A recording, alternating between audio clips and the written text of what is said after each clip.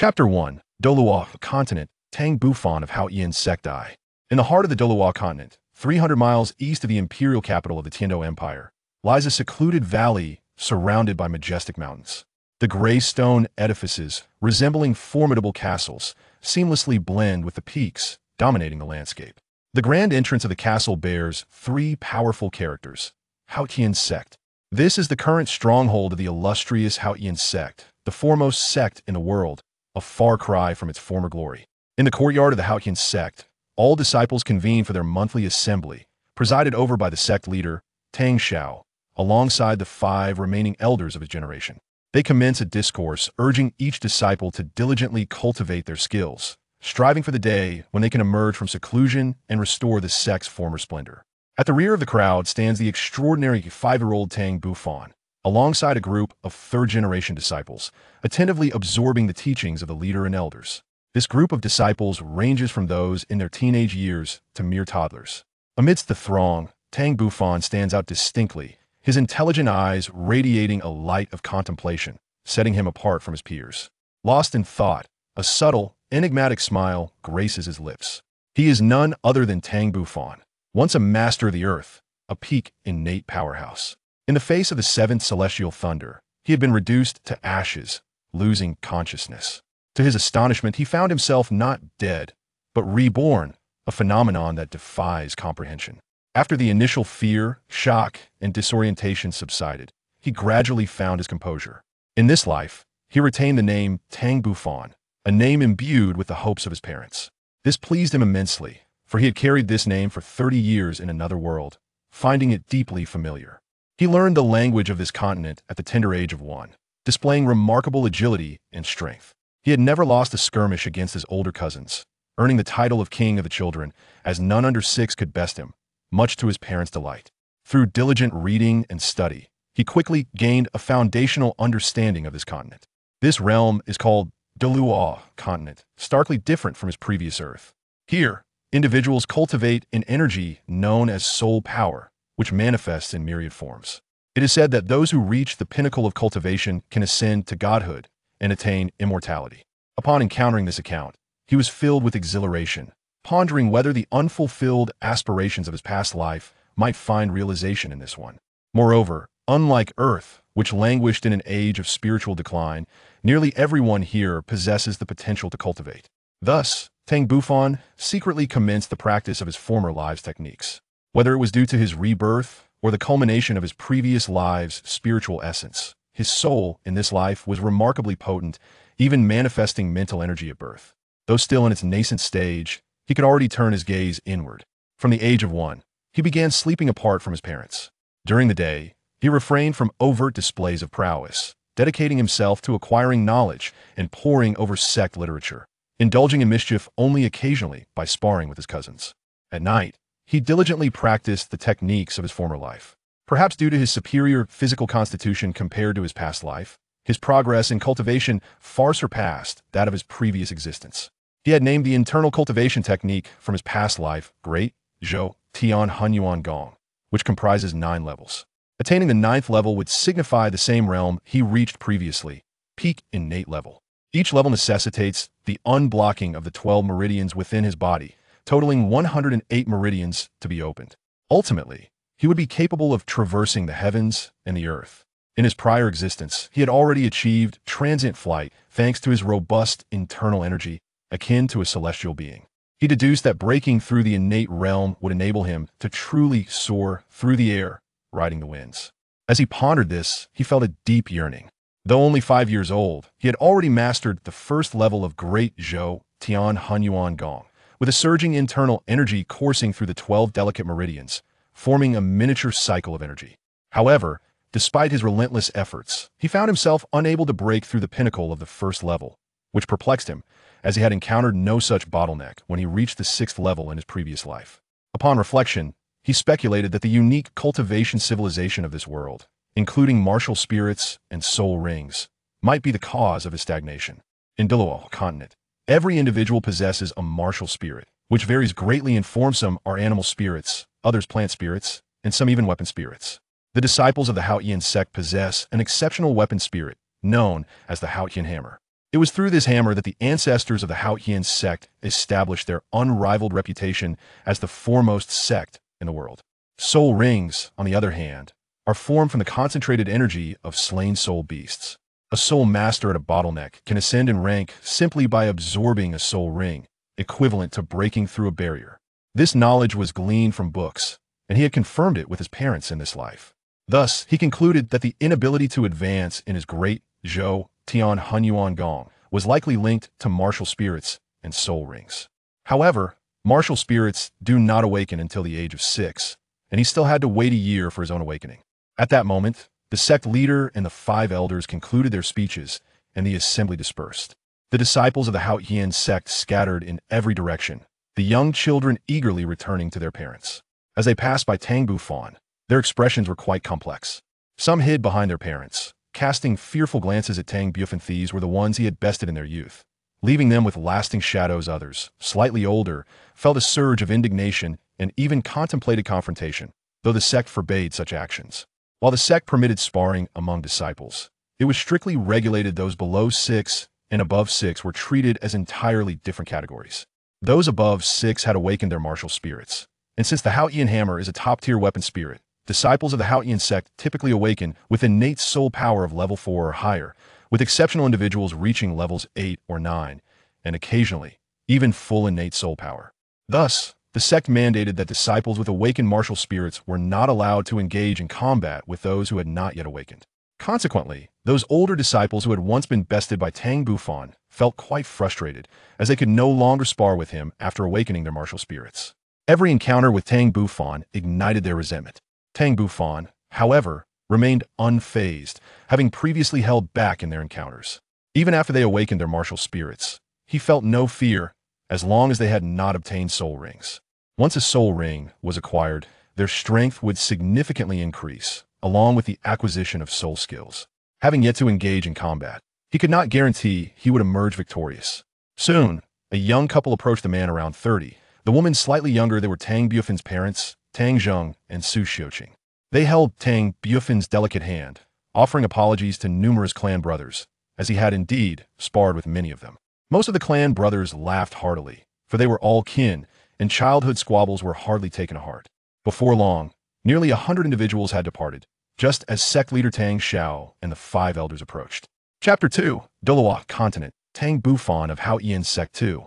Tang Zheng and Su Xiuqing quickly greeted the sect leader and the 5 elders, genuinely puzzled as to why they had come.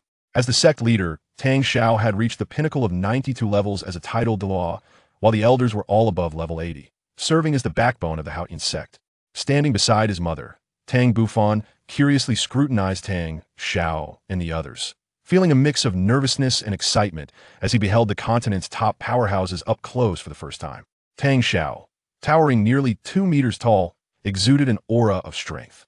Even when suppressing his soul power, Tang Bufan felt an undeniable pressure emanating from him, intuitively sensing his formidable prowess. Tang Xiao chuckled lightly.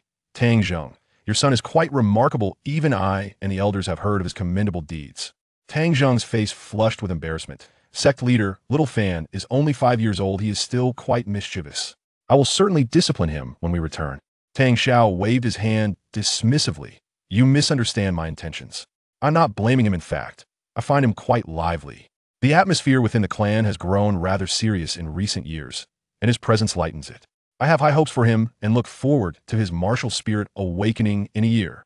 The second elder, grinning, added, we need more disciples like him in the Haotian sect. His vibrancy will motivate the other disciples to cultivate. The other 4 elders, though varying in expression, seemed to concur with the second elder's sentiment.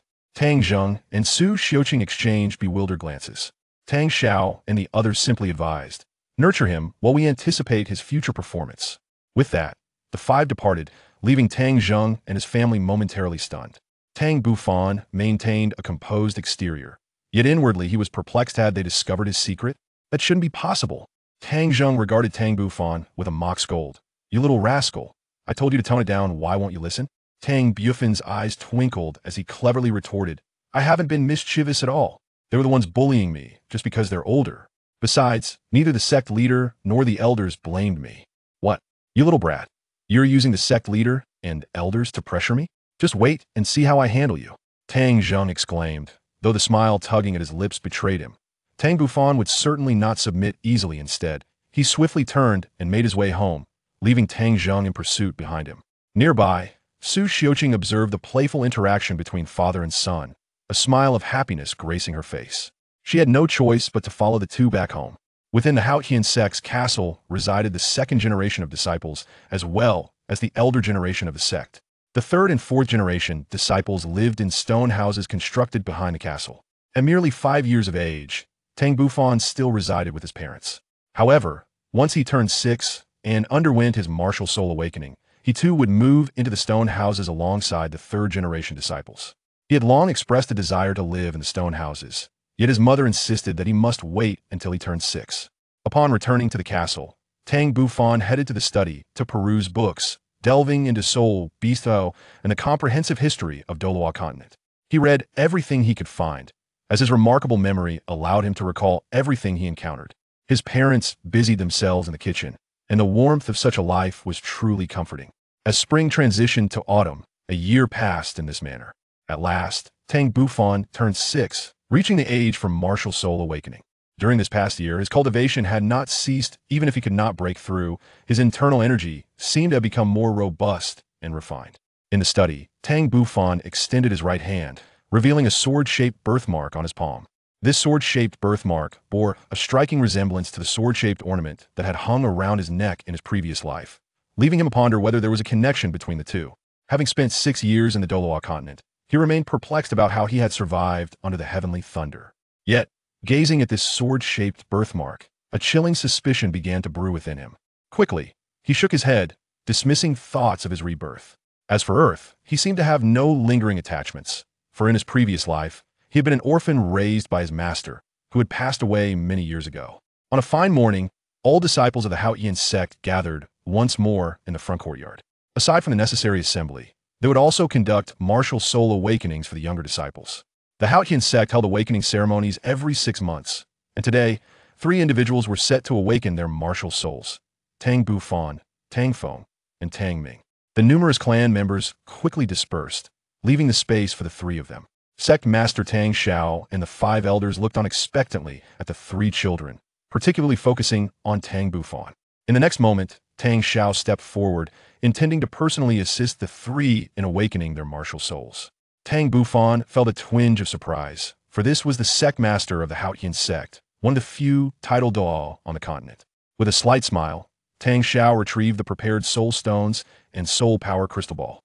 Soon, a hexagonal shape emerged on the ground, with 6 black soul stones positioned at each corner. As disciples of the Haotian sect, they were not unfamiliar with this scene. Tang Bufan exchanged glances with Tang Feng and Tang Ming, ultimately prompting Tang Ming to step into the hexagonal formation first. Tang Xiao smiled slightly and waved his hand, channeling 6 streams of potent soul power into the 6 soul stones.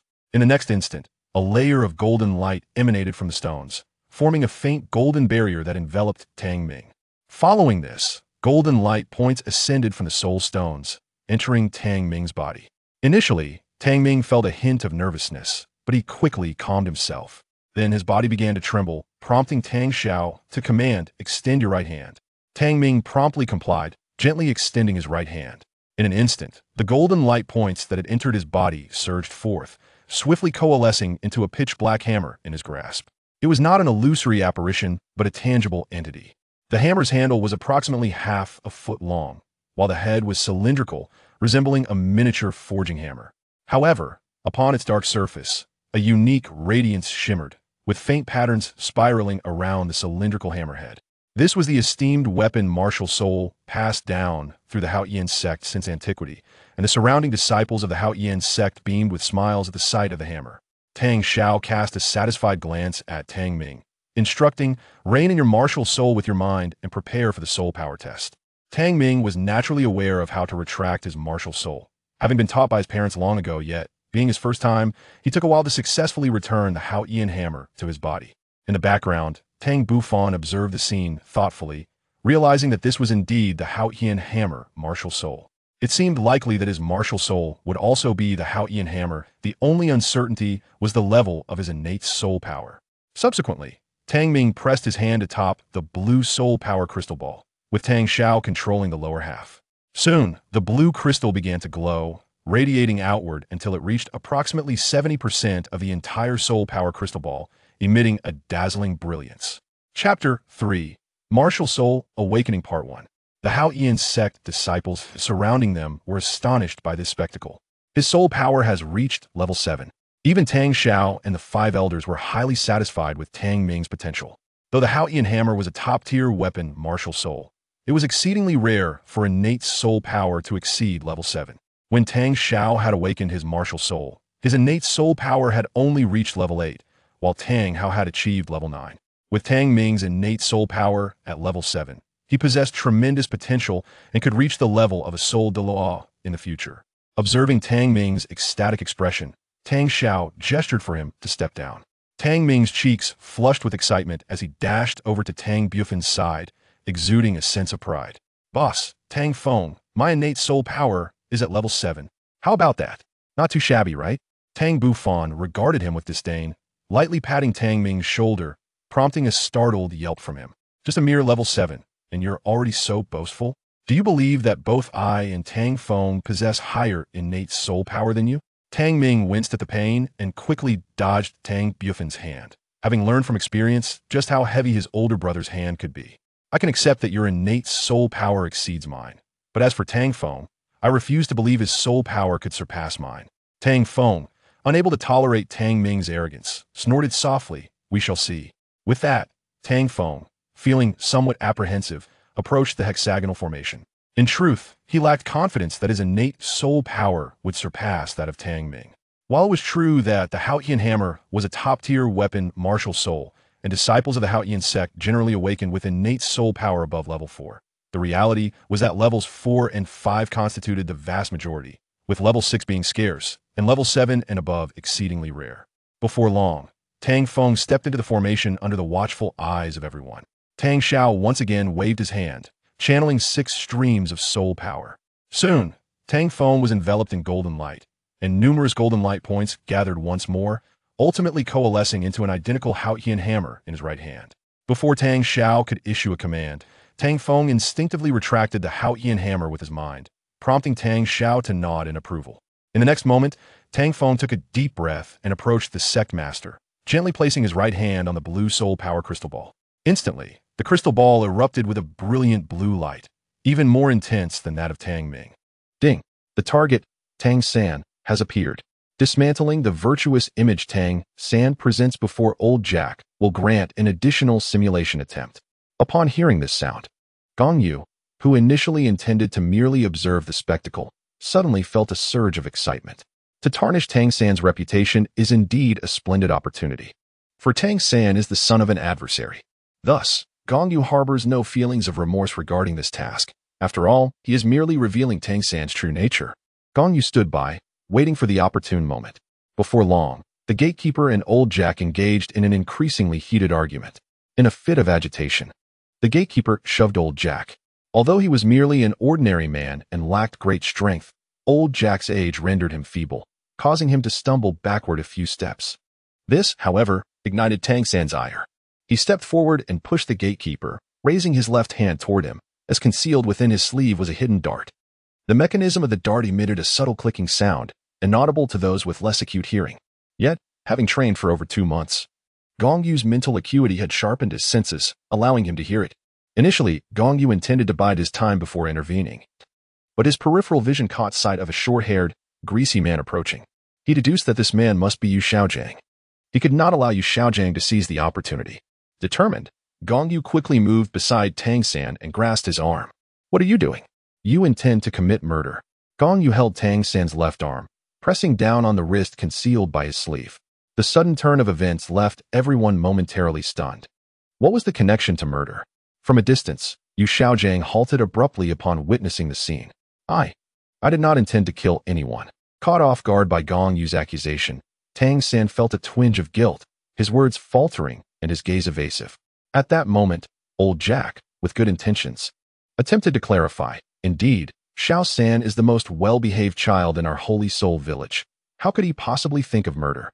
You must be misunderstanding, young one." "Huh." The most well-behaved child? Perhaps the most peculiar child instead. Gong Yu retorted sharply. Then, with his free hand, he yanked at Tang San's sleeve, declaring, "Humph. If you harbor no intentions of murder, then what is this?" At that moment, the hidden dart on Tang San's arm was revealed to the onlookers, though they did not recognize it as such. It is merely a toy. Tang San, unable to break free from Gong Yu's strong grip, insisted on this point, confident that, apart from himself, no one in the world knew how to trigger the Tang sect's hidden weapons. Ha, a toy? Is there truly such a delicately crafted toy in this world? Even if there were, look at your tattered clothing and your malnourished appearance. You can hardly afford to buy such an exquisite toy. Gong Yu revealed a hint of a sarcastic smile. She then tightened her grip on Tang San's arm, compelling him to extend it toward an unoccupied space where a wooden board stood. With her other hand, she twisted Tang San's wrist. At that moment, several sounds of thud echoed as a handful of steel needles shot forth from Tang San's sleeve crossbow, striking the door panel from several meters away, embedding themselves into it with 2/3 of their length buried within. The guard, witnessing this spectacle, was taken aback, drenched in cold sweat, as he recalled the earlier incident, realizing how close he had come to death had he been struck by those needles. "Why you? So you truly intended to kill me?" the guard stammered, pointing at Tang San. Yet, he felt an unmistakable fear of Tang San now, but in front of so many witnesses, he was reluctant to lose face, prompting him to speak, albeit with a stutter.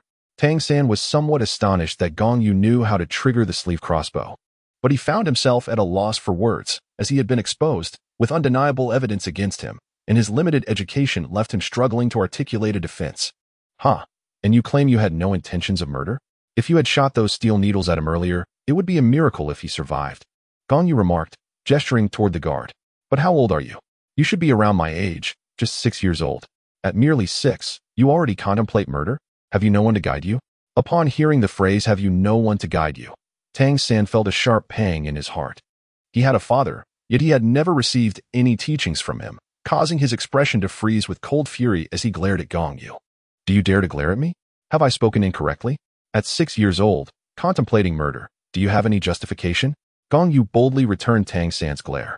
Turning her gaze to old Jack, Gong Yu continued, "Esteemed elder, you have witnessed this. Do you still believe he is a well-behaved child rather than a troublesome one? Look at that contraption on his arm and his extreme temperament. He merely quarreled with the guard, and he already seeks to kill. By the heavens! If such a person were to enter the academy with such dangerous items, what if he quarreled with his classmates one day? Would he not threaten to shoot them all? This is utterly unacceptable. He is far too dangerous. You must teach him properly. This is a school, a place for education, not for fostering murderers. Moreover, if he had killed the guard earlier, do you think the academy's leadership would have let him off? His enrollment indicates he possesses the potential to become a soul master, but he is currently too weak. Should he dare to kill the academy's guard, I assure you, within 10 minutes, the academy would send people to eliminate him. Furthermore, if he were to murder other students within the academy, even if he managed to escape, he would ultimately be wanted by the 2 great empires in the spirit hall. At that point, no matter how vast the Douluo Continent may be, there would be no refuge for him." Gong Yu feigned a tone of heartfelt concern as he spoke at length, eventually making old Jack realize the gravity of the situation. Old Jack let out a heavy sigh, lamenting, "Alas, little San, you were once so obedient. How have you changed so drastically? It must be that Tang Hao, that good-for-nothing, only drinks and has failed to provide you with even the most fundamental guidance." Sigh. "Well, it's uncertain whether granting you a spot as a working student to attend school is a blessing or a curse. Your family matters are beyond my jurisdiction. Having brought you here, my duty is fulfilled. Now, go inside and register, but do take care not to engage in any extreme actions again." With that, old Jack departed, his demeanor reflecting disappointment as he walked away with a stooped posture. Once old Jack had left, Gong Yu finally heard the system's notification, task completed, and he had successfully earned a simulation opportunity. Chapter 4. A warning from Yu Xiaojing. Upon entering the campus, Tang San finally began to associate with Yu Xiaojing. As soon as they met, Yu Xiaojing commenced to flaunt his knowledge, leaving the naive Tang San utterly bewildered. The two shared a mutual appreciation, prompting Tang San to bow in reverence, acknowledging him as his father without even considering the matter of copyright, audaciously appropriating the timeless adage, "One day as a teacher, a lifetime as a father." As for the events transpiring with Tang San, Gong Yu remained oblivious. Even if he were aware, he wouldn't care much. After all, Tang San had merely become a disciple of a false master. If that father-son duo did not conspire together, their future days would be rather dull. Upon arriving at the academic affairs office, Gong Yu first completed his registration. Just as he was about to leave, the father and son duo of Tang San entered the office as well. Yu Xiaojiang glanced at Gong Yu. Having overheard earlier that Gong Yu's martial spirit was also blue-silver grass, with only a meager innate soul power of level 1. Consequently, he issued a warning to Gong Yu, stating, "This student, you shall soon be classmates with my disciple Tang San. Therefore, regardless of the unpleasantness that occurred at the school gate, I hope you refrain from disturbing him in the future. He is not someone you can compare yourself to." Yu Xiaojiang's barrage of words left Gong Yu utterly perplexed. He thought it quite absurd that he was being warned without any provocation. Did this grown man truly lack the discernment of right and wrong? Initially, Gong Yu had no intention of engaging with Yu Xiaojiang. But upon hearing that he was not worthy of comparison to his disciple, Gong Yu felt a surge of indignation. With a slight smile, Gong Yu feigned innocence and remarked, "Oh, why does this greasy uncle presume that he is beyond my comparison? Is it merely because you rely on empty rhetoric, believing that others cannot measure up to your disciple?" Yu Xiaojiang, with arms crossed and head held high, looked down his nose at Gong Yu. Exuding an air of arrogance as he replied, "Of course, it is because my disciple possesses innate full soul power, while you, sharing the same blue-silver grass martial spirit, are limited to a mere innate level 1 soul power. The limitations are evident. Is there even a need for comparison?" With a hearty laugh, Gong Yu doubled over, clutching his stomach. After finally regaining his composure and halting his laughter, he remarked, "What of my innate first-level soul power? Just moments ago at the school gate, I had him utterly at my mercy, without a shred of resistance. This clearly illustrates that innate soul power does not determine combat prowess. With my mere first-level soul power, I can easily overwhelm your disciple. In other words, your disciple, despite possessing full innate soul power, is rather inept." Stung by Gong Yu's words, Yu Xiaojiang angrily flicked his sleeves and scoffed, "And so what? Even if what you say holds true, you are still merely endowed with innate first-level soul power, which limits your growth potential. In the future, you will lag behind, unable to even catch a glimpse of the back of the third one." "Huh, Yu Xiaojiang, you dare to speak of growth limits with me?" Gong Yu retorted with a disdainful smile. "I can only imagine your curiosity regarding how I know your name, but I shan't divulge that." Pausing for a moment, Gong Yu continued, "However, I am quite willing to recount the illustrious tale of you, Yu Xiaojiang. At level 29 of soul power, hailing from the Blue Lightning Tyrant Dragon clan, you are the sole heir of the current clan leader. At the tender age of 6, you awakened a martial soul that could only emit flatulence, a disgraceful swine martial soul, with only half-level innate soul power, earning you the title of shame for the Blue Lightning Tyrant Dragon clan. Subsequently abandoned by your clan, you resorted to deception to gain the trust of the then Saintess of the Spirit Hall, who is now the Pope, thereby securing unrestricted access to the Spirit Hall's library. In that library, you plagiarized some common knowledge and concocted a few unfounded hypotheses to publish your so-called theory of the 10 core competencies of martial souls. This theory, which is part common knowledge, part unverified conjecture, and part erroneous nonsense, has you, the author, basking in self-congratulation, believing your borrowed ideas to be monumental. Little do you realize that in the eyes of others, you are merely a fool, a so-called master. Anyone with a modicum of common sense understands the futility of your assertions. It seems only reasonable that the Spirit Hall discarded you. Your theories are nothing short of a menace." Upon hearing this, Yu Xiaojiang's eyes reddened with fury, as if he had gone mad. Though he could tolerate being labeled a failure, he would not allow anyone to dismiss his theories as worthless or accuse him of plagiarism. Just as he was about to explode with rage, the head of the Academic Affairs Office intervened, stating, "Master, while you may be a friend of the dean, you are not a faculty member of this institution. Should you dare lay a hand on any student here, do not expect mercy from me." Upon hearing this, Yu Xiaojiang instantly regained his composure. The academic director was a soul master, and with his rather ineffectual companion, Douluo San, he stood no chance. However, his reluctance to provoke the academic director did not equate to a willingness to let Gong Yu off the hook. Indeed, he harbored a desire to showcase his own intellectual prowess. In his view, if physical confrontation was off the table, he would instead seek to impress with his knowledge. Thus, Yu Xiaojiang turned his gaze to Gong Yu, adopting an air of inscrutable profundity, and stated, since this classmate claims my theories are devoid of value and even erroneous. I would be delighted to hear his critique. Where, pray tell, have I erred? Since you seem unperturbed by the loss of face, how could I deny you this opportunity? At this moment, Gong Yu was eager to challenge Yu Xiaojing. Several teachers from the academic office were present, and finding the situation rather entertaining, chose to remain silent, curious to hear what insights Gong Yu might share. Even the academic director took out pen and paper, prepared to take notes. Thus, Gong Yu began. First and foremost, regarding the origin of martial spirits, you assert that martial spirits are inherited from the more exceptional parent, and that, in most cases, individuals can inherit only one martial spirit from their parents. In special circumstances, one might inherit both, thus possessing twin martial spirits. This is indeed what you proposed, am I mistaken?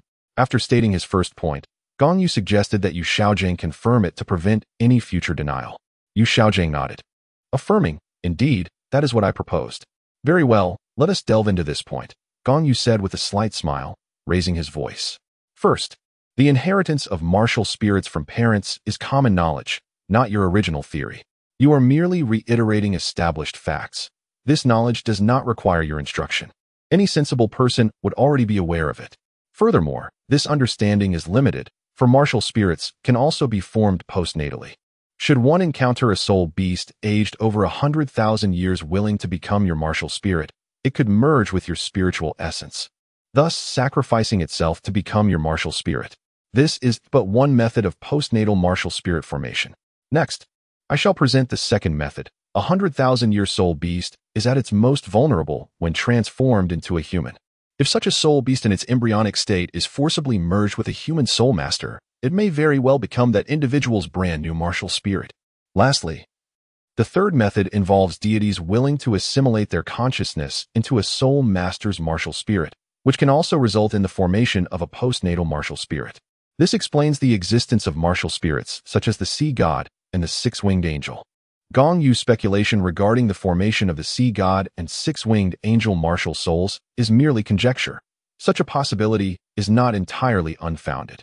After all, both the sea god and the angelic deity ascended to divinity later on, and it is not certain that they had descendants. Moreover, even if they did have progeny, prior to their ascension, these two martial souls did not exist in the world. Thus, the only plausible explanation is that these martial souls were artificially created and subsequently inherited by their descendants. Chapter 5 Gong Yu, Yu Xiaojing. You are not the son of Yu Yuanzhen. It is impossible. A soul master can only inherit their martial soul from their parents. There is no other conceivable method to acquire it. Your assertion is utterly baseless and preposterous. In truth, Yu Xiaojing harbored a flicker of belief in Gong Yu's claims. However, as a distinguished master, renowned for his theoretical prowess, he could never concede that someone surpassed him in excellence. Thus, he resolutely refused to endorse Gong Yu's perspective. Baseless, you say? What of it? I shall pose a single question to you. How did the first individual in history to possess a martial soul acquire it? Do not dare suggest that it was inherited from their parents. Gong Yu smirked contemptuously. Upon uttering those words, Yu Xiaojing found himself at a loss for a retort. It is said that he was the first to possess a martial soul. If he is indeed the first, it implies that none existed before him. Thus, he could not have inherited it from his parents. Observing Yu Xiaojing's silence and the pallor of his face, which resembled that of one who had ingested something vile, Gong Yu continued, moreover, your very existence serves as a living testament that your initial theory is flawed. Upon hearing Gong Yu's assertion, Yu Xiaojing was taken aback. Yet he remained silent, waiting for Gong Yu to elaborate, curious to see what further arguments she would present. Noticing the astonishment etched on Yu Xiaojing's face, Gong Yu chuckled. Given your claim that a person's martial soul is inherited from their parents, may I inquire, as the esteemed son of the Blue Lightning Tyrant Dragon clan's leader, how is it that your martial soul is a mere pig? Pray tell, do your parents possess the martial soul of a pig? Gong Yu was undoubtedly aware that Yu Xiaojing's martial soul had mutated into that of a pig. Yet what of it? He intended to distort the truth, to convey to the outside world that Yu Xiaojing was not the son of Yu Yuanzhen. Furthermore, you mentioned that martial souls are inherited from the more distinguished parent. I must inquire, what manner of pig could possibly surpass the quality of the Blue Lightning Tyrant Dragon? How could it be that you, the scion of the Blue Lightning Tyrant Dragon clan, awakened a martial soul of a pig instead of that of your noble lineage? According to your own theory, you cannot be Yu Yuanjin's son. Rather, it implies that your mother had an affair and conceived you with another. Upon hearing his lineage questioned, Yu Xiaojiang erupted in fury, exclaiming, "That is a mutation of my martial soul, a mutation." Gong Yu merely smiled and replied, "Mutation? Who can substantiate that? Moreover, mutations can lead to both evolution and degradation. If the blue lightning tyrant dragon were to evolve, it would ascend to the golden saint dragon. However, degradation would not result in a transformation into a pig that transcends both species and race. If a dragon were to degrade, it might revert to another true dragon species. Even if it were not a true dragon, it could regress to a ground dragon species. Ultimately, it could devolve into a flood dragon, or even further to a python. Yet, it is utterly implausible for a blue lightning tyrant dragon to devolve directly into a pig. Thus, if your martial soul is indeed that of a pig, then according to your own theory, you can only be the offspring of your mother and someone possessing a pig or swine martial soul. And surely not the son of Yu Yuanjin. No, impossible. You are slandering me. I am the son of the blue lightning tyrant dragon clan. My father is Yu Yuanjin. Yu Xiaojiang seemed ensnared by Gong Yu's reasoning.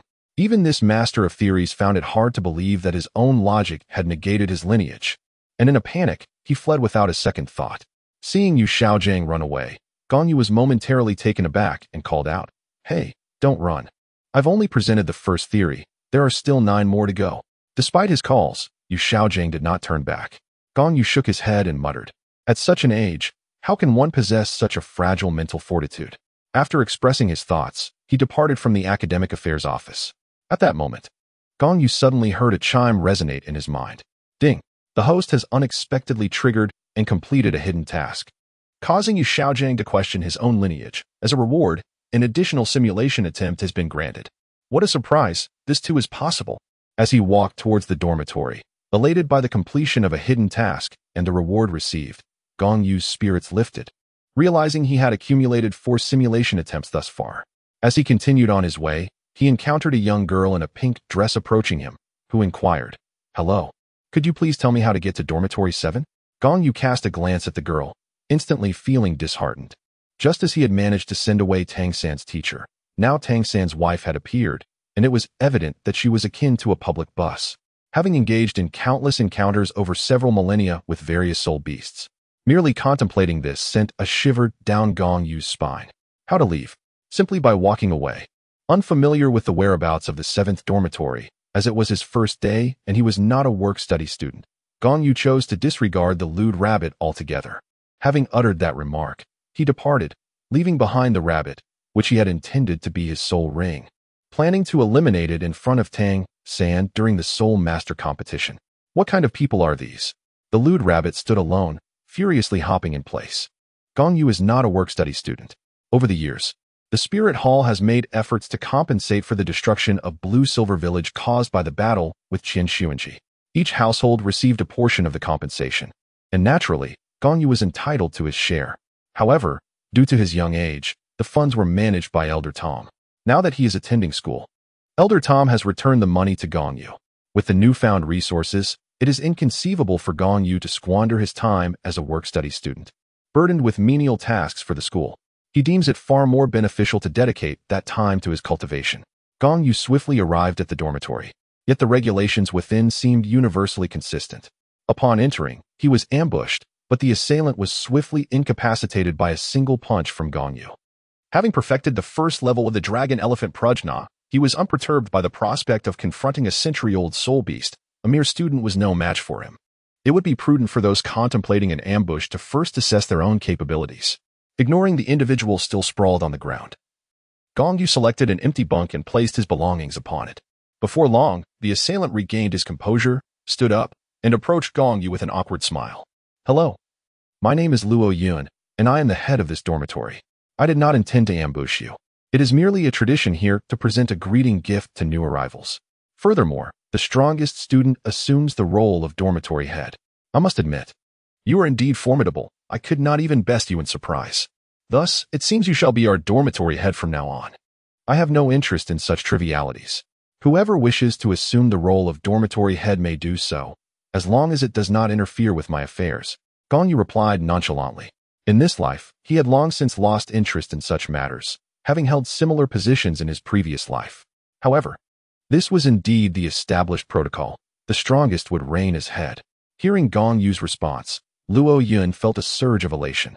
He was reluctant to relinquish his position, as being the dormitory head afforded him opportunities to curry favor with Xiao Qinyu, the son of the city lord. Yet, adhering to the dormitory's customs, he resolved to feign reluctance and continue in his role. Whether I wish to or not is of no concern to me. Gong Yu dismissed Luo Yun, who he deemed foolish. After tidying his bunk, he departed to procure daily necessities. Chapter 6. Level 10. Upon returning from his errands, just as dusk began to settle, he had gathered various essential items. Gong Yu first went to the cafeteria for dinner before heading straight back to his dormitory to cultivate. Soon, night fell. Being in school for the first time, he felt a bit out of sorts and struggled to sleep. Suddenly, he sat cross-legged and resolved to conduct another simulation. System. Initiate simulation. As the simulation commenced, he was prompted to select a related character. 1. Su Tian, the illegitimate son of the head of the Xianming sect. 2. A passerby. 3. An electric eel. What on earth are these related characters? Gong Yu scoffed. Is there even a choice? After a moment's thought, he decisively declared, I choose one. But didn't the Xianming sect face annihilation in the end? They truly are like a 1,000-year-old turtle. However, they have all been relegated to the role of mere supporting characters, so what does it matter whether they are destroyed or not? The simulation began. At 0 years old, you were born in the Douluo Continent. After your mother gave birth to you, she passed away. Your father, the sect leader of Xianming, sent someone to bring you back to the clan, entrusting you to his legitimate wife, the matriarch of the Su family, for upbringing. Due to years of not bearing a child, the Su matriarch treated you as her own. At the age of 1, the Su matriarch bore a son for your father, naming him Su Dingbang. While she continued to treat you well on the surface, her demeanor towards you gradually became less affectionate. Time flew, and 5 years passed.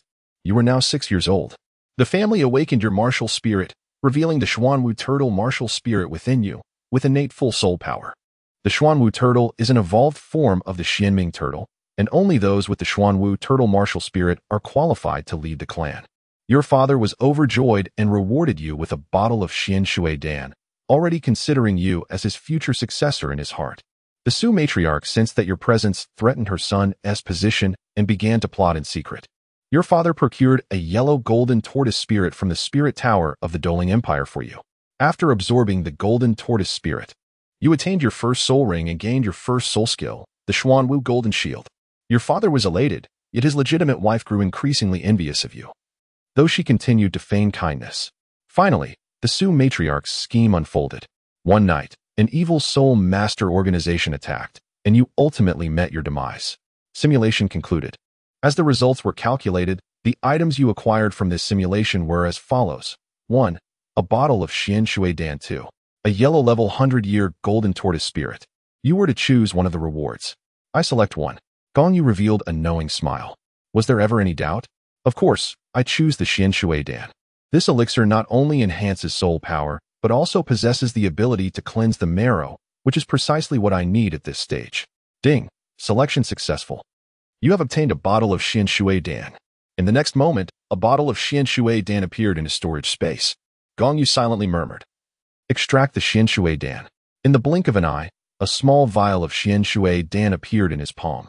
Upon uncorking the bottle, he was astonished to find it contained 10 Xian Shui Dan. Wow, such an abundance of Xian Shui Dan. This should suffice for me to cultivate to the soul sovereign level. Gazing at the elixirs within the vial, Gong Yu felt a surge of joy and promptly consumed one. He immediately began to channel the Tao of absolute truth, absorbing the medicinal potency of the Xian Shui Dan. Unbeknownst to him, he entered a meditative state. When he finally awakened, dawn was approaching. As he sensed his soul power, he was thrilled to discover it had reached level 10. However, his elation was short-lived as he suddenly detected a foul odor emanating from himself. Realizing the stench originated from his own body, he rushed to the bathroom, spending nearly half an hour cleansing himself. Casting a glance at the wall clock, he noted it was already 5 in the morning. With sleep evading him, he exited his dormitory and sought a relatively clean spot on the playground to sit in a meditative posture, preparing for cultivation. Yet, having just awoken from his trance, he found it challenging to fully immerse himself in his practice. Forget it. I shall refrain from cultivation today, while the dawn has yet to break. I will simulate once more. Gong Yu sighed. providing himself with an excuse as he prepared for another simulation. System, commence simulation. Simulation commencing, please select a related task. 1. The blacksmith's son, Babylon. 2. The nameless bystander, C. 3. A soul beast within a lump of oligarch. What on earth is a soul beast within a lump of oligarch? Truly bizarre. Could it be a new species born from the near extinction of soul beasts under the laws of heaven and earth? Never mind. It does not concern me. I choose option 1. Simulation begins. At the age of 6, you, who for many years was a fool, suddenly transformed into a person of clarity. It turns out you are a visitor from another realm, having soul transcended into this world, seizing the body of the blacksmith's foolish son. Your blacksmith father takes you to awaken your martial soul. You awaken a martial soul, a colossal forging hammer, with an innate soul power of level 6. Your hammer undergoes a mutation, surrounded by arcs of lightning, seemingly enhancing its might. Your father decides against allowing you to add a soul spirit immediately. Instead, he opts to use the family's method of body tempering for a duration of 1 year. A year passes, and at the age of 7, your body has become remarkably strong from the tempering process. After testing, your father believes you are now ready to directly absorb a millennium-level soul spirit. Though you are a transmigrator, prior to this journey, you were merely a street urchin, illiterate, and without strong opinions, thus you follow your father's instructions unquestioningly. The next day, your father acquires a purple thunder flood dragon soul spirit, approximately 1,000 years old. You begin to absorb your first soul ring. But the process of absorbing a millennium-level soul spirit brings you immense agony. You persevered with unwavering determination, yet ultimately, you could not endure. Your father barely had the chance to intervene before you met your untimely demise. You departed this world at the tender age of 7, becoming the most unfortunate of all travelers. The simulation concluded, and the results were tallied. In this simulation, the items you acquired were as follows. 1. A traditional method of body forging passed down through generations of blacksmiths, and 2. The soul of a millennia-old thunder serpent. Choose 1. As a fellow traveler, I felt a profound sorrow for the version of myself within the simulator. However, this also indirectly attests to the simulator's capability to replicate a traveler.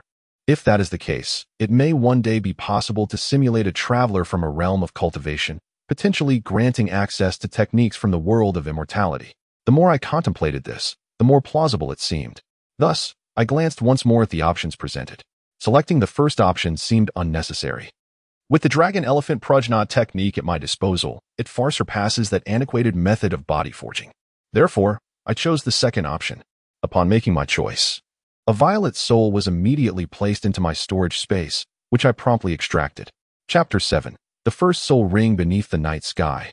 I held the millennia-old thunder serpent soul, bathed in moonlight and visible through the transparent membrane.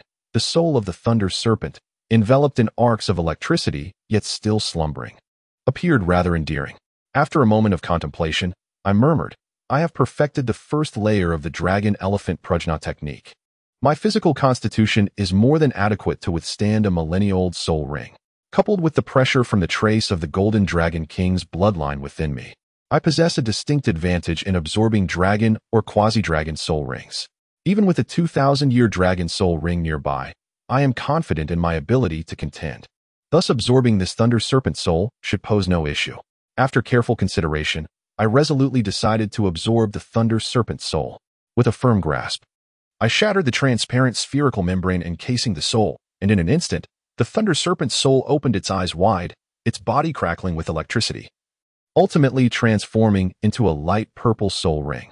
Gong Yu, with his fingers poised, summoned the purple soul ring towards himself using his soul power. He then gently closed his eyes, commencing the absorption of the energy from the pale purple soul ring through the complete essence of the great Tao song. As time trickled by, an hour elapsed without a hint of dawn gracing the horizon. Yet, Gong Yu gradually opened his eyes, sensing his own soul power, a smile blossoming on his face. Although he was uncertain of the exact number of levels he had ascended, he was confident that it was certainly more than one.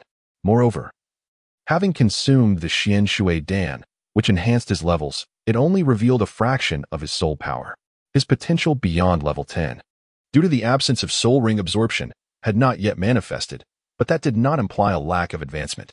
Furthermore, the soul spirit he absorbed was a millennium-old entity. The breakthroughs it granted him would undoubtedly exceed a mere single-level enhancement. The specifics of his elevation, however, would only be confirmed upon testing at the Spirit Hall.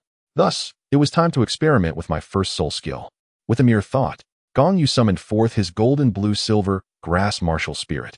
It had transformed from a simple strand into a magnificent golden vine, adorned with numerous branches. Moreover, due to the absorption of the thunder dragon spirit, arcs of electricity danced around every inch of the golden blue-silver grass. The first soul skill, Thunder Vine Entanglement, was unleashed. As Gong Yu's command echoed, the blue-silver grass morphed into countless tendrils imbued with the power of thunder, fiercely wrapping around a robust tree approximately 50 meters away, estimated to be around 10 years old. In an instant, the entire trunk became ensnared in a dense embrace of the blue-silver grass. With another thought, the electrically charged vines tightened their grip. A series of cracking sounds echoed as the tree was brutally shattered into fragments, each bearing the charred marks of lightning's wrath, with faint arcs still flickering upon some of the remnants. The potency of this Millennium Soul skill was formidable, and the resilience of the blue-silver grass was equally impressive. Satisfied with his first soul skill, Gong Yu murmured his contentment. However, at that moment, he suddenly felt a surge of energy within him. He promptly seated himself, closed his eyes gently, and began to channel the complete Taoist song. Yet, he felt an explosive sensation, as if a barrier within him had shattered. Upon opening his eyes, a joyful expression illuminated his face. He had broken through to the second layer of the complete Taoist song. Yet, the tumult within his energy continued to swell. What could be the cause of this? Was it due to the bloodline of the Golden Dragon King? The reward he had received from the simulator was the essence of the Golden Dragon King's bloodline, derived from the 9 seals of Tang Wulin within the simulator. However, he had no divine father to impose seals within him, thus this must be the reason for his turbulent energy. He realized that if this continued, he would perish from the expansion of his vitality. He needed to consult the system. Even if it were reluctant to respond, he would press on. Surely, it would not remain indifferent while he was on the brink of death. Thus, Gong Yu called out to the system in his mind, expecting no reply. But to his surprise, the system responded. Ding. Answering a question requires the consumption of 1 simulation attempt.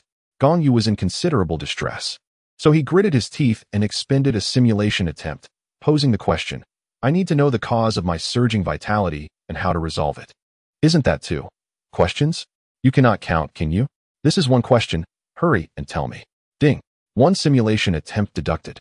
The following is the answer to your question. The cause is similar to what the host surmised.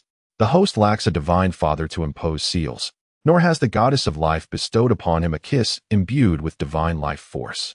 However, the host is rather foolish. If this system had not applied seals during the fusion of the Golden Dragon King's bloodline, the host would have perished at that moment. The current state indicates that the first layer of the seal has begun to unravel. Is there any need to ask about the solution? The host is indeed quite foolish. Although you lack a divine king to guide you in the quest for spiritual artifacts to unlock the bloodline seal, you possess the Dragon Elephant Prajna technique. To truly unleash the full potential of this technique, it is optimal to cultivate it with the essence of dragon and elephant blood. The Golden Dragon King's blood essence coursing through you is the finest, second only to that of the dragon god.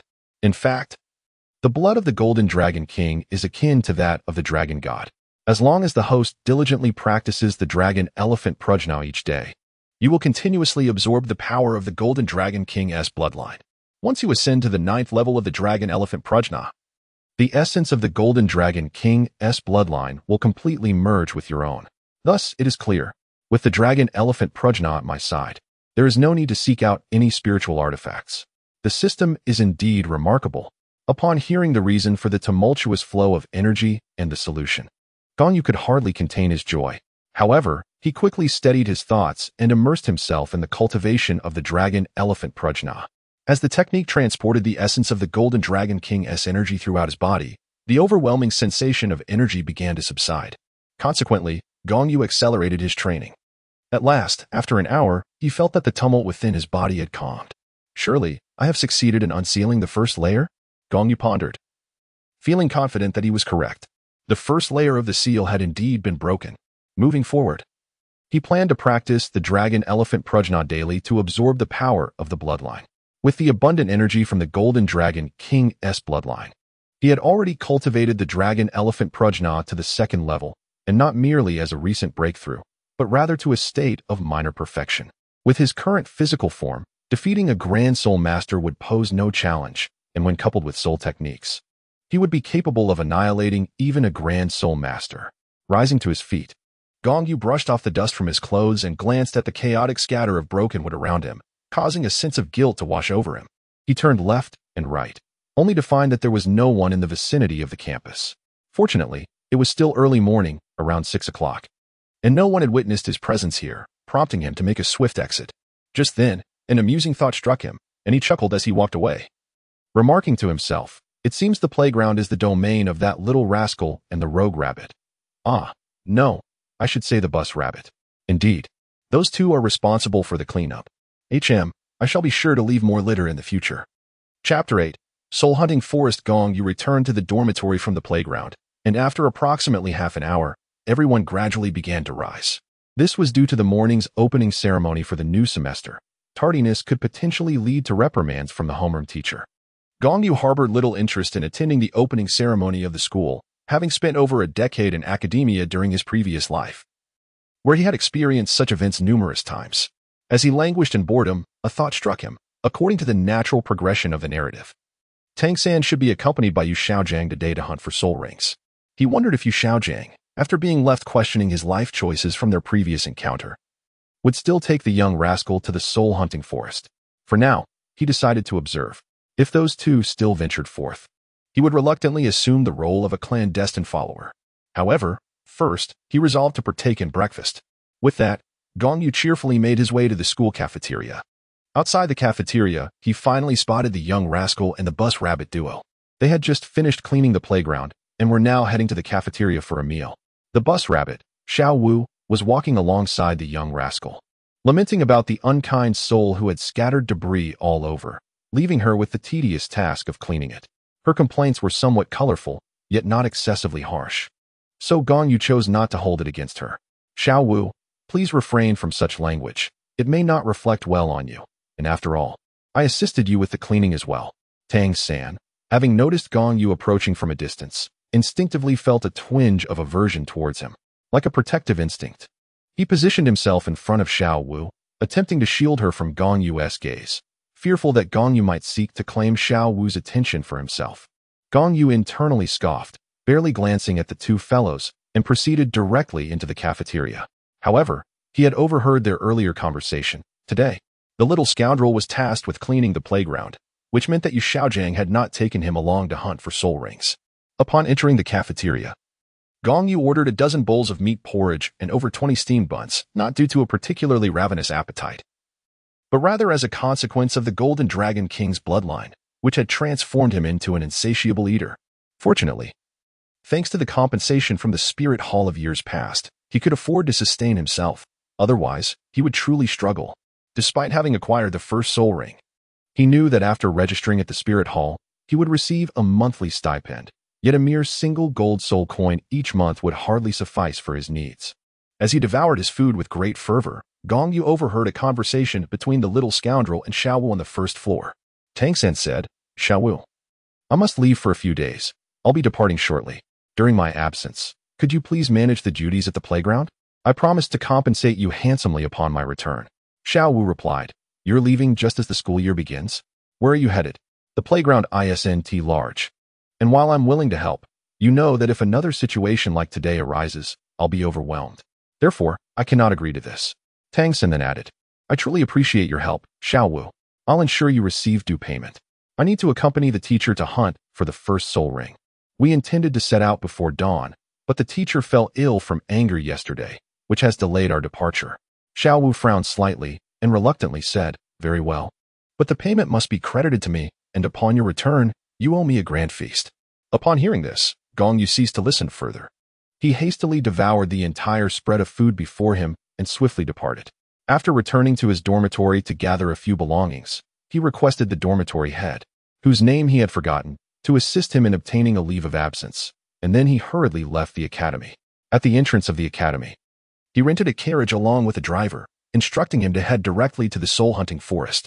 As for the persistent suitor, he deemed him inconsequential and chose to proceed without concern. The carriage journeyed for a day and a night, and at the break of dawn the following day, they finally reached the soul-hunting forest.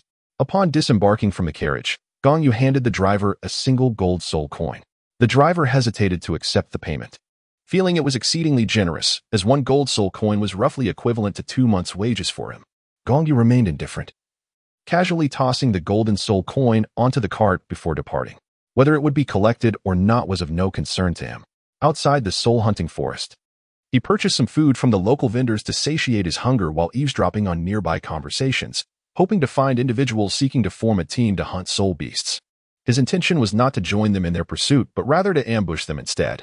Soon, he identified a target, a rather unsavory-looking man sporting a handlebar mustache, who occasionally scratched his posterior while walking, presumably afflicted by a rash. In his previous life, he had encountered such individuals. A classmate in his dorm had suffered from a similar condition, often feeling the itch while walking and scratching his behind in a manner reminiscent of the rather unsavory man he observed. Gong Yu shivered slightly, feeling a wave of nausea wash over him. Under normal circumstances, he would have no inclination to approach such individuals. However, it was still early in the day, and the sparse crowd around him offered little company. Among the few people present, only the disreputable man held a token granting access to the soul-hunting forest. Reluctantly, Gong Yu resolved to focus his attention on the token in the hands of that dubious character. He observed patiently from the sidelines until an opportunity arose. When the unsavory man suddenly announced his need to use the restroom, Gong Yu discreetly followed him. Ultimately, he could not escape the fate of being a stalker. Upon reaching the edge of the bushes, as the disreputable man was momentarily distracted, Gong Yu swiftly struck, rendering him unconscious with a single blow. Gong Yu cautiously rummaged through the clothing of the unscrupulous man and suddenly made a discovery. He could not help but exclaim, "Ah! It seems this fellow possesses an extraordinary identity, for he actually has a storage soul guide." One must understand that in this era, soul guides are already a rare commodity across the entire Douluo Continent, let alone storage soul guides, which are typically only carried by the scions of prominent families. Gong Yu was contemplating the current situation, considering that the lecherous man before him was likely either a scion of a prominent family or a rogue who had resorted to killing soul beasts for profit. However, Gong Yu leaned towards the latter hypothesis, as this man appeared to be nothing more than an average soul master. If he were indeed from a distinguished lineage, he would not be found mingling in the soul-hunting forest. Take Yu Xiaojiang, for instance, who hailed from a prestigious family and deemed the soul-hunting forest beneath his dignity. In his youth, he had roamed the Star Doe forest instead. Moreover, a great soul master would already be in a position to teach at a junior soul master academy, earning a respectable salary along with a monthly stipend of 10 gold soul coins from the spirit hall, thus ensuring a comfortable lifestyle. As the Yunlong once remarked, wolves traverse 1,000 miles to feast, while dogs scavenge mere scraps. But was it not Zhang Dapio who articulated such wisdom? I drink a little every day and feast on canned beef from those little devils. A great soul master could indeed live such a life. Returning to the matter at hand, Gong Yu rummaged through the lecherous man's storage soul guide, sifting through its contents. He discarded the unnecessary items, casting them aside, until at last he uncovered the token for entry into the soul-hunting forest, along with 2 bags of gold soul coins, each containing 100 coins. Gong Yu couldn't help but chuckle, exclaiming, "Who would have thought I would stumble upon such a windfall? Delightful indeed." Chapter 9. The Spirit of the Thunder Serpent. Although Yu Xiaojiang and Tang San had yet to arrive, Gong Yu, having secured the token to enter the soul-hunting forest, was not inclined to linger outside. With the jade plaque in hand, he approached the entrance of the forest, only to be intercepted by the guarding soldier. "Hold on, young one," the soldier kindly cautioned. "This is not a place for a child to frolic alone. You ought to return home at once." Gong Yu expressed his gratitude before producing a token, addressing the soldier. "Uncle, rest assured, I am not alone. My elder brother is waiting for me not far behind the main gate. This token is a gift from him, and you are well aware that such tokens are not easily bestowed upon others." The 2 soldiers exchanged glances and nodded in agreement, convinced by Gong Yu's reasoning. The soldier who had spoken earlier added, "What you say is indeed true, but do not deceive your uncle. It is crucial to understand that the dangers within are great, and allowing you entry could very well cost you your life." Gong Yu nodded and said, "Gentlemen, I assure you, I have not deceived you. Everything I have stated is the truth. Rest assured, my brother is indeed a member of the soul sect. He has chosen to remain inside, overseeing the hunt for soul beasts, and is waiting for me just beyond the entrance." Upon hearing the mention of the soul sect, the 2 soldiers felt significantly reassured and thus did not hinder Gong Yu any further. They opened the door and allowed him to enter. Once inside the forest, Gong Yu first sought to hunt a soul beast of the porcine variety, approximately 10 years of age. After successfully capturing it, he roasted the meat over a fire, aiming to satiate his considerable appetite. As a descendant of the Golden Dragon King, his hunger was insatiable, and having consumed little of substance outside the forest, he found himself far from full. He also needed to await the arrival of Yu Xiaojiang and Tang San, so he procured the pig as sustenance. Consuming it while he waited, calculating the time they had departed the previous day, he deduced that he and Yu Xiaojiang, the two of them, should be separated by no more than half an hour. Yet where were they? After roasting for half an hour, the pig was thoroughly cooked, but still, there was no sign of Yu Xiaojiang and his disciple. Growing somewhat impatient, Gong Yu devoured the entire roasted pig with haste and then ventured deeper into the forest. I shall search for the mandala snake. Perhaps I can find it before they arrive and slay it directly. As he traversed the woods, he encountered primarily 10-year soul beasts, and only a scant few of the 100-year variety, while the 1,000-year beasts were even more elusive. This was understandable, considering that the hunting soul forest was designated by the Tiando Empire for the breeding of lower-level soul beasts, primarily to facilitate lower-ranked soul masters in obtaining their first and second soul rings. Thus, the outskirts were predominantly inhabited by 10-year beasts. As he ventured further, he encountered a 100-year soul beast at last, a lion-tailed elephant. Ah, how fortuitous. I require elephant blood for my dragon elephant prajna skill. What a splendid coincidence to encounter one. With a sly grin, he prepared to take action. With a cheerful smile, Gong Yu dashed towards the lion-tailed elephant, a mere century-old soul beast, which posed little challenge for him at this stage. However, recognizing the tough skin and robust flesh of such an elephantine soul beast, Gong Yu wisely chose not to engage in a prolonged battle of attrition, knowing full well that it would be to his detriment. Thus, as he approached the lion-tailed elephant, he promptly unleashed his first soul skill. Gong Yu's first soul skill is effective within a range of 50 meters. The lion-tailed elephant, being a defensive type, lacks speed and is thus incapable of evading Gong Yu's first soul skill's entanglement, resulting in its swift demise. Gong Yu silently cursed himself for applying too much force, reducing the entire lion-tailed elephant to fragmented pieces, rendering the extraction of blood nearly impossible. Nevertheless, he approached and collected some blood from a few relatively intact and still bleeding pieces of the elephant's flesh. He then departed from his current location, as the battle had only recently concluded, leaving the ground soaked with the blood of soul beasts, which would likely attract a multitude of them shortly. After wandering through the forest for half a day, he still had not encountered the Manchuoluo snake. However, around afternoon, he finally spotted Master Yu Xiaojiang and his disciple. He decided to follow them from a distance, reasoning that if he could not find the Manchuoluo snake himself, he could rely on Tang San, whose fortuitous nature would likely lead them to a meeting. After trailing the duo for quite some time, evening finally arrived. Yu Xiaojiang summoned his martial spirit, the flatulent pig, which released a noxious gas that incapacitated a group of 10-year grade phantom wolves. He then stepped forward, brandished a dagger, and swiftly dispatched one, beginning to instruct Tang San on the method of absorbing soul rings. Master Yu explained, "This is a soul ring, derived from my kills. If my soul power reaches the requisite threshold, I can absorb these soul rings to advance my abilities. The process involves using one's soul power to draw the soul ring towards oneself, and then immediately entering meditation to absorb its energy."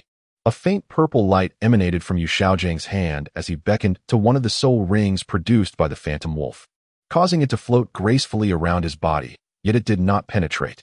He then released his hold and remarked, "My current soul power is insufficient for advancement. Thus, I cannot absorb the soul ring. Within an hour, it will dissipate on its own."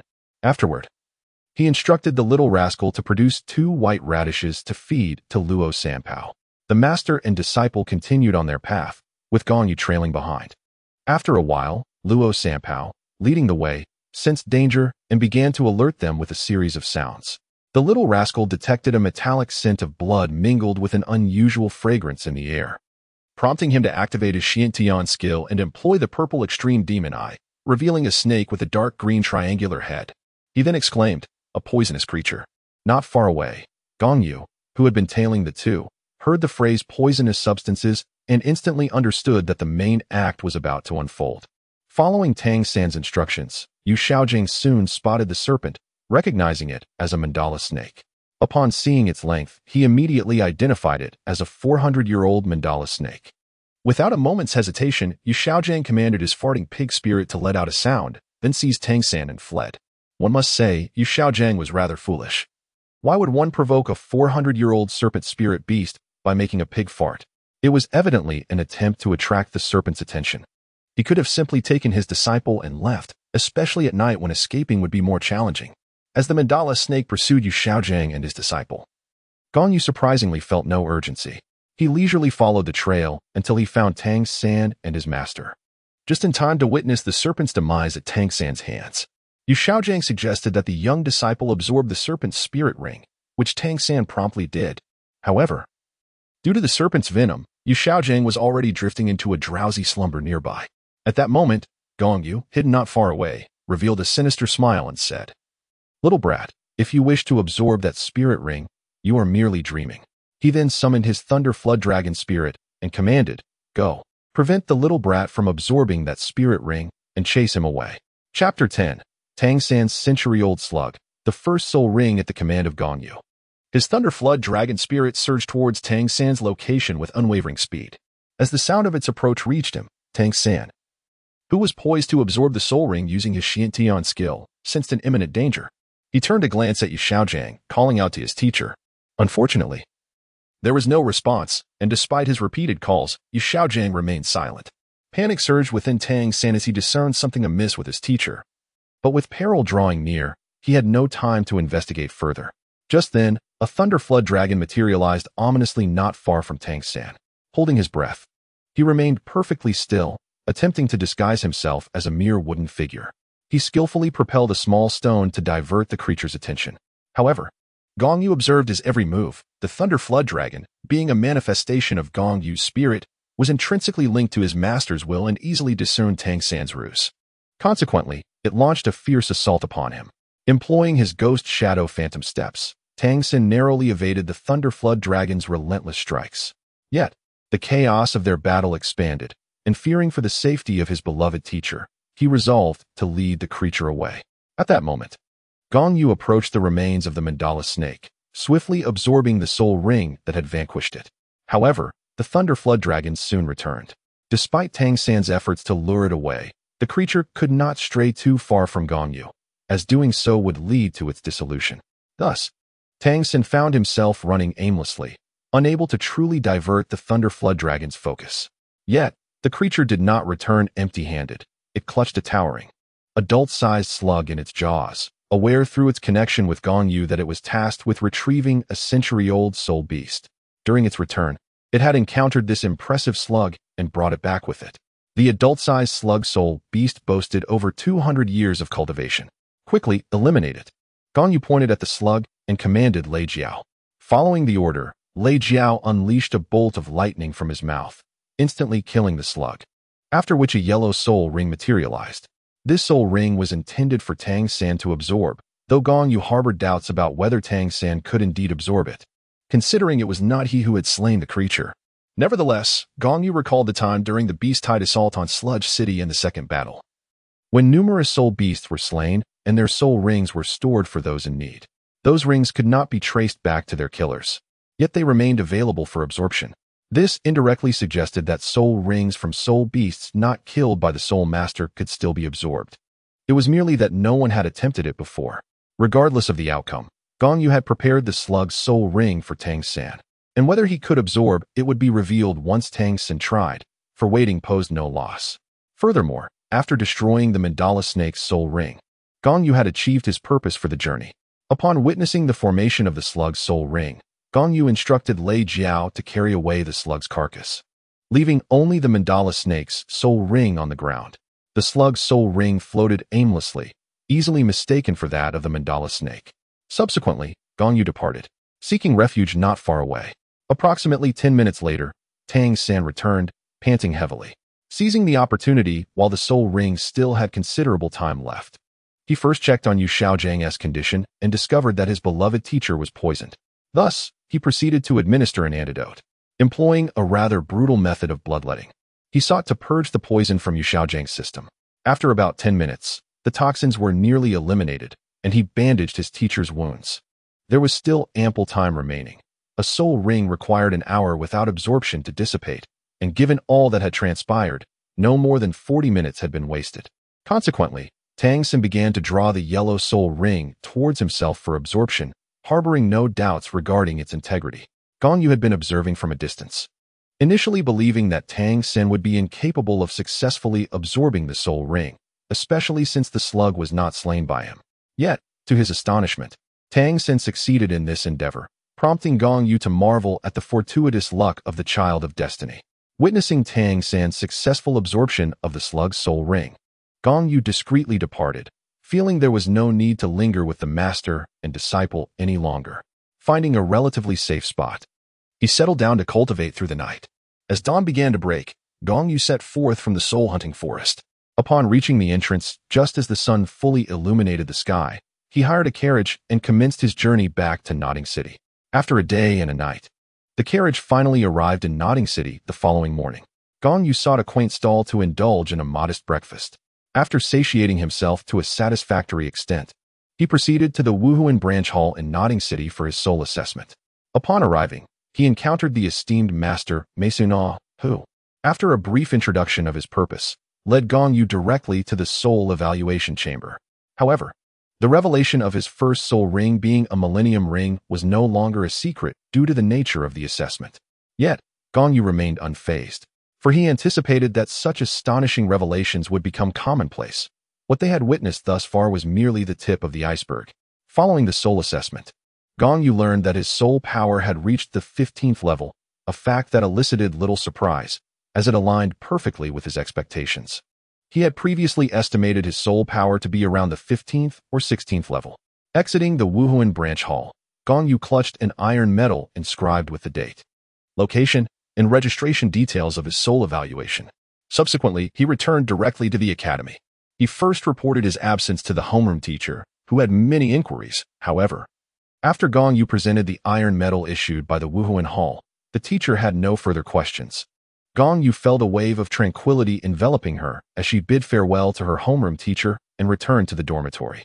Inside, only one classmate remained, and Gong Yu inquired about the situation.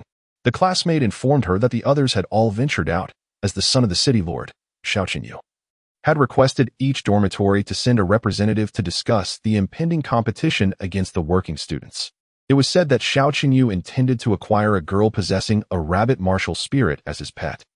Gong Yu could not help but feel a moment of silent tribute for Yu, for he was the first stepping stone for Tang San. With a sense of idle curiosity, Gong Yu decided to join the fray that afternoon, determined not to allow Tang San to bask in the limelight. His opportunities for simulation, aside from the complimentary monthly session, had to be acquired from Tang San or those closely associated with him. Therefore, wherever Tang San might be, he needed to devise a way to ensure that Tang San faced some setbacks. Chapter 11. Unveiling Tang San's underhanded tactics shortly after lunch. Yu led a group of senior students, accompanied by a few juniors, towards the rear mountains of the academy. Similarly, Wu was also on her way, but she was only accompanied by the members of their dormitory. The other work-study students had no desire to join in Wu's revelry. Not everyone was as oblivious as she was. Many work-study students preferred to avoid trouble and were particularly wary of provoking nobility, fearing it might bring them unwelcome complications. Indeed, Yu could be considered a noble of Nodding City. After swiftly finishing his meal, Gong Yu hurriedly made his way to the back mountain, albeit a tad late. The opposing team had already dispatched individuals to commence the battle. Stealthily blending into the crowd, Gong Yu positioned himself behind Yu's team. He observed the unfolding contest with keen interest as Yu's subordinate, Lu Long, was relentlessly pushing the work-study student, Wang Sheng, into a corner, seemingly on the cusp of victory. At that moment, Gong Yu noticed Tang San stealthily approaching the bus stop where the spirited Wu stood, uttering something about not waiting for his return, to which Wu retorted sharply. Shortly thereafter, as Wang Sheng appeared poised for defeat, Tang San discreetly reached for his jade flute. No, it was more akin to retrieving a stone from beneath the moonlit bridge. Swiftly launching it as a concealed projectile towards Lu Long, stung by the pain, Lu Long unwittingly exposed a flaw in his defense, which Wang Sheng seized upon, ultimately leading to Lu Long's defeat. In the aftermath, Wang Sheng did not hesitate to mock, calling Lu Long a withered flower. My turn has come, You fancy tossing stones. Tang San. Watch how I expose you. Gong Yu chuckled to himself before stepping forward. Noticing Xiao Qinyu preparing to send in the next contender, he interjected, "Hold on." Lu Long's loss was due to an unscrupulous sneak attack. Upon hearing the term sneak attack, Tang San furrowed his brow, realizing someone had discerned his concealed tactics. However, when he recognized that the speaker was Gong Yu, he felt an irksome irritation. Yet, since it was Gong Yu who had spoken, Tang San found it hard to doubt that anyone could unveil his subterfuge. Nevertheless, a smirk crept across Tang San's face as he mused. "So what if you discern my hidden techniques? You possess no evidence. Let us see how you attempt to expose me." Xiao Qinyu, intrigued by Gong Yu's claim that Lu Long had lost due to a clandestine attack, inquired, "Is what you say true?" "Indeed, it is true," Gong Yu affirmed with a nod. "Did you not notice that Lu Long was on the verge of victory? The sudden twist of fate here is quite suspicious. I merely require the opportunity to pose 2 questions to Lu Long very well. You may ask." Xiao Qinyu consented. Turning to Lu Long and instructing, "Lu Long, step forth and allow him to inquire." Lu Long complied, and Gong Yu questioned, "Were you struck by something prior, which led to your momentary lapse in defense?" "Yes," Lu Long replied with a nod. "Excellent," Gong Yu smiled. "What part of your body was struck? Show us all, lest anyone accuse you of losing and unwillingly accepting it, or of colluding with me to fabricate excuses." "I was struck here," Lu Long said, lifting his garment to reveal the bruised area for all to see. Upon witnessing this, Xiao Qinyu pointed at Xiao Wu and the others, exclaiming, "You are truly despicable and shameless, engaging in a fair contest, yet resorting to underhanded tactics. Is there no honor in martial arts? These work-study students are nothing but a pack of cowardly miscreants, akin to mud that cannot adhere to the wall." Upon hearing Xiao Qinyu's harsh words, Xiao Wu was instantly filled with indignation. With a hint of fury, she retorted, "Who among us is a lowly rat, who resorts to underhanded tactics? Just because you lost and refuse to acknowledge it, there is no need to concoct such excuses." In that moment, she recalled Gong Yu, the very person who had confronted her when she asked for directions, and her anger intensified.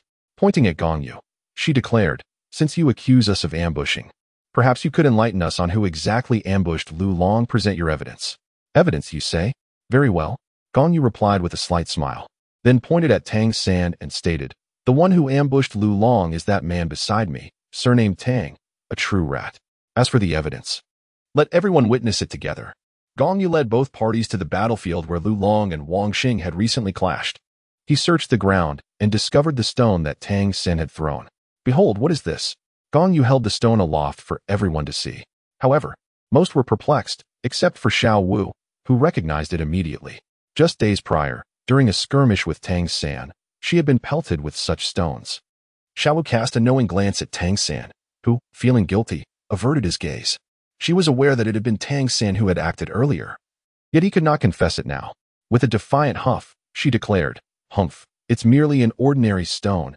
It signifies nothing." Gong Yu let out a cold hum and said, still being stubborn, "Are we?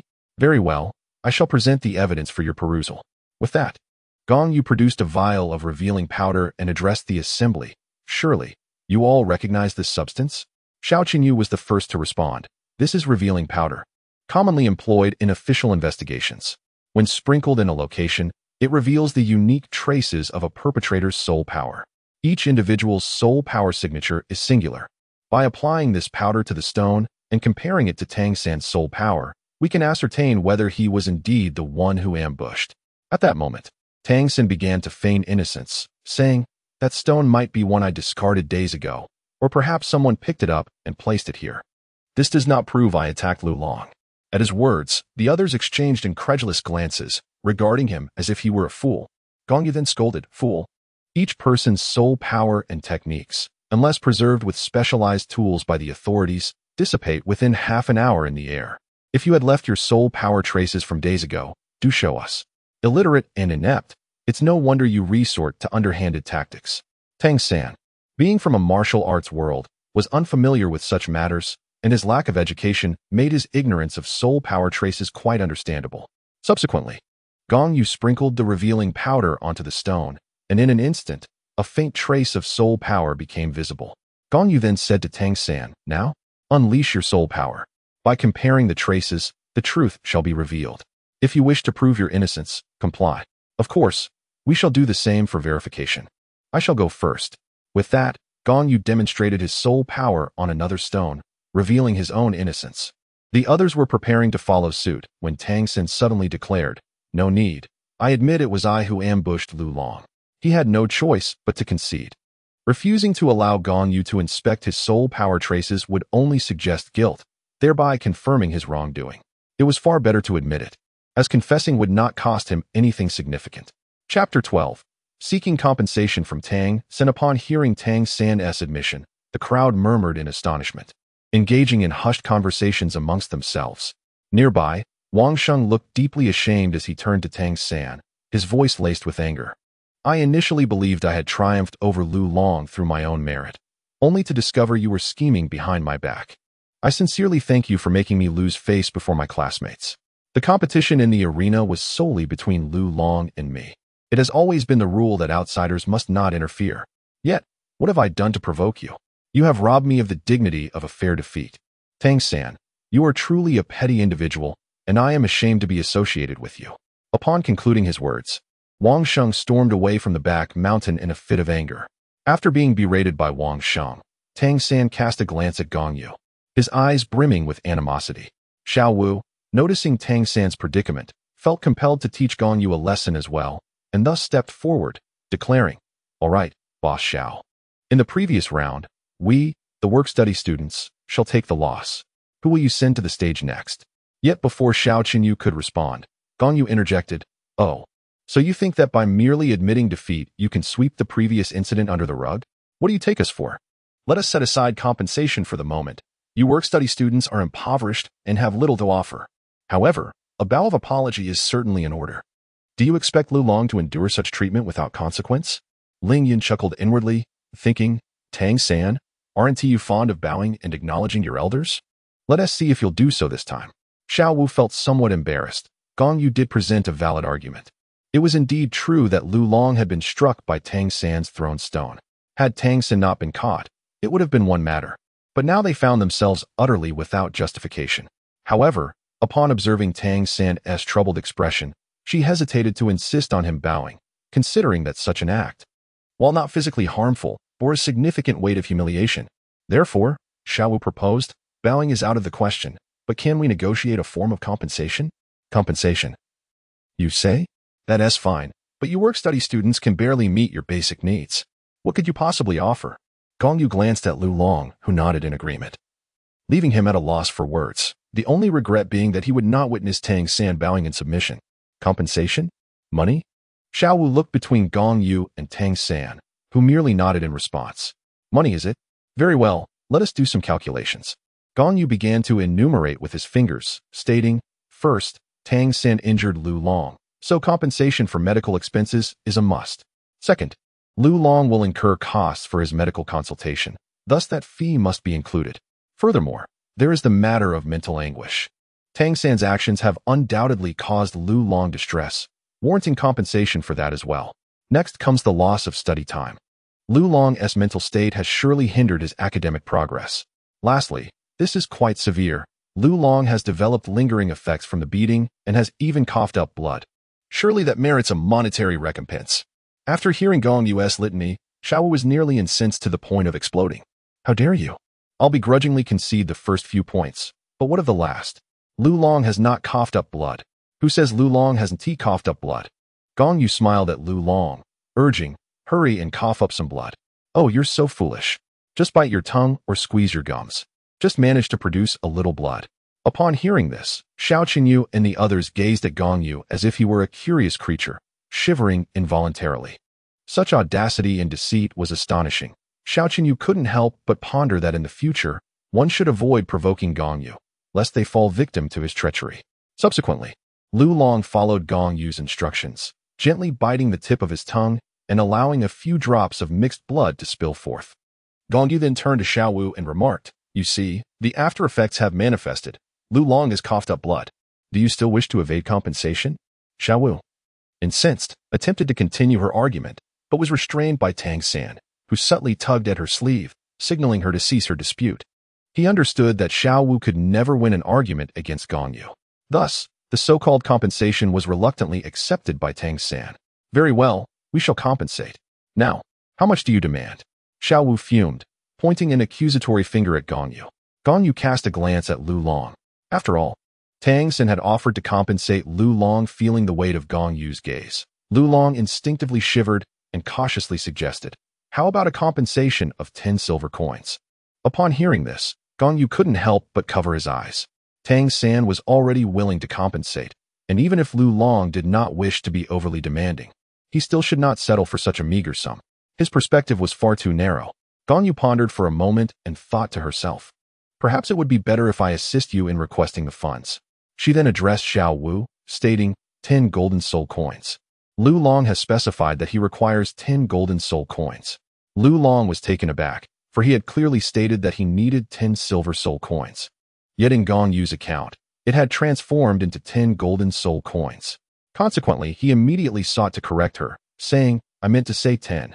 Gong Yu abruptly interrupted Lu Long's words and turned to Xiao Wu, saying, You see, Lu Long mentioned 10, which clearly indicates 10 gold soul coins. Xiao Wu was rendered speechless. Yet Tang San interjected, Very well, I shall compensate with 10 gold soul coins. However, I currently lack the full amount, so I require a deadline. Upon hearing Tang San's response, both Lu Long and Xiao Qinyu were momentarily taken aback. Lu Long pondered the astonishing fact that Tang San was genuinely willing to pay 10 gold soul coins, an amount equivalent to several years' earnings for an ordinary person. Meanwhile, Xiao Qinyu reflected on the valuable lesson he had gleaned today. The art of empty-handedly extracting wealth was truly remarkable and applicable to numerous situations. A deadline, you say? Very well, I shall inquire with Lu Long to determine the duration he is willing to offer. With that, Gong Yu cast a glance at Lu Long, who raised a single finger and softly suggested, What about 1 year? Gong Yu feigned understanding and nodded, then addressed Tang San, As you have observed, Lu Long has raised a finger, stating that he shall grant you a month as time. This time, Lu Long was not merely bewildered, he was genuinely alarmed. A month to prepare 10 golden soul coins is no trivial matter, as it represents the monthly stipend of a formidable soul master. Meanwhile, Xiao Qinyu gazed at Gong Yu with eyes brimming with admiration, contemplating how he would boast to the old man about this remarkable classmate upon their return to the city lord's mansion. Tang San clenched his teeth and replied, Very well, a month it is. I shall undoubtedly earn enough to compensate Lu Long with 10 golden soul coins within this time frame. However, Gong Yu interjected, Words alone are insufficient. We cannot place our trust in mere verbal assurances. Your recent actions have already cast doubt upon your reliability. What do you propose then? Tang San retorted, though inwardly he had cursed Gong Yu countless times, thinking, Why must you complicate matters? Just have faith in me this once. I, Tang San, am hardly incapable of acquiring 10 golden soul coins. Gong Yu declared, You must swear by your martial soul that if you do not compensate me with 10 gold soul coins within a month, your martial soul will shatter and you will perish when you absorb the soul ring at the 30th level. Chapter 13, on the duration of a rabbit's estrus period. This is utterly excessive. How can one be compelled to swear by their martial soul so casually? Xiao Wu exclaimed indignantly, pointing an accusing finger at Gong Yu, intending to unleash a torrent of rebuke. However, before she could finish her sentence, Gong Yu interrupted her. Gong Yu remarked, What of it? If you wish for the vow to be fulfilled, simply compensate the amount within the stipulated time. Tang San then pulled Xiao Wu aside and said, Xiao Wu, refrain from speaking. This vow I shall take, rest assured. A mere 10 gold soul coins is something I can procure. However, it was precisely this attitude from Tang San that further incensed Xiao Wu, who looked at him with a sense of indignation for his lack of resolve. Subsequently, Tang San, following Gong Yu's instruction, declared, I swear by my blue-silver grass martial soul, if I do not repay the 10 gold soul coins within a month. The invocation of his blue-silver grass martial soul surely pierced the heart of Ayin. Sanner, have you truly cast aside your mother? Yet, as Tang San's vow escaped his lips, he was interrupted by Gong Yu. Wait a moment. Xiao Wu, unable to contain her frustration, exclaimed, Are you done yet? Why can't you say everything at once? Must you interrupt others mid-sentence? What business is it of yours? Gong Yu retorted at Xiao Wu and then turned to Tang San, saying, Remove the words blue-silver grass. Do not specify the blue-silver grass martial soul. Upon hearing this, Tang San was momentarily taken aback, pondering, could he be aware of my second martial soul? Given the way he countered the teacher that day, His reservoir of knowledge seems considerable. If the teacher knows of my twin martial souls, then he cannot be oblivious to it either. At that moment, Tang San's animosity towards Gong Yu intensified. Enough. San only possesses the blue-silver grass martial soul. Is this not sufficient for a vow? What is it that you truly desire? Xiao could no longer restrain her anger and was ready to resort to violence. Realizing that his actions were overly conspicuous and that Tang Hao was likely nearby, Gong Yu worried that Tang Hao might suspect he had uncovered Tang San's dual martial soul and might harbor malicious intent. Thus, he hastily concocted an excuse to smooth things over. I mentioned before that a martial soul can also be acquired later in life.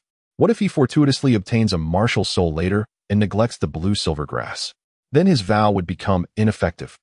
Hence, I cannot allow him to specify blue-silver grass in his oath. Tang San furrowed his brow at this explanation, contemplating, is it truly so? Yet it does seem reasonable. Perhaps I have misjudged him. He is merely a 6-year-old child. How could he possibly possess more knowledge than the teacher? Then, Tang San stated, very well, I shall vow anew. I, Tang San, swear by my martial soul, that if I do not compensate 10 gold soul coins to Lu Long within a month, then upon reaching level 30 and absorbing a soul ring, my martial soul shall shatter and I shall perish. After making this vow, Tang San pondered for a moment, questioning why it was level 30 that he specified. Once Tang San completed his vow, Xiao Wu stepped forward once again, directing her finger towards Xiao Chun Yu's side, declaring, can we fight now? This time, I shall take the stage. I want to battle him. In her fury, Xiao Wu redirected her pointed finger towards Gong Yu. No, who you fight is not for you to decide. My people will be arranged by me. Xiao Chun Yu, unaware of Gong Yu's true strength, sought to protect her. However, Gong Yu replied, you are mistaken. I do not belong to you. As the son of a mere city lord, you lack the merit to claim me as your own. Hearing this, Xiao Chun Yu felt a wave of embarrassment wash over him. Yet within her words, he discerned a wealth of implications that fueled his imagination, thus deepening his respect for Gong Yu. At this moment, Xiao Wu interjected, did you hear that? She does not feel indebted to you. And now you find yourself at a loss for words. I intend to fight her. With that, Xiao Chun Yu deliberately bowed slightly before Gong Yu, seeking her approval. Gong Yu nodded and said, all right, I will take her on. Hearing Gong Yu's agreement, Xiao Wu broke into a bright smile and declared, I shall treat you as a pig's head. A pig's head, you say? Very well. Gong Yu tugged at the corner of his mouth, thinking to himself that he had only intended to teach her a lesson, but since she wished to become a pig's head, he would oblige her. Thus, both of them positioned themselves at the forefront of their respective teams. Summon your martial spirit.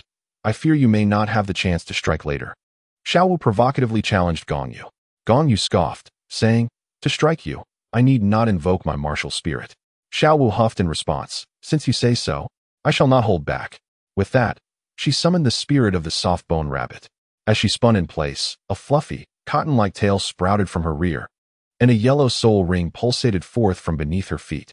The century-old yellow soul ring left Xiao Chun Yu, who stood at a distance, utterly astounded, prompting him to glance back at Gong Yu, feeling that he had acted recklessly this time. Merely a lewd rabbit, just a soul beast bus. Gong Yu continued to regard Xiao Wu with disdain. What lewd rabbit? This is the soft-bone, enchanting rabbit. Xiao Wu, irked, pointed an accusing finger at Gong Yu, inquiring, and what do you mean by soul beast bus? Are you insulting me? In truth, Xiao Wu was concerned that the term soul beast bus revealed her true identity. Hence her probing question towards Gong Yu. What do you mean? Gong Yu replied with a mischievous grin. Well, it means that the soft-bone rabbit reaches sexual maturity just 3 months after birth, with a reproductive cycle of approximately 815 days. Think about it. Once this soft-bone rabbit enters its mating season, it must seek out a soul beast for breeding, averaging 815 days between encounters. How many times would that be in a year? And for a 10-year-old soft-bone rabbit, how many times would that be? Then consider the 100-year, 1,000-year, or 10,000-year varieties. How many soul beasts would they have mated with? Even more terrifying, for a 100,000-year-old soft-bone rabbit, it would have mated at least 1 or 200,000 times. Let us say 1,000,000 times, which means a 100,000-year soft-bone rabbit has mated with at least 1,000,000 soul beasts. Wouldn't you call that a soul beast bus? The content about rabbit mating cycles is purely fictional. Enjoy it if you like, and if not, I can't help that. It's just for amusement. Concealed in the shadows, Tang Hao nodded in agreement, finding Gong Yu's reasoning sound. Initially, he had intended to punish Gong Yu for bullying Tang San, But Gong Yu's words inspired a change of heart. He decided to let Gong Yu off the hook. Simultaneously, Tang Hao pondered that he had planned to keep Xiao Wu as a daughter-in-law for San, but now he deemed it unwise. Such a frivolous character could never enter the Tang family. Absolutely not. She could only serve as San's soul ring. Xiao Wu felt as though her thoughts had been exposed, her face flushing red. However, she quickly recalled that now was not the time to be distracted. Thus, she feigned anger, exclaiming, "You are truly vile. The rabbit is so adorable. How dare you slander it? Just watch, I will surely defeat you." With that, she charged at Gong Yu. Chapter 14.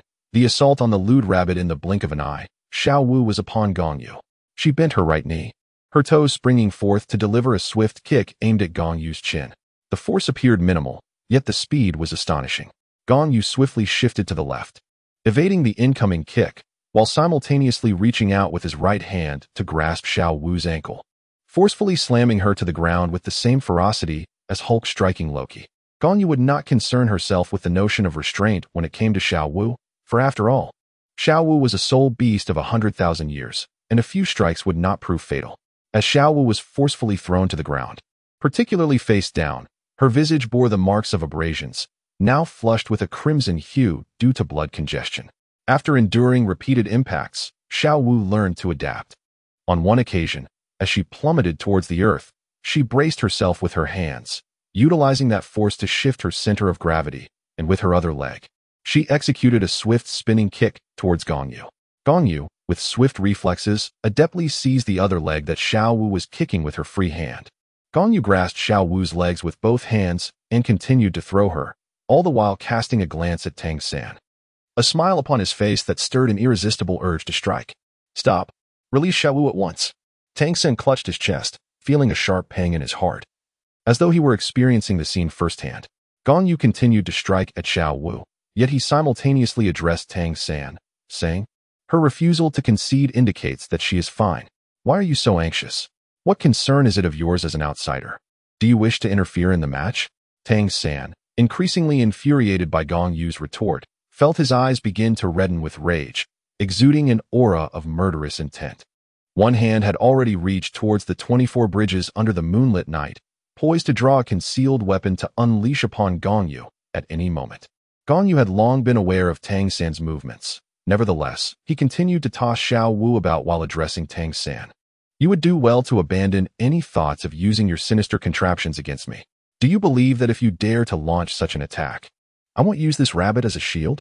Upon hearing this, Tang San instinctively recoiled, promptly relinquishing the notion of employing a concealed weapon to eliminate Gong Yu. Xiao Wu's plight, as she was being mercilessly tossed, drew gasps of horror from Xiao Chunyu and the others nearby, who averted their eyes in distress.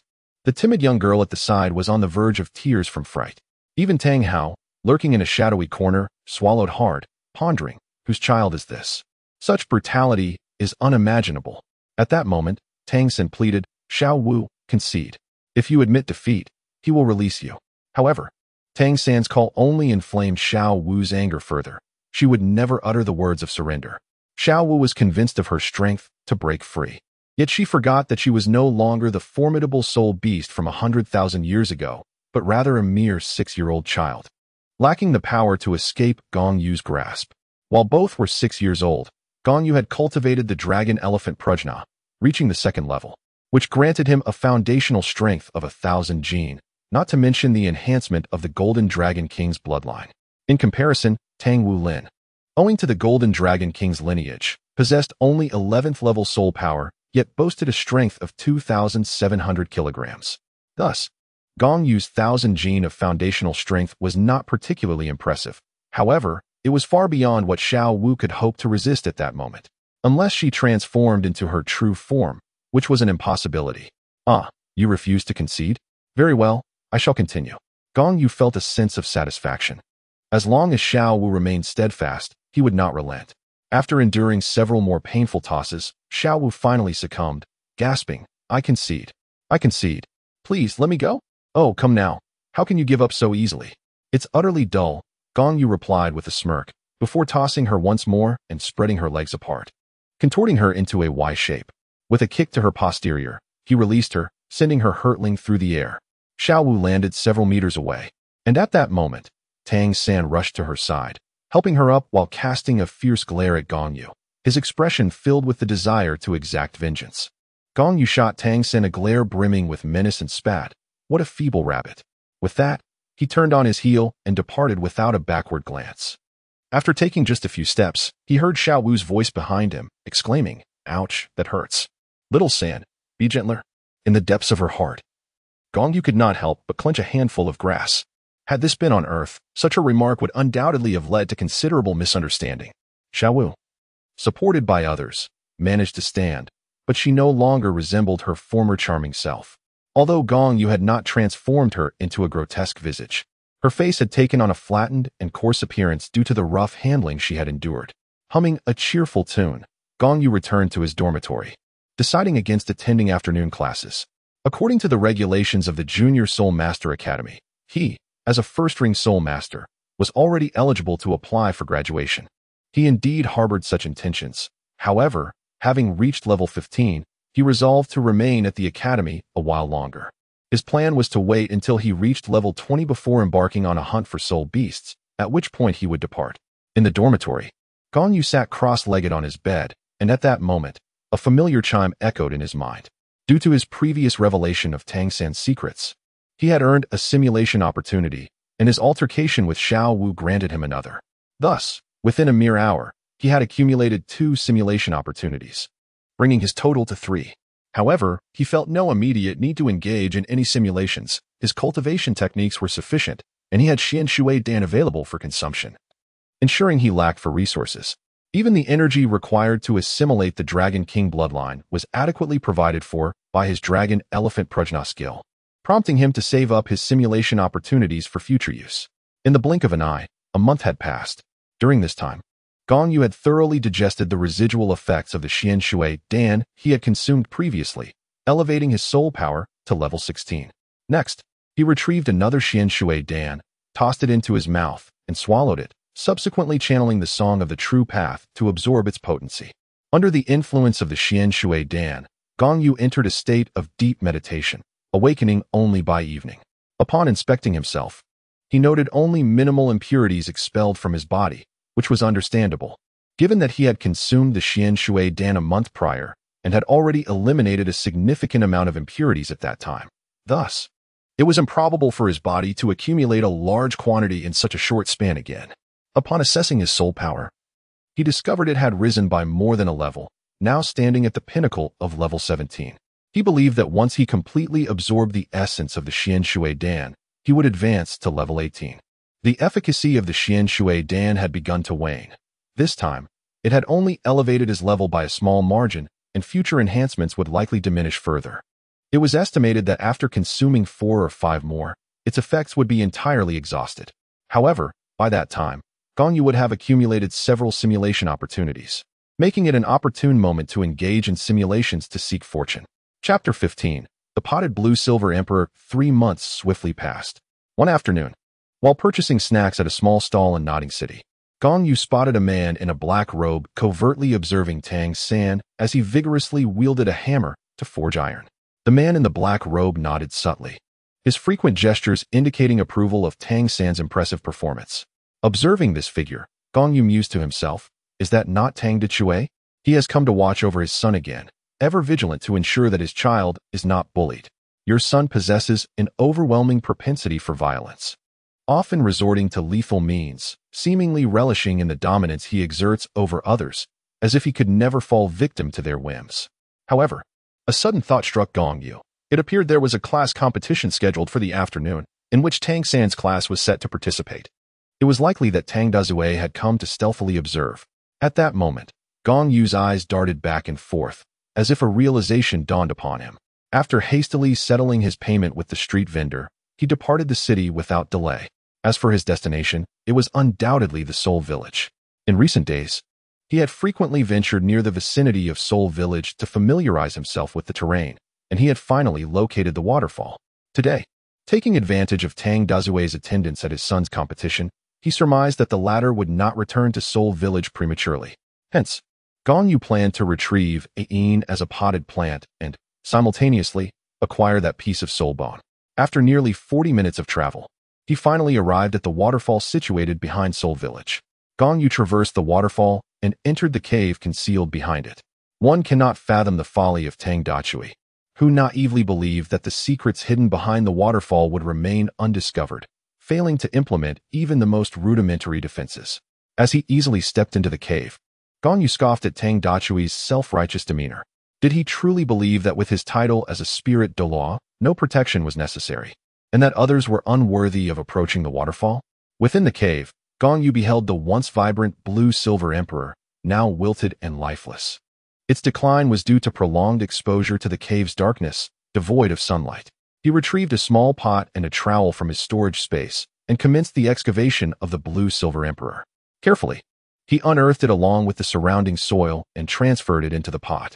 The blue-silver emperor attempted to resist, quivering its branches in defiance. However, Gong Yu summoned his own golden blue-silver grass, imbued with the essence of the golden dragon king, which quelled any further tremors from the plant. Subsequently, he rummaged through the cave and discovered a box containing a yin soul bone. Regrettably, in times past, I would have coveted your bloodline and soul bone. However, now, neither your lineage nor your soul bone is worthy of my regard. Ignoring whether Ain could comprehend her words, Gong Yu spoke to the potted plant in her hands, confident that Ain should understand. You, Tang Hao Qian Xuanji, as well as Ju Douluo and Gue Douluo, are my adversaries. During that fateful battle outside Blue-Silver Village, you caused the demise of countless innocent villagers, including my parents. However, in due time, I shall reclaim what is rightfully mine from your husband and your son. As for you, you are merely a plant. Should I find myself in a foul mood, I might just treat you as a mere vegetable to sot. After her soliloquy, Gong Yu placed both the potted plant and a yin soul bone into her storage space, a gift from the system capable of holding living beings. She then departed from the Holy Soul Village, carefully avoiding the main road to prevent an encounter with Tang Dazue, opting instead for a winding path that eventually led her back to Nodding City. There, she rented a house with a courtyard for 2 months, officially moving out of the academy. With just over a month until the academy's break, Gong Yu had elevated her soul power to level 19 over the past 2 months. And with the aid of the Xian Shui Dan, she was certain to reach level 20 before the holiday, at which point she would apply for early graduation.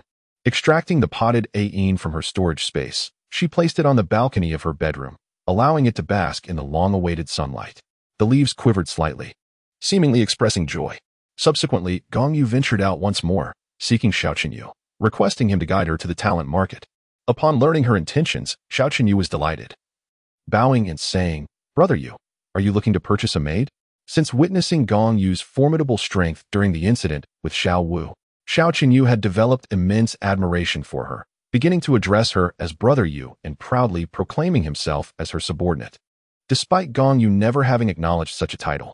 "Yes, let us take a look and perhaps acquire a few individuals," Gong Yu replied nonchalantly. Naturally, visiting the talent market implied the intention to buy people. Although the empire had established laws prohibiting human trafficking, the underlying interests involved were vast, and the associated powers were intricate, rendering the empire's regulations little more than a mere formality. While it might appear that no one engaged in human trade publicly, such transactions had never ceased in the shadows. Xiao Qinyu inquired further, "So, what kind of maid does Brother Yu desire? One with ample bosom, a shapely figure, or perhaps both?" Gong Yu remarked, "I wish to acquire a pure one, preferably one who possesses the blue-silver grass martial spirit." As she spoke, her thoughts drifted to finding a young girl with the blue-silver grass martial spirit, nurturing her in the direction of Ain, with the hope that she would eventually consume Ain, awakening the blue-silver royal bloodline and inheriting the blue-silver royal spirit bone. Xiao Qinyu pondered thoughtfully. "A pure one, you say? There is indeed one, though she is quite young, likely around your age, approximately 6 or 7 years old." Gong Yu naturally comprehended the implications behind Xiao Qinyu's words. The young girls who were captured for trafficking, once they reached the tender age of approximately 12, were often compelled to engage in servitude for survival. Only those who had yet to reach this age could still be considered untainted, for their youth rendered them incapable of providing services, unless they fell prey to those with predilections for the innocent. Before long, the two arrived at the talent market, a grim locale where some individuals were confined within cages for the amusement of onlookers, while others were suspended from ceiling beams, presumably having attempted to escape only to be recaptured. In his previous life, Gong Yu had never witnessed such a scene. Despite his discomfort, he acknowledged the harsh realities of this era. He alone could not instigate change, and as for the future, that would be a matter to address in due course. Xiao Qinyu led Gong Yu to a familiar acquaintance. Although referred to as an acquaintance, this individual was, in fact, a business partner with whom Xiao Qinyu was secretly involved. The trade in human trafficking was largely orchestrated by officials within the two great empires, and Xiao Qinyu's father, as the Lord of Nodding City, undoubtedly had a hand in such dealings. Come, Lao He. Allow me to introduce you to my newly appointed boss, Xiao Qinyu said as he brought a middle-aged man in his 40s before Gong Yu. The man, known as Lao He, glanced at Gong Yu and noted that she appeared younger than Xiao Qinyu. Upon realizing that Xiao Qinyu regarded her as his superior, he began to speculate about Gong Yu's status, and his demeanor towards her became markedly more affable.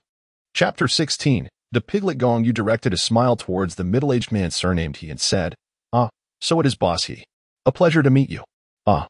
It is young Master Gong. Greetings. The middle-aged man replied with a smile, exchanging pleasantries with Gong Yu. He then continued, I heard from young Master Xiao that you are in search of some pristine piglets? Indeed, Gong Yu responded with an air of nonchalance. I do require some clean ones. My specifications, I trust, have been conveyed to you by Xiao Qinyu? The term piglets seemed to linger unspoken on Gong Yu's lips. Precisely. Young Master Xiao has already informed me. The man surnamed He maintained a facade of a smile, adding, We have just received a fresh batch, guaranteed to be clean. Shall I take you to have a look? He first glanced at Xiao Qinyu, who then turned his gaze towards Gong Yu. Gong Yu, however, shook his head. He had no desire to revisit those heart-wrenching places. Nevertheless, he maintained an air of nonchalance as he remarked, There is no need to observe. Simply bring me 7. Ages 6, 7, or 8 will suffice. Understood. The man with the surname He responded, his expression brightening with delight, before turning on his heel and departing. Shortly thereafter, he returned to the establishment, accompanied by 7 young girls, their hands bound. Perhaps it was due to Gong Yu's request for cleanliness that the 7 little girls had their faces washed and polished. Gong Yu feigned contemplation as he paced back and forth, pretending to ponder with his chin in hand. Xiao Qinyu, observing this display, mistakenly believed that Gong Yu was in a quandary over his choices. Thus, he inquired, Brother Yu, what do you think? Have you found any that catch your eye? Would you like to consider a different selection? Gong Yu shook her head and remarked, There is no need to exchange. That would only require further selection, which is bothersome. I will take all 7 of them. By the way, is there anyone among them who possesses the blue-silver grass martial spirit? At that moment, a man named He stepped forward and replied, Yes, it is the one dressed in blue, the tallest among them. Very well, let us proceed with the transaction. Gong Yu expressed her desire to conclude the business swiftly and depart from the place. However, Xiao Qinyu obstructed her path and said, Wait, Brother Yu. This is our own business. I cannot accept your money. Besides, these young piglets are not worth much, so I shall gift them to you. That is not acceptable. Gong Yu responded, If you wish to give me something else, I assure you I will accept it without hesitation. However, when it comes to purchasing individuals, I must pay for them myself. Once I have paid, they become mine, and that holds a different significance. But they are merely piglets. They do not count as people. Xiao Qinyu, not grasping the deeper meaning of Gong Yu's words, focused solely on pleasing her. Despite her rejection, he still sought to gain her favor. Gong Yu was about to speak when the little girl with the blue-silver grass martial soul unexpectedly interjected, If you wish to purchase me, you must acquire my sister as well. Otherwise, I shall not leave with you, even if it costs me my life. It seems her spirit remains unyielded even in this place.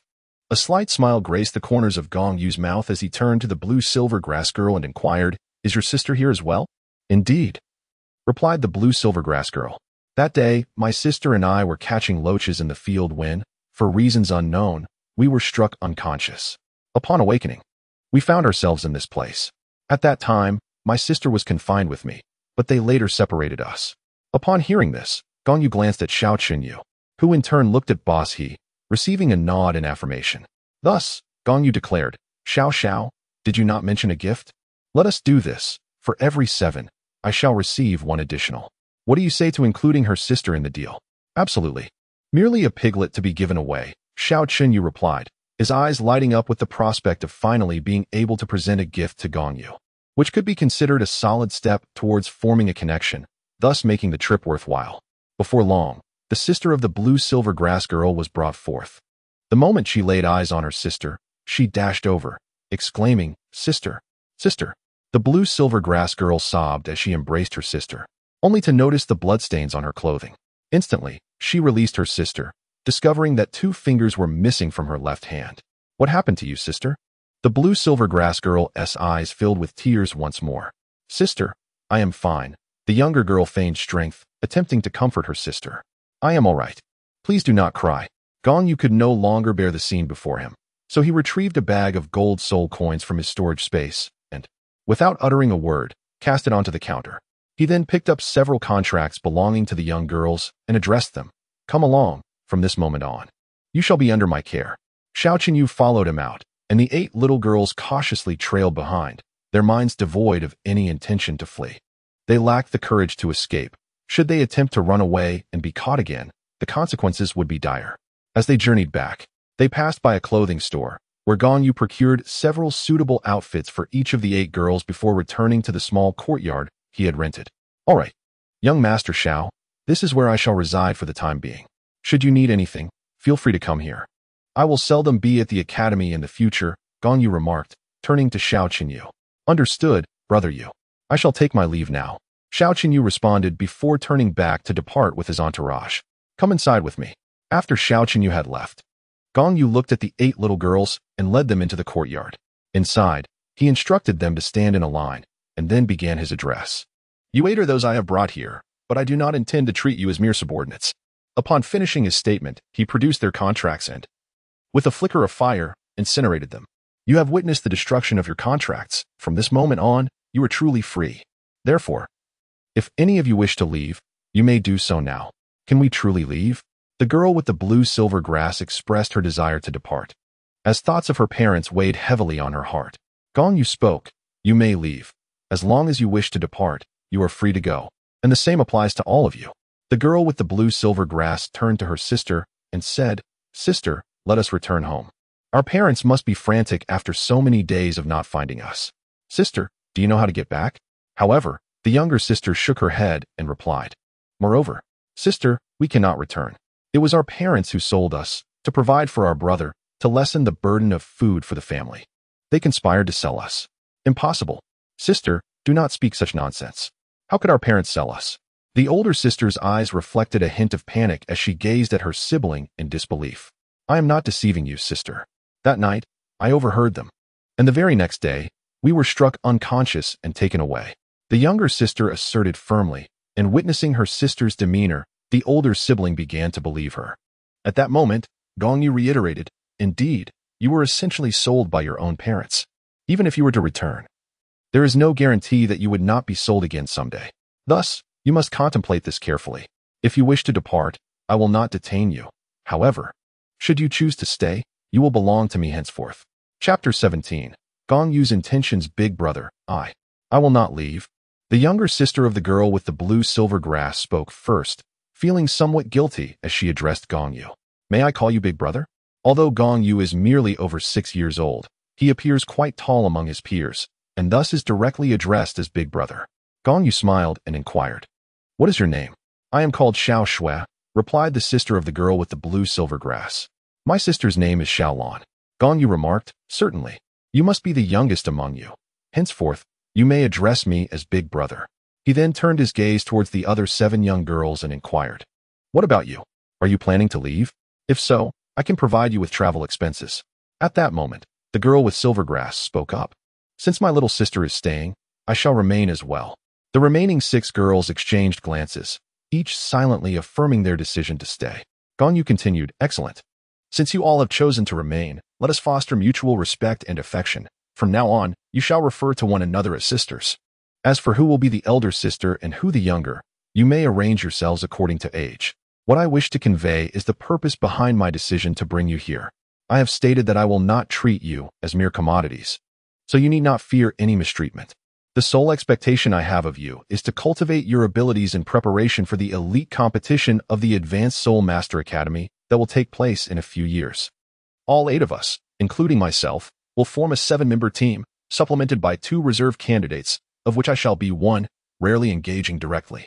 This is the reason for my actions in bringing you here. You need not worry about lacking innate soul power, as these concerns are inconsequential in my care. I will also teach you the ways of cultivation. Big brother, can I truly cultivate? Little Shui suddenly interjected, her eyes glimmering with anticipation as she gazed at Gong Yu. Gong Yu nodded and said, all right. Sister, did you hear that? The big brother said I can cultivate as well, which means I could become a soul master in the future. How wonderful. Xiao Shui, brimming with excitement, momentarily forgot about her two severed fingers as she grasped Xiao Lan's arm, bouncing with joy. Xiao Lan, gazing at her sister, felt a pang of sympathy and cautioned. Be careful, sister, you still have injuries on your hands. Standing nearby, Gong Yu chuckled and addressed Xiao Lan. Your martial spirit is blue silver grass. As long as you cultivate to level 20, I will reveal to you the method to help your sister regrow her fingers. Regrowing fingers is quite simple. All it requires is for Xiao Lan to fuse with a yin soul bone, followed by healing Xiao Shui, and she will be able to regrow her two fingers. Is what the young master said true? Xiao Lan's eyes sparkled upon hearing Gong Yu's words, inadvertently referring to him as young master. Indeed, it is true, Gong Yu replied with a gentle smile. However, I prefer not to be called young master. From now on, refer to me as gentleman, and you too. Though Xiao Shui can still call me big brother. Hee, big brother, Xiao Shui giggled with delight. Gong Yu gently patted Xiao Shui's head and then addressed the group of young girls. Now, let us introduce our martial spirits. I am already aware that Xiao Lan's spirit is blue silver grass. The rest of you, please share your names and martial spirits, along with a brief self-introduction. Xiao Shui, you may go first. Thus, Xiao Shui began. My name is Xiao Shui, I am 6 years old, and my martial spirit, the fire kite, was awakened just 2 months ago. Unfortunately, I was unable to manifest soul power, and shortly thereafter, my sister and I were sold by our parents. Gong Yu silently noted that the fire kite referred to a type of eagle. One by one, the young girls stepped forward to introduce themselves. I am Hong Yu, 6 years old, and my martial spirit is a cabbage. I am Han Xiao, 7 years old, and my martial spirit is a bamboo stick. I am He Shi, 6 years old, and my martial spirit is a pink rose. I am He Miao Miao, 6 years old, and my martial spirit is a chrysanthemum. I am Nangong Qianqian, 6 years old, and my martial spirit is cold air. I am Lu Nyonyo, 6 years old, and my martial spirit is a 9-colored amethyst lamp. After everyone had introduced themselves, Gong Yu, filled with curiosity, remarked, logically, Nangong Qianqian and Lu Nyonyo's martial spirits should belong to the highest echelon. In fact, one could argue that Nangong Qianqian's spirit surpasses the top tier, as cold air falls within the realm of celestial phenomena, unmatched by any divine martial spirit. Yet, it is truly astonishing that neither of you has awakened innate soul power. However, fear not. With my presence, you shall all cultivate soul power. I shall introduce myself as well. My name is Gong Yu, and I am of similar age to you all, turning 7 in 2 months. My martial spirit is also blue silver grass, albeit a mutated variety, which you will understand upon seeing it. Upon hearing Gong Yu mention that his martial spirit was blue silver grass, Xiao Lan was momentarily taken aback, feeling a sense of surprise. Miyu continued, this is Xiao Lan. She should be a bit older. With that, Miyu turned to Xiao Lan and inquired, Xiao Lan, how old are you? 8 years old, Xiao Lan replied softly. Gong Yu continued, Xiao Lan is 8 years old, which means she will henceforth be your elder sister. You are already aware of her martial soul situation, so I shall refrain from elaborating further. As for how you may address me, whether by name or as young master, it matters not to me. Today marks your new beginning, and thus I shall bestow upon each of you a new name. From now on, you shall all bear the surname Gong. Xiao Lan, you shall be Gong Lan. Xiao Shui, you shall be Gong Shui. The others will be known as Gong Yu, Gong Xiao, Gong Qianqian, Gong Miao Miao, Gong Nyonyo, and Gong Shi. Oh, Gong Shi is not quite fitting, as it sounds similar to congratulations, so she shall be called Gong Shir instead. From this moment forward, we are a family. Now, go wash up while I prepare a meal for you. After dining, I shall teach you the ways of cultivation. The bathing facilities can be found in the room to your left. For now, you shall reside within. I will arrange the sleeping arrangements later. This is merely a temporary abode. We shall move to a larger place in 2 months. Now, you may take your newly purchased garments to your rooms. Once you have all refreshed yourselves, gather in the hall for dinner. Having organized these matters, Gong Yu proceeded to the kitchen. The structure of the martial soul team has essentially been established, and Gong Yu felt confident that there would not be any significant changes in the future. Gong Yu had once contemplated assembling a team of renowned geniuses, yet after some reflection, he deemed it more prudent to cultivate his own small squad, dedicated to vanquishing those prodigious teams. As a traveler from another realm, armed with the advantage of a simulator, transforming a few underachievers into geniuses and eventually into deities was hardly excessive. Approximately 40 minutes later, a delectable array of dishes was prepared by Gong Yu, who sampled a couple of pieces of meat, finding the flavors quite satisfactory. Shortly thereafter, the 8 young girls, now freshly washed, gathered in the hall, their faces adorned with significantly more smiles than when they had first arrived. As evening approached, the 4 beds and a large wardrobe that Gong Yu had ordered were finally delivered.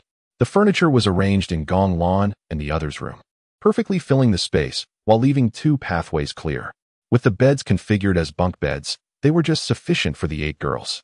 Admittedly, Gong Yu was currently low on funds, thus he had to make do with the girls' temporary discomfort.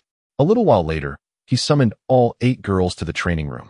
Standing in a line, they listened attentively as Gong Yu began to speak. In a moment, I will instruct you in the art of cultivation, but first, you must each possess soul power. Please sit cross-legged. Upon hearing Gong Yu's words, the young girls promptly sat down, their faces reflecting a hint of excitement. Gong Yu nodded in satisfaction, then approached Gong Lan and said, "Let's proceed one by one, starting with you, my elder sister." Turning to Gong Lan, he continued, "Laner, your martial spirit is blue silver grass, which, in fact, makes it comparatively easier for you to acquire soul power than the others." He then produced a thumb-sized glass vial containing a verdant liquid, opened it, and handed it to Gong Lan, saying, "Laner, this is the essence I extracted from the Blue Silver Emperor. The Blue Silver Emperor is merely an exalted version of the blue silver grass, akin to an emperor among its kind. Drink this essence, and I shall assist you in refining and absorbing it." Gong Lan took the glass vial handed to her by Gong Yu, and without a moment's hesitation, she poured the liquid into her mouth and swallowed it. The remaining 7 girls watched with wide, curious eyes. "Very well, now sit cross-legged and close your eyes," Gong Yu instructed Gong Lan, who complied without question. Subsequently, Gong Yu sat behind her, placing his palms against Gong Lan's back, channeling the essence of the true Tao through the song of the true way, infusing her with spiritual energy to assist in the refinement of the Blue Silver Emperor's liquid. After approximately 10 minutes, Gong Lan had completely absorbed the Blue Silver Emperor's essence. Her blue silver grass martial spirit emerged, which had previously been an ordinary blue silver grass, now showed a subtle tendency to transform, with faint golden patterns beginning to appear. Soon after, a significant amount of impurities was expelled from her body. Though her hair remained black, it now exhibited a slight bluish hue. At this moment, Gong Yu spoke again. "All right, now sense your surroundings and see if you can perceive anything in the air." "Yes," Gong Lan replied, following Gong Yu's advice. After a brief pause, she added, "I can sense something shimmering in the air." Gong Yu nodded thoughtfully and said, "Indeed, those are the primordial energies of heaven and earth, the unbound spiritual forces that linger in the air. By absorbing those shimmering entities into your body and allowing them to undergo transformation, they will become your soul power. Is it true that those entities can be converted into my soul power? Will I truly be able to cultivate from now on?" Gong Lan inquired with a hint of excitement. "Absolutely," Gong Yu smiled and continued, "However, the meditation methods practiced on this continent have a remarkably low conversion rate for the unbound spiritual energies, resulting in a slow cultivation process. Therefore, I do not intend to teach you those techniques. Instead, I will impart to you a unique cultivation method, one that will significantly accelerate your training far beyond that of any meditation practice. Now, I shall assist you in drawing energy into your body, guiding that energy through your meridians. You must remember the path of its flow, and in the future, you can draw energy on your own, following the same route." "Yes, I will remember it diligently," Gong Lan responded resolutely. Then, Gong Yu commenced the process of guiding energy into Gong Lan's body, allowing it to traverse her meridians. After completing a full cycle, the energy settled into her dantian, forming the first thread of soul power uniquely belonging to Gong Lan. "Do you feel it?" Gong Yu's voice resonated again. "That area just below your abdomen is called the dantian, where a sphere of energy resides. That is your soul power. You are now a level 1 soul master." Upon hearing Gong Yu's words, Gong Lan focused her consciousness into her dantian. Upon discovering that sphere of energy, She felt an overwhelming surge of excitement within her. "Thank you, my lord." As Gong Lan was about to rise and kneel before Gong Yu, he was gently pressed down by Gong Yu, who said, "You need not concern yourself with anything else. I have no interest in such formalities. Simply keep it in your heart. For now, continue your cultivation using the methods I just taught you, and strive to refine a few more strands of soul power. I must first attend to instructing them." Gong Yu then produced 2 Xian Shui pills, one of which he divided into 4 smaller portions, resulting in a total of 8 segments from the 2 pills. The young ladies, having no prior experience in cultivation, would likely struggle to assimilate too much at once. Even with Gong Yu's assistance, they might find it challenging to bear the sudden influx of soul power. Hence, he opted to portion the Xian Shui pills into smaller doses for their consumption. Of course, this was only a secondary reason. The primary concern was that Gong Yu had only 6 Xian Shui pills remaining. Distributing 1 to each of them would not suffice, as he needed to reserve 2 for his own use, leaving only 4 for the 8 young women. Gong Yu initially provided a small portion to Gong Lan, allowing her to consume it and refine it independently. Now, she possesses the capability to refine a quarter of the Xian Shui Dan on her own. After addressing the matters concerning Gong Lan, Gong Yu commenced assisting the remaining 7 girls in refining their medicinal pills, employing the method previously taught to Gong Lan, guiding them to channel their energy through their meridians and circulate it throughout their bodies. This endeavor spanned over 3 hours, and all 8 girls successfully ascended to the rank of Soul Masters. Gong Lan, fortunate in her circumstances due to the consumption of blue-silver royal sap, achieved a soul power level of 2, while the other girls remained at the first level. Regardless, all 8 girls have embarked upon the path of Soul Masters. As time swiftly passed, 2 months elapsed without significant events, save for one incident that stirred a minor commotion. A bearded man in a hood wielding a hammer spirit wreaked havoc upon several city spirit hall branches. Upon hearing this news, Gong Yu surmised that it was the work of Tang Hao, likely fueled by his frustration over the theft of a yin and a yin soul bone, which led him to unleash his wrath upon the spirit hall branches in various cities. Notably, Su Yuntao from Nodding City was suspected by Tang Hao due to his visit to the Holy Soul Village and consequently endured a brutal beating. Regrettably, Tang Hao failed to extract any useful information from him and, deeming Su Yuntao too insignificant to kill, allowed him to survive. Later, the Spirit Hall confirmed that the hooded man was indeed Tang Hao, prompting the issuance of a wanted notice for him. The remaining events held little significance for Gong Yu's concerns. After 2 months of diligent training, Gong Yu reached Soul Power Level 20, prompting him to apply for early graduation from Nodding Academy before the school break. Among the 8 girls at home, their training progressed commendably, averaging an increase of 1 level per month. After 2 months, they had predominantly attained the rank of 3 Soul Masters, with Gong Chanqian, Gong Nyonyo, and Gong Lan elevating their soul power to level 3, while Chanqian and Nyonyo ascended to level 4, and Gong Lan achieved level 5. Gong Chanqian and Gong Nyonyo possessed top-tier martial souls. However, for reasons unknown, they failed to awaken their innate soul power. Now that they have acquired soul power, their cultivation speed is naturally swifter than that of others. As for Gong Lan, her rapid progress is attributed to the nourishment of the Blue-Silver Emperor's essence, which has allowed her blue-silver grass to undergo a positive transformation, thus accelerating her cultivation pace. Chapter 19. A new simulation that night. Gong Yu lay in bed, unable to find slumber. Having exhausted all available resources over the past few months, he resolved to engage in another simulation, hoping to glean some insights from the simulator. As he prepared for the simulation, he was prompted to select a related character. 1. The Evil Soul Master, Atai 2. Qiangu's branch family descendant, Qiangu Xianglin 3. A caterpillar atop the golden tree. What a perplexing choice. That caterpillar is audacious indeed, daring to crawl upon the mother of Tang San. What could its intentions be? To slay or devour a god?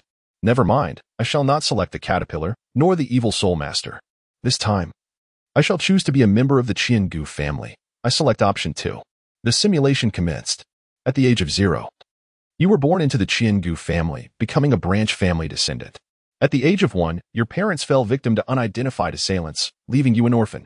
You were sent to an orphanage run by the Qiangu family for upbringing. At the age of 2, no significant events transpired, and your life was rather tranquil. The same held true at ages 3, 4, and 5. Your existence remained undisturbed. At the age of 6, alongside a group of peers, You underwent martial soul awakening with the aid of family members. You manifested the martial soul, the spiral serpent staff, a variant of the dragon spiral staff, albeit with an unfortunate deviation, resembling a degraded version. Fortunately, the degradation was not severe. The dragon patterns merely transformed into serpent patterns. Nevertheless, you awakened a commendable innate soul power, reaching level 8. Although you achieved level 8 innate soul power, indicating potential for a title in this lifetime, those possessing the true dragon spiral staff regarded you as an anomaly. Many believed that dragons and serpents should not coexist, resulting in few holding you in esteem. 2 months later, your soul power ascended to level 10. With the family's resources, you acquired a yellow earth dragon-type soul spirit. Upon absorbing this spirit, your first soul ring was formed, and your spiral serpent staff evolved, its serpent patterns transforming into those of a flood dragon.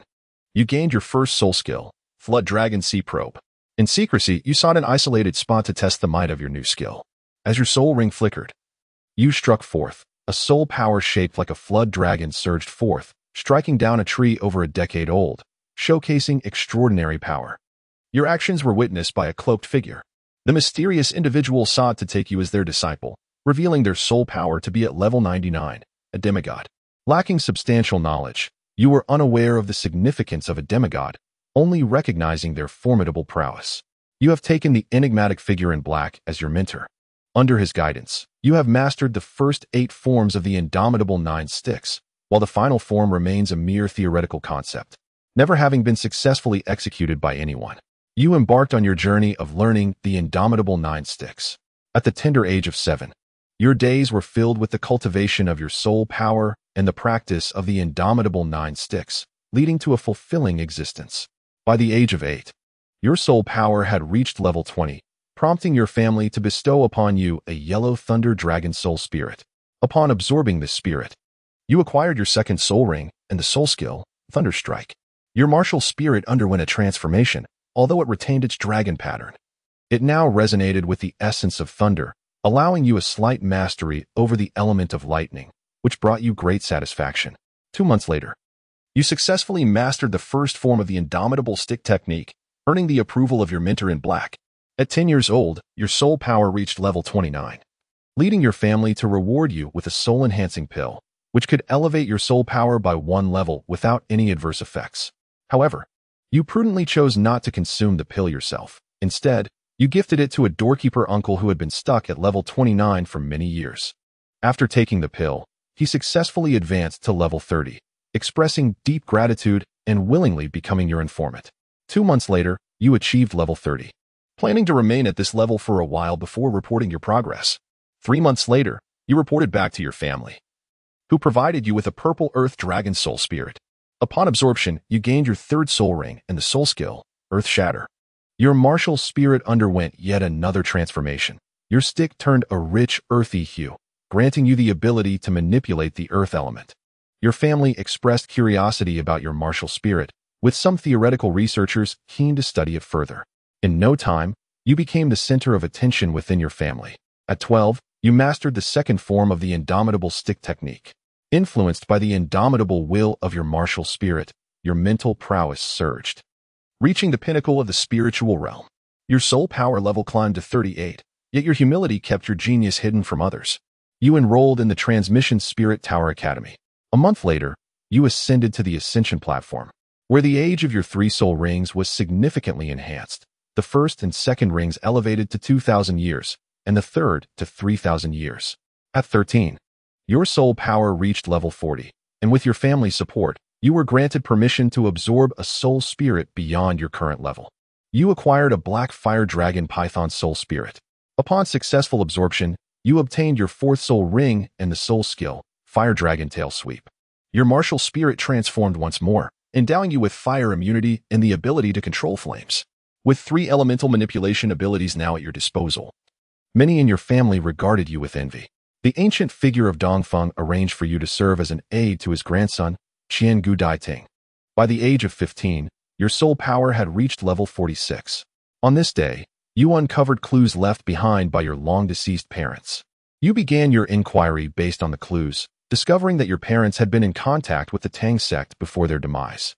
The members of the Tang sect, Aware of your investigation into your parents' death, feigned ignorance. At the age of 16, you successfully mastered the third form of the unyielding staff technique. Your mentor, the enigmatic figure clad in black, had seemingly vanished. It had been several years since you last saw him, and you found yourself longing for his presence. 2 months later, your soul power ascended to level 50. Within your clan, in order to assess the mutation capability of your martial soul, you were presented with a 30,000-year-old wind dragon spirit. Upon absorbing the wind dragon spirit, you acquired your 5th soul ring. Your martial soul underwent yet another transformation, with the 4th and 5th soul rings resonating, granting you the mutated 5th soul skill, wind and fire across 1,000 miles, a devastating area of effect attack. You gain the ability to manipulate wind. The researchers within your family were driven to madness, as the mutation of your martial soul exhibited no discernible pattern, eluding their attempts to establish a coherent understanding. At the age of 17, your soul power reached level 53. A month later, the elite competition of the continent's prestigious Soul Master Academies commenced. You single-handedly dispatched 5 members of the Shylek Academy team, leaving them with only 2 remaining. You faced off against Gong Yu. As a fellow member of the Spirit Transmission Tower, she had always been curious about the reasons behind your martial soul's mutation and held a favorable regard for you. Thus, in this duel, she chose to go easy on you. Chapter 20. Not perishing in mutation due to Gong Yu's leniency. Tang San took notice and felt a surge of jealousy towards you. He developed a sense of rivalry against you. Gong Yu's decision to hold back resulted in her defeat. She had not anticipated that the influence of the unyielding will of the evil subduing dragon would elevate your mental prowess to match her own.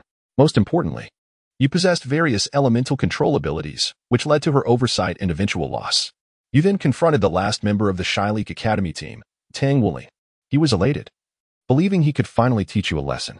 Tang San's soul power was comparable to yours. He had recently returned from the Dragon Valley and had just acquired his destined green soul ring a few days prior. Utilizing the vigor awakened by his golden dragon bloodline, Tang San engaged you in a fierce battle. He presumed your martial soul was related to dragons and sought to suppress you with the might of his golden dragon lineage. However, this suppression awakened the unyielding will of the evil subduing dragon within your martial soul. Your unyielding staff technique broke through, allowing you to master the 4th form.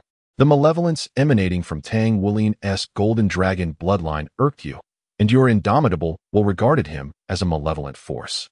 You lost consciousness of yourself, uttering only the words evil subduing. With a single strike, you sent Tang San soaring through the air. Thanks to the formidable defense provided by the body of the Mountain Dragon King, he sustained only minor injuries but was propelled into the audience. Tang San was defeated. As you distanced yourself from him, your self-awareness gradually returned.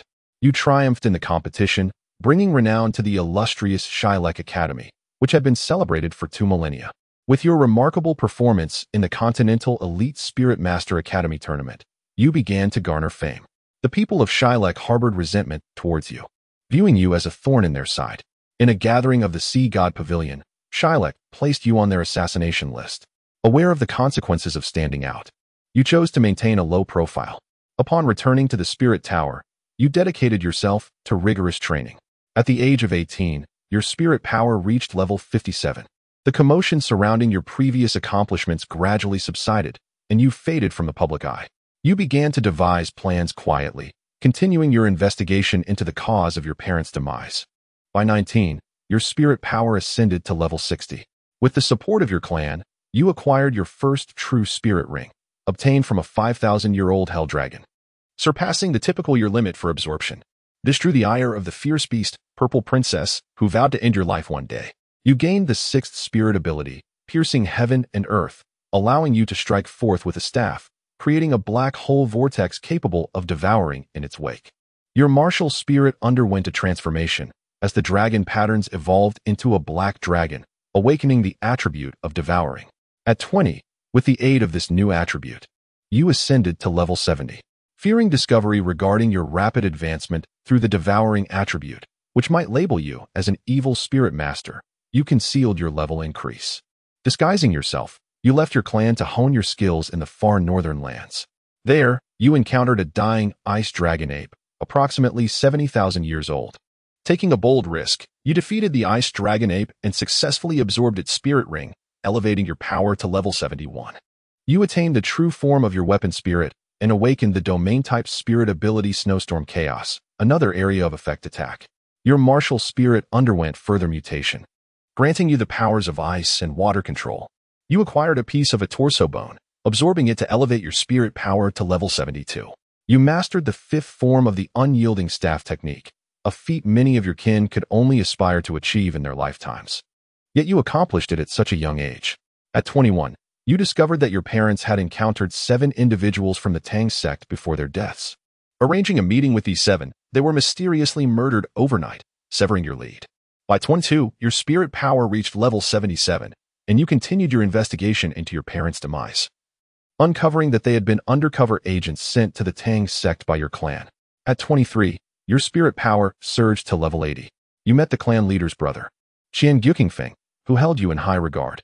Together with his wife, they took you to the sea to hunt a 100,000-year-old golden gun dragon fish spirit beast. You successfully absorbed the spirit ring of the 100,000-year-old golden gun dragon fish, which granted you 2 new spirit abilities. You have acquired an external soul bone, resulting in a long, club-like spike protruding from your crown. Fortunately, when not in use, you can conceal it. Your martial spirit has undergone its 8th transformation, with the black dragon patterns on your staff morphing into golden dragon motifs. You have attained the ability to wield the golden element. At the age of 24, after a year of training with the illustrious Qian Guqingfeng, your soul power has soared to level 85. By the age of 25, under Qian Guqingfeng's guidance, you mastered the 6th technique of the unyielding staff method. Although Qian Guqingfeng's martial spirit is not the Panlong staff, he possesses unique insights into the unyielding staff method. At 26, your soul power has reached level 90, and you sense an indomitable will calling to you. With the impetus of this unwavering resolve, your mental strength transcends into the realm of the spiritual domain. Empowered by this indomitable spirit, you comprehended the essence of the 7th technique of the unyielding staff method, and you have successfully mastered it. You return to your family, preparing to absorb a 100,000-year-old soul spirit they have provided for you. On your journey, you hear whispers of the martial competition for marriage hosted by Guyuna. You regard women as mere distractions in your pursuit, with no intention of participating. You detect the aura of the Golden Dragon King and discover that Tang Wulin is masquerading as a member of the Blue Electric Tyrant Dragon clan to enter the competition. A voice within your will seems to echo, dismissing the Golden Dragon King as insignificant, asserting that you pay no heed to the Dragon God, and considering the minor Golden Dragon King as inconsequential. You decide to enroll in the martial competition for marriage. Upon your registration, your family realizes you have returned. Aware of your ascension to a quasi-title, they provide you with a 100,000-year-level Holy Light Dragon Soul Spirit. You marvel at the prowess of the Spirit Transmission Tower, capable of even crafting true Dragon Soul Spirits. You uncover that the true Dragon Soul Spirit is an undercover operation by the Spirit Transmission Tower, having pilfered the true dragon bones retrieved from the Dragon Valley by members of the Tang sect for research and production. After absorbing the 100,000-year Holy Light Dragon Soul Spirit, your soul power rises to level 91, granting you 2 soul skills from your 9th soul ring, Heaven and Earth Unleashed and Purity and Turbidity Divided. Your martial spirit undergoes its 9th mutation, radiating a sacred aura, and you gain control over the light element. You awaken the domain of light's purification. 3 days later, you enter the Advanced Ascending Spirit platform, emerging 5 days thereafter. Your 7th, 8th, and 9th soul rings have transformed into orange, while your 3rd, 4th, 5th, and 6th rings have turned red, and your 1st and 2nd rings are now purple. 3 days later, the martial competition for marriage hosted by Gu Yu Na commences. You conquer each challenge, ultimately facing Tang Wulin. Tang Wulin harbors a long-standing grudge against you for that fateful strike which sent him flying, and he is determined to exact revenge in the arena. Chapter 21. In the midst of mutation, a frenzy unleashed. Tang Wulin's soul power rivals your own, and at the onset of battle, he unleashes the bloodline of the Golden Dragon King, showcasing an array of self-created soul skills learned from others. You diligently honed your staff techniques, taking advantage of Tang Wulin's formidable resilience. With each passing moment, your mastery of the staff grew increasingly refined. In a decisive maneuver, you sent Tang Wulin sprawling, revealing his true identity, which caught the attention of those from the spirit tower. Undeterred, Tang Wulin rose to confront you once more, unleashing the full force of the 9 styles of the Golden Dragon upon you. You countered with the indomitable staff technique, though you found yourself somewhat overwhelmed, as you had only mastered the first 7 forms. Yet, the indomitable spirit within you fueled your determination, driving you to rise against the odds. With a resounding thud, you toppled Tang Wulin again, finally achieving the 8th form of the indomitable staff technique. You had rendered him incapable of rising once more. In a fit of fury, Tang Wulin forcibly broke several seals within him. His body became covered in golden scales, with antennae sprouting from his head, transforming him into a being that hardly resembled a human. Indeed, he was born of a rabbit, and thus, not truly human. This unexpected revelation was perceived as a provocation by the indomitable will of the rending dragon within you. It would not yield. You continued to engage Tang Wulin fiercely. A strike from your staff landed squarely on his head, causing him to bleed and become disoriented. Your martial soul absorbed the essence of the Golden Dragon King's blood within Tang Wulin, leading to the 10th transformation of your martial soul, evolving into the Golden Coiling Dragon Staff. Overcome with exhilaration, it felt as though the indomitable will of the rending dragon within you proclaimed that even the dragon god would not intimidate you, and the Golden Dragon King was inconsequential. Eager to seize the advantage, you aimed to vanquish Tang Wulin, consuming the essence of the Golden Dragon King's blood. At that moment, Tang San's divine consciousness intervened, striking Tang Wulin and effectively wasting one of the 3 opportunities he had bestowed upon him. Tang San sought to unleash a second attack to eliminate you, for you had twice bested his son, usurping his place as the new child of the plane, an existence he could not tolerate. Tang San's murderous intent ignited the ultimate indomitable will of the rending dragon within you, awakening the true form of the rending dragon king. The will of the rending dragon seemed to convey that even the divine king was inconsequential. The dragon god himself would not deter you. Utilizing the true form of the rending dragon king, you met Tang San's full force strike at level 150. You shattered his divine consciousness, as the indomitable will of the rending dragon resonated within you, affirming that you were the rending dragon, unafraid of anyone. An unyielding existence before whom no one could stand in superiority. Just before Tang San's divine consciousness was obliterated, he managed to teleport Tang Wulin away. The voice of the rending dragon faded into silence. In your confrontation with Tang Wulin, you emerged victorious. Half an hour later, you faced off against Qian Guzhong Ting. They intended to follow their predetermined plan, prompting you to concede in the arena. Yet, you entered the stage and, with a single strike, sent Qian Guzhong Ting flying. Proclaiming softly, no one could stand above you. In the final match, you were set to confront Gu Yuna. Gu Yuna sensed the indomitable will within you was overwhelmingly powerful, causing her heart to tremble in awe. From the remnants of the dragon god's memories, she recalled the disdainful gaze of the evil-breaking dragon directed at the dragon god. The final battle did not take place, and Gu Yuna conceded defeat on the spot. She contemplated that if you could offer a path for the Soul Beast clan, marrying you would not be out of the question. That very night, before the consummation of their union, the ancient eastern wind appeared, intending to knock you unconscious and then exchange you for the prince with the ancient Zhaoding raccoon. Your unwavering spirit ignited, toppling the ancient eastern wind and striking him down with a single blow. You entered Gu Yuna's chamber, where she conjured an illusion to ensnare you, attempting to extricate herself, though you had no desire to engage with her. Her actions were a provocation against the noble indomitability of the evil-breaking dragon. The voice of the evil-breaking dragon resonated once more. It dared to confront even the dragon god, deeming the diminutive silver dragon king insignificant, and questioned any attempt to resist. You brought Gu Yuna to justice, and in doing so, you inherited the bloodline of the silver dragon king. Your martial soul underwent its 11th transformation, evolving into the 9-colored coiling dragon staff. You discerned that the essence of the evil-breaking dragon was formed from the righteous energy of heaven and earth. You were bestowed with the primordial power of the universe, experiencing a surge that propelled your cultivation from level 91 to the pinnacle of level 99, on the verge of godhood. The following day, the ancient eastern wind's father, the ancient Diding, sought vengeance against you. The two of you clashed using the 8th form of the indomitable staff technique, creating a tumult as if the heavens were shattering. Suddenly, boredom overtook you, and with a decisive strike, you ended the life of the ancient Diding. Your human essence could not withstand the relentless will of the evil-breaking dragon, leading you to madness.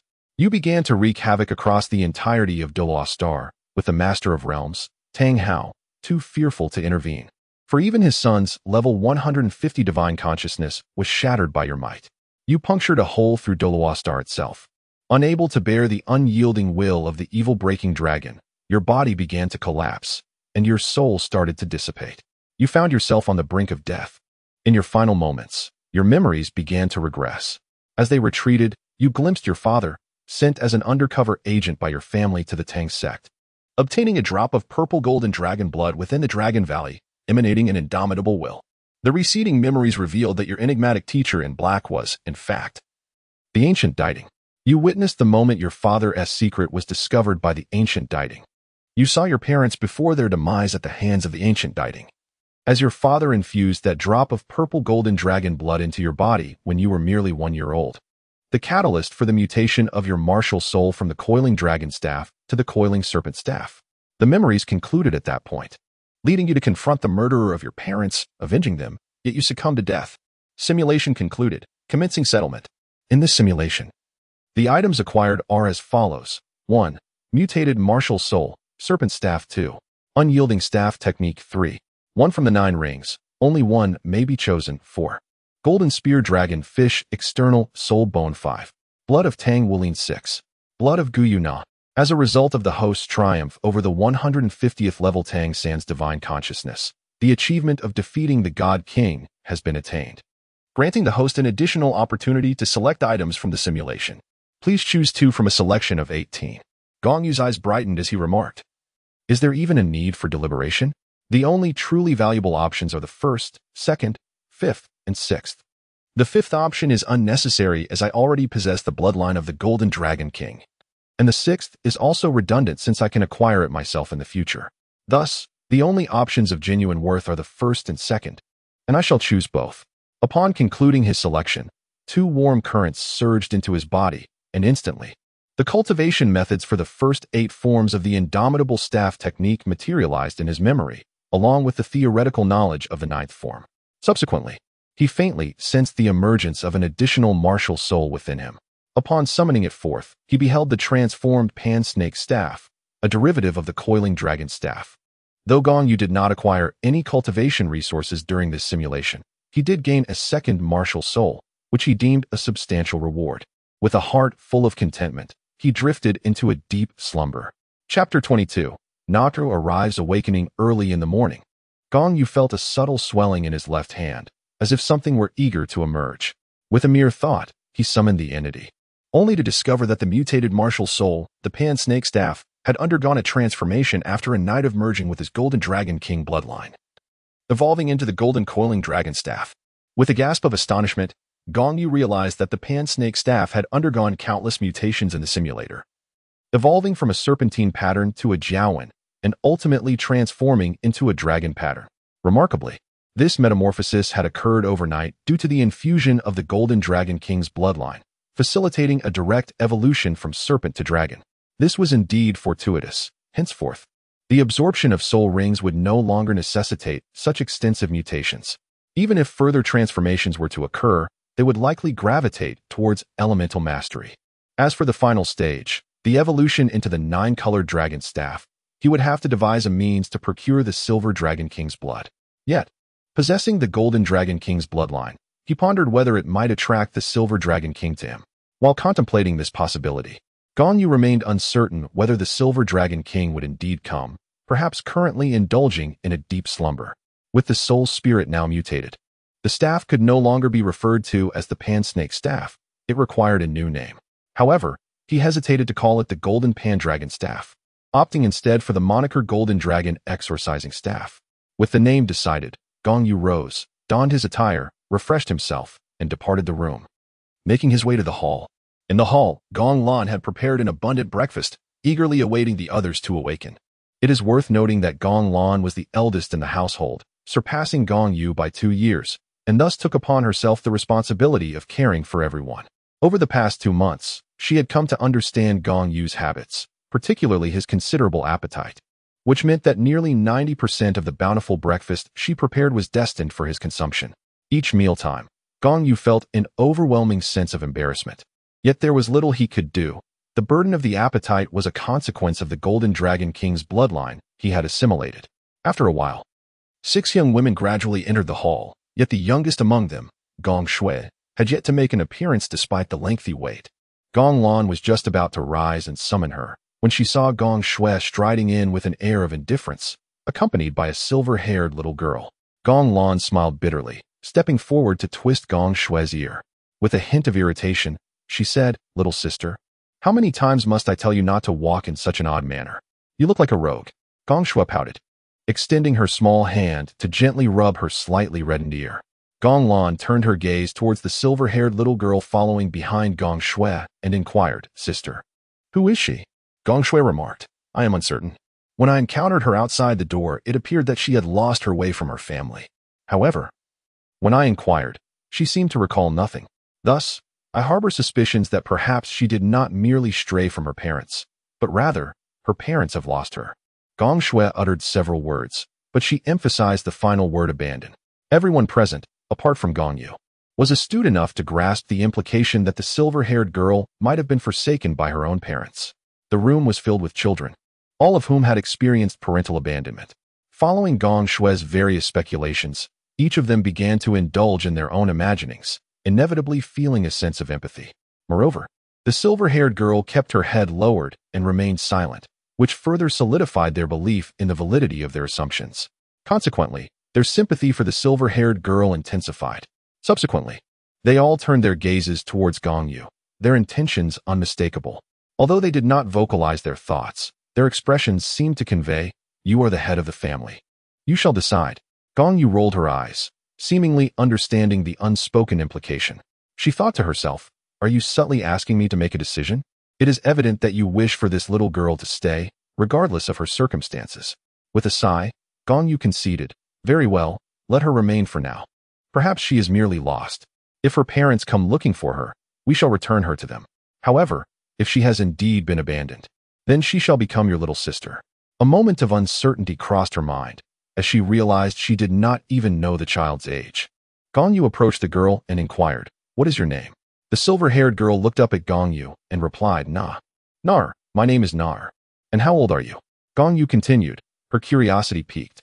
Upon hearing the name Nar, her suspicions were confirmed, and she felt an overwhelming wave of astonishment. Indeed, it seemed that her thoughts had manifested into reality, as the Silver Dragon King had come to her doorstep. However, the silver-haired girl shook her head timidly and said, I don't remember." Gong Yu responded gently, "Ah, in that case, you appear to be even younger than the youngest among us. You shall stay here and be our little sister." Turning to Gong Shui, she added, "Little Shui, you are no longer the youngest. You must behave yourself and take good care of your sister." Gong Shui confidently patted her chest and assured, "Rest assured, dear brother, I will protect little sister Nar from now on." Observing Gong Shui's promise, the others couldn't help but chuckle softly. Gong Yu feigned contemplation, resting his chin on his hand before declaring, "From now on, Nar shall be known as Gong Nar. She will be your ninth sister." Amused by his own thoughts, Gong Yu chuckled inwardly, realizing that the Silver Dragon King would no longer bear the surname Gil. "May I truly stay?" Nar inquired softly, a delicate blush gracing her cheeks, revealing a hint of shyness. Just then, the sound of her stomach growling echoed through the room, deepening her embarrassment as she lowered her gaze. "Ah, I see you're hungry. Perfect timing. We are just about to have breakfast. Come join us," Gong Yu said with a smile, instructing Gong Lan to take Nar to freshen up. Shortly thereafter, the two returned to the hall, where they sat down with everyone to enjoy their meal. However, the moment the others witnessed Nar's impressive appetite, which rivaled that of Gong Yu, the girls were left astounded. The vivacious Gong Shui swallowed hard before exclaiming, "Now I understand why Nar was abandoned by her parents." Before she could finish her statement, Gong Lan swiftly covered her mouth. Although Gong Shui was known for her candidness, it was inappropriate to mention Nar's past in her current situation. Nevertheless, the others grasped the implication of Gong Shui's words, given Nar's substantial appetite. It was evident that an ordinary family could scarcely afford to care for her. The breakfast spread was evidently insufficient. Prompting Gong Yu to send Gong Lan out to procure more provisions, ensuring that he and Nar could at least have their fill. Chapter 23. The Awakening of the Silver Dragon King. With Nagar's arrival, an additional mouth to feed had joined their ranks, and this mouth was notably larger than the cumulative appetites of the other 8. Consequently, Gong Yu decided to expedite his plans to journey to Soto City. The motivation behind this early trip was, of course, financial.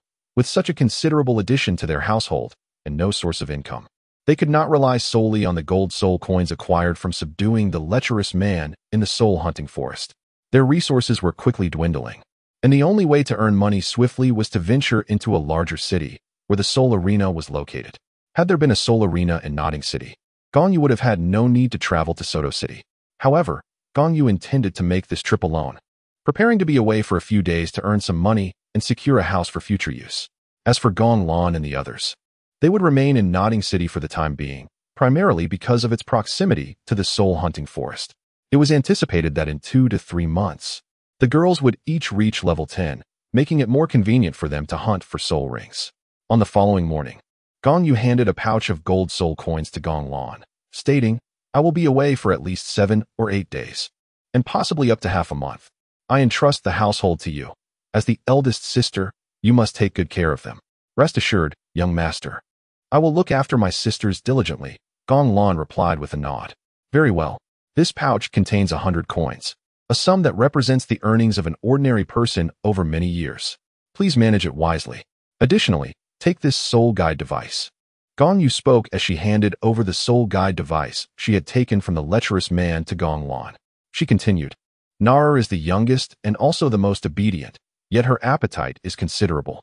I have given you a substantial amount of money, so do not be frugal. Strive to satisfy her culinary desires and ensure she is never left hungry." Gong Lan nodded in agreement once more. Then, Gong Yu turned to the other girls and said, "You must always heed your elder sister's words at home. When I return and hear her say that any of you have been disobedient, you shall witness how I will deal with you." The girls readily responded with enthusiastic affirmations, save for the mischievous Gong Shui, who playfully stuck out her tongue at Gong Yu. Gong Yu cast a glance at Gong Shui and said, "Especially you, Gong Shui, during my absence. You must refrain from mischief. Furthermore, minimize your outings. You are still vulnerable, and it would be all too easy for human traffickers to ensnare you. I would dread returning only to discover that some of you are missing. What would I even begin to search? Additionally, take good care of our youngest sister, Jiumei. She is the most fragile among you, and it is your duty to protect her." Though he spoke with concern, it must be noted that while Na-Er is technically the youngest, no spirit master on the continent poses a threat to her at present. After imparting his lengthy admonitions, Gong Yu set forth on his journey. However, he first needed to acquire his second soul ring. For participation in the soul arena requires one to be at least a great soul master. Those below the second ring are prohibited from entering. To ensure a profitable venture, he must secure his place in the arena and guarantee his victory. Originally, his first spirit had the potential to yield 2 soul rings, but this process is selective. While a spirit can produce multiple rings, the lifespan of each ring would be proportionately diminished. Therefore, Gong Yu opted not to split his soul ring, necessitating the hunt for a second one. The question now arose, where should he pursue this soul ring? Gong Yu contemplated for a moment, realizing that the soul-hunting forest was not a viable option due to the low age of the soul beasts therein, thus dismissing it from consideration. The Stardow forest was too distant, and given his current strength, venturing there would be perilous. After much deliberation, Gong Yu ultimately resolved to journey to the Sunset Forest. Since I am to seek soul rings in the Sunset Forest, why not head to Soto City or even Heavendoe City, which would be far more convenient? They are closer to the Sunset Forest, and since I am merely going to earn some money, the location is inconsequential. With this thought in mind, he set forth on his journey. Upon exiting his abode and entering the carriage, he was startled to see another figure within. "Nar, what brings you here?" Gong Yu inquired with curiosity, but as he gazed at Nar, he noticed an unsettling glint in her eyes. "You are not Nar."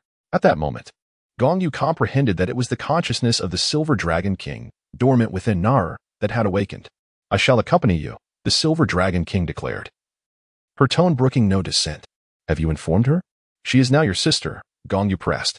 "Humph, you are indeed aware of my identity.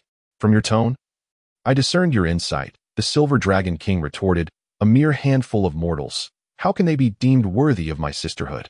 This assertion irked Gong Yu. What do you mean they are unworthy of being your sisters? Since you have chosen to inhabit the human realm, you must regard yourself as one of them. They are now Nar as sisters, and should they hear your words, it would surely bring them great sorrow. Therefore, whether you are the Silver Dragon King or Nar, now that you are in the human world, you ought to truly experience life as a human. I am aware that you seek the bloodline of the Golden Dragon King within me, and I fearlessly inform you that you cannot take it. If you doubt my words, I shall stand here without resistance. Try to take even a fragment of the Golden Dragon King's bloodline from me. With that, Gong Yu opened his arms, standing defiantly before the Silver Dragon King. The Silver Dragon King would not let such an opportunity slip away. She genuinely intended to extract Gong Yu's bloodline. However, at the moment she attempted to act, she was repelled by an indomitable will. How can you possess the unyielding spirit of the evil-slaying dragon? After being pushed back by that force, the Silver Dragon King was momentarily taken aback, quickly recalling the sensation of being derided by the indifferent gaze of the dragon god, which sent a shiver down her spine. Gong Yu no longer concealed the truth, for it was an inevitability that the Silver Dragon King would eventually come to know. Thus, he summoned his second martial soul for the Silver Dragon King's observation. Instantly, a golden, coiling dragon staff materialized before the Silver Dragon King. This second martial soul, imbued with the indomitable will of the purging evil dragon, underwent a transformation upon merging with the bloodline of the Golden Dragon King within me. This alteration, however, was reciprocal. Consequently, my Golden Dragon King's bloodline also embodies this unwavering will. Therefore, even if you were to acquire the bloodline of the Golden Dragon King from within me, fusion would remain unattainable, and there exists the possibility that you may be assimilated by the will of the purging evil dragon. The audacity with which Gong Yu dared to speak to the Silver Dragon King stemmed not solely from his indomitable spirit, but rather from the formidable bloodline of the Golden Dragon King within him, which had been sealed by a simulator imposed upon his being. Under such a seal, the Silver Dragon King was utterly incapable of usurping his bloodline. After listening to Gong Yu's elucidation, the Silver Dragon King fell into contemplative silence, yet his eyes darted about, as if scheming something. Gong Yu then inquired, "So what are your intentions? Will you return to the Stardow Forest? Or shall you remain here by our side as a sister? However, let me be clear, if you choose to be a sister, you must forego any heirs of the Silver Dragon King." At this moment, the Silver Dragon King spoke once more. "You seem to know me quite well," Gong Yu remarked. "I possess a wealth of knowledge, yet I am unable to divulge it." The Silver Dragon King inquired, "How did you acquire your Golden Dragon bloodline?" "As I mentioned, I cannot disclose that," Gong Yu replied, refusing to be easily swayed. The Silver Dragon King, unfazed by Gong Yu's reticence, proceeded to ask, "Are you from the Divine Realm?" "No," Gong Yu responded succinctly this time. "Very well, I shall remain." The Silver Dragon King nodded in agreement. Chapter 24. Bloodline Summoning. The Silver Dragon King insisted on accompanying Gong Yu, who found himself with little choice but to concoct an excuse to inform Gong Lan before embarking on their journey together. "How should I address you henceforth? Shall I call you little sister, ninth sister, Nar, or perhaps your majesty, the Dragon King?" Gong Yu jested to alleviate the tedium of the road. "You may choose." The Silver Dragon King replied nonchalantly, before adding, "I am Gyuna." However, upon hearing this name, Gong Yu retorted, "You are being fanciful. You have never possessed a name.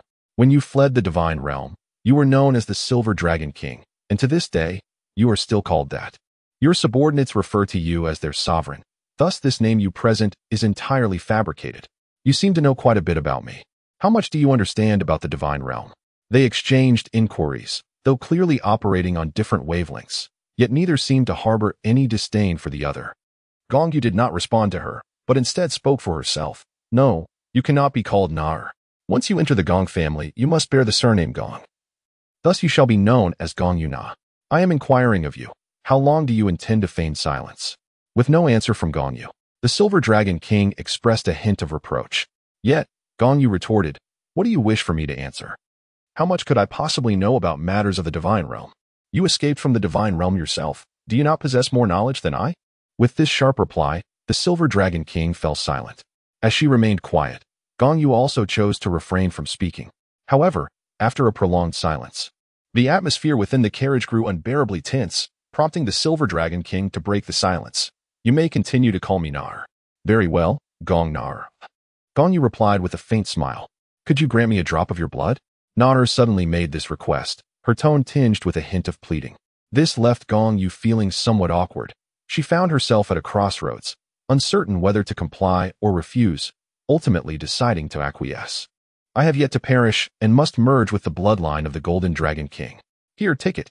Gong Yu pinched her thumb against her index finger, and a drop of golden blood flowed forth, directly reaching Nader. This golden blood was a product of her fusion with the Golden Dragon King's lineage. Finally, Gong Yu added, regardless of how much blood I provide you, it will be of no consequence. The blood that flows from my body cannot be assimilated by you. I understand. I merely wish to conduct some research. Nader replied in a somewhat dismissive manner, yet both were aware that she had not yet given up. Consequently, Gong Yu spoke once more. In truth, you and the Golden Dragon King need not necessarily consume one another.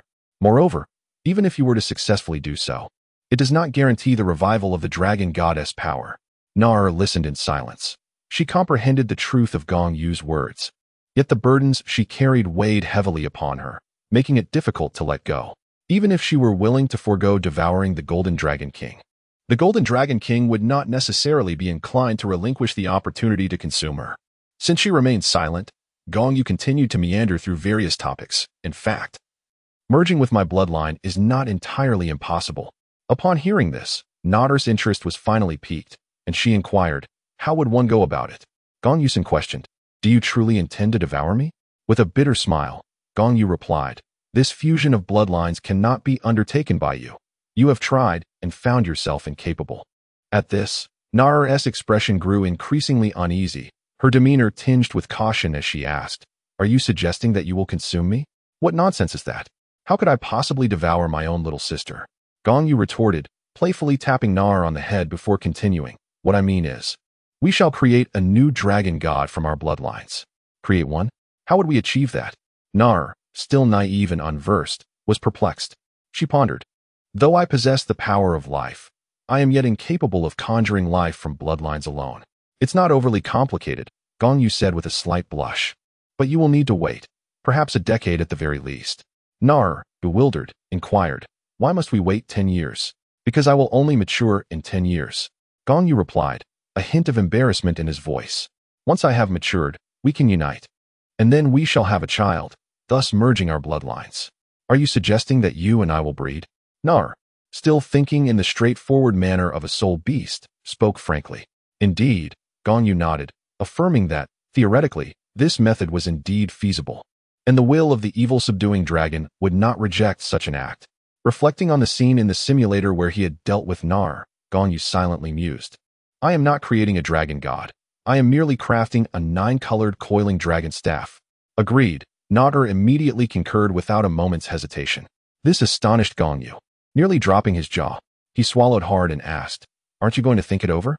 Nader furrowed her brow and replied, what is there to contemplate? If we can forge a dragon god from our combined bloodlines, why should we hesitate? Gong Yu was taken aback. Could it be that all spirit beasts possess such a mindset? Are you certain you do not wish to ponder this further? Somehow, Gong Yu felt an unsettling sense of deceiving a young girl. There was no need for further contemplation. Your reasoning is sound. Nader promptly declined, for there was no need to deliberate the pros and cons. Indeed, the dragon god held far greater significance for her. Very well then, this is your declaration. Not a trickery on my part. Henceforth, you shall be my woman. Gong Yu chuckled, feeling a sense of assurance. Not only would he awaken the 9-colored plate dragon staff, but he would also gain a divine beast as a wife. Such fortunate circumstances are rare to encounter. 2 days swiftly passed, and on this day, their carriage finally arrived at the small town bordering the Sunset Forest. After procuring some supplies in the town, they ventured into the forest. However, shortly after their entrance, Nader sensed something familiar within her bloodline calling out to her. She pointed in a certain direction and said, there is something in that direction summoning me. Gong Yu furrowed his brows and inquired, why have I not received a summons? My bloodline is no less potent than yours. Nader elucidated, the entity summoning me is more closely aligned with elemental forces, while your bloodline has no connection to the elements. Upon hearing this, Gong Yu immediately comprehended the situation and remarked, then I have a notion of what is calling you. You do? Nader responded with a hint of surprise. Even she had only sensed the call without grasping the nature of the entity behind it. Gong Yu remarked, It is the Ice Dragon King and the Fire Dragon King who are summoning you. Among the 9 great Dragon Kings, with the exception of the Mountain Dragon King and the Golden Sacred Dragon King who are close to the Golden Dragon King, the other Dragon Kings should gravitate towards you. Their abilities are inherently derived from the portion within the Dragon God that belongs to you. Thus, while you are not their mother, you surpass them in maternal essence. Chapter 25. The second soul ring has found its place. I am the Silver Dragon King, and I possess greater insight into the affairs of the 9 great Dragon Kings than you do, so there is no need for such elaborate explanations.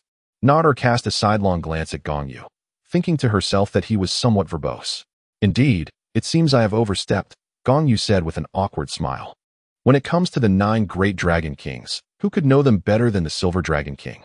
I shall go there, Nodder declared, pointing in the direction of the bloodline summons, addressing Gong Yu. Gong Yu was nearly startled into a cold sweat. He swallowed hard and immediately objected. No. I understand you wish to seek the resting place of the Ice and Fire Dragon Kings, but that is not a destination for you at this time. Nara furrowed her brow, yet her demeanor was not overly insistent as she inquired, why not? Observing the softening of Nodder's stance, Gong Yu elaborated. Because that location is a medicinal garden belonging to a titled Douluo. Although this titled Douluo is rather weak, a titled Douluo he remains. And I currently lack the capability to escort you there. However, Nara retorted, I am not afraid of him. He is merely a titled Douluo, and I can handle him. Why do you refuse to heed my counsel? You must be several 100,000 years old, yet your intellect seems lacking. Gong Yu pressed his forehead, replying, Indeed. You might be able to deal with that titled Douluo, but how can you be sure that the realm of the gods is not monitoring that place? Do you truly believe that after the fall of the Ice and Fire Dragon Kings, their remains fortuitously landed in a single location? Nara nodded, acknowledging the validity of his reasoning, and then declared, Very well, I shall not go. I am going to sleep. Take care of my other persona. What nonsense. You arrive here only to tell me you wish to sleep? Where were you prior to this? Gong Yu was nearly beside himself with frustration, thinking, You little dragon. Why come here just to sleep?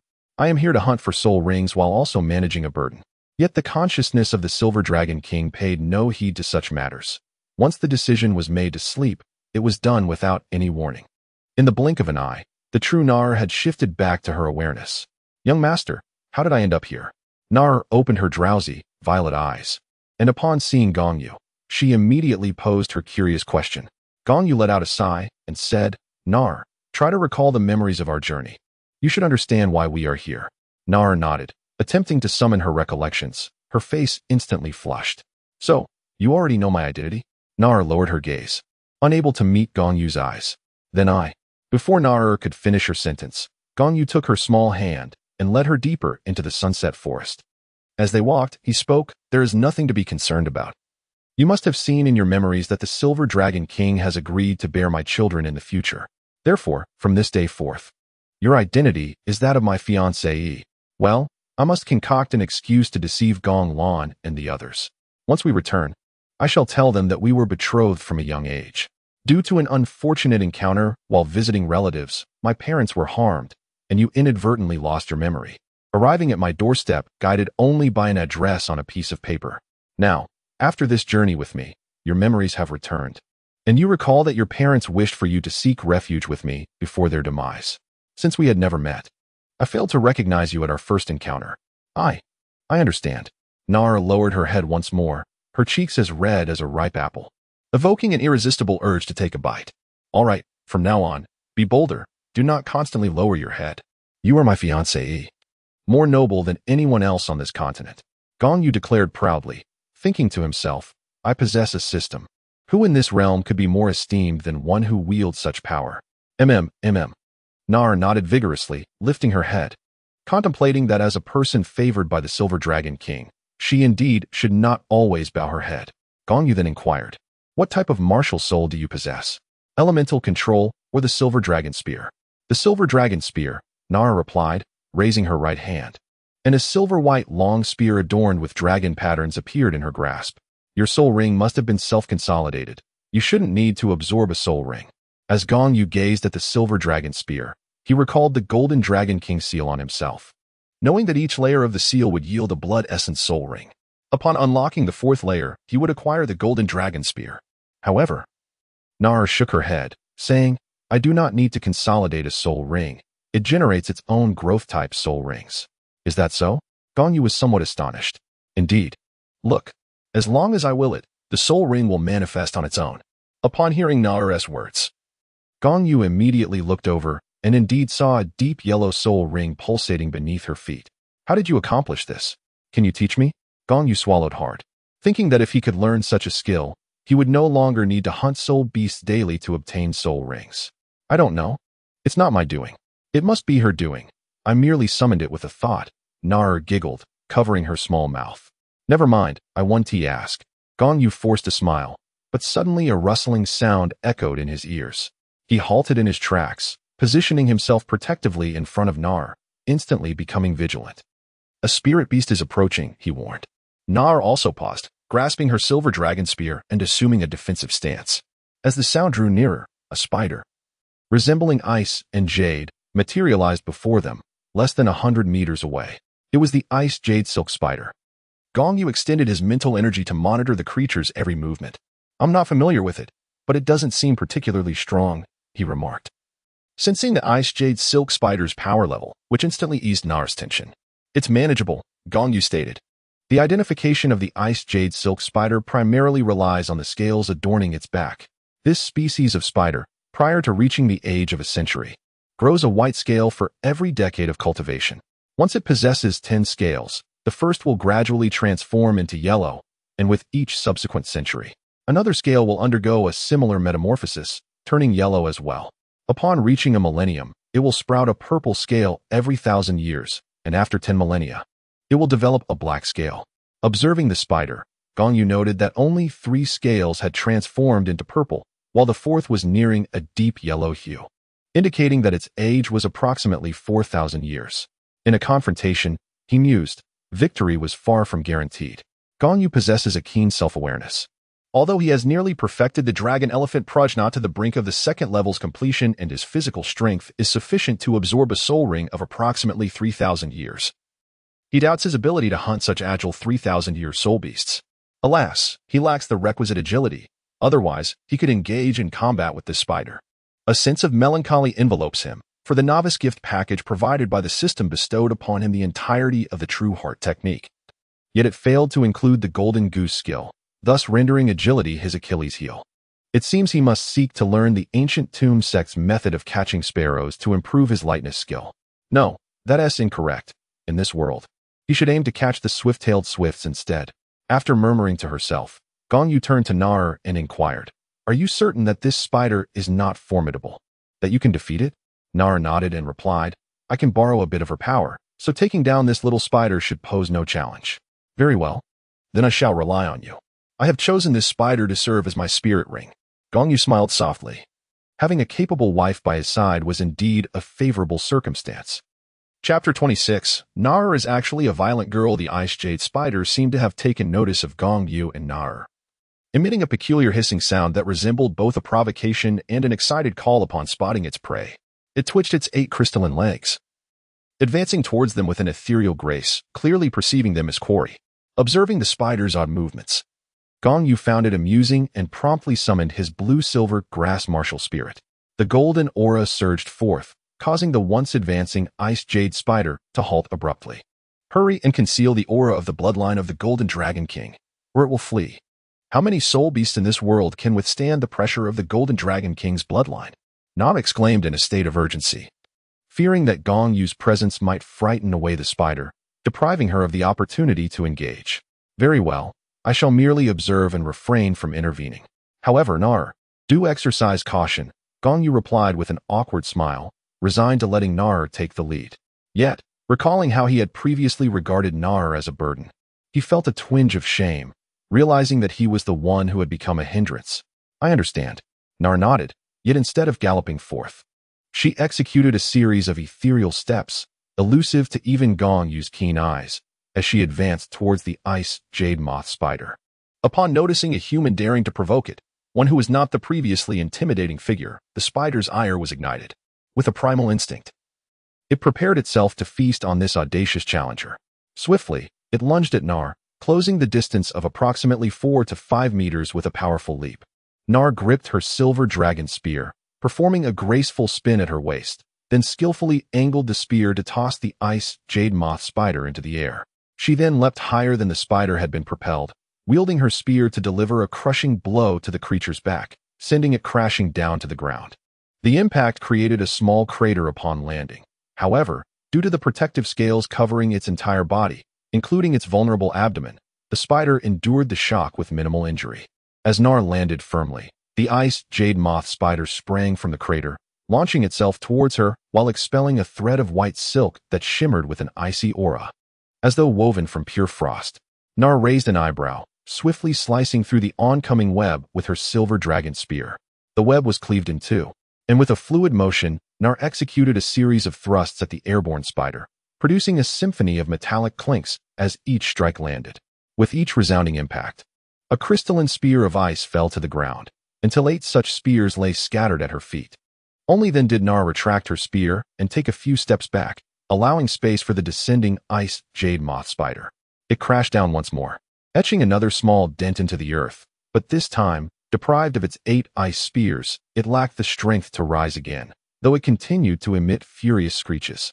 "Gong Yu, come here," Nar called out to her companion, who had been observing from a distance. The affectionate moniker Brother Yu had come to her spontaneously. After all, she could not continue addressing him merely as you. "I liked being called Brother Yu just now. From now on, you may call me that," Gong Yu replied, approaching her and gently stroking her silver hair. Nar nodded, yet her attention was soon drawn back to the ice jade moth spider, which continued its incessant screeching. Without hesitation, she grasped her silver dragon spear and delivered several precise thrusts towards the creature, effectively dislodging its serrated fangs. Gong Yu swallowed hard, feeling a sense of violence emanating from Nar at that moment. He wondered if the descriptions he had read about her in the book were mere fabrications. The ice jade silkworm spider glared at Nar with its round, bulging eyes, its anger palpable. If looks could kill, it would have wished to end her life right then and there. The creature seemed to convey a silent threat, as if to say, "Do you dare glare at me? I could easily blind you." Despite the ice jade silkworm spider no longer posing a threat, Nar still issued a warning. Remarkably, the spider appeared to understand her words. Ceasing its menacing gaze, instantly, Nar transformed, her demeanor shifting as she cheerfully addressed Gong Yu. "All right, Brother Yu, you may now slay it and absorb its soul ring." Gong Yu swallowed hard and inquired, "Nar, since you are also a spirit beast, and indeed the sovereign of spirit beasts, how can you be so ruthless towards your own kind?" Nar replied, "I am a dragon. While it is a spider, we are not of the same kind. Furthermore, spirit beasts that have not reached an age of 200,000 years do not even qualify to be aware of my existence. Additionally, within our realm of spirit beasts, spider-type spirit beasts are among the most despised." "Is that so? It seems I have misunderstood and categorized all spirit beasts as kin," Gong Yu said, feeling somewhat embarrassed as he scratched his head. He then produced a dagger and plunged it directly into the jaw of the ice jade mantis spider, whose weakness, like that of the mandragorous snake, lay in its jaw. In no time, the ice jade mantis spider breathed its last, and shortly thereafter, a purple spirit ring swiftly coalesced above its lifeless body. Gong Yu glanced at Nar and said, "Then I shall begin absorbing the soul ring. I would be grateful if you could provide me with protection." Nar nodded and replied, "Rest assured, Brother Yu, I will diligently safeguard you while you absorb the soul ring." Gong Yu nodded in acknowledgement, then settled into a meditative posture, summoning forth his golden blue-silver grass martial soul with focused intent. With his right hand, he positioned his middle and index fingers together, drawing in the soul ring of the ice jade scorpion spider and affixing it to himself. Subsequently, he activated the True Path song, commencing the absorption of energy from the soul ring. It remains uncertain whether the ice jade scorpion spider had suffered excessively at the hands of Nar, or if it was simply due to Gong Yu's robust physique. But the absorption of this soul ring, which spanned over 3 millennia, proceeded with remarkable ease, as though the ice jade scorpion spider willingly offered its soul ring. Thus, in a mere 10 minutes, Gong Yu successfully absorbed the ring. However, following this accomplishment, he dedicated approximately half an hour to familiarizing himself with the soul ring and solidifying his cultivation level. Sensing that his state had stabilized sufficiently, Gong Yu opened his eyes and rose from his seated position. At that moment, Nar approached him, smiling as she inquired, "Brother Yu, how do you feel?" "I feel splendid. Watch closely for my second soul skill, ice net binding." As he spoke, Gong Yu unleashed his martial soul, 2 soul rings pulsating into life. The second soul ring flickered momentarily, and the golden blue-silver grass transformed into an intricate ice net that ensnared a nearby tree. However, this was no ordinary ice net. Upon binding the tree, it sprouted numerous ice thorns along its strands. The thorns pierced the trunk, accompanied by the chilling effects of ice-inflicted injuries. Chapter 27. Heaven Do City. As night fell, the Heaven Do Grand Spirit Arena buzzed with its customary evening fervor. A throng of people began to converge from all directions. As the most traditional and beloved form of entertainment, the arena welcomed a multitude of spectators daily. Wealthy patrons indulged in the utmost enjoyment, while even the less affluent populace could witness the duels of spirit masters. The arena offered specially priced tickets aimed at the common folk, making it accessible to those who could merely afford their basic needs. Consequently, many were willing to attend the spirit master competitions, as the mere opportunity to witness spirit masters fulfilled the vanity of most commoners. Naturally, those with discounted tickets were limited to viewing only the more mundane battles. Truly spectacular duels, on the other hand, commanded a hefty price.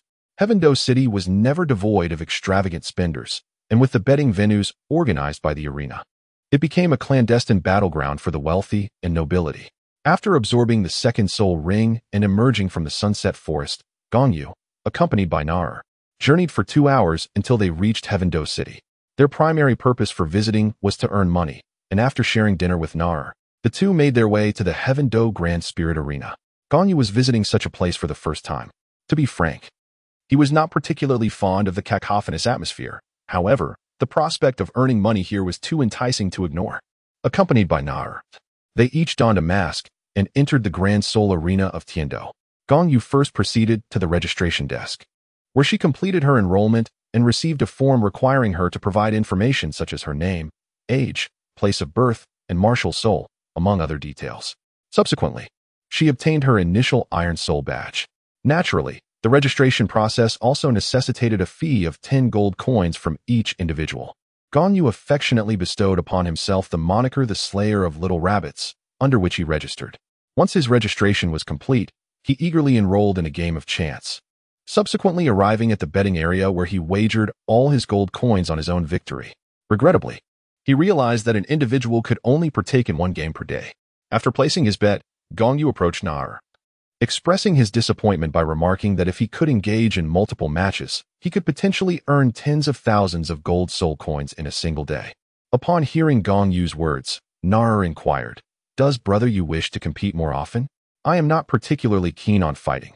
I merely wish to ensure a steady profit," Gong Yu replied, shaking his head. He elaborated, "I lack confidence in betting on others, as I cannot guarantee their victory.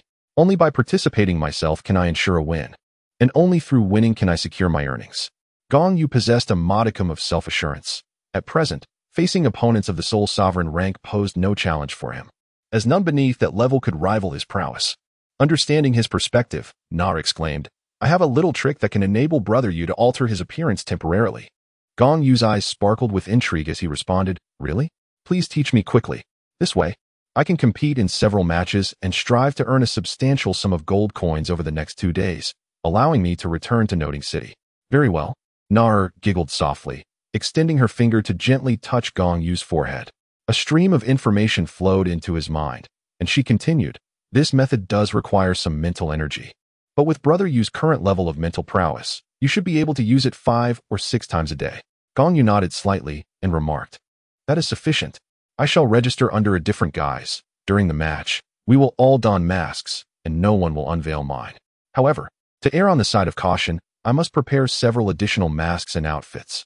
While awaiting his turn, Gong Yu immersed himself in the transformation techniques taught by Nar, mastering the method in mere minutes due to its simplicity.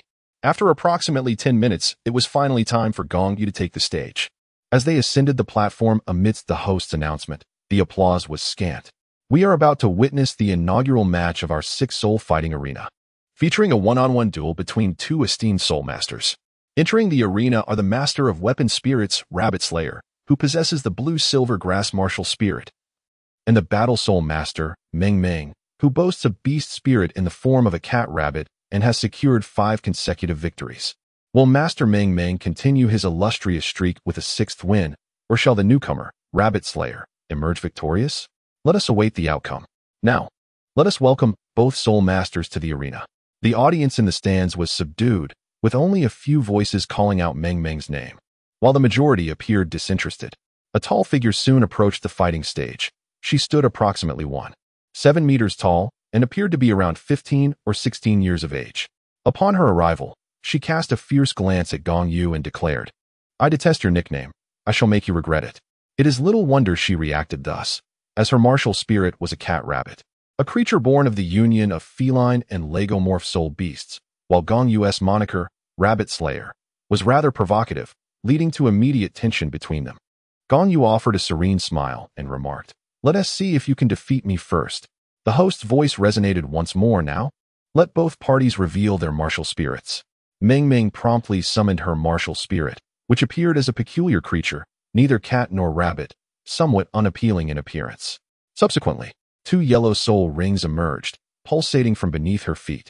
Gong Yu stood motionless, not taking any action, not even summoning his martial spirit. Observing Gong Yu's behavior, Meng Meng frowned and said, "Unleash your martial spirit, otherwise, you will miss the opportunity to strike."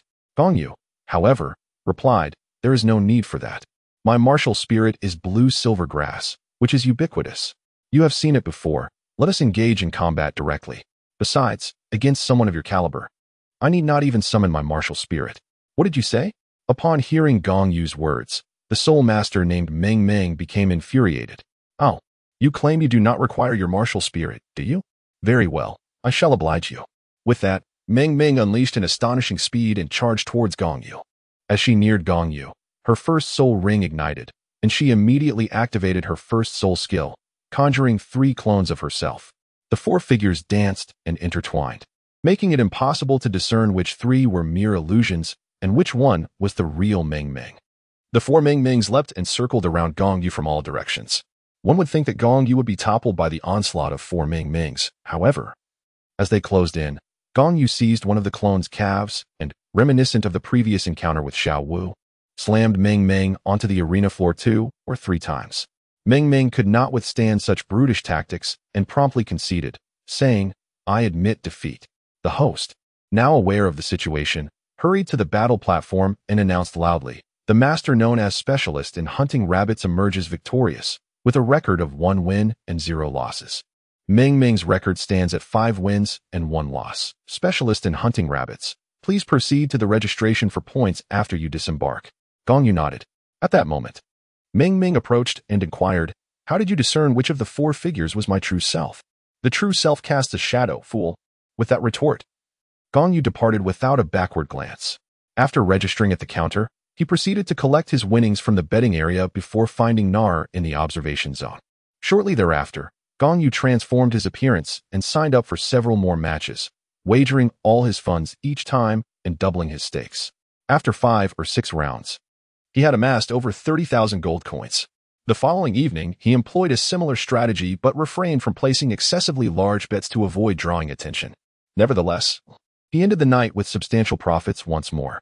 In total, the 2 nights had yielded him over 200,000 gold coins, prompting him and Nar to set off for Notting City the next morning. Chapter 28. Is she the young mistress? 2 days later, Gong Yu and Nar returned to Notting City. As soon as they entered, Gong Shui rushed over to ask Gong Yu if he had brought her a gift.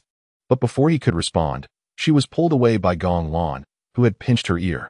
Gong Yu found it rather amusing. However, he had grown accustomed to Gong Shui's mischievous antics and thus did not pay much heed. Instead, he felt that her daily joy was quite commendable, as it allowed her to forget the unpleasant memories of her past. Yet, he harbored a fear that this resilient facade might merely be a pretense. After all, having endured the abandonment of her family and the myriad hardships inflicted upon her by human traffickers, such anguish is not easily forgotten. Upon arriving at the hall, Gong Yu instructed Gong Lan to summon the others. Once everyone had gathered, he spoke. "I have procured soul guide devices for each of you, which can be utilized for storage, much like the item in your elder sister's possession. Such items are exceedingly rare. I searched extensively in Tiando City before managing to find one for each of you. Indeed, they are difficult to come by. In this era of the Douluo Continent, soul guide devices are scarce, and among them, storage-type devices are even rarer and exorbitantly priced. He purchased a soul guide ring for each of the 7 girls, with each ring measuring 3 cubic units, costing him a total of 70,000 gold soul coins, almost a third of his winnings accumulated over the past 2 days. As soon as Gong Yu finished speaking, Gong Shui hurried over, exclaiming, "Really? Big brother, you are truly wonderful. Do you know? Every time I see the ring that my sister possesses, which can store items, I feel an overwhelming sense of envy. Now that I finally have one for myself, I desire that blue one." Gong Yu gently stroked Gong Shui's head, a faint smile gracing her lips as she presented her with the blue token. Subsequently, she distributed the remaining tokens to the others. When she reached Gong Lan, she remarked, "Lanner, you already possess one, so I did not purchase another for you. However, here, take this black gold card." After receiving the black card, Gong Lan inquired, "Young master, what is this black gold card?" Gong Yu patiently elucidated, "With this card, you may deposit or withdraw funds at any bank within the Heavenly Empire. It contains a sum of 10,000 gold soul coins, of which each of you 8 shall receive 1,000 as pocket money, while the remaining 2,000 will serve as our living expenses for the near future."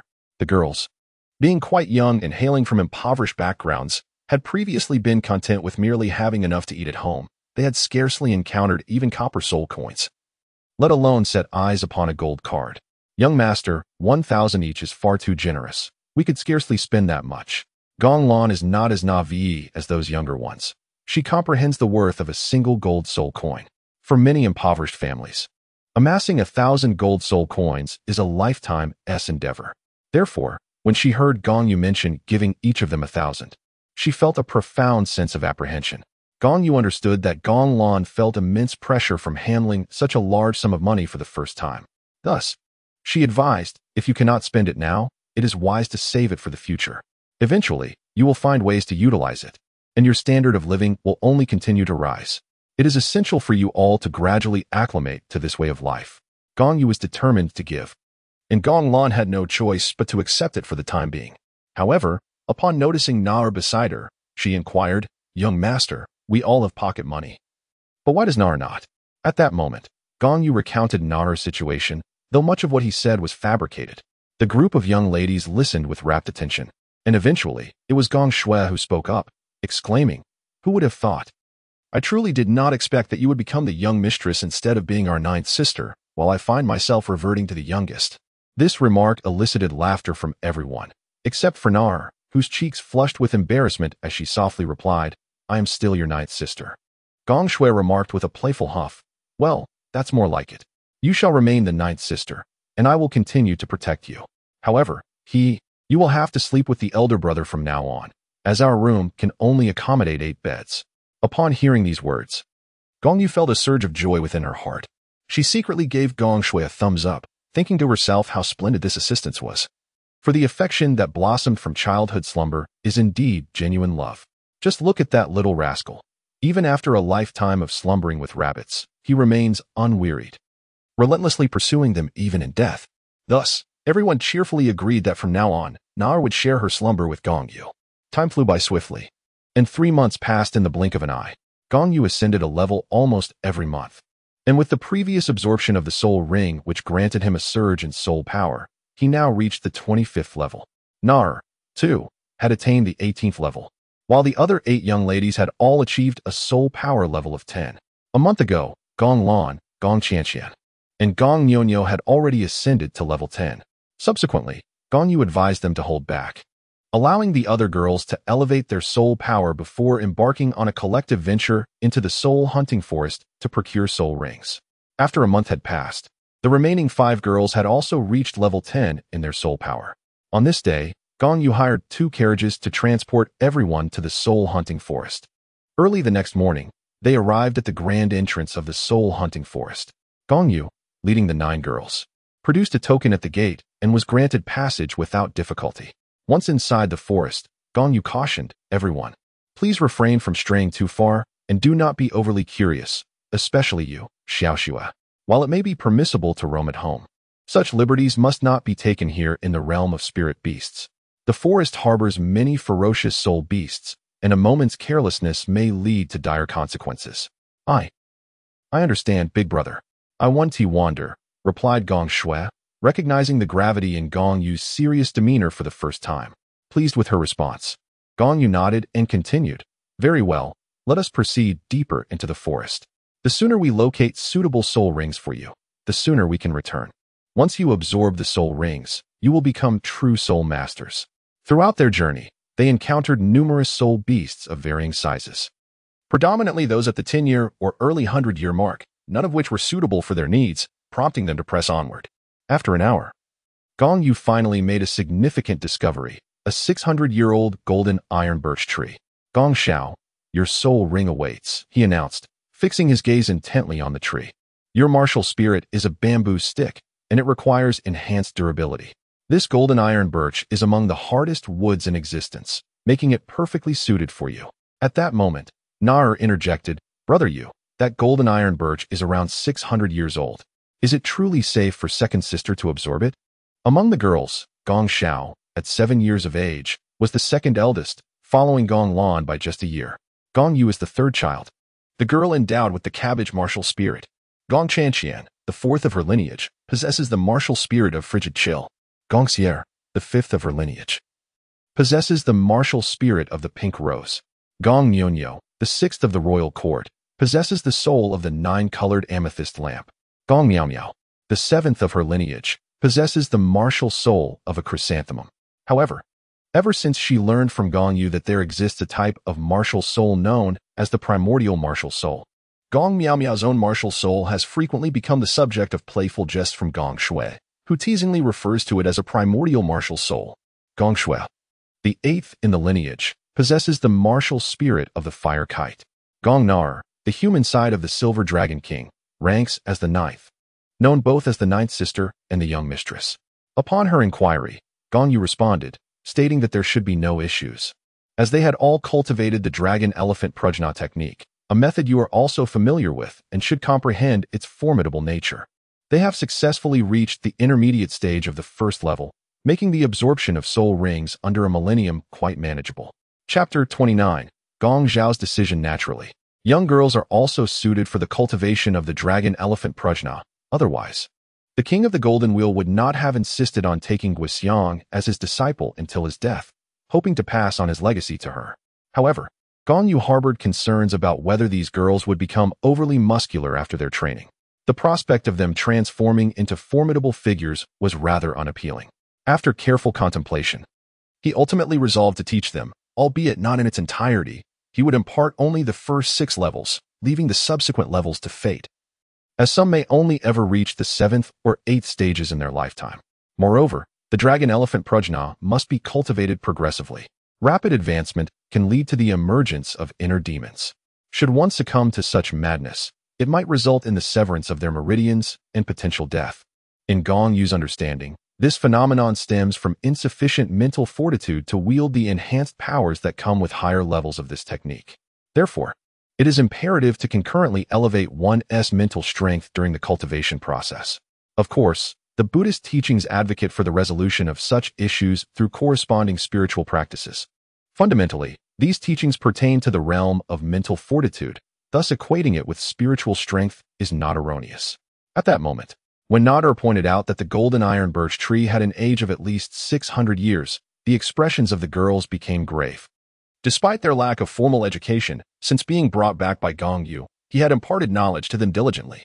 Having lived 2 lifetimes, Gong Yu was more than adequate as an elementary teacher. Thus, apart from instructing the girls in cultivation, he also taught them to read and write and shared basic knowledge. Since they began their studies, the girls had become aware of the approximate limits regarding the age of soul rings that soul masters could absorb.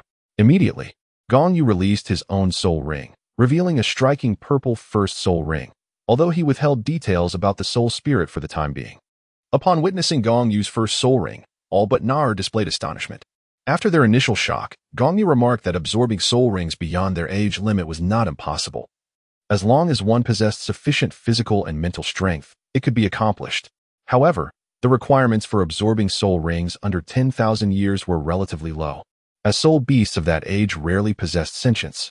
Generally, only soul beasts reaching the 10,000-year threshold would develop intelligence, resulting in their residual souls attaching to the soul rings. Thus, when a soul master absorbed a 10,000-year soul ring, the demands on their mental strength were correspondingly higher. Having spoken thus, Gong Yu retracted the soul ring and turned his gaze towards Gong Xiao, adding, "Of course, the choice ultimately lies with you. Gong Xiao, your martial soul is rather ordinary, a trait inherited and unalterable. Therefore, to bridge the gap between yourself and others regarding martial souls, one must rely on external forces for enhancement to mitigate the inherent flaws of your martial soul. However, I shall not press you into a decision.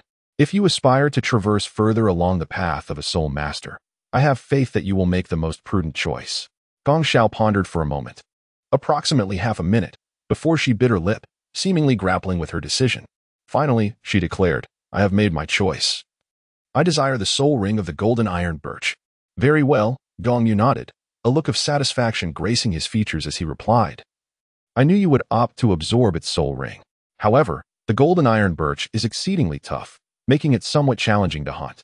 As he spoke, a hint of a bittersweet smile appeared on Gong Yu's face. Even a regular iron birch is impervious to axes and blades once it transforms into a soul beast. Its hardness only intensifies. Furthermore, this golden iron birch, having absorbed an excess of golden elements, has undergone a mutation. At that moment, Nar interjected, "Brother Yu, the bloodline within you has the ability to counteract the influence of golden elements." Gong Yu pondered for a moment and realized that the power of the golden sacred dragon king, one of the 9 great dragon kings, as well as its mastery over the gold element, was indeed inherited from the golden dragon king, a fragment of the dragon god. Thus, it was only natural that the bloodline of the golden dragon king could restrain the gold element. Nodding in understanding, Gong Yu stepped forward and unleashed the suppression of his bloodline.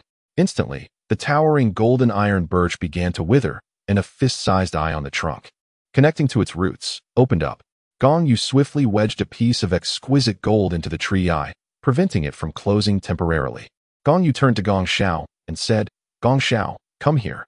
Take the dagger and thrust it into the tree's eye. Its heart lies within, that is its Achilles heel. Strike at the heart of the tree, and it shall meet its demise." Following Gong Yu's guidance, Gong Xiao swiftly retrieved a short dagger from the soul guiding device and approached the tree. With precision, he plunged the dagger into the tree's eye, successfully piercing its heart within. The golden iron birch trembled a few times in a futile struggle before falling utterly silent, subsequently manifesting a deep yellow soul ring. Gong Xiao immediately settled into a meditative posture, drawing the soul ring towards him and adorning it upon his person. He then activated the true path of the Tao to commence the absorption of the soul power contained within the ring. The onlookers discreetly withdrew to the periphery, providing him with a protective barrier.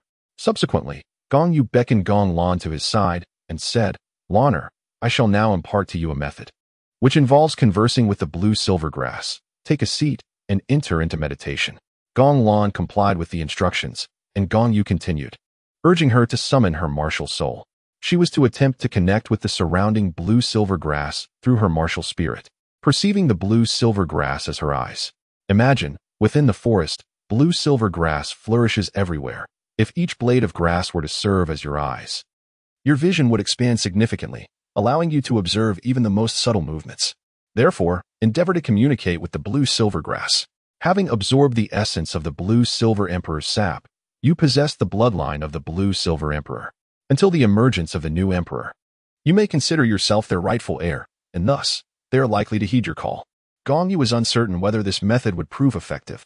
It was only after reaching level 40 and mastering the mind control technique of the 7 treasures glazed sect that the character in the book could barely communicate with the blue-silver grass using this approach. However, just as Gong Yu doubted Gong Lan's capability, he noticed a fluctuation in her spiritual power, as if her mental energy had ascended to a new level during her attempt to communicate with the blue-silver grass. How fortunate! The realm of spiritual power is notoriously more challenging to transcend compared to that of soul power, yet she surprisingly achieved a breakthrough under such circumstances. Observing Gong Lan, Gong Yu couldn't help but express his admiration. Nar, standing nearby, nodded in agreement, stating, "Indeed, it is quite fortunate." However, the eldest sister's spiritual power was already on the verge of a breakthrough. She merely lacked an opportunity. Today's situation provided just the right catalyst. Gong Yu concurred, stating, "Indeed. However, it is worth noting that everyone's mental strength is commendable. Have you not noticed? The true Dao Song I imparted to you is, in essence, a technique that cultivates both mental and soul power. Thus, It stands to reason that among our peers, our mental prowess is significantly enhanced. Upon hearing this, Nar expressed her astonishment, exclaiming, "Is that so? The techniques you taught us can actually bolster our mental strength? I had no awareness of this." Gong Yu cast a sidelong glance at Nar and remarked, "That is due to your inherently elevated mental prowess. You are experiencing a decline from a high peak, which obscures your perception."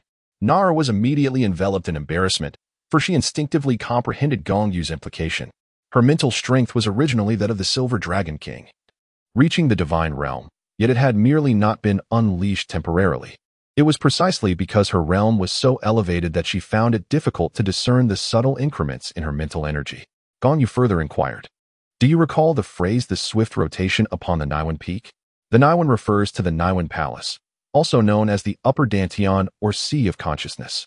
Each time you circulate your soul power, do you not engage in a rotation within the Sea of Consciousness? This is akin to a vigorous impact upon the Sea of Consciousness, naturally yielding an enhancement of your spiritual strength. Chapter 30. The Girl Soul Rings. After a brief conversation between Gong Yu and Guyu Na, Gong Lan, not far away, gradually awakened. Gong Lan swiftly approached Gong Yu and said, "My lord, I have succeeded. I can share the vision of the surrounding blue-silver grass. However, my current strength is limited. I can only extend my vision up to 3 or 4 miles. Beyond that, my mental energy would be insufficient." "Excellent." Gong Yu nodded in satisfaction. "Although our observation is confined to a range of 3 or 4 miles, it is far more advantageous than our aimless search for soul beasts." "Indeed," Gong Lan replied, flashing a sweet smile. "I have spotted a soft-boned rabbit ahead, estimated to be around 600 or 700 years old." Upon hearing this, Ling Yun's eyes brightened. "A soft-boned rabbit, you say? It may not be suitable for others, but it would be perfect for Gong Yu. Given her cabbage spirit, which leans towards support, absorbing the soft-boned rabbit should grant her a commendable auxiliary skill." Curious at Gong Yu's words, Gong Yu interjected, "My lord, what unique characteristics does the soft-boned rabbit possess?" Gong Yu remarked, "Well, it is akin to the 10,000-year soft-boned rabbit, which typically awakens skills such as instantaneous movement and an invincible golden body. The younger variants of the soft-boned rabbit should possess these abilities as well. However, they may not have awakened such latent powers due to their insufficient age." Gong Yu inquired once more, "If I were to absorb the soul ring of the soft-boned rabbit, would it be possible for me to acquire such auxiliary skills?" "Theoretically, it is indeed feasible, yet the likelihood remains uncertain." Gong Yu gazed at Gong Yu, noticing her subtle shift in demeanor, and asked, "What are your thoughts? Are you contemplating the hunt for the soft-boned rabbit that Gong Lan mentioned?" Gong Yu nodded and said, "Yes, young master, I desire the soul ring of that rabbit." "Very well," Gong Yu agreed. "Once Gong Shao has absorbed the soul ring, we shall venture forth to assist you in acquiring it, and we can enjoy rabbit meat for dinner." "Wonderful. Rabbit meat for dinner." Upon hearing this, Gong Shui, who had been silent until now, became quite animated, even salivating at the thought. The others, witnessing her excitement, couldn't help but share a hearty laugh. After approximately half an hour, Gong Shao slowly opened her eyes. Although she had absorbed a soul ring of over 600 years, the process had been remarkably smooth, without any overwhelming surge of soul power. This led Gong Yu to believe that a 600-year-old soul ring might be somewhat inadequate for the young ladies. However, finding a soul beast of a similar age in the soul-hunting forest was no simple task, hence he refrained from setting overly high expectations. Seeing Gong Shao awake, Gong Yu approached her and inquired, "How do you feel, Gong Shao?" The other young ladies gathered around as well. "I am uncertain, but I sense a change in my martial soul," Gong Shao replied, then summoned her martial soul. Originally a green bamboo staff, it now manifested before them as a golden bamboo staff. "Your martial soul has indeed undergone a mutation," Gong Yu remarked, stroking his chin. "It seems to have inherited the elemental properties and hardness of the golden iron birch. Now, give your soul skill a try." Gong Shao nodded slightly, then stepped aside. The soul ring beneath his feet shimmered briefly as he uttered a soft command, "Golden strike." With that, he swung his staff, shattering a piece of nearly 3 meters high adamantine rock situated 2 meters ahead into fragments. The force of the impact radiated across a diameter of 5 meters around where the bamboo staff descended. Gong Yu nodded with satisfaction and remarked, "As the first soul skill, its power is indeed formidable. A third-ring soul master, without the use of their third soul skill, would likely hesitate to withstand such a strike from you. Is it truly that powerful?" Gong Shao scratched her head, Having never engaged in combat, she was naturally unaware of the true strength of her soul skill. With a single strike, she could shatter a boulder nearly 3 meters tall. Although the enhanced hardness of the bamboo staff, fortified by the golden iron birch, contributed to this feat, it was still beyond the capabilities of an ordinary soul skill. Sister, just look at the stone you've shattered. Can't you see your own strength? Gong Shui exclaimed cheerfully as she scampered off to retrieve a piece of the broken rock, presenting it to Gong Xiao. Gong Xiao awkwardly scratched his head and said, I am not certain. All I know is that this soul ring has augmented my strength. Gong Shui, with an expression of exasperation, remarked, Second sister, I am truly astounded by you. You are unaware of your own soul skills. How could we possibly know them better than you? It seems to be quite a valid point. I shall take the time to familiarize myself with my own soul skills. Stung by the elder's retort, Gong Xiao's face flushed with embarrassment. At that moment, Gong Yu stepped in to mediate, saying, Enough. Regarding the soul skills, you may each take the time to learn about them later. I must continue our journey, as there are still others who have yet to acquire their soul rings. Now, let us proceed to hunt the soft-boned rabbit for Gong Yu. Gong Lan, lead the way. Certainly, Gong Lan replied, taking the lead as the others followed closely behind. After several minutes, they located the soft-boned rabbit, and with Gong Yu's assistance, Gong Yu successfully hunted it down. Following this, Gong Yu began to absorb the soul ring. By the time she completed the absorption, dusk had fallen, prompting the group to find a relatively safe spot nearby to rest for the night. The rabbit, weighing around 100 pounds, became their dinner for the evening. Upon absorbing her first soul ring, Gong Yu also acquired a commendable auxiliary soul skill. With her inaugural soul skill, consuming a mere leaf of cabbage grants her 2 seconds of intangibility. However, there is a limitation. She may only consume it once within the span of an hour. In this intangible state, she is impervious to any form of attack, be it physical, soul force, or mental. Though the duration is brief, it serves as an excellent life-saving skill in critical situations. As the night passed, the following morning saw the group resume their expedition. In the morning, Gong Lan obtained her soul ring by hunting an almost 800-year-old mamba silver ring snake. The soul skill she acquired requires no introduction. It is a binding type, yet its toxicity far surpasses that of the lesser beings. Next, Gong Shui succeeded in hunting a 600-year-old flame eagle, acquiring her first soul skill, Flame Wing Slash, which allows her to soar through the skies and unleash 2 fiery blades by striking her wings at a target. In the afternoon, Gong Xier managed to hunt an approximately 800-year-old pink lady, earning her first soul skill, Pink Devour. This skill emanates an aura that envelopes a 10-meter radius, inducing hallucinations in those within its grasp, while simultaneously siphoning their soul force. Meow Meow has absorbed a soul ring from a 700-year-old radiant griffin, granting her the first soul skill, Holy Light Slash, which manifests as numerous blades of light resembling petals of a chrysanthemum, capable of both area and single target attacks. Additionally, her chrysanthemum martial spirit has unexpectedly awakened a healing skill known as Holy Light Healing. At this moment, only Gong Qianqian and Gong Nyonyo remain without a soul ring. However, the high quality of their martial spirits necessitates careful consideration before proceeding. Chapter 31. The Three-Legged Cold Toad. As night fell, a chill swept through the air, accompanied by the croaking of frogs echoing in his ears, startling Ling Yun from his meditation. Everyone awaken. There is something amiss. Gong Yu first approached and gently roused Nar. In this moment, they were the strongest among the group, and should any peril arise, it would be upon them to engage in battle. While the other girls could be deemed as possessing some combat potential, their actual capabilities remained uncertain. Therefore, Gong Yu did not expect them to contribute significantly in combat. His sole desire was for them to ensure their own safety. After awakening Nar, the two proceeded to awaken the others. Once everyone had regained consciousness, Gong Yu inquired, "Did you hear the croaking of frogs?" The girls all shook their heads, but Nar remained silent, sensing that the atmosphere around them was rather unusual. It was the height of summer, and the temperature fluctuations during the night were rather extreme.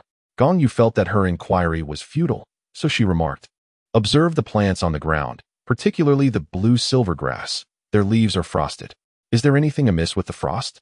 Gong Shui tilted her little head, glancing left and right.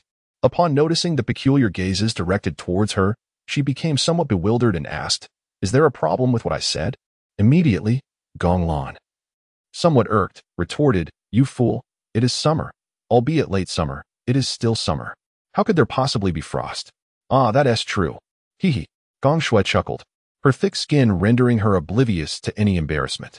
She then inquired, what could be the cause of the frost on the leaves of the plants? Gong Yu turned to Gong Qianqian and inquired, what are your thoughts? Gong Qianqian glanced at the crowd, who were all awaiting her response. Thus, she spoke, I sense through my martial soul that there is a soul beast nearby that resonates closely with me. It must be that very soul beast causing the disturbance. Gong Yu nodded and remarked, you are absolutely correct. There should indeed be a soul beast in the vicinity that resonates with your attributes. However, its exact nature and age remain uncertain. After saying this, he turned to Gong Lan and instructed, Lanner, please utilize the perspective of the blue silvergrass to search the area. If we can locate that soul beast, your fourth sister's soul ring issue can be resolved. Understood. Gong Lan promptly sat cross-legged and began to communicate with the surrounding blue silvergrass. Approximately 5 or 6 minutes later, Gong Lan spoke again. I found it. It's roughly 500 meters away, a silver frog with 3 legs, emanating an aura of coldness. Gong Yu chuckled softly and replied, Lanner, that is not a mere frog. Based on your description, it is likely a 3-legged cold toad, a variant of the 3-legged silver toad. Legend has it that the moon is transformed from the 3-legged silver toad, thus marking it as a divine beast. The 3-legged cold toad you have spotted should possess the bloodline of a divine creature. A divine beast? At this moment, Gong Qianqian interjected, since it is a divine beast. Should we still proceed to hunt it? Gong Yu smiled faintly and remarked, it is said to be merely a legend. Who can ascertain its truth? Moreover, encountering a soul beast with such a high affinity to one's own attributes is indeed a rarity, hence we have no reason to let it slip away. However, Lanner, have you discerned the age of that 3-legged cold toad? Gong Yu turned his gaze toward Gong Lan. I am unfamiliar with this type of soul beast, so I cannot determine its age, Gong Lan replied, a hint of embarrassment in her voice. Gong Yu remarked, indeed, Lanner, please lead the way, let us venture forth together. Subsequently, under Gong Lan's guidance, the group cautiously made their way towards a location 500 meters distant. The 3-legged cold toad seemed to sense their approach, falling silent in anticipation. Although the group did not hear the creature's call, the chill in the air intensified as they drew nearer. When they reached a mere 20 meters from the 3-legged cold toad, frost began to accumulate on their clothing and footwear. At that moment, Gong Yu quietly advised, everyone, channel your dragon elephant prajna to circulate your vital energy against the cold. Upon hearing this, the group began to activate their dragon elephant prajna, except for Nar and Gong Qianqian. Gong Qianqian, possessing a martial spirit of ice, felt no fear of the frigid temperatures. Likewise, Nar, being the silver dragon king, commanded the ice element, rendering her impervious to the cold as well. Gong Shui, despite her innate qualities being at odds with the cold cicada, should not be intimidated. Regrettably, the impurity of her flames renders her incapable of countering the chilling aura emitted by the cold cicada. However, the inability to resist does not imply an absence of attraction to its fiery power. Thus, Gong Yu turned to Gong Shui and instructed, Little Shui, shortly. You shall directly summon your martial spirit, ascend into the sky, and divert the attention of the 3-legged cold toad from above. Splendid. At last. I shall not merely observe. Gong Shui responded with a bright smile, her eagerness palpable. Shortly thereafter, they advanced approximately 10 more meters, finally gaining a clear view of the 3-legged cold toad's form. Gong Yu swallowed hard, a hint of disappointment clouding her expression as she spoke. To discern the age of toad-like soul beasts, one must first observe their height. Typically, toads cease to grow in stature once they attain a millennium of cultivation, increasing in height by a mere 5 centimeters every century until they reach half a meter, at which point their growth halts. However, this also signifies that their cultivation has reached the 1,000-year mark. At this juncture, distinct, flower-like patterns will emerge on their underbelly. Each pattern signifies a millennium of age, with 2 patterns indicating 2,000 years, and so forth. The coloration of these patterns ranges from pale to deep hues, with darker shades indicating a greater age in their developmental stage. The 3-legged silver toad, however, only bore a single light pattern on its belly, suggesting that it had recently reached the 1,000-year threshold. As for those that have existed for 100,000 years, would they not require 100 such patterns? What if its underbelly cannot accommodate that many flower-like designs? Gong Shui, ever the provocateur, seized the opportunity to tease, casting a mischievous glance at Gong Miao Miao. who possessed a flower-like martial soul, as she mentioned the term flower. Gong Miao Miao immediately rolled her eyes in disdain and turned her head away, signaling her disinterest in Gong Shui. This was not the time for jesting with her seventh sister. Gong Yu gently delivered a playful tap to Gong Shui's head and remarked, "Toad-type soul beasts rarely live beyond 10,000 years, as they occupy the lowest tier of the food chain and face numerous natural predators. Thus, you need not worry about encountering one that has lived for 100,000 years." "Oh, I see," Gong Shui replied, rubbing her head. Although the tap was not particularly painful, the force exerted upon her skull lingered, leaving her with a sensation as if something were pressing down on her. Gong Yu turned to Gong Qianqian and said, "This soul beast has surpassed its age limit. I fear you may not be able to absorb it." However, Gong Qianqian replied, "I am uncertain whether I can successfully absorb it, yet my martial soul seems to yearn for the soul ring of that beast, so I wish to give it a try." Gong Yu, concerned, reiterated, "This could pose a significant risk to your life. Are you certain you wish to proceed? Perhaps we should search again tomorrow. We might find a soul beast whose age and attributes align with your needs." Gong Qianqian said, "Young master, my martial spirit yearns for that soul ring, so I still wish to give it a try." Gong Yu nodded and said, "Very well. But I must make it clear that if you are unable to endure while absorbing the spirit ring, I will interrupt you at any moment." "I understand, thank you, young master. I will succeed," Gong Qianqian replied, her face instantly breaking into a radiant smile upon receiving Gong Yu's consent. "All right, let us commence," Gong Yu directed. "Xiaoxue, manifest your martial spirit and ascend into the sky to provoke that three-legged cold toad, drawing its attention. However, remember not to fly too high, as you may easily become a target for some nocturnal flying spirit beasts." "I understand, big brother," Xiaoxue responded, and with that, she activated her martial spirit. A deep yellow spirit ring shimmered beneath her feet, and she soared into the air. Gong Yu turned to Gong Lan and said, "Lanner, once Xiaoxue has diverted the attention of the three-legged cold toad, you shall immediately employ your first spirit skill, blue silvergrass, to ensnare it. Your first spirit skill, derived from serpents, exerts a certain degree of suppression over toads." "All right, I understand," Gong Lan nodded in acknowledgement. Next, Gong Yu directed her gaze towards Gong Xiao and instructed, "Gong Xiao, after your elder sister has ensnared the three-legged cold toad, you must deliver a strike to its head." However, Gong Xiao appeared somewhat anxious and replied, Am I capable of doing this? I fear that if I exert too much force, I might inadvertently kill it with a single blow." Gong Yu reassured, "There is no need for fear. The three-legged cold toad is a millennium soul beast, and it will not succumb easily to defeat. Furthermore, if you are truly concerned about harming it, simply temper your strength a bit, perhaps by about 30%. The exact measure you may gauge for yourself." Gong Xiao, feeling somewhat anxious, stammered, I understand." Meanwhile, Gong Shui had already soared into the sky, currently circling above the three-legged cold toad. She activated her soul ring, and with a commanding voice, proclaimed, "First soul skill, fiery wing slash." Chapter 32. The fierce toad. The three-legged cold toad, confronted with Gong Shui as provocation from above, croaked a couple of times in response. It then fixed its gaze upon her, extending its long tongue in an attempt to ensnare Gong Shui, aiming to draw her in and devour her. Gong Shui had long been prepared in midair. The moment she spotted the meaty tongue of the three-legged cold toad extending toward her, she immediately unleashed a fiery blade, swiftly shifting her position to harass the creature incessantly.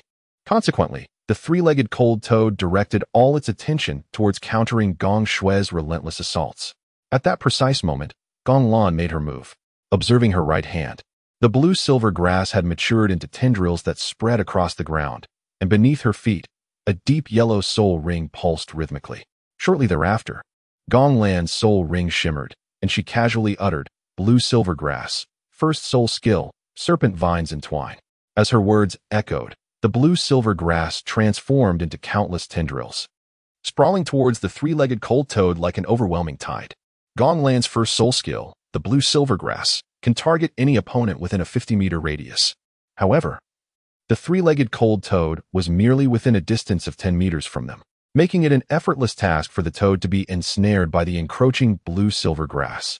Yet, the three-legged cold toad was not to be underestimated. It immediately emanated an intense chill, which swiftly rendered Gong Lan's blue-silver grass immobile. The thick tendrils of blue-silver grass, once gathered, froze together, resembling a magnificent ice sculpture. Observing this predicament, Gong Yu furrowed his brow and remarked, "This won't do. Lanar's blue-silver grass lacks the capability of ice immunity. It was frozen before it could even approach the three-legged cold toad, rendering it incapable of entangling it."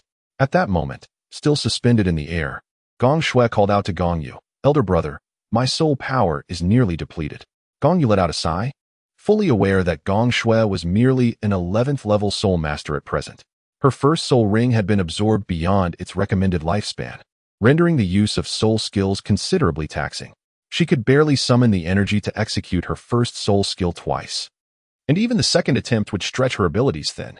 Having already employed her soul skill once, Gong Shui was now required to maintain her flight, making it impractical to expend her remaining soul power on a second skill. Turning to Nar, Gong Yu remarked, "It appears this time we must rely on ourselves." While the others remained indifferent to his words, Gong Shao breathed a sigh of relief, thinking that finally, there would be no concern about inadvertently vanquishing the soul beast with a single strike. Nar, however, nodded and replied, "I shall handle this. You, brother Yu, stay here to protect the sisters. A mere 1,000-year soul beast is hardly a challenge for me. The three-legged silver toad, a divine beast, perhaps?" Though the Silver Dragon King had never heard of it, one could speculate. Nonetheless, with so many divine creatures in existence, as a member of the dragon lineage, she had never truly regarded other divine beasts with any significance. After all, this was merely a three-legged cold toad possessing a faint trace of divine blood, exceedingly diluted. Well, this should suffice. If she could triumph over the 3,000-year ice jade spider, this 1,000-year three-legged cold toad would surely prove no match for her. Gong Yu nodded slightly. In truth, he was capable of enduring the cold as well. His fearlessness stemmed from having absorbed the soul ring of the ice jade spider, which endowed his golden blue-silver grass with an ice attribute. Coupled with his robust vitality, he possessed a certain immunity to the chill. Subsequently, Nodder brandished her spear and charged forward. However, the soul ring manifesting beneath her feet was no longer the yellow one witnessed 3 months ago in the Sunset Forest. It had transformed into a resplendent purple, signifying the growth of her soul ring's age. Gong Yu was not at all surprised. He was already aware that Nodder's soul ring had the capacity to increase in age. However, the reactions of others were markedly different. Upon witnessing Nodder's purple soul ring, they were collectively taken aback. Jiu Mei, indeed worthy of being the fiancée of the young master, revealed that she shared his remarkable talents. Gong Lan, standing nearby, spoke with a hint of envy in her voice. Of course, her admiration was solely directed towards Na'er's exceptional abilities. Matters of love were far beyond the concerns appropriate for their age. The other girls, upon hearing Gong Lan's words, nodded in agreement, finding her reasoning entirely sensible. Meanwhile, as Gong Lan spoke, Na'er had already concluded her battle. Gong Shui had been watching Naor's battle from midair, filled with envy at the sight of Naor's gallant demeanor. Unfortunately, she was destined to be a flying spirit beast master, forever deprived of the opportunity to fight like Naor. Shortly thereafter, Gong Yu led the girls toward Naor. Upon reaching her side, Gong Yu instructed Gong Qianqian to step forward with her dagger and decisively eliminate the last breath of the three-legged cold toad. A pale purple spirit ring swiftly took shape, and Gong Qianqian sat cross-legged, drawing the spirit ring towards herself and beginning the absorption process. However, the spirit ring of the three-legged cold toad appeared exceptionally domineering. As soon as it was drawn towards her, a tremendous wave of cold surged into her body. The ferocious aura within the spirit ring forcefully initiated a bodily transformation upon entering her form. Although the energy contained within the spirit ring lacked consciousness, it was beyond Gong Qianqian's control. Under the immense fluctuations of spirit power, Gong Qianqian felt as if her body were on the verge of bursting, and the excruciating pain caused her to spit out a mouthful of blood. Those surrounding her were taken aback, for while they had all absorbed spirit rings before, they had never encountered such a situation. Consequently, their gazes instinctively turned towards Gong Yu. Gong Yu remarked that the soul ring was excessively domineering for her, making absorption a formidable challenge. At present, she could only rely on herself, for the process of absorbing the soul ring must not be assisted by any external force, lest it yield adverse effects. We can only place our faith in Qianqian's ability to persist and claim it as her own. Deep down, Gong Yu harbored significant concern for Gong Qianqian, yet he understood that if she could endure, her rewards would be monumental. The gazes of the young women grew increasingly grave. Amidst the encircling crowd, Gong Qianqian sat cross-legged at the center, her form obscured. She was enveloped in a delicate mist of pale crimson, which was not a radiant glow of soul power, but rather the essence of her own blood. Not long ago, as violent waves of soul power surged within her, Gong Qianqian's skin began to exude a fine layer of blood droplets, which, as the soul power vaporized into the air, transformed into this ethereal crimson haze. Gong Qianqian furrowed her brow tightly, her lips pressed firmly together, her body racked with incessant spasms. The beads of blood emerging from beneath her skin vividly illustrated the intensity of her suffering. Fortunately, after a brief period, the chaotic energy surrounding her began to subside, signaling a positive shift in her condition. Gradually, the crimson mist enveloping her dissipated, as if the blood that had previously oozed from her skin was being reabsorbed into her body. As time passed, the mist transitioned completely to a pure white, and her breath finally stabilized. Ultimately, the delicate lavender soul ring vanished entirely within her form. Chapter 33, Innate Domain. After a moment of adjustment, Gong Qianqian finally opened her eyes. She slowly rose to her feet, only to hear the sound of fabric tearing. Her clothes had been stretched beyond their limits.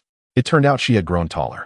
Gong Yu chuckled softly and remarked, "After absorbing a soul ring, you've increased in height by at least 6 centimeters. It's no wonder your clothes have burst."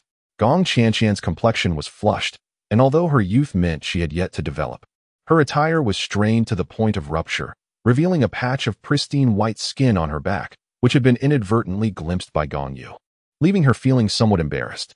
Gong Yu immediately turned around, allowing her to change her clothes first. Gong Shui lingered momentarily in midair before gracefully descending. Once Gong Qianqian had changed her attire, Gong Yu turned around again and inquired, "Qianqian, how do you feel after absorbing the soul ring? What insights have you gained?" Gong Qianqian remarked, "I am uncertain about what I have gained. It feels as though my martial soul has awakened something, yet I cannot articulate what it is. Allow me to demonstrate it for you." With that, Gong Qianqian summoned her martial soul, and a layer of cold mist-like gas enveloped her, manifesting the embodiment of her martial spirit. Shortly after, a pale purple soul ring pulsated beneath her feet. With a mere thought, the chilling aura surrounding her began to radiate outward, swiftly engulfing an area of 10 meters in all directions. The others found themselves enveloped in this frigid atmosphere. Gong Yu then assessed his own soul power and spoke, "My soul power has been suppressed by at least 25%, and the remaining energy shows signs of being frozen. If not for my formidable strength, my soul power might have already been immobilized."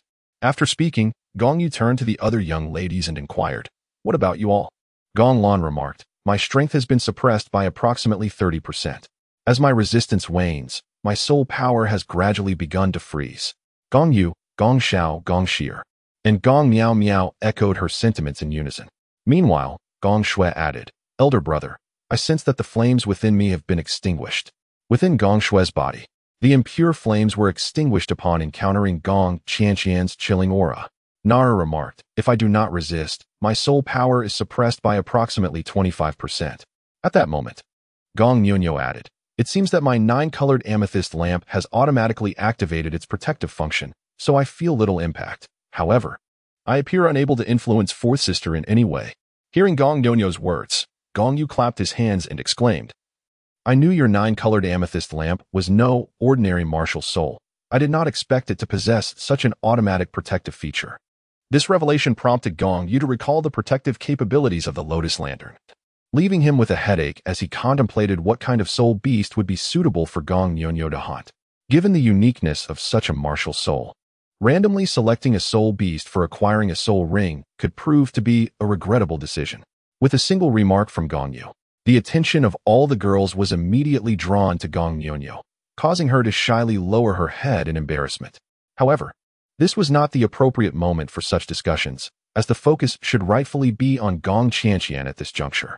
Subsequently, Gong Yu addressed Gong Qianqian, saying, "Qianqian, I may have an inkling of what your martial soul has awakened. It appears you have awakened the innate domain. But do you possess any soul skills?" Gong Qianqian responded, "I do not have any soul skills, or rather, it is my soul skill." The it she referred to was the domain she had awakened, yet she inquired further, "What exactly is a domain?" Gong Yu smiled awkwardly and remarked, "The concept of domains serves merely 2 primary functions, offense or support. I shall refrain from elaborating further, as the intricacies are far too extensive to cover in a brief moment. I will procure a book for your reference later. However, Gong Qianqian remained curious and inquired, what about my earlier suppression of everyone's soul power and the freezing of their abilities? Would that be classified as support or offense? It seems like a fusion of both. Gong Yu felt even more uncomfortable upon hearing her question, as he too lacked a profound understanding of domains. Otherwise, he would have provided a thorough explanation. Observing the bewildered expressions on everyone's faces, he reluctantly clarified. Firstly, our strength has been suppressed, which constitutes one of Qianqian's supportive abilities. Consider this. If you were to confront an enemy collectively, and she employed her domain to suppress them, would it not diminish their power? This indeed serves to assist all of you. He continued. Moreover, her ability to freeze the enemy's soul power renders them incapable of action, which can certainly be deemed as inflicting harm upon them, an offensive maneuver. Yet, one could also argue that this falls under the realm of support. At that moment, Gong Qianqian interjected, my domain possesses a capability as well, which seemingly allows for direct attack. Gong Yu's eyes brightened, and she said, quickly demonstrate it for us. But do not direct your attack at us. Aim for that tree 3 meters away. Very well, Gong Qianqian nodded, with a flicker of her thoughts. An icy aura within her domain transformed into numerous frost blades, swirling chaotically. She unleashed them upon the tree 3 meters distant, bombarding it with fervor. In the blink of an eye, the entire tree was mercilessly sliced and diced by the frenzied frost blades, reduced to mere splinters. Hiss! Gong Shui, standing nearby, suddenly gasped in astonishment, then feigned a pitiful expression as she remarked, Fourth sister, you must promise not to use this technique against me in the future. Gong Qianqian replied earnestly, but I do not possess any soul skills. This is the only technique I know. If I do not use this move against you, should I simply stand idly by? Gong Shui pouted her lips and stubbornly declared, I don't care. Anyway, Fourth sister forbids using such a formidable weapon against our own. Gong Yu also remarked, Xiao Xue is correct. Qianqian, your inherent abilities are exceedingly formidable. It would be prudent to utilize them sparingly and reserve them as a contingency. Furthermore, should you choose to employ them, limit yourself to auxiliary capabilities, conserving your offensive prowess for critical moments. I understand, Gong Qianqian nodded and replied. What you imply is that my offensive capabilities should be used to catch others off guard. Upon hearing this, Nar, who had been silent until now, suddenly burst into laughter, leaving Gong Yu feeling quite embarrassed. He chuckled awkwardly and said, if you wish to interpret it that way, it's permissible, but a different term would be more suitable. We refer to this as being unexpected, quite unexpected. Big brother, no need to clarify. That is precisely what you mean, interjected Gong Shui, who, after speaking, puffed up her cheeks with a hint of pride. Instantly, everyone was once again amused by Gong Shui's antics. Gong Yu, with an expression of resignation, remarked, all right. Interpret it as you will. However, there remains a considerable time before dawn. Everyone should seize this opportunity to rest a little longer. Tomorrow, I must find a soul beast for Nyonyo. She is the only one left. As she spoke, Gong Yu reminded herself to seriously contemplate what kind of soul beast would be suitable for Nyonyo. Following Gong Yu's suggestion, everyone returned to their original camping spot. Located 500 meters away, they settled down to rest, while Gong Yu kept watch, pondering the matter of finding a soul beast for Nyonyo. Chapter 34. Nyonyo. I too desire the first 1,000-year soul ring. In the early morning, although the sun had yet to rise, the sky was already bright. Gong Yu had spent the entire night awake, yet she remained remarkably alert at this moment. Turning her gaze towards the group of young women, she observed some nestled together in slumber, while others were seated back to back, having endured a restless night. Last night, their ordeal had been prolonged by the pursuit of the soul beast, leaving them all still ensnared in the embrace of sleep. During her vigil, Gong Yu had reflected extensively, ultimately concluding that the soul-hunting forest did not seem to harbor a suitable soul beast for her beloved Nyonyo, which left her in a state of perplexity. Gong Nyonyo's 9-colored amethyst lamp is not merely an auxiliary martial soul. Rather, it belongs to the formidable assault category. It possesses the exquisite attributes of both supreme light and supreme fire, and intriguingly, it is also classified as a spiritual type, which is akin to mastering 3 distinct realms simultaneously. However, Gong Yu has long been perplexed as to why, upon awakening her martial soul, she exhibited not even a trace of innate soul power. Even someone like Yu Shaojiang, who faced innate deficiencies, experienced a regression to the three-stage canon upon awakening the golden holy dragon martial soul, yet still possessed a modicum of innate soul power. In contrast, Gong Yu truly lacked any innate soul power whatsoever. Realizing her thoughts had wandered far, Gong Yu promptly refocused her attention and glanced at the girls. Noticing that Gong Lan had already regained consciousness. Gong Lan, the eldest sister, has always been exemplary in her care for others.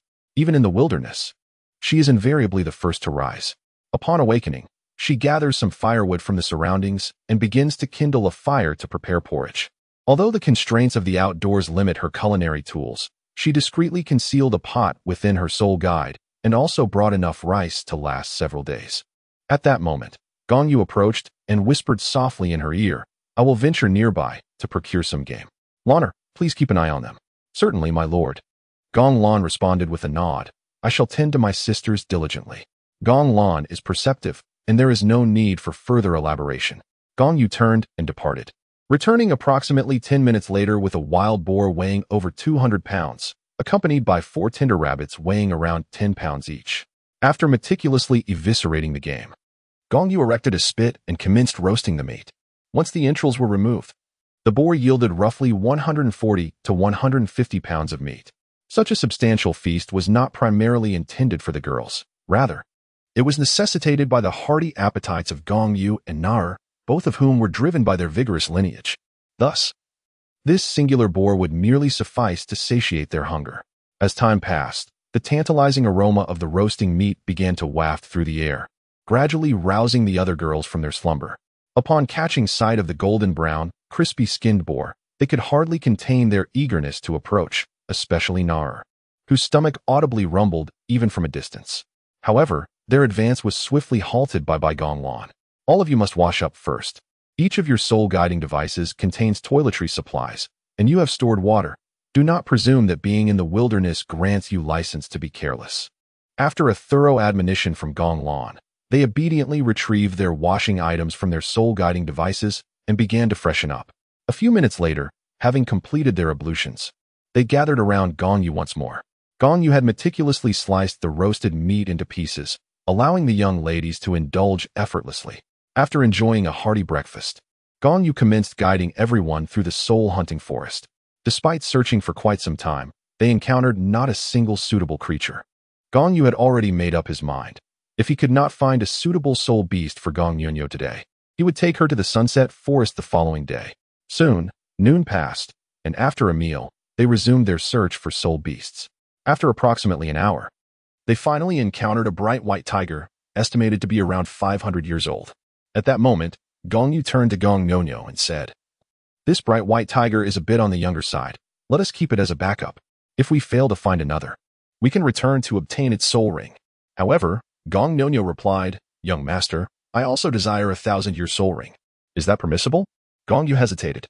"Well, that could be possible, but we must first find a suitable 1,000-year soul beast for you." His heart was troubled. On one hand, he recalled the difficulties faced by Gong Qianqian during her soul ring absorption. Thus, he worried that Gong Yu might struggle with a 1,000-year soul ring, as not everyone is as fortunate as Gong Qianqian. Yet, denying her request seemed unjust, especially considering he had allowed Gong Qianqian to absorb a 1,000-year soul ring. It would be unreasonable to impose restrictions on Gong Yu. He feared that such a decision might lead her to believe she was being treated differently. Consequently, Gong Yu concluded that they should seek out a 1,000-year soul ring first. If they could not find one, discussions would be futile. The group wandered through the soul-hunting forest for over 2 hours without any success. As time passed, it became apparent that the day was drawing to a close, and Gong Yu prepared himself to lead the girls out of the soul-hunting forest. Just then, the ground trembled violently, and they soon beheld hundreds, if not thousands, of soul beasts charging towards them. "Is this a beast tide?" Gong Yu pondered, staring in bewilderment at the approaching horde. He quickly advised the girls, "Let us retreat to the elevated ground ahead and take cover.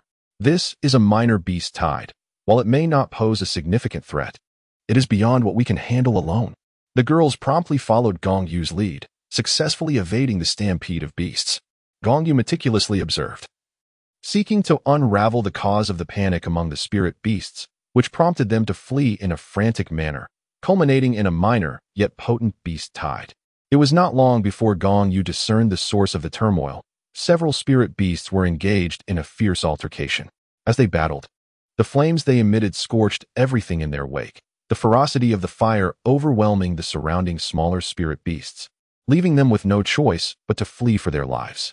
As the skirmishing beasts advanced towards the direction of the crowd, it was only when they were a couple of 100 meters away that everyone finally identified the combatants. To their surprise, 3 dogs were the culprits. Explaining the faint barking that had been heard earlier, Gong Yu gazed at the 3 ebony-colored canine spirit beasts, reminiscent of Tibetan mastiffs, his eyes swirling in contemplation. Pondering their next move. Let us observe these 3 dogs a while longer. Something significant is bound to transpire, Gong Yu suggested, instructing the others to crouch down and conceal themselves while they covertly watched the trio of mastiffs. The 3 beasts alternated between posturing and fighting for nearly half an hour, until one, gravely injured, began to falter. The remaining 2 mastiffs, seemingly in perfect synchrony, quickly shifted their forms to converge into a single entity, their silhouettes melding until they ultimately fused into a 2-headed mastiff. Upon its emergence, the 2-headed creature's presence swelled dramatically, reaching an impressive level of 800 years.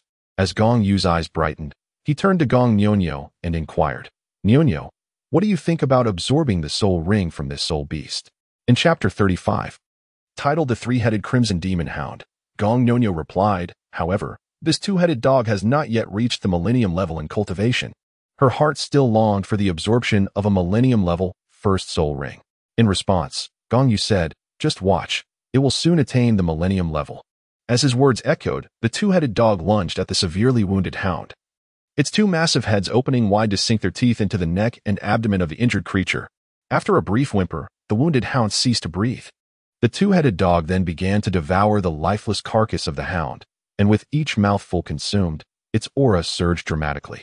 Once the entire body of the hound was consumed, the 2-headed dog suddenly convulsed violently, followed by a series of spasms. After approximately 10 minutes, the convulsions ceased, yet its body began to shimmer with illusions, splitting into 3 indistinguishable figures. After about a minute, the 3 apparitions converged once again, solidifying into a singular form. At that moment, from the bifurcation of the neck of the 2-headed dog, something began to protrude from beneath the skin, rapidly expanding until it took on the shape of a canine head. This new head swiftly grew to match the size of the other 2, transforming the 2-headed dog into a 3-headed canine. The 3-headed hound raised its head and let out a long howl towards the crimson sun in the sky, seemingly unleashing the power within. Following that resonant howl, its aura surged once more, ultimately breaking through the threshold and advancing to the millennium level of soul beasts. At this juncture, Gong Yu remarked, did you see that? It has evolved to the millennium level. All the girls, except for Nar, swallowed hard and nodded vigorously in response. Gong Nyonyo inquired, young master, what kind of spirit beast is this 3-headed dog? I have never encountered it in the spirit beast compendium. Gong Yu remarked, from their original appearance, they should have been Chihua mastiffs. However, their current visage resembles that of the 3-headed Chimo mastiff. Therefore, I surmise that they must possess a trace of the Chimo mastiff bloodline. Following their mutation, they began to devour one another in a quest for bloodline elevation.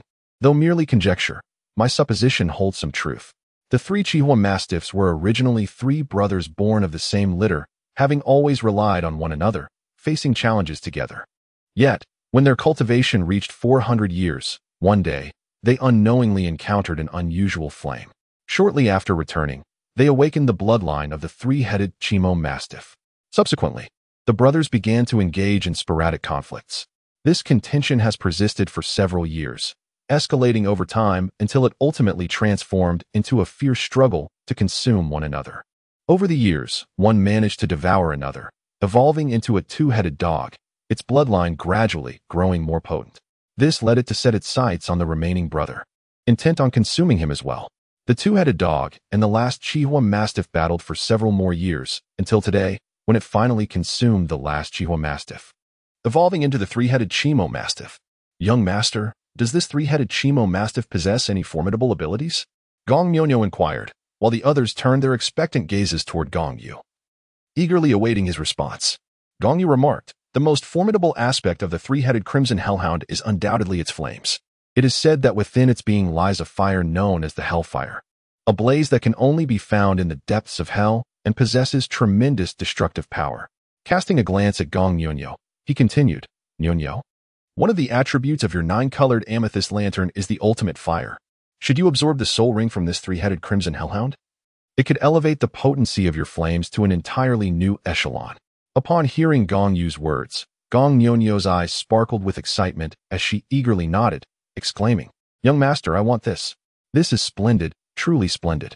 However, Gong Yu furrowed his brow and replied, While I wish to agree to your absorption of this soul ring, I must admit that after what happened with Qian, I have grown somewhat apprehensive. I fear for your safety during the absorption process. In response, Gong Yu assured him, Young master, you need not worry. I will succeed. Have you forgotten that my 9-colored amethyst lantern possesses a protective function? I believe if any danger arises, it will surely come forth to safeguard me. Hearing this, Gong Yu's eyes brightened with renewed hope, recognizing the validity of her assertion. Yet, he knew this was ultimately a gamble, for the absorption of a soul ring itself is a risk, devoid of any guarantees. Thus, he nodded in agreement, saying, Very well. I support your decision, but I reiterate, if any issues arise during the absorption, I will intervene immediately. With his consent, Gong Yu beamed with joy, declaring, I understand, young master. I will undoubtedly succeed. Immediately, Gong Yu stood up, preparing to take matters into his own hands and capture the millennium-old 3-headed crimson hellhound. However, before he could fully rise, Nar dashed ahead, exclaiming, Brother Yu, my hands are itching a bit. Let me handle this little creature this time. There's no need for you to intervene. As Nair brandished her silver dragon spear and charged forward, Gong Yu couldn't help but chuckle at the sight of the petite figure wielding the long weapon. A striking contrast that epitomized the most adorable height difference. Upon approaching the 3-headed crimson demon hound, Nair unleashed a fierce assault. Initially, the creature managed to hold its ground, but gradually, it began to falter. However, the 3-headed crimson demon hound was not to be underestimated. Upon realizing it could not outmatch Nair, it swiftly employed its splitting technique, dividing itself into 3 distinct forms to attack her from multiple directions. Nair, exhibiting her agile prowess, flickered through the air and deftly dispatched each of the hound's shadows. When they landed, they crashed into one another, ultimately merging back into the formidable 3-headed crimson demon hound. Nair approached and, with her silver dragon spear, severed all 4 of the creature's legs, absorbing a portion of its life force in the process.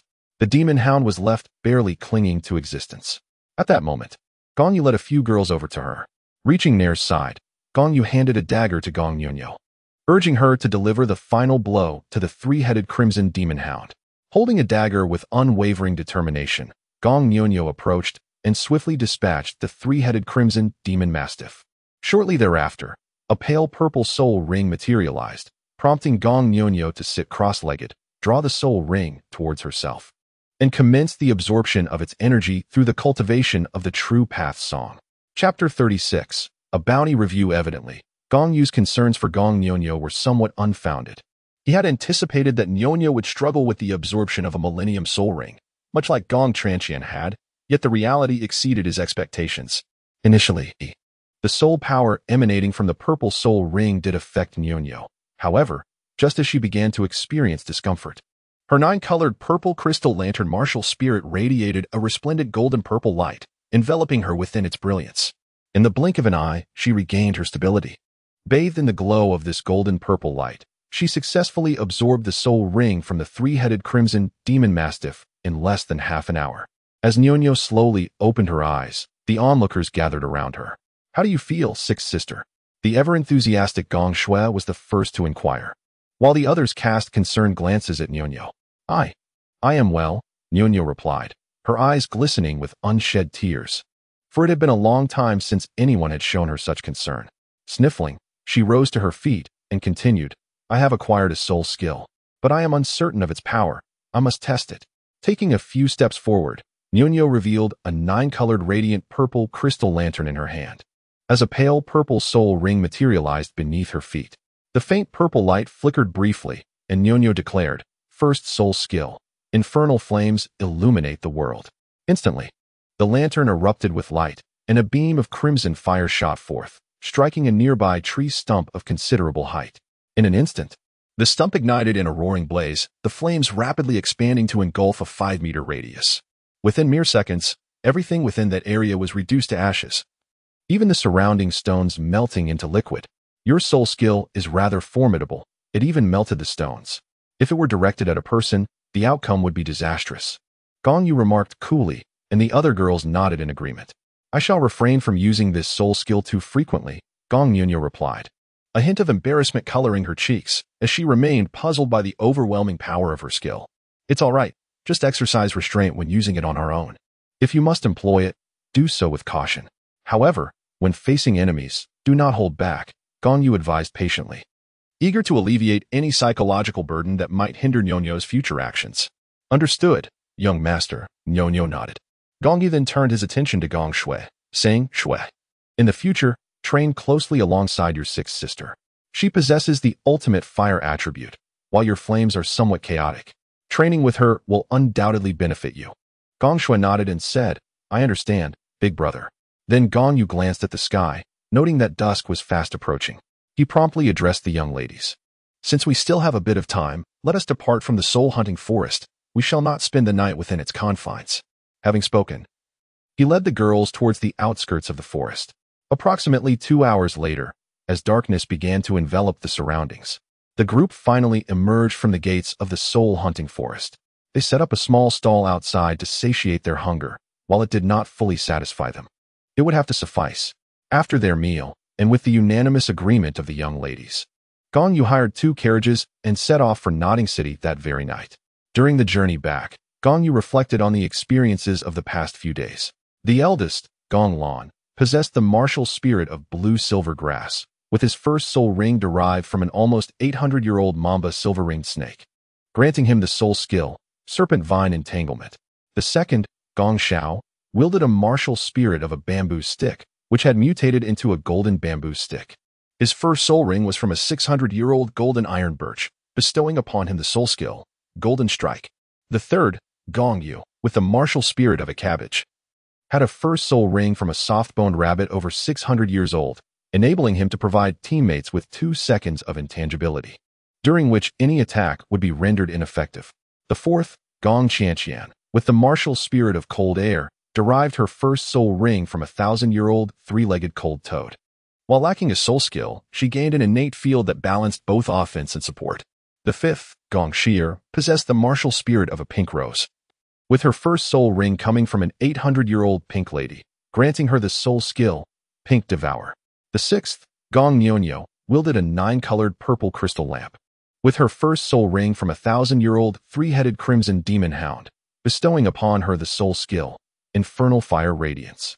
The seventh, Gong Miao, with the martial spirit of a chrysanthemum, had her first soul ring from a 700-year-old radiant griffin, enabling her to perform the Holy Light Slash, a petal attack that can target multiple foes or a single enemy. She also awakened a companion support skill, Holy Light Healing. The eighth, Gong Shui, possessed the martial spirit of a fire kite, with her first soul ring from a 600-year-old blazing eagle, granting her the soul skill, Blazing Wing Slash. As for the ninth, Nar, the sister who appeared to be 1,000,000 years old, could be set aside for the time being, given her extraordinary capabilities. Shortly after noon the following day, the group finally returned to Nodding City. The first order of business, of course, was to fill their stomachs. Gong Yu led everyone to a restaurant, where they indulged in a hearty meal. After dining, Gong Yu initially intended to take the young ladies to the spirit hall for soul identification. However, upon realizing that their first soul rings seemed rather exceptional, he feared they might attract unwanted attention and be subjected to dissection for research purposes. Thus, he promptly abandoned the idea of seeking soul identification. The registration was merely for the monthly stipend of a gold soul coin, but since they were not lacking in funds, there was no need to disclose their information under the watchful eyes of the spirit hall. Therefore, he directly escorted the young ladies home. Upon their arrival, he did not assign any rigorous training tasks, allowing the girls to familiarize themselves with their respective soul rings at their own pace. Gong Yu and Nar also returned to their room. With no extra rooms available in the house, the two of them had to share a bed. As they lay on the bed, Nar noticed that Gong Yu appeared to be lost in thought, so she inquired, "Brother Yu, what occupies your mind?" Gong Yu turned to glance at Nar and said, "I have been contemplating the necessity of acquiring 1 or 2 bodyguards. In a few days, we shall depart, for Nottingham is too small and no longer suitable for our stay. However, As we venture toward the larger cities, I require formidable support to bolster our endeavors. Nara pondered for a moment before responding. I can request Ditian to assign 2 individuals to us. Upon hearing this, Gong Yu's eyes brightened, and he remarked, indeed, we should summon 2 fierce beasts. After all, these creatures can transform into human form, making their presence in the human realm quite convenient. Moreover, with their formidable cultivation, as long as they do not reveal their true nature, the entire continent would remain oblivious to their identity as fierce beasts. Whom shall we summon? Nara inquired.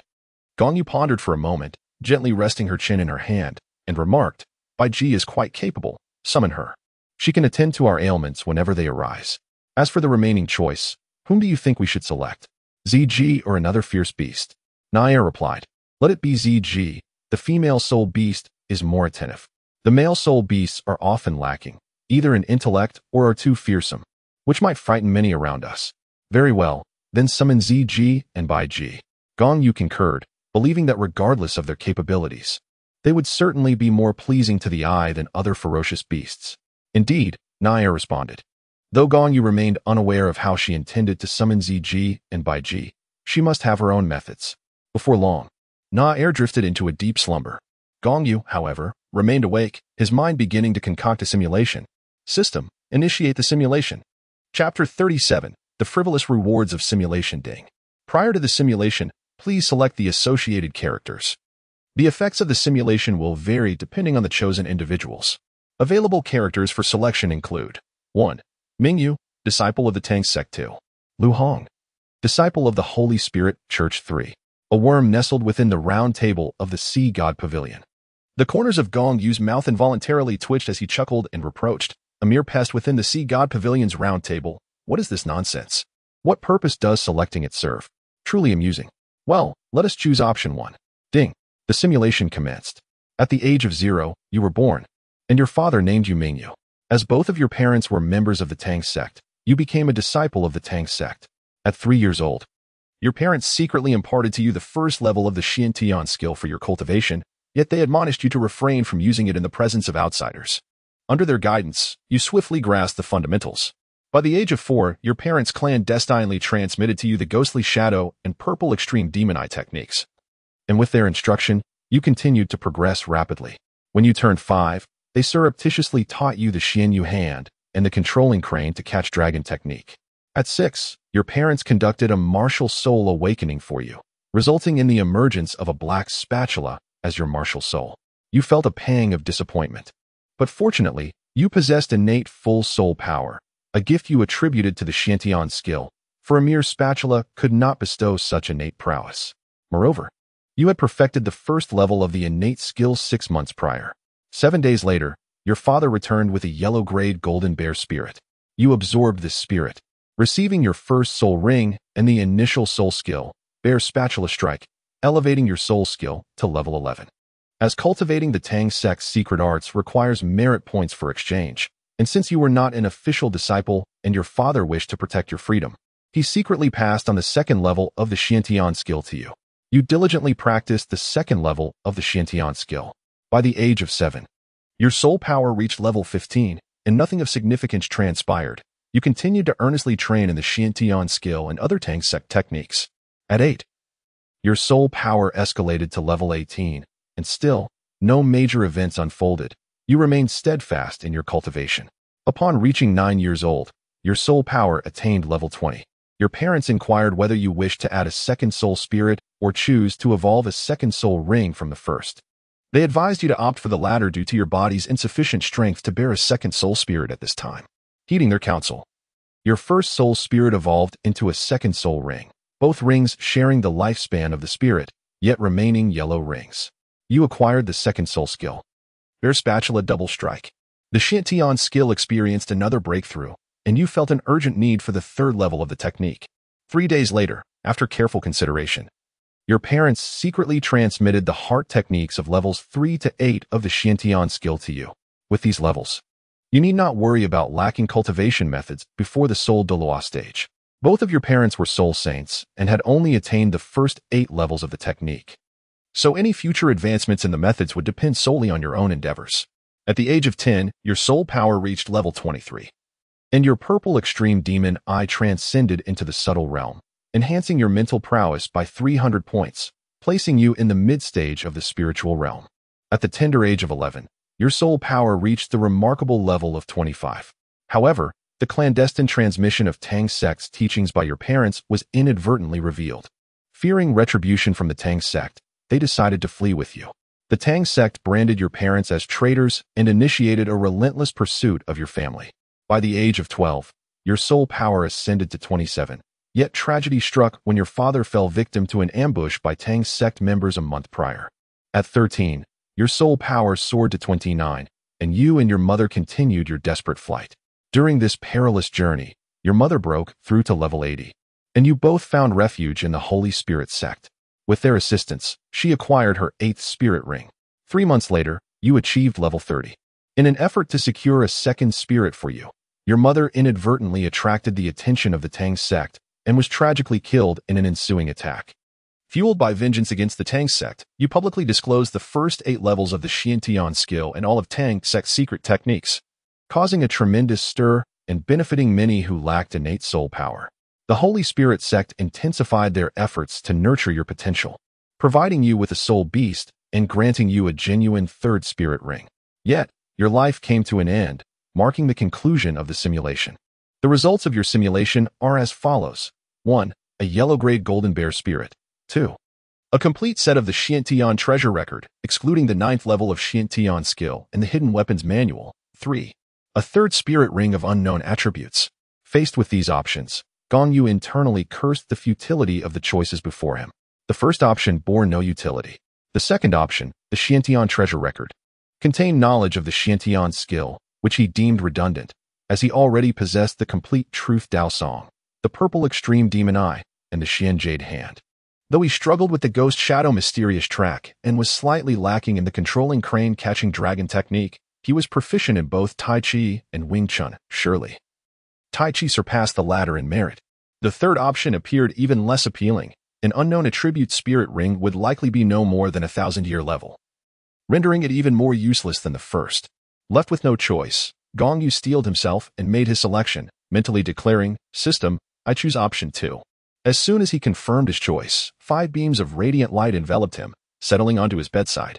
When the luminescence faded, 5 scrolls appeared before him. Resting on the head of his bed, Gong Yu meticulously examined the 5 scrolls, confirming that they were the Xiantian skill, the purple extreme demon eye, the ghostly shadow illusion, the Xian Jade hand, and the crane control and dragon capture technique. He casually tucked the scrolls into the soul guide device, dismissing the matter from his mind. This simulation yielded no remarkable treasures.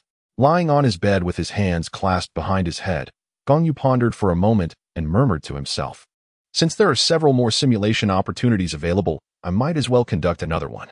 Resolute, he thought, "Let us proceed, and may this time bring forth something valuable." Thus, Gong Yu immersed himself in concentration and intoned inwardly, "System, commence simulation." Ding. Before the simulation begins, please select a related character. The effects of the simulation will differ based on the chosen character. Available options include 1. The son of the body sex master, Mu Yin 2. The aberration of the Doling royal family 3. An ice silkworm soul beast from the extreme north. He chuckled softly, pondering the necessity of selecting the aberration. Having traversed the 3 worlds of Do, the soul beasts of the extreme north were but remnants of history. There was no need for such a choice. With a smile, Gong Yu resolutely thought, "I choose 1. The son of the body sex master, Mu Yun." Chapter 38. Choice. Soul Mentor? Armor Master? Mu Yi. Being the soul master in the 3 worlds of Do to possess dual professions as a 4-character armor master and a red mecha master. Choosing the identity of Mu Yun would undoubtedly be advantageous. Gong Yu could not afford to miss this opportunity. Upon confirming his selection, the system responded promptly. Ding. Simulation commences. At the age of 0, you were born as the son of the body sex master, Mu Yi, who named you Mu Yun. At 4 years old, you had already grown to the stature of an 8-year-old child, possessing strength far exceeding that of your peers. Your father began to employ the body sex secret methods to initiate your physical training and commenced your instruction in forging. By the age of 5, you were capable of forging a piece of heavy silver to 100 temperings, already meeting the standards of a first-level forger. At 6, Your father performed the martial soul awakening, and you awakened the body martial soul, twin fists, with innate soul power at the 9th level. Your father was both surprised and delighted by your awakening, immediately cultivating you according to the standards of the future successor of the body sect. He imparted the body sect's cultivation techniques to you, marking your first formal training in life. A month later, your soul power reached the 10th level. After 2 years of nurturing through the body sect's secret methods, your physique had become remarkably robust. Your father brought back a 700-year level 1000-gene ant soul spirit. Upon absorbing the 1000-gene ant soul spirit, you acquired your first soul skill, power breaking 1000-gene, elevating your soul power to the 11th level. You underwent formal testing and became a first-level forger. Your one-arm strength reached 300 kilograms, prompting your father to begin teaching you the art of Qian forging. At 7 years old, your soul power reached the 15th level, and you completed your first Qian forging, having already met the standards of a second-level forger. Though you had yet to undergo assessment, at the tender age of 8, your soul power ascended to level 18 under the tutelage of your father, culminating in your inaugural creation of a first-tier soul guide device, thus marking your emergence as a first-tier soul mentor. By the age of 9, your soul power had risen to level 20, prompting you to choose the first soul spirit to manifest a second soul ring, elevating you to the status of a second ring great soul master with a soul power of 21. At 10, your soul power reached level 24, and a month prior, you had successfully passed the assessments for both second and third level blacksmiths. However, 2 months later, your first attempt to forge a second-level soul guide device ended in failure. A month thereafter, you ventured into the primary ascension platform, emerging with both of your soul rings elevated to the millennium level. At 11, your soul power climbed to 27. And during your second attempt to forge a second-level soul guide device, you triumphed, attaining the rank of second-level soul mentor, re-entering the primary ascension platform. The age of your 2 soul rings further advanced to 1,800 years. By the age of 12, your soul power reached 30. And under the nurturing of the secret techniques of your sect, your physique grew increasingly robust. Your father procured a 3,000-year-old golden giant ape spirit for you, which you successfully absorbed, acquiring your 3rd soul ring and the 3rd soul skill, One Punch Mountain Collapse, raising your soul power to 31. Despite your efforts, your attempt at the 4th level blacksmith examination resulted in failure. At 13, your soul power reached 34, and upon re-attempting the 4th level blacksmith examination, you succeeded this time. By 14, your soul power had risen to 37, and you crafted a 3rd level soul guide device, earning the title of 3rd level soul mentor. At 15, your soul power reached 39, where you found yourself momentarily stymied at a plateau. Your father bestowed upon you a soul-enhancing elixir, which, under the auspices of your sect, could elevate your soul power by 1 level without adverse effects. After consuming the elixir, your level ascended to 40. You differentiated your second soul spirit, manifesting a second purple soul ring, thus becoming a 4-ring soul master, with your level advancing to 41. At 16, your soul power ascended to 43.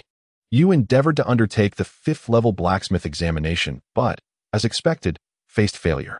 By 17, your soul power reached 45, and through the secret techniques of your sect, your father facilitated a secondary awakening of your body's martial soul, successfully evolving your twin fist martial soul into Iron Fist. Thanks to this secondary awakening, your soul power surged by 2 levels, arriving at 47. At 18, your soul power reached 49. Yet your second attempt at the 5th level blacksmith examination ended in disappointment once more. 6 months later, your soul power ascended to 50. You chose to differentiate your second soul spirit once again, acquiring a soul ring and becoming a 5-ring soul king, with your soul power now at 51. On your 3rd attempt at the 5th level blacksmith examination, you achieved success. Furthermore, you successfully forged a 5th level soul guide device, thus attaining the rank of 5th level soul mentor. Your father commenced your instruction in crafting battle armor, an endeavor that filled you with joy and earnest dedication. At 19, your soul power reached 52. And after merely 6 months, you had only advanced by 1 level, which did not come as a surprise to you. At the tender age of 20, your soul power ascended to level 54. Under the meticulous guidance of your father, you devoted an entire year to mastering the intricate processes of forging, designing, and manufacturing, ultimately creating a complete set of a single-character battle armor, thus earning the title of Battle Armor Master. Eager to showcase your newfound prowess, you ventured out only to encounter a malevolent soul master, leading to your untimely demise at their hands. You have perished. The simulation has concluded. As the simulation ends, the results are being tallied. The items you have acquired from this simulation are as follows. 1. The cultivation technique of the main body sect. 2. The first soul spirit of the 700-year grade 1000 gene ant. 3. The secret method for the second awakening of the main body sect's martial soul. 4. The second soul spirit. 5. The inheritance of a level 5 blacksmith. 6. The inheritance of a level 5 soul engineer. 7. The inheritance of a single character battle armor master. Choose one from 7 options. Upon gazing at the 8 choices, Gong Yu feels a familiar sense of indecision. The majority of the rewards from this simulation are commendable, making it challenging for him to decide. With no other recourse, he resorts to the process of elimination. Firstly, he discards options 1, 2, and 4, as they hold little significance for him. He already possesses a cultivation technique, even having acquired the Tang San's technique, rendering the main body sect's technique unnecessary. The 2 soul spirits are equally dispensable. The third option bears some utility, yet in comparison, he has the dragon elephant prajna technique to enhance his aptitude, making the second awakening method of the main body sect of minimal importance. The 5th option can also be eliminated to learn blacksmithing. He can simply seek an apprenticeship at a forge or, if necessary, travel to Gingshin City. The 6th option is indeed appealing. Obtaining the inheritance of a level 5 soul engineer would ensure a steady financial future.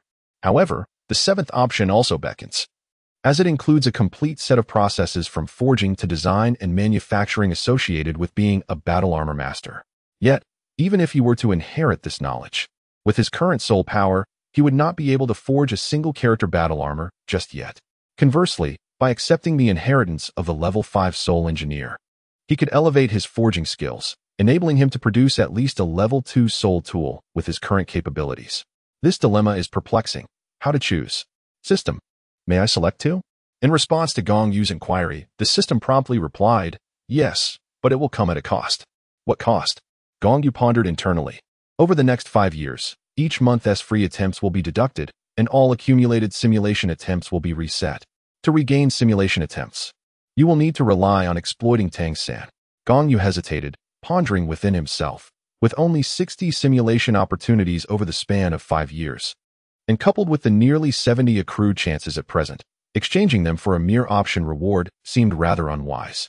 After all, with close to 70 simulations, one could certainly acquire a plethora of valuable items. Yet, I find myself lacking for nothing at the moment. Even if I were to gain additional simulation chances, hoarding them would serve little purpose. Why dwell on such matters? This merely amounts to a preemptive withdrawal from my potential over the next 5 years, akin to a credit card overdraft. If necessary, I could always seek out Tang San to procure more simulation chances. Thus, Gong Yu resolutely affirmed in his mind, I accept this cost. The transaction was completed.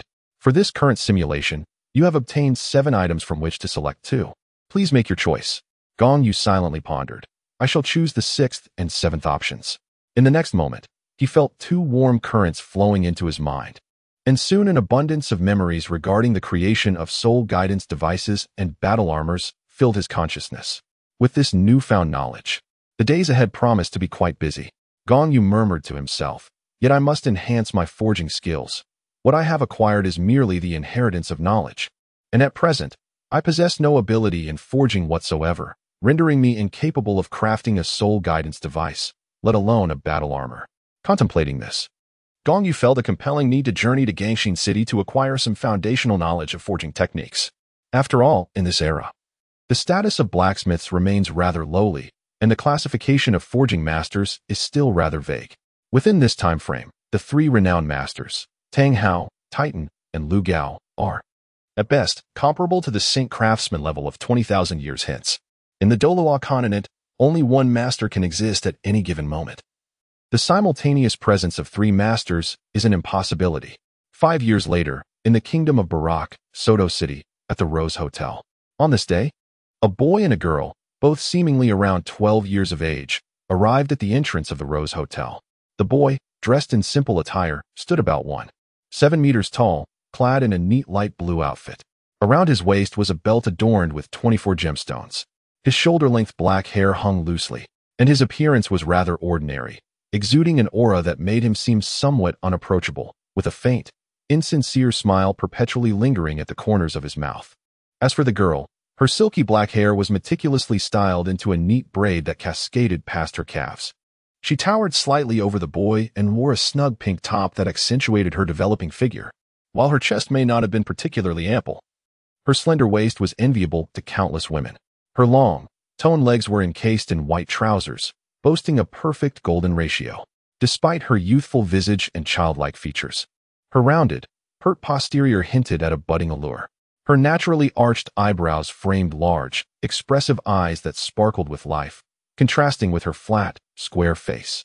This juxtaposition rendered her otherwise impressive physique somewhat incongruent with her ordinary facial features. If Gong Yu were present, he would undoubtedly recognize this boy and girl as Tang San and Xiao Wu. Tang San remained as short as ever, an appearance that was somewhat off-putting. As for Xiao Wu, prior to her disfigurement, she had indeed been quite attractive. However, following the brutal beating inflicted by Gong Yu 5 years ago, her facial structure had become distorted. While her injuries healed, the altered bone structure could not be restored.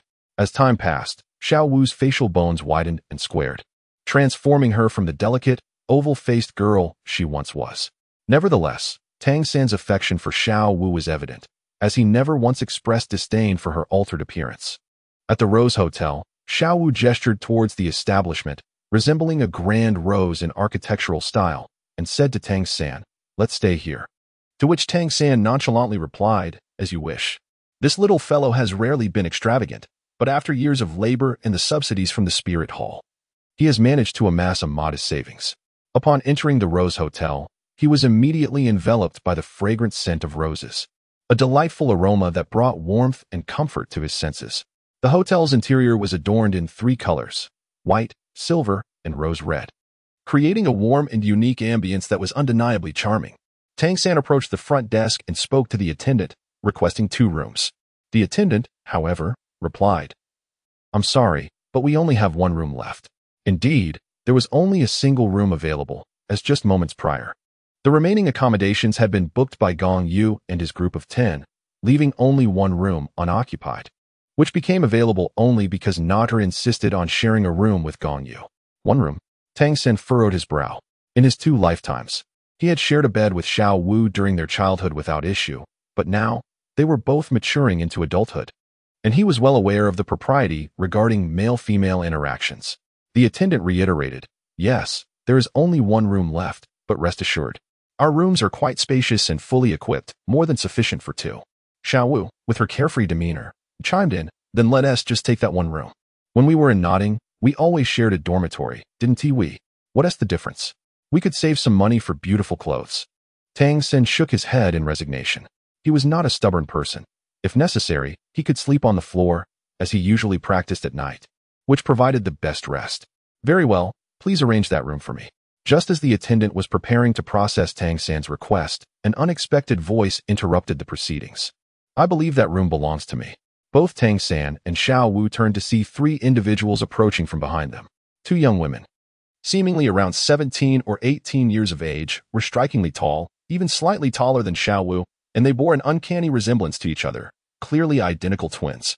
Accompanying them was a young man, standing approximately 6 feet tall, towering over Tang San by half a head, and appearing even younger than the 2 girls. He had broad shoulders and a handsome yet resolute visage, with long golden hair cascading down his back, reaching nearly to his waist. What caught the eye most was his pair of unusual eyes, each possessing dual pupils within a deep blue irises that glinted with a chilling intensity. The coldness emanating from his gaze felt as if one were being sliced by blades. Approaching the front desk, he regarded the attendant and stated, "You must be new here. Don't you know that a room must always be reserved for me?" The waiter, however, retorted, "Regardless of whether I am new or not, it would be wise for you to refrain from causing a scene. It is our manager's directive to allocate the rooms today, and only 1 remains, which was never intended for you. Do you not understand the principle of first come, first served?" The young man was taken aback, feeling as though he had neglected to check the auspicious calendar before venturing out, in this day and age, when had even a mere waiter spoken with such audacity. Enraged, he exclaimed, "This is the first time I have encountered a waiter bold enough to speak to me in such a manner. Have you forgotten my surname, Dai? In the few days I have been absent from your establishment?" At that moment, a voice resonated throughout the hotel lobby. "What is so remarkable about the surname Dai?" Even the illustrious Dai family is merely represented by a mutated white cat. Who do you think you are, just a commoner with the surname Dai? As Chapter 40 unfolds, titled Gong Lan versus Dai Mu Bai, the source of this voice became apparent as a young man accompanied by 9 young women descended the nearby staircase. They all appeared quite youthful, around 12 years of age, with the eldest girl not exceeding 15. The boy, though somewhat handsome, was only marginally so. Donning a hip-length gray-white jacket adorned with golden embroidery at the collar and patterns, beneath which lay a white shirt embellished with golden designs. He wore black trousers, complemented by a dragon-embossed belt, exuding an air of distinction. The 9 girls were equally splendidly attired, each a rare beauty, with the silver-haired one standing out as exceptionally breathtaking. This group was none other than Gong Yu and her entourage, while the vociferous youth, Dai Mu Bai, was the one who had instigated the confrontation. His attention was immediately captivated. However, it was not Gong Yu who held his gaze, but rather the girls beside her, particularly the one nestled closely to Gong Yu's side. Quickly regaining his composure, Dai Mu Bai recalled the earlier insult and turned his focus towards Gong Yu, inquiring, "Was that remark yours? Are you belittling the Dai family?" "Indeed. It was I who spoke those words." "What of it?" Gong Yu replied, releasing her hold on and raising her hands in a gesture of indifference. "What I stated is merely the truth. The Dai family's martial spirit is nothing more than a mutated white cat. You seek your demise." The affront to his family's legacy ignited a fierce wrath within Dai Mu Bai, prompting him to release the twin girls and launch a punch towards Gong Yu. With a cold chuckle, Gong Yu tightened her fists, ready to retaliate. Yet, Gong Lan interjected, "Why should you, young master, sully your hands with such a trivial opponent?" Upon hearing this, Gong Yu couldn't help but smile. It is indeed preferable to avoid conflict, especially considering that his single punch could exert a force exceeding 10,000 pounds. With his soul power having reached level 39 and his dragon elephant prajna cultivation perfected to the 4th layer, augmented by the might of the Golden Dragon King's bloodline, he had not tested his strength for quite some time. Nonetheless, he was aware that a mere strike from him would easily surpass the threshold of 10,000 pounds, a burden far beyond what someone of Dai Mu Bai's 3rd ring could endure. Thus, it was entirely fitting for Gong Lan to engage in battle, as she possessed the wisdom to exercise restraint. Observing Gong Lan take the initiative, Gong Shui, clad in vibrant red, began to fume, exclaiming, "How infuriating! My sister has stolen the lead once again." Hearing her words, Gong Yu offered a bittersweet smile. Recognizing that Gong Lan's inherently kind nature prompted her to act first whenever injustice arose, driven by the concern that Gong Shui might seize the opportunity. If Gong Shui were to take the initiative, it often resulted in her delivering a severe beating to their adversary. Gong Lan could hardly bear to see others being taken advantage of by her sister, which is why she consistently intervened before Gong Shui. At this moment, as Dai Mu Bai launched a punch towards her, Gong Lan responded in kind, her fist soaring forward. However, as she struck, her hand transformed into a lustrous milky white. The Xinyu hand? Tang San, standing beside the counter, was instantly taken aback. He was certain he hadn't misjudged. The girl was undoubtedly employing the Tang sect's unique skill. The Xinyu hand. Could it be that this world also harbors the Tang sect? Tang San's thoughts raced. If that were the case, the discovery of his cultivation of the Xian Tian Bao Lu would likely lead to him being hunted once more. Thus, he must not expose himself again. As Tang San's mind whirled, Gong Lan's fist collided with Dai Mu Bai's. A resounding thud echoed through the air as their fists met. Gong Lan staggered back half a step, while Dai Mu Bai, unable to maintain his balance, was propelled backward a full 12 steps before regaining his footing. A glimmer of astonishment lit up Dai Mu Bai's eyes. He had not anticipated that this girl, who appeared slightly younger than him, could not only withstand his punch but also send him reeling so far back, clearly indicating her strength surpassed his own. What astonished Dai Mu Bai the most was the hardness of her fist. It felt as though it were forged from copper and cast in iron, and the impact sent waves of pain coursing through him. "Truly weak," Gong Lan remarked, her words delivering a powerful insult despite their minimal harm. In truth, Dai Mu Bai was not weak. His power was robust, yet it was not the ferocious kind, but rather concentrated, as if all his strength coalesced into the size of his fist.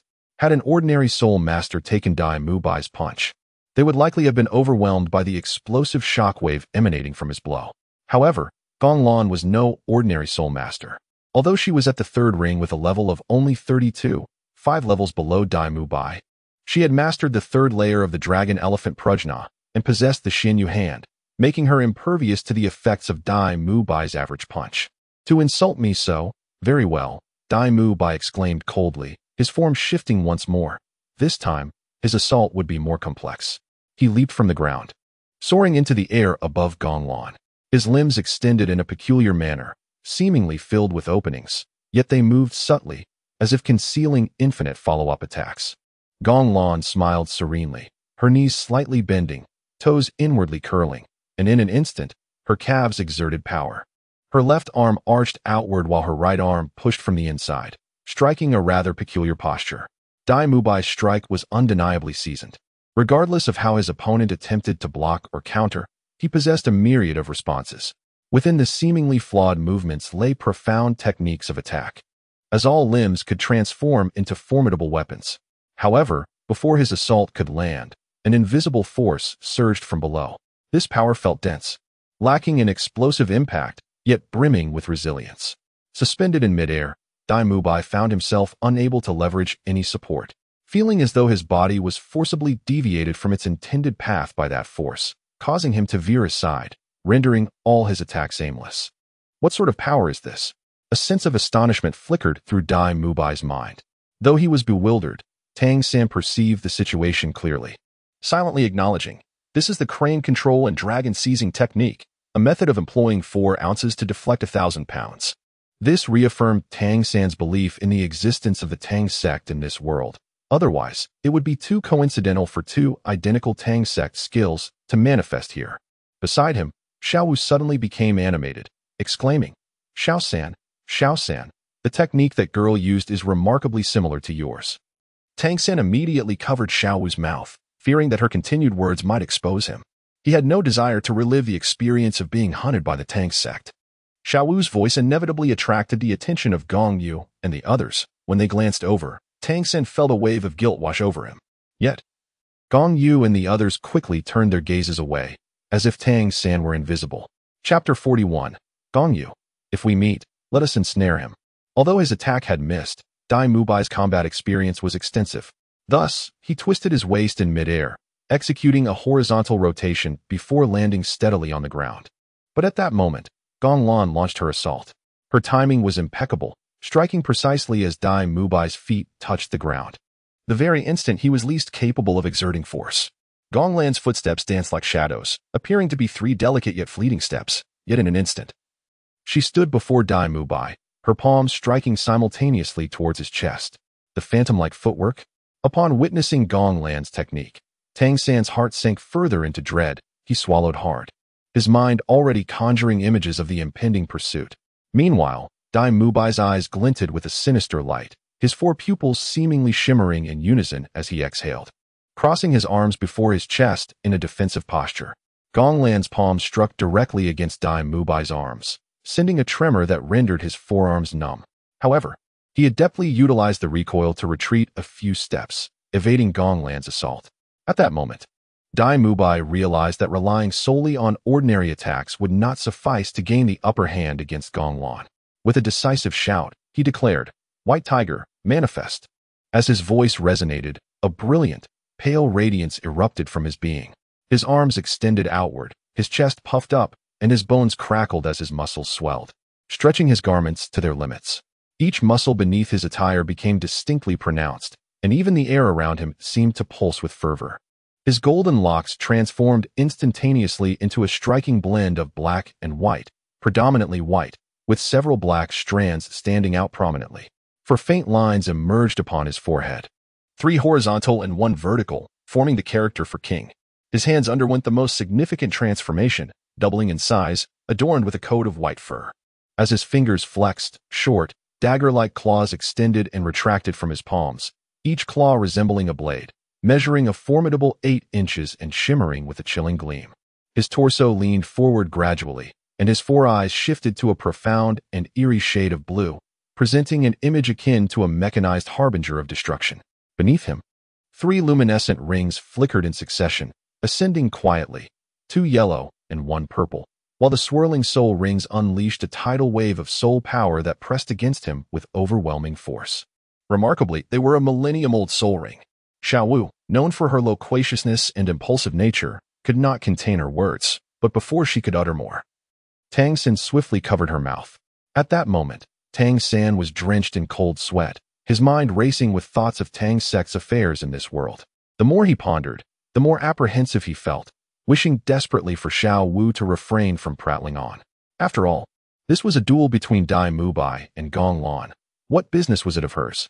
Dai Mubai, Martial Soul White Tiger, 37th level Battle Spirit Master, I seek your guidance. Though he had not only failed to prevail against a girl, but had been compelled to resort to his martial soul first, which left him feeling quite embarrassed. He nonetheless formally stated his martial soul and rank, signifying his intent to challenge Gong Lan. Ah, so it is the feline from the Star Luo Dai family. No wonder his temper flared so intensely just moments ago. Suddenly, Gong Yu, observing the contest, interjected with a provocative remark aimed at Dai Mubai. You insolent brat. Dare you insult the martial soul of the Dai family? Dai Mubai's eyes glowed with a crimson light, radiating an overwhelming aura of murderous intent as he lunged towards Gong Yu.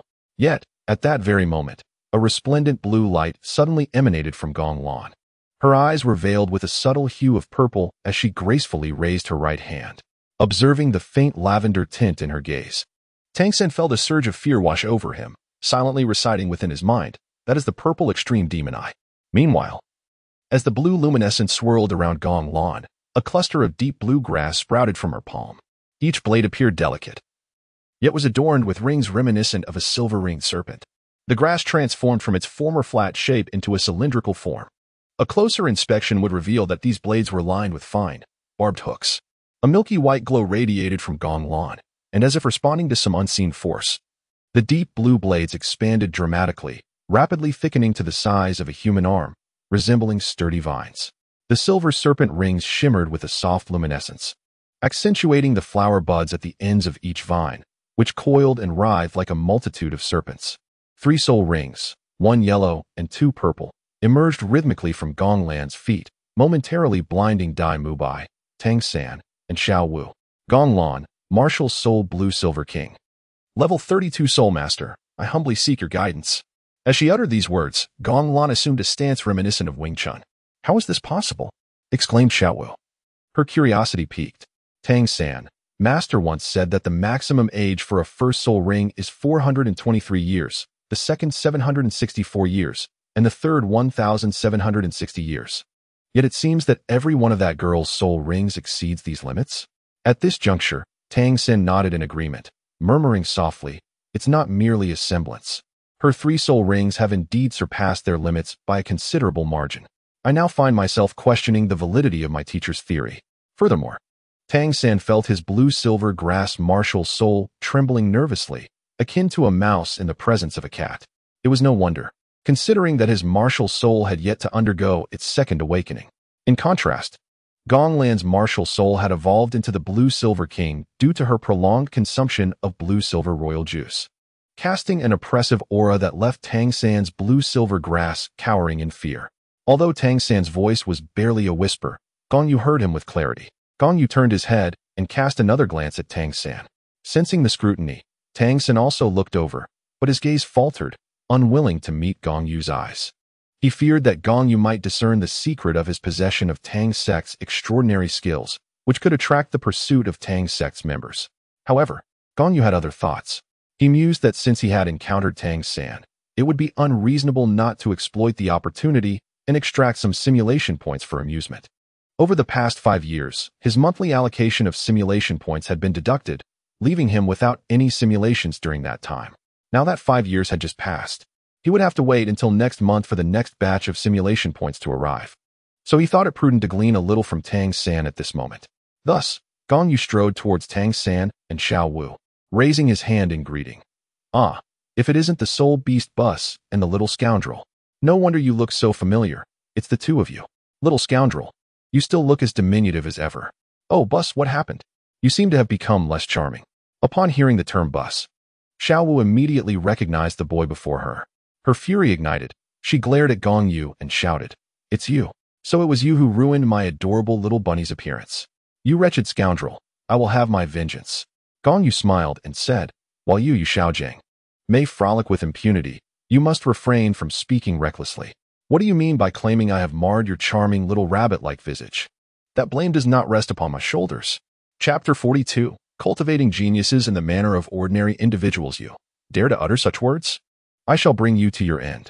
Xiao Wu exclaimed, her hands clawing as she attempted to lunge at Gong Yu, only to be halted by Tang San. Xiao Wu, you must remain composed, Tang San said, wrapping his arms around her waist. No matter how fiercely she flailed, she could not reach Gong Yu. Release me, Tang San. Let me go? I am determined to end him. Xiao Wu continued to struggle, attempting to break free from Tang San's grasp, but her efforts were in vain. Enough. Xiao Wu, calm yourself. To quell her tempestuous spirit, Tang San unleashed a roar he had never directed at her before. He did not wish to resort to such measures, fearing that if Xiao Wu continued her ruckus, any unforeseen circumstances might reveal his training in the Tang sect's martial arts, which would lead to complications. At the sound of Tang San's admonition, Xiao Wu immediately regained her composure. Reflecting on the girl's soul ring, which possessed 1 yellow and 2 purple, she realized that Gong Yu was undoubtedly formidable. She surmised that she was still not his match, and thus chose to temper her antics. Now this is more like it. What was all that clamor for? Gong Yu remarked slowly as Xiao Wu settled down. Seeing her quiet, Tang San finally released her. Gong Yu extracted a box of chewing gum from the inner pocket of his outer garment, tossed 2 pieces into his mouth, and began to chew. He extended the box towards Tang San, gesturing whether he would like to indulge in a couple of pieces as well. Tang San waved his hand in refusal, and Gong Yu did not insist, retracting his hand without further ado, treating Xiao Wu as though she were invisible. After chewing the gum for a moment, Gong Yu began to speak. I hear you are only at the 2nd ring? Tang San nodded, remaining silent, reluctant to elaborate for fear of saying too much and making mistakes. What a pity. Gong Yu feigned a sigh and remarked, I recall that you possess innate full soul power. Tang San nodded once more. Gong Yu smiled gently and then remarked, it is indeed a pity that a naturally gifted individual, endowed with full innate soul power, has been rendered ineffectual by Yu Xiaojiang. What do you mean by that? Upon the mention of Yu Xiaojiang, Tang San finally ceased his silence. Upon witnessing Gong Lan's soul rings, he too began to harbor doubts regarding Yu Xiaojiang. Gong Yu remarked, am I not clear enough? What I mean is that Yu Xiaojiang is nothing but a waste. What exceptional methods of nurturing can he possess? He merely cultivates geniuses in the same manner as ordinary individuals. Tang San furrowed his brow, seemingly grasping part of the notion, yet still puzzled. He inquired, what do you mean by cultivating geniuses in the way of ordinary people? Oh, that statement. Savor it slowly and reflect. Gong Yu offered no further clarification, believing that some insights could only be fully appreciated through Tang San's own contemplation. With that, he turned to leave. However, after taking a few steps, Gong Yu glanced back and added, by the way, Tang San, I forgot to inform you that I am already at level 39, and I can faintly sense signs of a breakthrough. In no more than 7 days, I shall reach level 40. It seems your teacher once claimed I could not compare to you. What do you think now? As he watched Gong Yu's retreating figure, Tang San fell into deep thought. He cast a glance at Xiao Wu and asked, Xiao Wu, what do you think the teacher has taught us over the years? Xiao Wu counted on her fingers, reading, running, and waited running. It seems that's about it. Tang San's expression darkened. But even if the teacher hadn't taught us these things, the academy would have, right? Xiao Wu nodded. Yes, I often see others from the 7th dormitory going for runs.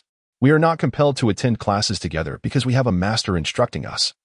And the academy even arranges practical courses, something the master cannot fulfill, hence he allows us to practice against each other. In essence, the teachings of our teacher are merely what the academy disseminates to all students, Tang San remarked, gesturing toward Gong Yu in the distance. Xiao Wu, do you know what his innate spirit power is? Xiao Wu shook her head. I don't know. When I fought him before, he didn't even use his martial spirit. But he seemed quite formidable. For a newcomer, he is exceptionally strong. He must have full innate spirit power. You are mistaken, Xiao Wu, Tang San countered, shaking his head. When I registered at the Academic Affairs office, I encountered him and learned that his martial spirit is also blue-silver grass. And his innate spirit power is merely level 1. Yet, as you just heard, he is already at level 39 and on the verge of reaching level 40. Xiao Wu immediately questioned, how is that possible? With innate level 1 spirit power and a martial spirit like blue-silver grass, how could he ascend to level 40? But that is the truth, Tang San asserted. What do you suppose his spirit rings will be like? I don't know. Right now, I just want to punch him. Xiao Wu replied, her fists clenched tightly. Tang San shook his head, realizing he would not elicit any further conclusions from Xiao Wu. What exactly have I learned from the teacher? He pondered internally. I have fallen far behind. Must I continue to waste time under his tutelage? If only the teacher could impart to me some truly valuable knowledge, then my learning from him would be worthwhile. Yet, the dilemma lies in the fact that what he teaches is of little utility. My thoughts oscillate restlessly, and I cast a glance at Gong Lan, who is engaged in battle with Dai Mu Bai, silently contemplating. If only my teacher could cultivate me in the direction of that girl, it would suffice. However, the issue is that he lacks the understanding to do so, adhering rigidly to his own theories. Had I absorbed my first spirit ring beyond the age limit, and had my second spirit ring also been a millennium old, without comparison, there can be no pain. Similarly, in the realm of plant-type spirit abilities, Gong Lan evidently surpasses Tang San significantly, leaving him with a profound sense of imbalance.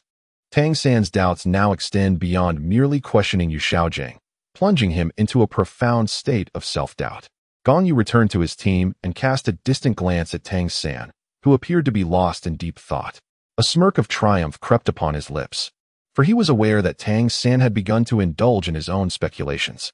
Suddenly, a chime resonated in Gong Yu's mind, followed by a prompt materializing within his thoughts. The message revealed that the host had instigated doubt in Tang San regarding Yu Xiaojiang, leading him into profound self-reflection.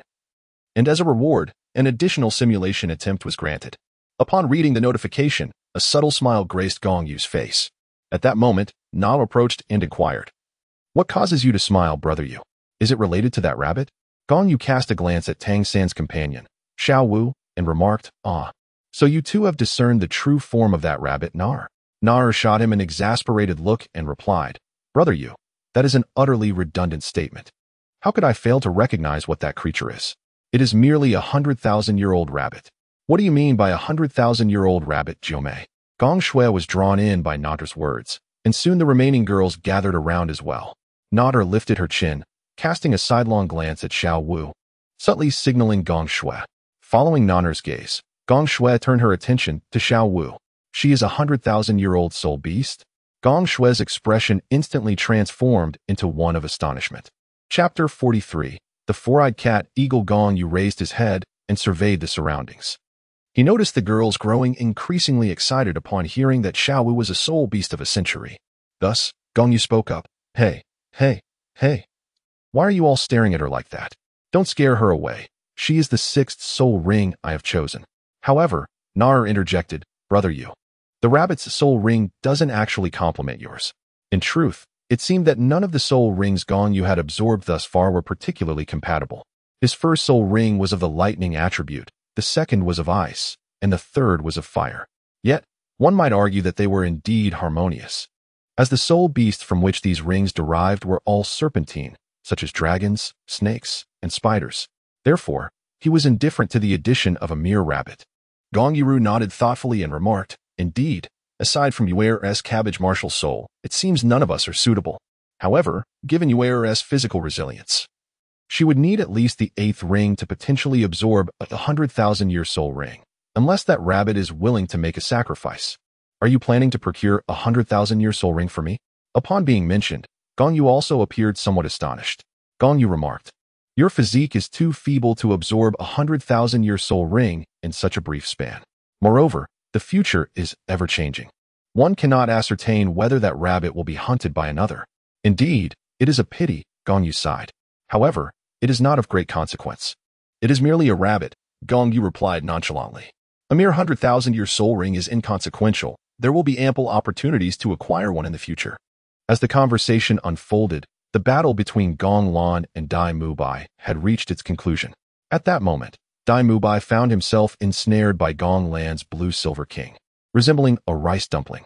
Once his body was suffused with a purplish hue, Gong Lan unceremoniously cast him aside. The discoloration of Dai Mu Bai's body was not solely a result of Gong Lan's blows, but rather due to poisoning. Gong Lan's first soul skill, the binding technique, was laced with the venom of the mamba silver ring snake. This toxin was not akin to Tang San's paralyzing poison. It was genuinely lethal. However, Gong Lan harbored no intent to kill Dai Mu Bai.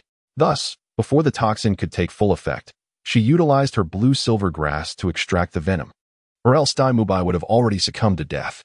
Dai Mubai lay slumped to the side like a lifeless corpse, while Gong Lan approached and stood beside Gong Yu. With a smile, she said, "Young master, I have finished." Before Gong Yu could speak, Gong Shui interjected, "Sister, you always criticize me for being too harsh. Yet it seems you have not held back this time either." Gong Lan's face flushed with a rosy hue, followed by an awkward chuckle as she remarked, "That fellow is rather troublesome. I prefer not to reveal too much of my strength, so I misjudged the balance this time and struck a bit harder than intended. However, he truly is quite feeble. He couldn't even withstand my first soul skill, and I didn't even have to employ my second." Gong Lan displayed a hint of arrogance on her face. She frequently participates in battles at the soul fighting arena, and when she competes, she typically challenges opponents of a higher rank, as the soul master level no longer piques her interest. Gong Shui retorted without mercy, "Humph, even you, dear sister, have your moments of losing control? Henceforth, do not contest with me for prey. When I strike, I may leave my opponent half dead. But a healing soul master can swiftly mend their wounds. However, if one falls victim to your poison, even after the toxins are purged, recovery will be a protracted endeavor, likely taking months. Understood, understood. I shall refrain from competing with you in the future." Gong Lan, feeling a touch of embarrassment, chose not to argue further with Gong Shui. Gong Yu cast a glance at Dai Mubai, who lay on the ground, and instructed the hotel to send someone to Shilek Academy to fetch him. He then ventured out with several young ladies to explore the surroundings. After meandering through the vibrant streets for quite some time, they arrived at a modest establishment, yet one that boasted an unusual and distinctive sign. The sign bore a circular emblem adorned with several unique symbols, resembling the insignia of the Spirit Hall. Among them were a sword, a hammer, and a blue lightning Tyrannosaurus. To the untrained eye, one might assume the shop was affiliated with the Spirit Hall.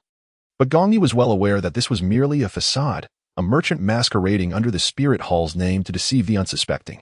"Shall we enter, young master?" asked Gong Lan. Gong Yu nodded and then took the lead, stepping into the shop, followed closely by the others.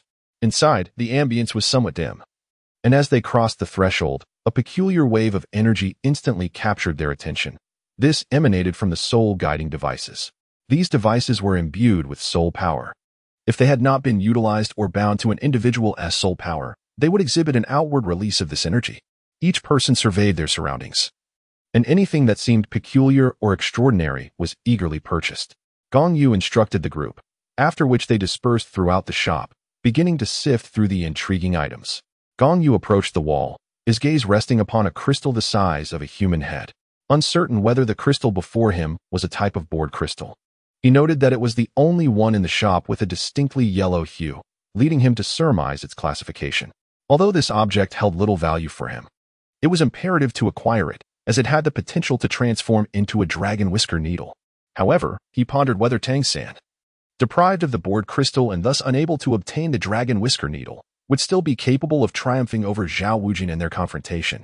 Observing the comings and goings of the crowd, who picked up and set down various items, the four-eyed cat eagle, which had been lounging nearby, felt a twinge of annoyance and abruptly exclaimed, "If you do not intend to purchase, refrain from handling." In response, Gong Yu glanced at the others, noting their failure to uncover any peculiar treasures, and with a subtle gesture, signaled them to proceed to the checkout with their selected items. Gong Yu approached with the yellowed crystal in hand, ready to settle the bill. The total amounted to 5,000 gold soul coins, a fixed price. The four-eyed cat hawk donned his spectacles, peered closely, and languidly remarked, "Let us not tarry. It's merely a pair of worthless trinkets, hardly worth such a sum." Upon hearing the price of 5,000 gold soul coins, Gong Yu couldn't be bothered to respond to the four-eyed cat hawk and prepared to leave with the girl. This, however, set the four-eyed cat hawk into a flurry. It had been several days since any customers had graced his establishment, and to scare them away with such a price would truly be a loss. Thus, he quickly sprang from his recliner, adopting a shrewd merchant's grin, and cheerfully exclaimed, "Oh dear, do not rush off. If the price seems too steep, feel free to negotiate." Gong Shui unexpectedly retorted, "Did you not claim it was a fixed price? How are we to negotiate?" The four-eyed cat eagle found himself momentarily embarrassed, yet he quickly donned a cheerful demeanor, exclaiming, "Oh, it's all a misunderstanding. Negotiation is indeed possible. Who could purchase without the opportunity to haggle, right?" At that juncture, Gong Yu interjected, So negotiation is permissible? Very well. We shall offer 100 gold soul coins for all these items. 100 gold soul coins? The four-eyed cat eagle emphasized his words, shaking his head in disapproval. No, no. That simply will not suffice. This is not how one negotiates. Such an offer leaves me without even covering my costs. Oh, then how much do you propose? Gong Yu inquired. The four-eyed cat eagle raised his right hand, curling his thumb while extending 4 fingers, and declared, 4,000, just 4,000 gold soul coins. And you may take everything.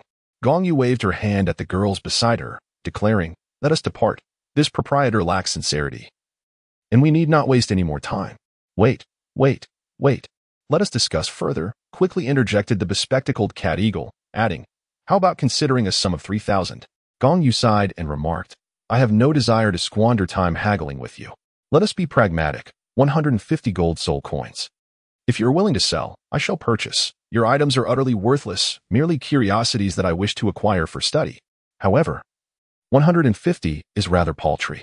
You must understand, I exerted considerable effort to obtain these items, some of which I acquired at the peril of my own life. Please, raise your price a little. The four-eyed cat eagle, eager to maximize his profit, was willing to fabricate any tale. 150, take it or leave it. If you choose not to sell, I shall take my leave. Gong Yu remained resolute. It was impossible to extract additional funds from him to support the Shyleik Academy.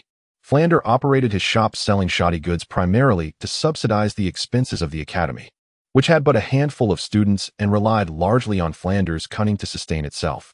Very well, 150 it is, Flander acquiesced with gritted teeth. He hadn't anticipated encountering discerning buyers today, yet he knew he could hardly sell any of these items. If he continued to hold on to them, they would merely gather dust. Lon or pay him. Gong Yu instructed his companion, Gong Lon, before stowing the items in his soul guide ring. Subsequently, the group of 10 exited the four-eyed cat eagle's dubious establishment. Once outside, Gong Shui expressed her confusion. Big brother, what do you need those items for? You are already a level 3 soul master? Can't you forge whatever you desire? What purpose does a collection of rubbish serve? Old 8, you simply lack imagination. Gong Miao Miao retorted to Gong Shui, adding, the young master purchases those peculiar items not for their soul guide devices, but for the intricate formations and inscriptions contained within them. Gong Shui was left speechless, immediately turning away, indicating her disinterest in conversing with Gong Miao Miao. After wandering for a while longer, the group returned to the Rose Hotel. As they descended the stairs, they encountered Tang San and Xiao Wu, who were preparing to leave. Gong Yu intentionally showcased the crystal board, catching Tang San's attention, his eyes gleaming with intrigue. With Dai Mubai and Tang San absent, Xiao Wu and her companion fought over the rooms, leading them to ultimately settle in the Rose Hotel.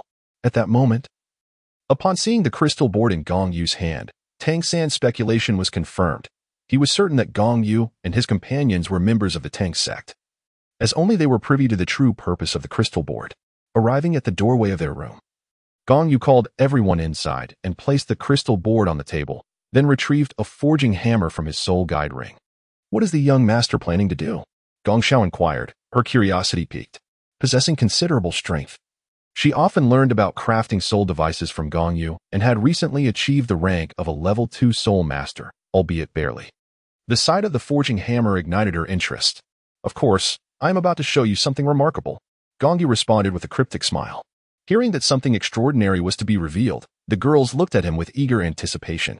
What do you think I brought this crystal back for? Gong Yu casually asked. Big brother must have his reasons for acquiring this, Gong Shui replied, her statement seemingly redundant, earning her a collective eye roll from the others. Now, behold the moment of wonder, Gong Yu declared, raising the forging hammer and channeling his soul power into it before striking the crystal board with a powerful blow. With a resounding crash, the entire Rose Hotel trembled. The sharp sound of shattering resonated as the crystal board was obliterated into fine powder. However, as the crystal transformed into dust, an extraordinary spectacle unfolded. Countless golden specks erupted from the crystal, scattering throughout the room, enveloping it in a shimmering golden hue. The group was taken aback, quickly harnessing their soul power to contain the golden particles. However, the force of the golden light was not harmful. The dazzling golden radiance was mesmerizing, accompanied by a melodious tinkling sound as the particles descended, covering the entire bedroom in a layer of golden brilliance. The crystal had become a fine powder, transforming into golden light that gradually settled, resulting in a sprinkle of golden particles on the floor and bed. Each golden particle was uniform in size, akin to grains of rice, perfectly round and glimmering with a soft golden glow.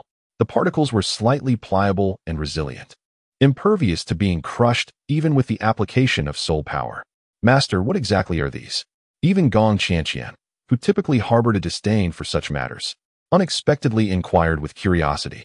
Gong Yu patiently elucidated. There exists a type of crystal known as hair crystal. To the untrained eye, it may seem utterly worthless. However, to those endowed with unique abilities, such as Tang San, whom we encountered at the hotel entrance, acquiring this crystal would likely leave him exhilarated, perhaps restless for several days. So what exactly is this hair crystal? Gong Qian inquired further. Gong Yu remarked, hair crystal refers to a phenomenon wherein natural crystals, under specific conditions and external influences, develop golden, thread-like formations within. These golden strands are known as crystal hair or golden hair, resembling the hair of the crystal itself. Regardless of the crystal's hue, the presence of even a single strand of crystal hair significantly enhances its value, surpassing that of the finest natural crystals, provided it is appreciated by a connoisseur. Crystals adorned with such hair are termed hair crystals. Gong Shui, appearing rather disinterested, responded, So, this worthless crystal is indeed a hair crystal? What purpose does it serve? Are we to believe that hammering it yields golden beads that can be utilized as gold? With a gentle smile, Gong Yu remarked, This is not merely a piece of crystal. It is a remarkable specimen of bored crystal, the finest among all crystals. Gong Shui, who was not inclined to engage in deep thought, found herself somewhat baffled. It was clearly the same object, yet it bore two names, differentiated by a single character. Suddenly, with a swift motion, Gong Lan delivered a playful slap to Gong Shui's rear and said, You need not understand. Simply listen attentively and refrain from causing any disturbance. Gong Shui, her cheeks puffed in indignation, incited a fresh wave of laughter among the crowd. Chapter 45. Dragon Beard Needle. After the merriment subsided, Gong Yu elaborated. In a typical hair crystal, the presence of hair gold is often haphazard and scarce. However, in those hair crystals that have existed for an exceptionally long time, there exists a possibility for an increase in the quantity of hair gold. When the amount of hair gold reaches a certain threshold and coalesces within the crystalline structure to form a semblance of a golden plate, such a hair crystal is referred to as a plate crystal, due to the abundance and orderly arrangement of hair gold within it. The plate crystal is esteemed as the finest among hair crystals. Gong Lan inquired, Young master, what purpose does this bored crystal serve? Gong Yu replied, Let us first gather these golden particles, and promptly began to collect the shimmering grains. Observing his actions, the others joined in with fervor. Before long, a server approached, inquiring about the sudden tremor that had shaken the hotel, but Gong Yu deftly concocted an excuse to dismiss him. Once the server had departed, Gong Yu turned to the group and proclaimed, Now, allow me to reveal the true nature of these particles. With that, he opened his palm, cradling the golden grains within. As his soul power surged forth, a radiant golden glow enveloped his hand, and then an astonishing phenomenon unfolded. The golden particles, infused with his soul energy, began to elongate gradually. In mere moments, they transformed into a thread finer than a hair, appearing like a delicate golden needle, significantly thinner than even a strand of hair. Gong Lan sighed, exclaiming, As fine as a hair strand. No wonder it is called hair crystal. Subsequently, Gong Yu retracted his spiritual energy, transforming the hair gold back into its previous form of golden particles. With a simple flip of his palm, the golden particles vanished into thin air. Where did they go? Gong Shui inquired with curiosity. Although her spiritual power was not the strongest, she was confident that, at such close proximity, if what Gong Yu had in his hand had been transferred elsewhere, it would not have escaped her perception. In the gaps between her fingers, Nar, possessing keen eyesight, immediately noticed a faint glimmer of golden light emerging from the space between Gong Yu's index and middle fingers. Though this golden light was too subtle for the naked eye to detect, it could not elude her dragon-like gaze. Gong Yu smiled gently, slightly parting her index and middle fingers, revealing a slender golden needle delicately nestled between them. This is known as the dragon's whisker needle. Observe closely. Gong Yu once more aligned her fingers, the needle poised between them, and with a swift motion, she cast it directly towards the grand bed. In an instant, a subtle glimmer of golden light flickered silently before vanishing into the quilt. Strangely, As the golden thread penetrated, the quilt began to contort rapidly, and in the blink of an eye, a pronounced bulge had formed. Gong Yu gazed at Nar and inquired, Nar, your keen eyesight, have you noticed any alterations in that golden needle? Nar replied, after it was thrust into the large bed, the golden needle recoiled and reverted to a granular form. Indeed, you are correct, Gong Yu acknowledged with a nod. The golden needle possesses remarkable resilience and astonishing elasticity. Once it is deprived of the support of soul power, it will naturally curl back upon itself. Do you all comprehend the utility of this object now? The group nodded in understanding, yet only Gong Shui scratched her head, looking somewhat perplexed as she remarked, what is there to comprehend? Old 8, you truly are dim-witted. As soon as Gong Miao Miao seized the opportunity, she did not hesitate to taunt Gong Shui. She remarked, if this object were to strike you, can you fathom the consequences? After a brief pause to allow Gong Shui to ponder the scenario, she continued, imagine a needle piercing your body, only to curl up within. It would twist your muscles into a tangled mass. To extricate this needle, one would have to sever the entire cluster of contorted muscle. Upon hearing this, the group of girls collectively envisioned the gruesome imagery, and an involuntary gasp escaped their lips. Gong Lan could not help but furrow her brow as she inquired, young master, if this object is embedded within the body, is there a method of resolution that does not involve the excision of flesh? The mere thought of having to sever a chunk of flesh from a living person sent a shiver down her spine. There is, Gong Yu replied nonchalantly. Upon hearing this, the young girls collectively exhaled in relief. However, their momentary joy was short-lived, as Gong Yu swiftly shifted the conversation, stating, unfortunately, I am not acquainted with such techniques. Instantly, the girls felt deflated, akin to a punctured balloon, realizing their hopes had been in vain. Gong Yu continued, since I lack the specialized knowledge to resolve this matter, I shall not entrust these items to you. Should you mishandle them, it could lead to complications, particularly concerning Xiao Shui, for she is the one I trust the least. Gong Yu genuinely did not possess the antidote for the dragon whisker needle. Although a few years prior he had acquired some extraordinary skills from the Xiantian treasure record through simulation, the art of dismantling hidden weapons was not among them. Thus, at present, only Tang San understood how to neutralize the dragon whisker needle. The girls nodded in agreement, while Gong Lan remarked, if such an item were to fall into Xiao Shui's hands, it would undoubtedly lead to chaos. It is best that the young master retains custody of it and does not bestow it upon us. However, Gong Shui was indignant, responding with irritation. What do you all mean by this? Am I truly that incompetent? You are not incompetent. Rather, your intellect leaves much to be desired, Gong Miao Miao retorted. You flower of the chrysanthemum, you embodiment of martial spirit. Gong Shui could think of no better retort and resorted to disparaging Gong Miao Miao's martial spirit instead. Cutting to the chase, when one cannot win an argument, they resort to such matters, and yet you claim to be of sound mind. Gong Miao Miao replied with a mere smile. After a spirited exchange, the group dispersed to their respective rooms, leaving the space in disarray. Only Gong Lan remained to tidy up alongside Gong Yu, while Nar, exhausted, had already succumbed to sleep on the bed. The room fell into a sudden silence, rendering Gong Yu momentarily uneasy. As they organized the scattered items, their hands inadvertently reached for the same object, causing their fingers to brush against one another. Upon contact, Gong Lan's body involuntarily quivered, her cheeks tinged with a faint blush as she instinctively withdrew her delicate hand. Gong Yu hastily picked up the object from the floor, feigning ignorance of the incident. However, Gong Lan suddenly spoke up. My lord, do you desire it? Desire what? Gong Yu feigned ignorance, fully aware of the underlying meaning. The way between us, Gong Lan's words flushed her cheeks even more. She continued, if you wish for it, I am willing. I am already 14. Gong Yu gently placed the object he held aside, drawing Gong Lan into his embrace and bestowing a tender kiss upon her forehead. In a soft voice, he said, Lanark, after all these years, I comprehend the sentiments of everyone involved, and I trust you are well aware of my own affections as well. Therefore, there is no need for haste.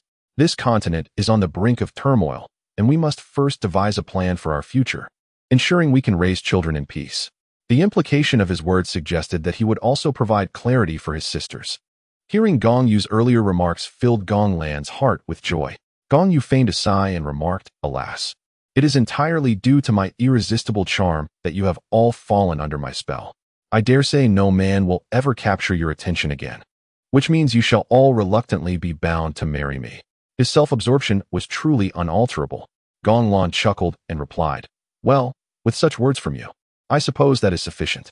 I shall take my leave to return to my chambers." With that, Gong Lan departed, and once he had tidied up, Gong Yu settled cross-legged upon the sofa. As dusk fell, a wave of soul energy surged through the room, and Gong Yu slowly opened his eyes. A faint smile gracing his lips. Just moments ago, his soul power had ascended to level 40. Chapter 46. Fire Kite versus Grass Chicken Phoenix. As evening approached, a gentle breeze wafted through the air. Gong Yu, accompanied by her companions, stepped out, and in the afternoon, the girls had indulged in several hours of slumber, leaving them invigorated. Given their high spirits, Gong Yu decided to lead them to expend some of their energy and directly headed to the Soul Arena in Soto City. They all registered under fictitious identities at the arena to avoid drawing attention with their previous badges, which might deter others from challenging them. Let us all sign up for different matches to avoid competing against one another. Fighting amongst ourselves offers little challenge, Gong Yu remarked casually. However, she and Nair did not sign up, as their prowess might render the matches unproductive for their training.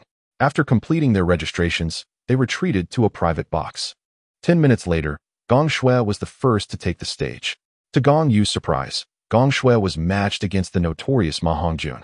This individual frequented the brothels for monetary gain, participating in matches almost every night, achieving a fair number of victories, yet suffering losses as well, which resulted in little net profit.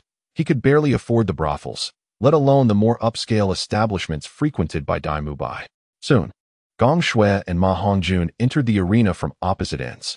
Gong Shui, masked and concealing her features, nonetheless drew the attention of many lecherous onlookers with her alluring figure, eliciting a chorus of whistles and cheers from the crowd. Upon noticing Gong Shui's physique, Ma Hongjun couldn't help but swallow hard, deliberately attempting to engage her in conversation. Gong Shui, indifferent to the portly figure before her, had never harbored any fondness for the stout. Upon learning the name of her opponent, Gong Yu had specifically instructed her to unleash her full fury upon the rotund adversary, ideally incapacitating him entirely. Following a brief introduction by the referee, the battle commenced. Ma Hongjun manifested a chicken martial soul, yet as it materialized, a resounding phoenix cry echoed forth from him. The humble chicken soon merged with Ma Hongjun, causing his short hair to lengthen dramatically and converge at the center of his head, transforming into a mohawk style. Subsequently, 2 yellow spirit rings pulsated beneath his feet, and elongated feathers sprouted from his robust arms, while his hands morphed into claw-like appendages. Without hesitation, Ma Hongjun approached Gong Shui and flirtatiously inquired, "Fair maiden, have you considered my proposal? How about becoming my girlfriend? As you can see, my martial soul is that of a phoenix, and I sense a potent fire attribute emanating from you. You, too, must be a fire attribute soul master, making us a perfect match." Gong Shui disregarded Ma Hongjun entirely, choosing instead to summon her martial spirit. From within her, a fiery phoenix, ablaze with vibrant flames, soared forth. After gracefully circling the stage, it returned to her form, enveloping her in its essence, and in an instant, a pair of magnificent wings sprouted from her back. Subsequently, a yellow and a purple soul ring emerged rhythmically from beneath her feet. It was at this moment that she bitterly declared, "Elder brother was indeed correct. You, little chubby one, are utterly revolting, and thus, your demise is inevitable." After 5 years of diligent training, Gong Shui has attained a soul power level of 30. Had it not been for Gong Yu's suggestion to hold off for a while, waiting for him and Gong Yu to also level up before venturing to hunt for soul rings, she might have already acquired her 3rd soul ring by now. Gong Yu and Gong Yu previously reached levels 39 and 29 respectively, nearing their promotions. Thus, they allowed Gong Shui to hold back for a while. Now that Gong Yu has been promoted, only Gong Yu remains. Gong Yu possesses a cabbage-type martial soul, which is relatively the weakest among them. Yet she has still managed to attain level 29. She once consumed the Xian Shui Dan, which slightly enhanced her aptitude, so reaching level 30 should pose no difficulty. As for what lies beyond level 30, they plan to venture directly to the ice and fire duality, to gather herbs that can further improve her qualifications. Due to her lack of a 3rd spirit ring, Gong Shui was still considered a great spirit master, which is why she was assigned to the Great Spirit Master match, where she fortuitously encountered Ma Hongjun, a 1,000-year spirit ring. Upon seeing Gong Shui's spirit ring, shock washed over Ma Hongjun's face, and he felt a pang of regret for his earlier actions. He swallowed heavily, his voice trembling as he exclaimed, "How is it possible? How could a second spirit ring reach 1,000 years?" It wasn't just Ma Hongjun. The surrounding audience was equally astonished, whispering among themselves. They were merely Na'vi spectators. Had any of them ventured to the Great Soul Arena in Gongxin City over the years, they would have realized that it was not uncommon for several girls to appear there, showcasing exceedingly aged spirit rings. Over the years, Gong Yu had relocated the family to Gongxin City to learn blacksmithing, often bringing several girls to the Soul Arena for battles, not only to earn money, but also to sharpen the girls' practical combat experience. "Humph, ignorant fools, daring to tease me," Gong Shui scolded, and then she noticed her first spirit ring beginning to shimmer. With a swift command, she declared, "First spirit skill, fiery wing slash." Suddenly, she soared into the air, looking down from above, and unleashed two crimson blades of fire toward Ma Hongjun on the arena. Ma Hongjun, the stout figure, displayed a surprising agility, deftly dodging the two fiery blades. After performing a couple of rolls, he evaded the attack, while Gong Shui's fiery blade struck the arena, erupting in a burst of flames that illuminated the surroundings. Then, Ma Hongjun retaliated, shouting, "First spirit skill, Phoenix Fire Line." He raised his hands, causing his first spirit ring to blaze with light, and then he opened his mouth wide, unleashing a stream of fine, purplish-red flames directed at the airborne Gong Shui. Since Ma Hongjun had yet to evolve from a mere chick into a phoenix and lacked a third ring, he was unable to fly, resorting instead to a ground-based assault. His Phoenix Fire Line allowed for long-range attacks, making it a viable strategy, albeit lacking the agility that Gong Shui possessed. She effortlessly evaded Ma Hongjun's singular, fiery assault. Soon after, Gong Shui's second spirit ring began to glow. Second spirit skill, Skyfire Dance of Death. As the words left her lips, Gong Shui clenched her fists tightly, and with a sudden flourish, her hands opened wide, unleashing a formidable aura that engulfed her within a 5-meter radius. The atmosphere around her instantly turned searing hot. In the blink of an eye, the sweltering air transformed into a dozen fiery orbs, which she propelled towards the arena with a decisive thrust of her hands. Ma Hongjun, being a fire attribute soul master, was undeterred by the flames, despite his phoenix fire not being fully refined.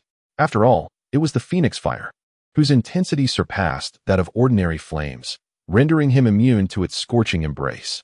Conversely, Gong Shui's flames, though ordinary and equally impure, had been imbued with a trace of Hellfire's destructive essence after years of training alongside Gong Yu. Thus, her flames were notorious for their explosive nature. Whenever she conjured fire, it would invariably detonate. Though Ma Hongjun feared not the fire itself, he was ill-equipped to withstand the energy shockwaves resulting from the explosions. Chapter 47. The Knight's Undertaking. Humph. How dare you toy with this lady? I will not let you off lightly. With that, Gong Shui hurled the fiery orbs directly onto the arena, transforming it into a battleground reminiscent of artillery fire. The explosions created a dazzling display of light, akin to a grand fireworks exhibition. Ma Hongjun's first soul skill, the Phoenix Fire Line, was indeed offensive, but his second skill merely augmented the phoenix flames and held little value in such a tumultuous scenario. As he gazed upon the oncoming inferno, he wished to concede, yet found himself unable to do so. In mere moments, the fiery orbs detonated repeatedly upon the arena. After approximately 3 to 4 minutes, the smoke began to dissipate. At this juncture, Ma Hongjun lay sprawled on the arena, his garments obliterated, leaving only a tattered triangle of fabric. He was cloaked in a charred darkness, the cause of which remained uncertain, whether from soot or the aftermath of the blasts. The referee appeared on the arena, assessing Ma Hongjun's condition. Upon confirming he was still alive, he prepared to announce the outcome of the duel. However, the barely conscious Ma Hongjun interjected, "This madwoman is trying to take my life. Is it really necessary to be so ruthless just for a little teasing?" With that, he succumbed to unconsciousness. The referee checked for Ma Hongjun's breath and, finding him merely fainted, took the microphone to declare the duel's result. Subsequently, Gong Shui descended from the arena amidst the audience's thunderous applause, exclaiming in exhilaration, "What a thrill! What a waste of soul power!" Gong Shui was still awaiting the praises of her peers when, unexpectedly, Gong Yu delivered a sharp rebuke. She pointed out that despite the ease with which victory could be attained, Gong Shui had squandered an excessive amount of soul power on such a grandiose skill. What if someone else managed to conjure a shield and withstand the attack? After exhausting her soul power with that formidable skill, what would she do next? Gong Shui found herself momentarily speechless. She had always taken pride in her second skill's ability to inflict widespread damage, never contemplating the vulnerabilities that such a skill might entail. At that moment, Gong Miao Miao's words served as a revelation. However, accustomed to their banter, neither was willing to concede, even though they recognized the validity of the other's argument. With a slight pout, Gong Shui retorted, "But you all are here too. I am solely responsible for the offense, while the defense is your concern. What if one day we are not by your side?" Gong Miao Miao countered. "Or what if the one beside you is not adept at defense, like Third Sister? What will you do then? Do you expect Third Sister to provide you with protection or to vanquish your foes?"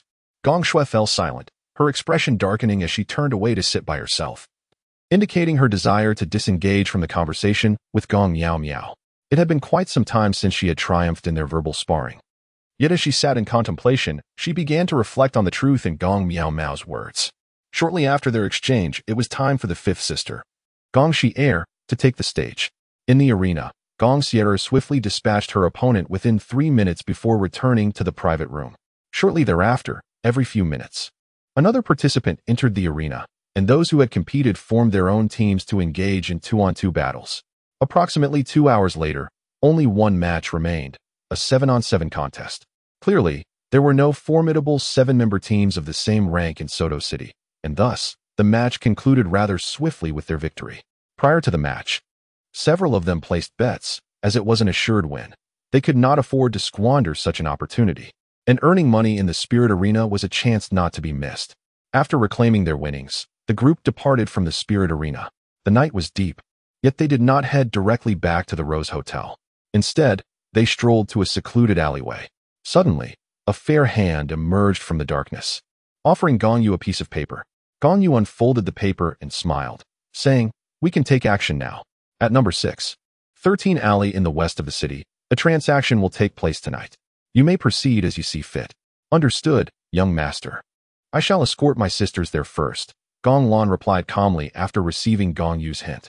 As for their purpose, it was, of course, to eliminate human traffickers. Over the years, there had been instances of officials and traffickers being assassinated within the Tiando Empire, and it was these sisters who carried out such deeds. Having experienced the horrors firsthand, they harbored a profound hatred for the trafficking of people.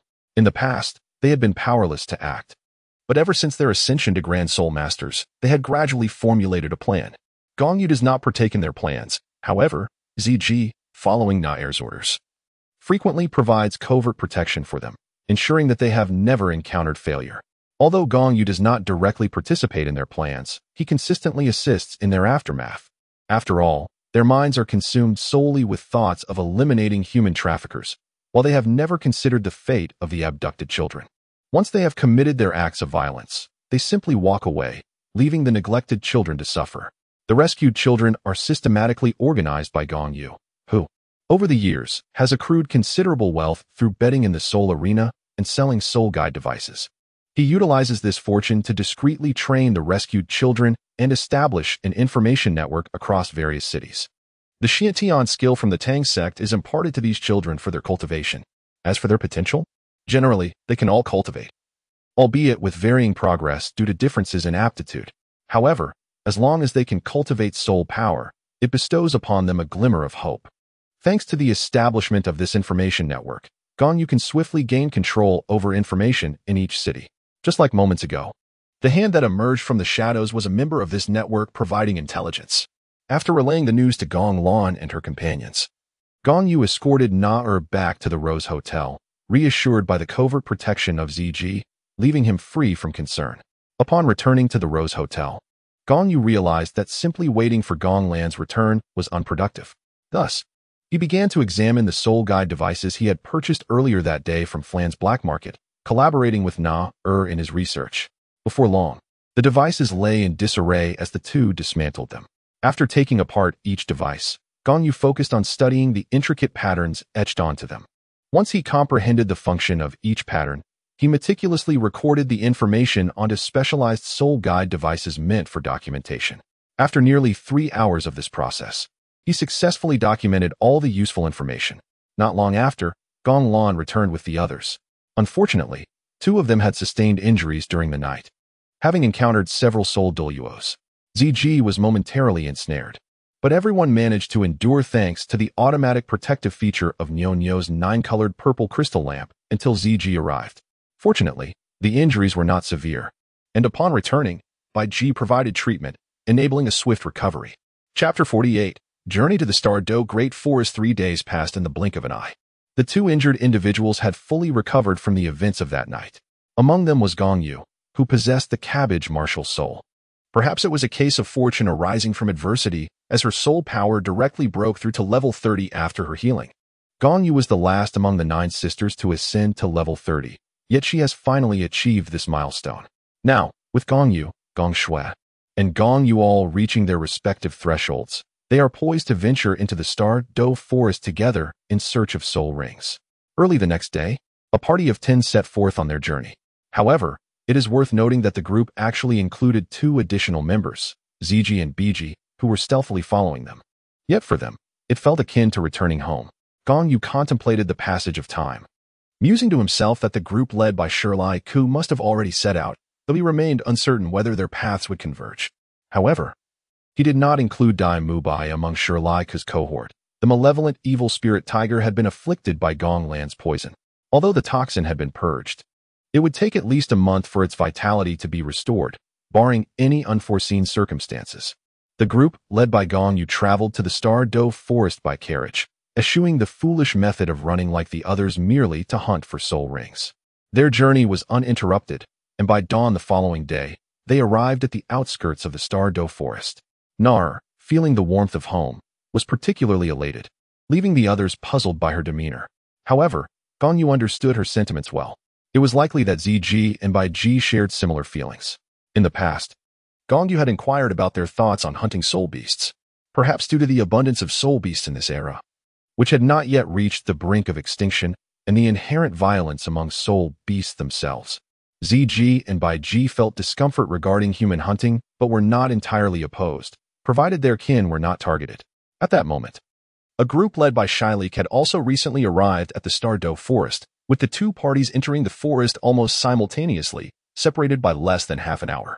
Cautiously navigating the woods, Gong Yu casually remarked, "Xiaoxue and Yuer, have you decided which soul beast you wish to hunt?" "I'm flexible, as long as it's fire attribute," replied Gong Shui nonchalantly. Suddenly, a sharp sound echoed as Gong Lan playfully slapped Gong Shui's rear, admonishing, "Speak properly. What do you mean by flexible? The choice of soul rings is of utmost importance. It cannot be taken lightly." "Oh, I understand," Gong Shui huffed, slightly irritated from the playful reprimand. "I want to hunt the Flame Lord. Can you help me with that?" "Not possible," Gong Lan replied bluntly. "Such creatures may be found in the volcanic regions of the southwest, but we are currently in the Douluo Forest.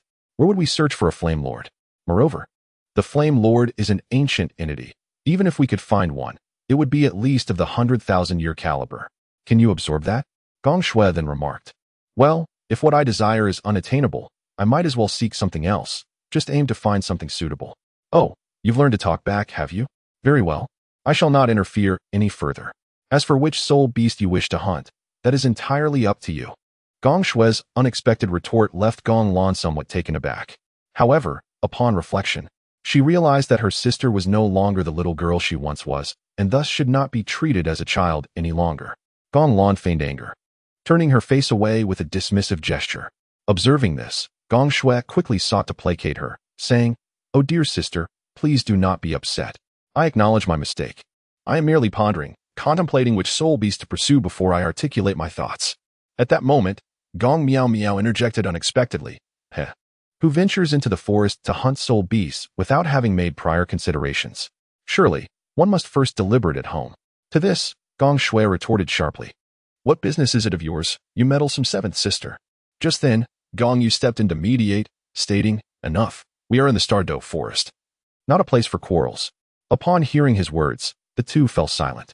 Gong Yu continued, "Since Xiao Shui has yet to finalize her choice, let us opt for the Phoenix Crown Firebird as our primary target. If that proves elusive, we may consider alternatives." Gong Shui nodded repeatedly, saying, It's still my elder brother who treats me well, thinking of everything for me." "Humph.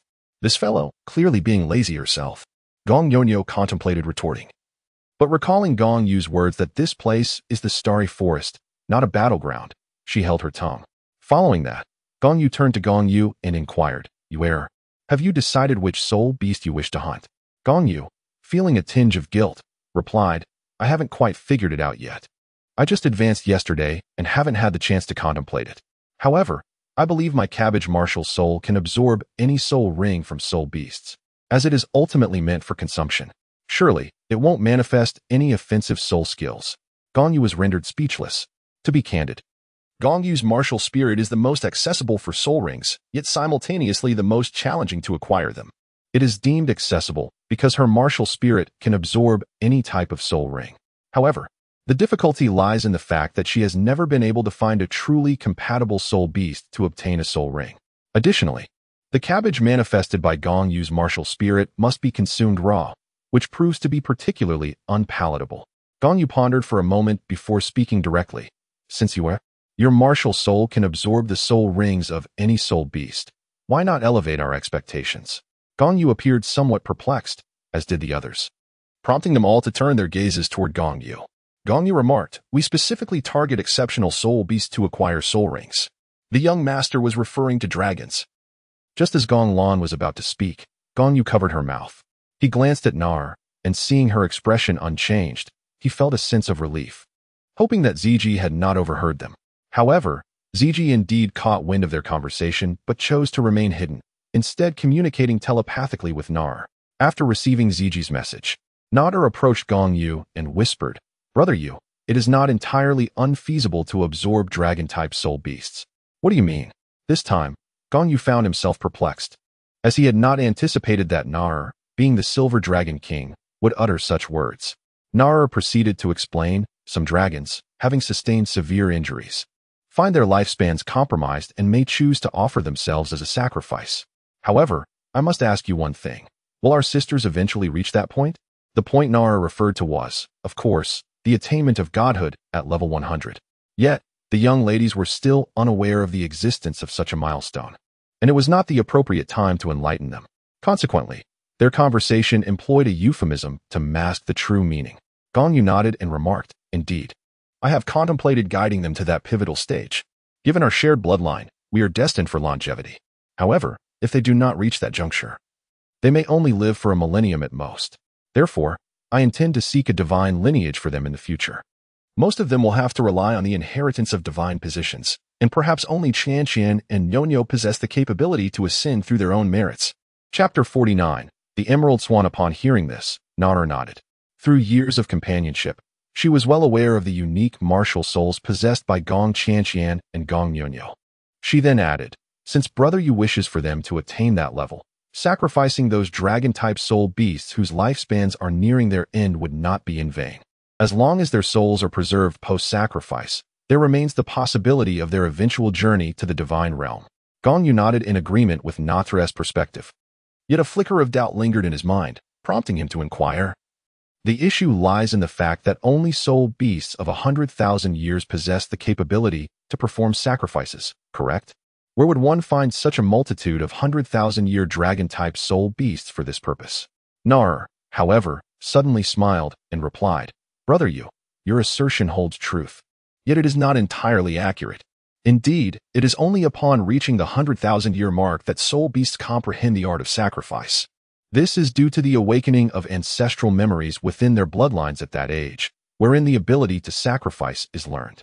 Nevertheless, this ability can be transmitted.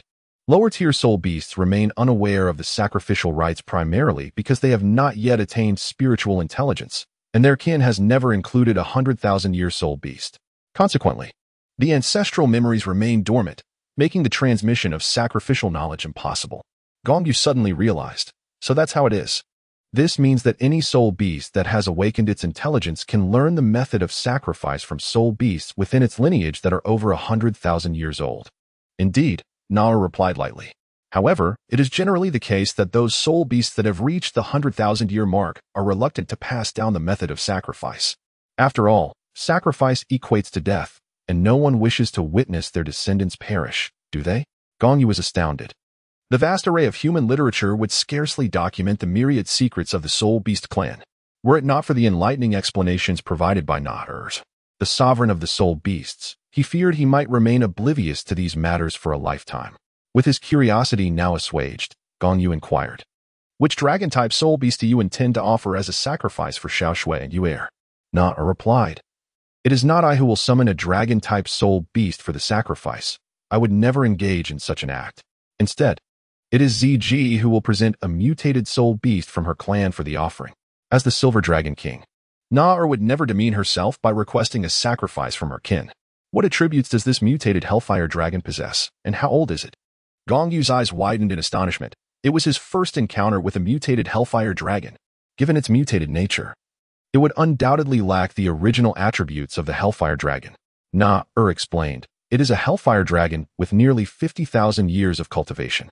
In terms of attributes, it retains the original dark essence of the Hellfire Dragon, yet its water attribute has transformed into fire due to the mutation." Gong Yu contemplated, resting her chin in thought. Before articulating, possessing a fire attribute would indeed be suitable for Xiao Shui. However, suddenly endowing her with a soul ring of several tens of thousands of years, given her temperament, I genuinely fear she may struggle to harness it. Thus, it would be prudent for us to seek out other soul beasts first. As for the matter of sacrifice, that Hellfire Dragon cannot possibly have only a few years left to live, can it? I believe we can afford to wait a few more years. Perhaps until Xiao Shui absorbs her 5th ring before proceeding with the sacrifice. Moreover, this time would serve well to temper her disposition. Upon hearing this, Na pondered thoughtfully. "You have a point. 8th sister's temperament is indeed somewhat unstable. It would be wiser to wait a few years." Then, as if receiving another transmission, Na continued, "What about 3rd sister? Is a sacrifice necessary for her? Just now, Bai Ji also contacted me, mentioning that there is a soul beast within her clan whose lifespan is nearing its end, which could be considered for sacrifice." Gong Yu's eyes brightened, a surge of excitement coursing through her as she replied, "Bai Ji is the matriarch of the Emerald Swan clan. If an Emerald Swan were to be sacrificed for Yu Er, it might yield unexpectedly beneficial results. Shall we give it a try?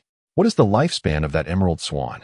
Na blushed slightly and responded, "It is at the 60,000 years level." Gong Yu instantly rolled her eyes in disbelief.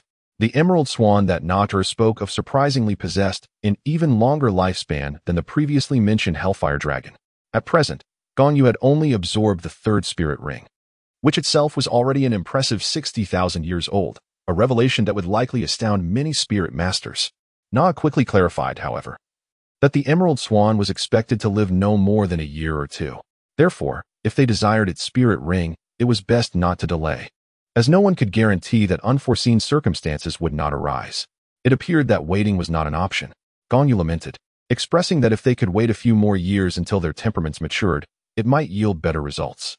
In that case, she concluded, "Let us make arrangements for Bai Ji to bring the Emerald Swan to us." Subsequently, Na conveyed a message to Biji. Approximately half an hour later, Biji returned with a jade swan.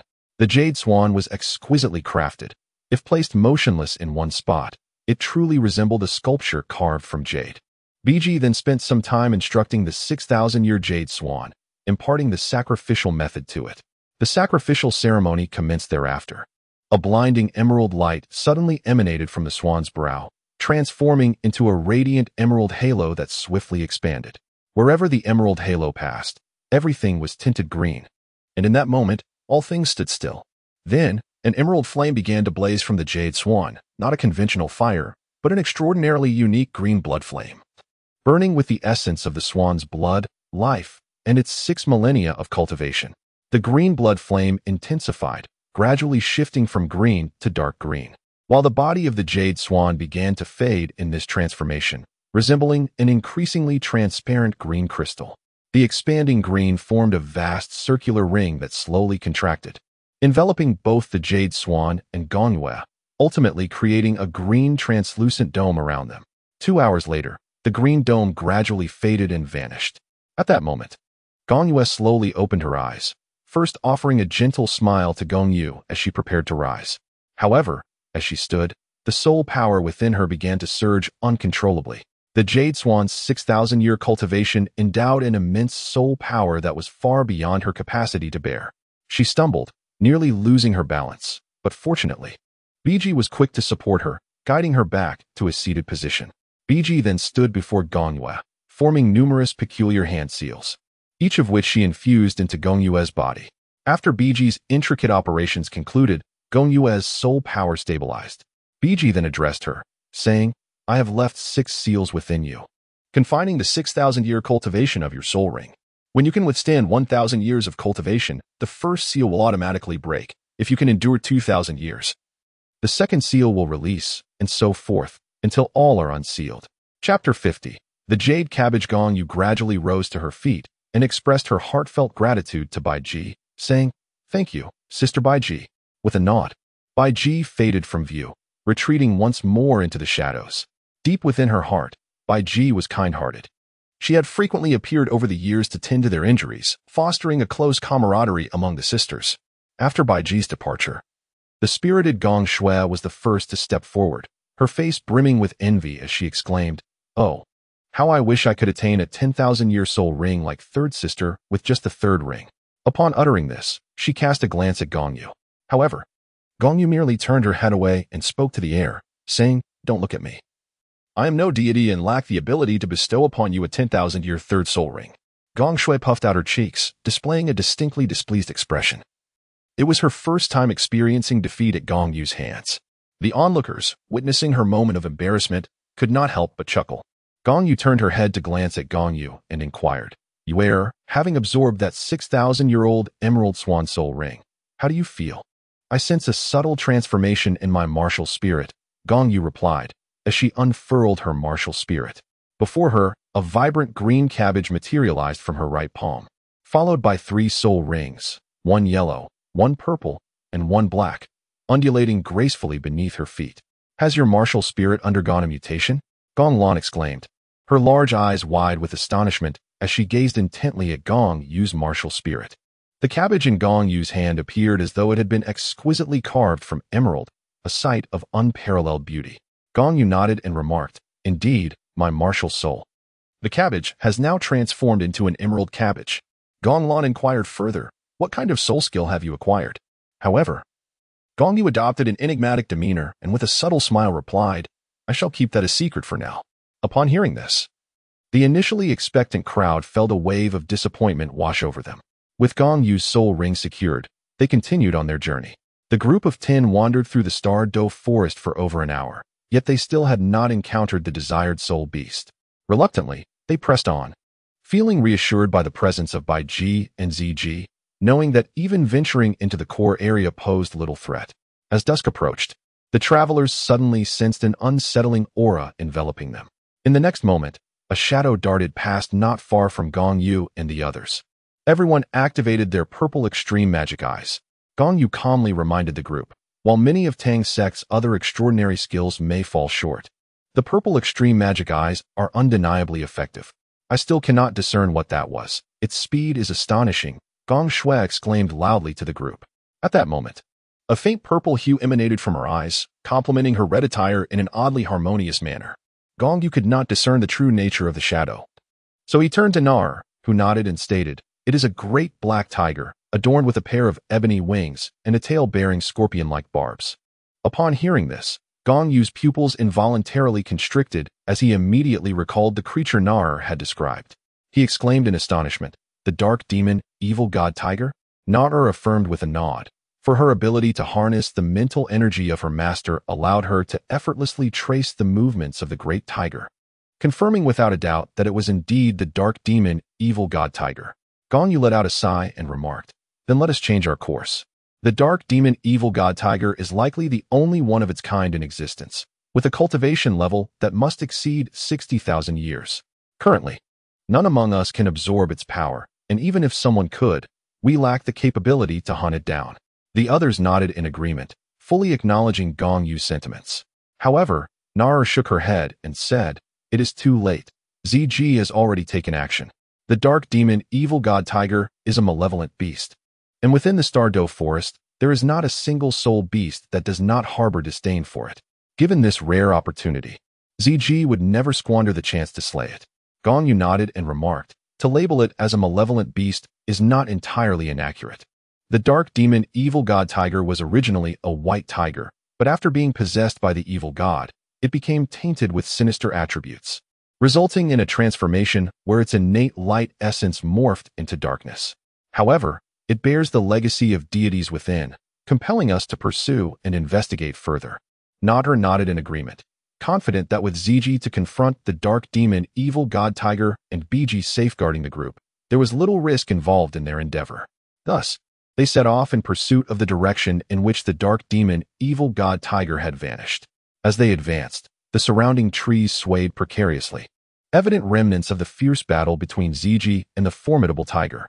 After approximately half an hour of tracing the signs of conflict, they finally located Ziji. Before her, a few meters away, lay a massive black tiger adorned with a pair of ebony wings, though its barbed tail had been severed and discarded beside it.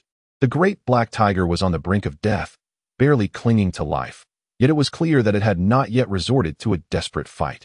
Gong Yu surmised that while the tiger had indeed sustained severe injuries from Ziji's onslaught, there was an element of pretense in its demeanor.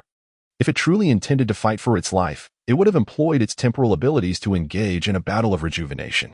However, it was also plausible that it hesitated to unleash such powers against Ziji, given her significantly greater age. Even if it attempted a battle of rejuvenation, it risked reverting to the form of a mere kitten before Ziji could be diminished. Nevertheless, Gong Yu postulated that the primary reason for the black tiger's feigned weakness was the presence of its black orb, which had yet to detach from its being. The black tiger could not possibly perish so easily. Even in death, it would carry the orb with it, breaking through the barriers of space to escape. This orb was akin to its inner core, encapsulating 6 attributes: malevolence, darkness, lightning, wind, time, and space, elements that Gong Yu coveted. At that moment, Nar approached and proposed, "Great Tiger, how about offering yourself as a sacrifice to my brother?" Gong Yu was nearly rendered speechless, perplexed by the notion of another sacrifice. Was it a day for such gatherings? Even he had never dared to contemplate absorbing the soul ring of the dark demon, evil god tiger. Yet, Nar boldly approached and inquired about his intentions regarding the sacrifice, displaying a confidence that was somewhat overwhelming for a soul beast sovereign.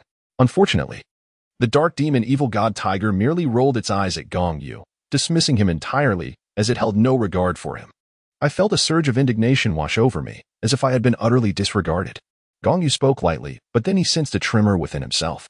Upon introspection, he discovered that it was his second martial soul, the golden dragon breaking evil staff, that was vibrating. It appeared that being overlooked by a mere evil soul beast had provoked the spirit of the breaking evil dragon. This dragon possessed the power to vanquish both demons and evil. Thus, being ignored by an evil soul beast was akin to a provocation. I do not require a sacrifice.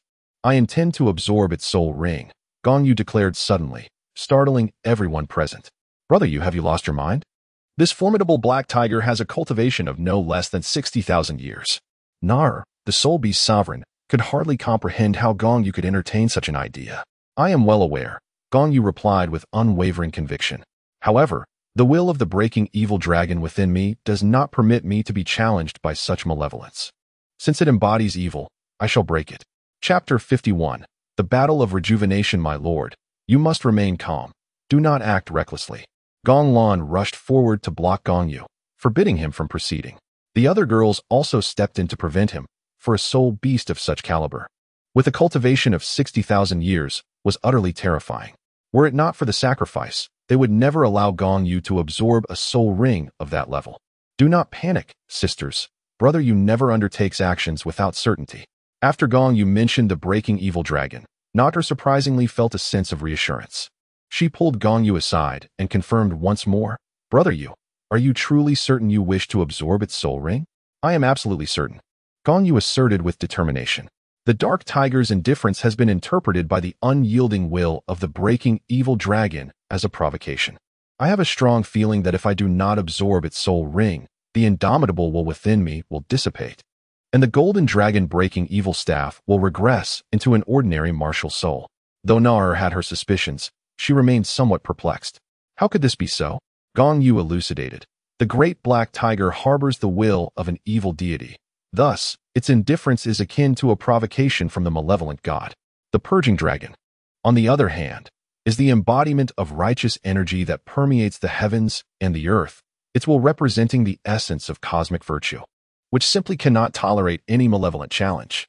Nar exhaled in relief, for Gong Yu's explanation aligned closely with her own conjectures. Nevertheless, she retorted, "Very well, brother Yu. I shall trust you. However, to echo your earlier words, should any unforeseen mishap arise during the absorption of the soul ring, I will interrupt you immediately."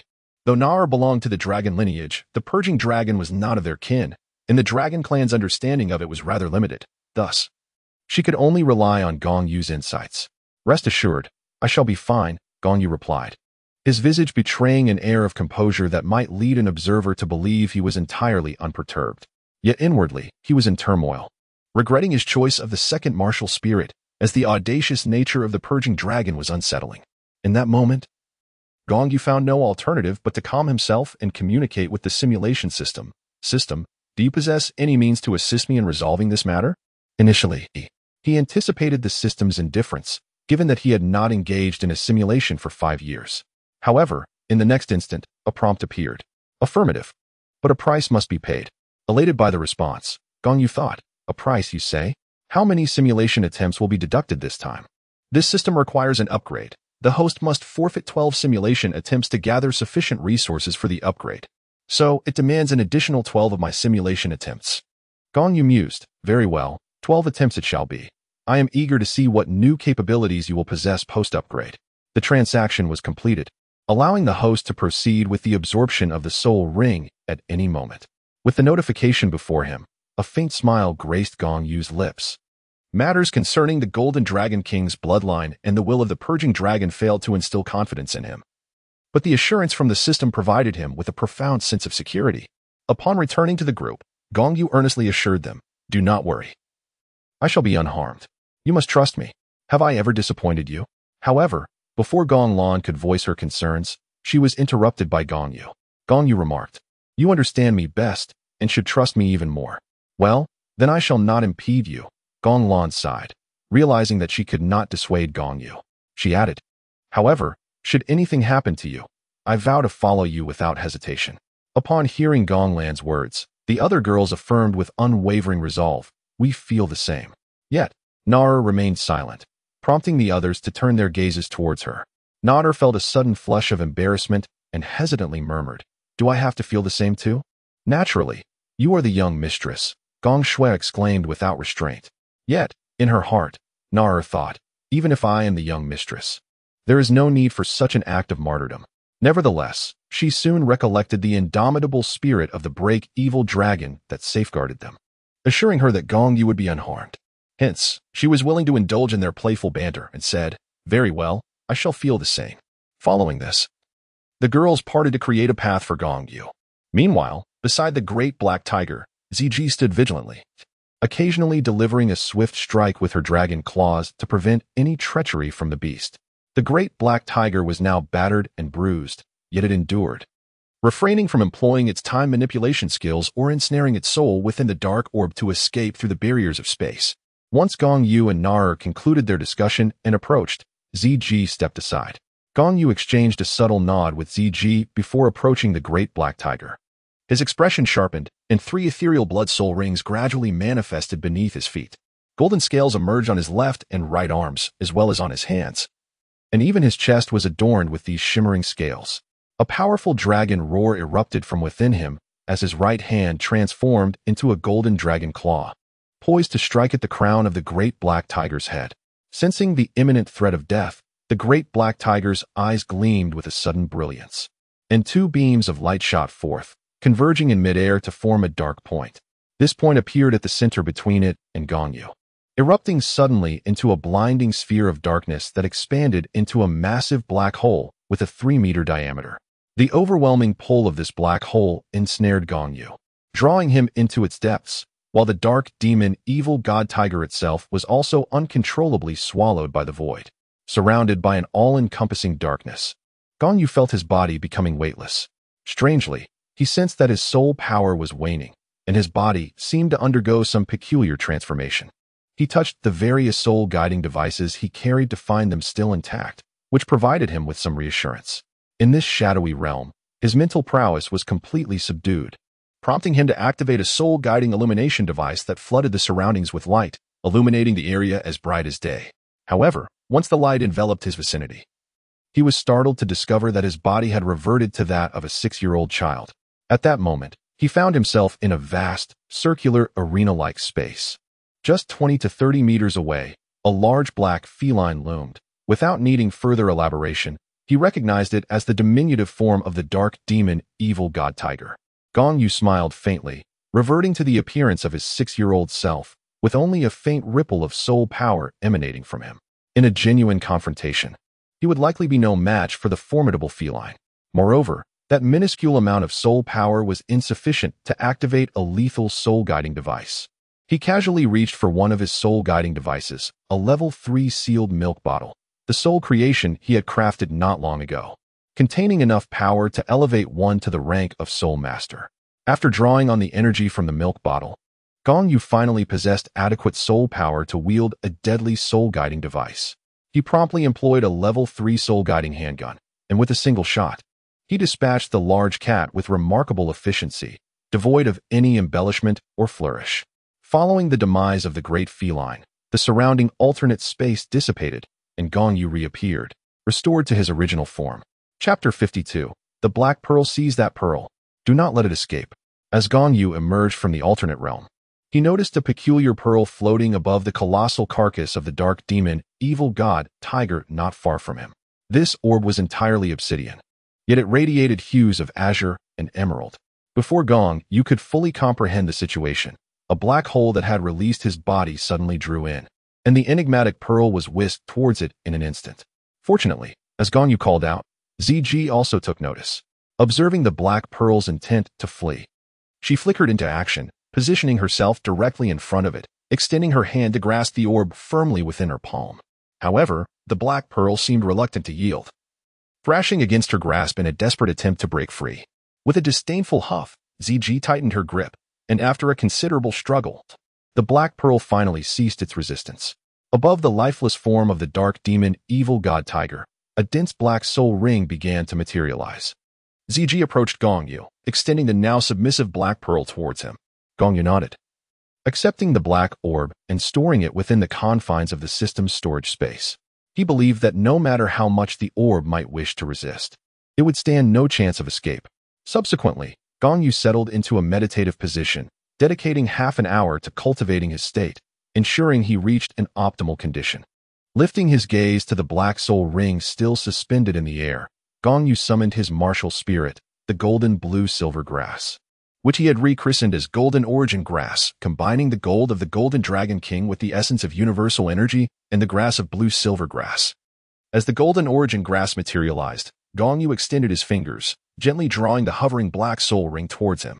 In an instant, the black soul ring transformed into a streak of luminous energy, swiftly encircling the Golden Origin Grass. Simultaneously, a stream of icy air, though not vast, pierced sharply into Gong Yu's body, violently assaulting the layered defenses he had erected with his soul power. This frigid air was imbued with a profound malevolence and an intense unwillingness. The moment it surged into Gong Yu, he was compelled to expel a mist of blood. Young master, big brother. Several young girls, witnessing Gong Yu's blood mist, grew anxious and attempted to approach him, only to be halted by a raised hand from Gong Yu, signaling them to remain back. Gong Yu remained silent, observing that the girls had been restrained before he turned his gaze. He then focused his mind and began to circulate the true Taoist song within his being. As the melody of the true Taoist song resonated, a pure and authentic aura unique to Taoism began to flourish within him, clashing instantaneously with the cold, malevolent energy of the dark demon god tiger. The two forces vied for supremacy, neither yielding to the other, gradually inciting fluctuations in the surrounding energy of the cosmos, ultimately forming a swirling vortex above Gong Yu's head, shaped like the black and white yin-yang symbol.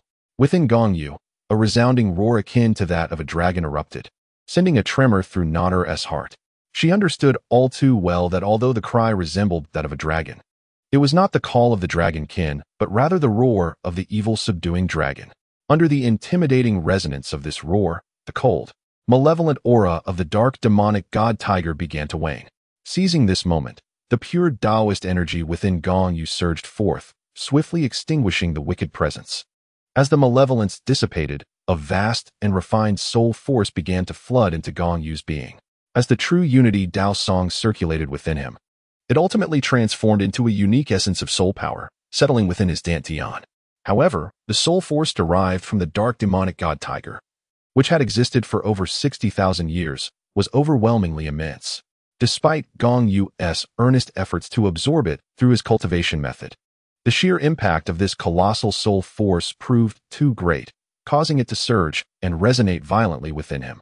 Gong Yu felt as though his entire body was beginning to swell, an overwhelming sensation that he might burst at any moment.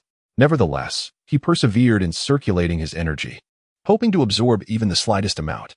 With each fragment of energy he absorbed, the immense soul power would diminish incrementally, alleviating a fraction of the burden on his body. Externally, Gong Yu appeared grotesquely inflated, resembling an overindulgent figure. Observing this predicament, the group of girls clenched their fists, torn between the impulse to assist him and the fear that any movement might inadvertently disrupt Gong Yu and lead to unforeseen consequences. Thus, they remained rooted in place, caught in a dilemma of anxious indecision. Meanwhile, Gong Yu's mind was tumultuously wrestling with desperation as he called out to the system, imploring it to take action. Yet, the system's response was disheartening. It merely assured that the host would not perish and that the strength of the soul rings would be sealed, retaining only the potency of approximately 20,000 years. The longer the host endured, the greater the rewards. Very well, the assurance of survival was sufficient. Gong Yu felt a surge of joy. As long as he could ensure his survival, there was little for him to worry about. As for the powerful soul energy within him, he would steadfastly endure, gradually absorbing it, certain that he would eventually exhaust it completely.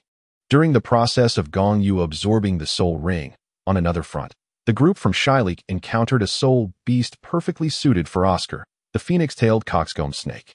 Through their concerted efforts, alongside the cooperation of Zhao Wujia, the 7 monsters ultimately subdued the phoenix-tailed coxcomb snake. However, had Gong Yu been present, he would have noticed that all 7 monsters were gathered, and although Dai Mubai appeared somewhat weakened, he was already moving with ease. The swift recovery of Dai Mubai was largely attributable to Tang San's pharmacological knowledge, which he applied after visiting Shilik to aid in Dai Mubai's recuperation.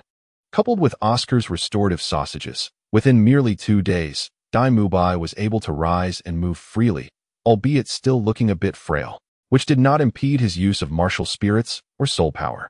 Meanwhile, the chubby little fire attribute boy, despite having suffered significantly at the hands of Gong Shui, had sustained little actual harm from the explosive force due to his nature. With the assistance of Oscar's restorative sausages, he too quickly regained his strength, though his hair had been singed away, leaving him a round little bald figure. At that moment, as Oscar sought to deal with the phoenix-tailed coxcomb snake, which was barely clinging to life, the old snake matriarch appeared with her granddaughter. Thus, the Shilik group found themselves entangled once more with the grandmother and granddaughter duo.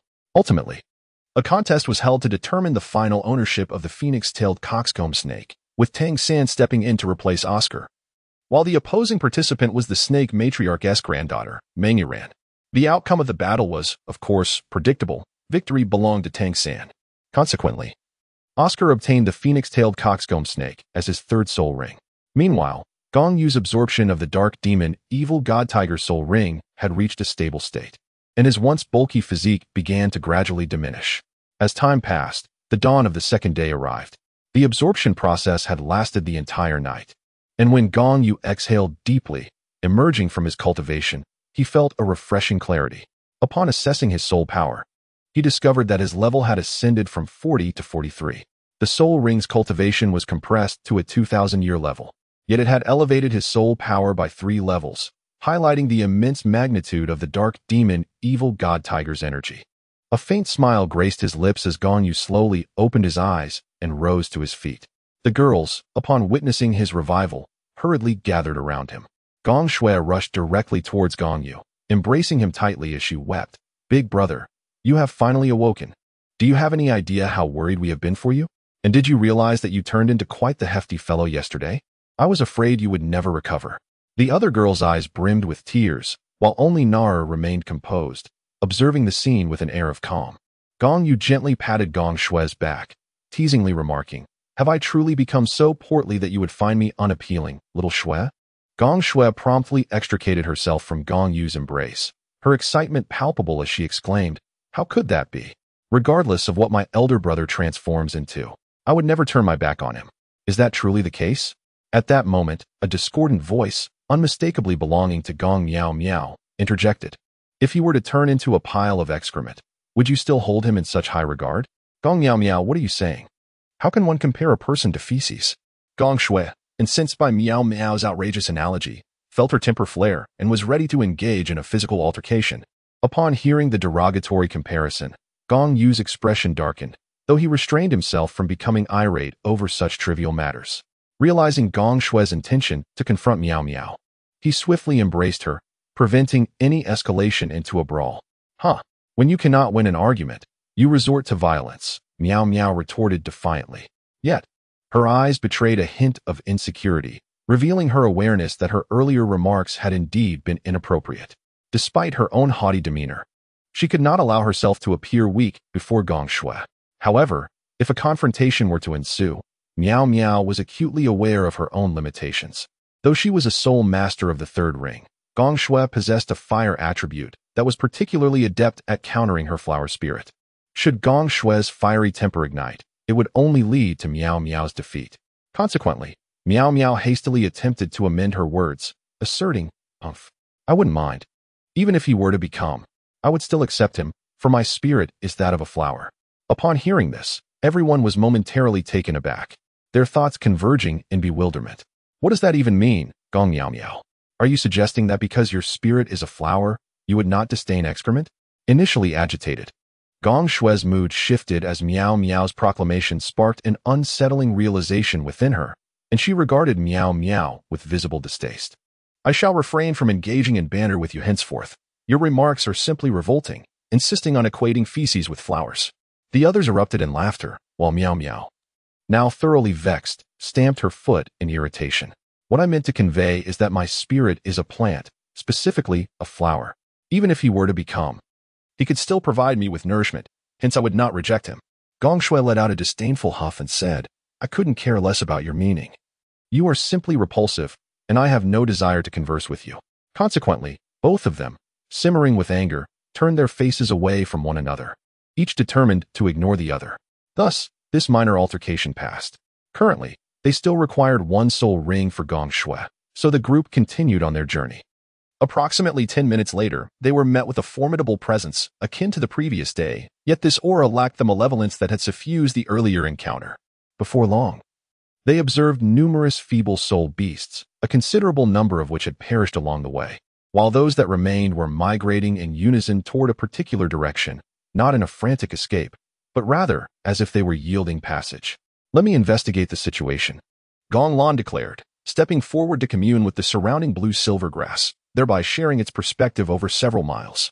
Swiftly, she acquired the desired information and announced, It is a colossal gorilla, resembling a small mountain, with atop it the girl we encountered at the Rose Hotel, who has transformed from a 100,000-year soul beast. Upon hearing this, Gong Yu's expression shifted, his eyes sparkling with intensity as he remarked, That gorilla must be the Titan Great Ape, also a 100,000-year soul beast. Gong Yu stroked his chin, deep in thought. He mused that since the Titan giant ape had already made its appearance, Tang San's third spirit ring should soon follow. While the third spirit ring itself was inconsequential, the 8 spider lances were of paramount importance and should not fall into the hands of that little brat. Abruptly snapping back to reality, Gong Yu addressed Gong Lan, saying, Laner, do observe if there is a group of approximately 7 individuals in the vicinity, heading towards the Titan giant ape. See if one of them resembles the boy who was previously seen with the 10,000-year transformed spirit beast. Upon hearing this, Gong Lan nodded and once again communed with the surrounding blue-silver grass. However, this time, she was unable to glean the desired information, as her current cultivation was still quite weak. Sharing the perspective of the blue-silver grass, she could only perceive about 3 to 4 miles, which was her limit. She shook her head, looking toward Gong Yu, and said, I have not found the 7 individuals you mentioned. I only discovered a pair of elderly people approximately 4 miles away, accompanied by a girl of similar age to mine, who seems to be pursuing a spirit beast. After a moment of reflection, she seemed to recall something and continued, By the way, the elderly couple both rely on canes. The old woman's cane was obscured, so I could not see it clearly, but the old man wields a dragon-headed cane. Could it be the renowned dragon and serpent couple? If so, Their granddaughter Meng Iran must be accompanying them. Gong Yu pondered briefly and said, "Never mind the details. Let us follow them and see. If it truly is the illustrious dragon and serpent couple, then it would not be amiss to accompany them. Lanner, lead the way. We shall follow the elderly couple." Gong Yu issued a command to Gong Lan. Gong Lan nodded and then led the way as the group proceeded toward the couple she had mentioned. After approximately half an hour of pursuit, they paused, for the faint sound of conversation ahead had reached their ears. Continuing forward for several more meters, they navigated through the dense thicket, soon emerging into a small hollow. The area surrounding the hollow was in disarray, clearly marked by the aftermath of a recent battle, with sporadic patches of greenish blood from spirit beasts staining the ground. Not far ahead, several figures stood in confrontation with an elderly couple and a girl of about 15 or 16 years old. Chapter 54. Tang San. The soul ring is not as important as Xiaowu, grandfather. You must take a stand for me. The girl, appearing to be of a similar age to Gong Lan, though perhaps slightly older, felt her simmering anger rise as the powerful soul ring she had nearly acquired slipped away. She turned to the elder beside her, imploring him to advocate on her behalf. The old man, adorned with 8 soul rings, 2 yellow, 3 purple, and 3 black, gently patted the girl on the head, signaling her to remain calm. Gong Yu observed from a distance and deduced that the elderly couple and the young girl must be the formidable couple, the world-defying dragon and serpent, along with their granddaughter, Meng Iran. On the other side stood Tang San and his companions, a total of 7 individuals, led by a middle-aged man with short legs. This man appeared to be devoid of any adornments, with coarse hemp ropes perpetually wrapped around his left wrist. The two parties occasionally engaged in dialogue, their voices fluctuating in volume, rendering their conversation somewhat unclear. However, upon spotting Tang San among the group, Gong Yu knew he had not erred in his choice of location. He turned to the 9 young women and said, "Let us approach and investigate." With that, Gong Yu led the girls directly towards the 2 groups, conversing with Nar as they walked. "Nar, inform Ziji and Biji to prepare themselves. We cannot predict whether a conflict may arise. It would be ideal to avoid a confrontation. But should it come to that, let us eliminate them without hesitation. As for whether Tang Hao is nearby, who can say? Even if he is, how could he possibly contend against both Biji and Ziji? Moreover, we are in the Star Doe Forest, Nader's territory, and at her beckoning, the ferocious beasts, including Emperor Tian, could arrive in an instant. At that point, even the 3 unparalleled beings would likely flee, let alone an insignificant figure like Tang Hao." Nar nodded and sent a sound through the air. Soon, Gong Yu and his companions arrived near Tang San's group. At that moment, Gong Yu feigned an accidental encounter, calling out to Tang San a few meters ahead, "Oh, is that not the little beggar? It has only been a few days, and here we are again. What a coincidence." While shouting, Gong Yu continued to approach Tang San and his companions without pausing his stride. On the side of Shailik, as well as the world-defying dragon and serpent, upon hearing Gong Yu's voice, they turned their gazes in his direction. Dai Mu Bai, dragging his weary body, felt a surge of hatred upon seeing Gong Yu, gritting his teeth in indignation. Had he the strength, he would have likely unleashed a rampage right then and there. Meanwhile, the bald, chubby figure, Xiao Pengji, upon seeing Gong Shui, quietly retreated a few steps and hid behind Oscar, fearful of being recognized. Approaching the slain humanoid spider, Gong Yu deliberately scrutinized it for a moment, then extended his arms as if measuring the length of its legs. After observing the purple soul ring suspended above the corpse of the humanoid spider, he deliberately remarked, "Are any of you seeking to acquire a 4th soul ring?" Though the quality of the humanoid spider's soul ring is high, selecting one of over 2,000 years in age seems somewhat imprudent, does it not? The crowd was taken aback by Gong Yu's assertion. At that moment, Long Gong Meng Shu suddenly interjected, "Are you suggesting that this humanoid spider has reached the age of 2,000 years? Gong Yu raised his gaze toward Long Gong Meng Shu, casting a brief glance at Meng Iran beside him, before turning his head to sweep over Shur Lake and the others, feigning an expression of astonishment as he exclaimed, "Surely you jest. Do not tell me that none among you have yet reached the 4th ring, yet you aspire to absorb soul rings of the 2,000-year caliber. If that is indeed the case, I advise you to reconsider. This is a soul spider of no less than 2,000 years in age." In response to Gong Yu's words, Tang San merely scoffed, pondering to himself that perhaps each of these individuals had exceeded the age limit in their pursuit of soul rings. Ironically, when it came to others, they cautioned against surpassing the age limit, as if fearing that others might outstrip them. Although Gong Yu did not directly answer Long Gong Mengshu's inquiry, his remarks provided a semblance of clarity. Consequently, Long Gong posed another question. How do you determine that this soul spider possesses 2,000-year cultivation? Old man, he continued, I observe that you stand upon 8 soul rings. Yet I find myself questioning how you attain the rank of soul Douluo, given that you lack even the most fundamental knowledge required to guide others in the hunt for soul rings. Gong Yu feigned a look of exasperation, remarking that the strength of the face spider could be gauged by the length of its legs. Surely you are aware that the cultivation of a 1,000-year soul beast undergoes significant changes every millennium? He continued, noting that the spider's legs exceeded 3 meters, clearly indicating that its age surpassed 2,000 years. Long Gong Mengshu exchanged a glance with Shi Pachao Tianxiang. Yet he did not take offense at Gong Yu's impolite tone. Instead, he responded in a calm manner, expressing gratitude. If what you say is indeed true, my wife and I owe you our thanks for the timely warning.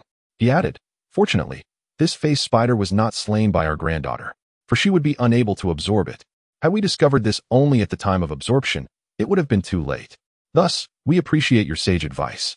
It appears we must also dedicate ourselves to further study upon our return, for it would be regrettable to endanger our descendants. Gong Yu smiled faintly and said, no need for formality, truly. We are merely passing by and happened to notice, so we thought it best to offer a gentle reminder. I hope you do not find my words intrusive. However, I understand you wish to procure a spider-type soul beast for your granddaughter. Not long ago, approximately 4 miles away, we encountered a soul-devouring spider, estimated to be around 1,500 years old, of a quality surpassing that of the human-faced demon spider. It is certainly worth your consideration. Indeed, the dragon and snake couple's eyes brightened at the revelation, for they were well aware of what a soul-devouring spider entailed.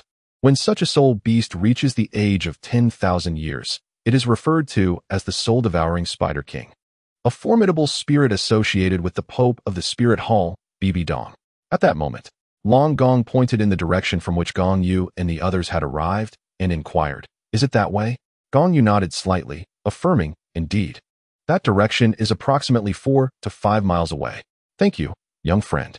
Long Gong, wearing a broad smile, then turned to Ming Iran and remarked, Iran, it seems that this human-faced demon spider is truly not fated for you. However, since we have knowledge of something superior, let us disregard this one and proceed to hunt the soul-eating spider instead. Subsequently, the formidable couple, the dragon and serpent, exchanged nods with Gong Yu before departing with Ming Iran. At that moment, Gong Yu turned to Tang San and remarked, you, my dear friend, are quite something. I wondered why you left that rabbit alone in the forest. It appears you encountered a high-quality soul beast and decided to bring others to hunt, leaving her behind. Upon hearing this, Tang San lunged forward, grasping Gong Yu's arm with excitement. Are you saying you saw Xiao Wu? Yes, indeed. I saw her. Gong Yu pointed in the direction marked by the Titan giant ape, saying, it is that way, quite a distance from here. However, she seems to be in no danger. When we spotted her, she was in the process of absorbing her 3rd spirit ring. Xiao Wu is only at level 29. How could she possibly be absorbing her 3rd spirit ring? You are clearly deceiving us, interjected Dai Mubai, his skepticism evident. The rabbit is simply too unsightly for me to mistake, Gong Yu replied, raising his hands in a gesture of indifference. Believe it or not, that is entirely up to you. After all, she is not my responsibility. Gong Yu is merely speaking nonsense. In any case, Xiao Wu will return soon. Upon her return, in order to safeguard her own secrets, it is improbable that she would expose Gong Yu. No, I believe in her. Xiao Wu's talents are not inferior to mine. Just as I managed to break through to level 30 in the heat of battle, I trust she can do the same. Tang San smiled. For the first time, he found Gong Yu somewhat endearing. He then addressed the members of the Shrek team, stating, I shall head in that direction to find Xiao Wu. What about you? Since Tang San was determined to seek out Xiao Wu, the others from Shrek could not allow him to go alone. Thus they ultimately resolved to accompany him. Tang San was even indifferent to which of them would receive the human-faced demon spider's soul ring. As he observed the departing Shrek members, Gong Yu called out loudly, Hey, you little pauper, are you not going to take your soul ring? This is a 2,000-year-old human-faced demon spider soul ring. It would be such a waste to let it go. Tang San, however, responded from a distance, no need for it. It's an over-limit soul ring. Whatever happens, Xiao Wu is far more important. Upon hearing this, the corners of Gong Yu's mouth curled into a smirk of triumph, and he whispered, If you don't want it, I certainly won't take it. However, having only spoken half of his thought, Gong Yu's gaze shifted toward the corpse of the human-faced demon spider. Chapter 55, 8 Spider Lances and Wind Thunder Wings. Big brother, your smile is quite sinister, resembling that of a villain reveling in their nefarious deeds, Kong Shui remarked. Observing Gong Yu's inexplicable grin, Gong Yu rolled his eyes and remarked, Go away, what do you know? He approached the colossal corpse of the man-faced demon spider, stepped on it twice, and, noticing the purple soul ring suspended in the air was somewhat bothersome, he unleashed his soul power to disperse it. However, although the purple soul ring was shattered, it did not vanish. Instead, it transformed into a stream of purple energy that re-entered the corpse of the man-faced demon spider. The onlookers, witnessing this phenomenon, expressed their astonishment, as they had never seen a soul ring that could reconstitute into energy and return to the body of the soul beast after dispersion. Curious, isn't it? Gong Yu mused. Xiao Xue, ignite the corpse of the man-faced demon spider and reduce it to ashes. Then we shall see what remains, and you will comprehend the situation. While the others were puzzled, Gong Yu had an inkling of the truth. The external soul bone that Tang San possessed should have transformed into an energetic form integrated within the soul ring. When Tang San absorbed the soul ring, the external soul bone would have also merged with him. This could only be the case, for Tang San had not excavated the soul bone from the corpse of the man-faced demon spider. Rather, it had sprouted after he absorbed the soul ring, a realization that came to him later. However, in this iteration, Tang San had not absorbed the soul ring of the man-faced demon spider, so the external soul bone, which had taken the form of energy and attached itself to the soul ring, found itself without a dwelling place due to the ring's dissolution and was forced to return to the corpse of the man-faced demon spider. Upon hearing Gong Yu's words, Gong Shui immediately directed a fierce blaze at the corpse. Shortly thereafter, the remains of the man-faced demon spider were reduced to a pile of ashes, and then a soft thud was heard, as if something had fallen to the ground. Gong Yu departed, unleashing a gust of wind that sent a cloud of ashes soaring. Soon, a soul bone materialized before their eyes. Is this a soul bone? Several young ladies were taken aback, their eyes gleaming with curiosity as they gathered around. Gong Yu nodded slightly. Observing the oddly shaped soul bone, Gong Lan inquired with curiosity, but where should such a peculiar soul bone be absorbed? It does not appear to be a conventional soul bone. This is an external soul bone, Gong Yu replied calmly. However, it is an external soul bone dropped by the man-faced demon spider. It seems that only you, Lanner, are suitable for absorption. Your blue-silver king martial soul has already absorbed soul rings from spider-type creatures, and you are adept at utilizing poison. This external soul bone contains a potent toxin, making it perfectly suited for your absorption. Upon hearing this, Gong Lan shook her head. Although it was her first encounter with an external spirit bone, she had heard of its rarity. Thus, she remarked, such a precious item should be absorbed by you, my lord, for your martial spirit is also the blue-silver grass. Gong Yu then remarked, no need. This item does not suit me, and I already possess one. As he spoke, he stepped aside, and with a mere thought, a pair of ebony wings unfurled majestically from his back. Upon these dark wings, the ethereal energies of wind and thunder entwined, creating a mesmerizing spectacle. Are those the wings of the dark demon, evil god tiger? Nar exclaimed, her eyes wide with astonishment as she gazed at the magnificent wind-thunder wings behind Gong Yu. Gong Yu nodded and remarked, after absorbing the soul ring of the dark demon, evil god tiger, I sensed the emergence of something within my body. However, at that moment, it appeared to be still gathering power, not yet fully formed, which is why I did not reveal it. Before he could complete his thought, an inexplicable voice interrupted him. No wonder you were so eager to dissuade them from absorbing the soul rings. It seems you have your sights set on the soul bone. While I am unaware of how you came to know that this human-faced demon spider yields a soul bone, it is the prey slain by my son, and everything it possesses rightfully belongs to him. As the unfamiliar voice faded, a man clad in black, with a hood obscuring his face, suddenly materialized not far from Gong Yu and the others. Due to the hood, only the lower half of his face was visible, unkempt and bearded, his disheveled attire rendering him indistinguishable from a beggar. Upon sighting the scruffy figure, Gong Yu and his companions immediately assumed a defensive stance. The man, however, merely scoffed, dismissing the children before him as inconsequential. His gaze shifted to the wings on Gong Yu's back, and he spoke. I have taken an interest in the wings behind you. I should not be attacking a mere child, but how could I resist when you are so richly endowed? Upon hearing this, Gong Lan stepped forward. positioning herself protectively in front of Gong Yu.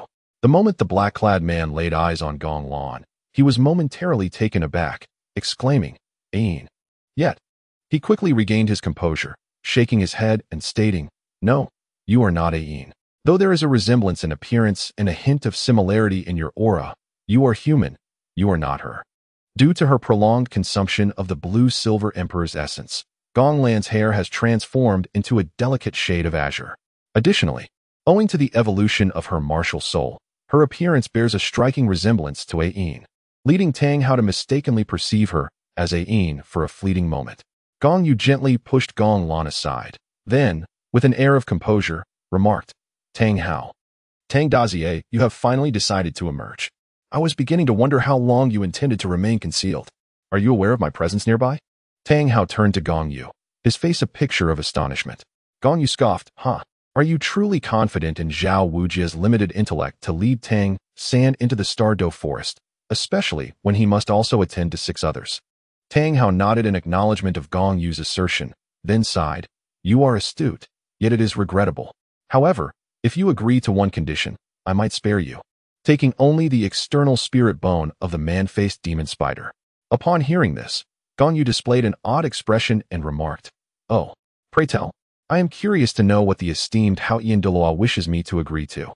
Tang Hao replied, "As long as you consent to assist my son, Tang San." "Stop right there. Your son, Tang San, is hardly worthy of my support. Is it not absurd for the Tang family to presume such entitlement?" Gong Yu interrupted before Tang Hao could finish his statement. Upon hearing Gong Yu's words, Tang Hao's brows furrowed, and a fierce murderous intent erupted from his eyes. He glared at Gong Yu and the others, coldly stating, "In that case, I shall not allow you to leave." "Huh?" Gong Yu retorted with a chilling smile, "You wish to detain us? I have no desire to remain in your presence either." Tang Hao, 12 years ago.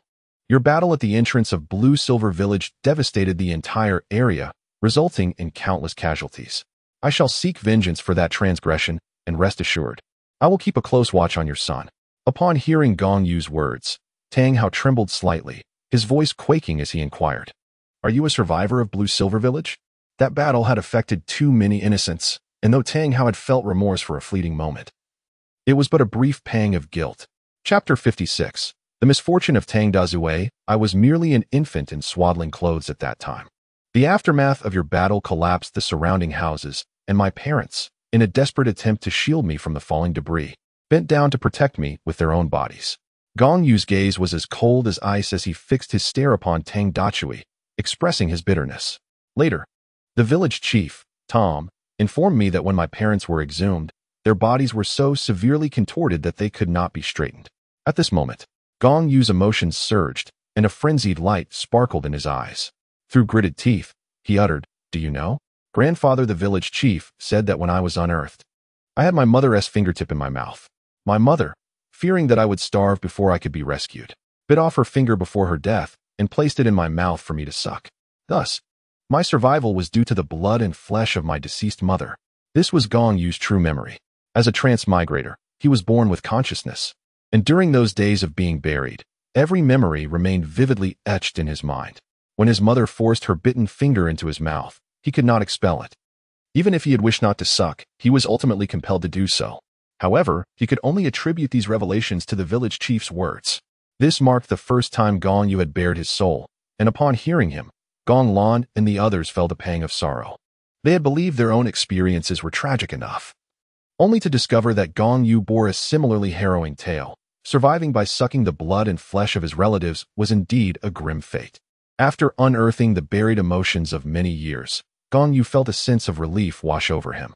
At that moment, he was no longer agitated but regarded Tang Dazie with a calm demeanor, stating softly, "Though Qian Sun has perished, you, Tang Hao, still live on, as do Gui Mei and Yu Guan. And your son, Tang San, was also present then. Although he was but an infant, he is your son, and thus I will spare none of you. I shall gradually reclaim what is rightfully mine. I intend to destroy everything you hold dear, including the Haoyan sect."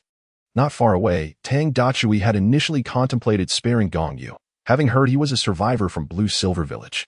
However, upon witnessing the depth of Gong Yu's hatred, he altered his decision. Tang Dazie exhaled heavily, as if he had made a momentous resolution, and then gazed at Gong Yu, declaring, "Since the seeds of hatred have already been sown, I cannot allow you to live any longer. Today, I shall send you to reunite with your parents." As he spoke, the Haotian hammer materialized in his grasp, and he advanced towards Gong Yu and the others, each step accompanied by the illumination of his soul rings. Gong Yu let out a cold smile and remarked, "If you wish to kill us, you may find yourself lacking the capability." As her words echoed, the figures of Bai Ji and Ziji materialized.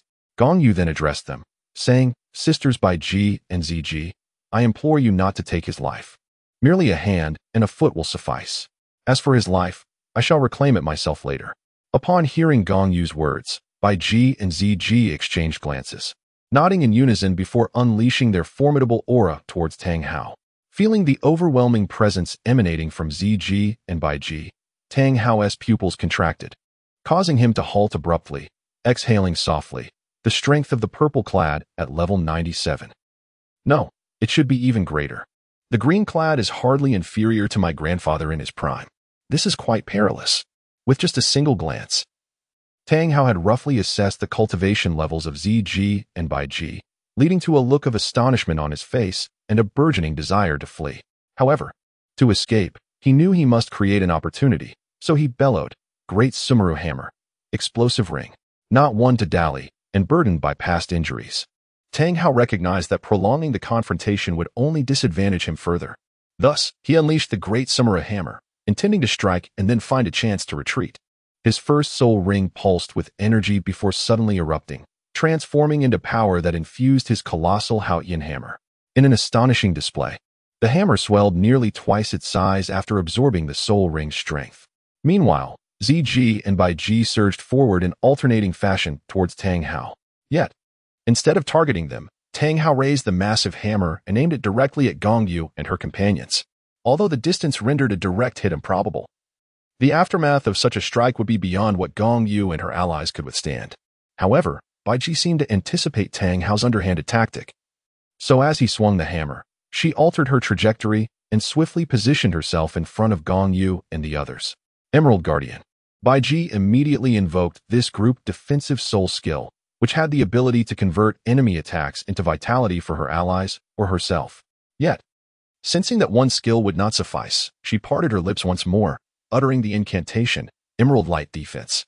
Suddenly, a radiant light enveloped Biji, transforming into a colossal luminous shield that surrounded her, tinting the surroundings of vibrant green. At that moment, Tang Dazue's hammer had just struck the ground, unleashing a violent explosion that sent shockwaves rippling outward, causing debris to scatter and trees to topple, creating chaos all around. However, as the energy wave surged forth, it collided with Biji's verdant shield, sparing the onlookers from harm, while Tang Hao coughed up a mouthful of blood. Biji's verdant defensive skill not only provided protection but also possessed a reflective quality. Thus, Tang Hao's assault, instead of inflicting injury, rebounded and wounded him instead. Meanwhile, Ziji had closed in on Tang Hao, and seizing the opportunity presented by his injury, Biji unleashed a surge of darkness that enveloped her and Tang Hao entirely. A cry of pain echoed from within the shadows, but soon the darkness dissipated, revealing Ziji, who now wielded an additional arm, while Tang Hao had vanished without a trace. That cunning individual, aware of his disadvantage, feigned a self-destructive move. I had never witnessed such a tactic in combat. I halted in my tracks. Ziji approached the others, discarding Tang Hao's severed arm onto the ground, exclaiming in exasperation, yet that crafty fellow had seized the moment to flee. In his retreat, however, I managed to tear away a portion of his arm. Gong Yu, however, paid no heed and remarked, "Sister Ziji is already quite formidable." It is worth noting that Tang Hao, that fellow, once single-handedly battled against 3 titled Douluos during his time as a Soul Douluo, and he even managed to escape the relentless pursuit of a level 99 ultimate Douluo. Casting a glance at Tang Hao's severed arm discarded on the ground by Ziji, Gong Yu merely expressed a sense of regret. It was indeed unfortunate that the arm severed was the left one. Had it been the right, the legacy soulbone of the Haotian clan could have been preserved. Chapter 57, The Battle Against the Lake Team, Part 1. With a sudden crack, as Gong Yu grasped Tang Hao's left hand, a soul bone fell from it. Gong Yu picked up the soul bone and, after a moment of discernment, spoke slowly. "This appears to be a power amplification type soul bone. aged no less than 40,000 years. That fellow Tang Hao has likely already gathered an entire set of soul bones, yet alas, his left arm bone now belongs to us. Casting a sweeping gaze around, his eyes eventually settled on Gong Xiao, as he continued, Xiao Xiao, among everyone, you are the most suited to absorb this soul bone.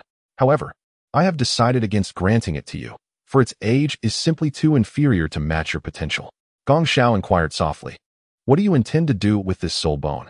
Truth be told, she was not particularly invested in soul bones. Over the years, she had listened to Gong Yu extol the virtues of battle armor with great fervor, thus her anticipation lay in the eventual acquisition of battle armor. Nevertheless, it must be acknowledged that possessing both battle armor and soul bones simultaneously is not inherently contradictory. Gong Yu cast another glance at Tang Hao's left arm. A thought flickering in his mind, a sly smile crept across his face as he remarked, of course, I shall auction it at the Tiandu auction house in the future, with Tang Hao's arm included as a complimentary offering. I intend to publicize this event throughout the entire continent. With that, he summoned the power of ice, encasing Tang Hao's arm in a frigid embrace. This power stemmed from the second spirit ring he had absorbed, which was derived from the ice attribute, Ice Jade Silkworm Spider. Although he had acquired an ice attribute, it was not the purest form of ice. Nevertheless, even if it was not the most extreme ice, it sufficed for freezing inanimate objects. Upon hearing Gong Yu's words, the several young women exchanged glances, realizing that their master harbored rather dark thoughts, even contemplating the notion of gifting an arm. Gong Lan pondered that the young master's hatred for Tang Hao had likely reached its zenith, otherwise he would not. Sigh, never mind. After all, the young master's enmity is my own. Humph. Tang Hao, await your reckoning. Gong Yu was oblivious to the thoughts swirling in the minds of the girls. Otherwise, he would have vociferously protested his innocence. His actions were purely driven by a mischievous inclination to annoy Tang Hao. At that moment, Tang Hao had managed to escape the Star Do Great Forest. However, having lost an arm, his soul power plummeted by 10 levels, reducing him to level 85.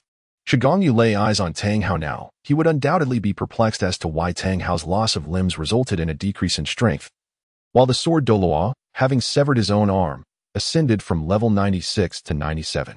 It was uncertain whether to deem it fortunate or otherwise. But that individual succumbed to excessive blood loss after half a day outside the forest, fortuitously encountering Yu Xiaojiang. One could only wonder what a level 29 novice was doing near the Star Do Great Forest. Nevertheless, Tang Hao was rescued by Yu Xiaojiang, and soon the two formed a bond. Meanwhile, Gong Yu and his companions, after a half-day search, finally located the Phoenix-crowned Firebird, enabling Gong Shui to acquire her third spirit ring as she had wished. Yet, she lamented the inability to obtain a 10,000-year spirit ring, dreaming of the day she could secure a 10,000-year spirit beast for sacrifice. Following Gong Shui's acquisition of the spirit ring, the group commenced their journey back. After a day of travel, the 10-person entourage returned to Soto City. In Soto City, Gong Yu and his companions refrained from purchasing property, as their primary intention was to allow Gong Lan and the others to engage in a battle with the Shrek 7 Devils. 3 months swiftly passed, during which Gong Yu's soul power increased by merely 1 level. However, he devoted the majority of his time to the fabrication of a single-character battle armor. Conventionally, crafting battle armor necessitated reaching at least the 5th ring, as most soul masters could only forge the refined metal known as Qian Duan after attaining that level.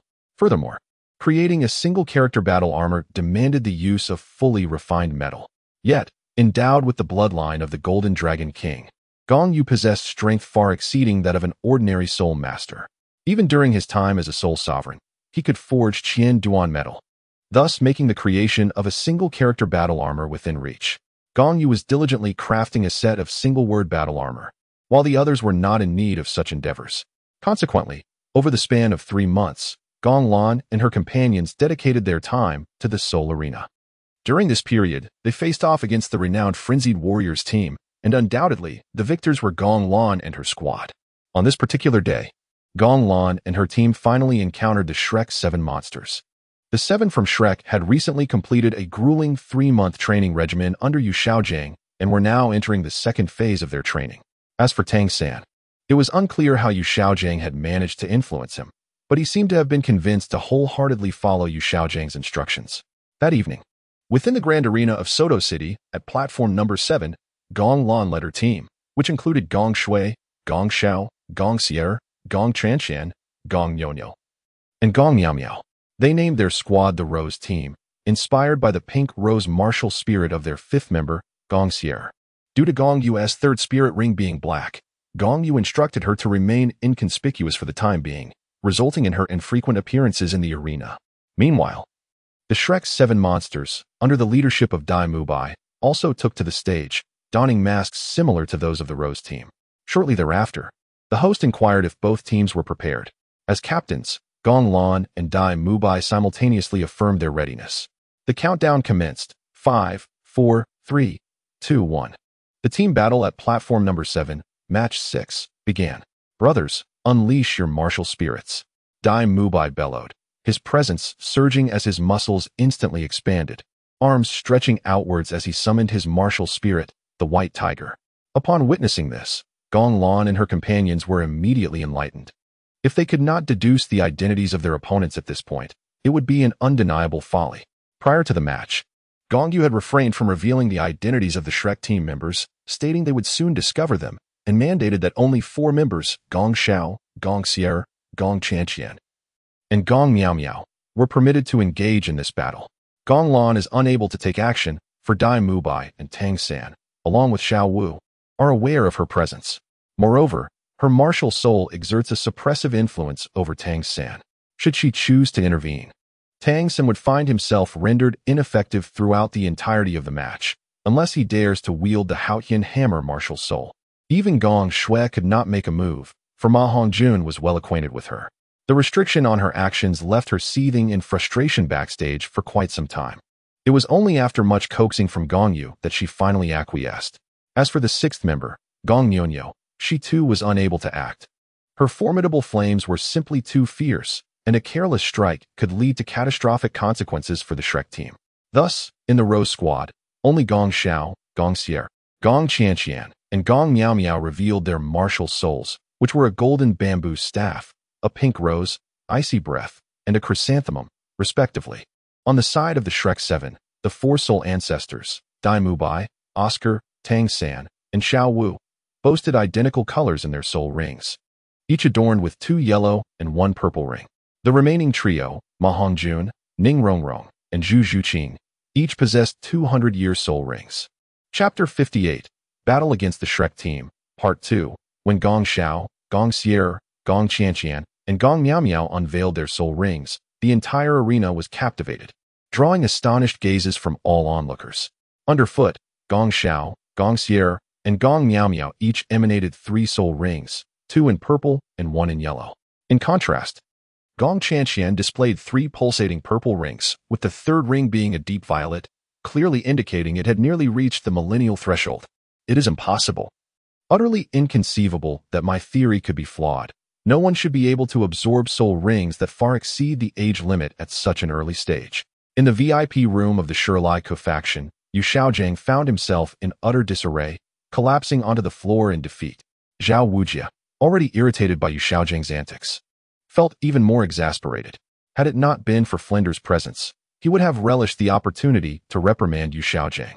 "I need to step out," Zhao Wujia announced curtly. Seeing him exit, Flinder approached the disheveled Yu Xiaojing and offered words of consolation. "Xiaojing, although the evidence is undeniable, it merely highlights the fallacy in your theory regarding the age of soul rings. One mistake is inconsequential. You still possess 9 other theories. You remain the esteemed master." Yet, a truth lingered unspoken in Yu Xiaojing's heart. He believed he had only 8 theories left. Having long accepted that the theory refuted by Gong Yu years ago was indeed correct, this led him to question his own lineage, pondering whether he was truly the biological son of Yu Engine. To uncover the truth, he discreetly investigated his mother's past, yet found nothing, as if many details had been deliberately obscured. This only deepened his suspicions about his origins. However, Yu Xiaojing was merely a troubled soul, for there was little to uncover about his mother. The absence of findings only fueled his conspiracy-laden thoughts. Flinder's comfort did little to alleviate his distress. Yet he begrudgingly accepted the goodwill and straightened his attire before resuming his observation of the ongoing battle. As he watched, Yu Xiaojing reminded Flinder, "Flinder, we must recruit that team afterward. Even if we can't secure the entire group, acquiring just one would be beneficial." They are geniuses, and their ability to absorb soul rings suggests they harbor secrets. If we could uncover the mystery behind their extraordinary absorption. Before he could finish, Flinder interrupted him. Xiaojing, stop right there. Such geniuses are beyond our control. Do you truly believe they lack formidable backing? Do you think such talents can be nurtured by just any faction? Given your background, how can you not discern this reality? So refrain from pursuing self-destructive ambitions. Flinder, lacking any substantial support himself, opposed Yu Xiaojing's suggestion, for he wished to live a few more years. Alas, I was impulsive, Yu Xiaojing sighed. With a sigh, Yu Xiaojing remarked, Flandra, you are indeed correct. Those individuals are certainly not the product of any ordinary force. We must refrain from engaging in reckless endeavors. However, extending an invitation for them to visit our Shrek Academy should pose no issue, should it? Very well, I shall attempt to invite them later. Flandra understood that Yu Xiaojing was not easily dissuaded, yet merely inviting them for a visit would be acceptable, as the outcome would not be solely at his discretion.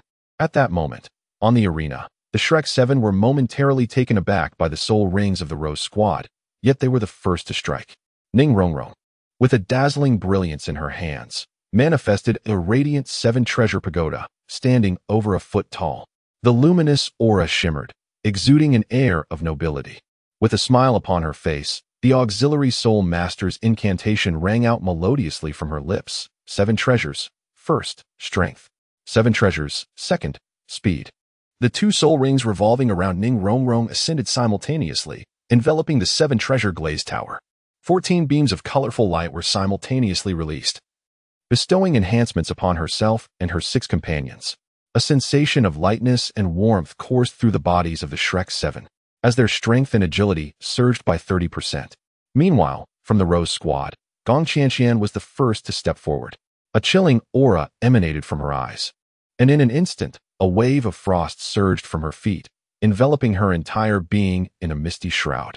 With a mere tap of her toes against the ground, her first soul ring flickered, and in the blink of an eye, an intense cold radiated outward from her center, freezing the entire arena into a solid ice stage, transforming the battlefield into her domain. After executing a fluid series of movements, the chilling air surrounding her was drawn back within, revealing her form once more.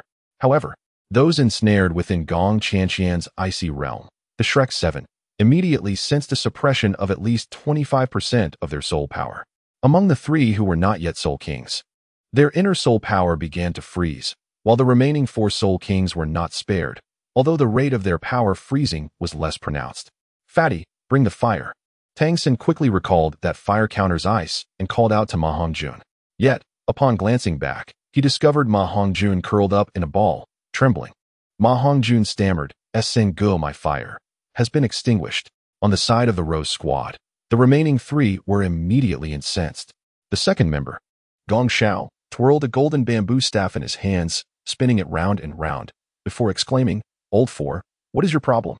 You always do this, never giving us a chance to strike. If you continue like this, you will have no friends left. Gong Sierra interjected, Indeed, disperse your domain swiftly. The opposing team's 7 martial souls are rather ordinary. With your exceptional martial soul in play, it is already quite unfair, and now you invoke a domain? Are you trying to suffocate them? However, Gong Qianqian was not easily swayed. She retorted, Oh, but your first soul skill is hardly any less formidable.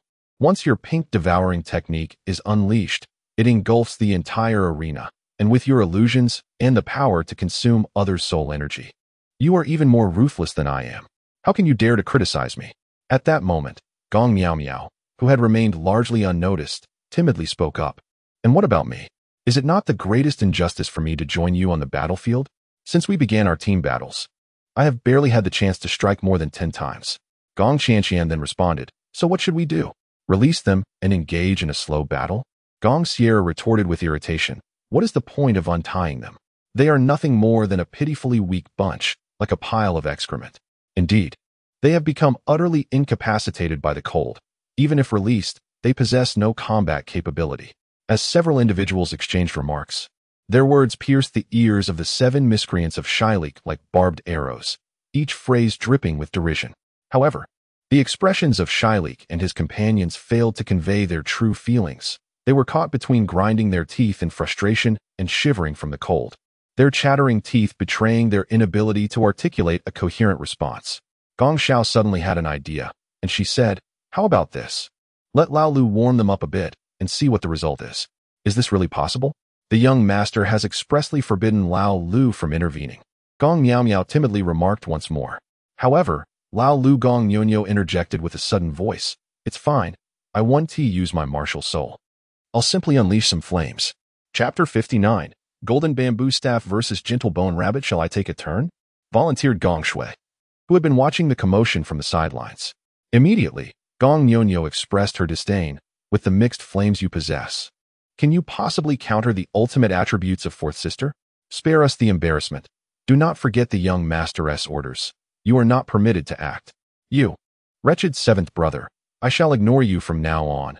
Gong Shui huffed angrily, stepping aside and falling silent. Observing the heated debate among them, Gong Lan decisively stated, "Enough. Lao Lu, go ahead and unleash some flames.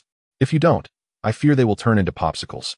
I will explain the situation to the young master, and besides, he instructed us to deal with them. If we do so, we would have essentially won, which does not count as completing the task. All right, I shall heed my elder sister's words." Lao Lu Gong Nyonyo stepped forward, her gaze sweeping over the Shrek Seven Devils. Her expression tightened, as if two flames ignited within her eyes. She took a deep breath and then unleashed a torrent of blazing fire upon the Shrek Seven Devils. In the blink of an eye, the position of the Shrek team was engulfed by a sea of flames.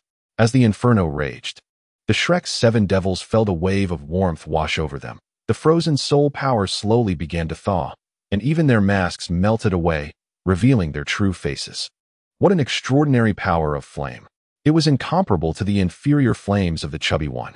Tang San silently compared Ma Hongjuan's phoenix fire with Gong Nyonyo's flames, and the disparity was glaringly apparent. There was simply no comparison. Before long, the Shrek Seven Devils were finally thawed out, but they had sustained frostbite. Even after being freed from the ice, they seemed to lack any combat strength. At this moment, Gong Xiao stepped forward and pointed at the Shrek Seven Devils, saying, "Are you not convinced?" The Shrek Seven Devils did not respond, yet their expressions spoke volumes. How could they be convinced? They had lost without even making a move. However, even if they were dissatisfied, they lacked the strength to continue fighting, leaving them with little to say. Gong Xiaowei smiled gently and said, "I understand your reluctance to accept this, so I propose a challenge. Let someone step forward to duel me. We will provide free treatment to that individual, restoring them to their peak condition before they face me again. Should they emerge victorious, we shall concede defeat." Upon hearing this, the 7 members of Shilik were visibly intrigued and deemed the proposition acceptable. After a brief discussion, they chose Xiao Wu to confront Gong Xiaowei. As Xiao Wu stepped forward, Gong Miao Miao took several strides and invoked the innate skill of her chrysanthemum martial soul, awakened during the absorption of her first soul ring, Holy Light Healing. A radiant golden glow cascaded gently above Xiao Wu's head, and before long, she was fully rejuvenated. The revelation that the girl possessed a healing-type martial soul, and one so potent at that, took Tang San by surprise as he observed and began to analyze the situation. However, Miao Miao's display led Tang San to mistakenly perceive her as a healing-type soul master, thereby concealing her true strength indirectly. Nearby, Ning Rongrong nodded in agreement, remarking, "My 7 treasure glaze tile also possesses a degree of healing capability, yet its effects are not immediate upon activation. Moreover, the primary function of our sect's 7 treasure glaze tile is not healing, making it difficult to draw a fair comparison." After receiving treatment, Xiao Wu, emboldened by her recovery, shamelessly requested Gong Miao Miao to extend her healing to the other members of Shilik. Miao Miao cast a frosty gaze and retorted, "What are you thinking?" Xiao Wu was momentarily rendered speechless, clearly having something to say, yet at the last moment, the words eluded her. "What do you mean? You hideous rabbit. I would consider it a waste of soul power to treat you. And what significance do your companions hold?" Miao Miao shot another glare at Xiao Wu before rejoining her team. In a fit of frustration, Xiao Wu stamped her foot, her temper flaring as she pointed at Miao Xiao, declaring, "If you wish to fight, then come forth quickly. Once this skirmish is over, I have wounds to tend to with my comrades." Observing Xiao Wu's true visage revealed by the burned mask, Miao Xiao's brows twitched in disbelief. She thought to herself that this audacious rabbit was quite brazen. She would soon have her comeuppance. Yet, She had never witnessed such an unattractive rabbit before and wondered how it had managed to transform, as its face bore no semblance of beauty. Little did Miao Xiao realize that Xiao Wu's visage had been marred by a violent encounter with Miao Yu, resulting in a deformed skeletal structure and facial paralysis. At the time in the junior academy, there were no advanced healing soul masters available. Even a mere 2 or 3 ring healer could only mend Xiao Wu's injuries. But they lacked the ability to rectify her facial deformity. Moreover, facial deformity was not classified as an injury. Thus, how could it ever be healed? Gong Xiao stepped forward, facing Xiao Wu, and thus commenced their battle. Both unleashed their martial souls simultaneously. Gong Xiao wielded a golden bamboo staff, adorned with 1 yellow and 2 purple soul rings that pulsed rhythmically, while Xiao Wu, embodying the spirit of a rabbit, displayed 2 yellow and 1 purple soul rings in a harmonious interplay. In the next moment, Xiao Wu swiftly darted forward, charging directly at Gong Xiao. Gong Xiao wielded the golden bamboo staff, which spun ceaselessly in her grasp, transforming into a multitude of rods that gradually coalesced into a circle, ultimately manifesting into a floral pattern of sticks. The sound of the staff's rotation reverberated through the air, buzzing with energy, as Gong Xiao danced upon the ground with an unusual rhythm, elegantly rotating several times. Just as the petite figure of Xiao Wu drew near, Gong Xiao brought the golden staff crashing down upon the arena. With a resounding thud, the staff unleashed a powerful shockwave that rippled outward from its center, creating an intense gust that swept across both sides of the platform. In the wake of that fierce strike, a fissure measuring 3 to 4 meters emerged on the surface of the arena.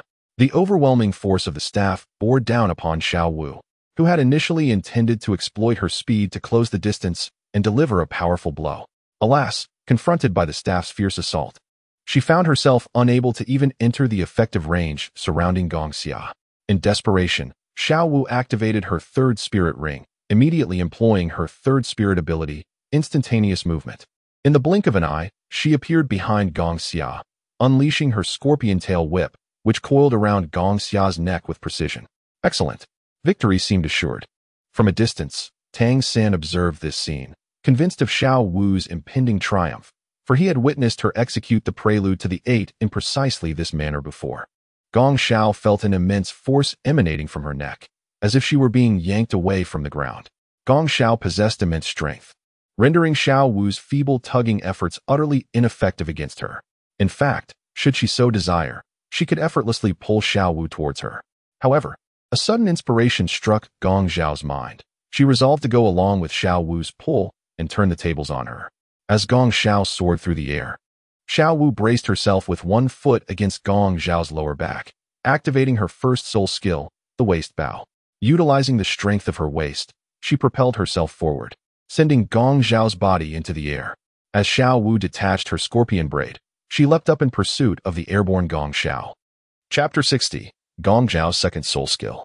At the moment Gong Xiao reached the apex of her ascent, Xiao Wu caught up with her, intending to grasp Gong Xiao's waist with both hands to unleash the waist bow's power once more.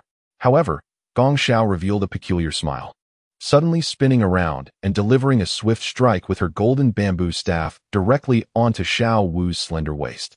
It turned out that while plotting to turn the tables, Gong Xiao had already activated her dragon elephant prajna, channeling her vitality to form a protective barrier around herself. Thus, although Xiao Wu's initial waist bow kick had propelled Gong Xiao into the air, it inflicted no damage whatsoever. Gong Xiao's dragon elephant prajna had reached the pinnacle of its 3rd level, and she was on the verge of beginning her training for the 4th level, enabling her to easily withstand Xiao Wu's meager force. Unscathed, Gong Xiao refused to let Xiao Wu capitalize on the opportunity to execute her 2nd waist bow. With a swift turn, she evaded Xiao Wu's grasping hands and struck Xiao Wu's delicate waist once more, causing her to burst into tears from the pain.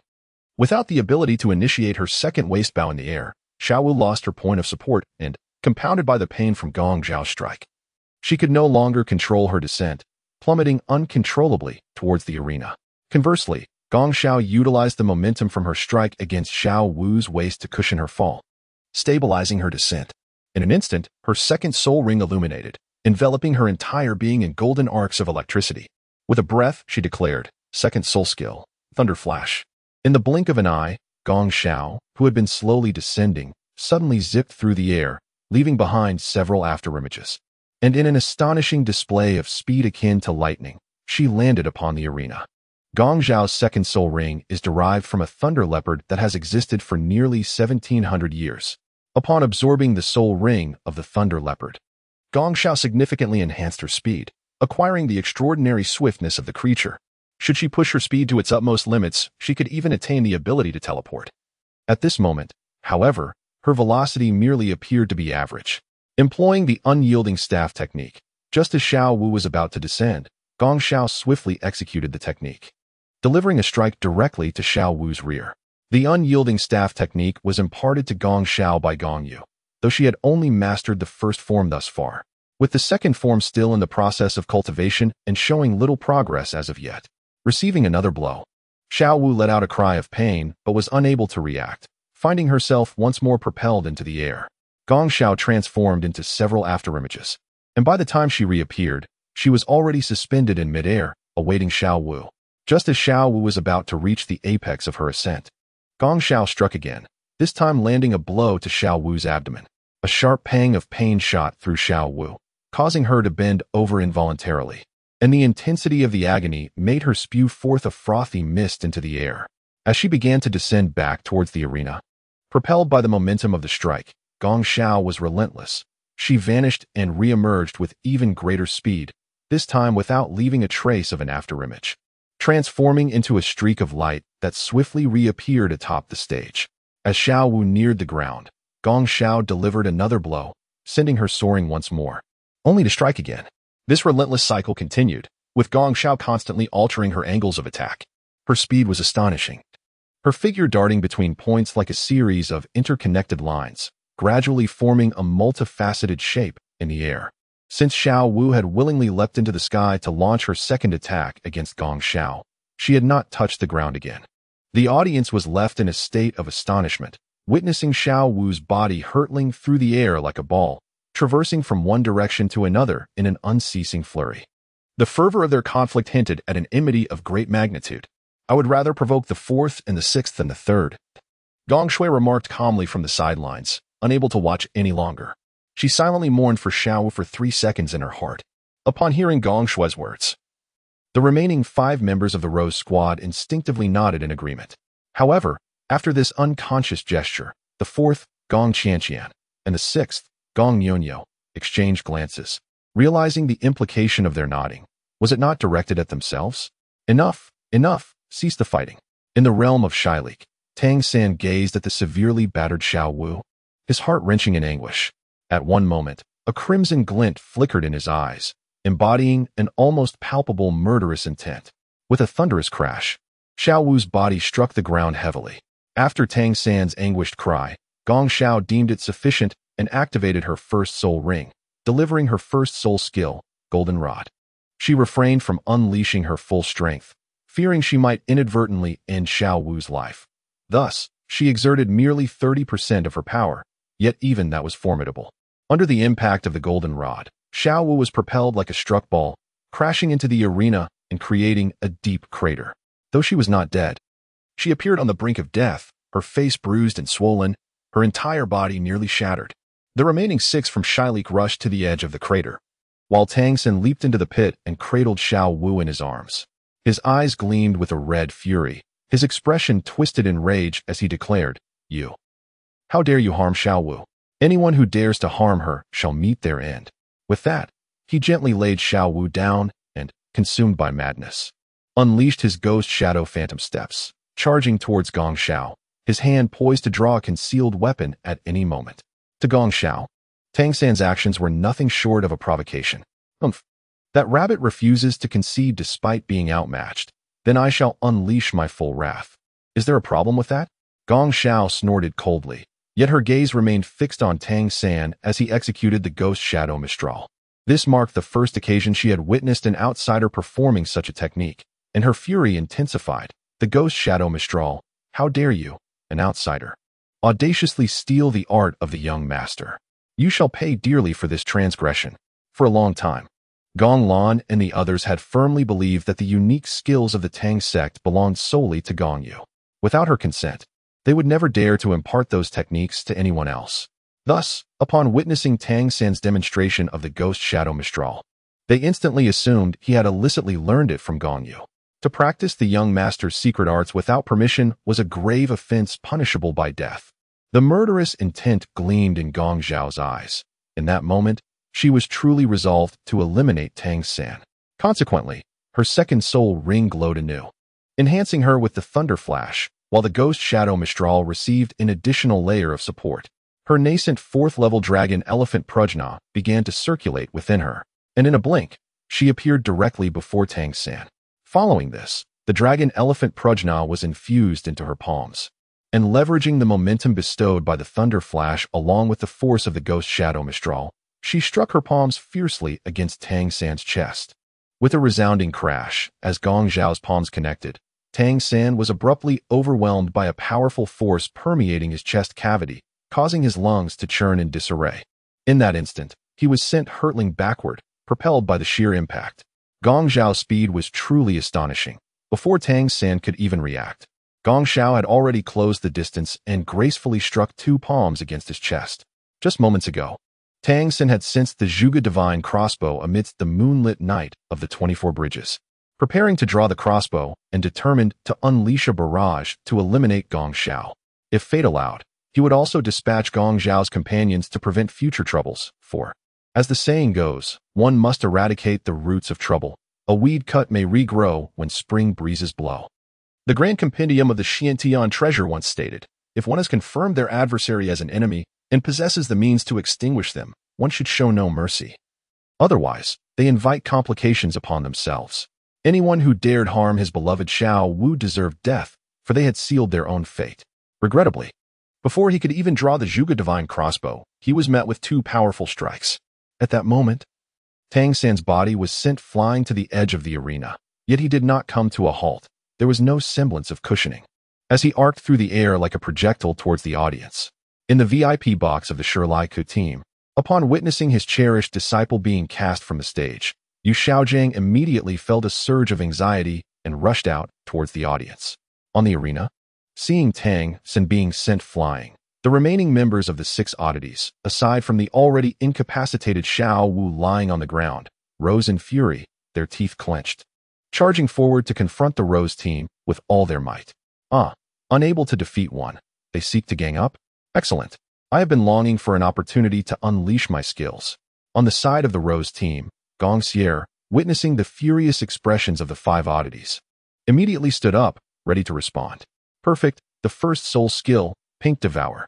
As Gong Xier gracefully glided forward, her steps resembled those of a ballet dancer. A delicate pink rose materializing in her elegant hand. Beneath her, 3 soul rings pulsated rhythmically, 1 yellow and 2 purple intertwining in a mesmerizing display. Soon, the yellow soul ring shimmered to life, and from the pink rose in her grasp emerged an ethereal rose of energy that took flight. This energy rose soared towards the approaching 5 miscreants, exploding among them in an instant. In that fleeting moment, the detonated energy rose transformed into a swirling pink mist, enveloping half of the arena, ensnaring the 5 miscreants, including the unconscious Xiao Wu, within its embrace. Xiao Wu, being on the brink of collapse, remained unaffected. Yet the 5 miscreants were not so fortunate. As they inhaled the pink mist, illusions began to take hold, and their laughter echoed through the haze. Hearty guffaws and whimsical chuckles filled the air, each distinct sound revealing a unique flavor of mirth. However, the laughter soon faded, replaced by the inner thoughts of the 5 miscreants, now laid bare. Ning Rongrong mused, I am merely bored and indulging them in play. What a repugnant name. The Shrek 7 monsters. Among them are 2 lecherous fiends, a resentful woman, an unattractive girl, one who only fancies the plain, and a brooding soul who casts revolting spells while unleashing his soul skills. What a ridiculous charade. Humph, none of them are worthy to be my companions. Dai Mubai remarked. Zhu Qing, my little kitty, cease your pretense. You traveled far to seek your husband. Why maintain such decorum? Come, I shall ensure your ecstasy knows no bounds. And Ningrongrong, how dare you threaten me? I shall exact my wrath upon you. Zhu Zhiqing seethed. Curse Dai Mubai. How is it that he escapes while I bear the brunt of everything? That wretched scoundrel, a twin, no less. Why must he enjoy himself while I cannot? I vow to make him green with envy. I swear it. Ma Hongjun chuckled. Third brother, Xiao Wu is so unappealing that only you would find her attractive. I would rather frequent the brothels than gaze upon her countenance. Fear not. Though I am an omnivorous beast, I shall not vie with you for Xiao Wu. However, Ning Rongrong and Zhu Zhuqing are quite appealing, particularly Zhu Zhuqing with her ample bosom. Oscar sighed. Rongrong, my Rongrong. TSK, TSK, TSK. Just listen to what these Shrek 7 monsters truly are. Gong Shui, overhearing this, couldn't help but express her astonishment. Gong Miao Miao spoke up, remarking that the only one who seemed somewhat normal was named Oscar, although she couldn't help but feel he resembled a fool. Indeed, he did appear rather foolish. The remaining young women nodded in agreement. It seemed they had nearly exhausted their spiritual energy. At that moment, Gong Sierra inquired whether it was time to cease their efforts. Gong Lan nodded in agreement, saying, "Let this be the end." However, Gong Shui's voice chimed in once more. "Oh no, wait a moment, just a moment.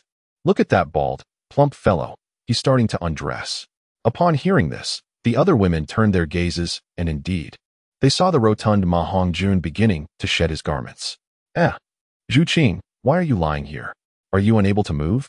At that moment, Ma Hongjun found himself inexplicably beside the prone Xiao Wu, furtively glancing left and right, attempting to ascertain whether anyone was observing this peculiar scene.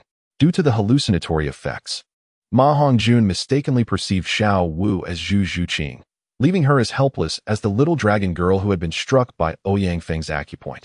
Suddenly, there was a ripping sound as Xiao Wu's dress was torn apart. "Zhu Qing, your brother is coming."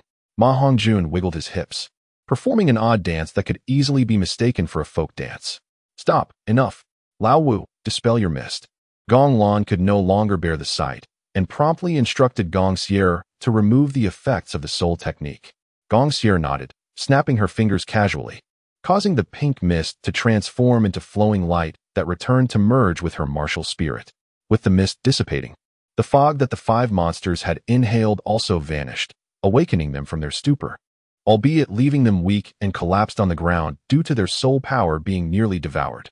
Ma Hongjun, gazing at the unconscious Xiao Wu, exclaimed in terror, "What have I done? This is horrifying. How could I ever think of doing that with Xiao Wu? Absolutely not. Although I, the fatty, am an omnivore, I am also quite discerning. I cannot bring myself to consume something so grotesque." Chapter 62, The Fortunate Misfortune of Xiao Wu. "Hey, are you all right? Are you going to fight or surrender? What exactly do you intend to do?" Gong Shui remarked irately, as the match had lost all significance by this point.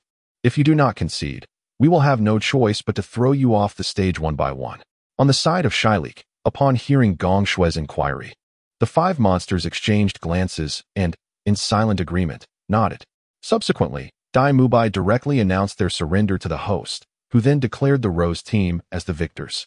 Following their victory, the Rose team retreated to their private box. Meanwhile, on Shailik's side, Flander appeared and took Xiao Wu away to seek the aid of a healing soul master, while Tang San had already been taken away by Yu Xiaojiang after being knocked off the stage. As for the invitation that Yu Xiaojiang intended to extend to the Rose team, Flander had long since forgotten about it. Inside the box, upon the Rose team's return, Gong Yu smiled and said, "You all performed admirably. As a reward, you shall have 7 days of rest upon returning. After that, I will be heading to Tiando City." "Wonderful." Gong Yu had scarcely finished speaking when Gong Shui leapt up in excitement.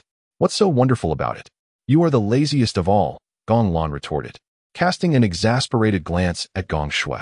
"Umph." Gong Shui pouted, turning her face away only to find herself casting a disdainful look at Gong Yunyo, before promptly redirecting her gaze elsewhere. Subsequently, Gong Yu and the ladies each went to collect their winnings from the day's bets before leaving the Great Soul Arena to return to their hotel. On the side of Shailik, the 5 monsters returned slowly to the dilapidated Shailik Academy, each retreating to their respective rooms to recuperate. Meanwhile, in the classroom, 2 makeshift beds composed of merged desks lay occupied by individuals. Nearby, Yu Xiaojiang paced restlessly, his footsteps alone eliciting a sense of irritation. After a while, he halted, peering anxiously out the classroom door, murmuring, "What is taking Flanders so long? Is it truly so difficult to summon a healing soul master?" At that moment, Tang San, lying down, coughed twice, blood trickling from the corner of his mouth. "Little San, are you all right? Just hold on a bit longer. Flander will soon return with a healing soul master to treat you." As Yu Xiaojiang tended to Tang San, Gently wiping the blood that dripped from the corner of his mouth with a handkerchief, it was evident that Tang San had sustained severe injuries. His chest caved in, several ribs fractured, and his internal organs displaced. Had it not been for the protective barrier of the Shantian skill, he likely would not have survived. After waiting for a while, when Flinder had yet to return, a figure entered the classroom, an individual missing an arm, none other than Tang Hao. At that moment, Tang Hao bore a burlap sack over his right shoulder, within which lay a person. Setting the sack down, he unfastened it, revealing the face of its occupant. His Majesty, the Heavenly Doe? Yu Xiaojing exclaimed in astonishment, realizing why Tang Hao had not appeared when Tang San was injured. He had been occupied with capturing someone. Tang Hao nodded briefly at Yu Xiaojing before addressing the figure in the sack, saying, "Heal them. Once they are well, I shall set you free." However, the person within the sack lay with eyes closed, too indifferent to respond to Tang Hao. "Who is she?" Yu Xiaojing inquired. "The head of the Jiuxin Haitang family. One of the two current possessors of the Jiuxin Haitang martial soul," Tang Hao replied coolly. He had been present at the Soul Arena, witnessing the battle between the Shrek's Seven Devils and the Rose team, but had been unable to intervene when Tang San was struck down so unexpectedly. After Tang San was thrown from the stage, Tang Hao had intended to eliminate the Rose team, yet he felt the pressure of the energies from BG and ZG locking onto him. As a formidable opponent, he could sense when he was targeted, and thus refrained from confronting the Rose team. Instead, he sought a healing soul master to tend to his son's injuries. Fortunately, he encountered the head of the Jiuxin Haitang family, who was in Soto City for consultations, and he decided to capture her. The Jiuxin Haitang martial soul?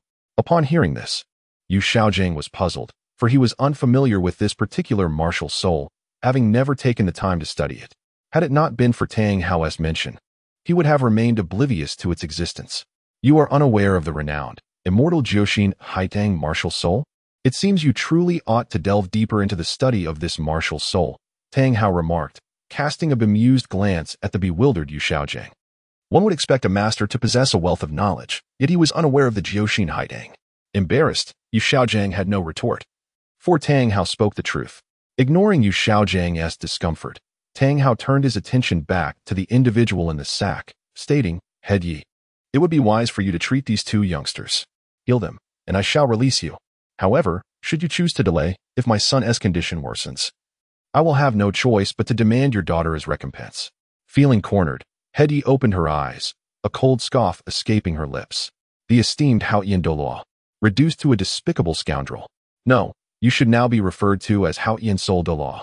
Standing upright, she realized that, despite her initial reluctance, she had no choice but to assist Tang San and Xiao Wu, for she had been placed in a compromising position. Even when cornered, she did not hesitate to wield her words with sharp sarcasm directed at Tang Hao. However, Tang Hao, displaying an air of indifference, replied, "Say whatever you wish. After all, I, Tang Hao, possess a life of little worth. It matters not to me, as long as you heal these two." With Tang Hao exhibiting such nonchalance, the head of the Yi family found herself with little to say. Engaging in a verbal spar with such a person seemed futile. Thus, she summoned her 9 hearts begonia martial soul, allowing one of her martial spirits to illuminate at will, and directed 2 beams of healing light into the bodies of Tang San and Xiao Wu. The 9 hearts begonia martial soul, despite its minimal soul rings, possessed but one soul skill, healing. Consequently, the head of the Yi family did not bother to assess Tang San and Xiao Wu's conditions, instead proceeding directly to the healing process. Approximately half an hour later, Tang San began to gradually recover. While he remained unconscious, his wounds were nearly healed. The fractured ribs were mended, the sunken chest was restored, and the disordered internal organs were repositioned. Xiao Wu's injuries had also improved significantly, and fortuitously, her previously disfigured face, damaged by Gong Xiao, had undergone an unintentional restoration. The grotesque bone structure had been inexplicably corrected, and after the head of the Yi family's treatment, her visage was entirely restored to beauty. The once unattractive ugly rabbit had unexpectedly transformed into a figure of grace. "May I take my leave now?" After attending to the healing of Tang San and Xiao Wu, the head of the Yi family felt no desire to linger in that classroom. Each glance at Tang Hao filled her with disdain. "How are they faring?" Tang Hao inquired first. "They will not perish. I have tended to their injuries adequately. The rest is beyond my concern. They may recuperate on their own upon awakening." The head of the Yi family responded coldly. "Then you may depart. Tang Hao replied with a similar indifference. Without a backward glance, the head of the Yi family exited. And shortly after her departure, Flander hurried back with 2 healing soul masters. Chapter 63. The girls' plan in the span of 3 days. Gong Lan and her companions had thoroughly explored all that Soto City had to offer. Gong Shui grew weary of the city, eager to depart. However, Gong Yu was at a critical juncture in crafting the battle armor, necessitating a bit more time. Observing the girls at leisure, Gong Yu encouraged them to seek their own amusements, suggesting that if all else failed, they could devise a scheme to play pranks on the Shrek 7 monsters.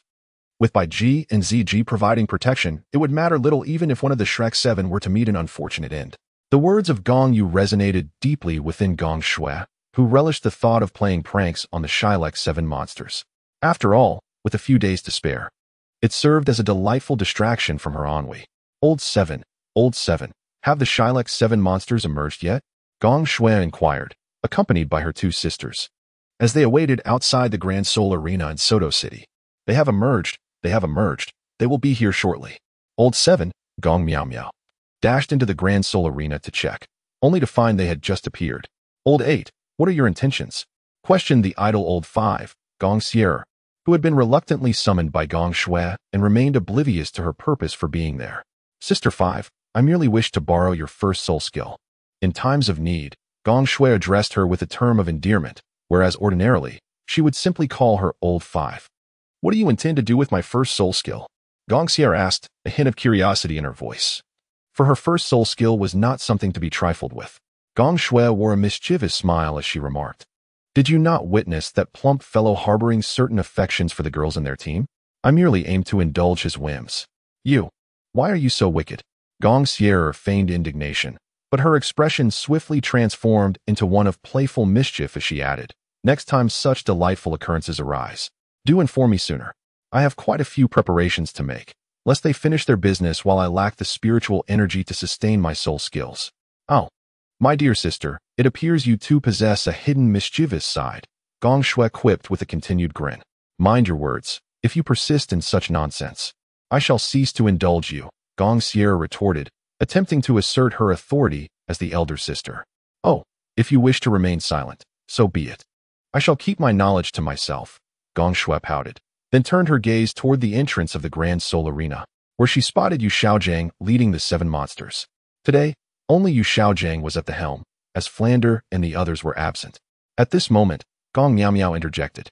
I wonder who administered treatment to Tang San and that rabbit. Tang San suffered greatly from the 2 strikes dealt by our second sister, and the rabbit was also gravely injured. Yet, unexpectedly, she found fortune in misfortune, as her previously unappealing visage was transformed into something more presentable thanks to our second sister's intervention.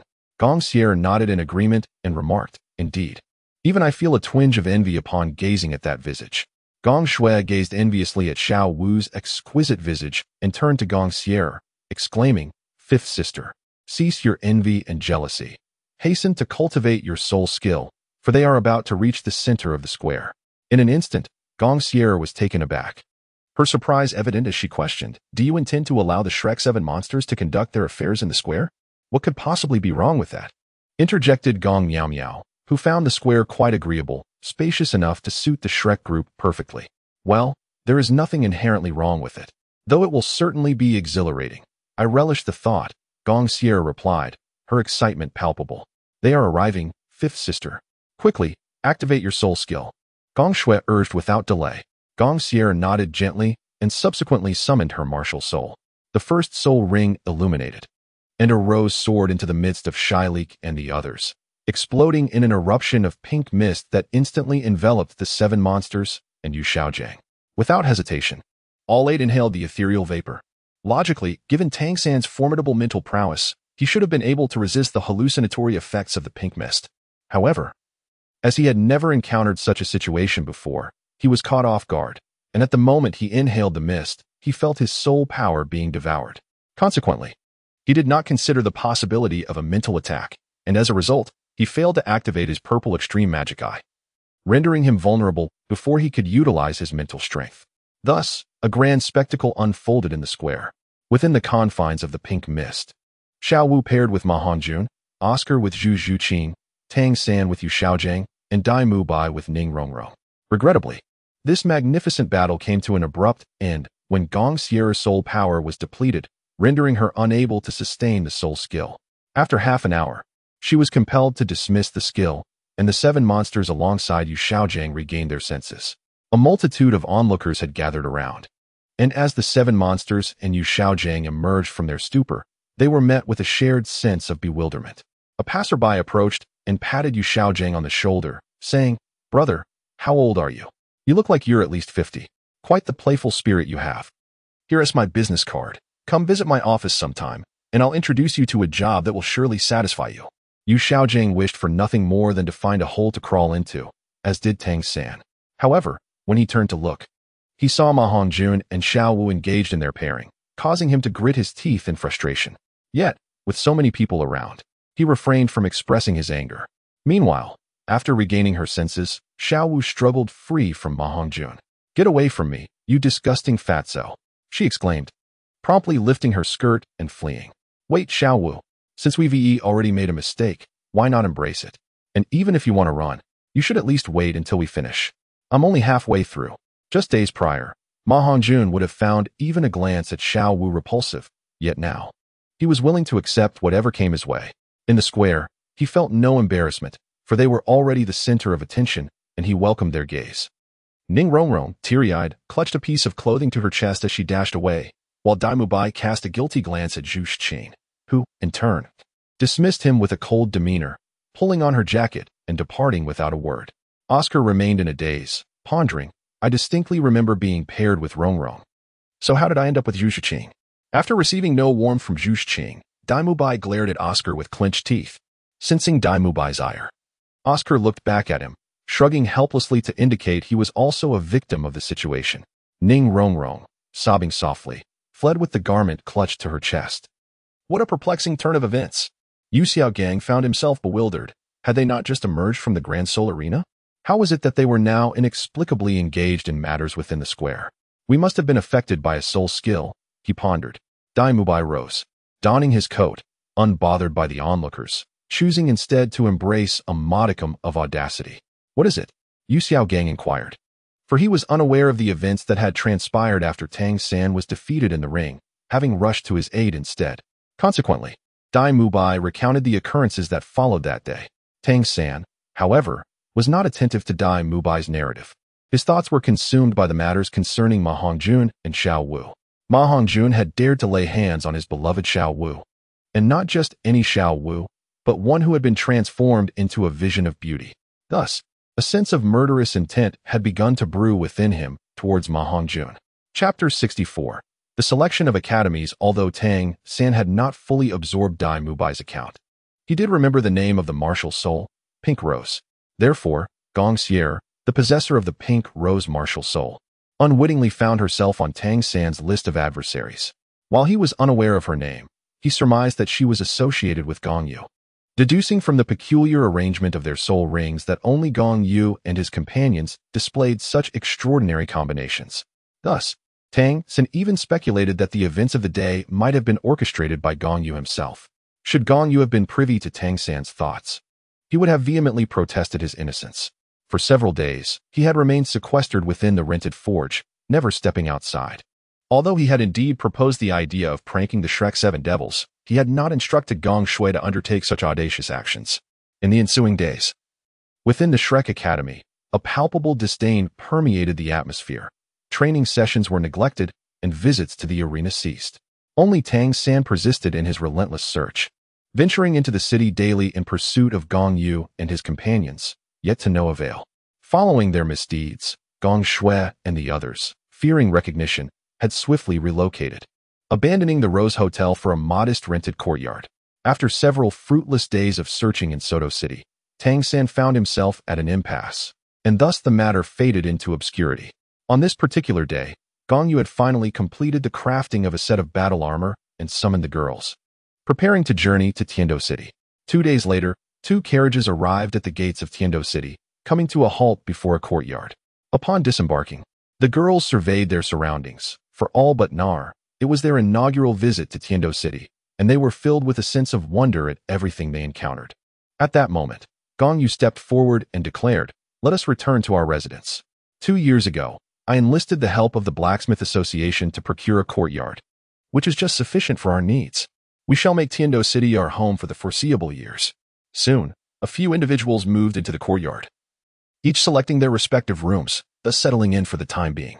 The following morning, Gong Yu set out with Nar, being a pair of strikingly handsome figures. They attracted considerable attention, particularly Nar, whose flowing silver hair and unparalleled beauty captivated many.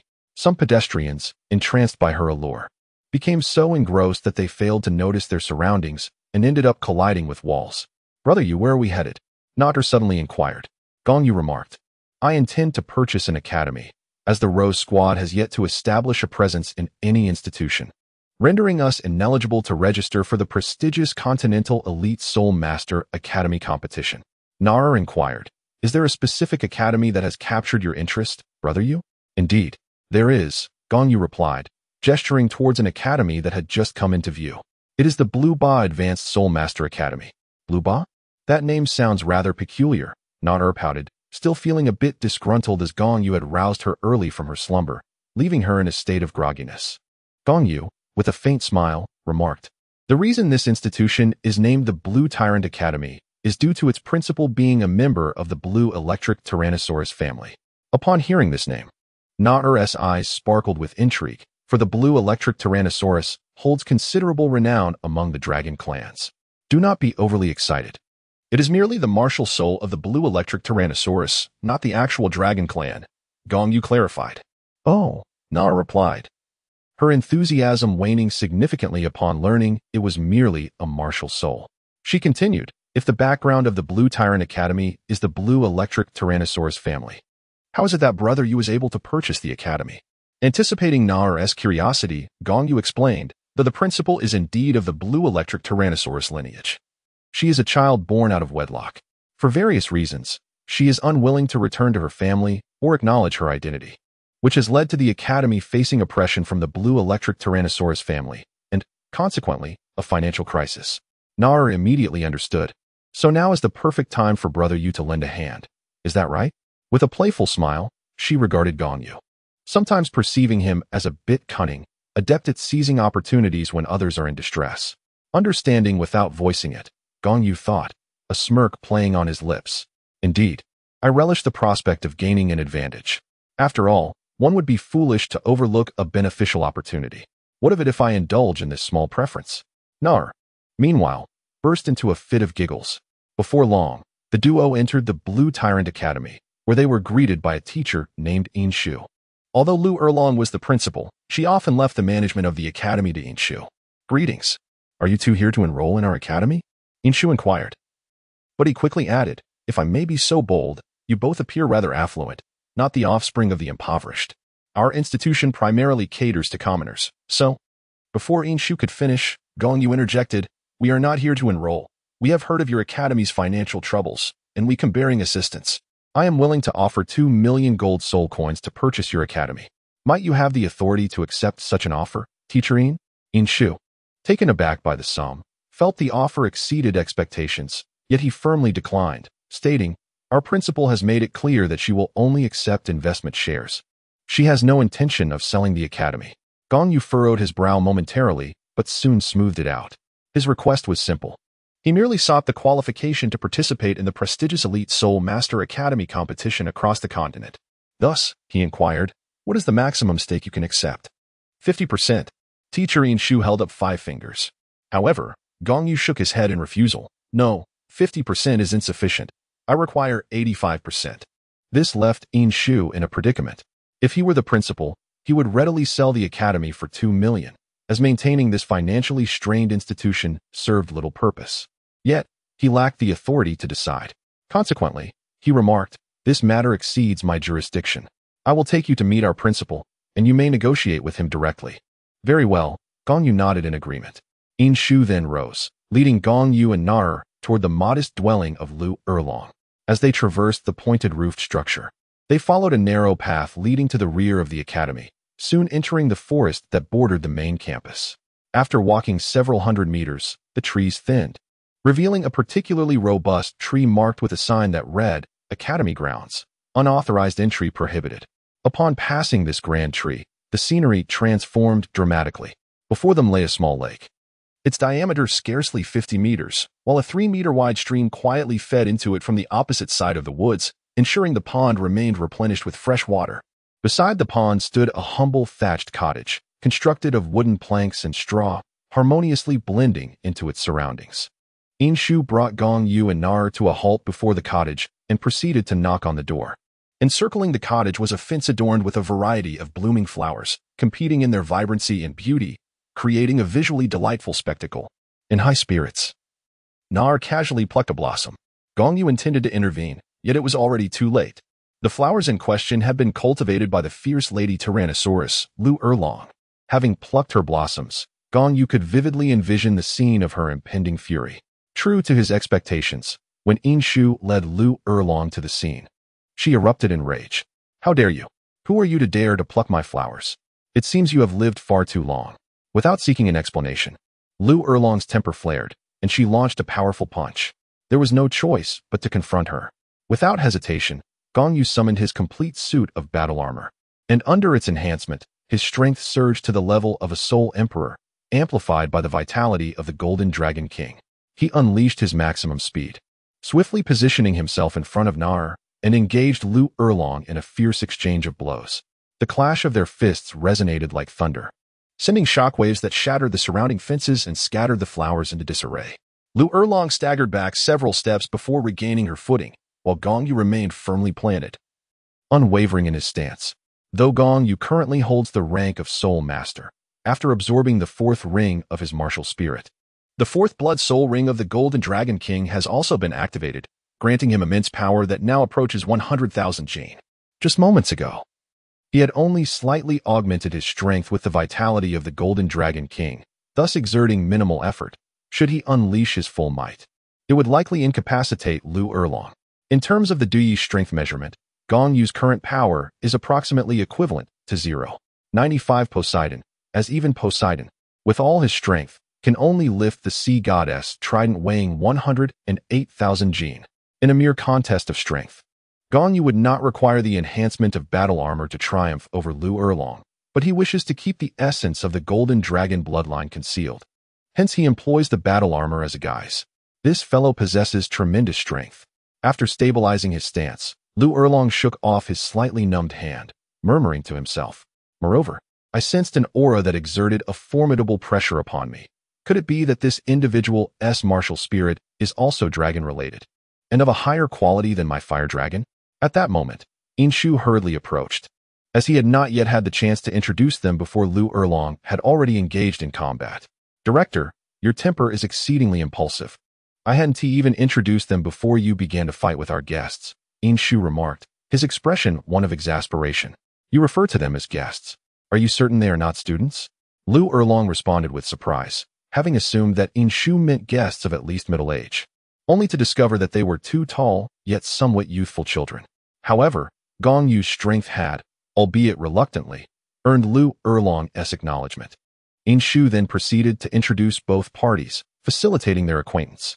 Lu Erlong ushered Gong Yu, Nar, and Inshu into a modest hut, served them tea, and finally broached the main topic. Young brother, are you certain you wish to invest in our academy?" Lu Erlong initiated, initially intending to address Gong Yu as young friend, but reconsidered, finding that appellation somewhat inappropriate, and thus opted for young brother instead. Gong Yu, however, felt a sense of having been taken advantage of, yet it mattered little. After all, it was merely a temporary designation. Gong Yu remarked, "To be precise, I wish to acquire this academy. If Dean Lu Long agrees to sell, it would be ideal. However, if that is not feasible, I am also willing to collaborate through equity participation.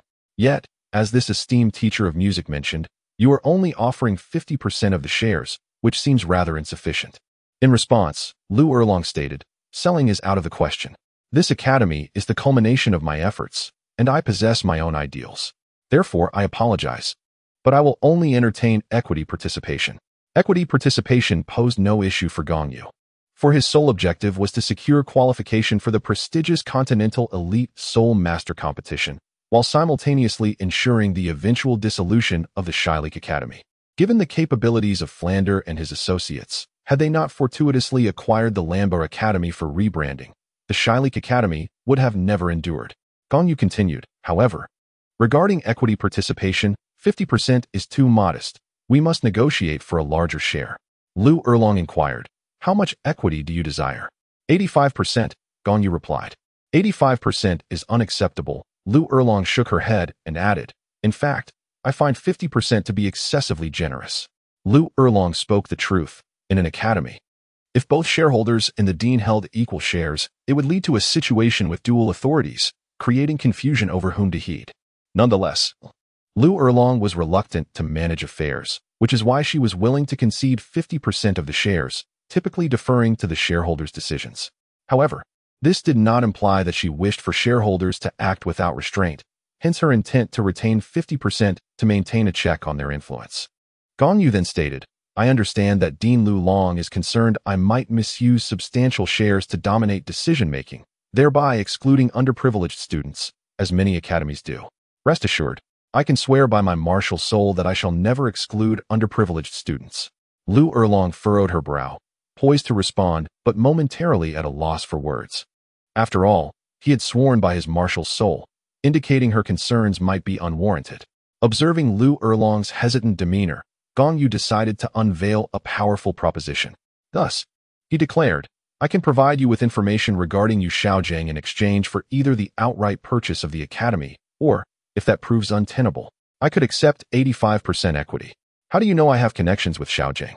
Do you know where he is? Upon hearing the name Yu Xiaojiang, Lu Erlong was immediately thrown off balance. Gong Yu chuckled lightly. When entering negotiations, one must investigate the counterpart's background, and having conducted such inquiries, it is only natural to unearth certain secrets, otherwise, it would reflect poorly on my capabilities. Yet Lu Erlong reiterated, selling the academy is not an option. However, I can agree to grant you 60% of the shares, provided you furnish me with information about Xiaojiang. 60% is still inadequate.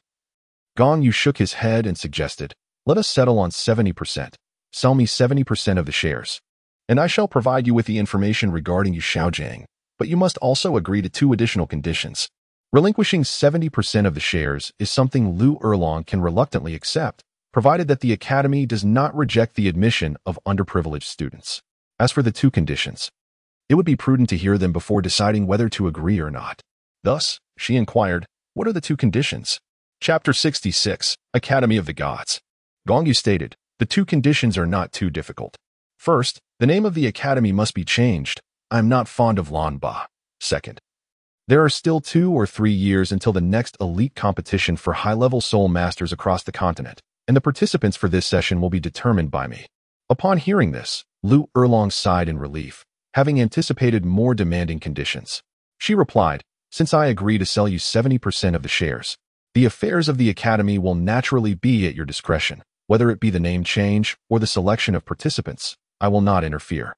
Lu Erlong paused briefly before adding, moreover, I will step down from the position of principal, so you will need to find someone to take on that role. Since you hold the majority of the shares, it would be inappropriate for me to continue occupying the principal's position, especially since I do not wish to be a director. Listening to Lu Erlong, Gong Yu appeared contemplative, and then an idea struck him. He called out into the air, Sister Baiji, please make your presence known. Following his call, a wave of energy manifested, and a beautiful woman clad in a green dress appeared. This was a title Douluo. Lu Erlong was taken aback, realizing that Gong Yu had such a formidable background, with the title Douluo safeguarding him. However, what Lu Erlong did not know was that Baiji was primarily there to protect Nar, not Gong Yu. Sister Baiji, from now on, you shall be the principal of our divine academy. Gong Yu smiled gently and declared, I have just thought of a name. Henceforth, Lan Ba Academy shall be renamed Divine Academy. Very well, Baiji responded, adding, however, I will only hold the title.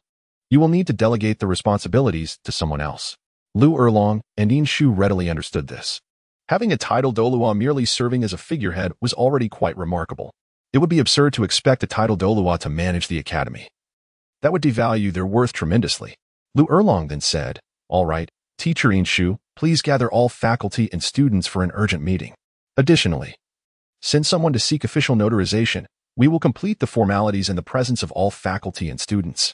Understood. I will take care of it immediately. Yin Shu nodded, and promptly departed. Lu Erlong turned her attention to Gong Yu and inquired, "Now you can share news about Xiaogang, correct?"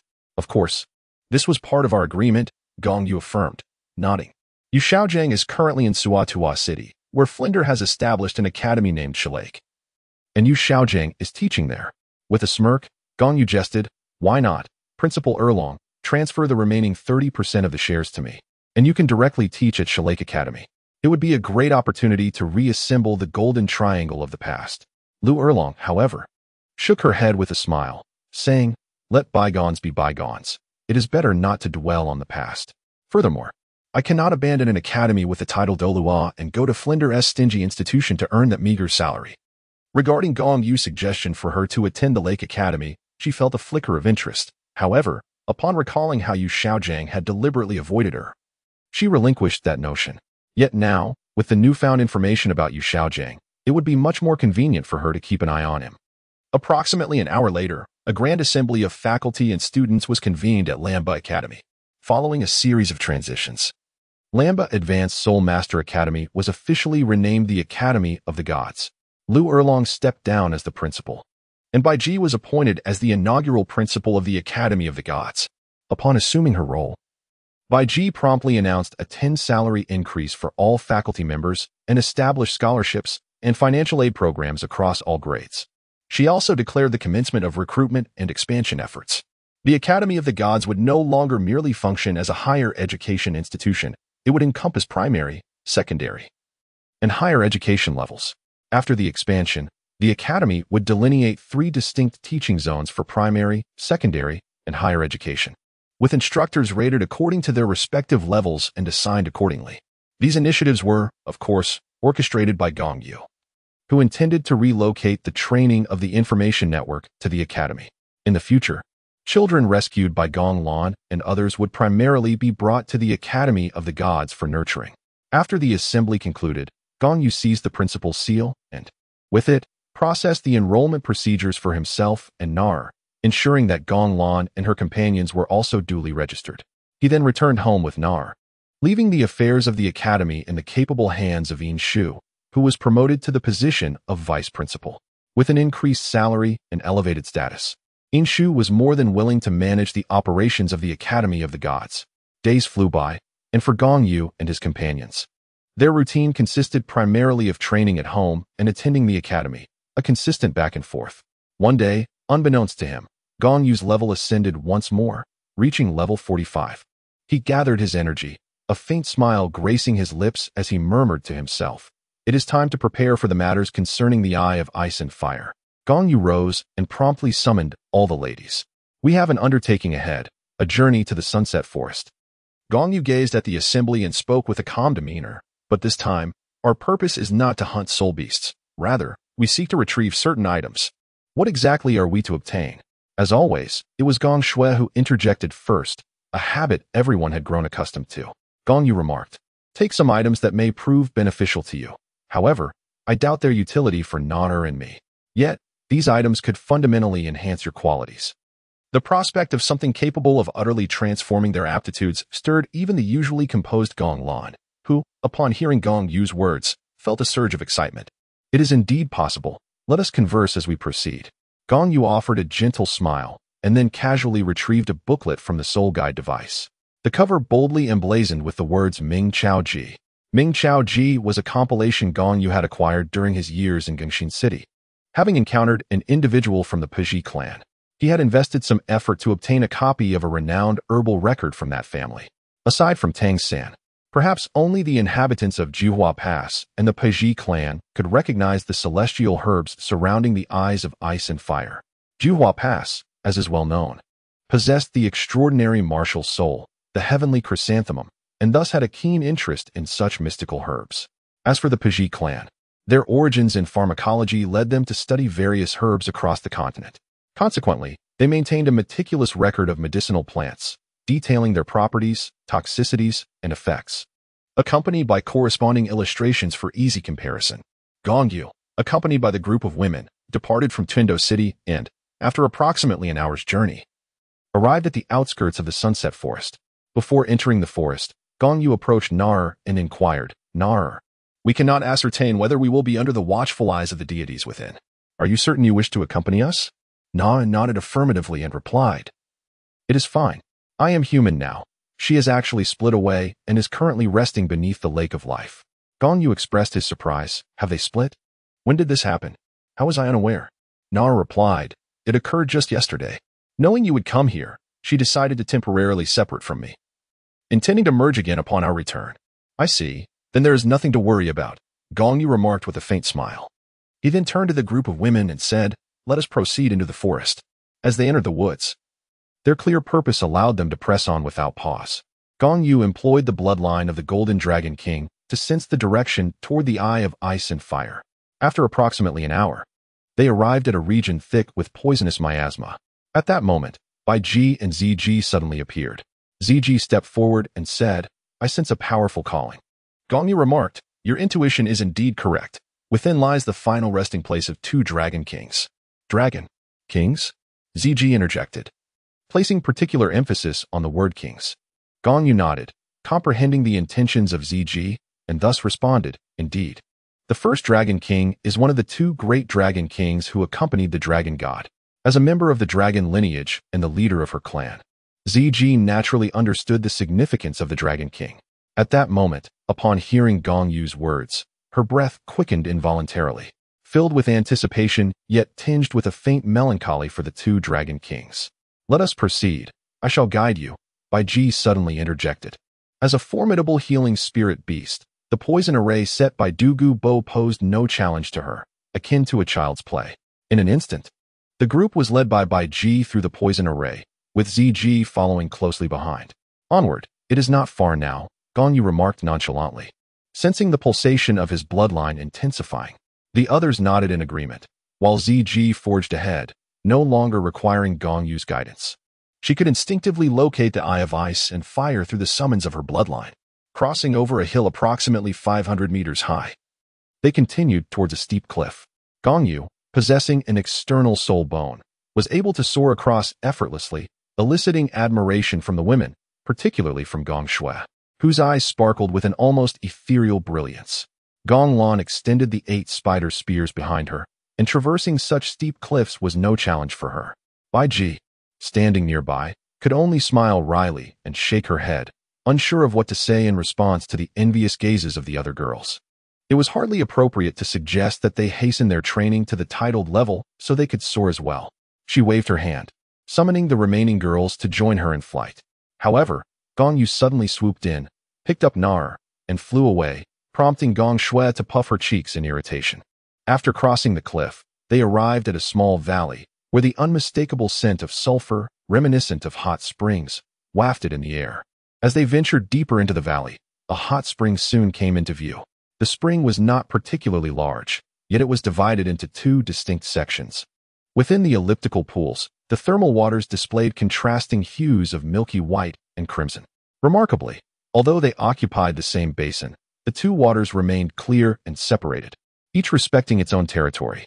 The rising steam, generated from the interaction of the 2 springs, ascended continuously until it gradually dissipated at the mountain's edge. The ice-fire duality eye was indeed a spectacular sight. "What is the ice-fire duality eye?" Gong Lan inquired, her curiosity piqued, echoed by the other girls. "How to explain it?" Gong Yu pondered briefly before responding. "The ice-fire duality eye is a treasure trove. In such a place, ordinary plants cannot thrive, as they cannot adapt to the unique climate. However, it serves as the birthplace for all rare flora and is a favorite habitat for spirit beasts. The extraordinary plants that flourish here experience an accelerated growth rate, multiplying their developmental time by 10.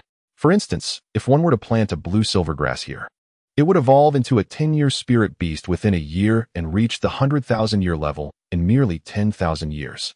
Indeed, Bai Ji gasped at Gong Yu's revelation, exclaiming, "If the king of myriad demons were to reside here for 10,000 years, wouldn't it ascend from the 50,000-year level to 60,000 years?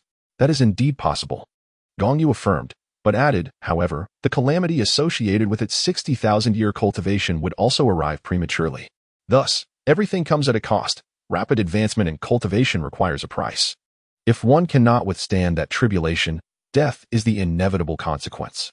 Bai Ji nodded in agreement, yet a sense of sorrow stirred within her. The longevity of spirit beasts was often accompanied by divine jealousy. Well then, I shall commence gathering herbs, Gong Yu declared, turning to the group of girls. Please, do not approach the spring, falling in could be fatal. Moreover, there are many poisonous plants in the vicinity. If you cannot identify them, refrain from touching anything, especially you. Xiao Shui. With that, Gong Yu pointedly warned Gong Shui, who was known for her recklessness, ensuring that she would not inadvertently cause trouble. I understand. You need not single me out every time, Gong Shui replied. Gong Shui was seething with indignation, feeling deeply wronged. What do you know? Last time in Soto City, you were completely oblivious to the mischief I committed. The mischief Gong Yu referred to was, of course, the incident where Gong Shui and Gong Sierra had dragged the likes of Shilek's group into their antics. However, Gong Yu remained unaware of the full extent of Gong Shui's actions. That day, he had merely heard the prompt in his mind indicating a series of acquired simulation attempts. Since he had previously mentioned allowing Gong Shui and her companions to prank the Shilek Seven, the actions they undertook were attributed to him, resulting in the accumulation of simulation attempts. Later, he inquired whether Gong Shui and the others had engaged in any wrongdoing, but they kept their secrets, leaving him in the dark about the Shilek Seven and Yu Xiaojiang's activities in the square. Upon hearing this, Gong Shui, Gong Sierra, and Gong Miao Miao exchanged guilty glances. After they had finished their antics with the Shilek Seven, they reflected on their actions and felt they had perhaps gone too far. The boys and Xiao Wu were one thing, but the reputations of the two girls were now tarnished. Anyway, you are forbidden from causing any trouble. Gong Yu warned once more, before picking up the compendium of renowned herbs and beginning to compare them meticulously, one by one. Gong Yu's attention was first captured by a magnificent, fluffy chrysanthemum. The flower exhibited a resplendent shade of purple, and intriguingly, each petal appeared delightfully fuzzy, creating a harmonious whole without any fragrance wafting forth. The central stamen rose a full half-foot above the petals, its apex shimmering with a gentle golden hue. After comparing it with the famous herbs compendium in her hand, a faint smile curled at the corners of Gong Yu's lips as she remarked, "This is the heavenly fluffy chrysanthemum." Chapter 68, Allocation of Celestial Herbs. Following the harvesting method recorded in the compendium, Gong Yu carefully plucked the heavenly fluffy chrysanthemum and then proceeded to walk over to Gong Miao Miao. Gong Yu remarked, "Miao Miao, your martial spirit is the chrysanthemum. Thus this extraordinary heavenly chrysanthemum is perfectly suited for you. Young master, what is the purpose of this remarkable heavenly chrysanthemum?" Gong Miao Miao inquired first. While the others were also captivated by the plant that Gong Yu had brought forth, Gong Yu smiled faintly and explained, "This extraordinary Tian Tong chrysanthemum is a neutral celestial grade herb, which, when consumed, enhances one's vitality and invigorates the blood throughout the 8 meridians, enabling the cultivation of an indestructible body. However, this is not the primary significance. Rather, it is due to the fact that your martial soul is a chrysanthemum, and consuming it may facilitate the evolution of your martial soul." Upon hearing this, Gong Miao Miao's eyes brightened with curiosity as she asked, "What will my martial soul evolve into?" At that moment, Gong Shui interjected, "What kind of ridiculous question is that, seventh sister? Your martial soul is a chrysanthemum. Even if it evolves, it will still remain a type of chrysanthemum. Do you expect it to transform into a beast martial soul?" "Be quiet and listen to what the young master has to say," Gong Lan remarked, pulling Gong Shui's sleeve, prompting her to behave. With Gong Shui's interruptions silenced, Gong Yu continued, "I cannot ascertain what your martial soul may evolve into. However, I believe Xiao Shui is correct in stating that even if it undergoes evolution, it will likely still belong to the chrysanthemum family." Upon hearing this, Gong Shui pouted, feeling somewhat smug, but Gong Yu promptly delivered a playful flick to her forehead, causing her to tear up in pain, and she stood aside, looking quite aggrieved. Gong Yu continued, "On the continent, the most renowned chrysanthemum martial soul undoubtedly belongs to the elder of the spirit hall, Chrysanthemum Douluo, whose martial soul is the extraordinary Qirong Tongtianju. It is a supreme martial soul, and perhaps your martial soul may evolve into the Qirong Tongtianju, though that is not guaranteed." "Qirong Tongtianju?" A glimmer of anticipation flickered in Gong Yunyo's eyes, and she inquired further, "How should I go about consuming it?" Gong Yu remarked, "First consume the celestial flower's core. Then proceed to savor each petal, but do not partake of the roots and stems. After completing this, commence your cultivation forthwith." "Understood, my lord," Gong Yunyo nodded in agreement, promptly settling into a lotus position and began to partake of the wondrous celestial chrysanthemum as instructed by Gong Yu. Gong Yu glanced at the pitiful Gong Shui beside her and couldn't help but shake her head, saying, "Oh Yu, just wait." Upon hearing Gong Yu's words, Gong Shui immediately broke into a joyful smile. Gong Yu approached a vibrant plant, its soft and delicate form trembling gently. This botanical specimen appeared deceptively simple, composed solely of crimson grass-like leaves, with their tips resembling the comb of a rooster. However, upon closer inspection, one could discern its uniqueness. The veins of the leaves shimmered in a lustrous golden hue. The temperature in the vicinity of this plant was notably elevated. Following the method documented in the renowned Ming Chao Ji, Gong Yu carefully harvested it and returned to Gong Shui's side. Presenting the plant to her, Gong Yu remarked, "This is known as the coxcomb phoenix sunflower. It must not be chewed or swallowed. Channeling your soul power through it will be excruciating, yet you must endure the pain. Otherwise, all efforts will be in vain. The effects of this plant are profoundly beneficial, promising to significantly enhance your soul power and fiery potency. Should you falter midway, the efficacy will diminish greatly." Gong Shui felt a wave of uncertainty wash over her, yet she reflected on her status as the least gifted among her sisters. Previously, Gong Yu had occupied the lowest tier, but ever since she received the sacrifice of the Emerald Swan, her martial spirit had evolved, propelling her talents to new heights and markedly accelerating her cultivation speed. With determination, Gong Shui clenched her teeth and vowed, "I will succeed. No matter how painful it may be, I shall endure." Upon hearing this, Gong Yu smiled with reassurance. Subsequently, she procured the 8-petal immortal orchid for Gong Yu. This orchid's properties fortified the foundation and purged impurities from within, effectively addressing the sluggish cultivation speed of food-type soul masters. With effects lasting up to level 70, perfectly suited for Gong Yu. Gong Yu then retrieved the inked jade bamboo for the second sister, Gong Xiao, as a bamboo martial spirit was undoubtedly the most fitting choice for her. Lastly, she selected the Qi Luo tulip for the sixth sister, Gong Yu. Gong Yu remarked, "Yu, your martial soul possesses the dual attributes of fire and light in their most exquisite forms. Hence, I find myself at a loss in discovering a celestial herb that could further enhance your abilities in terms of attributes.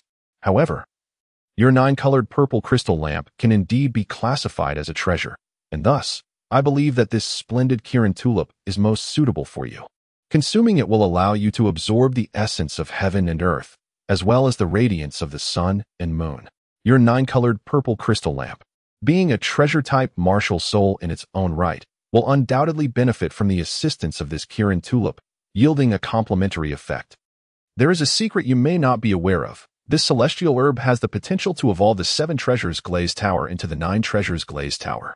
I wonder if consuming the Kirin tulip will elevate your martial soul to new heights." Upon hearing the words 7 treasures glazed tower, Nyo involuntarily trembled, and a flicker of animosity flashed in her eyes. Though it vanished swiftly, it did not escape Gong Yu's keen perception. It seems that Nyo's background is likely connected to the 7 treasures glazed sect. However, I sincerely hope that your sect is not an enemy of hers. Otherwise, if the spirit hall does not obliterate you, I shall take it upon myself to do so. As this thought lingered in his mind, Gong Yu instinctively glanced at Gong Sierra, only to discover that her expression appeared somewhat amiss. "Sierra, what troubles you?" Gong Yu inquired.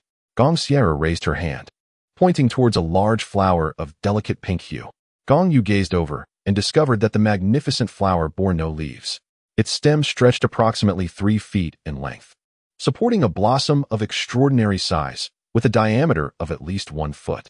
Each petal appeared as if crafted from crystal, exuding a crystalline translucence, while the stamens shimmered in a delicate lavender hue, resembling a cluster of purple diamonds embedded within. Gong Sierra remarked, "I sense a stirring from the pink rose martial spirit, as if it is beckoning to me." "Very well, please wait a moment," Gong Yu replied. He then turned to Gong Yu and said, "Yu, the method for consuming the enchanted tulip is to gently inhale its pollen, allowing the essence to gradually permeate your body. Subsequently, you must cultivate your soul power, allowing the effects to disseminate throughout your entire being. Remember, it is imperative that you do not swallow it." Upon hearing this, Gong Yu nodded in agreement. Subsequently, Gong Yu, accompanied by Gong Sierra, made their way directly to the pale red flower she had previously indicated. This flower is known as the enigmatic fragrance fairy blossom. Gong Yu introduced to Gong Sierra that this flower serves as a nemesis to all toxins. While it does not possess the ability to detoxify, it can indeed neutralize poisons. Gong Sierra extended her right hand, yearning to touch the enchanting Qi Luo Yuxiang celestial treasure. In that very moment, an extraordinary phenomenon transpired upon her hand. To her astonishment, the pink rose martial soul manifested spontaneously, as if it possessed a consciousness of its own, radiating a gentle brilliance. Although it was a display of light, the pink luminescence was exceptionally soft, evoking no sense of glare. A soothing fragrance emanated from Gong Yu's pink rose martial soul, instilling a refreshing sensation. At this juncture, another marvel unfolded. The celestial treasure, Qi Luo Yuxiang, exhibited a remarkable spectacle as its petals opened and closed several times, seemingly responding to the presence of Gong Yu's pink rose martial soul. Subsequently, a violet aroma began to waft from the Qi Luo Yuxiang, intertwining and merging with the fragrance of the pink rose, ultimately becoming one. In a fleeting moment, the ethereal Qi Luo celestial treasure detached itself from its stem and fused harmoniously with Gong Yu's pink rose martial soul. Instinctively, Gong Yu settled into a meditative posture, entering a state of cultivation. Gong Yu remained silent, choosing instead to depart slowly and approach the remaining three young ladies, Gong Lan, Gong Qianqian, and Nar, who had yet to acquire the celestial herb. Upon reaching Gong Qianqian, Gong Yu remarked, "Qianqian, your martial soul possesses an extraordinary strength. The chill it emanates is not merely a sensation, but a manifestation of celestial phenomena, a fundamental principle of the universe. Thus, your martial soul is indeed remarkable. Consequently, selecting a celestial herb for you poses quite the challenge, as I believe none of those available here are worthy of your prowess. Allow me to present a few options for you to consider." Gong Qianqian merely smiled gracefully and nodded slightly. Subsequently, Luo Han directly opened the renowned collection beside her, elucidating the virtues of several promising celestial herbs. The first was the water fairy jade skin flower, known for its ability to nourish tendons and strengthen bones, harmonizing the flow of energy through the 7 channels and 8 meridians. Upon consumption, it is anticipated that your soul power may elevate by approximately 7 levels. Currently at level 33, this implies that by ingesting this flower, you might potentially embark on a quest to procure your 4th soul ring today. Gong Yu's speculation was merely conjectural, for it is recorded in the novels of his past life that Zhu Qing had also consumed the water fairy jade essence, resulting in an immediate elevation of her soul power by 7 levels. Gong Yu firmly believed that if Gong Qianqian were to ingest the water fairy jade essence, her enhancement would likely rival that of Zhu Qing. The second option is the primordial celestial herb, renowned for its ability to elevate a soul master's power while also assisting in the compression of soul energy and the condensation of the soul core. The augmentation it provides to one's soul power should be considerable as well. The third option is the starry spirit pearl, a mystical entity associated with the celestial cosmos. Upon merging with a soul master, it could eventually transform into the soul core of a human soul master. Given that your martial spirit is a celestial phenomenon, it is evident that the occurrence of such phenomena is inextricably linked to the stars, thus you should comprehend my implication. If the octagonal ice grass could be consumed independently, it would indeed be beneficial for Gong Qianqian. However, regrettably, the octagonal ice grass must be taken in conjunction with the fiery apricot blossom. Furthermore, since Gong Qianqian's martial spirit possesses attributes at their zenith, the addition of the octagonal ice grass would bear little significance, rendering its selection unnecessary. These 3 options are presented for your contemplation. Gong Yu enumerated the 3 celestial herbs for Gong Qianqian and encouraged her to deliberate, as her martial spirit was exceptionally unique, and he felt ill-equipped to offer substantial counsel. Yet, without a moment's hesitation, Gong Qianqian declared, "I choose the starry spirit pearl. Are you not going to consider your options?" Gong Yu inquired, somewhat astonished. Gong Qianqian smiled serenely and said, "I trust you, my lord. If what you say is indeed true, then the starry spirit pearl should complement me perfectly, thus I need not deliberate further." Gong Yu nodded with a smile and replied, "Very well, follow me. The starry spirit pearl can only be harvested by your own hand." Gong Yu brought Gong Qianqian to a plant, and they both paused. He pointed to the plant and said, "This is the starry spirit pearl." Gong Qianqian followed Gong Yu's gaze and was immediately captivated by the starfall spirit pearl. This ethereal entity appeared extraordinarily beautiful, its branches a rare shade of black among plants, while at its pinnacle blossomed a golden fruit as large as a palm. This resplendent golden orb shone like an immense pearl. However, upon closer inspection, one would discover that its luster was actually composed of countless golden specks, a truly remarkable sight. Gong Yu approached, manifesting her martial spirit beneath her feet, as if treading upon ethereal mist. She extended her right hand to gently touch the golden fruit. Instantly, the fruit quivered slightly, and then, with a sudden burst, it erupted into countless rays of starlight, shattering the vibrant poison shroud that enveloped the valley. The luminous beams ascended, reflecting against the celestial stars above. In that fleeting moment, the sky, previously illuminated by the dispersal of the colorful toxins, darkened abruptly, as if daylight had been abruptly transformed into night. Immediately, beams of starlight cascaded down, enveloping Gong Yu in their embrace.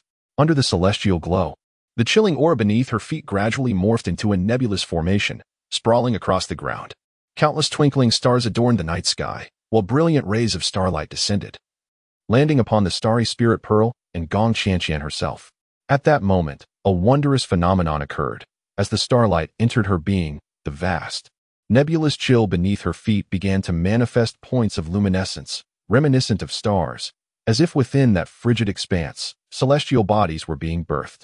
Gong Yu closed her eyes, seemingly attuned to some sensation, while the starry spirit pearl trembled gently, emitting concentric golden halos. In just a moment, Gong Yu comprehended that the starry spirit pearl appeared to be vying with Gong Yu for the descending starlight. Gong Yu let out a cold snort, and then 3 soul rings illuminated beneath her feet as she joined the fray for the coveted starlight. The star Luo spirit pearl, which had been trembling, suddenly became still. The golden halo it had been emitting retracted in an instant, unable to continue its release. Observing the compliance of the spirit pearl, a faint smile graced the corners of Gong Yu lips as she retracted her soul rings, allowing a portion of the scattered starlight to cascade upon the star Luo spirit pearl. It seemed as if the spirit pearl had gained consciousness, swaying gently from side to side like a playful child, expressing its joy through its movements, growing ever closer to Gong Yu. Sensing the spirit pearl's affection, she extended her hand towards it, and to her astonishment, the spirit pearl rolled down effortlessly into her palm. Gong Yu, filled with exuberance, cradled the starry spirit pearl in her arms, reveling in the pure, celestial energy it emanated. In an instant, her joy was palpable. Yet, before she could fully savor that delightful moment, the starry spirit pearl in her grasp flickered with golden light, rapidly diminishing in size, and then transformed into a golden beam that swiftly darted into her mouth, vanishing without a trace. Gong Yu stumbled slightly, and immediately, her entire being radiated with a brilliant starlight. The chilling celestial nebula beneath her feet illuminated every star to its utmost brilliance. She swiftly settled into a meditative posture, and in a vague sense, the entire icy nebula seemed to transform into a vast expanse of starry sky, with Gong Yu resembling a colossal figure seated amidst that celestial firmament. Gong Yu offered a faint smile, choosing not to disturb Gong Yu, and instead strolled away. Approaching Gong Lan and Nar. Chapter 70, Celestial Spirit Herb. Gong Yu first addressed Gong Lan, saying, "Laner, your martial soul is blue silvergrass. Thus selecting an immortal herb should be a straightforward task. I have chosen for you the 8-pointed ice grass and the fiery apricot blossom herb. Each of these, when consumed alone, produces a potent toxin. Therefore, they must be taken together. While these 2 immortal herbs are indeed suitable for my own consumption, upon reflection, I have decided to bestow them upon you, so that you may undergo the ice and fire tempering, thereby acquiring the abilities of ice and fire immunity. My dear, your martial soul, being the same blue silvergrass as well, means that what suits Lana is equally appropriate for you. Thus, it would be wise for you to partake in these herbs yourself." Although Gong Lan felt deeply moved by Gong Yu's thoughtful selection of the immortal herbs, she ultimately declined, for her martial soul was destined to evolve into the blue-silver emperor, which was already more than sufficient. Gong Yu, however, broke into a hearty laugh and said, "Laner, rest assured, I have prepared celestial herbs for myself, and my blue-silver grass carries the bloodline of the Golden Dragon King. Even if your martial soul evolves into the blue-silver emperor in the future, it will still pale in comparison to mine, so do not refuse." "Aye. Very well, I shall heed your words." Gong Lan nodded in agreement. Gong Yu continued, "However, that alone is insufficient. The octagonal mysterious ice grass and the fiery apricot blossom merely serve to temper the body. They do not enhance your soul power. You must also consume another type of celestial herb to elevate your soul power, or you will lag behind your sisters." With that, Gong Yu approached a patch of grass that emitted a gentle white mist, reminiscent of moonlight. He plucked it and returned, presenting it before Gong Lan. This is the celestial spirit grass. Consuming it will significantly enhance your physique, attributes, and potential, including your soul power. There exists a legend regarding the celestial spirit grass, which is indeed true and is connected to one of the 10 fearsome beasts, the demon eye magic tree, known as the king of all demons. The king of all demons was once quite feeble, but it was fortunate enough to have a celestial spirit grass grow beside it. After devouring the grass, it gradually grew stronger, becoming the most formidable plant-type soul beast, ruling over more than a third of the soul beast territory at the outskirts of the Stardow forest. The demon eye magic tree clan was merely a relatively rare advanced plant-type soul beast, not a top-tier one. Had it not been for the king of all demons consuming and merging with the celestial spirit grass, enhancing its physique, attributes, and potential to the level of a top-tier plant-type soul beast, it would not even qualify to be among the 10 fearsome beasts. Noticing Gong Lan's hesitation to reach out, Gong Yu urged, "Take it and consume it. I hope you can walk further alongside me in the future, not limited to merely being a soul master. The Douluo Continent is too small. You should broaden your horizons and gaze toward the vast starry sea." Upon hearing this, Gong Lan gazed intently at the sky, seemingly resolute. She promptly accepted the celestial spirit grass from Gong Yu's hand and sat cross-legged to begin consuming it. Subsequently, Gong Yu approached Nar, offering a gentle smile, and said, "Nar, it is your turn." Nar stood with her legs crossed, hands clasped behind her back, her head slightly bowed, appearing somewhat bashful, yet also a touch shy. Her cheeks tinged with a hint of rosy intoxication. She softly murmured, "I am fine with anything. It matters not to me." Gong Yusen let out a sigh. It is often the most challenging to respond when women casually say that anything is acceptable or that it does not matter. At that moment, Gong Yu declared, "How can it be inconsequential? Just wait and see." Gong Yu stepped into the vibrant flora, approaching a flower that bloomed atop a dark stone. This flower, seemingly unremarkable, was a white blossom the size of a palm, resembling a peony, devoid of leaves, with its stem connected to a large, jet-black stone. Upon this white flower, there were several astonishing splashes of crimson, as vivid as blood, imparting a sense of breathtaking awe. As Gong Yu lifted the stone along with the flower, the immense weight of the black rock was evident. This exquisite flower is known as the heartbroken red. Approaching Nar, Gong Yu remarked, "This flower is a divine treasure among celestial herbs. It is also accompanied by a legendary tale. Long ago, there was a young man, inherently gentle and fond of nurturing flowers and plants, with a garden filled with green lotuses and lotus roots." As she quietly listened to Gong Yu narrate the tale of the heartbroken red, Nar found herself utterly captivated. Gong Yu solemnly remarked, "The extraordinary flower, known as the heartbreak red, chooses its master. When plucking it, one must sincerely think of their beloved, pouring forth a drop of blood upon its petals. Should there be even a hint of hesitation, even if one were to bleed to death, they would still be unable to claim the flower. Once obtained, as long as it remains with its master, it shall never wither. The stone beneath the flower, known as the wujue, if forcibly destroyed, will render this heartbreak red utterly devoid of its medicinal properties. Consuming this flower grants one the power of immortality akin to that of the heavens, greatly aiding the wounds inflicted upon you. Nay, not just yours, but rather the wounds shared between you both. However, first, you must be able to pluck it." Nara gazed at the heartbreak red, a shy smile gracing her lips as she said, "Is brother you testing my feelings for you? Whether to pluck it or not is entirely up to you. I certainly cannot do so." Gong Yu wore a knowing expression, not denying his intention to gauge Nara's sentiments. If, after all these years, Nara still harbored no feelings for him and merely wished to fulfill the task of bearing his offspring, then naturally, she would be unable to pluck the heartbreak red. If that were indeed the case, once the seeds were sown, he would not linger with Nar but would devote himself entirely to Gong Lan and the others, allowing Nar to return to her slumber. I will succeed," Nar declared, pouting playfully as she challenged Gong Yu. "I sincerely hope you do," Gong Yu replied with earnestness. Yet Nar continued, "However, I am somewhat skeptical of Brother Yu's method for plucking, so you must demonstrate it first." "Very well. In truth, I harbor doubts as well. Let us give it a try."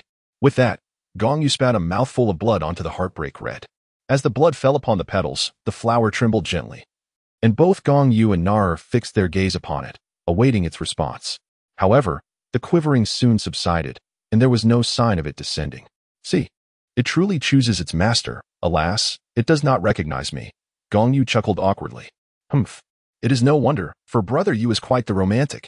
Na teased, sticking out her pink tongue at him. Watch me, I will surely succeed, for my heart holds only brother Yu. With that, Na mimicked Gong Yu's actions, spraying her own blood upon the heartbreak red. Yet this time, the flower did not tremble in the slightest. Instead, it quietly detached from the Wuju's stone and fell into her delicate hands.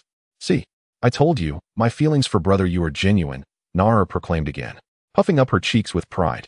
Gong Yu's mood instantly brightened, and with a joyful smile, he declared, All right, now it is my turn. Chapter 71. Dragon Soul. The selection of celestial treasures available to Gong Yu was rather limited. The octagonal profound ice grass and the blazing fire apricot blossom were intended for Gong Lan, and he would not consume them. However, he could partake in the fiery resin of the blazing fire apricot blossom. Similarly, the octagonal profound ice grass possessed a crystalline substance akin to the fiery resin, which Gong Yu did not know the name of, so he provisionally referred to it as cold crystal. Consuming both the fiery resin and the cold crystal simultaneously would yield the same effects as ingesting the octagonal profound ice grass and the blazing fire apricot blossom. Yet, that was a matter for later. At present, he had no intention of consuming those two items. He first approached the primordial celestial herb, a plant as pure and white as jade. He intended to consume the primordial celestial herb, as he planned to attempt to condense his first soul core upon reaching level 50. Although the herb did not possess any extraordinary attributes, it could assist soul masters in compressing their soul power and condensing their soul cores, making it precisely what Gong Yu urgently needed. Of course, this herb was also a priceless treasure for enhancing a soul master's soul power. Gong Yu estimated that after consuming the primordial celestial herb, his soul power would increase by at least 5 levels. However, it was not so easy to simply pluck the primordial celestial herb. He needed to win its favor first. Before the primordial celestial herb, Gong Yu extended his right hand to touch the jade-like plant. The herb trembled slightly, and a brilliant white light surged forth, emanating a profound energy that propelled Gong Yu backward by several steps. Before him, the sphere of white light remained solid and, in an instant, transformed into a shape remarkably similar to his own, with at least the outline of the body resembling a white orb. Gong Yu clapped his hands, and a surge of formidable natural energy rushed towards him. Gong Yu smiled faintly, refusing to retreat. With his feet positioned in an inward 8, he stood resolutely, channeling the essence of the dragon and elephant prajna. In unison, both of his palms struck forth. When the hands of the primordial celestial herb approached, their palms collided. And indeed, the radiant white light caused Gong Yu to be propelled backward in an instant. After being thrown back, the white light that was Gong Yu rapidly dispersed, reconstituting itself above the primordial celestial herb. However, it was not long before the herb erupted in a blaze of brilliance, unleashing a multitude of white beams that surged forth, directly targeting Gong Yu's form. Gong Yu let out a cold snort and immediately donned his full set of battle armor. Under the enhancement of the armor, his power surged instantaneously to the level of a soul emperor. He then unleashed the formidable aura of the Golden Dragon King's bloodline, dispersing the onslaught of several beams of white light that had surged toward him. He did not afford the primordial celestial grass another opportunity to mount an attack. Instead, he pressed his hand firmly upon the celestial herb, the aura of the Golden Dragon King's bloodline, which symbolized annihilation, causing the primordial celestial grass to tremble in fear. Observing this, Gong Yu revealed a hint of a smile, then raised his hand to retract his entire battle armor and also subdued the aura of the Golden Dragon King. At that moment, the primordial celestial grass fell away on its own, leaving behind a small celestial herb in its place, much like the previously encountered starry spirit pearl. Its seeds would once again take root here, continuing the cycle of life. Gong Yu returned to Nar, holding the primordial immortal grass, only to find her surrounded by 2 dragon souls, one red and one blue, joyfully dancing around her. Nar, with a beaming expression, playfully engaged with them. Could they be the dragon souls of the Ice Dragon King and the Fire Dragon King? Gong Yu pondered, recalling how, during the gathering of the primordial immortal grass, he had unleashed the aura of the Golden Dragon King's bloodline, attracting the attention of both the Ice and Fire Dragon Kings, prompting their emergence. As they drew closer, they sensed the Silver Dragon King's bloodline emanating from Nar, which led them to pursue her. Although both the Golden and Silver Dragon Kings are incarnations that emerged after the fall of the Dragon God, The Silver Dragon King inherited the powers of the 7 elemental forces, while the Golden Dragon King carried the legacy of the Golden Dragon and Mountain Dragon bloodlines. Thus, the Ice and Fire Dragon Kings naturally felt an affinity towards the Silver Dragon King, akin to a child recognizing its mother, momentarily forgetting the presence of the Golden Dragon King's aura. Indeed, Little Blue and Little Red are the dragon souls of the Ice and Fire Dragon Kings. Na affirmed with a smile, nodding at Gong Yu. Gong Yu also raised his hand, a surge of the Golden Dragon King's bloodline aura enveloping his palm. Upon sensing this, the 2 dragon souls circled around him twice, yet ultimately, they did not approach him with the same intimacy as they did with Nar. Gong Yu was immediately struck by the thought of the 2 Dragon King soul bones. He turned to Nar and said, "Nar, the soul bones located beneath the eye of Ice and Fire are likely of little use. Why not have them bring the soul bones to me for fusion?" Upon hearing this, Nar's expression became peculiar in an instant, leaving one to wonder what thoughts were swirling in her mind. Gong Yu, feeling somewhat dissatisfied, explained, "Once I merge with the soul bone, they will reside within it, nourished by my soul power and the bloodline of the Golden Dragon King. Furthermore, when the time comes for me to reach that stage, they may be revived. Otherwise, if left here, they will eventually dissipate." Nar nodded and replied, "I will first communicate with them to discern their intentions." "Very well," Gong Yu responded, observing Nar as she conversed with the 2 dragon souls in a manner that seemed to be in dragon tongue, though he could not comprehend their words. After a brief moment, Nar approached Gong Yu and said, "They have consented, but what part of the soul bone do you wish to choose? Is selection still an option?" Gong Yu's expression brightened, realizing the extraordinary nature of the divine grade, as the soul bone was not assigned at random. Nar explained, "Because the dragon souls of the Ice and Fire Dragon King still possess consciousness, they can offer you a choice. If they were in a dormant state, it would likely be a matter of chance." Gong Yu pondered momentarily before speaking. "Then let it be the Fire attribute left leg bone and the Ice attribute right arm bone." "All right," Nar replied, and then began to chatter animatedly with the 2 dragon souls. Subsequently, the 2 dragon souls, one crimson and the other azure, dove into the Ice and Fire duality eye with a splash. Moments later, they returned, each carrying a soul bone, which they placed before Luo Han. "Wonderful!" Gong Yu exclaimed joyfully, wondering how much soul power these 2 soul bones would bestow upon him.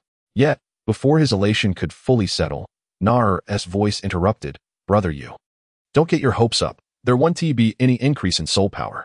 Both Dragon Kings are divine-level beings, and their soul bones contain no soul power. Only remnants of divine energy. However, you currently cannot absorb divine energy, so your level 1T increase. Nevertheless, through the nurturing of the dragon souls from the Ice and Fire Dragon Kings, your mental strength will significantly enhance." "Enhancing mental strength, you say?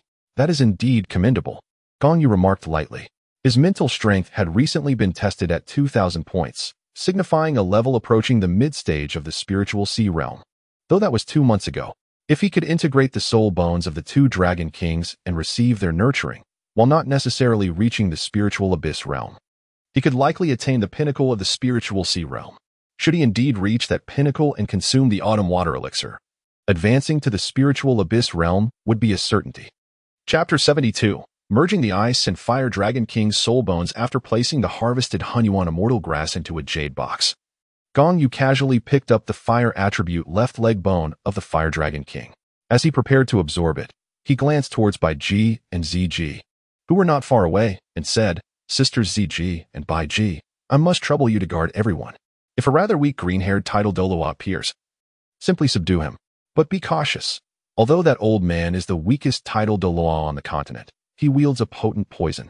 So we must prevent him from resorting to desperate measures and spreading toxins." Ziji nodded in acknowledgement from a distance. Meanwhile, Bai Ji smiled calmly and replied, "Rest assured. I can neutralize even the poison of the 10,000 Demon King. Dispelling the poison of a mere title Douluo will be no challenge for me." Gong Yu smiled awkwardly, realizing that his concerns had been unfounded. He then settled into a cross-legged position, pressing the left leg bone of the Fire Dragon King against his own left leg, commencing the process of absorption. As the soul bone was of ice and willingly granted by the Fire Dragon King, it harmoniously merged with Gong Yu, requiring little time. In merely 5 minutes, the integration of the left leg bone was complete.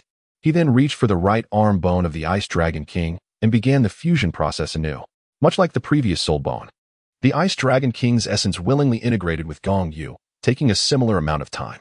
Upon the successful merging of the two soul bones, Gong Yu suddenly felt his consciousness extending outward, with the entirety of the external world vividly imprinting itself in his mind. There was no need for sight. He perceived everything with remarkable clarity. This signified that his mental acuity had ascended to a new echelon, albeit obstructed by an invisible barrier that prevented him from fully accessing that realm. At this moment, Gong Yu rose and walked among the flowering plants, approaching an unassuming herb. The herb was entirely emerald green, and peculiarly, at its center were 3 snow-white leaves, adorned with droplets of water that resembled the morning dew. This is it. The dew of the autumn gaze, Gong Yu murmured, squatting down to harvest it according to the method documented in the compendium of notable herbs. He then returned to his previous seated position and resumed his meditation. The dew of the autumn gaze, when consumed, could enhance one's vision, allowing the drinker to perceive extraordinary wonders across the realms. Muttering a few words, Gong Yu raised the dew of autumn's gaze to his lips, tilting it slightly, allowing several drops of the crystalline liquid to fall into his mouth.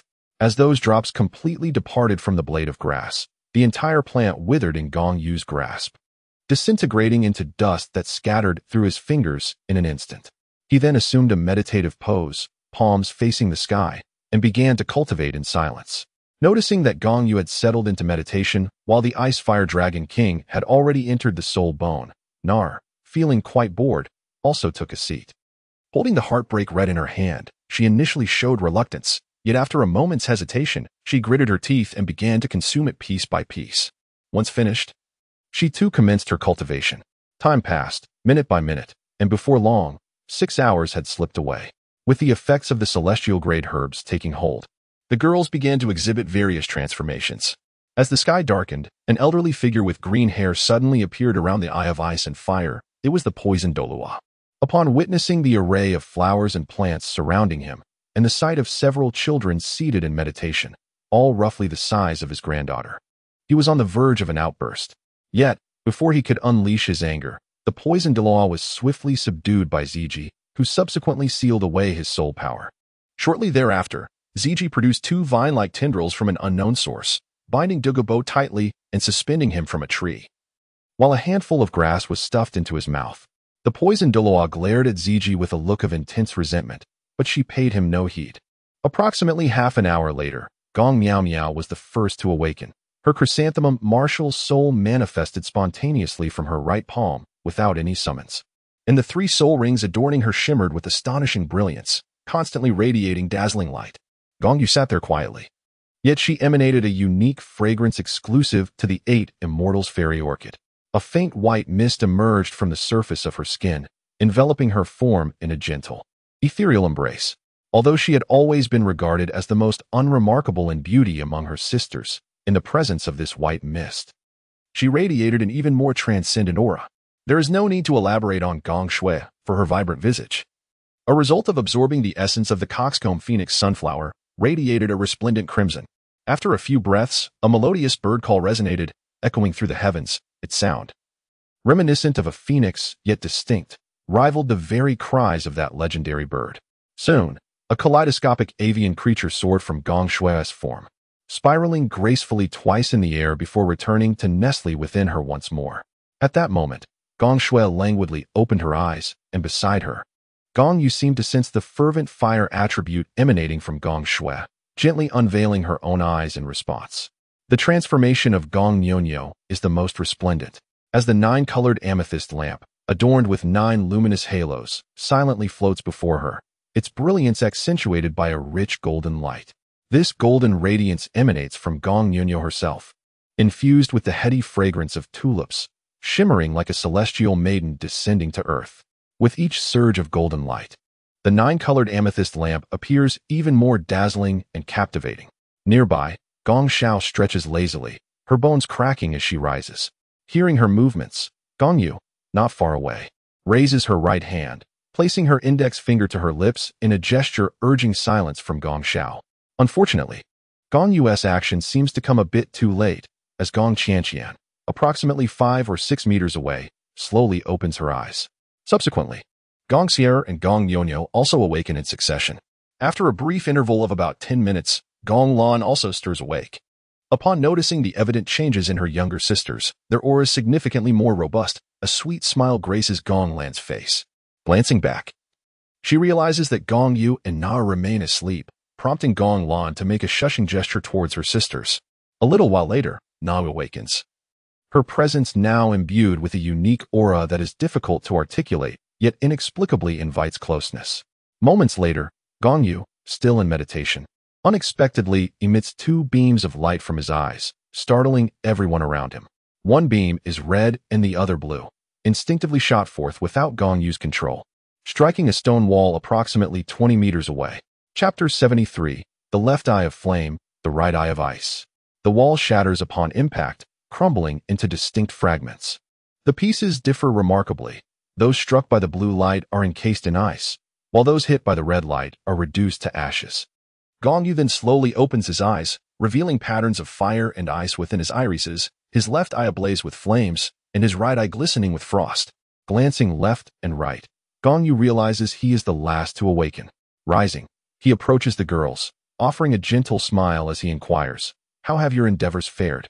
At this moment, the most vivacious of the group, Gong Shui, eagerly jumps forward, exclaiming, "Let me go first."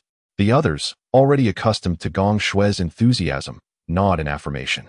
Gong Shui continues, "Ahem. First of all, my soul power has reached level 38, and my martial spirit has also evolved. Allow me to demonstrate my prowess." Martial spirit manifestation. Before her arrival, Gong Shui had already attained the impressive level of 33. After consuming the coxcomb phoenix sunflower, she ascended 5 levels, soaring directly to level 38. As her voice faded, Gong Shui focused her thoughts, and in an instant, a magnificent bird resembling a phoenix, yet distinctly different, emerged. With a resounding cry, it ascended into the heavens, soaring twice around before returning to her, merging with her being. Upon this union, the vibrant bird's form vanished, leaving behind a pair of resplendent, multicolored wings upon Gong Shui's back. "Your martial soul has evolved into a phoenix, yet why does it resemble a mere chicken?" inquired Gong Miao Miao, perplexed. She found it curious that Gong Shui's martial soul was colorful yet appeared more akin to an unknown multicolored long-tailed fowl, rather than a true phoenix. Upon hearing this, Gong Shui was instantly filled with indignation and retorted, "You are the chicken. Your martial soul is the true chicken." Miao Miao's face, however, betrayed a look of disdain. She swiftly diverted the conversation, remarking, "I wonder who it is that is so foolish as to forget they possess a flying martial spirit while traversing the cliff during the day." As a result, they had to rely on Sister Bai Ji to carry them, all the while claiming it was not a chicken martial spirit. "Chickens are far superior to you." "You." Gong Shui was at a loss for words, her frustration bubbling over as she angrily reiterated her earlier statement. "You are a chicken. You are indeed a chicken. Your entire family." Before she could finish her insult, she was met with a fierce glare from Gong Lan. If you dare utter the phrase your entire family again, I shall give you a thrashing." I won't say it then," Gong Shui retorted, her voice trailing off as she turned to Gong Yu with a somewhat pitiful expression. Gong Yu, feeling somewhat awkward, offered a wry smile. It was a delicate situation, as he found himself caught between allegiances, unable to favor one side without consequence. Thus, he sought to mediate gracefully. "Let us redirect our discussion towards the matter of martial souls, setting aside other topics for now." He continued, "As for Xiao Shui's martial soul, it has not evolved into a phoenix, but rather into a lawn bird."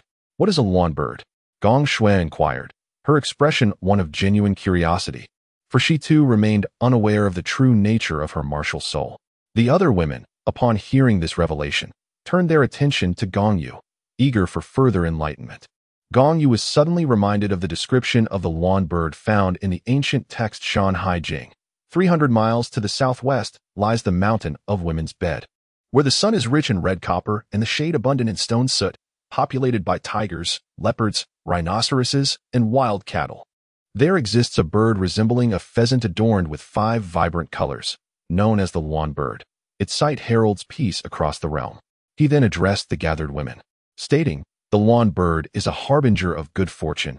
Its appearance signifies tranquility in the world." Upon hearing Gong Yu's narration, Nar interjected, "Isn't the lawn bird akin to an auspicious beast, comparable to the regal 3-eyed golden lion of the soul beast realm?" "One could certainly argue that," Gong Yu continued, The Luan bird bears resemblance to a long-tailed wild chicken, yet its plumage is a tapestry of vivid hues. The Luan bird shares a myriad of connections with the phoenix. Some say it is an immature phoenix, while others claim it is merely an alternate name for the phoenix, or assert that the Luan and the phoenix are distinct species of auspicious birds. At that moment, Gong Shui inquired, which is mightier, the phoenix or the Luan bird? Without having engaged in battle, how could one ascertain?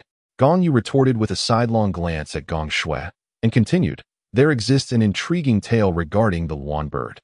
Upon hearing this, the women perked up, their curiosity piqued, and they fell into a hushed anticipation. Gong Yu then recounted. Legend has it that a king once captured a Luan bird, which he cherished dearly.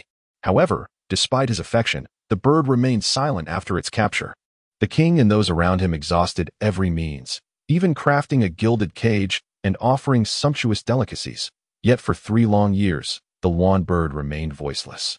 Eventually, the queen suggested that the bird might sing only in the presence of its kind, and proposed they place it before a mirror. The king heeded her advice.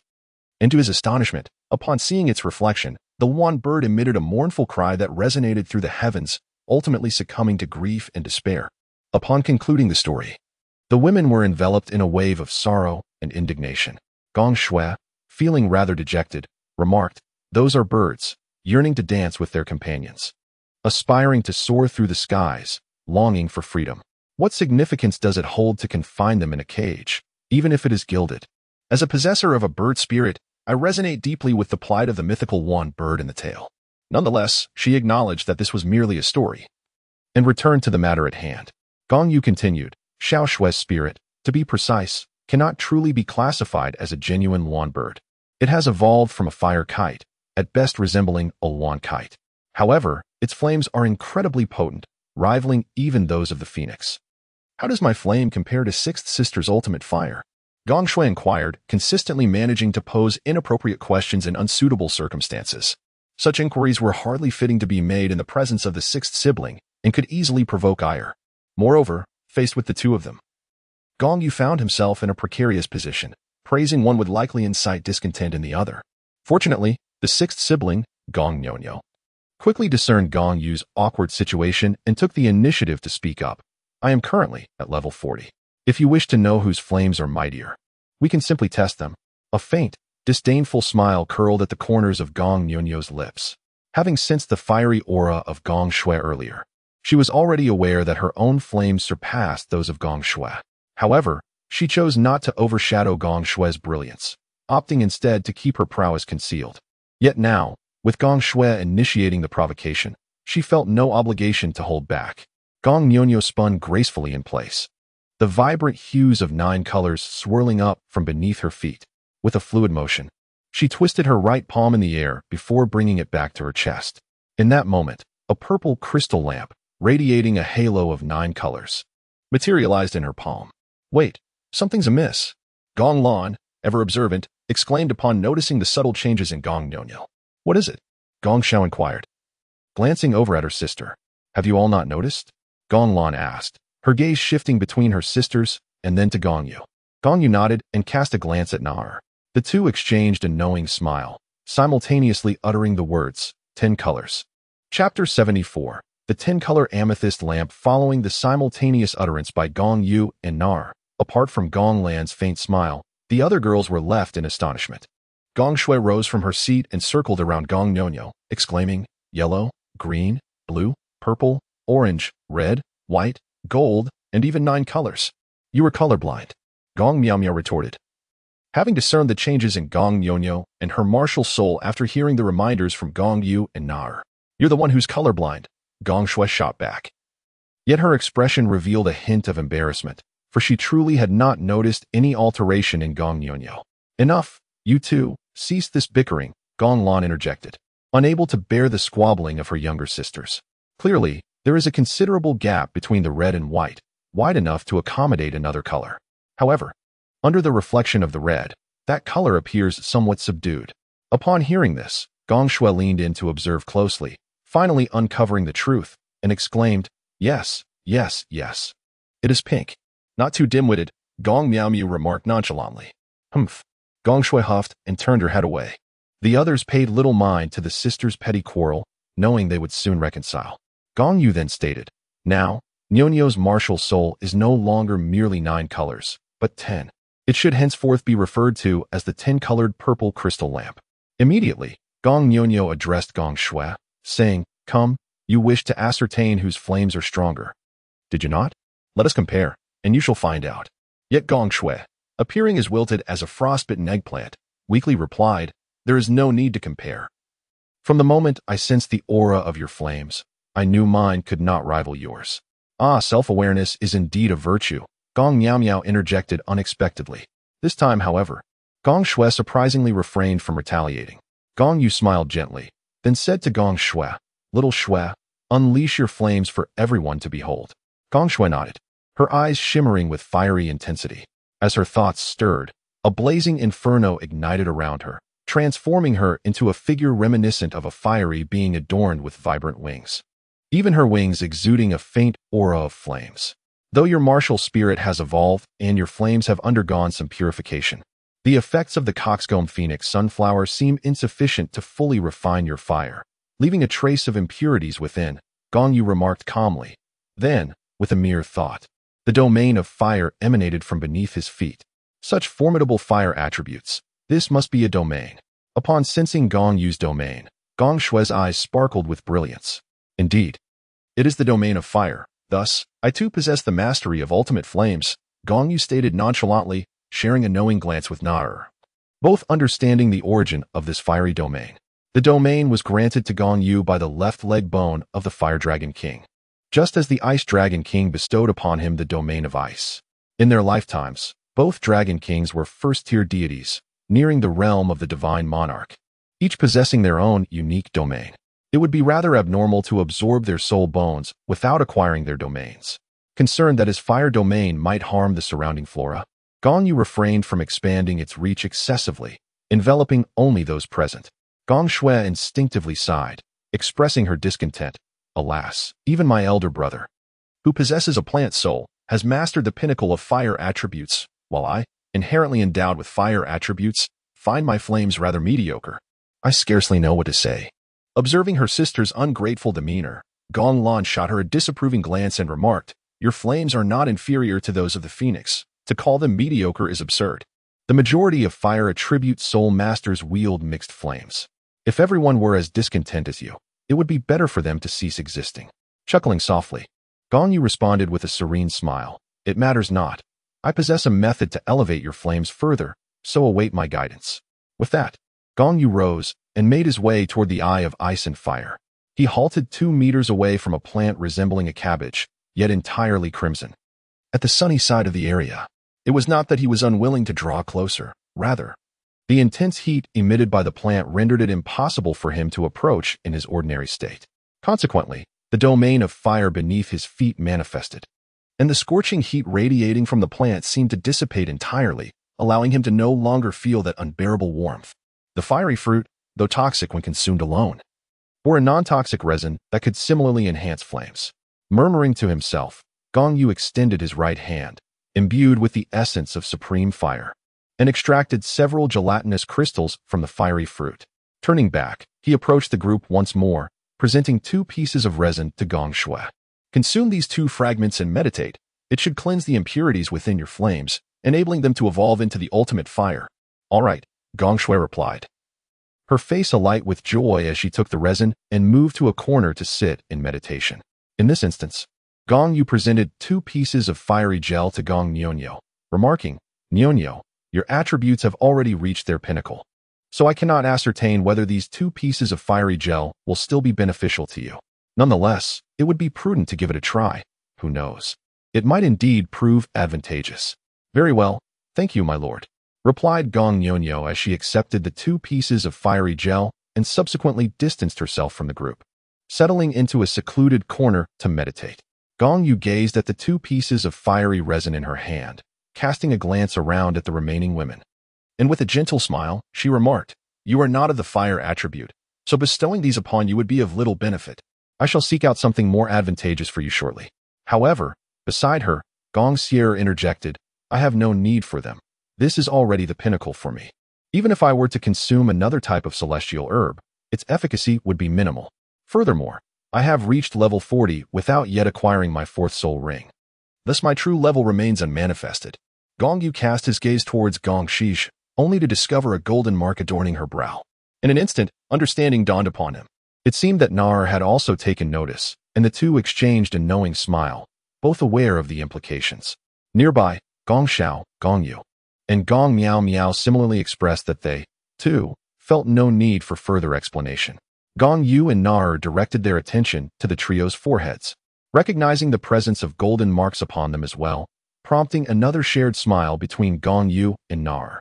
At that moment, Gong Qianqian raised her hand, reminiscent of a student seeking to pose a question in class, and stated, I believe I also do not require further clarification. However, before she could finish her thought, Gong Yu noticed a mark on Gong Qianqian's brow, which was of a blue-golden hue. With a satisfied smile, Gong Yu remarked, Excellent. I can see that you all have gained something valuable. There is no need for you to articulate it to me. Furthermore, remember to refrain from revealing your secrets until you have fully matured. Chapter 75, The Favor of the Gods from Gong Yu's words. Gong Xiao, Gong Yu, Gong Miao Miao, Gong Nyonyo, and Gong Qianqian understood that Gong Yu was indeed aware of what they had obtained. Yet, for some, harboring secrets within their hearts proved burdensome.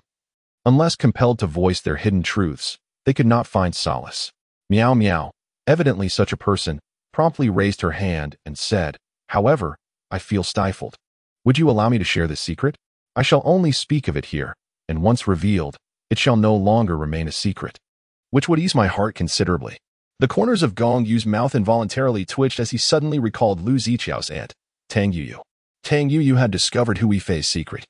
She yearned to speak, yet found herself unable to do so, a predicament that left her feeling quite distressed.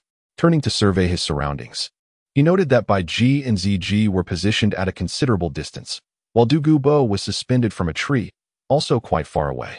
Upon his initial glimpse of Du Gubo, Gong Yu felt a twinge of surprise, but he quickly regained his composure. Gong Yu lifted his foot slightly from the ground, and a wave of soul power emanated, forming a soundproof barrier that enveloped them all. At that moment, he spoke. Very well, you may begin. Since we are to converse, each of you shall share which deity has taken an interest in you. Deity? Gong Lan was taken aback. The concept of a god had always been an ethereal notion in her mind, one she had never truly believed to exist. So, the young master truly possesses knowledge of such matters. Gong Sierra smiled awkwardly. Gong Yu nodded and said, All right, then please share your stories. I am quite curious about which deity has chosen you. Miao Miao, you go first. I can see that you are bursting to share. Miao Miao nodded vigorously, her face alight with joy as she exclaimed, I have been favored by the god of autumn from the deities of the seasons. The god of autumn, you say? Gong Yu acknowledged with a nod. Given that Miao Miao's martial spirit is a chrysanthemum, he found this selection rather fitting. However, a sense of perplexity washed over him, prompting him to inquire further, are there indeed deities of the seasons in the Douluo divine realm? It seems that Douluo Continent lacks even a winter. Even if there were deities of the seasons, it would be difficult to encompass all four.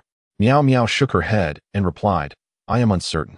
However, based on the information I have gathered, it appears that the autumn deity is not a god of the Douluo divine realm. Moreover, what she bestowed upon me is merely a legacy, not a divine position. She lacks divinity. From her tone, I sensed a certain disdain towards the Douluo divine realm. She described divine positions as nothing more than a grotesque byproduct, elegantly termed as divinity, yet in reality, it is merely a form of constraint. Understood. So the autumn deity is indeed an external god, Miao Yu stated calmly, then turned to the others and inquired, What about you all? Gong Xiao raised his hand and proclaimed, I have received the inheritance of the summer deity, and I am also one of the gods of the seasons. Gong Yu remarked, I have inherited the legacy of the spring deity, and am thus one of the gods of the seasons. Gong Zhao's martial soul is of the bamboo variety, which corresponds to summer, making his acquisition of the summer deity's legacy quite fitting. Gong Yu smiled gently, then teased, however, Gong Yu, your martial soul is a cabbage, which seems rather unrelated to spring. It is surprising that the spring deity has taken notice of you. Gong Yu's face flushed immediately, and then she humorously remarked, I am not quite certain. Perhaps she felt a bit shy upon witnessing her two sisters receiving their legacies. Alternatively, it might be that she was captivated by the vibrant emerald hue of my cabbage, bursting with the spirit of spring, prompting her to bestow the legacy upon me. Hiki. Regardless of the circumstances, acquiring the legacy is undoubtedly a fortuitous event. Luo Han responded nonchalantly, then turned her gaze towards Gong Qianqian, inquiring, "Now it is your turn, Qianqian. The winter deity's choice must surely be you, correct?" Gong Qianqian shook her head and said, "No. What I have received is the legacy of the god of the starry sky. Likewise, the god of the starry sky is not a deity of the Douluo divine realm. Are the external deities collectively on an outing today?" Gong Yu's face displayed astonishment as he turned to Gong Xier, inquiring, "Could it be that the winter god has chosen you, Xier? However, I believe that Qianqian's attributes should align more suitably with the winter god." Gong Xier, however, shook her head and said, "No, what I have obtained is the inheritance of the flower goddess, as well as the divine essence from the outside world." Gong Yu raised her hands in a gesture of resignation and remarked with a playful tone, "Well, it seems that the winter deity has chosen not to accompany the others on their excursion today.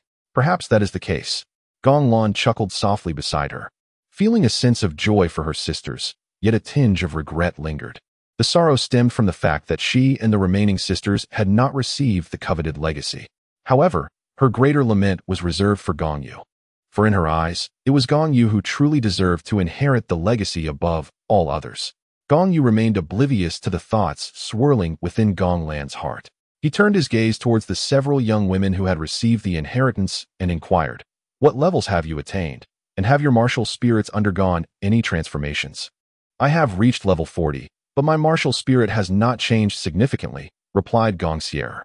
Then, Gong Qianqian raised her hand and added, "I too have attained level 40, and my martial spirit has indeed transformed. It now resembles a murky cloud. It no longer possesses the same frigid aura as before, yet the attributes it carries remain unchanged." Upon finishing her words, Gong Qianqian manifested her martial spirit, and a vast expanse of cloud-like substance enveloped her feet. Although it still exuded an intense chill, its appearance had markedly shifted from the previous misty form. Upon closer inspection, one could discern tiny twinkling points of light within the murky cloud, reminiscent of distant stars. "Qianqian, are you certain that your martial spirit is truly of a frigid nature?" Gong Yu asked, regarding Gong Qianqian with a hint of curiosity. Gong Qianqian awkwardly remarked, "In truth, I am not entirely certain. When I awakened my martial soul, the steward of the martial soul hall, perceiving the chilling aura emanating from it, and unable to discern its true nature, declared that my martial soul was of a frosty essence. Hence, I have maintained this belief ever since." Gong Yu's expression stiffened, and he covered his mouth with a laugh, saying that the spirit hall's dispatched advisors for awakening martial spirits lacked sufficient knowledge. What do they truly understand? There is also someone in Notting City known as Su Yuntao, nicknamed the Blind-Eyed Douluo, who awakened Tang San's innate full spirit power blue-silver grass, yet claimed it was a useless martial spirit. "So, what is my martial spirit?" Gong Qianqian inquired. "I cannot say for certain." Gong Yu shook his head, "but I perceive that your martial spirit resembles a nebula in the vastness of the void." "What is a nebula?" Gong Qianqian asked again, piquing the curiosity of the other girls. Their reaction is understandable, as Douluo Continent is at least 30,000 years away from entering the interstellar era, making it challenging to comprehend matters beyond Douluo Star. However, Luo Han was momentarily stunned by Gong Qianqian's question, unsure of how to elaborate in his memory. A nebula was merely a concept he had seen in images on the internet in his past life. Yet, a sudden inspiration struck him, and he countered, "You have received the inheritance from the god of the starry sky. Logically, he should have imparted some knowledge regarding the cosmos to you. Did he not tell you what a nebula is?" Chapter 76, The Golden Empress. No. It seems not. Gong Qianqian felt a twinge of guilt and began to stutter. Is that true?" Gong Yu regarded her with skeptical eyes and remarked, "Qianqian, you wouldn't lie. You stutter when you do." "Well, actually, I have received a plethora of knowledge, but I haven't had the chance to digest it yet. So I am uncertain if it includes information about nebulae." Gong Qianqian sighed, confessing honestly, and then curiously asked Gong Yu, "But how do you know so much?" "Everyone has their own secrets. I am no exception. Some secrets can be shared, while others must remain unspoken." Gong Yu's expression turned awkward as he thought, "I cannot possibly tell you that I am a time traveler." Listening to Gong Yu's evasive response, the other girls displayed peculiar expressions, including Nar, who had long been curious about Gong Yu's origins. After all, Gong Yu's background seemed rather simplistic, yet he possessed an abundance of knowledge that could not be easily explained by his humble beginnings. However, The girls had grown accustomed to such mysteries. If it could not be explained, so be it. It mattered little. Noticing the girls' expressions, Gong Yu felt even more embarrassed and quickly shifted the topic, saying, "What about the others, Miao Miao Yuer? Have your martial spirits undergone any changes?" Gong Yu remarked, "My martial soul remains unchanged. It is still the emerald cabbage. However, my soul power has ascended to the 39th level." Gong Yu nodded and remarked, "Where? You were previously at level 34 in soul power. And after consuming the 8-petaled fairy orchid, you have ascended 5 levels. Ah, the 8-petaled fairy orchid, which is indeed an orchid.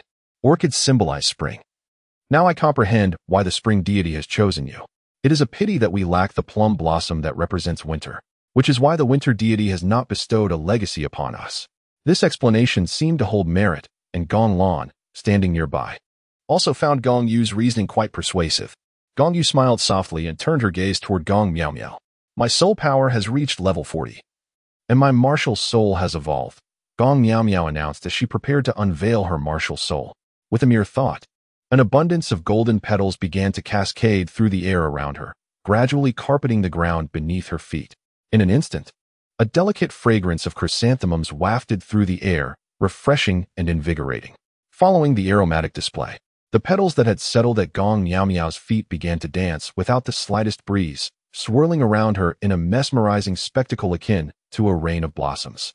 She then swept her right palm in front of her, and the floating petals gracefully converged into her hand, ultimately merging into a chrysanthemum that resembled a golden crown. Old Seven's method of summoning her martial soul is truly impressive. If Old Eight were to witness this, she would undoubtedly be envious, remarked Gong Sierra, her tone understated yet insightful. Those around her nodded in agreement, recognizing the wisdom in her words. The only one who seemed to relish challenging Gong Miao Miao was the spirited Gong Shui. Gong Miao Miao remarked, "My lord, my martial soul has not evolved into the extraordinary Qirong Tongtian chrysanthemum. Although it still belongs to the chrysanthemum family, I am truly at a loss as to what this flower is called." Gong Yu let out a light chuckle and remarked, "Fortunately, your martial soul has not evolved into the extraordinary mushroom chrysanthemum.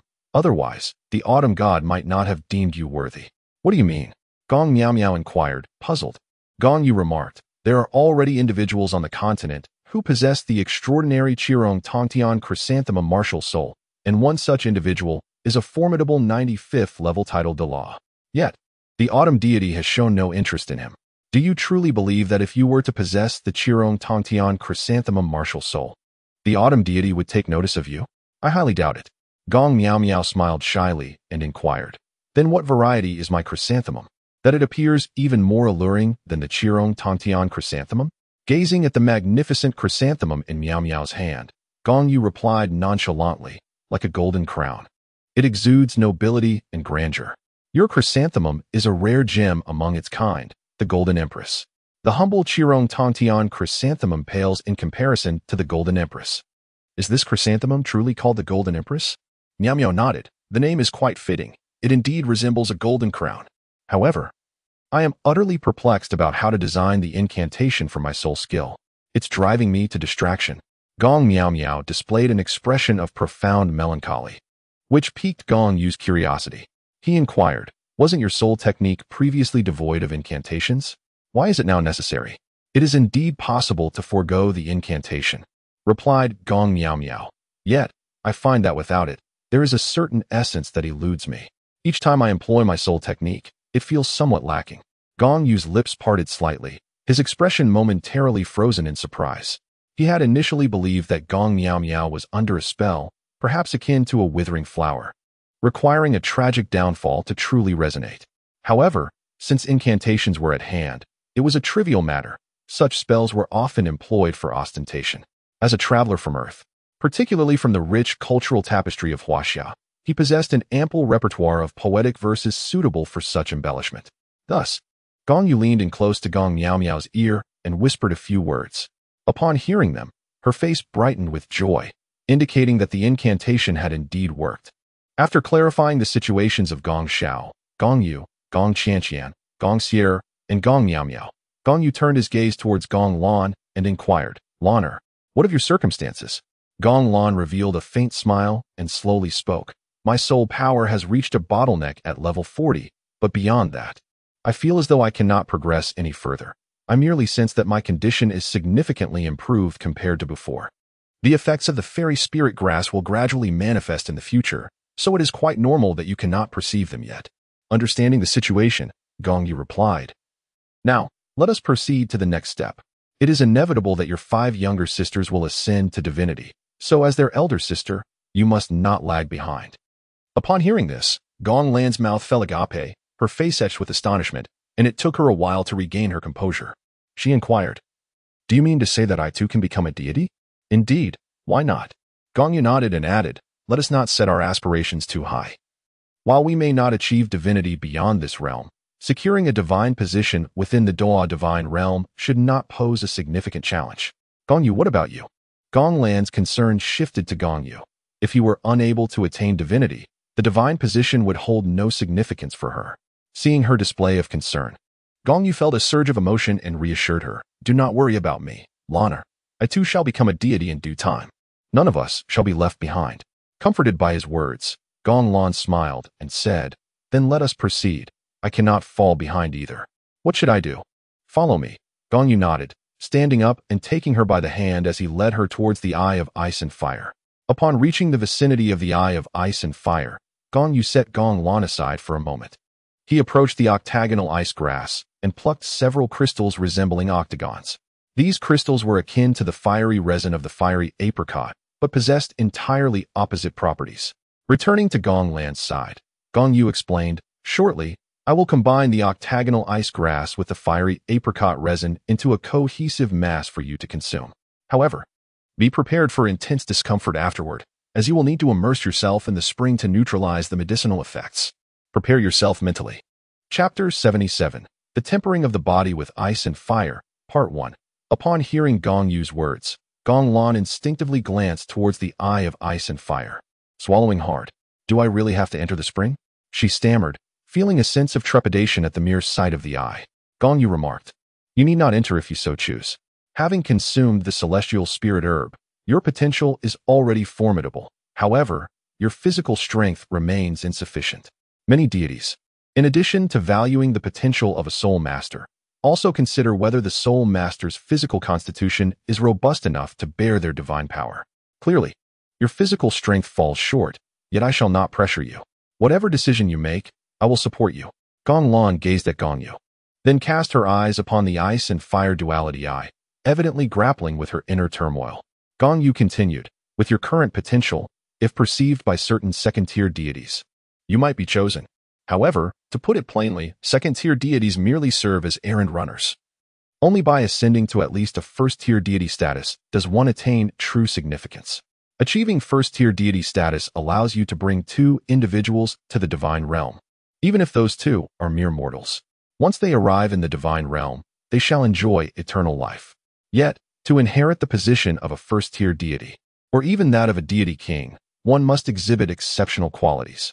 Only those who are sufficiently outstanding will be acknowledged, and as it stands, you have yet to reach that level of excellence.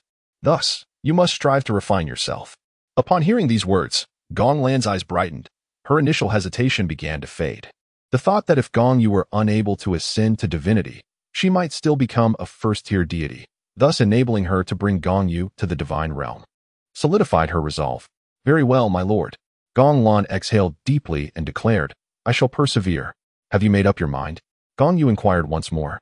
Seeking confirmation from Gong Lan nodded with conviction and declared, "I have made up my mind."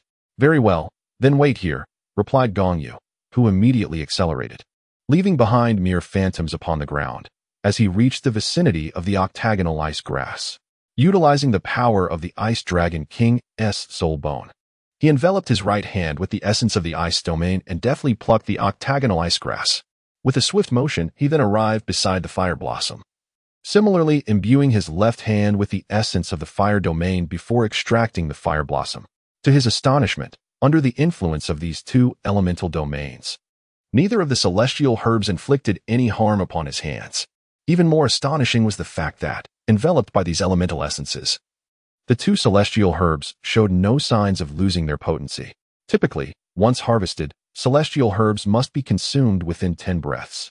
Failure to do so would result in a total loss of their efficacy. Gong Yu approached Gong Lan, holding two ethereal herbs, one white and one red. The white one is the eight-angled xianbing grass, a rare flower of extreme cold, capable of chilling the heart and numbing the spirit. Within a 10-meter radius, its frigid aura is overwhelming. Lingering near it for too long may lead to an inescapable heart poisoning. The red herb, on the other hand, is the fierce fire apricot blossom, a potent celestial specimen imbued with the highest degree of fire toxicity, possessing attributes that starkly contrast with those of the eight-angled xianbing grass. Gong Yu placed two celestial herbs side by side, their energies intertwining in a harmonious convergence. In that fleeting moment of their energetic fusion, curiously, both the searing heat and biting cold energies vanished simultaneously. At that instant, a delicate crimson glow enveloped the eight-pointed ice grass, while a soft white mist shrouded the fiery apricot blossom. It became evident that I had long harbored a misunderstanding. The term 10 breaths referred to the brief window of merely 10 breaths during which the two medicinal effects intersected, leaving no room for delay. After silently reminding himself of this fact, Gong Yu immediately amalgamated the two celestial herbs into a swirling mass of intertwining blue and white energy. Opening his mouth, Gong Yu called out to Gong Lan, who instinctively parted her lips. Then, with a flick of his finger, the swirling blue and white energy darted into Gong Lan's mouth, and with a soft gulp, she swallowed it down. Channel your energy, then leap into the eye of ice and fire, Gong Yu urged once more. However, just as she was about to leap, Gong Lan hesitated for a brief moment. In just a few breaths, her body began to tremble violently. Shortly thereafter, a layer of icy blue energy surged from beneath her feet, and in the blink of an eye, she was entirely transformed into a hue of blue.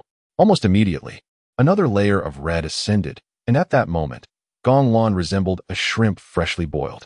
The alternating blue and red colors on her face presented an extraordinarily peculiar spectacle. Gong Yu continued, "Now you have no choice but to leap into action. After consuming the two types of celestial herbs, if you do not enter the eye of ice and fire to balance their potent effects, it will not be long before you succumb to their destructive forces." Gong Lan gritted her teeth, closed her eyes, and then leapt into the abyss with a resounding splash. She hadn't even removed her garments. However, it mattered little. Gong Yu, observing from the side, sighed, lamenting her own lack of fortune.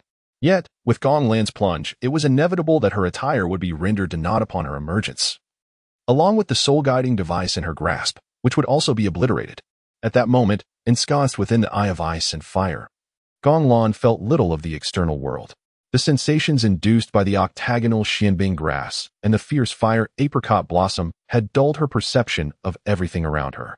The eye of ice and fire significantly enhanced the efficacy of the two toxic herbs she ingested, facilitating their absorption and enabling their icy and fiery energies to be transformed within her being. However, the terrifying potency contained within the celestial-grade herbs was formidable.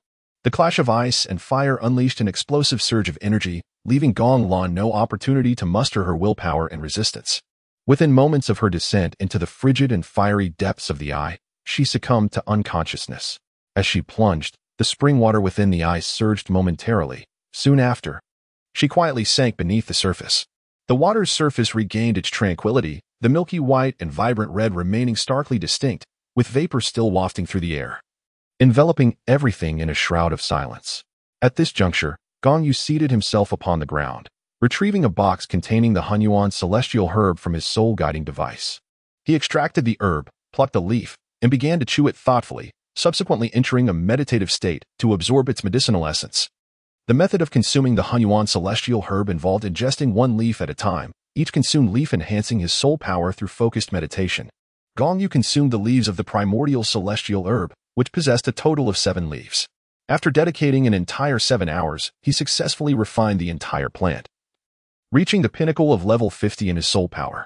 Observing that Gong Lan had yet to emerge from the eye of ice and fire, Gong Yu enveloped his body with the ice and fire domain and leaped into the eye himself.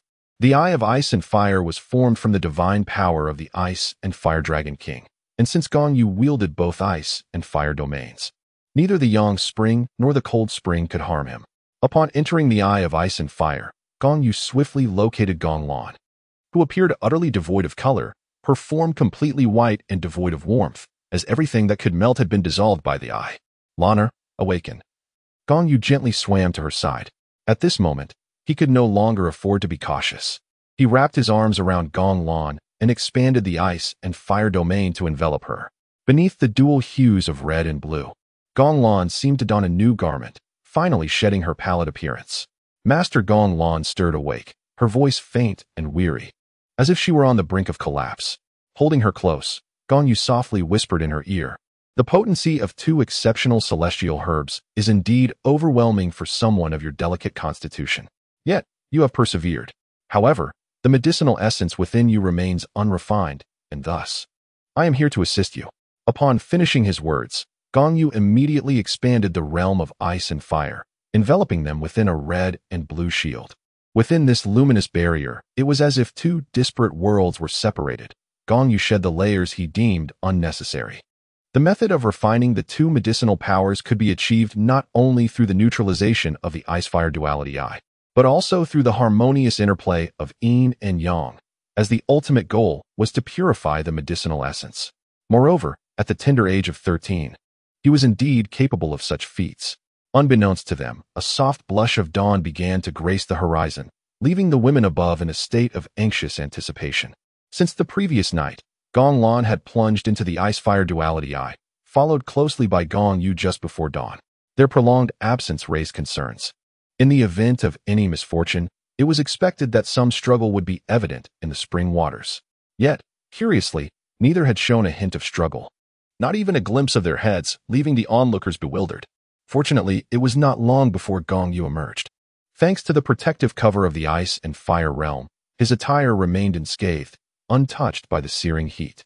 In contrast, Gong Lan's predicament was dire. Upon Gong Yu's emergence, Han swiftly assisted Gong Lan to surface, yet her garments had completely disintegrated. Consequently, Gong Yu had to cradle her as they exited, conjuring the ice and fire realm to shield her modesty. Once Gong Lan was placed in a secluded corner, Gong Yu instructed Gong Sierra to provide her with a fresh set of clothing, as their figures were similar enough for the garments to fit appropriately. The remaining young women were compelled by Gong Yu to practice the purple extreme demon eye, for the dawn was just breaking, marking an opportune moment for their training. After Guolan changed into a new outfit, she joined Gong Xir in their training. However, when her gaze fell upon Gong Yu, she felt a bit bashful. Her cheeks flushed like 2 ripe apples. Over an hour later, as dawn broke, everyone concluded their practice. It was then that Gong Yu turned his attention to the elderly Douluo Bo, who was suspended from a tree. His soul power sealed, and having endured a night in such a predicament, one could only wonder how he managed to withstand the effects of his own poison during the night. However, upon glancing at Bai Ji, Gong Yu soon comprehended the situation. Her gaze was fixed on Douluo Bo, likely due to her compassionate nature, prompting her to intervene and save him from the ravages of his poison the previous night. Douluo Bo, who permitted you to occupy my family's medicinal garden? Gong Yu brazenly proclaimed that the ice and fire yin-yang I was his own, while simultaneously removing the grass stuffed in Douluo Bo's mouth. Douluo Bo's eyes widened in surprise. Yet reflecting on the various antics of Gong Yu over the past day and night, he began to believe that this place indeed might belong to Gong Yu. Moreover, when he initially discovered this location, he had no certainty whether it was already claimed. Yet, as a titled Douluo, how could he admit to having forcibly taken another's territory? Thus, he inquired, "How can you prove this place is yours? Is proof even necessary?" Gong Yu retorted somewhat unreasonably, "I recognize all the herbs surrounding the ice and fire yin-yang I, as they are cultivated by my family.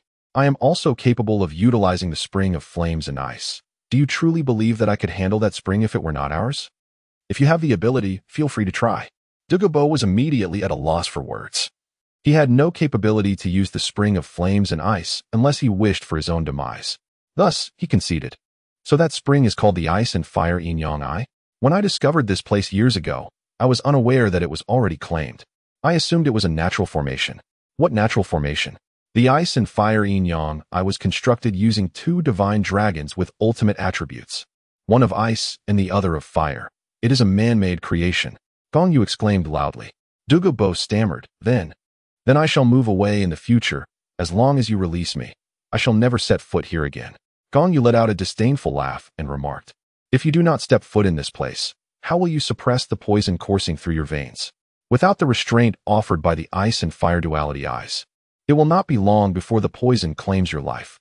Your demise may not concern me, but I have heard of your granddaughter, Douluo Yen. The venom within you can indeed be inherited. I cannot fathom that she would be immune to its effects. Even if she is not severely poisoned at present and her life is not in immediate danger, what of the future? At the mere mention of Douluo Yin, Douluo instantly wilted. Ever since the death of his son, she was all he had left, and he cherished her more than his own life. Thus, Douluo replied, "Then tell me, what is it that you desire from me?" Seeing Douluo yield, Gong Yu stated, "I can teach you how to control the poison within you. But the condition is that you must serve as my gardener here, protecting this place. It will not take long, merely 10 years. What do you think?" Upon hearing this, Douluo was taken aback. "Do you possess a method to control the poison within me?" "Indeed," Gong Yu affirmed with conviction. Douluo seemed to have made a significant decision, exhaling deeply as he said, "Very well. As long as you can assist me in managing the poison, I swear by my martial soul that I shall remain here for not just 10 years, but even for a lifetime if need be. However, the task of gardening shall be solely my responsibility and shall not involve my granddaughter." Seeing Douluo's compliance, Gong Yu smiled with satisfaction and added, "That is entirely up to you. My only request is for 10 years. After that, if you truly wish to remain, you may do so." Douluo then inquired, "How do you plan to help me control the poison within?" Gong Yu smiled faintly, first conjuring a strand of soul power to sever the rope that bound Douluo, causing him to fall with a thud. "Sister Ziji, please lift the seal on his soul power." Gong Yu called out to Ziji, who stood a short distance away. Ziji nodded, approached, and after a series of intricate gestures over Douluo, he finally regained his soul power. Gong Yu then addressed Douluo. "There are 3 methods to control the toxins within your body. One is a temporary remedy, while the other 2 are fundamental solutions. Which will you choose? However, I must caution you that each option comes with its own cost." Chapter 79. The method of detoxification. "Please, enlighten me," Douluo replied, understanding that the poison coursing through his veins was no ordinary toxin. If there were a way to manage it without any repercussions, he would find it hard to believe. Gong Yu nodded slightly and remarked, "I shall first discuss a method that merely addresses the symptoms. It is rather simple. You need to acquire a soul bone to absorb. Then gradually channel the toxins within your body into the soul bone. As for future usage of the poison, you can simply draw it from the soul bone."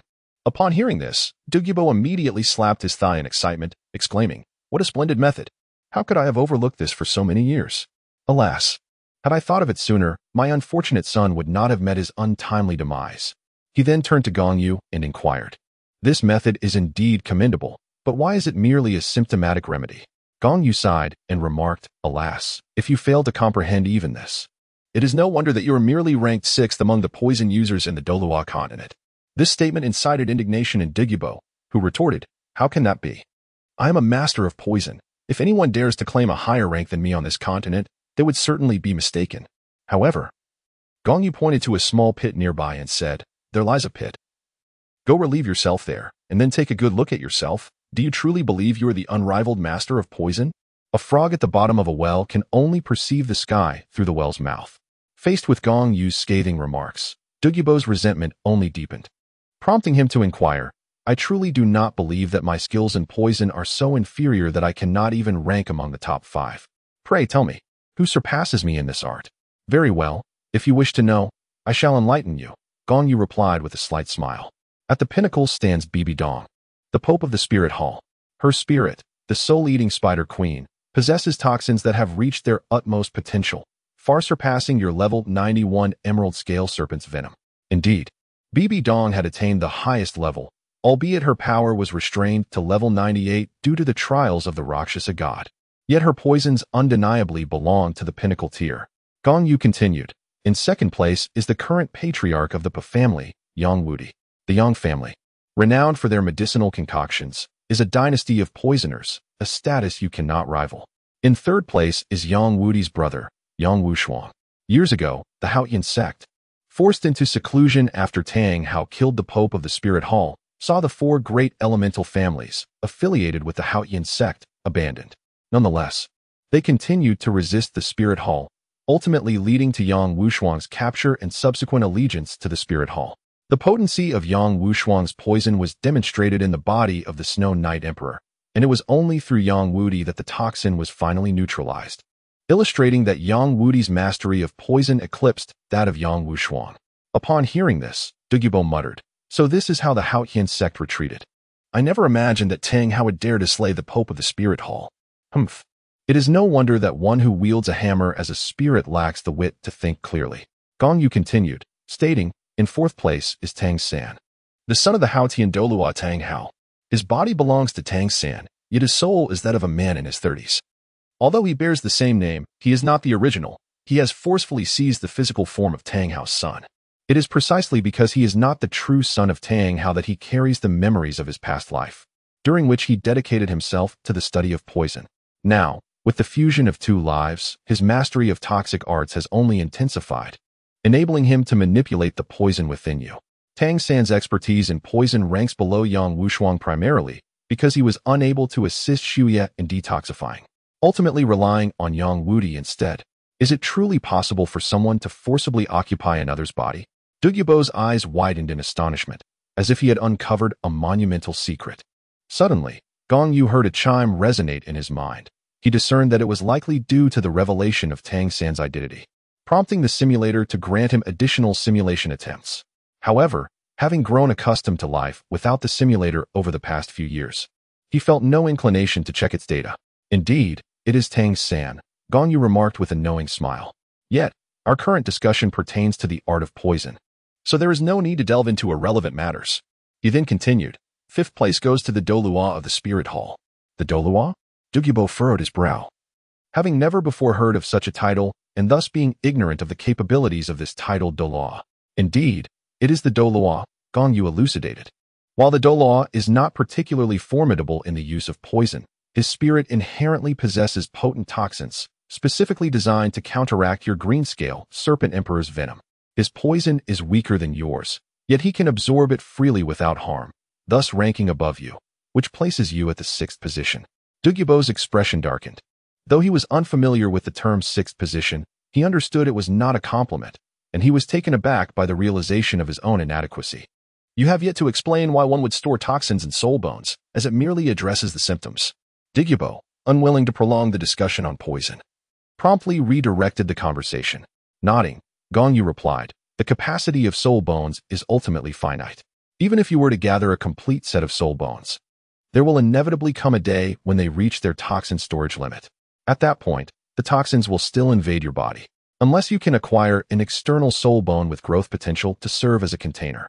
That does seem somewhat logical, Douluo conceded, acknowledging the validity of Gong Yu's assertion, though he remained unaware of this realization, leading to a moment of embarrassment on his part. He then inquired, what about the fundamental solution? There are two fundamental solutions, Gong Yu stated. The first is that I provide you with a rare treasure capable of cleansing all the toxins within your body. Upon consumption, all poisons will be eradicated, freeing you from the daily torment caused by toxic outbreaks. And the cost? Douluo inquired, fully aware that nothing comes without a cost. Gong Yu remarked, the cost is that once the toxins within your body are cleansed, your poison technique will inevitably be disrupted. Furthermore, due to the dismantling of your poison skills, your strength will also experience a certain regression, necessitating a gradual process of cultivation to regain your former prowess.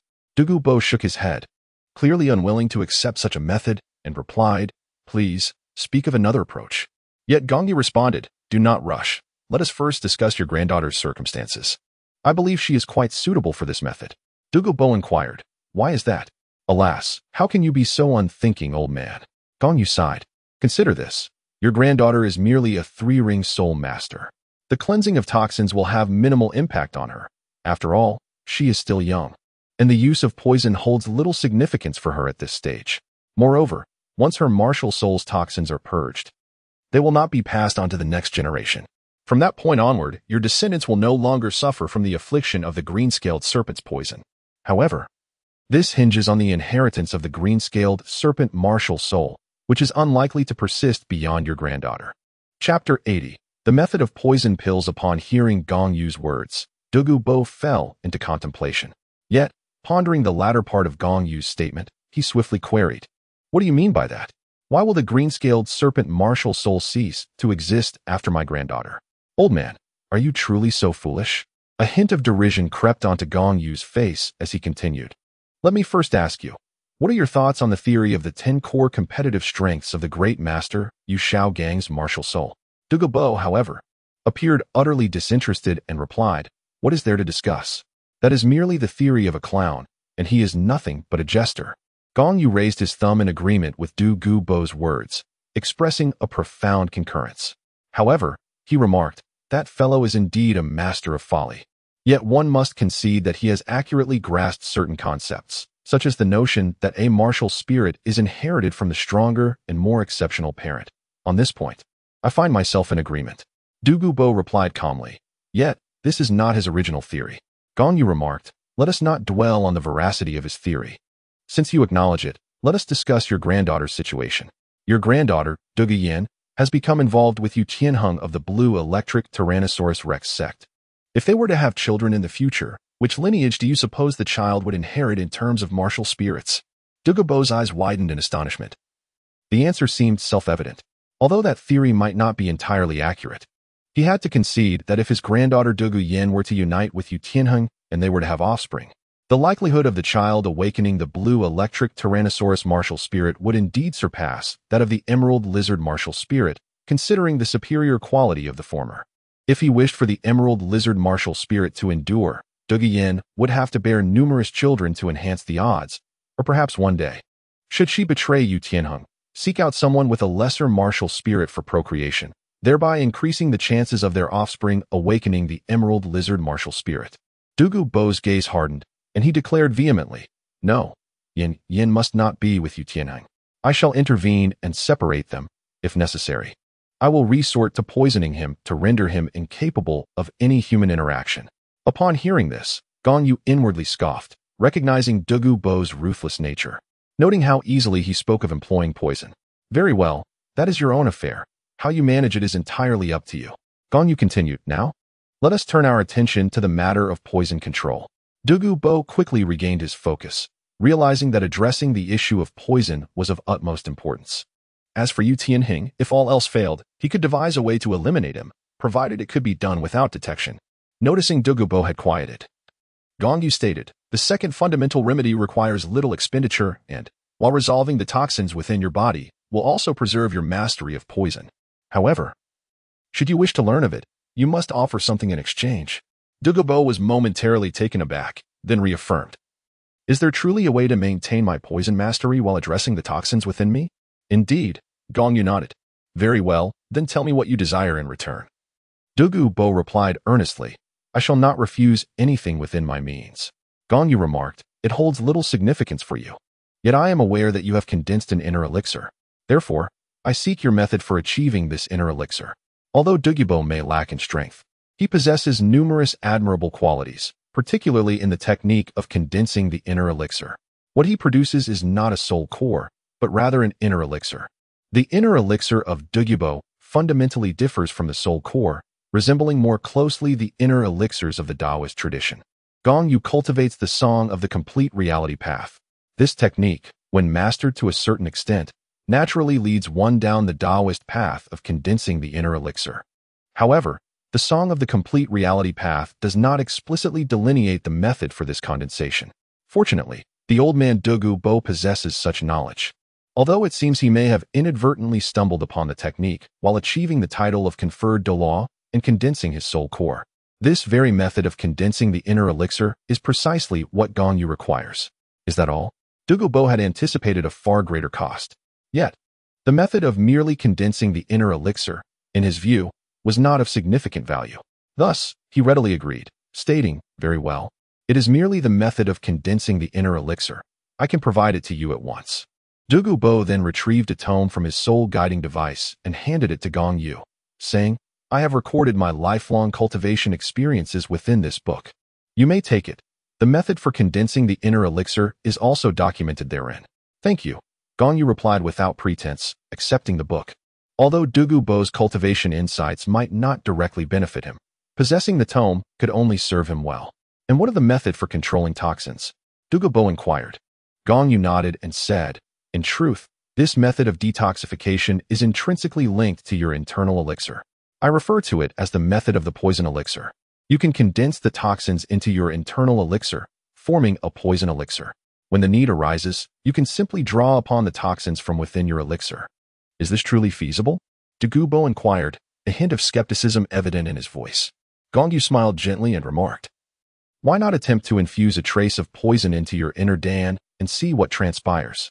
After all, the poison is inherently yours, as is the inner Dan. So there should naturally be no rejection." "That is a reasonable suggestion. I shall give it a try," Douluo replied, nodding in agreement. He then proceeded to experiment right there on the spot. Upon completion of his endeavor, he was struck by a sudden revelation. "I never would have imagined that the key to cultivating my lineage's green-scale, serpent martial soul lies within the inner Dan," he exclaimed in astonishment. Hearing this, Gong Yu continued, "In truth, your cultivation method has always been flawed. You have separated the poison from the soul power during your training, which is fundamentally misguided. Your martial soul inherently possesses poison, yet you have kept the toxins confined within your body while concentrating the soul power in the inner Dan. This approach merely forces you to expend double the effort on both poison and soul power. Therefore, it is imperative to integrate the poison with the soul power in your cultivation, refining it into a toxic soul power that directly condenses into a poison Dan." Gong Yu's words once again captivated Douluo, making him ponder deeply. Had someone offered him such insight earlier, he might have successfully condensed the poison elixir long ago, thus avoiding the dire state of his own body. However, a new dilemma arose, prompting him to inquire further of Gong Yu. But if one has not yet attained the rank of title Douluo, the density of soul power within their being is simply insufficient to form an inner elixir. What about my granddaughter? Surely, she cannot be expected to reach the rank of title Douluo before she can condense the poison elixir, can she? Gong Yu offered a faint smile and remarked, "Although your granddaughter is not a titled Douluo, I have already provided you with a method. You may either employ the fundamental approach or combine it with the current symptomatic treatment." How ingenious it is to merge both symptomatic and fundamental methods. Indeed, it is quite remarkable. Douluo clapped his palms together, his spirits soaring. Gong Yu continued, "You must also integrate both methods, for the toxins have penetrated your very marrow and can only be expelled gradually. To prevent a violent reaction from the toxins within you, it would be prudent to first drive some of the toxins into your soul bone to alleviate part of the burden, and then proceed to merge your inner core." Chapter 81. Naylor's departure. "I understand," the old man replied. "The poison within me is far too potent. Recklessly attempting to transfer too much poses a genuine risk of a violent reaction. Once the toxins erupt, it would spell my demise. And I shall not gamble with my life," Douluo said with a wry smile on his face. Gong Yu nodded slightly and said, "It is good that you understand. Moreover, the poison within you cannot be entirely eradicated, as it has seeped deeply into your very bones. Extracting it will inevitably subject you to excruciating pain. Under such circumstances, it is uncertain whether you can even focus on controlling the toxin. Should you lose control, the consequences would be dire." Douluo nodded in agreement and replied calmly, "Indeed, the toxins within me cannot be completely subdued overnight. It is a gradual process that requires patience. However, now that we have discovered a method to manage the poison, the pace of progress matters little. As long as I can alleviate the agony during any resurgence, I shall be content." Gong Yu smiled lightly beside him and said, "Have you not noticed the changes within yourself?" "What changes do you speak of?" Douluo replied, his expression filled with confusion, unable to grasp the meaning behind Gong Yu's words. "You suffered from poison last night. Did my sister not attend to you?" The sister in question, of course, referred to Bai Ji. Gong Yu feigned innocence, having already been informed of the situation by Bai Ji through a private message. Douluo turned his gaze towards Bai Ji, his eyes brimming with reverence, and then nodded, saying, "Indeed, I was treated by her grace last night. I have never encountered such a formidable healing soul master. If her grace were to emerge in the world, I fear the title of the foremost support would have to be surrendered by the 7 treasures, glazed tile pagoda." Gong Yu merely chuckled softly before continuing. "What is the 7 treasures glazed tower? Merely a collection of worthless entities that can never surpass level 79. My sister, on the other hand, is a level 99 ultimate healing soul master, incomparable to the trivial 7 treasures, glazed tower, given by Ji's years of cultivation. If one were to equate it to the prowess of human soul masters, she should have reached level 99, even if she fell short. She would at least be at the pinnacle of level 98. Therefore, Gong Yu felt no qualms about embellishing his words in front of Douluo Ultimate. Upon hearing Gong Yu's declaration, Douluo's eyes widened for the 3rd time that day, and he inwardly began to envision Gong Yu's background. He even entertained the notion of matchmaking his granddaughter with Gong Yu. However, after glancing at the group of young women nearby, he shook his head. Though Du Guyan's beauty was not among the least of them, she certainly did not stand out prominently. Moreover, in terms of aptitude, Du Guyan lagged significantly behind the other girls present, making any attempt to pair her with Gong Yu nearly impossible. Gong Yu was unaware of what Douluo Bo was contemplating. But at that moment, he spoke again. "You have been treated by my sister, so there should be no risk of toxic reactions within the month. This accounts for the changes in your body. Not experiencing an episode within a month?" Douluo Bo was taken aback, reflecting on the formidable prowess of a level 99 healing spirit master. Indeed, Gong Yu nodded. Earlier, Bai Ji had conveyed all the pertinent details to him. He continued, "With this month at your disposal, you can take the opportunity to transfer a portion of the toxins into your spirit bone to alleviate the situation. As for the toxins in your inner core, that process requires patience. It is not a mere transference. The toxins must also fuse with your soul power post-transfer, which cannot be rushed. Had you initially practiced separating your soul power from the poison, this predicament would not have been so complicated." Douluo Bo sighed, given the circumstances. "What options do I have but to proceed slowly? However, having learned my lesson, I shall ensure that Yin does not tread the same misguided path. Upon returning, I will adjust her cultivation methods." Seeing that matters concerning Douluo Bo were nearly settled, the remaining tasks rested solely upon him. Thus, Gong Yu remarked, "Now that I have shared the method to control the toxins, our agreement is fulfilled. I trust you will not renege on your word. Guard the herb garden for 10 years. Should you dare to break your promise, do not blame me for being ruthless." Douluo Bo responded, "Rest assured. While I am not a virtuous man, I have always adhered to my word. Unless I meet my demise, I shall fulfill my promises." Gong Yu remarked, "Very well. You may take your leave. We shall continue our cultivation here for the next 2 months, so do return in that time." Douluo Bo rose to his feet, offering a subtle nod to Bai Ji before turning away to depart. He dared not cast a glance at Ziji, for he was still overwhelmed by the fear she instilled within him. To think that he, a dignified titled Douluo, had been so effortlessly subdued from behind by Ziji, what a testament to her formidable strength, surely at an extraordinary level. Gong Yu was unaware of the myriad thoughts that had sprung forth in the absence of Douluo Bo. Were he to discover them, he would likely be doubled over in laughter. Ziji, elusive as a wisp of smoke, thrived in her mastery of the most profound dark elements, enabling her to operate undetected. However, she had yet to reach the pinnacle of her capabilities. Following Douluo Bo's departure, Na-Er approached Gong Yu's side. Upon seeing her expression, Gong Yu instantly discerned that she had something to convey, prompting him to inquire first, "Na-Er, what troubles you?" Na-Er replied, "Brother Yu, I must take my leave." "Leave?" Gong Yu was taken aback and asked, "Where are you going?" Na-Er responded, "I must return to the Star Doe forest. It is time for me to slumber once more." Gong Yu felt a sudden surge of confusion and thus inquired, "Why must you return to slumber so abruptly?" Na-Er, with a hint of playful reproach, replied, "Oh, brother Yu, how naive you are. It is, of course, due to the effects of that herb. I had no idea its influence on me would be so profound. Hence, I must promptly merge with it and then enter a deep sleep to digest its potency for healing." Gong Yu inquired once more, "How long will you slumber this time? Surely it won't be for several millennia again?" "Nay," Na-Er replied, a hint of a smile gracing her lips, her eyes glimmering with emotion. "With brother Yu by my side in this world, how could I possibly sleep for countless years again? In a span of 1 to 2 years at most, I shall fully absorb the medicinal essence, and once I have completely assimilated it, my injuries will recover by at least 30%. So it is merely a matter of 1 or 2 years." Gong Yu exhaled in relief, feeling a sense of reassurance. If Na-Er were to truly slumber for a millennium, he would be unable to wait that long. With a smile, he said, "Then go with peace of mind. I shall await your return." Na-Er nodded and added, "I will leave Bai Ji behind, while Ziji shall escort me home and then return to guard you, brother." Gong Yu remarked, "Very well, you need not worry. I should be safe for the time being. My greatest adversary, Tang Hao, is likely preoccupied with safeguarding his son and will not make an appearance in Tiando City. Even if he were to show up, he would have no choice but to evade us, so I am assured of my safety." Subsequently, Na-Er took a moment to brief Bai Ji before departing alongside Ziji. Turning back, Gong Yu approached the group of girls, who naturally inquired about Na-Er's whereabouts.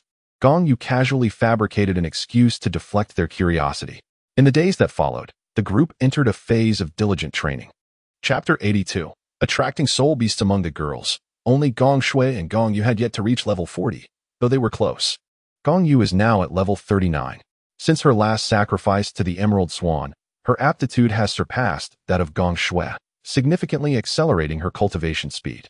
As a result, she has outstripped Gong Shui in terms of soul power level, and after consuming 8 petals of the celestial orchid, she has gained an additional 5 levels, reaching level 39 directly. Although Gong Shui also elevated her soul power by 5 levels after consuming the Coxcomb Phoenix Sunflower, she initially lagged behind Gong Yu by 1 level, resulting in her soul power only reaching level 38. However, her level 38 soul power is nearing its maximum capacity, and it is expected that she will soon achieve another upgrade.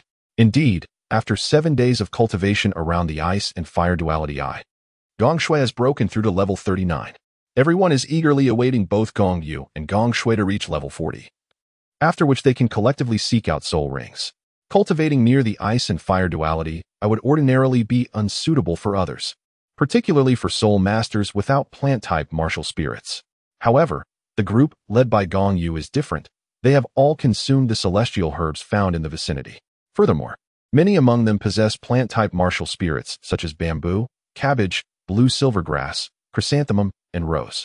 Among the remaining 3, although not possessing plant-type martial spirits, one wields the 10-colored purple crystal lamp, which possesses attributes of supreme light and fire, while another holds the nebula martial spirit, characterized by extreme cold. These 2 can cultivate around the hot spring and cold spring of the ice and fire duality eye. The last one is Gong Shui's beast martial spirit, which has also evolved into a top-tier martial spirit. After consuming the fire gel, the impurities in her flames were eliminated, allowing her fire to reach an ultimate level, making cultivation around the hot spring entirely feasible. Moreover, as everyone can adapt to the ice and fire duality eye, their surrounding cultivation proves beneficial, particularly for those with plant-type martial spirits, as the ice and fire duality eye provides a subtle acceleration in their cultivation process. In the days that followed, the group was solely focused on their training. Gong Yu, having reached a bottleneck at soul power level 50, is significantly ahead of the others. Thus, he did not concentrate on increasing his soul power, but rather on mastering the dragon elephant prajna.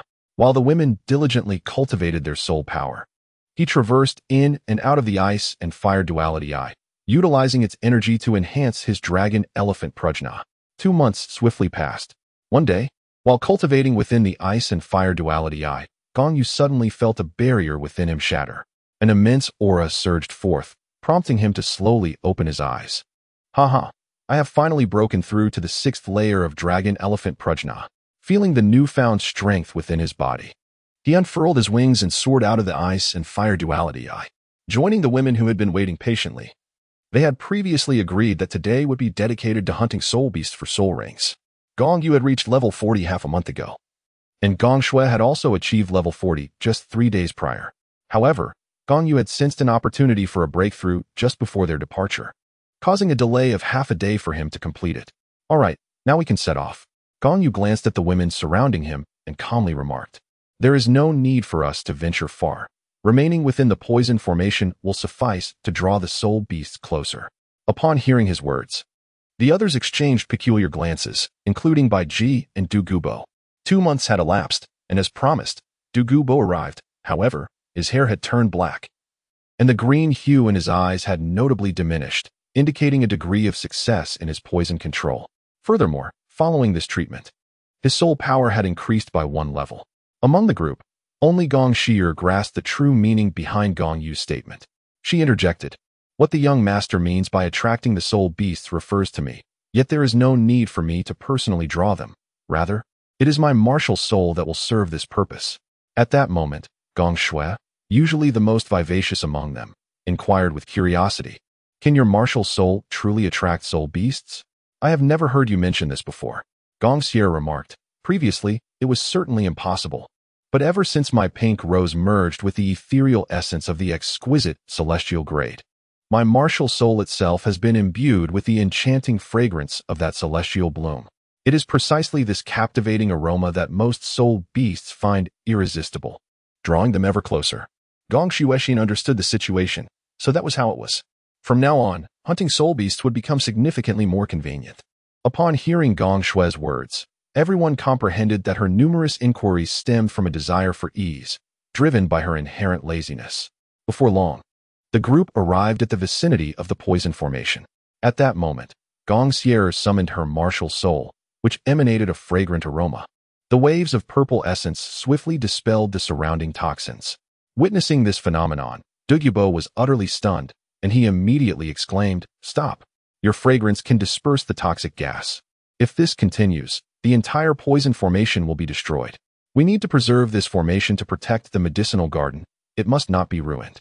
Upon hearing this, Gong Siener's face immediately displayed a hint of embarrassment. She nodded slightly, and with a flicker of thought, she commanded the pink rose to cease emanating its delicate fragrance. Turning her gaze towards Gong Yu, she inquired, "My lord, what shall we do now?" Gong Yu approached Gong Sierra and retorted, "Is it truly possible for the energy-infused rose created by your primary soul skill to emit such an enchanting fragrance?" Gong Sierra nodded in agreement. Gong Yu, fully aware of the situation, spoke, "Very well. Create an energy rose and place it outside the poison formation. It need not explode. Simply releasing its fragrance gradually will suffice, thus conserving your soul power required to maintain the soul technique." "I understand, my lord." Gong Sierra nodded, activating her first soul ring and promptly unleashing her first soul skill. Soon, an energy-infused pink rose materialized, which Gong Sierra controlled with her will and cast beyond the poison formation, allowing it to slowly emit its alluring scent. As a gentle breeze swept by, the violet fragrance wafted far away, swiftly attracting several small soul beasts. The first to be drawn in was a roughly 500-year-old Earth King. However, the group deemed it unworthy, as such a young soul beast was only suitable for the lady's third soul ring, which they had already acquired. To prevent the Earth King from becoming a nuisance, Gong Yu instructed Douluo to send it flying, leaving its fate upon landing unknown. Over the past 2 months, Gong Yu had gathered numerous potent herbs for the ladies to aid in their cultivation of the dragon-elephant prajna, resulting in even the laziest, Gong Shui, having mastered it to the 4th level of perfection, thus making the absorption of a 10,000-year soul ring a trivial matter. Consequently, the soul beasts they sought to hunt were no longer limited to those of the Millennium tier. Moments after Douluo dispatched the Earth King, another soul beast was drawn in, a human-faced demon spider, estimated to be between 5,000 to 6,000 years old.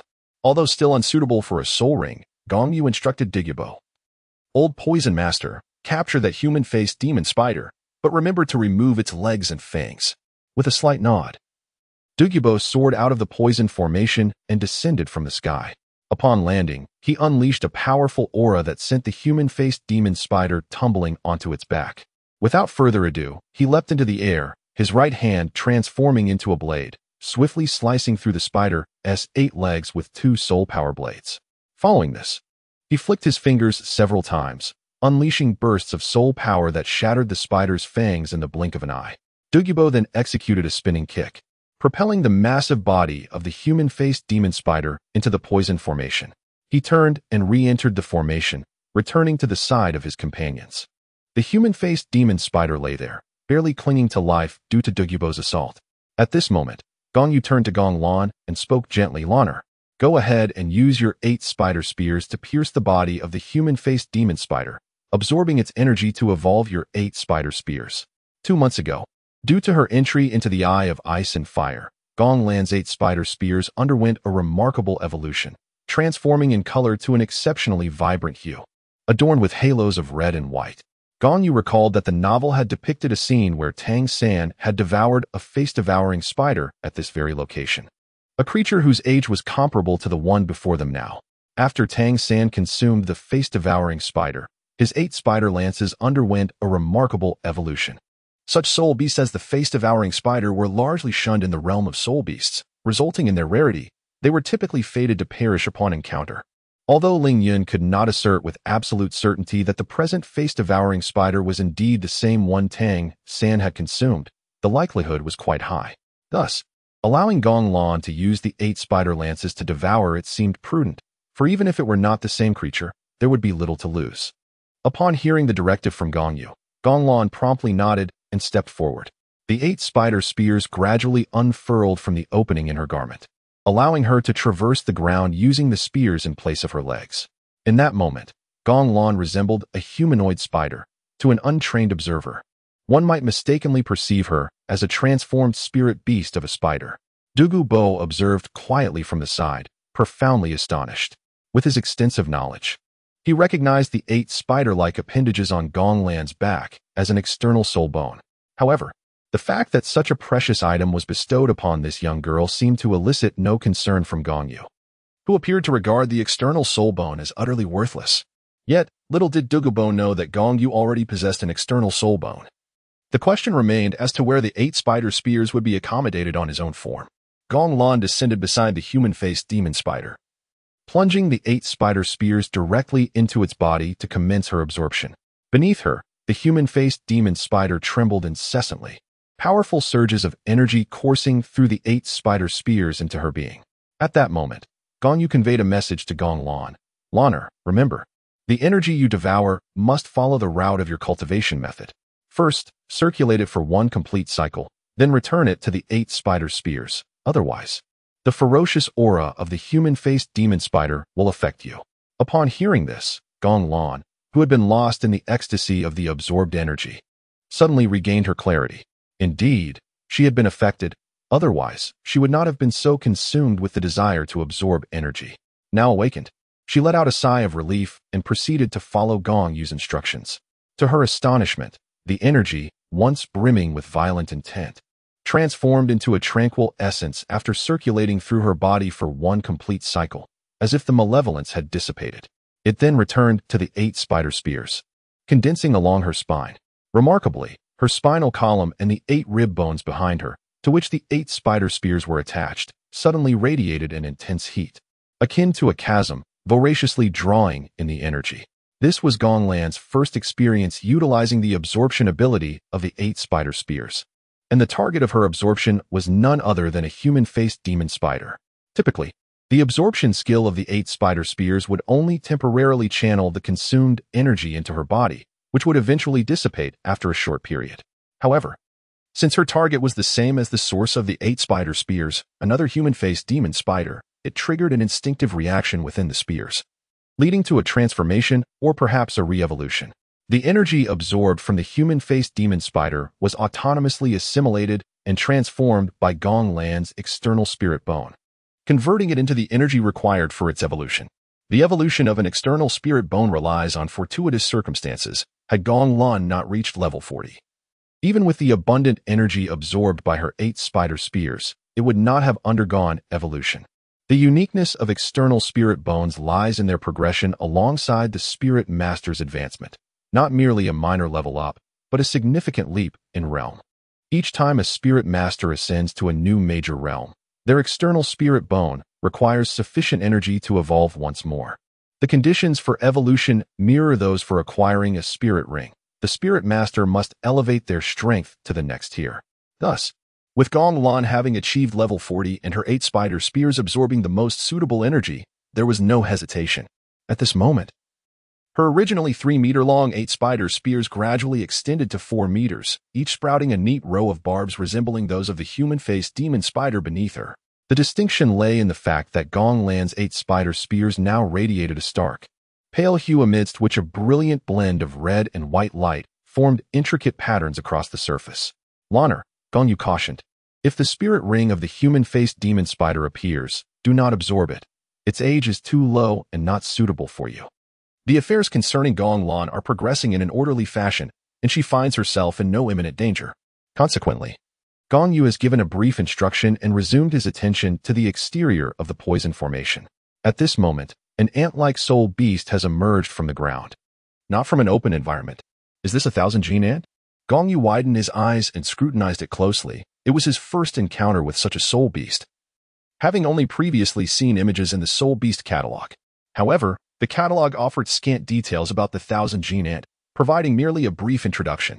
According to its descriptions, a 10-year-old 1,000-gene ant measures approximately 3 inches in length, possessing a pair of saber-like mandibles capable of severing hard substances. A century-old 1,000-gene ant would not exceed 6 inches in length, and it is only at the millennium mark that one might reach a length of 1 foot. 1,000-year-old specimens are exceedingly rare, as they lack formidable means of survival and often face internal strife within their own species. While the Soul Beast catalog does not cover 10,000-year soul beasts, there are speculations in Yu Xiaojiang's writings regarding the possibility of 1,000-gene ants reaching that age. Should a 1,000-gene ant attain a 10,000-year cultivation, it is likely to grow to about 2 feet, and only at 30,000 years might it exceed 1 meter. Chapter 84. The Death Spider King. The 1,000-gene ant before them has evidently undergone a mutation, measuring slightly over 2 feet in length, with a pair of translucent wings sprouting from its back. Its saber-like mandibles are particularly pronounced, and its body is encased in a golden exoskeleton. Additionally, it possesses 2 robust forelimbs resembling the large pincers of a scorpion, though not entirely identical. They appear more like 3 sharp spikes fused together, swaying to the sides, glimmering with golden light and adorned with a layer of pale green. At this juncture, Bai Ji remarked, this should be classified as the 1,000-gene ant king, approximately 12,000 years old. However, given that ant species are social creatures, it is curious why this particular ant has strayed here alone. She then turned to Gong Xiao and added, I believe this soul beast would be highly suitable for you. Why is it suitable for me, and why add the word highly? Gong Xiao retorted, as far as I know, the 1,000-gene ant possesses no unique abilities. What soul skills can it provide me? Her disdain for the ant was evident in her tone. Nevertheless, Gong Yu explained, the 1,000-gene ant is a soul beast with remarkable vitality, exceptional defensive capabilities, and immense strength, far exceeding what one would expect based on its size. Since you excel in strength, the 1,000-gene ant would significantly amplify your abilities. Is that so? Gong Xiao pondered. Then I shall absorb its soul ring. I prefer to deal with my foes in a straightforward manner, striking them down with a single blow. Simplicity is key. Upon hearing Gong Xiao's words, Douluo Bo tugged at the corner of his mouth, pondering that this young girl possessed a rather formidable aura of killing intent. However, he chose to remain silent and promptly exited the poison formation, soon engaging with the formidable 1,000-gene ant. Although Douluo Bo held the title of a titled Douluo, he found himself somewhat overwhelmed in the battle against the ancient 1,000-gene ant. Despite the Ant King's relatively modest defensive capabilities, its defensive prowess was exceedingly robust, rendering it remarkably resilient. Douluo Bo, who had honed his skills in the art of poison, found himself at a disadvantage in terms of sheer strength. Ultimately, he was compelled to resort to his toxic expertise, inflicting enough venom to incapacitate the 1,000-gene ant, thereby stripping it of its resistance. Subsequently, Douluo Bo unceremoniously propelled the 2-foot-long Ant King into the inner sanctum of the poison formation. Gong Yu pointed at the now defenseless 1,000-gene Ant King and said to Gong Xiao, Xiao, proceed. Your 3rd spirit ring has absorbed approximately 5,000 years of essence, and with the addition of the celestial herb, your physique has become remarkably robust. Furthermore, your dragon elephant prajna has reached the pinnacle of its 4th level, thus absorbing this 12,000-year-old 1,000-gene ant will pose no challenge for you. Gong Xiao nodded slightly before striding towards the motionless Titan Ant King, effortlessly lifting it and retreating to a secluded corner to absorb the soul ring. After Gong Xiao departed with the Titan Ant King, Gong Lan finally completed the process of devouring. A faint halo began to emanate from the human-faced demon spider, and she could absorb the soul ring at her discretion. However, recalling Gong Yu's previous admonition to refrain from absorbing such a low-aged soul ring, she chose not to do so. Instead, she retracted the 8 spider lances into her body and swiftly approached Gong Yu. Gong Lan gazed at Gong Yu with tender eyes and softly spoke, My lord, I have completed the consumption. Very well, Gong Yu replied, a faint smile gracing his lips. He then raised his hand to gently wipe away a trace of green liquid from her face, which was likely the blood splattered from the human-faced demon spider after it was pierced, inadvertently smearing onto Gong Lan's visage. The intimate gesture of Gong Yu caused a faint blush to rise on Gong Lan's face, prompting her to lower her head. At that moment, 2 soul beasts approached, a white tiger and a death spider king.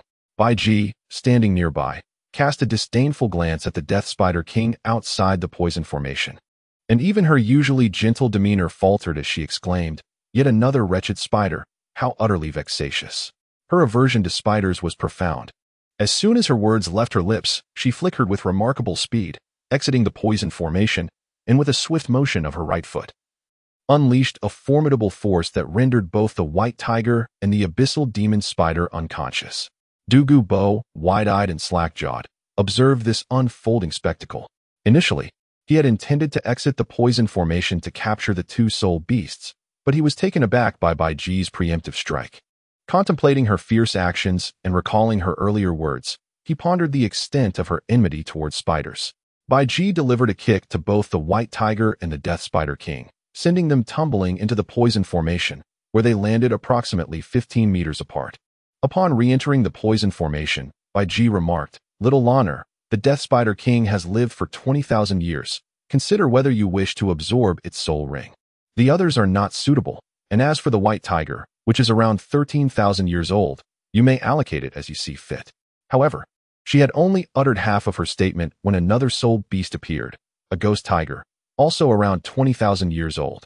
Bai Ji commented, "Yet another tiger arrives. It seems allocation is unnecessary this time." Yet, she refrained from taking action, casting a glance at Douluo Bo, who sighed and stepped out of the poison formation.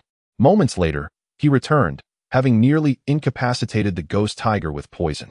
Gong Yu glanced at the three soul beasts, then turned his gaze to Gong Lan, Gong Yu, and Gong Miao Miao. He first addressed Gong Lan, saying, "Loner, I believe you are capable of absorbing that Death Spider King. The Death Demon Spider, upon reaching the age of 10,000 years, is referred to as the Death Spider King, and upon attaining 100,000 years, it is known as the Death Spider Emperor. Notably, the Death Spider Emperor's martial soul is also one of the martial souls possessed by the Pope of the Spirit Hall, Bibi Dong." With the young master's encouragement, Gong Lan resolved to absorb the soul ring of the Death Spider King. As she had always held unwavering trust in Gong Yu's judgment, Gong Yu smiled gently and remarked, "When I say you are capable, it is grounded in reason. You have successfully cultivated the Dragon Elephant Prajna to the 5th level, and your body has been tempered in the dual eyes of ice and fire. Moreover, the Blue-Silver Emperor's soul bone enhances your physical form, and you also possess an external soul bone to alleviate the burden. Most importantly, your spiritual power has reached 3,000 points, placing you in the mid-stage of the spiritual sea realm. Your mental acuity surpasses that of many soul saints. Thus, absorbing a 20,000-year soul ring is indeed a trivial matter." "I understand, my lord." Gong Lan nodded and replied, "I shall take my leave now." "Very well, go forth." Gong Yu instructed, "Should you experience any discomfort during the absorption process, simply direct the soul pressure towards the external soul bone to share the load." Gong Lan turned to face the Death Spider King, while Gong Yu glanced at Gong Yu and Gong Miao Miao, saying, "Yuer, Miao Miao, come over here." Gong Yu and Gong Miao Miao, upon hearing the sound, swiftly approached Gong Yu. Chapter 85, The Flame Dragon Bear. Gong Yu first turned to Gong Yu and inquired, "Yuer, to what extent has the seal of your third ring been unraveled?"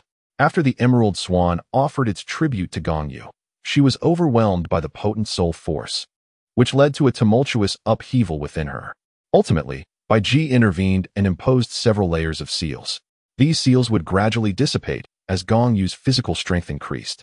And with the unsealing of each layer, the lifespan of her soul ring would extend by a millennium, continuing in this manner. Gong Yu revealed a faint smile on her face and said, "Young master, I unlocked the second layer of the seal on my third soul ring a few days ago when I cultivated the Dragon Elephant Prajna to the 5th level." Her physique underwent significant enhancement following the 6,000-year sacrifice of the Emerald Swan, and coupled with the augmentation of the Dragon Elephant Prajna, it enabled her to swiftly unseal the second layer of the seal. Gong Yu, realizing the situation, spoke calmly. "Have you already unlocked the second layer? This means you can now withstand the soul pressure emanating from a 20,000-year soul ring, thus absorbing it poses no challenge. Consequently, the two soul beasts will be allocated accordingly. Miao Miao shall absorb the light attribute White Tiger, while Yuer will take in the Ghost Tiger. Miao Miao's martial spirit is indeed well suited for the absorption of a light attribute soul beast, and I believe she can comfortably handle a 13,000-year soul ring at this juncture." Gong Yu and Gong Miao Miao nodded incessantly, expressing their agreement with Gong Yu's allocation of the spirit beasts. Gong Miao Miao possesses a sense of self-awareness. Despite bearing the legacy of the autumn deity, that inheritance presently offers little in terms of assistance, rendering her incapable of forcefully absorbing a soul ring of such immense age. Consequently, she harbors no expectations of assimilating a 20,000-year soul ring. Regarding the two individuals, Gong Yu nodded in satisfaction and remarked, "Very well. Proceed with the absorption of the soul rings." Should you encounter the spiritual impact of the soul beasts during the process, remember to activate the purple extreme demon eye to resist it. Gong Yu. Very well, my lord. Gong Miao Miao. Indeed, I am aware of that, my lord. Gong Yu and Gong Miao Miao responded briefly before turning to pursue the soul beasts they intended to absorb. Gong Yu redirected his focus beyond the poison array, where only Gong Xier, Gong Nyonyo, Gong Qianqian, and Gong Shui remained, alongside himself, who had yet to acquire a soul ring. Before long, several soul beasts approached. However, none were suitable for the others. There was, nonetheless, a ghost fox approximately 15,000 years old that was fitting for Gong Xier, although its age slightly exceeded the desired limit. Gong Yu gazed at Gong Xier and inquired, Xier, the lifespan of the ghost fox may extend beyond 1,000 or two. Are you certain you can endure it? If so, we shall choose it. Judging by the unique abilities of this ghost fox, it is remarkably suited to you, as it belongs to the category of spiritual soul beasts and excels in creating illusions to confound its adversaries. Gong Xier spoke, rest assured, my lord. After the enhancement provided by the enchanting Xiangqi Luo elixir, I am confident I can absorb this 15,000-year-old ghost fox. Very well, then it shall be chosen.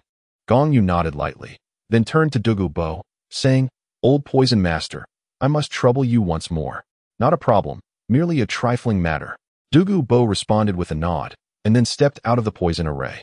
Shortly thereafter, he brought in a ghost fox, severely weakened by poison, into the inner circle of the array. At that moment, Gong Yu addressed Gong Xier again. Xier, have you detonated the energy-type rose outside the poison array? Let the fragrance waft freely. Regardless of whether it attracts soul beasts, take a moment to regulate your breathing. Once you have regained your state, proceed to absorb the soul ring. Gong Xier nodded slightly, then detonated the energy rose crafted with soul techniques. Instantly, the surrounding fragrance intensified, and as a gentle breeze swept by, it carried away a portion of the aroma, drifting slowly into the distance. Gong Yu waited for a while. Yet no suitable soul beasts were drawn in. Only those of a millennium age lingered. However, as the surrounding fragrance gradually faded, these soul beasts began to disperse slowly. Subsequently, Gong Yu addressed the remaining few, stating, It appears that we cannot summon any soul beasts for the time being. I shall first check on their progress. With that, he turned and set off to seek the presence of Gong Xiao, the first to absorb a soul ring. Nearly 2 hours had passed, and if all went well, she should be nearing completion. Upon locating Gong Xiao, Gong Yu discovered that she had indeed finished her absorption. At that moment, she was meditating to solidify her realm while acclimating to her newly acquired soul ring. He then proceeded to search for Gong Lan, who was absorbing the 2,000-year Death Spider King's soul ring, a process likely to take longer. As expected, when he arrived beside Gong Lan, he found her still engaged in a struggle against the soul pressure emanating from the Death Spider King's ring. At that moment, the 8 spider spears behind her had been unleashed, firmly thrust into the earth, supporting her form like a brace. It was evident that Gong Lan was successfully diverting the soul pressure, channeling a portion of it to the external soul bone affixed to her body for support. Seeing that Gong Lan showed no signs of distress on her face, Gong Yu realized that the 2 millennia soul ring posed no threat to her, and so he chose to depart first. He then cast a glance at Gong Yu and Gong Miao Miao, both of whom were methodically engaged in the process of absorbing their soul rings. Gong Yu's condition appeared not only superior to that of Gong Miao Miao, but also more favorable than that of Gong Lan, who was similarly absorbing a 20,000-year soul ring. This can be readily elucidated, as her third ring had already been unsealed twice. Thus, she had previously endured the intensity of a 20,000-year soul ring. Consequently, absorbing another of the same age would naturally impose minimal pressure upon her. Observing that Gong Miao Miao's absorption was proceeding smoothly, Gong Yu returned to the crowd. Upon her return, however, she discovered a severely poisoned flame dragon bear lying not far from the onlookers. As Gong Yu attended to the circumstances of others, this flame dragon bear was inadvertently drawn to her presence, yet it was the only one of its kind, after which the surrounding fragrance dissipated entirely. The flame dragon bear is an inferior dragon-type soul beast, possessing the bloodline of a fire dragon, and thus carries flames, embodying the attributes of a power-type fire soul beast. Upon Gong Yu's return, Gong Shui eagerly approached her and inquired, Elder brother, may I absorb that flame dragon bear? Gong Yu pondered for a moment, then nodded and remarked, it is indeed feasible. Judging by the faint red markings on the brow of this flame dragon bear, there is but a single line. and its hue is a delicate crimson. Thus, it should be slightly over 10,000 years old, likely around 12 to 13,000 years. I believe you should be able to absorb it without any issues. However, Gong Shui interjected. Yet, the attack patterns of the flame dragon bear are rather monotonous. I am concerned that it may not offer me a sufficiently potent soul skill. Gong Shui speaks a truth. Indeed, the offensive tactics of bears are rather simplistic, relying solely on tearing and biting. This is precisely why she hesitates, for her martial spirit is of the aerial kind. Surely, she cannot resort to the bear's savage methods in battle. However, Gong Yu smiles and replies, on the contrary, I believe this flame dragon bear is exceptionally suited for you. Gong Shui inquired, why? Chapter 86, The Arrival of Shrek's People at Heavendell. At that moment, Gong Yu began to elucidate to Gong Shui. Firstly, the flame dragon bear possesses fire attributes. Secondly, as the flame dragon bear has claws, so too does your martial soul. Therefore, I deduce that if you absorb the soul ring of the flame dragon bear, the soul skill should manifest through the claws of your martial soul. Claws, Gong Shui murmured, raising her hand and transforming it into a claw, attempting to grasp the air a few times. Observing this, Gong Yu chuckled softly and continued, moreover, whenever the flame dragon bear strikes with its claws, it is accompanied by the searing flames. Just imagine, if every time you soared through the air, your enemies believed you were about to unleash fire, only for you to deliver a claw strike from a distance. What a remarkable effect that would create. Gong Shui attempted to envision such a scene, and it appeared rather pleasing, prompting her to nod instinctively. However, as a thought crossed her mind, she added, but what if the soul technique does not manifest in the claws? Gong Yu remarked, what does it matter? If the soul skill is not manifested in the claws, then so be it. At most, you simply lack a claw-type soul skill. However, your absorption of the flame dragon bear is primarily to amplify your flames, not to acquire some so-called claw soul skill. I have come to understand. The flames are my essence, while the other so-called soul skills are merely auxiliary means. Although Gong Shui may be lazy, she is quite astute, grasping the concept immediately. She continued, moreover, that bear possesses significant strength, which should also enhance my power. The young girl, Gong Shui, has long yearned for the opportunity to engage in close combat.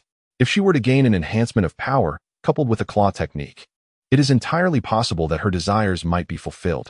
Hearing her words, Gong Yu nodded with a sense of reassurance and replied, then go ahead and absorb the soul ring of that flame dragon bear. Yes, I shall, Gong Shui exclaimed, a glimmer of joy brightening her face, before she turned and made her way towards the formidable creature. As Gong Shui successfully subdued the flame dragon bear and began to absorb its soul ring, a smile graced Gong Yu's features. He then settled down in a meditative posture, awaiting the completion of the other soul absorption. Presently, only Gong Yu himself, along with Gong Qianqian and Gong Yunyo, had yet to acquire their soul rings. The soul rings for Gong Qianqian and Gong Yunyo were not easily found, as their martial souls were indeed unique, making the search for compatible items exceedingly challenging. However, Gong Yu's own soul ring was relatively accessible, if circumstances allowed. There existed a blue-silver king within the Sunset Forest, from which he could directly obtain his destined soul ring. Gong Yu firmly believed that, with the oppressive force of his Golden Dragon King bloodline, seizing the throne of the Blue-Silver Grass clan would undoubtedly be a simple feat. However, should he acquire the fated soul ring, Gonglan's martial spirit would lose its chance to evolve into the Blue-Silver Emperor, for there can only be one Blue-Silver Emperor. Ultimately, he decided that his current Golden Dragon King bloodline far surpassed the Blue-Silver Emperors, so it would be better for Lana to assume the title of Blue-Silver Emperor. With a sigh, Gong Yu reflected that his desire for the soul ring was merely to awaken the blue-silver domain. Nevertheless, he already possessed the domains of ice and fire, both of which were divine-level attributes that would gradually strengthen with his ascension in rank. If Gong Yu were to reach divine status, both domains would evolve to divine level, and it was even possible that upon nearing demigod status, both domains could attain true divine level. As time flowed steadily, with nothing to occupy their minds, Gong Yu and his companions found themselves waiting idly. An hour prior, Douluo had brought in a flame dragon bear for Gong Shui, stating he had matters to attend to before departing. Meanwhile, the Tiando Royal Academy was welcoming a group of visitors. Had Gong Yu been present, he would have instantly recognized them as the members of the Shrek Academy. The weary travelers had journeyed for several days and finally arrived at the Tiando Royal Academy. It is noteworthy that while Tang San did not obtain the 8 spider lances during the battle against the Tiando battle team, he utilized various tactics and ultimately led the other 6 from Shrek to victory. Thus, under the orchestration of Yu Xiaojiang, the Shrek faculty and students staged a scene to request admission to the Tiando Royal Academy. However, they faced a predicament with Xue Feng, who was similarly beaten before the Shrek group was welcomed into the academy. A similar scene unfolded within the Royal Academy, with Tang San once again subjected to assessment. By a twist of fate, he managed to open one of the Ren and Du meridians. Yet, a familiar tragedy ensued as Prince Xuexing arrived with Dugabo. Under the prince's duress, the Shrek faculty and students ultimately departed in frustration. They first visited Tiando City before arriving at the Divine Academy, where Flander, accompanied by the faculty and students, made their entrance.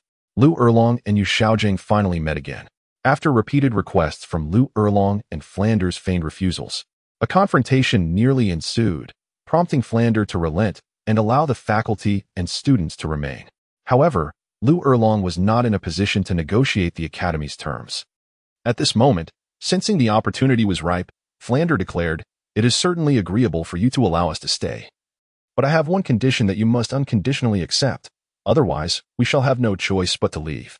After many years apart, Lu Erlong, known for her straightforwardness, had undoubtedly heard Flander's conditions before refusing them. Thus, she stated, "Old Flander, is there anything we cannot discuss? Whatever conditions you propose, I shall certainly agree to them, as long as I am capable." "Very well, my dear Erlong," Flander replied with a sly grin, "we can join the Academy of the Gods. But the candidates for this year's Elite Soul Master Tournament must be my students from Shrek Academy. I happen to have a team of 7 talented individuals." Upon hearing this, a look of difficulty crossed Lu Erlong's face. After all, she had promised Gong Yu not to interfere with this year's tournament, which meant she truly lacked the authority to decide on the participants. Noticing the change in her expression, Flander hastily added, "Erlong, it is not that I insist on including my Shrek students among the competitors. Rather, they are genuinely gifted. If you don't believe me, just take a look." With that, Flander turned to the 7 Shrek monsters, urging them, "Quickly reveal your martial spirits and announce your levels." One by one, they displayed their martial spirits. The Evil Eye White Tiger, Sausage, Blue Silvergrass, Softbone Charm Rabbit, Evil Fire Chicken, 7 Treasure, Glazed Tile, and Nether Spirit Cat, none of them possessing exceptional attributes. Next, they began to declare their levels. Dai Mubai, level 38. Oscar, level 31. Tang San, level 32. Xiao Wu, level 32. The remaining 3 were at level 29. Lu Erlong, observing from the side, subtly nodded in approval. Flander, noticing her reaction, felt hopeful. Yet Lu Erlong did not directly agree. She said, "Old Flander, it's not that I do not wish to accept your students as candidates. I know they are talented, but I truly cannot make that decision. I am merely the vice principal now. The current principal is a titled Douluo, and I have no authority. However, I believe this principal is a reasonable person. If you truly wish to secure a spot, you must demonstrate your abilities and compete against the candidates selected by the principal. If you possess the capability to defeat the team chosen by the principal, I believe you will have a fair chance." Upon hearing this, Flander stroked his chin thoughtfully and glanced at Yu Xiaojiang, who nodded confidently at Flander. Thus, Flander agreed, "Very well, we shall remain and compete against the principal's candidates. If we succeed, securing a place in the tournament will be justified, and I trust no one will question it." Chapter 87. Nyo-Nyo's domain. Gong Yu was unaware that the individuals from Shirlai-Ku had already enrolled in the Academy of Gods. At that moment, he was anxiously awaiting the completion of the soul ring absorption by the ladies, while simultaneously racking his brain to contemplate the type of soul beast he should hunt for his 5th soul ring. Additionally, he needed to consider the soul rings required by Gong Qianqian and Gong Yonyo. As he pondered, Gong Yu silently mused, "Having acquired my first 4 soul rings from soul beasts representing the elements of thunder, ice, fire, and darkness, it seems prudent to continue gathering elemental affinities. After all, I am not lacking in offensive capabilities." With a plan forming in his mind, the search for soul beasts became significantly easier. If he continued to pursue elemental affinities, Gong Yu would opt for either a light or wind attribute soul beast first, as these 2 types were the most readily available for hunting. As for Gong Qianqian and Gong Yonyo, if it proved difficult, they would have to venture into the Star Do forest to find their soul beasts. In the worst-case scenario, if Gong Qianshan's desired soul beast remained elusive, they would need to travel to the far north, to the frozen forest. With these thoughts swirling in his mind, Gong Yu turned to Gong Qianshan and inquired, Qianshan, is your nebula martial soul truly solely of the cold attribute, or does it possess other attributes as well? Gong Qianshan's complexion flushed slightly as she remarked, it is merely a cold attribute, and an ultimate form of cold at that. Even the most profound ice pales in comparison before me. Ice, after all, is but water, and it is only when water encounters cold that it solidifies. She was acutely aware that Gong Yu's inquiry stemmed from the challenge of selecting an appropriate spirit beast for her, yet she felt powerless. For her martial soul was as it was. However, a thought suddenly struck her, and she continued, young master, if finding a suitable spirit beast proves difficult, one might consider those of the wind or psychic attributes. I would have no issue absorbing the soul rings from these two types. Wind or psychic attributes. Gong Yu pondered, stroking his chin. The fusion of the cold attribute with wind could give rise to a chilling tempest, perhaps even a current of icy air. That indeed presents an intriguing option. As for the psychic attribute, to wield a cold power surpassing even the most profound ice would necessitate formidable mental fortitude. At that moment, Gong Yu interjected, young master, my martial soul also allows for the selection of wind or psychic attribute spirit beasts, and I additionally possess a light attribute. Gong Yu nodded and said, indeed, Nyo, the soul beasts you require are rather easy to find. There is an abundance of fire-type soul beasts. However, the mention of wind seems to present a delightful synergy, for wind indeed fuels the flames. Yet, I aspire for you to elevate beyond mere elemental singularity to a higher echelon. But what higher realm can we aspire to when we have already mastered our elements to their utmost limits? Gong Qianshan queried, perplexed, while Gong Yu shared her confusion regarding Gong Yu's words. Observing their bewilderment, Gong Yu elucidated, when a certain element reaches its pinnacle, the next progression transcends into a domain. As one continuously ascends within that domain, upon reaching its zenith, the subsequent advancement leads to the realm of laws. At this revelation, Gong Yu suddenly comprehended, exclaiming, now I understand. No wonder I acquired a flame domain after absorbing the blazing resin bestowed by the young master. It appears that my flames evolved into a domain after reaching their utmost potential. Upon hearing this, both Gong Yu and Gong Qianshan gazed at Gong Yu with astonishment. Your flames truly evolved into a domain? Gong Yu inquired. Indeed, I had intended to unveil it during our next encounter as a surprise, but I inadvertently let it slip just now. Gong Yu replied, her expression tinged with embarrassment. She then rose to her feet, and with a mere thought, an incandescent red domain imbued with fiery attributes enveloped the area within a radius of approximately 5 meters. Gong Yu nodded in satisfaction and remarked, indeed, although it is somewhat weaker than my domain of fire, it will undoubtedly strengthen over time, since your flames have already manifested a domain. If the light attribute can also reach its zenith, it may very well evolve into a domain of its own. Upon hearing this, Gong Yu inquired, should I continue to absorb the soul rings of fire attribute soul beasts, or should I focus on those of the light attribute? Gong Yu remarked, there are no issues. You inherently possess 2 extreme attributes. However, if one must choose, I would naturally advise you to pursue the path of flames, as you have already taken a step in that direction. Yet, should you encounter a soul beast that resonates profoundly with your light attribute, we may consider that option as well. I understand, my lord, Gong Yu replied. Then I shall continue my journey towards the realm of flames, striving to advance further in the domain of fire. Gong Yu nodded in agreement, then turned to Gong Qianshan and said, Qianshan, since Nyo has made further progress by absorbing the fiery resin, why not try consuming the frost crystal derived from the star anise ice grass? Let us see if your domain can advance as well. With that, Gong Yu retrieved 2 frost crystals from the soul guide and handed them to Gong Qianshan. All right, young master, Gong Qianshan replied, accepting the frost crystals. She then sat cross-legged to the side, promptly placing the crystals into her mouth and swallowing them with a swift motion. Following this, she began to cultivate her techniques. Before long, Gong Qianshan entered a state of deep meditation, a clear sign of her progress. A subtle smile graced Gong Yu's face as he turned to see Gong Xiao approaching. The smile on her face indicated that she had likely garnered significant insights. As Gong Xiao reached Gong Yu's side and was about to share her discoveries, Gong Yu raised a finger to her lips, halting her. Not yet. Wait for your sisters. Otherwise, you'll have to recount it all again later. Oh, Gong Xiao puffed out her cheeks. She merely wished to share her findings with Gong Yu first and was unconcerned about repeating them later, but unfortunately, Gong Yu was oblivious to her intentions.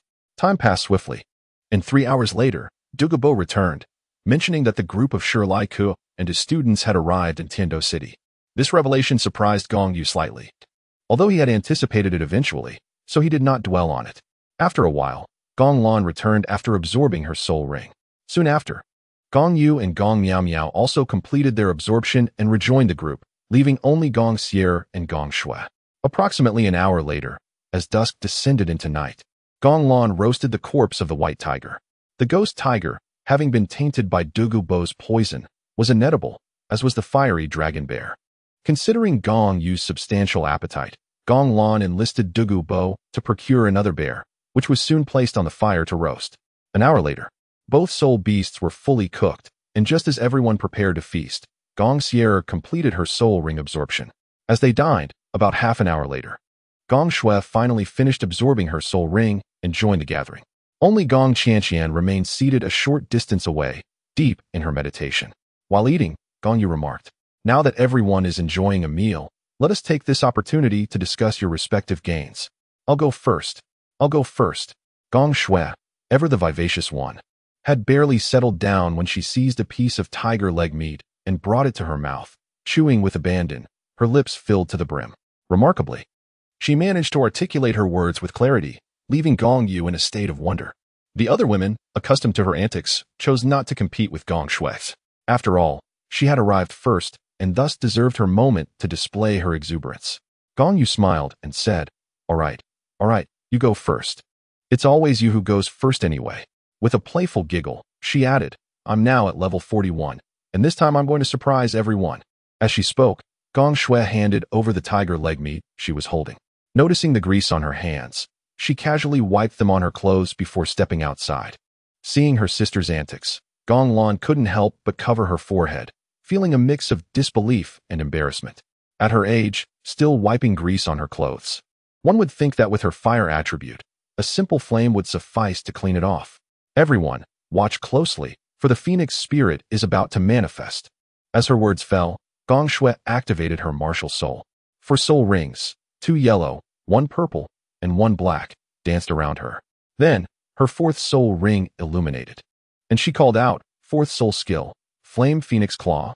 Her right hand curled into a claw shape, and the ethereal image of the phoenix claw enveloped her fingers, making her hand resemble a true claw. With a swift motion, she struck outward towards a large stone several meters away.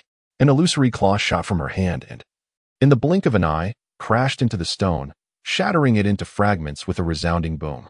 After showcasing her power, Gong Shui turned back with a proud grin and exclaimed, "Not bad, right? From now on, I can engage in close combat too. My 4th soul skill can handle both ranged and melee attacks effortlessly." At that moment, Gong Miao Miao, who often opposed Gong Shui, rolled her eyes and disdainfully remarked, "Is this it? Don't tell me that your 10,000-year soul skill possesses such meager power, and you still have the audacity to show off? It's merely a demonstration, and I only used 10% of my soul power." Gong Shui retorted, infuriated by the belittlement from Gong Miao Miao. "If I unleashed my claw technique to its full potential, it would surely exceed this level of power and carry the searing intensity of extreme fire." Gong Miao Miao stuck out her tongue at Gong Shui, then made a face, and soon the two were engrossed in their playful banter. Gong Yu, feeling indifferently towards the 2 individuals, spoke up, "Who among you will take the next turn?" At that moment, Gong Xie set aside her food and replied, "Allow me to demonstrate, although I shall forego the practical display. I am currently at level 42, and my 4th soul skill allows me to conjure an illusion. Those ensnared within my illusion will find themselves confronted by a duplicate that is an exact replica of the original. This duplicate is under my control. I can command it to attack any target I choose, and it can even infiltrate the ranks of the enemy." Upon hearing this, the crowd couldn't help but express their astonishment, as this soul skill appeared to be quite formidable. Infiltrating the enemy's ranks with such a duplicate could potentially sow discord among their forces. While everyone expressed admiration, Gong Yu inquired, "Does this soul skill possess any weaknesses?" Gong Xier nodded and said, "Yes. The clone can only be replicated within the confines of my illusion, and it cannot leave this realm. Furthermore, The creation of the clone consumes my soul energy, approximately 1% of it. Upon hearing this, the crowd collectively sighed, realizing that the clone indeed has its limitations, thus rendering it less extraordinary. Gong Yu inquired further, what is the extent of the realm of your current illusion? Additionally, how many replicas are you capable of creating? Gong Xier remarked, my illusion can encompass a foundational diameter of 15 meters. However, with each level I ascend, the diameter of the illusion increases by 1 meter. Currently, it spans 17 meters, as I have advanced 2 levels. As for my duplicates, I am presently capable of replicating 4. With each additional ring, another duplicate will be created. Gong Yu nodded slightly and remarked, quite impressive. The illusion with a diameter of 15 meters has already enveloped most of the arena, which will certainly prove beneficial in the Soul Master Elite competition. Moreover, its range can expand in accordance with your growing level, and the number of replicas will increase likewise. After speaking, a sly smile crept across the corners of Gong Yu's mouth as he contemplated the delightful prospects that awaited Tang San in the future. Upon witnessing that smile from Gong Yu, Gong Lan immediately surmised that he was likely contemplating some mischief again. She then glanced up at Gong Xier, noticing that she seemed to have something on her mind, yet hesitated to speak. Thus, Gong Yu took the initiative to ask, is there something you wish to say? Please, do not hold back. Gong Xier nodded and remarked, another weakness is that individuals with a stronger mental prowess than mine can discern the authenticity of both the real person and the replica. Gong Yusen understood and spoke again. Such a situation is entirely normal. However, I believe it to be a fortuitous circumstance. The fact that there exists a mental prowess capable of discerning the replica bestows greater significance upon your illusion. Upon hearing Gong Yu's words, the others were left in a state of confusion, pondering the implication that a flaw could indeed be a positive aspect. What do you mean? Gong Xier inquired. Beside her, Gong Lan seemed to possess an intuitive understanding, having already grasped Gong Yu's intention. She articulated, what the young master implies is that your illusion is designed to confound the enemy. If someone can identify the replica, it will further instill chaos among the adversaries. Once their hearts are unsettled, they will become preoccupied with the fear of whether those around them might suddenly turn treacherous, leaving them unable to focus on the true confrontation. Conversely, if your replica bears no flaws and goes unrecognized, you may only manage to eliminate a few foes, thus diminishing the overall impact. Listening to Gong Lan's explanation, Gong Yu nodded with satisfaction, thinking to herself how Gong Lan truly exemplified the role of an astute supporter. The others, too, began to experience an epiphany. I understand now. Thank you, elder sister. And thank you, young master. Gong Xier beamed with delight, inwardly marveling at her elder sister's perceptiveness. She felt a twinge of envy, recognizing that her sister had deciphered the young master's meaning almost instantaneously. After Gong Xier shared her situation, Gong Yu turned to the right, where Gong Lan sat, offering a gentle smile. Lanner, it's your turn now. You have absorbed a soul ring of a 2,000-year caliber. I am eager to learn what soul abilities you have acquired. Gong Lan smiled faintly, then rose to her feet and softly remarked, my current soul power stands at level 43. Excluding the additional level acquired from absorbing the soul ring, the effects of the celestial herb continue to manifest following my absorption of the soul ring, ultimately bestowing upon me a total enhancement of 6 levels in soul power. Gong Lan consumes the Xianling herb, which, although a remarkable substance for enhancing potential, is somewhat redundant for her. As her martial soul has already ascended to the Blue-Silver King, her potential is already considerable. Thus, the herb's efficacy is more pronounced in augmenting her soul power and enhancing her overall attributes. Chapter 89, Gong Xiao, my cabbage has turned into cooked food. Gong Yu silently nodded nearby. In truth, everyone was quite similar. The medicinal properties of the fairy grass would continue to manifest after acquiring a soul ring, albeit sometimes less conspicuously. Shortly thereafter, Gong Lan continued, the 4th soul skill I have acquired is named Blood-Sucking Stab of Death. This ability enhances the resilience of my blue-silver grass, enabling it to pierce through enemies with a vampiric effect. This skill can be employed for single-target attacks, area assaults, or even encirclement, and it can be combined with other skills. For instance, when my 1st soul skill ensnares an enemy, my blue-silver grass vines can sprout blood-sucking stabs to launch an attack.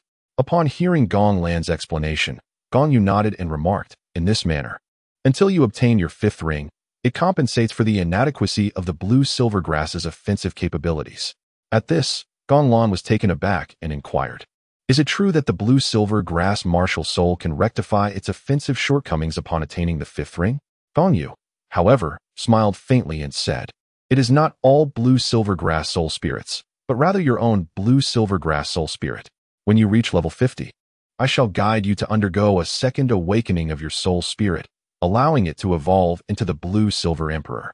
At that time, you will receive a fated soul ring, which will endow you with offensive capabilities." "I understand, my lord," Gong Lan replied, a subtle smile gracing her lips, her eyes shimmering with anticipation. Gong Yu picked up a piece of meat and stuffed it into her mouth. After savoring it for a while, she swallowed it with a slight gulp. Then, she glanced around before finally fixing her gaze upon Gong Yu, saying, "Where? It is your turn now to share your circumstances." Gong Yu set down the food in her hands and rose to her feet, declaring, "My soul power has now reached level 42, and as for the soul skills, you will have to experience them for yourselves." A sly smile crept across her lips, though none would voice it. She was acutely aware that her companions detested the raw soul skill cabbage, as it was notoriously unpalatable. Upon hearing her words, the gathered individuals furrowed their brows in unison, recoiling at the mere thought of consuming the vegetable in its uncooked state. Douluo Bo, seated nearby, munched on his food, perplexed by the reactions of those around him. After all, it was merely a dish conjured from soul skills, yet they reacted as if faced with a specter. He chose not to intrude, preferring instead to observe in silence.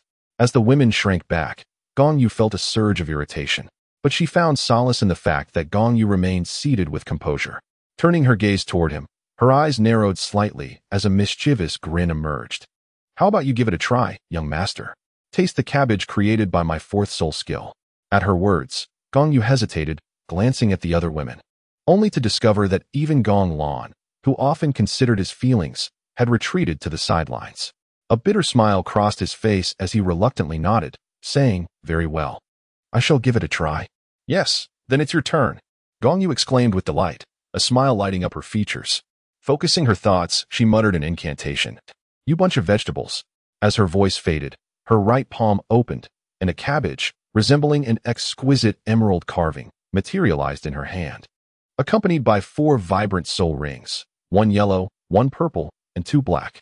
Following this, the 4th soul ring illuminated, and Gong Yu proclaimed, "Fourth soul skill, cabbage wrap with tiger meat." With her declaration, a culinary creation emerged in her grasp, a spring roll-like wrap fashioned from the emerald cabbage leaves. She promptly extended it toward Gong Yu.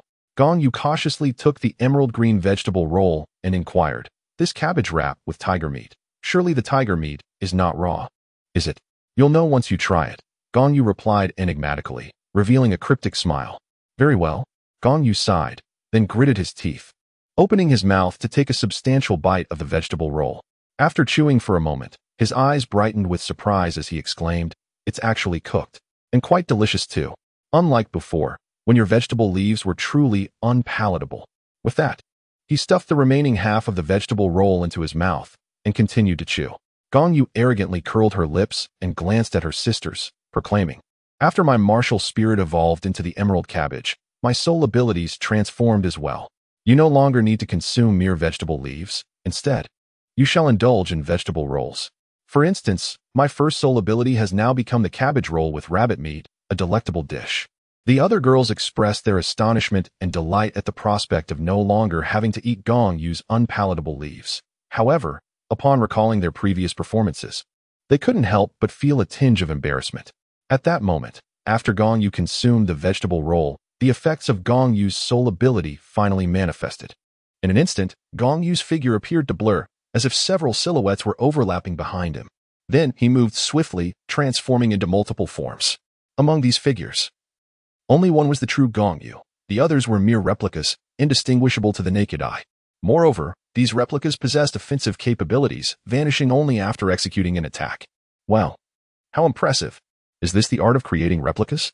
Gong Shui exclaimed, her excitement palpable as she observed Gong Yu's transformation into several individuals. However, upon glancing at Gong Shi, she remarked, "It seems to overlap somewhat with the effects of Fifth Brother's soul ability." At that moment, after the replicas executed their attacks, they dissipated, and Gong Yu returned to his original position, stating, "Although there are some similarities with Shi'er's soul ability, there are distinctions as well." The replicas I create can utilize soul abilities. For instance, my 4 replicas each possess one of my soul abilities. He then turned to Gong Yu and inquired, "If I am not mistaken, your soul ability allows us to replicate as many replicas as we possess soul abilities, with each replica embodying the soul ability of one soul ring, without affecting the original's ability usage, correct?" "Indeed, just as you have articulated." Gong Yu nodded vigorously, adding, however, "The attack power of each replica's soul ability is only half that of the original, and the creation of these vegetable rolls consumes a significant portion of my soul power, depleting 2/10 of it." Gong Yu smiled lightly, seemingly unconcerned, and remarked, "The more formidable the soul technique, the greater the consumption of soul power required for its execution. This is entirely normal. Once your level increases and your strength solidifies, expending 20% of your soul power will no longer seem significant." "How many vegetable rolls can you produce in one go now?" Gong Yu remarked, "I can produce 10 at a time, with no limit to the number of attempts, until my soul energy is exhausted. The shelf life of the vegetable rolls is 1 month. However, as my level increases, the quantity I can create in a single endeavor also grows." Gong Yu nodded in satisfaction. By creating 10 at once, if 10 titled Douluos consumed this substance, they could manifest 90 avatars, and with the original body, that would amount to 100 individuals. This was truly remarkable. After discussing the situation regarding Gong Yu turned to Gong Xiao and said, Xiao, please share your circumstances." Chapter 90. The City Adorned in Golden Armor. Gong Xiao's complexion flushed slightly as she awkwardly rose to her feet, softly articulating, "My soul power has reached level 42, yet my soul skills are rather unremarkable. The Titan Ant King bestowed upon me a soul skill named Force of 1,000 June, which merely amplifies my strength. Under its influence, my power increases by approximately 35%. Not far away, Douluo finally exhaled in relief, contemplating that among these children, there was at last one who appeared somewhat normal, albeit with only a 35% enhancement in strength. However, the ensuing dialogue between Gong Yu and Gong Xiao left Douluo utterly astounded. As he found himself choking on his food, Gong Yu inquired of Gong Xiao, "A 35% success rate is commendable indeed. Furthermore, with the indomitable staff technique that I have imparted to you, once you master the 5th form, those soul skills will become inconsequential. In fact, many soul skills pale in comparison to the indomitable staff technique. Moreover, as your strength increases, so too will the potency of the staff technique." Gong Xiao nodded slightly.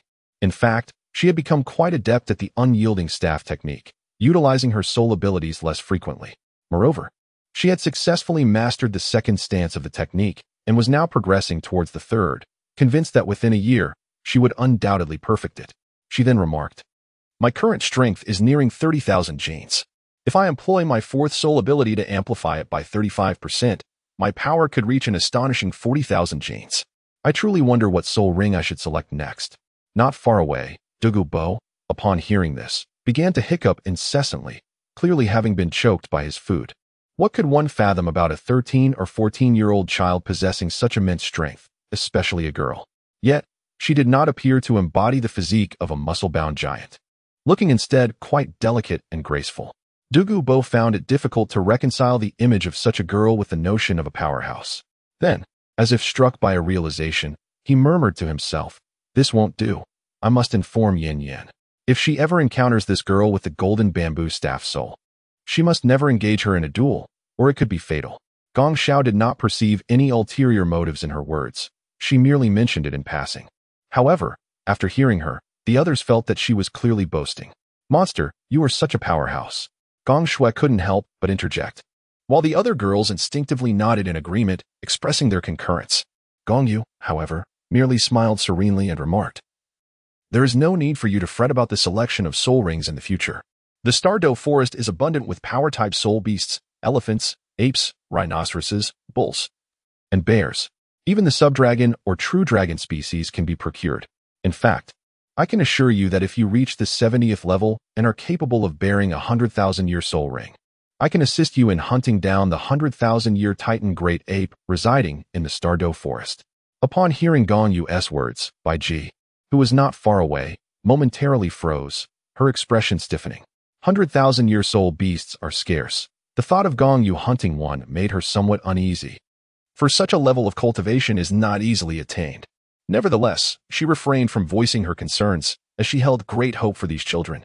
Should they all ascend to divinity in the future, becoming their soul rings would ultimately be more beneficial for the soul beasts. Truly, 100,000-year Titan Great Ape? Gong Xiao's eyes narrowed into slits, a subtle thrill coursing through her heart. Indeed, I speak no falsehood, Gong Yu replied with a smile. However, I believe that in order for you to absorb the 100,000-year soul ring for your 7th ring, you must cultivate the dragon elephant prajna to the 8th level of perfection. Or perhaps even the 9th level, for it to become feasible. Gong Yu estimated that he had now reached the 6th layer of the dragon elephant prajna. The seal on his 4th soul ring had been unsealed for approximately 48,000 years. In the 5th layer, he could only endure a soul pressure of 23,000 years. However, upon reaching the 6th layer, this capacity surged by an additional 25,000 years. This implies that since ascending to the 5th layer, each subsequent elevation allows for an absorption of soul rings that increases by no less than 25,000 years in foundational longevity. Theoretically, if this progression continues, the 7th layer would correspond to 73,000 years, while the 8th layer would reach 98,000 years. Yet, this calculation is merely based on the increase in foundational longevity, as Gong Yu had never truly attained such heights. Moreover, endowed with the bloodline of the Golden Dragon King, his situation is exceptional and cannot simply be quantified. Upon hearing this, Gong Xiao sagged despondently, exclaiming, "Ah, the dragon elephant prajna is exceedingly difficult to cultivate. I have only reached the 4th layer. To aspire to the 8th or 9th layers seems an insurmountable task. Furthermore, you mentioned that as one ascends the layers of the dragon elephant prajna, the demands on mental fortitude intensify. Thus, we must also devote ourselves to the cultivation of mental strength alongside soul power. In my case, I have the additional burden of mastering the unyielding staff technique, leaving me with little time to spare." With that, Gong Yu urged him to redouble his efforts, hinting at the fact that Gong Xiao also bore the responsibility of the summer god's inheritance, a statement he refrained from completing due to the presence of others. Those who had received divine inheritances understood the implication of Gong Yu's unfinished remark, while the others remained bewildered. The most spirited among them, Gong Shui, seemed poised to inquire further, but was swiftly silenced by Gong Lan, who recognized that it was not the appropriate moment for such discussions. After being silenced, Gong Shui appeared to grasp the underlying message and chose not to pursue the matter further. Gong Xiao nodded and said, "I understand. I will exert myself twice as much." "Well, just take care of yourself. It is naturally best to balance work and rest," Gong Yu remarked with a smile. She then turned her gaze towards Gong Miao Miao. Noting that among the 6 girls who had absorbed the soul rings, only she remained. "Miao Miao, it is your turn now. Please share your insights." Gong Miao Miao nodded slightly, stepping forward to declare, "My soul power has now reached level 42, and the healing capability of my innate martial soul has once again been enhanced. As for my soul skills, you shall see for yourselves." Approaching with an air of elegance, she executed a strikingly impressive martial soul summoning method, after which a magnificent crown-shaped golden chrysanthemum materialized in her right hand. Following this, for soul rings, 1 yellow, 2 purple, and 1 black, began to pulsate around her. Subsequently, Gong Miao Miao's 4th soul ring illuminated, and she recited her ostentatious incantation, 4th soul skill, golden armor of the city. This phrase not only served as the incantation for her 4th soul skill, but also as its name. 2 months prior, while she was racking her brain for a grandiose incantation, Gong Yu had directly provided her with these 2 lines of poetry, which she now put to use. As Gong Miao Miao's voice faded, numerous petals from the chrysanthemum fell away, transforming into radiant golden beams that penetrated the bodies of Gong Yu and the others. Instantly, they were enveloped in a dazzling golden light. Chapter 91. Group Defense Skill. The golden light vanished as Gong Yu and the others revealed their forms. At that moment, however, a layer of golden armor enveloped them, each appearing striking and formidable. "Indeed, this is the skill," Gong Miao Miao remarked slowly. "The radiant white tiger soul ring granted me a protective skill, which, under the assimilation of my martial soul, transformed into a group defense skill. Therefore, I can provide everyone with a set of armor, enhancing each person's defense by 30. Gong Yu gently rested her chin in contemplation before gradually speaking.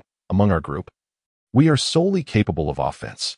There is not a single one among us who can provide a semblance of defense. Your defensive skills have indeed alleviated our concerns." The other women nodded in agreement. They were accustomed to attacking and had little understanding of defense. While it is often said that the best offense is a good defense, the truth remains that offense cannot truly substitute for defense. The reason they typically forego defensive strategies is that they have only faced opponents weaker than themselves. Once the battle is concluded, it is simply over.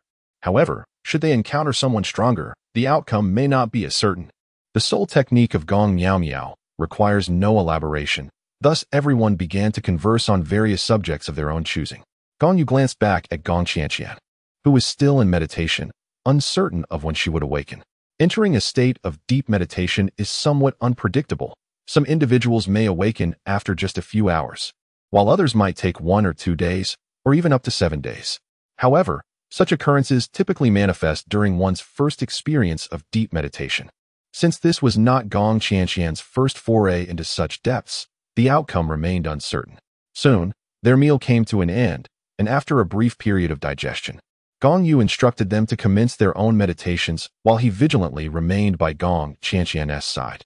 The night swiftly passed. As the first light of dawn painted the horizon, Gong Yu began to practice the purple extreme demon eye technique. Among the various skills of the Tang sect, this particular method of eye training was relatively commendable. However, Gong Yu had seldom practiced the other extraordinary techniques since embarking on his self-cultivation journey. The other girls had also developed the habit of rising early to practice the purple extreme demon eye. Thus, as Gong Yu entered his training, they gradually followed suit. Effective cultivation of the purple extreme demon eye could only be achieved during those precious early morning hours. Once the time elapsed and the purple energy subsided, further practice would yield minimal results, unless aided by rare and extraordinary materials that could enhance spiritual power. As the girls concluded their practices, it wasn't long before Gong Qianqian finally emerged from her deep meditation. Fourth sister must have gained considerable insights this time. Upon seeing Gong Qianqian awake, the others gathered around her, with Gong Shui, as usual, being the first to speak. Yet there was an unmistakable hint of envy in her tone. "Are you feeling envious and jealous?" Gong Miao, who often sparred verbally with Gong Shui, seized the opportunity to tease her. "I admit, I am envious. Are you not?" Gong Shui retorted. That was deep meditation, something many soul masters spend their entire lives yearning for. "Well, I suppose I am envious too," Gong Miao conceded. Finally left speechless by Gong Shui's comeback, Gong Shui was utterly delighted. It was her first time gaining the upper hand in a verbal spar with Gong Miao. "You two should rein it in a bit. Have you not realized that you are not the protagonist here?" Gong Lan interjected, directly interrupting their banter. After exchanging playful grimaces, Gong Shui and Gong Miao fell silent, respecting the authority of their elder sister. "Qianqian, how are you faring?" Gong Yu inquired, noting that Qianqian had entered a deep state of meditation, and it was now the following morning. Realizing that an entire night had passed in meditation, Gong Qianqian clarified, "I have indeed made some progress. After absorbing the frost crystal from the octagonal ice grass, my domain has undergone a minor evolution. Any progress is a good sign," replied Gong Yu. "The frost crystal from the octagonal ice grass is not particularly beneficial for you, which accounts for the limited advancement. However, in the future, I shall take you to a place where you can find more advantageous resources." "Very well, my lord," Gong Qianqian nodded, her eyes shimmering with anticipation. If her lord spoke of such a place, it must indeed exist. "Then, Lanner, please prepare some food for Qianqian. She has gone hungry throughout the night," Gong Yu instructed.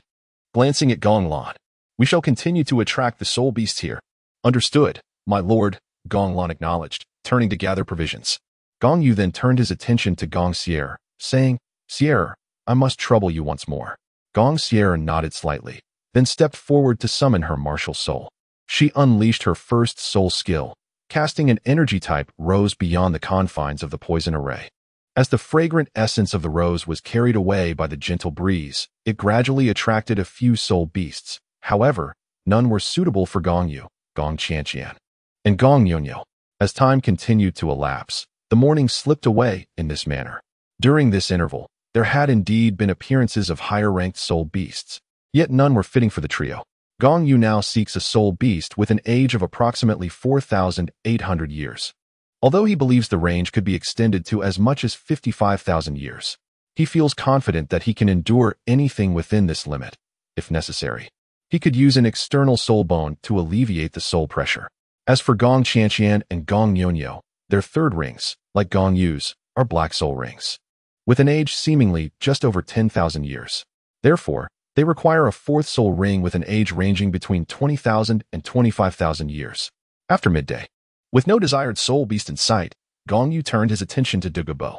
He inquired, "Old Poison, you frequently traverse the sunset forest. Have you come across any formidable soul beasts possessing fire or ice attributes?" Douluo paused momentarily, lost in thought, and after a brief silence, he responded, "I recall there is a three-legged fire crow in the southwestern region of the sunset forest. Its flames are quite potent, and its age appears to be just over 20,000 years, which should meet your requirements. As for ice attribute soul beasts, they are rather rare in the sunset forest. Even if a few exist, they do not meet the age criteria. To hunt ice attribute soul beasts, one must venture to the extreme north, to the frozen forest." In this era, the Sun and Moon continent had yet to merge with the Douluo Continent, and the expanse of the extreme north was limited to the size of the frozen forest. Hence the name had yet to be altered. Upon hearing this, Gong Yu's eyes brightened, and he remarked, "The three-legged fire crow, also known as the sunbird, is said to be a creature that emerged from the sun, harboring the true flames of the sun within, an inferno that rivals even the most exquisite fire. It seems an excellent choice for Nyonyo's soul ring." With a gentle smile gracing his face, Gong Yu rose and surveyed the group, adding, "It seems we are unlikely to attract any suitable soul beasts. Thus, let us proceed. Old Poison, lead the way to hunt that three-legged fire crow." Chapter 92. The Call of the Blue-Silver King under Douluo's guidance. The group ventured directly toward the southwestern part of the sunset forest. After approximately an hour of travel, Gong Yu sensed a faint calling from his blue-silver grass martial soul, as if something were beckoning him. Gong Lan, walking beside him, also perceived a whisper of this summons, causing her expression to shift slightly. "Lena, are you sensing it too?" Gong Yu inquired, noticing the change in Gong Lan's demeanor. Gong Lan nodded and said, "Indeed, I sense a profound familiarity. No, to be more precise, it is my martial soul that perceives this sense of intimacy." Gong Yu smiled faintly and remarked, "It seems that the Blue-Silver King is calling." He then turned to the others and stated, "We must first go to a certain place. It appears that my soul ring has come to seek me out." The summons from the Blue-Silver King piqued his interest, and if possible, he would not mind acquiring an additional Blue-Silver King soul ring. While blue-silver grass predominantly belongs to the wood attribute, there are instances, like Ain, that align with the life path. Securing a soul ring of the life attribute would be ideal. However, he would also accept one of the wood attribute, as he was in the process of gathering various attributes. Should he manage to harness the bloodline of the Golden Dragon King and gather the attributes of the 9 Great Dragon Kings, it remains uncertain whether he could forge a new dragon god. As for the notion of creating a dragon god bloodline as suggested by the Silver Dragon King, that may take an eternity. What if the Silver Dragon King were unable to conceive? Thus, Gong Yu believed that if he could ascend to become the dragon god himself, there would be no need to consider passing the mantle to future generations. Upon hearing Gong Yu's words, no one expressed dissent, and so he led the group directly toward the direction of the summons. After approximately an hour of walking, they arrived at a small grove seldom frequented by beasts. The grove was lush and verdant, filled with the sweet sounds of birds and fragrant blossoms, with densely packed trees under which fragile blue-silver grass could be seen in abundance. Upon reaching this place, Gong Lan felt an immense sense of joy, as if she had returned home. "Young master, the summons originated from this grove," Gong Lan said, unable to conceal the delight on her face as she spoke to Gong Yu. Gong Yu nodded and then said, "Lanner, use the blue-silver perspective to assess the situation in the forest." "Certainly, young master," Gong Lan replied, then sat cross-legged to begin employing the blue-silver perspective. The so-called blue-silver perspective is merely the nascent form of her blue-silver domain, yet to evolve into its true state. After a brief moment, Gong Lan rose and reported, "Young master, there is no danger in the forest. In fact, there are very few soul beasts present. Mostly just some avian soul beasts aged 10 to 100 years, which are not aggressive and primarily nest in the woods." "Very well, let us proceed," Gong Yu stated to Gong Lan, then turned to the others behind him, saying, "You all wait here. We will not encounter any danger." "Really no danger? I find that hard to believe.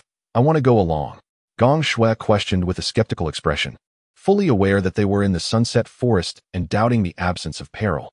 The remaining girls shared her sentiments and were equally hesitant. Truly, there is no danger. Gong Yu replied with a bitter smile, explaining, this is the territory of the Blue Silver Grass clan, and a Blue Silver King has summoned Lana and me. There is genuinely no threat. Moreover, if danger were to arise, I could simply unleash my fire domain and incinerate this little forest in an instant. Gong Lan then chimed in. Indeed, there is no danger. Rest assured. We are merely going to meet the Blue Silver King. Having too many people would only complicate matters. So please wait here. It is truly safe. Besides, if there were any danger, a larger group would only be a burden. Upon hearing Gong Lan's reasoning, they found it quite persuasive, and thus one by one, they ceased to insist on accompanying them into the forest. Gong Yu turned to Bai Ji and Du Gu Bo, saying, Sister Bai Ji, and you, Old Poison, I entrust you with their protection. Lana and I shall return shortly. Bai Ji nodded, expressing her concern. Go ahead. But do take care. Du Gu Bo added, rest assured, their safety is in my hands. With that, Gong Yu and Gong Lan ventured deeper into the small forest. After approximately 10 minutes of walking, they stumbled upon a grand tree, its body entwined with numerous vines. The tree appeared to be of considerable age and bore a striking resemblance to a vine itself.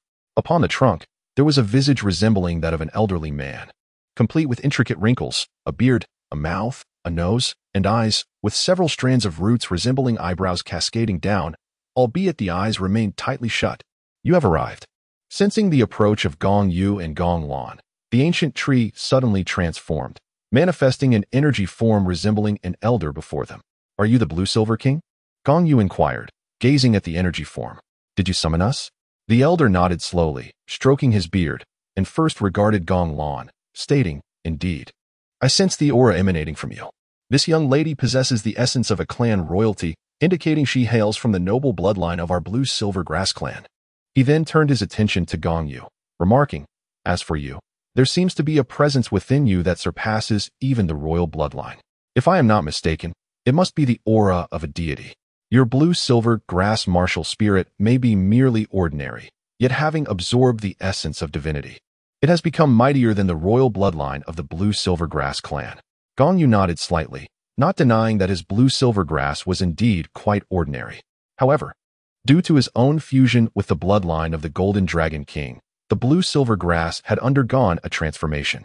Then, what is the purpose of your summoning us here? Gong Yu inquired. The elder replied, I sense the aura of a clan sovereign emanating from the young girl. Naturally, I wish to meet her and see if she requires any assistance. Ah, so I am merely an afterthought? Gong Yu chuckled awkwardly and added, she currently has no pressing needs. She hasn't yet reached level 50, and thus does not require the awakening of her innate soul ring. I, on the other hand, am in need of assistance. Since you have summoned me, surely I cannot return empty-handed? The elder smiled kindly and said, rest assured, you shall not return empty-handed. After all, your Blue Silver Grass has been touched by divinity, and it may one day reach heights our clan has never attained. Therefore, on behalf of the clan, I am willing to offer you a gift, hoping that should you indeed reach that pinnacle, you might extend your protection over our lineage. Protection is certainly not an issue. Gong Yu nodded, thinking it wise to secure the gift first. As for the matter of protection, it was merely a formality, after all. One could observe that after Ain attained divinity, she never truly protected the so-called clan, allowing the Blue Silver Grass clan to thrive or perish on its own. As such, independence was indeed the most fitting mode of survival for a plant species. Chapter 93. The Blue Silver Domain. Having received Gong Yu's consent, the elder nodded. Yet, in truth, he had only mentioned it casually. He held little hope of a human truly safeguarding their clan. Casting a glance at the nearby Gong Lan, the elder remarked to Gong Yu, I perceive that the young girl's Blue Silver Domain has already begun to take shape. In that case, I shall lend her a hand. With that, the elder raised his right hand, and in an instant, countless branches from the great tree behind him extended outward, gradually encircling Gong Lan's feet and forming a swirling vortex of vines, with Gong Lan at its center. The vortex slowly expanded until it reached a radius of about 5 meters, at which point it halted. Subsequently, the vines began to emit a phosphorescent glow, akin to glowing sticks, and the ends connected to the great tree trembled slightly. With a series of soft sounds, the glowing vines began to snap one by one, and the entire vortex of vines surged with a vibrant green light. Gong Lan's martial soul emerged involuntarily, quivering slightly as it absorbed the green light at a visibly rapid pace. After approximately 5 minutes, all traces of the green luminescence were completely consumed. Following this, Gong Lan instinctively shook her body. The surrounding air vibrated twice with a low hum, and an intangible aura emanated from her, creating a realm uniquely her own. Within this exclusive domain, although she was physically present, it felt as if she had vanished, her essence blending seamlessly with that of the blue-silver grass at her feet. Gong Lan gathered her energy and approached, a smile gracing her face as she said to Gong Yu, "Young master, my domain has successfully awakened." Gong Yu nodded, having witnessed the events that transpired earlier. He then inquired, "What skills has that realm bestowed upon you?" Gong Lan remarked, "The essence lies primarily in camouflage, disguising the color of the spirit rings, concealing my presence, and even in the heart of the forest, I can utilize the scents of flowers, grass, and trees to remain hidden.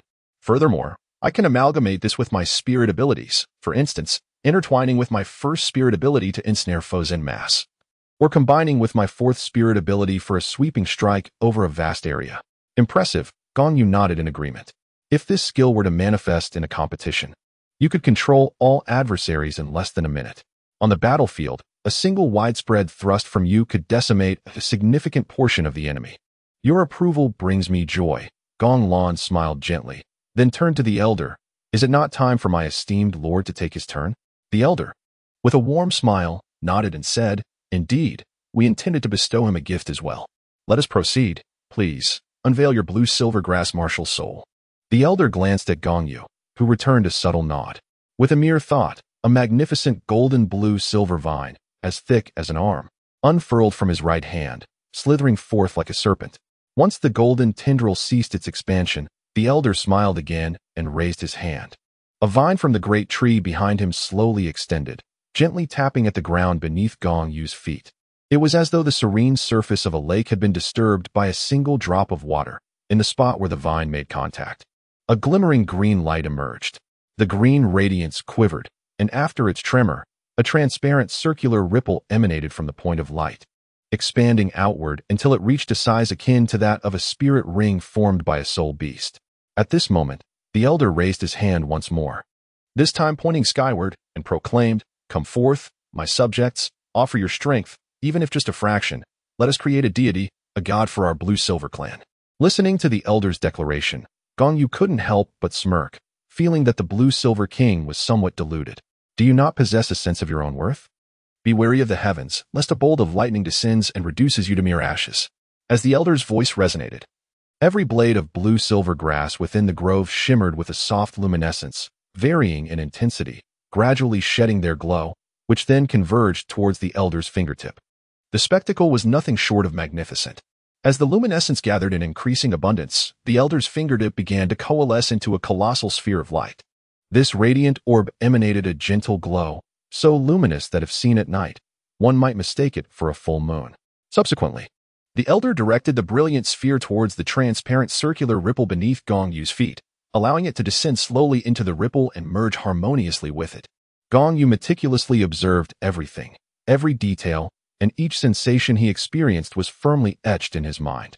This was a method of conjuring a soul ring seemingly from thin air, which might prove beneficial in the not-so-distant future. He then glanced down at the circular ripples beneath his feet. After being infused with the energy of the luminous sphere, they now possessed both color and structure, resembling a soul ring. However, at that moment, the hue of the soul ring was white. Yet, as the energy from the luminous sphere gradually blended, the white soul ring began to shift its color. Initially a pallid white, it slowly transformed into a light yellow, then yellow, and deep yellow. Suddenly, a flood of yellow light surged forth, only to recede in the blink of an eye, after the exuberant yellow light contracted back into the soul ring. The once deep yellow hue began to reveal a faint purple, which was swiftly replaced by a more vibrant shade of lavender. As time flowed, the lavender deepened into purple, then into a darker shade, growing more intense until it turned grayish-black. Yet, the grayish-black continued to darken, evolving towards a true black. Before long, the energy of the luminous sphere fully merged with the ring, ultimately forming a black soul ring. However, upon sensing the strength of the soul ring, Gong Yu furrowed his brow and inquired, "Old man, is this what you call a gift? A soul ring of merely 25,000 years?" The elder, looking somewhat embarrassed, replied, I sincerely apologize. My territory consists of only this small grove, with few subjects. The energy provided has reached its limit. Nevertheless, I intend to take a gamble. With that, the elder raised his hand once more, causing the myriad vines from the great tree behind him to stir and extend towards Gong Yu's soul ring. One by one, the vines pierced into the soul ring, commencing the transfer of the Blue-Silver King's own energy. As he sensed the age of the soul ring, the infusion of the Blue-Silver King's energy caused it to swell. Gong Yu, who had been standing, immediately settled into a meditative posture, allowing the true path song within him to circulate, gradually entering a state of tranquility. Observing Gong Yu's condition, the Blue-Silver King suddenly wore a sinister smile and began to murmur, "Youngster, are you not satisfied with a growth-type soul ring? Clearly, your soul ring's age is low. Hence, I shall bestow upon you my nearly 80,000-year cultivation. Once you fuse my energy, the cumulative age of the soul ring will reach at least 100,000 years. However, your body, I shall claim it." Chapter 94. Is it seizing or sustenance? What do you mean? Gong Lan, hearing the elder's voice, was taken aback and immediately became vigilant. Questioning the elder. What do I mean? The elder's face broke into a smug grin. Ha ha, it means exactly what it says. Did you think I summoned you all here out of the goodness of my heart merely to selflessly offer you gifts? The old man is merely captivated by the physical form of this youth. He intends to lower his guard by allowing him to taste a semblance of sweetness.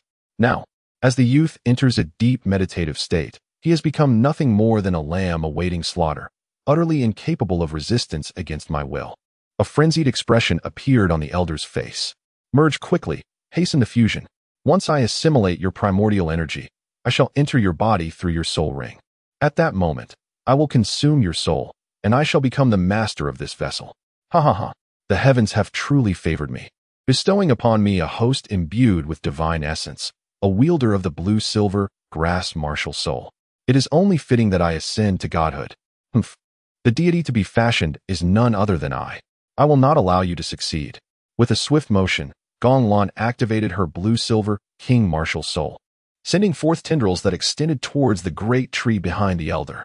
Simultaneously, her blue-silver domain unfolded, the fourth soul ring illuminating as the domain merged with her fourth soul skill. Numerous spikes erupted from the ground, racing toward the blue-silver king, which was embodied by the elder's towering tree. The elder, however, merely scoffed. Your domain is a gift I bestowed upon you. With that rudimentary formation of yours, you dare to display it before me? As his words faded, he casually waved his hand, and the blue-silver king manifested an overwhelming aura, instantly propelling Gong Lan away. This formidable force, upon dispelling Gong Lan, materialized into a transparent shield radiating green light, resembling the protective barrier formed during a soul beast sacrifice. Once the barrier took shape, the flung Gong Lan rushed back, only to be halted by the shield. Desperately, she began to assault it, yet no matter her efforts, she could not shatter the barrier, bringing her to the brink of tears. What should I do? Her thoughts raced until she recalled Bai Ji. Yes, Sister Bai Ji must have a plan. I shall seek her out. But just as she turned to leave, she heard a voice from Gong Yu resonating in her mind. Lanner, do not panic. Listen to me. I am unharmed. I am merely feigning. That old man appeared out of nowhere, offering us something without demand. What kind of good fortune exists in this world? I have been wary of him from the start. This old fool cannot devour me. Rather, he will serve my interests. Therefore, continue your actions as usual, but feign despair. Yes, let us leave it at that. Keep up the act, and portray a deeper sense of hopelessness. Do not allow him to discern the truth. How could Gong Yu possibly be possessed? Setting aside the fact that he possesses a system, the mere pressure emanating from the bloodline of the Golden Dragon King within him could subdue any intruding soul. Furthermore, he is also protected by the will of the evil-slaying dragon residing within him. Upon receiving a telepathic message, Gong Lan sighed in relief and murmured to herself, "It appears that my lord had a plan all along. Very well, I shall continue my assault and coordinate with my lord."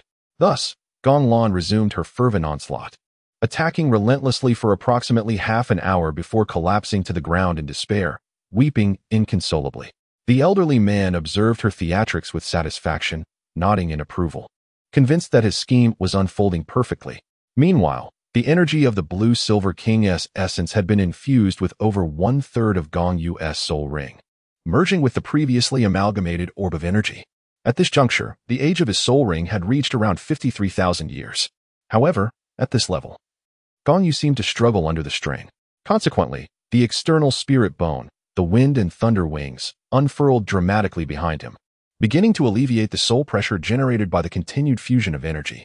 Simultaneously, the dissipated energy was absorbed by the wings, which, after consuming the excess energy, gradually began to evolve. It seemed that this young man possessed a multitude of remarkable treasures, but ultimately, all these would belong to me. Observing the wings on Gong Yu's back, the elder once again nodded in satisfaction. As time slipped away, the color of the soul ring deepened progressively, reaching 60,000, 70,000, 80,000, and 90,000 years.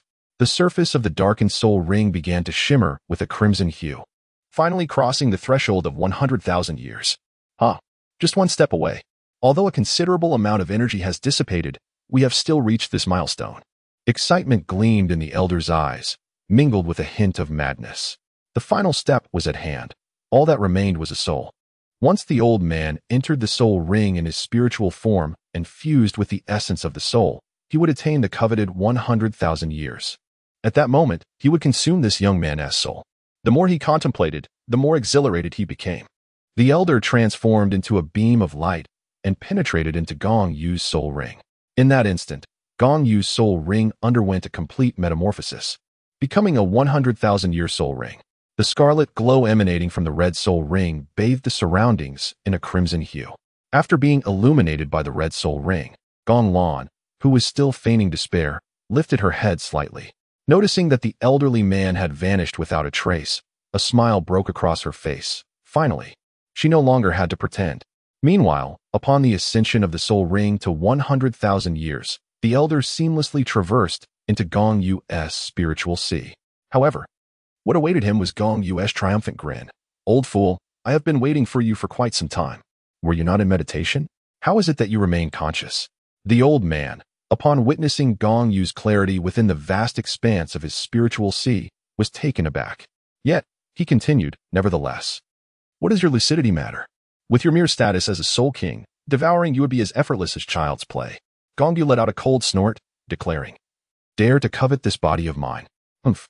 With merely a blade of grass, do you believe yourself worthy?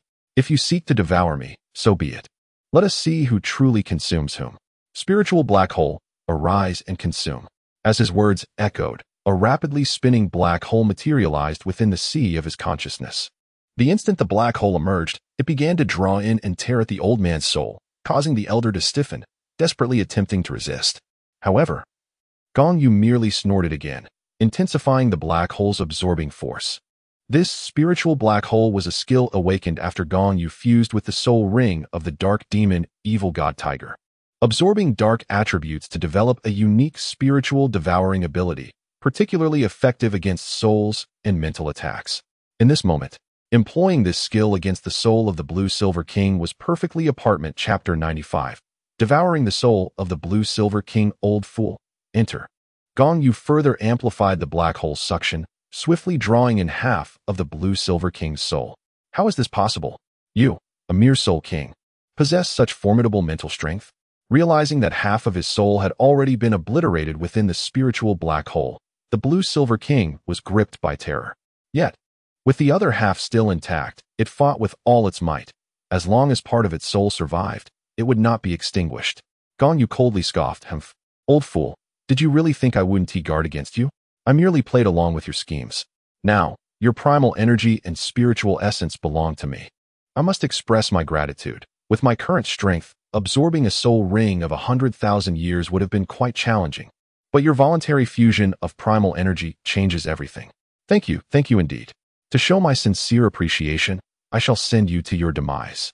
With that, Gong Yu unleashed his spiritual power entirely within the realm of the spirit abyss, signifying that he had reached the threshold of the title Douluo.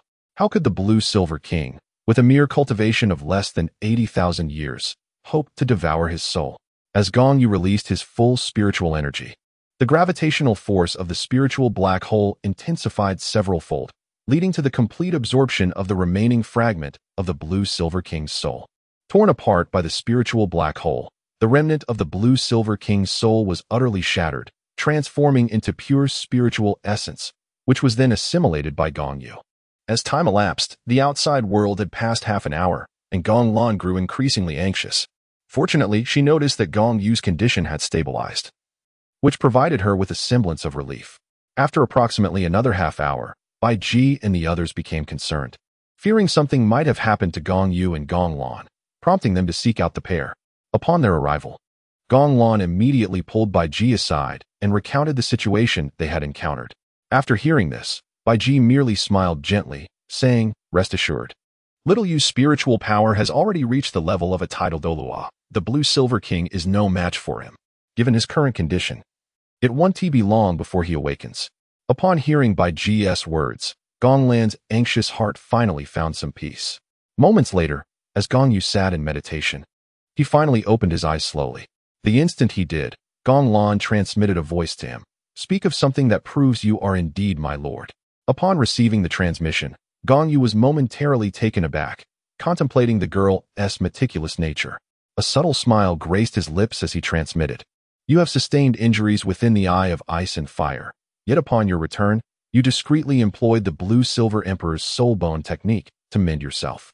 I have faith in your abilities." However, before Gong Yu could finish his thought, Gong Lan interrupted his transmission, her face betraying a hint of unnatural crimson. The matter of her soul bone technique's restoration was known only to her, and she did not anticipate that Gong Yu had taken notice. Rising slowly, Gong Yu first approached the withered trunk of the Blue-Silver King, which had been drained of its energy source, and struck it several times, discovering a fragment of a right leg bone, which he promptly stowed away in his soul guide. He had no intention of utilizing the soul bone himself, nor of gifting it to the girls, as it was merely of a sub-80,000-year grade, a time span he deemed insignificant. Furthermore, he had plans for the soul bones, ensuring that in the future, all the women would receive far superior ones. Casting a glance at the group, he noted that dusk was approaching. With a gentle smile, he addressed them, "The hour is getting late. Let us take refuge in this grove for the night and venture to the territory of the three-legged fire crow on the morrow. I shall procure some game." Just as he was about to set off, Gong Lan interjected, "Young master, I shall accompany you to test my new soul technique." Her desire to try the new technique was merely a pretext. Her true intention was to be alone with Gong Yu. Beside her, Gong Shui also wished to join. Yet her sister had spoken first. At that moment, Gong Yu preempted her by saying, "Very well. You two can gather firewood in the grove while Lanner and I hunt for some game." Gong Shui reluctantly swallowed her words and obediently joined her sisters to gather firewood. Shortly thereafter, Gong Yu and Gong Lan successfully hunted a family of 4 wild boars 2 miles away. Once they had processed the boars, Gong Lan unexpectedly remarked, "Young master, I have been pondering." Upon grasping the meaning behind Gong Lan's words, Gong Yu was momentarily speechless, then chuckled, "What are you thinking about? We are in the wilderness. Such musings can wait until we return. Young master, there are too many sisters back home. It is rare for me to be alone with you." Gong Lan's tone carried a hint of melancholy, yet her cheeks flushed bright red. "That is not permissible. We are in the sunset forest, where soul beasts may pass by at any moment. It's far too perilous." Gong Yu firmly declined once more. However, Gong Lan persisted, "Young master, I possess the blue-silver domain. We can conceal ourselves, and even if a soul beast were to pass right by us, it would not detect our presence." Gong Yu's expression first froze, then brightened with delight as he surveyed his surroundings. They were in the wild, which, after all, had its own charm. So why wait any longer? Gong Yu flashed a devilish smile. Having declined twice already, a third refusal might render him utterly unromantic. Shortly thereafter, Gong Lan also beamed with joy, and as the blue-silver domain unfurled, the two appeared to become half invisible, vanishing from sight. 2 hours later, Gong Yu and Gong Lan leisurely returned with their quarry. The prey had been processed, ready to be placed on the rack for roasting. Eager to taste the meal, Gong Shui hastily employed the utmost flames to accelerate the cooking. But alas, she charred a small piece. Observing this, the two culinary experts, Gong Lan and Gong Yu, promptly shooed Gong Shui aside, fearing that if she continued, no one would feast that day. After expending considerable time, the food was finally prepared, and after a hearty meal, everyone sat down to meditate and cultivate. As dawn broke the next day, Gong Yu and the ladies engaged in their usual training with the purple extreme magic eyes. Following a casual breakfast, the group set off. Their journey was smooth. Shortly after entering the territory of the three-legged fire crow, they located their target. This fire crow had reached an age of 23,000 years, making it an ideal source for Gong Yu to absorb. With the assistance of Donggu Bo, Gong Yu successfully hunted the three-legged fire crow, and the process of absorbing the soul ring proceeded seamlessly. Thus, their expedition concluded, though Gong Qian still required a soul ring. However, upon the return of Ziji, the group fortuitously encountered her just as they exited the sunset forest. Gong Yu, accompanied by Gong Qian, proceeded with Ziji, while the others split into two groups.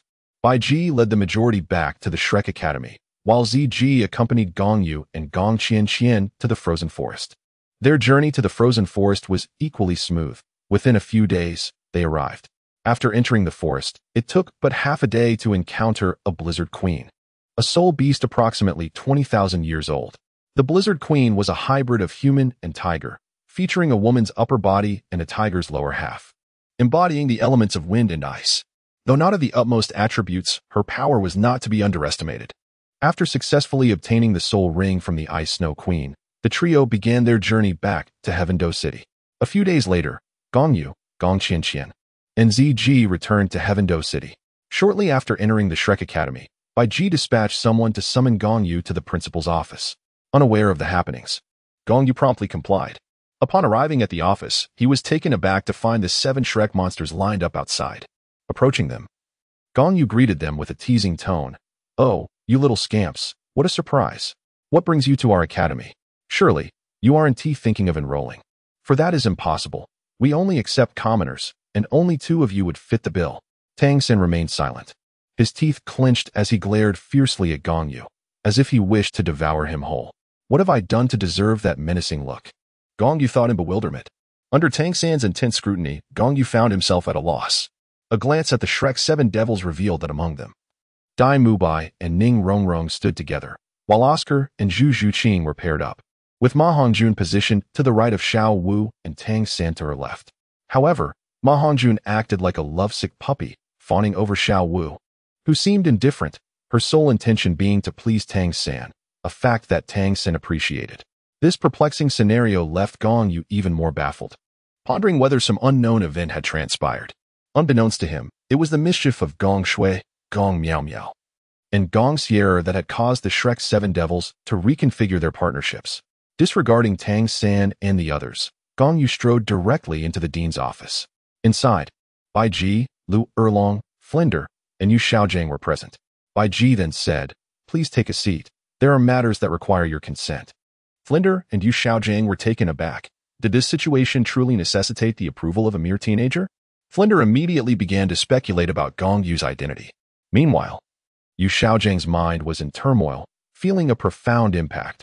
Upon seeing Gong Yu for the first time, he recognized him as the very child who had once challenged his theories, the same child who had perpetually left him questioning his own origins. Gong Yu was unaware of the thoughts swirling in the minds of Flinder and Yu Xiaojiang. She settled into the empty seat beside Lu Erlong and inquired, "What is it that you must ask me?" At that moment, Bai Ji spoke up. "Vice Dean Lu Erlong wishes to reclaim her right to select the participants for the Soul Master Elite competition. What is your stance on this matter?" Gong Yu cast a glance at Flandra and Yu Xiaojiang, and immediately comprehended that Lu Erlong's actions were likely incited by either Flandra or Yu Xiaojiang. He then spoke. "Very well, let us adhere to the agreement we initially signed. If you wish to reclaim your rights, you must pay a tenfold price. In other words, we invested 2 million to acquire 75% of her shares. She must reimburse us with 20 million to retrieve her shares." Flandra, standing nearby, was utterly bewildered. 20 million was an astronomical sum, one that he would scarcely earn in a lifetime, if at all. Setting aside that amount, even the 2 million was enough to make him envious. "That is not my intention," Lu Erlong hurriedly clarified. "I merely wish to regain the right to select participants for this Soul Master Elite competition." However, Gong Yu remarked, "Deputy Dean Lu, you seem to have forgotten that we had an agreement from the outset. Aside from the matter concerning the participants of this year's Soul Master Elite competition, you are free to act as you wish in the future. Moreover, this was all documented in our contract and duly notarized, so if you wish to reclaim your rights, it is entirely feasible. You can compensate us, we withdraw our investment, and everyone goes their separate ways. Such a simple matter. Does it really require my input?" Upon hearing about the withdrawal of investment and the need for a 20 million compensation, Flander felt a surge of urgency. Had it not been for Yu Xiaojiang's ill-conceived notion, Lu Erlong would not have foolishly engaged in such matters. Thus, Flander quickly sought to smooth things over, saying, "No, no. Sister Erlong had no intention of reclaiming her rights. Her actions were merely in consideration of us. All the blame lies with us. Since we have just joined the Academy of the Gods, bringing along a prodigious team. Sister Erlong simply wished to secure a competition slot for us. Our team is undeniably exceptional. Just over 10 days ago, we triumphed over this year's Tiando team." While Flander ostensibly offered an apology, it was, in fact, a subtle introduction of the Shrek 7 Devils. Yet, Gong Yu retorted once more. "What prodigious team are you referring to? The 7 disheveled individuals outside, 4 soul sovereigns, and 3 great soul masters, and you dare call them prodigies? Nonsense. 13 or 14 years old, still lingering at the soul sovereign level, and they qualify as prodigies? Do you think my soul sect team is inept? Perhaps you are unaware. But the contestants from the Spirit Hall this year are all soul sovereigns, with 3 nearing the Soul King level. With over a year remaining, those 3 will undoubtedly break through to Soul King. So do you truly believe I would allow a group of soul sovereigns to contend against Soul Kings? You're dreaming." Upon hearing this, Flander was equally astonished. He had previously conversed with Lu Erlong. Yet she was unaware that the team selected by the Academy of the Gods consisted entirely of soul sovereigns. However, Flander was even more taken aback by the information he gleaned from Gong Yu, that the team from the Spirit Hall was approaching the Soul King level.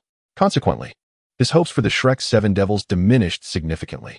Gong Yu turned to Lu Erlong and said, "Vice Dean Lu Erlong, have you perhaps forgotten the mission of the Academy of the Gods?" Lu Erlong was momentarily taken aback and replied with confusion, "How could I forget the mission of the Academy? It was I who proposed it. Since you haven't forgotten, why then do you so carelessly admit individuals into our Academy?" Gong Yu responded somewhat displeased. "Those 7 at the entrance, a significant portion are nobles and clansmen. Our Academy only enrolls commoners. You yourself proposed this principle. Yet here you are, trampling on it first. If every teacher in the Academy were to do the same, would we even be able to continue operating? Are they not commoners?" Lu Erlong inquired, directing his question at Flander and Yu Xiaojiang. However, upon seeing Yu Xiaojiang after the arrival of the Shrek 7 monsters, her heart filled with joy, and without further thought, she directly invited Flander and his students to join the Academy of the Gods. Flander appeared quite embarrassed. Yet before he could speak, Gong Yu interjected to respond on his behalf. "Among them, only 2 are commoners, Oscar and Ma Hongjun," she stated. "The others are as follows. Dai Mubai is the Prince of Xingluo. Zhu Zhuqing hails from the Zhu family of Xingluo, and is also Dai Mubai's fiancée. Ning Rongrong is the young master of the 7 Treasures Glazed Tile School, and Tang San is from the Haotian School. As for Xiao Wu, she carries an even greater secret. You may investigate on your own. Therefore, of the entire 7-member team, only 2 meet our Academy's enrollment criteria."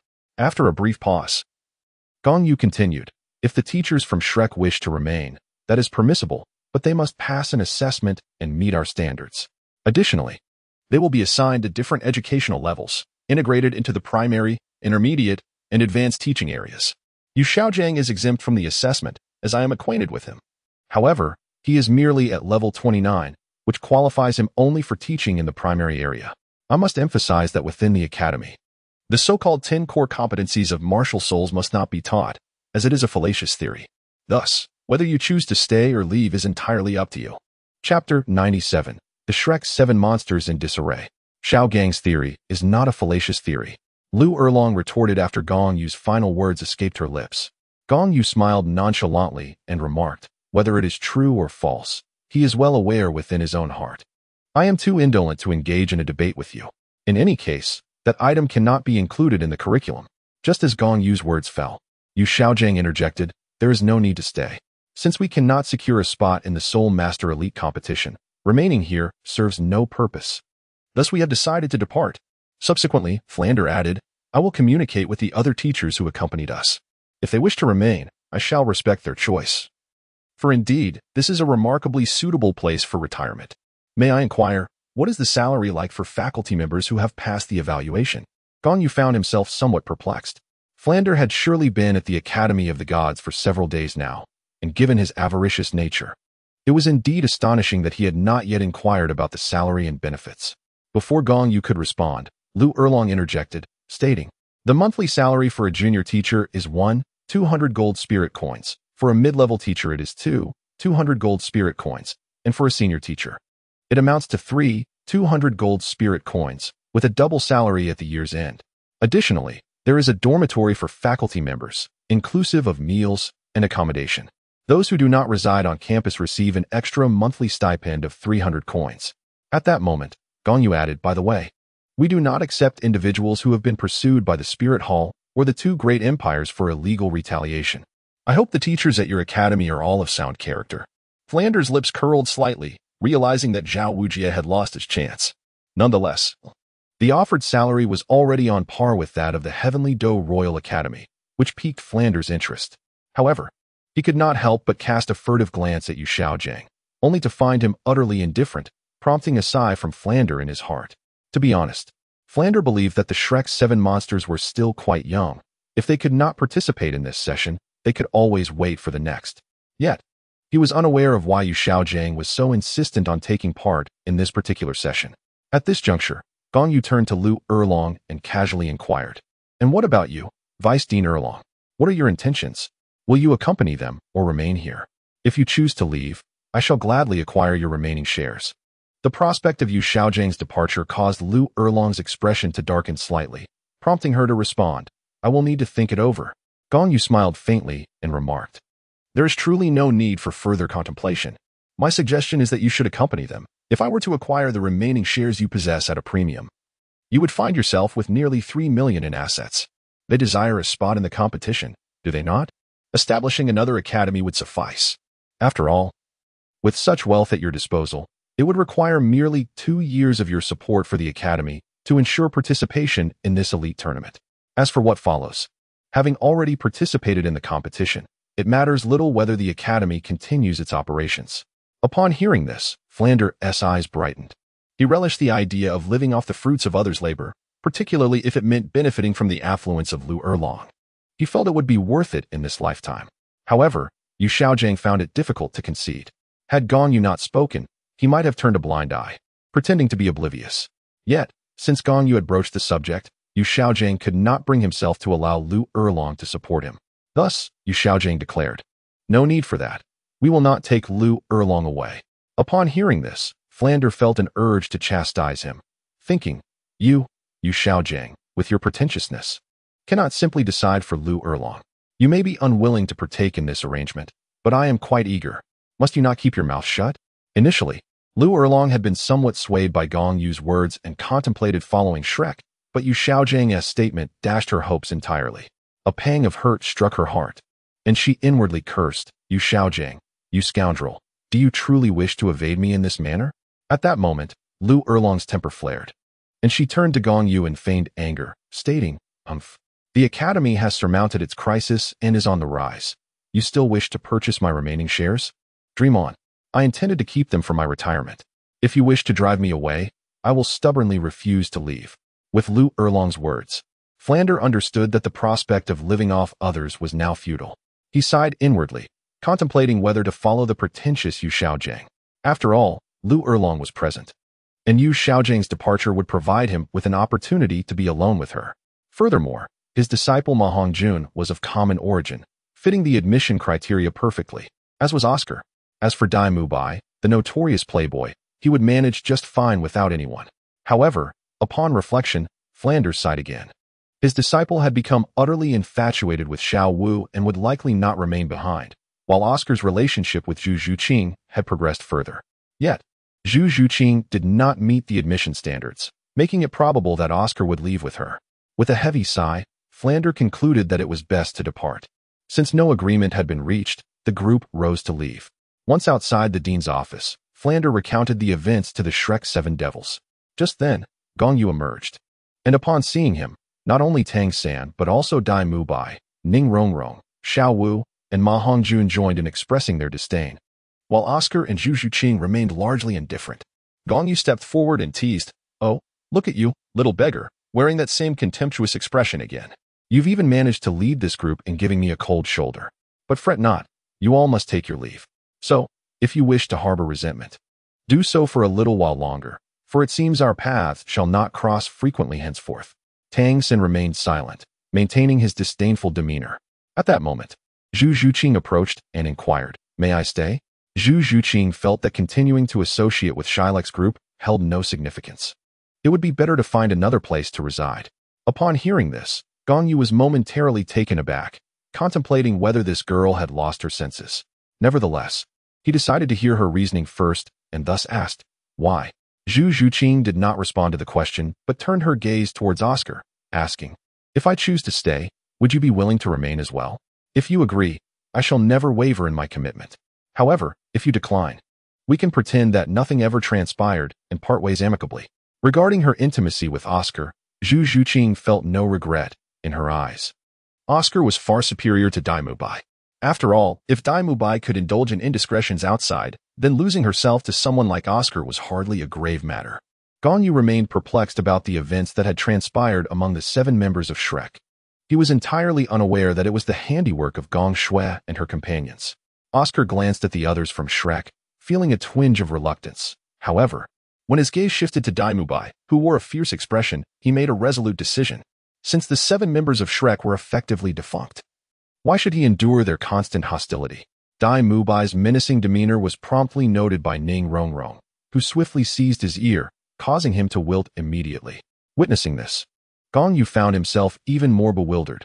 When had Dai Mubai become so subdued by Ning Rongrong, whom he had always regarded with disdain?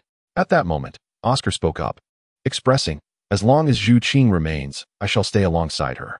Little Ao, just as Ma Hongjun intended to chide Oscar, was interrupted by Flinder, who stated, "Very well. Little Ao, let us part amicably, and I wish you a prosperous future." Oscar nodded appreciatively, responding, "Thank you, Dean Flinder." At this juncture, Zhu Zhuqing turned her gaze back to Gong Yu and inquired, "May Oscar and I remain?" Chapter 98. The decisions of the Shrek members. Gong Yu remarked, "Certainly. Oscar is a commoner and thus meets the admission criteria. As for you, should you wish to remain, you must relinquish your ties to the Xinghua Zhu family. If you are willing to let go, the Academy shall accept you, and the Academy of the Gods can guarantee that once you abandon your identity, the Xinghua family will not trouble you." At this moment, Dai Mubai immediately scoffed, saying, "What makes you think a mere academy has the audacity to assure that the Xinghua family will not cause trouble? Such grandiloquence may very well lead to your own downfall. What gives you the right? Allow me to enlighten you." Gong Yu retorted, "The reason lies in the fact that our Academy of the Gods boasts 7 titled Douluos, 4 of whom are at the pinnacle of level 99, 2 at the peak of level 98, and the remaining 1 is a regular title Douluo. Is that sufficient? If we so desire, we could annihilate the Xinghua royal family within an hour. Does that suffice for you? Should we choose, we could eradicate any of the top 3 sects within the same time frame. Does that suffice for you?" The 7 titled Douluos refer to the formidable beasts of the Star Do Forest, along with Dugabo, Di Tian, Bai Ji, Xiangjun, and the King of 10,000 Demons, all of whom can be considered at their limits. The remaining 2, Ziji and Qi Wang, can reasonably be counted as level 98. However, he did not account for the spirit beast, which he could not locate. As for Dugabo, he is currently aligned with Gong Yu, and if Gong Yu were to call upon him, Dugabo would certainly assist. Upon hearing Gong Yu's extensive declarations, the people of Shilek were taken aback, including Lu Erlong, who was equally astonished. Lu Erlong was unaware that Gong Yu held such significant backing. This force had never been heard of on the continent. He must hail from some hidden sect. Lu Erlong mused to himself. Meanwhile, Flandra's desire to remain grew even stronger. "Humph, who cannot boast?" Ning Rongrong interjected unexpectedly as Dai Mubai found himself at a loss for words. Gong Yu immediately scoffed, "If you do not believe me, you may invite the 7 Treasures Glazed Tile School to test their mettle and see if a mere 96th level Sword Douluo and a 95th level Bone Douluo can defend your sect. However, once your sect is destroyed, we shall see if you still possess the audacity to act like a little enchantress." Ning Rongrong felt indignant, but found herself at a loss for words. The challenge was laid bare before her. And could she truly dare to provoke the Bone Douluo or the Sword Douluo over such trivial matters? At that moment, Zhu Zhuqing spoke up again. "Very well. I am willing to renounce my identity as a member of the Zhu family and will promptly issue a public letter to sever ties with them."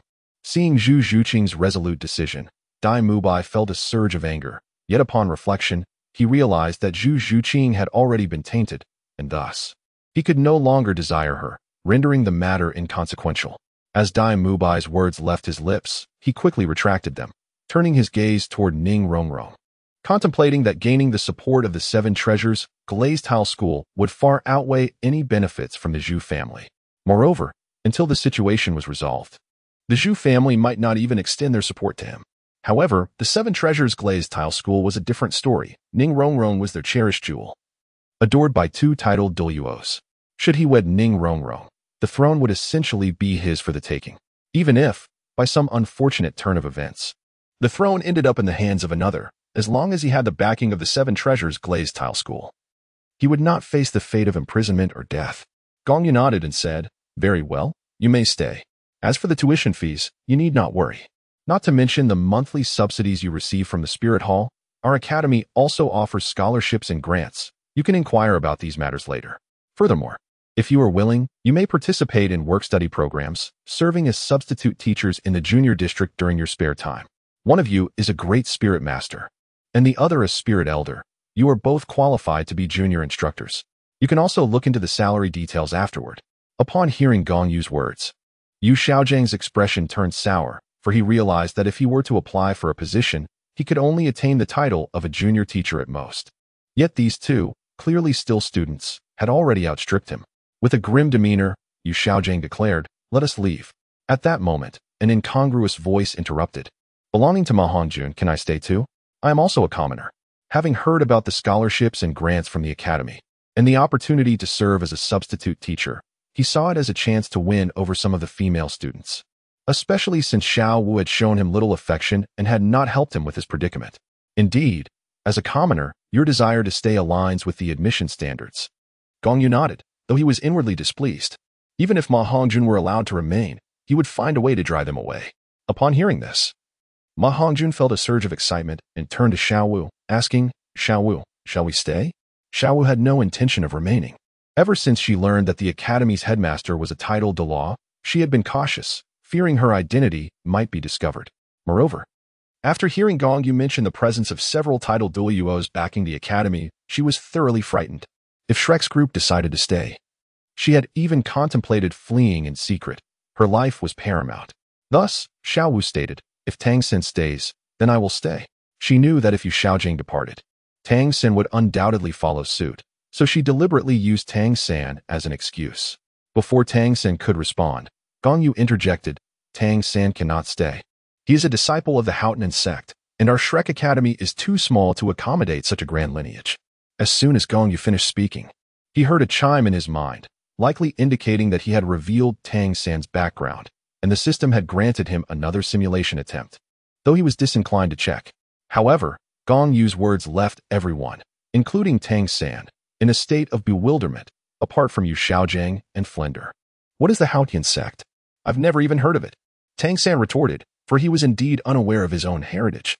Gong Yu let out a derisive laugh and remarked, "With your blue silver grass in one hand and the Haotian hammer in the other, possessing dual martial souls. Do not tell me that after years of studying under Yu Xiaojang's so-called theories, you remain oblivious to the identity of the hammer in your left hand. Even if Yu Xiaojang did not instruct you, you should have encountered its image in the tutorial." At this, Tang San was momentarily taken aback, for he had indeed never compared the images from the tutorial with his own Haotian hammer. Reflecting on it now, he realized how foolish he had been. Never once had he thought to investigate the nature of his hammer martial soul throughout all these years. "How do you know I possess dual martial souls?" As soon as these words escaped his lips, Tang San mentally berated himself for his foolishness, for he had inadvertently acknowledged his own origins. Gong Yu scoffed once more, remarking that even a pretentious theorist like Yu Xiaojang had managed to discern his possession of twin martial souls. It was inconceivable that he could be inferior to such a figure. Meanwhile, Xiao Wu, aware that Tang San could not remain, let out a sigh of relief. Genuinely worried that he might choose to stay. "Then I shall not linger either," she declared.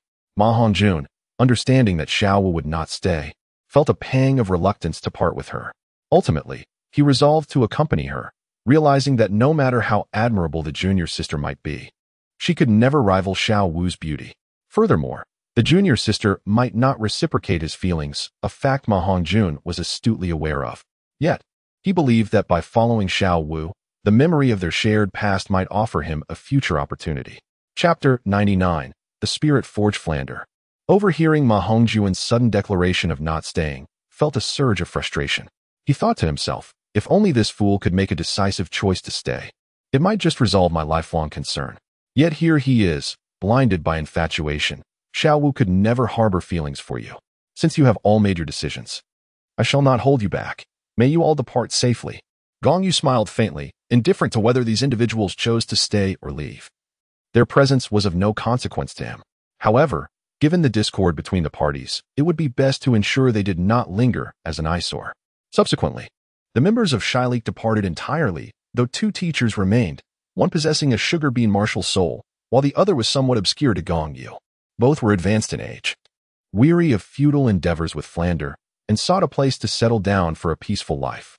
Originally, the Tiando Royal Academy would have been a commendable choice. However, after Dai Mubai's avalanche incident, the two educators were reluctant to remain there. Thus, they left with Flander once again. But now, with the Academy of the Gods extending an invitation and having no grievances with it, staying seemed to be the most favorable option. Flander did not insist, after all. He himself had contemplated remaining. Had it not been for Yu Xiaojing and Ma Hongjun, he might have truly stayed. As they departed, Lu Erlong discreetly handed Flander a gold card, a matter kept from Yu Xiaojing. Ultimately, it was a gesture of Lu Erlong's support, and Flander could hardly contain his delight, repeatedly asserting that he would repay her in due time. Lu Erlong, however, waved her hand dismissively, expressing indifference, yet instructed Flander to keep in touch and occasionally update her on Yu Xiaojing's situation. The mention of Yu Xiaojing stirred some discomfort within Flander, yet he ultimately acquiesced. With the affairs of Shilik drawing to a close, Gong Yu granted himself a brief respite. Although termed a holiday, it was in truth a period during which Gong Yu engaged a professional architect to construct a forging chamber for himself. On this particular day, Gong Yu entered the forging chamber, accompanied by Gong Xiao. After igniting the furnace and meticulously preparing the necessary materials, Gong Yu commenced his forging endeavors, this time aiming to undertake spirit forging. Spirit-forged metal is essential for crafting the second-tier battle armor. Thus, this was a crucial step for Gong Yu. Without it, his battle armor would remain stagnant. His first-tier battle armor had been custom-tailored to him, achieving a black grade, constructed from a unique alloy of spirit metals refined to their utmost limits. Therefore, the advancement to second-tier battle armor did not necessitate a complete reconstruction. It merely required the integration of appropriate spirit-forged metals and a redesign for automatic enhancement. Naturally, he needed to supplement the missing components to constitute a complete second-tier battle armor, such as adding wing components. Observing Gong Xiao by his side, Gong Yu retrieved a glowing piece of dark silver from the forge. As he hammered away with the forging hammer, he remarked, to elevate to spirit forging, it is best to reach the pinnacle of 1,000 forges for the next step to be more effective, though it is not imperative to attain perfection. At that moment, Gong Xiao inquired, how can one ascertain whether they have reached 1,000 forges? In truth, Gong Xiao had already achieved this level of forging skill. She simply had never asked what constituted 1,000 forges, having relied on Gong Yu's affirmations of her proficiency. Gong Yu continued to strike the forging hammer while elucidating. This is quite simple. Generally speaking, 1,000 forges possess spirit. Once one reaches this milestone, a resplendent radiance will ascend. It is truly remarkable for a normal 1,000 forges to elevate to 5 feet. Yet 5 feet is not the pinnacle. Gong Xiao reminisced about her forging process, recalling moments when brilliance surged forth magnificently. As for the height of that brilliance, she had not paid it much heed. Yet, the very existence of such moments confirmed that she had indeed achieved the essence of 1,000 temperings. At that moment, she turned to Gong Yu and inquired, what level of luminosity must one attain to be considered as having reached the pinnacle of 1,000 temperings? Gong Yu smiled gently and remarked, only when the radiance soars to a height exceeding 10 feet does it signify the pinnacle of 1,000 forges, much like the present moment. As his words echoed in the forge, his right hand, gripping the hammer, became enveloped in golden scales. With a powerful strike, the forge resonated with a distinct dragon's roar, and a beam of light ascended skyward like a soaring dragon, only halting after reaching a remarkable height. Gong Xiao widened her eyes in astonishment. While she might be capable of forging 1,000-fold metals, she was certain that she could never achieve what Gong Yu was currently doing. After reaching the pinnacle of 1,000-fold refinement, Gong Yu did not cease his efforts. Instead, he continued to hammer the block of silver, stating, "I shall now commence the forging of spiritual metals. As this is my first attempt, I must not be distracted by conversation. You may observe quietly and feel free to inquire later." "Understood, my lord. I shall attentively observe from the side," Gong Xiao replied, nodding. She was aware of the gravity of the situation. Gong Yu took a deep breath, and as the radiant light ascended, the forging hammer in his hand unfurled on either side of his body, causing his eyes to sparkle with newfound brilliance. The hammer arched through the air, and before the silver light descended, he had already swung his forging hammer once more. A beam of light struck down simultaneously, crashing onto the refined silver, producing a sound far more resplendent than before. Upon closer inspection, the silver now bore a delicate layer of intricate cloud patterns, which shimmered with captivating brilliance, their aura swirling as if the metal had transformed into something altogether different. Through the meticulous process of being refined to its utmost essence, the internal structure of this silver had been thoroughly organized, rendering it incomparably more resilient than before, finally capable of withstanding Gong Yu's formidable strength. With his eyes aglow and his mental realm fully unfurled, Gong Yu's spiritual energy surged forth, gently infusing itself into the silver alongside the hammer. The fusion of spiritual energy with vital force caused the silver to emit a subtle dragon's roar with each strike, while the cloud patterns above underwent slight adjustments. The infusion of soul power and spiritual energy marked the commencement of the most crucial phase of spiritual forging and awakening of life. The primary distinction between spiritual forging and traditional refinement lies in the essence. Undoubtedly, the greater the spiritual essence of a rare metal, the more valuable it becomes. While the infusion of soul power was customary, Gong Yu's release of spiritual energy seemed excessive. Under normal circumstances, such an outpouring was unnecessary, indicating that he had infused a part of himself into the process. The dragon's roar served as a testament to this, as such a unique sound should not typically manifest at this stage. Gong Yu, with remarkable steadiness, wielded his forging hammer, exhibiting neither the lightness of earlier attempts nor the heaviness one might expect. Instead, he delivered a measured blow upon the ingot of dense silver. The silvery cloud patterns upon the silver began to contort, transitioning from smoothness to distortion, and with the infusion of Gong Yu's spiritual energy, they commenced a rhythmic pulsation. This marked the awakening of sentience within the metal. Chapter 100, Blood, Qi, and Soul Rings in a span of approximately 5 minutes. He entered the realm of spiritual forging, a truly astonishing feat, unattainable by the average individual, even by the renowned 3 great craftsmen of the age. The so-called 3 great craftsmen, Tang Hao, Titan, and Lu Gao, were not genuine divine craftsmen. They merely lingered at the thousand-fold forging stage. Having spent 5 years in Gingxin City, Gong Yu had learned forging techniques from Lu Gao, who could only produce a radiant glow of less than a yard from rare metals, indicating that he had yet to reach the pinnacle of thousand-fold forging. Moreover, Lu Gao's finest creation served as testament to this limitation. The most formidable armor he crafted could withstand only a single strike from a soul sage. According to Lu Gao, Titan was on par with him, exhibiting a slightly greater radiance in his metalwork. As for Tang Hao, he surpassed the others, for the metals he forged radiated beyond a yard during the process, signifying that his forging technique had indeed reached the pinnacle of thousand-fold mastery. Logically, one would expect that the 3 great craftsmen of the current era should at least attain the level of spiritual forging. However, due to the constraints of their time, blacksmiths occupied a lowly status, and their lack of technological innovation relegated the art of forging to its nascent stages. Thus, even the so-called 3 great craftsmen had never contemplated the possibility of merging their mental and spiritual energies into the metal during forging, seeking merely to strike the metal until achieving the threshold of sentience. Consequently, no spiritual forging masters had emerged in the Douluo Continent to this day. Recognizing the limitations of the forging techniques of his era, Gong Yu ceased his studies under Lu Gao after reaching the thousand-fold stage, as further learning would bear no significance. Lu Gao had hoped to include Gong Yu's name among the divine craftsmen, but Gong Yu declined the offer.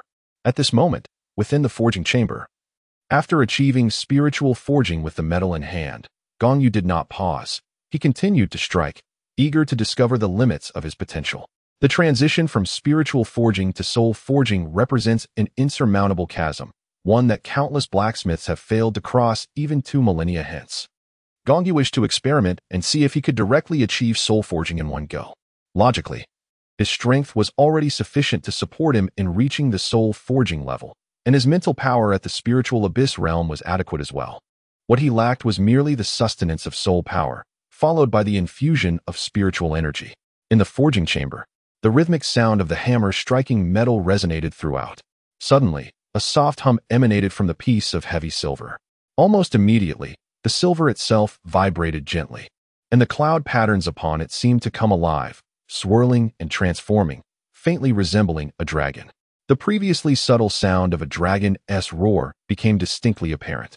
An exuberant emotion surged forth from the heavy silver, as the spiritual forging was entirely accomplished in a mere 8 minutes. The swiftness of this achievement was entirely due to the advantages conferred by his Golden Dragon King bloodline. This time, however, Gong Yu paused.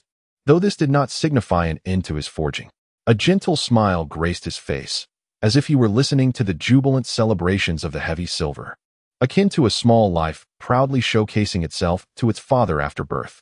In the next moment, Gong Yu's aura underwent a remarkable transformation. A powerful surge of vitality erupted forth, revealing diamond-shaped scales that adorned his form, imparting an impression of formidable strength. The only visible skin was on his neck and arms, where scales densely covered his neck down to his jawline. His hands were completely enveloped in golden scales, yet no dragon claws emerged. Standing nearby, Gong Xiao was equally astonished by the intense wave of vitality emanating from Gong Yu. While she and her sisters could manipulate vitality due to their training in the dragon-elephant prajna and their use of blood from subdragon species and elephants as aids, the potency of Gong Yu's vitality was astonishingly more intense, dozens of times greater than theirs. The overwhelming pressure from his bloodline directly stimulated her martial soul, causing rings of soul energy to rise from beneath her feet. Before Gong Xiao could fully recover from her shock, an even more astonishing scene unfolded before her eyes. As Gong Yu's aura continued to surge, she was taken aback to witness golden halos ascending from beneath his feet, 5 in total. These 5 golden rings represented Gong Yu's vitality soul rings. After merging with the Golden Dragon King bloodline, the system had placed 9 seals upon him. It was not that it wished to impose fewer seals. Rather, the Golden Dragon King bloodline he possessed was incomplete, sufficient only for 9 seals. With each soul ring Gong Yu acquired, a seal would be unlocked, and he had now released 5 seals. With each unsealed bond, he would gain a skill from the Golden Dragon King. Gong Xiao was witnessing Gong Yu's blood and soul ring for the first time, and her expression grew increasingly astonished, particularly due to its golden hue. She had heard Gong Yu mention that gold signifies a million-year soul ring, which left her in a state of disbelief, struggling to trust her own eyes. With arms outstretched, Gong Yu shuddered slightly, and the fluctuations of his blood essence intensified, enveloping his body in a shimmering golden mist. His eyes, too, transformed into a radiant gold. At that moment, the piece of deep silver seemed to sense the surge of Gong Yu's energy, its previous exuberance now replaced by curiosity. Suddenly, Gong Yu's forging hammer moved. This time, as it activated, the hammer had been suffused with the power of blood essence. Turning golden, it fell with tremendous force, no longer light as before, but overwhelmingly heavy. Each strike caused the entire smith to tremble slightly, with deep, resounding booms echoing as if cannon fire was reverberating through the air.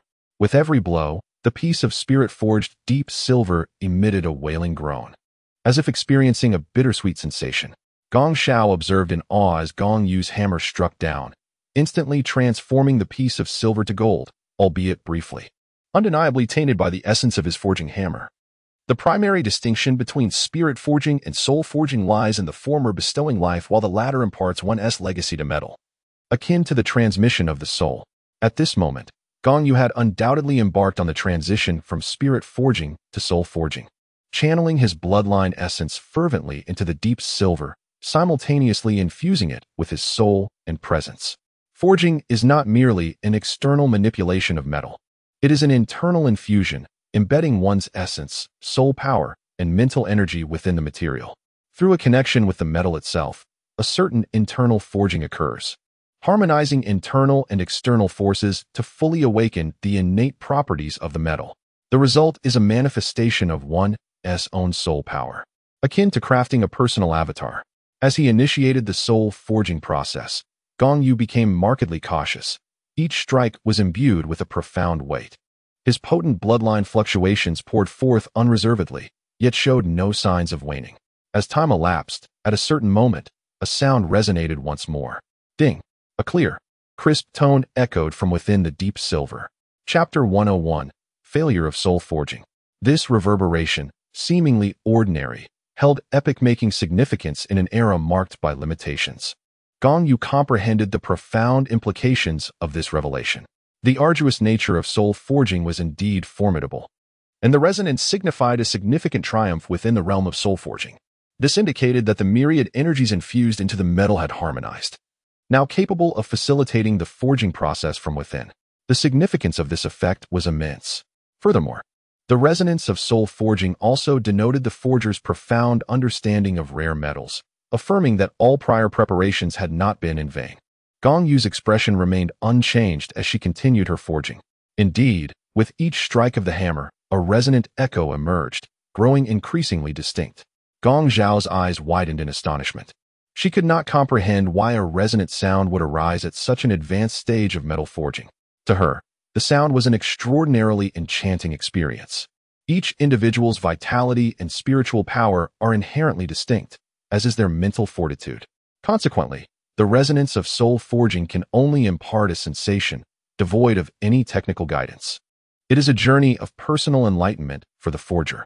Hence, Gong Yu was unable to offer any elucidation to Gong Xiao. Following the resonance of soul forging comes the solidification process. Once solidification is achieved, the forging is deemed 70% complete. The final stage is the awakening of the soul. Upon its successful completion, the soul forging is regarded as triumphant. As Gong Yu's hammering speed began to accelerate, his vitality exuded an astonishing strength, showing no signs of waning. Instead, the golden mist enveloping his body became increasingly dense. Under the relentless strikes of his hammer, the once dark silver had fully transformed into gold. Resonating with the echoes of dragon roars and the distinct sounds of soul forging, all signifying a favorable progression. Suddenly, the golden chunk of silver trembled violently and astonishingly leaped from the forging platform. Xiao, be cautious. This is a life tremor. It has gained sentience and seeks to escape. Secure the doors and windows, then summon your martial spirit. If it flees, aim and strike it down, and I will explain everything later. With that, Gong Yu swiftly instructed Gong Xiao to prevent any distractions. Indeed, scarcely had Gong Yu finished speaking when the little creature attempted its escape before Gong Xiao could act on his orders. However, Gong Yu remained composed, letting out a sharp reprimand. Humph, thinking of fleeing? Come back to me. Accompanied by his commanding voice, the third golden halo around him flickered intensely, causing the golden chunk of silver to shudder and, with a resonant clang, return to the forging table. The silver had already absorbed Gong Yu's bloodline essence, and with the overwhelming power of the Golden Dragon King's lineage, the piece of silver was unable to resist the call and returned. Taking a deep breath, Gong Yu raised his heavy hammer once more, prepared to descend with ferocity, initiating the next phase, soul solidification. His eyes transformed from a golden hue to a rich purplish gold, each swing of his hammer releasing a diminishing pulse of bloodline energy, yet simultaneously enhancing his mental fortitude. Two beams of purplish gold light erupted from his gaze, directly channeling the soul impact of the purple extreme demon eye onto the metal. Instantly, the oscillation of the gold and silver began to wane. Under the dual influence of spiritual impact and forging, the trembling metal drew inward, revealing intricate patterns that had previously lain hidden. However, these were no longer mere lines.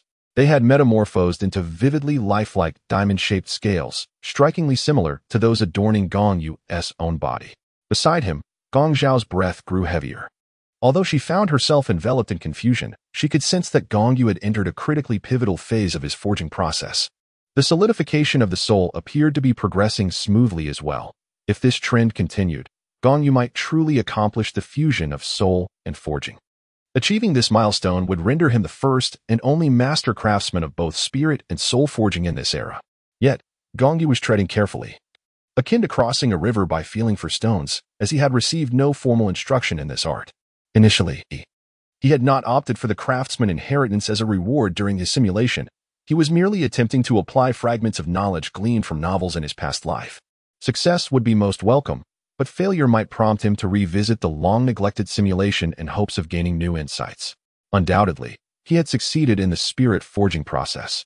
becoming the first individual in this profession to navigate this challenging path with success. Every emergence of a first is accompanied by celestial phenomena, signifying the heavens' endorsement.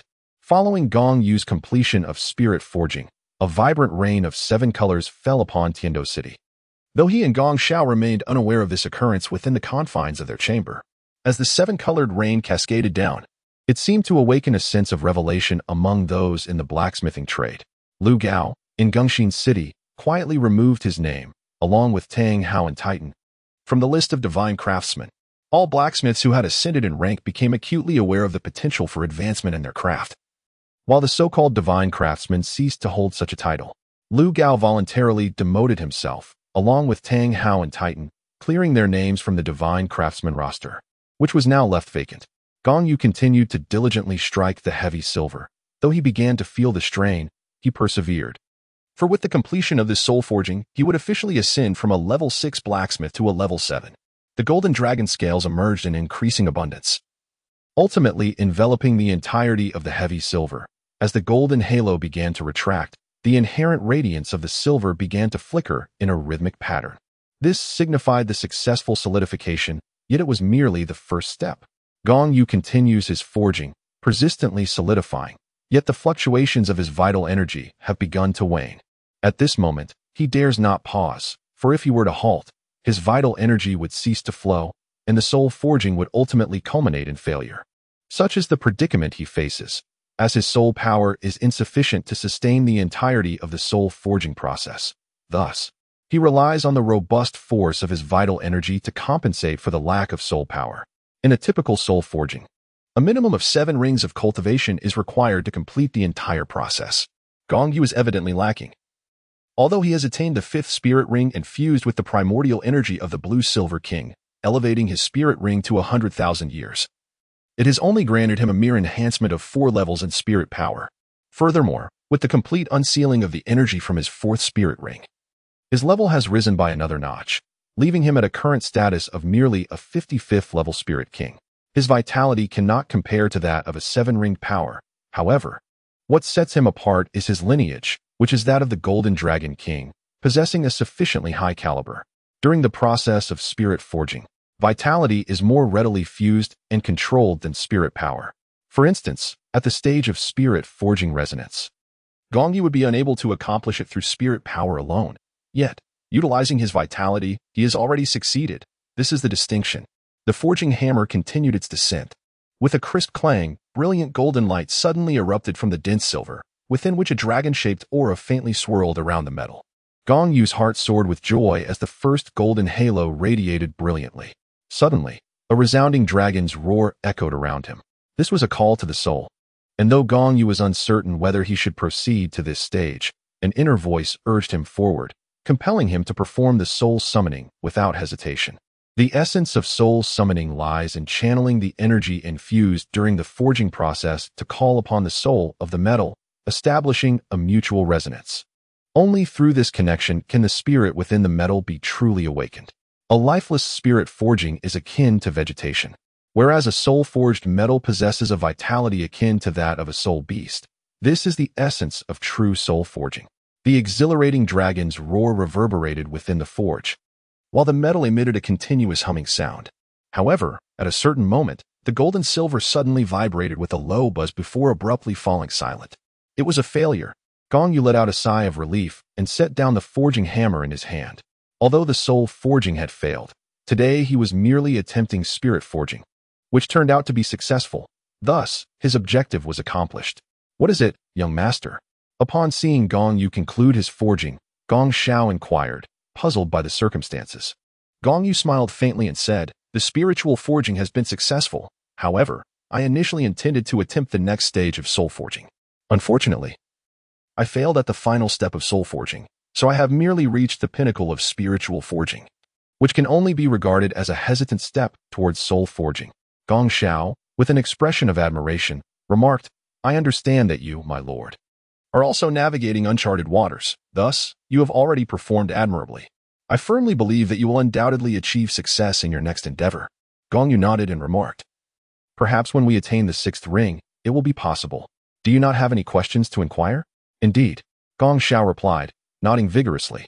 I would like to ask, what level must one achieve in Qian Duan to attempt Ling Duan? That is quite simple, Gong Yu responded with a smile. I have previously mentioned that when Qian Duan possesses spirit, it emanates a brilliant radiance that soars upward. Typically, a Qian Duan with spirit can elevate to a height of 5 feet, which is already quite remarkable. Therefore, if one can elevate the radiance to a height of 5 feet, they qualify to proceed to the next step. However, I would advise reaching the pinnacle of Qian Duan before attempting the next phase, as this will significantly enhance the likelihood of success during Ling Duan. Why is that? Gong Xiao inquired further. Gong Yu Dao. After undergoing a process of meticulous refinement through 1,000 forges, the internal structure of the metal is thoroughly unraveled, allowing for a more precise mastery over it. Gong Xiao silently nodded, committing to memory all that Gong Yu had conveyed, and then inquired, how should one proceed with spirit forging? Gong Yu remarked, the so-called spiritual forging is the process of infusing soul power and mental energy into the spiritually refined metal, merging them together to awaken life. To illustrate, while the refinement process endows the metal with spirituality, it remains inanimate. Spiritual forging is the act of bestowing sentience upon the lifeless, transforming it into a living entity. This explains why the piece of silver attempted to escape earlier. It had developed consciousness and thus it came to life. As he spoke, Gong Yu gestured towards a piece of spiritual forging metal that had reached the threshold of semi-soul forging, continuing.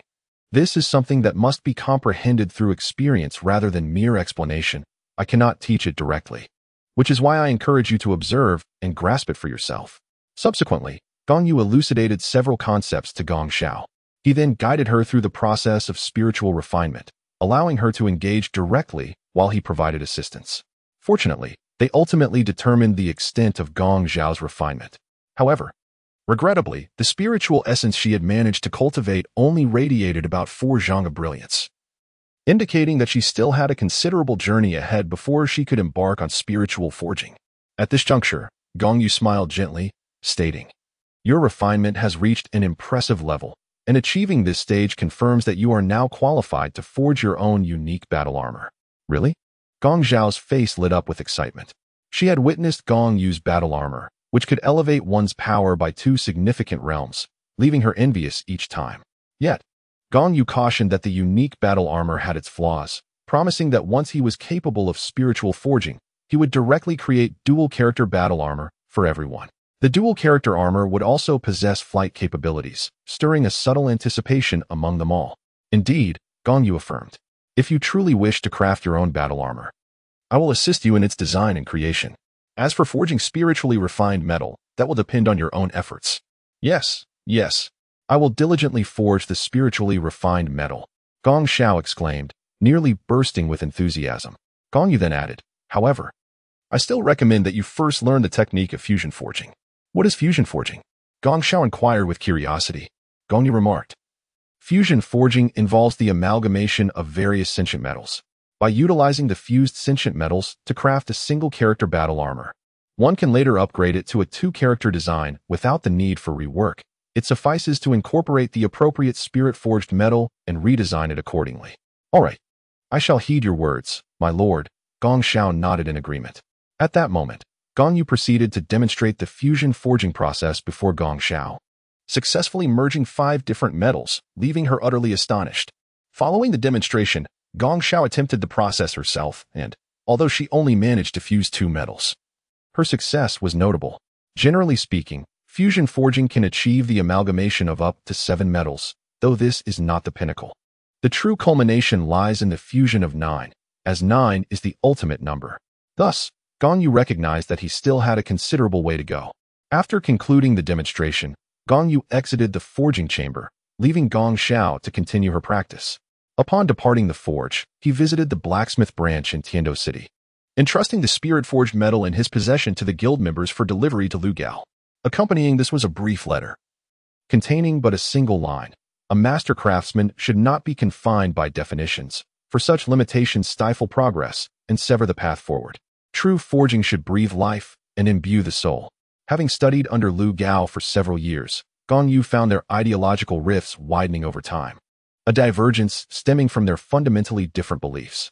This was the primary reason Gong Yu ceased his apprenticeship with Lu Gao. While the lack of further teachings from Lu Gao contributed to this decision, the more profound reason lay in their conflicting philosophies. It was inconceivable for Gong Yu to convey advanced concepts to such a stubborn traditionalist. Lu Gao was indeed a man of inflexible views. He could spend months dissecting a remarkable invention, driven by an insatiable need to unravel its secrets, often neglecting sustenance and shunning interruptions. Thus, it would be more accurate to describe Lu Gao as a manufacturer rather than merely a forger. In his eyes, regardless of what was crafted, it remained an object, devoid of humanity. If the crafted item were to possess life, the question arises, would it be man who controlled it, or would it in turn dominate mankind? The inception of this idea plunged Lu Gao into a profound state of melancholy for 3 whole months, leading him to become increasingly conflicted within himself. Ultimately, it was a matter of differing philosophies that caused everyone to part ways, and Lu Gao ceased to delve deeper into the intricacies of forging. Instead, he redirected his focus towards the creation of exquisite artifacts. He entrusted the items for transport to the guild members tasked with delivering them to Lu Gao. And upon catching sight of that piece of metal, Gong Yu could already envision the expression that would grace Lu Gao's face. Subsequently, Gong Yu sought assistance from the blacksmith's guild in procuring a batch of metals he required. Given that he presented the blacksmith token bestowed by Lu Gao, he was afforded substantial discounts on his purchases.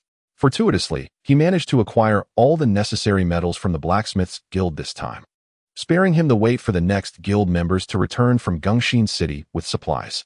Having secured all that he needed, Gong Yu departed from the blacksmith's guild and returned to his residence. He then resolved to embark upon the next phase of his plan. Chapter 103. The Pursuit of the Enigmatic Tang. How upon returning home, Gong Yu summoned everyone to announce a matter of significance. Once all had gathered, he spoke. I must retreat to a particular location for a period of seclusion, which will likely span from 6 months to a year. Hearing this, Gong Shui raised her hand and inquired, "May we accompany you?" This time, she had learned from experience, refraining from outright stating her desire to go. Instead asking if it was permissible, Gong Yu shook her head and said, "No, it is impossible. You are far too weak to accompany me. If you were all soul kings like myself, I might consider it." The women could not help but lower their heads, clenching their fists, filled with self-loathing for their own weakness. The destination of Gong Yu this time is the city of slaughter. Among the women, perhaps only Gong Shao is truly suited for the journey, as she possesses immense strength and various other skills. The city of slaughter would indeed provide an excellent opportunity for her to hone her combat abilities. However, after careful consideration, Gong Yu ultimately decided against bringing Gong Shao along, recognizing that favoritism would be inappropriate. Moreover, with the inheritance of the summer deity, even if Gong Shao were to acquire the treasures of the Azura within the city of slaughter, they would likely hold little significance for her. As for the other young ladies, it would be best for them to refrain from entering.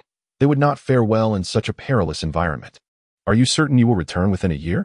Gong Lan inquired, sensing an unsettling premonition that Gong Yu might not come back in that time frame. Though it could merely be her imagination. "I assure you, I will return before the Soul Master Elite competition," Gong Yu promised. Gong Yu believed that a year should suffice. As long as the City of Carnage could accommodate him, he could indeed engage in a battle each day. However, it was evident that the City of Carnage could not facilitate such a schedule. Thus, Gong Yu set a personal deadline of 1 year. Casting a glance at the women around him, he continued, "After my departure, your cultivation must not wane. Lanner, you must ensure diligent supervision." Gong Lan nodded. Feeling a pang of reluctance in her heart, yet she refrained from voicing her sentiments.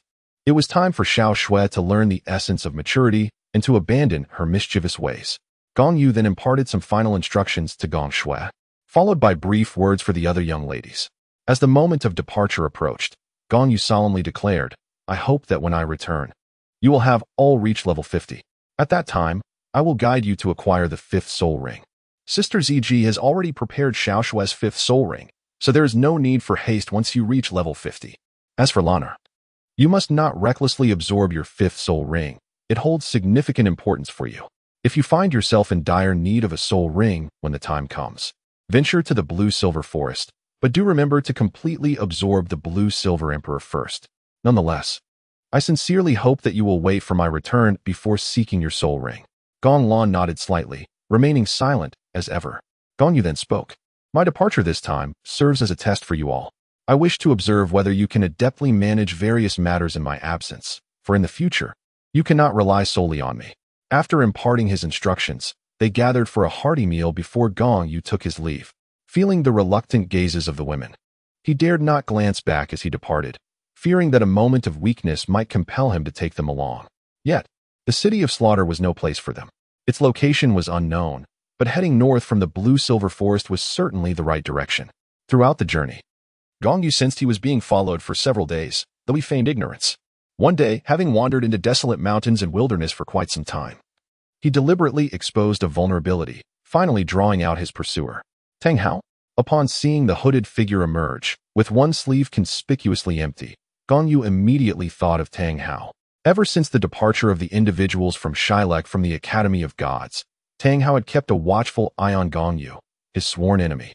Ever eager to eliminate him, but lacking the opportunity until he noticed Gong Yu leaving alone a few days prior, which he deemed a chance. Eventually, he was recognized, but it mattered not. Tang Hao shed any pretense, revealing his true identity, yet Gong Yu mused that this time, no one would come to his rescue.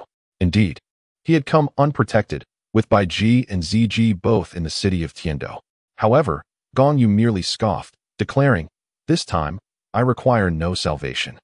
Without further ado, he activated his complete set of battle armor, his strength surging by 20 levels, reaching the rank of Soul Sage. The full set of soul bones?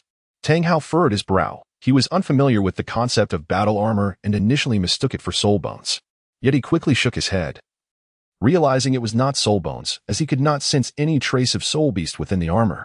At that moment, Gong Yu trembled as 5 golden blood soul rings pulsated forth, golden scales enveloping his hands and neck. Without waiting for Tang Hao to utter a word, he struck first. What are golden soul rings? The limitations of this era rendered Tang Hao oblivious to the significance of the golden soul rings.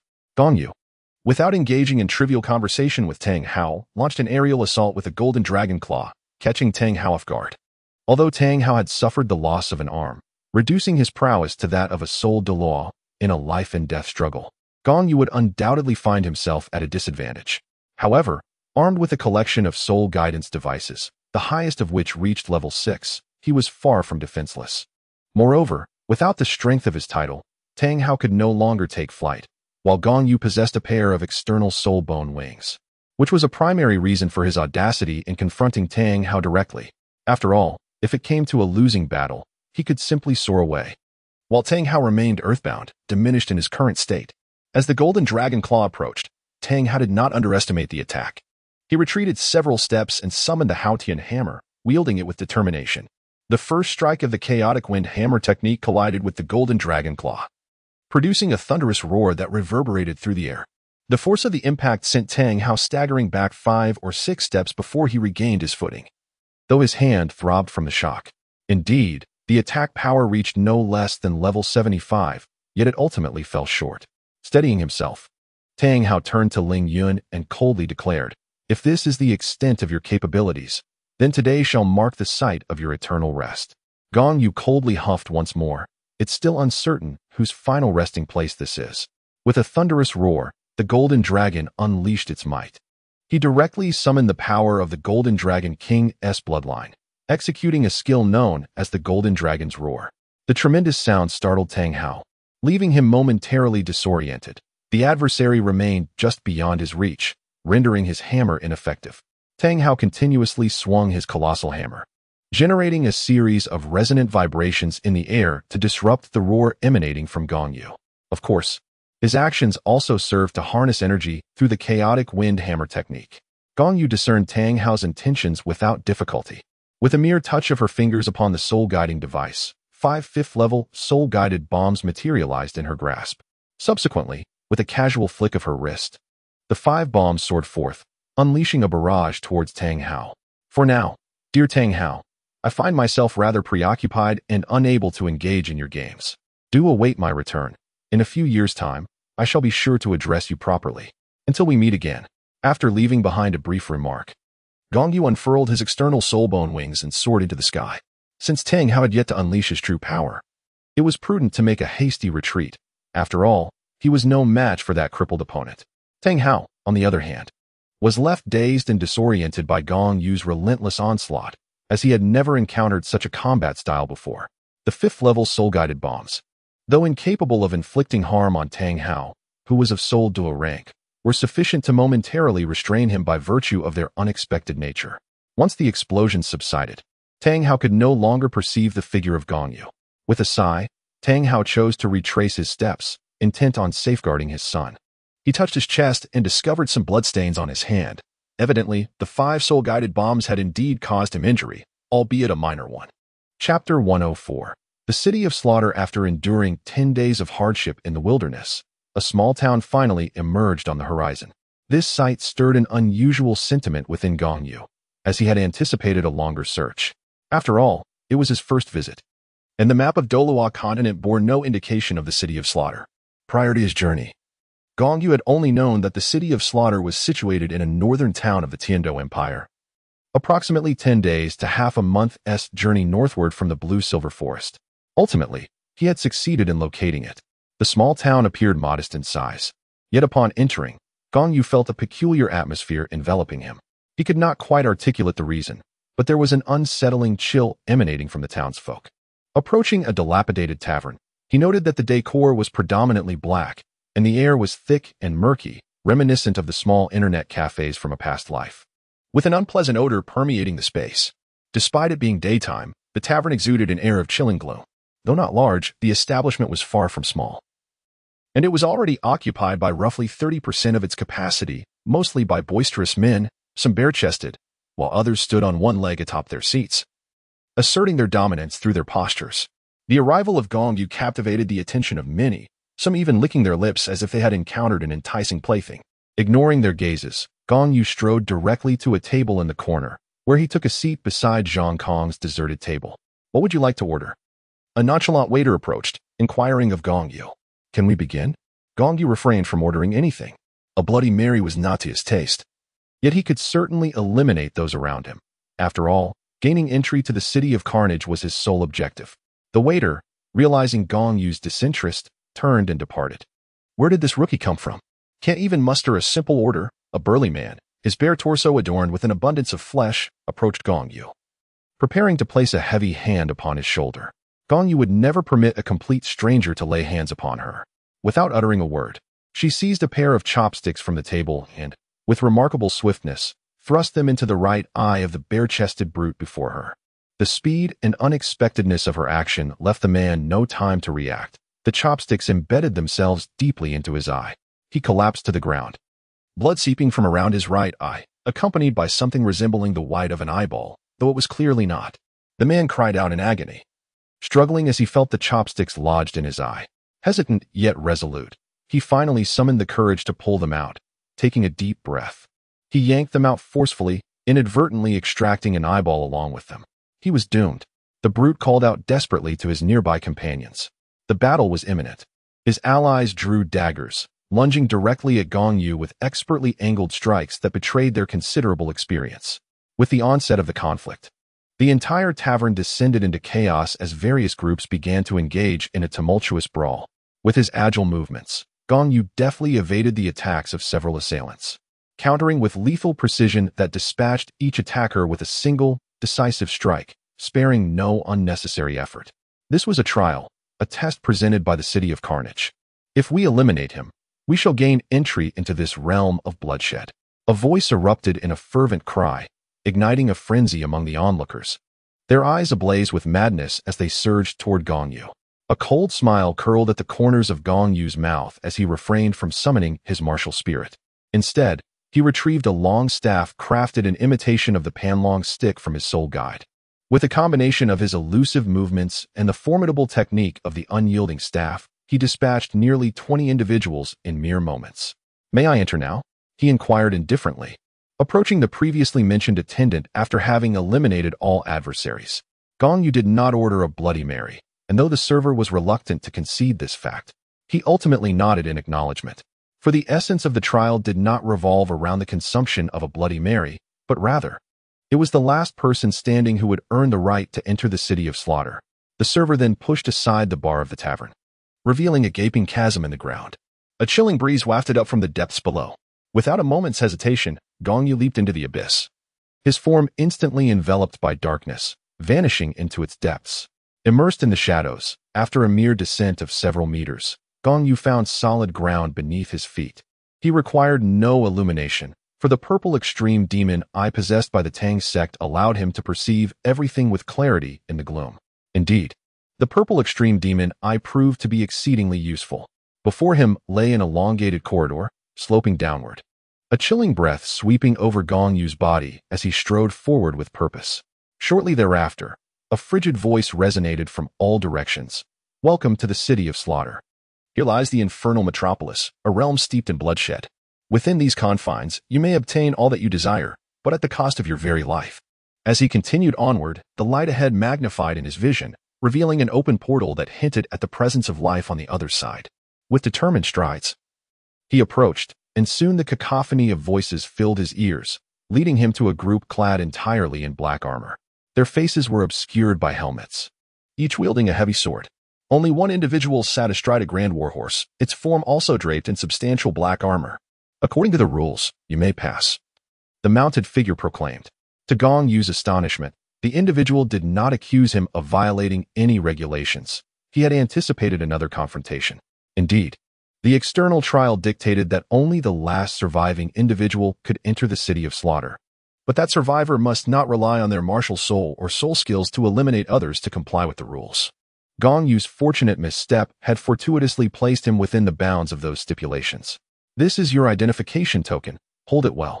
Henceforth, within the city of slaughter, you shall possess no name, only a number, the armored knight stated, extending a black token towards Gong Yu with an air of indifference. Gong Yu casually took the token and glanced at it, revealing a skull intricately carved upon its surface, accompanied by a number, 9527. The sight of this number caused Gong Yu to pause momentarily, as a wave of nostalgia for the films of his past life in Hong Kong surged within him. Indeed, this number was exceedingly familiar.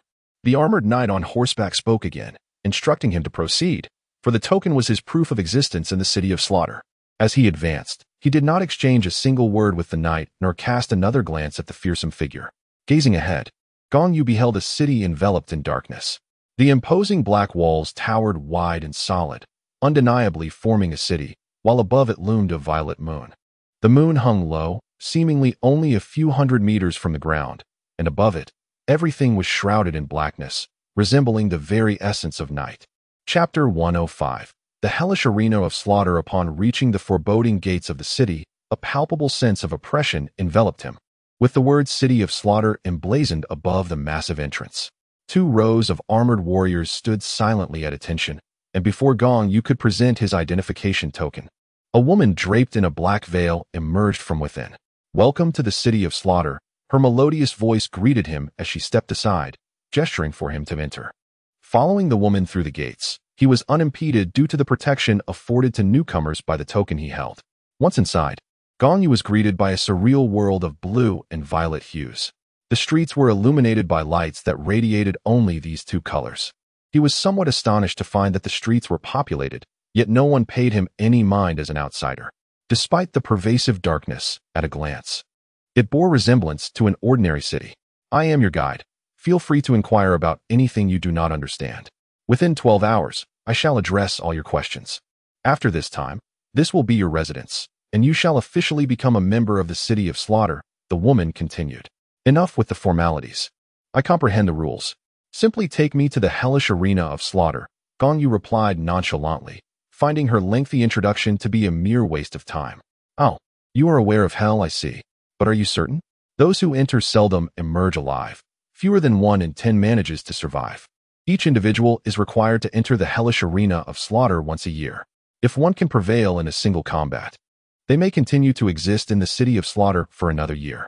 The black-clad maiden paused, surprised that the newcomer possessed such knowledge. Gong Yu spoke softly. I am certain. I shall go now. In that case, please follow me, replied the girl in black gauze. With that, she proceeded into the inner city, maintaining a steady pace, always keeping half a step ahead of Gong Yu. Before long, they arrived at the inner city, a place of decadence that could be more aptly described as a realm of beasts rather than a paradise of sin. Come, ahead lies the Hell Arena, the very heart of the City of Slaughter. Under the guidance of the girl in black, Gong Yu beheld a peculiar structure. The building was circular, or more precisely, an irregular cone, with the broadest base tapering as it ascended. It was not until approximately 30 meters above ground that it maintained the same diameter, extending upwards to a height of 50 meters. The expanse of the Hell Arena was indeed substantial, although it was somewhat smaller compared to various grand arenas Gong Yu had previously visited. The dark edifice exuded an oppressive aura. The girl in black explained to Gong Yu that the location of the Hell Arena was the very center of the city of slaughter, underscoring its significant status within this realm. Gong Yu inquired, "Please elaborate on the combat regulations here." The girl in the black veil replied, "It is quite straightforward. Upon entry, you must register with your own identity card and then await the commencement of the match. During this waiting period, no actions are permitted. Each group entering the slaughter arena consists of 10 individuals. Irrespective of the means employed, the objective is to emerge alive, a survival ratio of 1 in 10. May one attend as a spectator?" Gong Yu asked.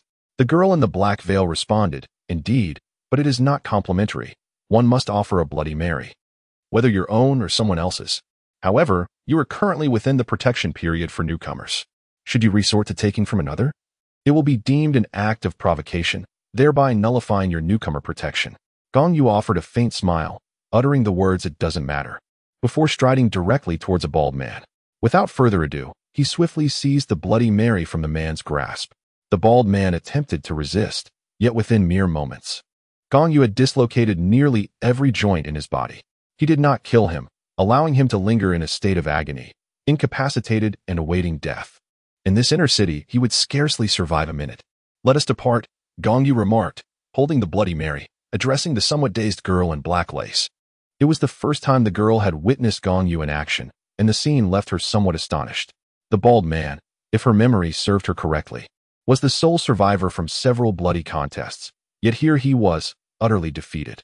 Before long, the girl in black lace led Gong Yu into the arena of slaughter, where, after a cursory glance, he found the spectacle rather dull. "Take me to register. I wish to participate in the next match," he declared. The girl, intrigued by the arrival of such an interesting newcomer, noted his impatience with the duration of the newcomer protection period. However, having observed his prowess earlier, a flicker of fear stirred within her, prompting her to nod without hesitation, taking the identification badge he offered and departing. 10 minutes later, Gong Yu found himself at the commencement of the first slaughter match in the City of Death. The battle itself offered little of note. In mere moments, he dispatched 9 opponents, emerging as the sole survivor of that contest. A month swiftly passed, and Gong Yu's victories in the hellish arena had reached 30, adhering to his initial plan of competing once each day. In the early days, a few attempted to ambush him privately, but such daring individuals had dwindled in number. However, the few who remained were increasingly formidable adversaries. With each victory, he discovered another rule. In every subsequent match, his opponents had to have participated in at least 5 more battles than he had. Unless all contenders fell below that threshold, it would be nearly impossible for him to maintain his daily participation. Since that was no longer feasible, he decided to let it be. After each match, he would simply register for the next, awaiting notification of his scheduling. With all else being idle, he busied himself with his own affairs. In the City of Death, what else could one be occupied with, if not the act of slaughter? While others may lack the inclination, Gong Yu found himself with ample time on his hands. Thus, he decided to resurrect the long-neglected simulation. Just 3 days prior, he had engaged in a simulation that enabled him to complete the legacy of the 1 to 4 character battle armor masters. With his newfound leisure, he began to elevate his own 1 character battle armor. Ironically, while many ventured to the City of Carnage solely to engage in relentless slaughter, Gong Yu busied himself with forging within the confines of his residence. His abode, now devoid of any inhabitants, bore witness to the devastation he had wrought upon the surrounding populace. Consequently, this entire area was rendered a solitary domain, with no one daring to intrude. A few audacious souls attempted to breach his territory, yet they emerged dismembered, never requiring Gong Yu's direct intervention, as the roads were laced with trigger-based soul-guided explosives. In an era where the dangers of such contraptions were unknown to the masses, those who ventured within could never hope to return unscathed. Chapter 106. The Seeds of Life and Destruction. As the number of those afflicted grew, the would-be assailants ceased their foolish attempts to invade Gong Yu's territory. With plenty of alternatives available, they simply moved on to other targets. With the absence of these marauders, Gong Yu found his peace restored, allowing him to pursue his endeavors without restraint. System: Initiate Simulation. Please select a profession. No need, a random simulation will suffice. In the recesses of his mind, Gong Yu faintly replied. Ever since the successful upgrade of the system, the options available had multiplied. However, due to an extended hiatus from utilizing the system, his reliance on it was rather minimal. His desire to engage in simulation stemmed from two motivations: to pass the time and to explore the possibility of acquiring new techniques or other forms of gain. The simulation commenced. At the age of 0, you were born. At 6, you awakened your martial soul, the Breaking Cloud Spear, endowed with innate full soul power. By the age of 12, you reached level 35 soul power and entered the Shirlai Academy, where you caught the attention of Yunming, who took you under his wing as a disciple. At 13, your soul power ascended to level 40, and with the emergence of your second spirit ring, you attained level 41, whereupon Yunming imparted to you the sky-piercing spear technique. 3 months later, Yunming introduced you to a junior sister named Nar, a year your junior, with striking silver hair. At 14, you reached level 45 while Nar stood at level 35. The two of you spent your days either training or sparring, and Yunming and his spouse believed that you would make a fine pair in the future. Yet, you were aware that Nar harbored feelings for someone else, and you did not impose, convinced that romantic entanglements could hinder your rapid draw of the spear. By the age of 15, your soul power had risen to level 49. At 16, it escalated to level 54, with your soul power compressed to nearly 70%.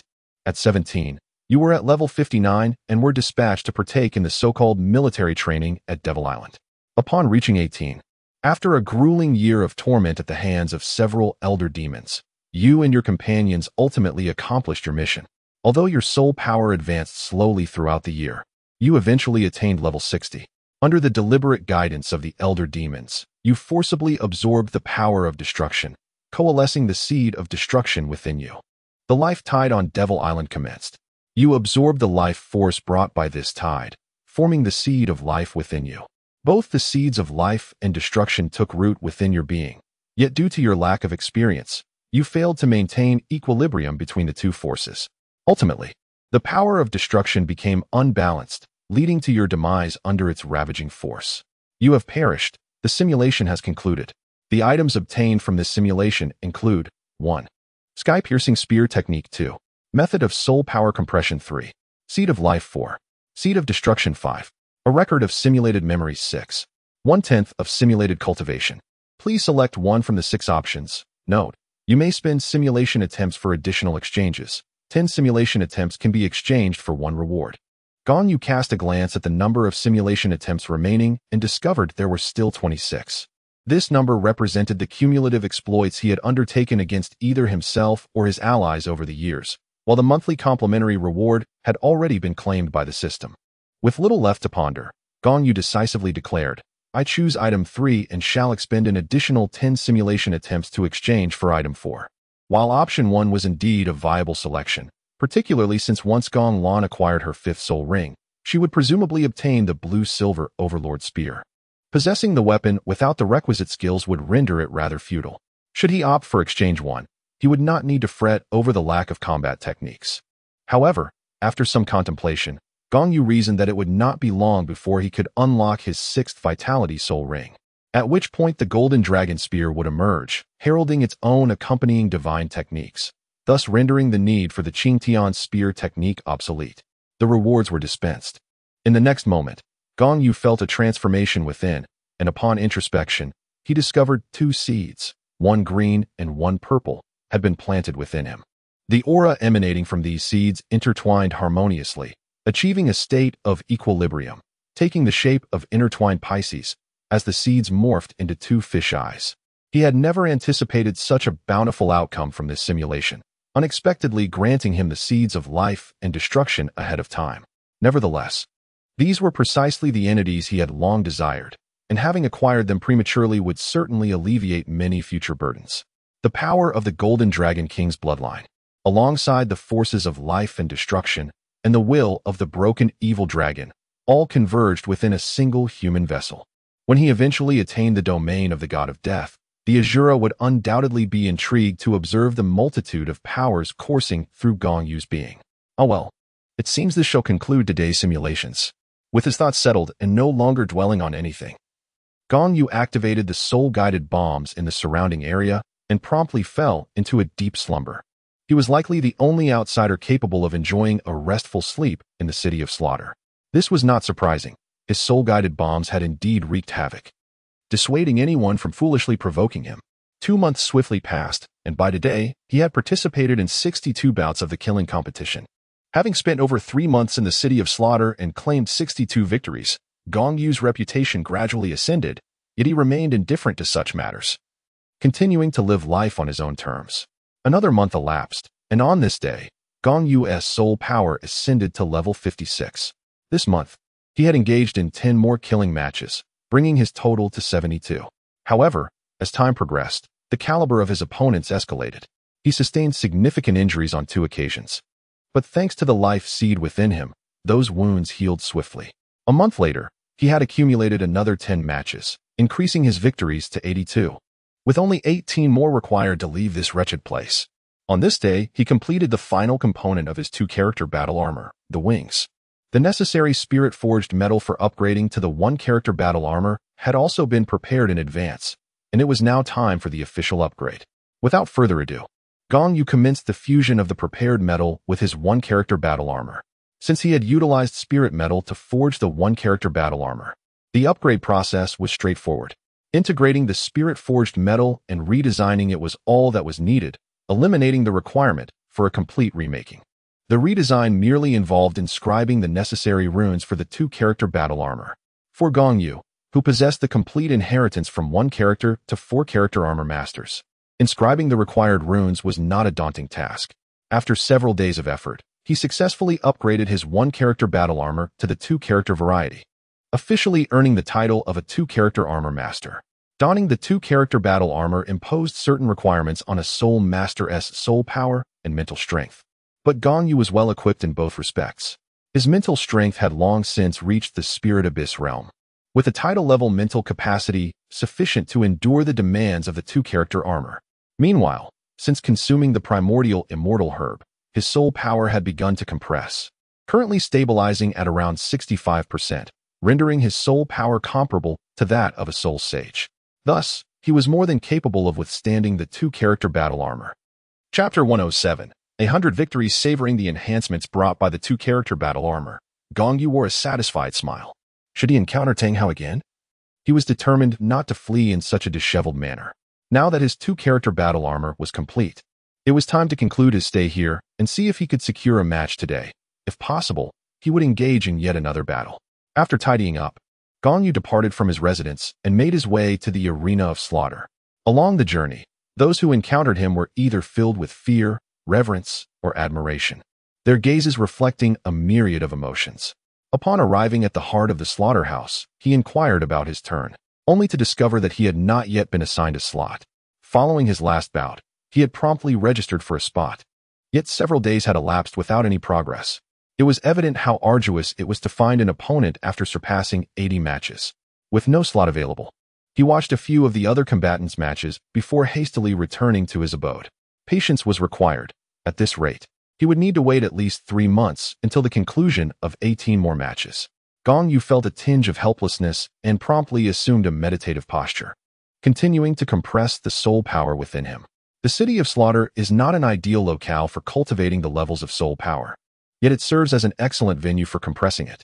Each battle he engages in serves as a crucible for his soul power, where the inability to utilize soul techniques compels him to meticulously manage every fragment of his energy, refraining from excessive expenditure during combat, in order to confront potential life and death crises with minimal consumption. This pursuit aims to achieve absolute mastery over his own soul power, which stands as the most effective method of honing it. The more solidly his soul power is refined, the easier it becomes to compress, facilitating the future congealing of a soul core. In the blink of an eye, another day has passed. That day, news arrived. After several days of waiting, he finally secured a spot in the arena. However, such contests are predominantly one-sided massacres, rendering them largely meaningless, and within mere minutes, Gong Yu's victory was declared. After triumphing in this encounter, he disdainfully curled his lip and returned to his quarters. Were it not for the regulations of the hellish arena, which dictate that fallen ones with over 50 victories do not face each other in the same match, He mused that he might have already concluded his battles. Ah well, it is best to return and continue compressing his soul power. Nonetheless, it must be noted that while the city of slaughter is ill-suited for the cultivation of soul power levels, it greatly aids in the enhancement of mental strength.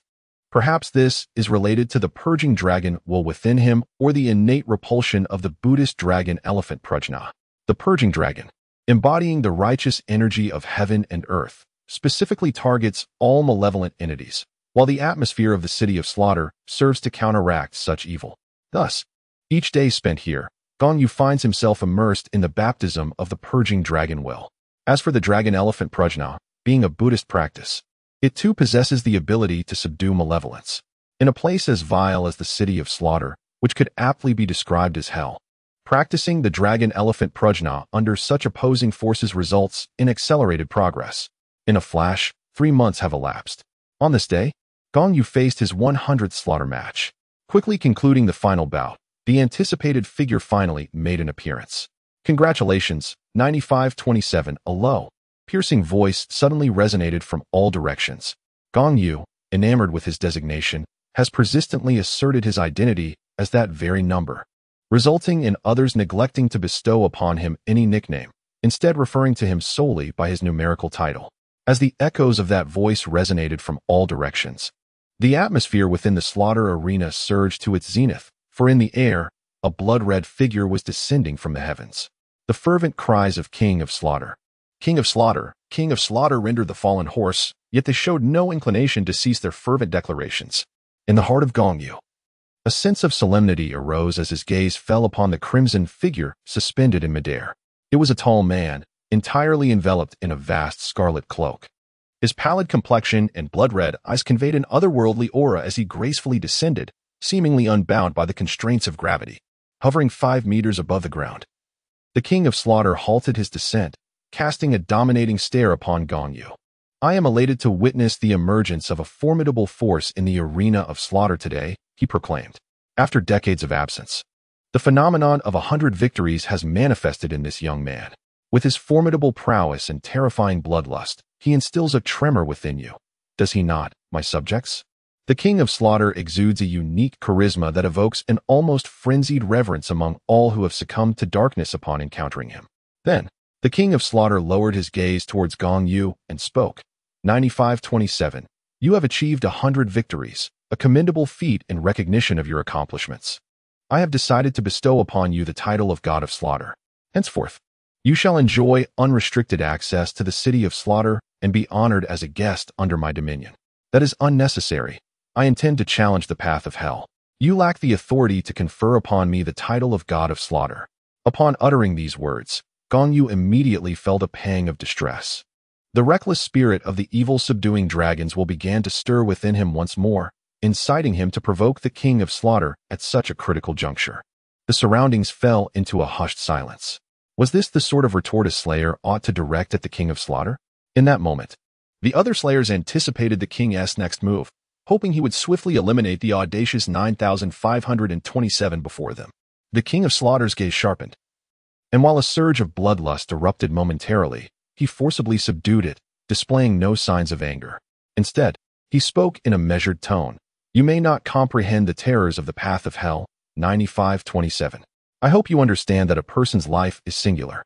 Yet, the reckless spirit of the evil subduing dragon surged anew, compelling Gong Yu to instinctively retort, you are merely a warden, in essence, a mere watchdog.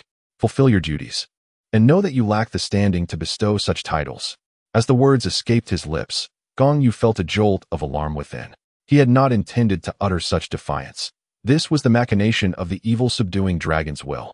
The eyes of the King of Slaughter instantly blazed crimson, a torrent of red energy surging forth, as if he were poised to strike down Gong Yu. However, for reasons unknown, the king refrained from attacking, as though he were acting upon some unseen directive. At that moment, Gong Yu sensed a voice resonating within him. Humph, worthless. For a brief moment, he wondered if he had merely imagined it, until he recalled the simulator's scenario, where he ultimately succumbed to the overwhelming force of the evil subduing dragon's will. A frown creased his brow. Would he too tread the path of his predecessor? No, he must devise a means to rid himself of the evil subduing dragon's will. After a silent sigh within his heart, Gong Yu once again gazed at the King of Slaughter. The King of Slaughter, however, maintained a calm demeanor and remarked, "Since you, 9527, wish to traverse the path of hell and have met the requirements, then go forth." Chapter 108. The path of hell unveiled a series of faint crimson halos emanated from the King of Slaughter. Had he not recently received divine instructions, he would have effortlessly annihilated the individual before him. Given Gong Yu's current prowess, he appeared no more significant than an ant in the presence of the king. However, he refrained from such actions because the divine directive explicitly forbade any aggression toward Gong Yu. Should he act against him, the entire city of Slaughter would face obliteration, not due to Gong Yu's formidable strength, but rather because of the enigmatic essence within him, which even the gods preferred to avoid. Such avoidance was prudent, particularly when it came to malevolent deities like the Asura and Rakshasa, who would typically steer clear of the righteous dragon of destruction born from the essence of heaven and earth. It is worth noting that even the dragon god once hesitated to provoke the dragon of destruction. How could mere Asuras and Rakshasas hope to contend with such a force? A dense, crimson mist erupted suddenly from the King of Slaughter, its overwhelming presence forcing Gong Yu to retreat. Yet the will of the breaking evil dragon forbade him from moving even an inch. What emanated from the King of Slaughter was not merely murderous intent, but an aura of profound malevolence, chilling enough to render one's very marrow rigid with dread. The sinister, frigid red ripples gradually spread, and in the blink of an eye, enveloped the entire arena. The fallen spectators seated in the audience exhibited an unsettling excitement, eagerly anticipating the emergence of the path to hell. Unbeknownst to them, however, their lives were teetering on the brink of annihilation. Apart from the god of death and the King of Slaughter, no one had ever witnessed the opening of the path to hell, for those who had perished or had become sacrifices to its unveiling. Although the crimson light unleashed by the King of Slaughter exerted immense pressure upon Gong Yu, it was not directed at him, but rather towards the surrounding stands. The once ecstatic fallen beings gradually fell silent as the red light descended upon the observation platform. Their expressions shifted from vacant stares to bloodshot fervor. Before long, as the radiance formed a colossal barrier across the hellish slaughter arena, anguished screams began to erupt from those first touched by the crimson light. Under its influence, the fallen seemed driven to madness, desperately clawing at their faces and bodies. In that moment, they channeled all their strength inward, their cries mingling with an exhilarating ecstasy, as though they found boundless pleasure in this self-inflicted torment. Their skin twisted and ruptured, blood gushing forth as they even extracted their own entrails, continuing their frenzy until the very end of their lives. The blood of the fallen spilled onto the ground, coalescing into rivulets that flowed through unassuming channels beneath the audience, converging towards the center of the slaughter arena. Countless serpentine streams of crimson liquid slithered into the arena. The blood did not spread in a straight line. Instead, grooves appeared upon the ground, seemingly from nowhere. As the blood pooled within these channels, it gradually formed an immense, blood-red pattern. Astonishingly, this pattern, composed of coagulated blood, resembled a bird-like creature, though it appeared peculiar, more akin to a bat. Eventually, Gong Yu discerned that it was indeed a bat's image. "Rakshasa," Gong Yu murmured, a faint smile gracing his lips as he uttered the words. Suddenly, the bat's eyes ignited with brilliance, a tremendous crimson light soaring into the heavens, enveloping Gong Yu's body in an instant, drawing him into an unknown realm. All perceptions of his surroundings began to blur, with only the deep, sharp snort of the King of Slaughter echoing in his ears. "I hope you do not perish within." After a whirlwind of confusion, Gong Yu found himself on a circular platform. This platform, measuring merely 5 meters in diameter, was rather modest in size, and he lay sprawled upon it. Rising from the ground, he first took a moment to regulate his breathing. Once he achieved a state of calm, he stood up and began to scrutinize his surroundings. Everything around him emanated a faint blood-red hue, and beyond the 5-meter circular platform lay an unfathomable abyss. Merely gazing at such a scene caused Gong Yu to draw in several sharp breaths. Before him stretched a narrow pathway, scarcely half a foot wide, barely sufficient for both feet to stand side by side, leading into an unknown darkness. This was the solitary route connecting his platform to the outside world. Resolute, he decided to proceed. Casting a final glance at the crimson depths below, he recognized that it was the very heart of the city of Slaughter, where the energy reservoir, vital for the city's operation, lay concealed. However, He understood that descending into that abyss was beyond his current capabilities. Perhaps in the future, when he faced a bottleneck, he might return to harness the energy of the blood pool. As he pondered this, Gong Yu quickened his pace. The further he advanced, the warmer the air became, a clear indication of his proximity to the blood pool. Soon, he was aware of a buzzing cacophony resonating in the air. With the aid of his purple extreme demon eye, he discerned red shadows rapidly approaching. Are they here? Gong Yu smirked, a light chuckle escaping his lips. It was all too evident what was coming, just a swarm of bats. As they drew nearer, Gong Yu could see them clearly. Each bat was nearly a foot long, with wings spanning over a meter. He didn't bother to count, for there were surely hundreds, if not thousands, of them. At that moment, Gong Yu swiftly summoned his vital energy and unleashed a formidable roar akin to that of a golden dragon king. In an instant, the swarm of bats was rendered feeble. Paralyzed by fear, they dared not advance nor retreat. With every step forward that Gong Yu took, the creatures mirrored his movements. With every step backward, they followed suit, their rhythm as synchronized as that of soldiers subjected to rigorous training. Yet, the bats seemed to behave as if they were bidding farewell to Gong Yu, urging him to depart hastily.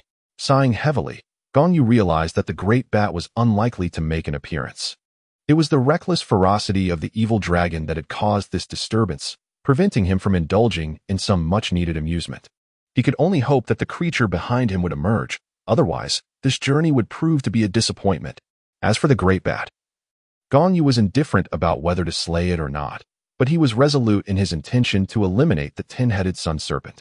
He was determined to acquire its inner core, which was to serve as the 7th soul ring for Gong Shui, the key to her martial soul's evolution. As anticipated, he breezed through the first trial. The great bat never showed itself, as if fate had conspired against it. With no other option, he pressed onward. The surrounding air grew increasingly oppressive, prompting Gong Yu to shed his upper garment, revealing his bare skin glistening with perspiration. At that moment, a gust of hot wind swept by, and he finally sensed the approach of danger. This realization brought him a measure of joy. After traversing the treacherous hellish path without encountering any peril, he felt an unsettling discontent. Chapter 109. The 10-headed sun serpent ahead. The sound of rustling drew near, and a pair of fiery, lantern-like crimson eyes suddenly illuminated the darkness. As he discerned the path before him, Gong Yu discovered a dark red serpent coiled upon the narrow way. Its size was obscured, but it was evident that it was a serpent. Its form entwined around the narrow passage. Just as I awaited you. Fortunately, you have made your appearance, Gong Yu mused, a smile gracing his features.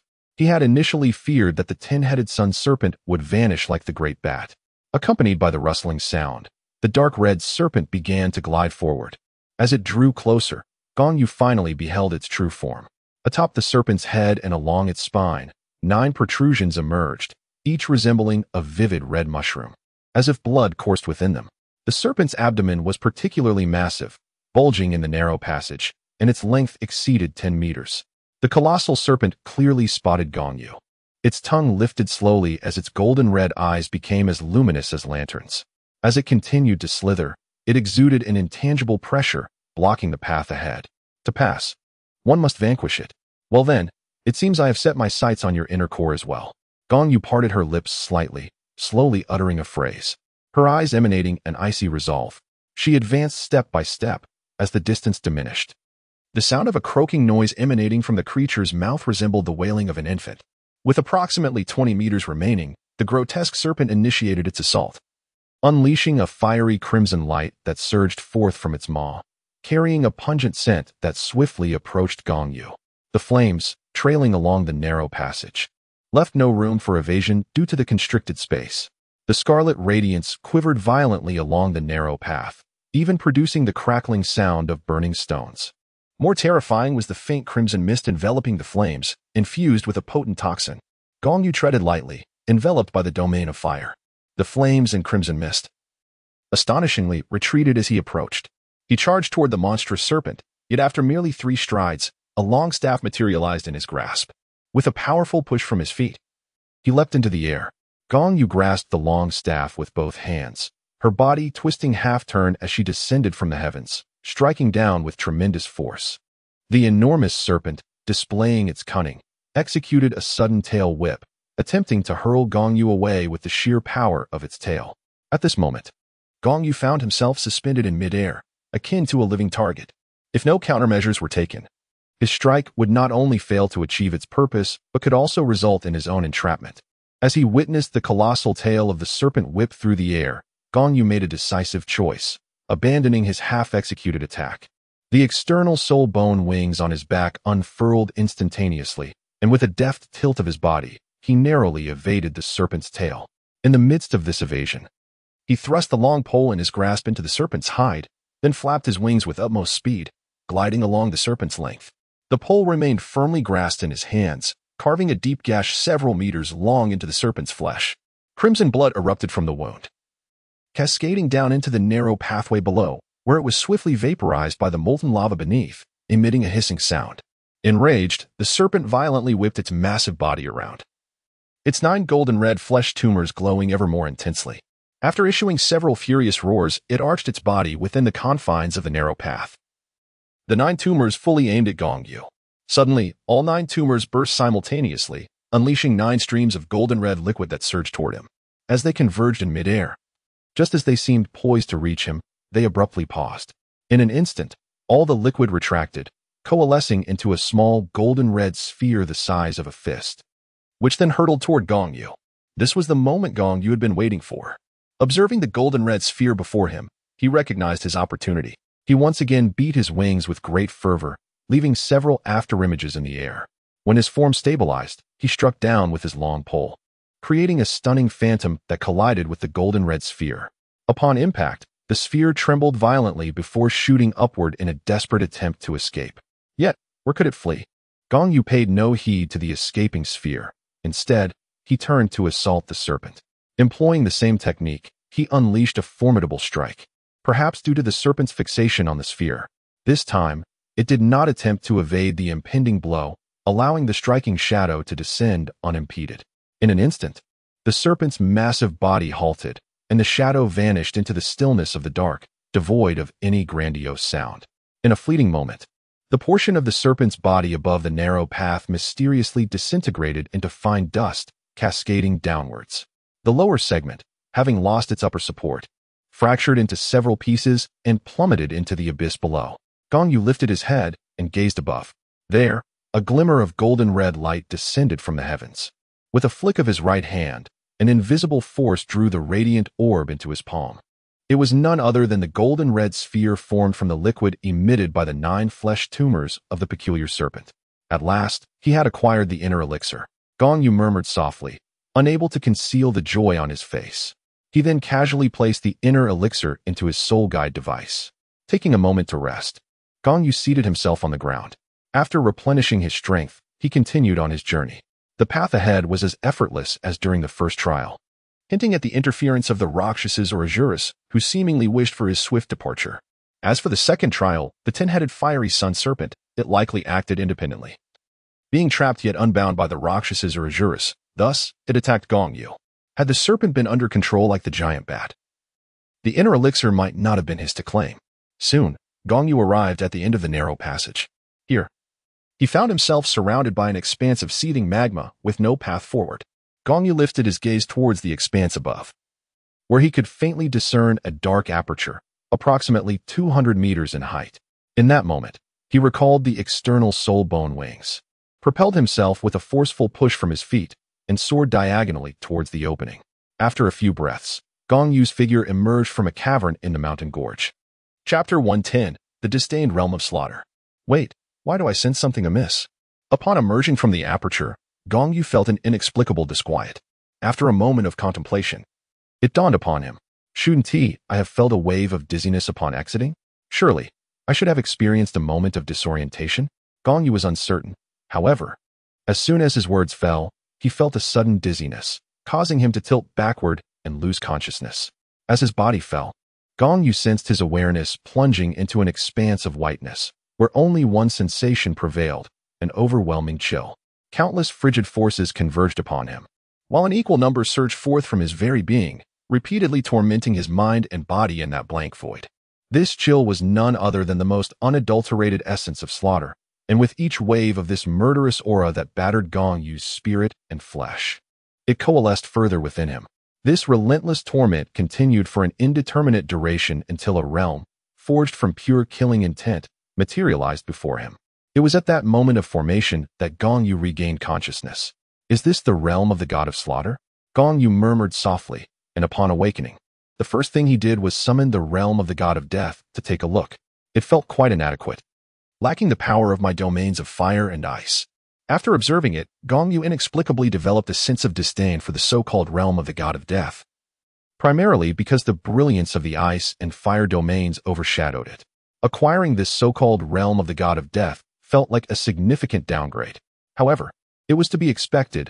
Azura, in his quest for a successor, cast a wide net. So what could he possibly offer? A mere basic domain sufficed. At that moment, Gong Yu reassured himself and sensed his soul power, discovering it had risen to level 57. Just before he fainted, he felt his soul power break through its constraints, indicating an impending upgrade, but after losing consciousness, he lost track of the specifics. He decided to return to Tiando City, not contemplating anything else, and headed south. The map was useless. Gong Yu was uncertain of his exact location, but heading south was undoubtedly the right direction.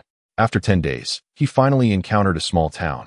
Using the town as a reference, he identified the direction of Tiando City, and after another 2 days of travel, he finally returned home. Upon entering, he unexpectedly ran into Gong Shui. "Hey, you big beggar. Trespassing is against the law. Here is a gold soul coin. Go buy yourself something to eat. I want to report you." Upon seeing the sharply dressed Gong Yu enter, Gong Shui did not immediately shoo him away, but instead proactively offered him gold coins. "Shui." Gong Yu spoke softly. "Oh my, who are you?" Gong Shui exclaimed, startled. "How do you know my name?" "It's me," Gong Yu replied once more. Hearing the familiar voice, Gong Shui paused in surprise. "Big brother?" "Yes," Gong Yu nodded. "How did you end up looking like this?" Gong Shui rubbed her eyes, her mouth agape in disbelief. "I can't believe what I'm seeing." "I'm back," Gong Yu said, raising his hand to stroke Gong Shui's hair, but then hesitated, remembering how dirty he was, and lowered his hand instead. "Please prepare some bathwater for me, and something to eat." "Oh," Gong Shui was momentarily taken aback, but then snapped back to reality. "I'll go do that right now, and I need to inform my sisters too." An hour later, after cleaning up, Gong Yu emerged in fresh attire. The women, upon seeing him, breathed a sigh of relief, thankful that he had not become disfigured. "What are all of you looking at?" Gong Yu asked, somewhat puzzled. "Is there something on my face?" Gong Lan interjected, saying, "There is nothing amiss. It has simply been a while since we last saw you. So everyone wishes to catch a glimpse of you. By the way, the feast is all prepared, so do take your seat, dear sir." Gong Yu nodded. "Can you share what you have been occupied with during this nearly past year?"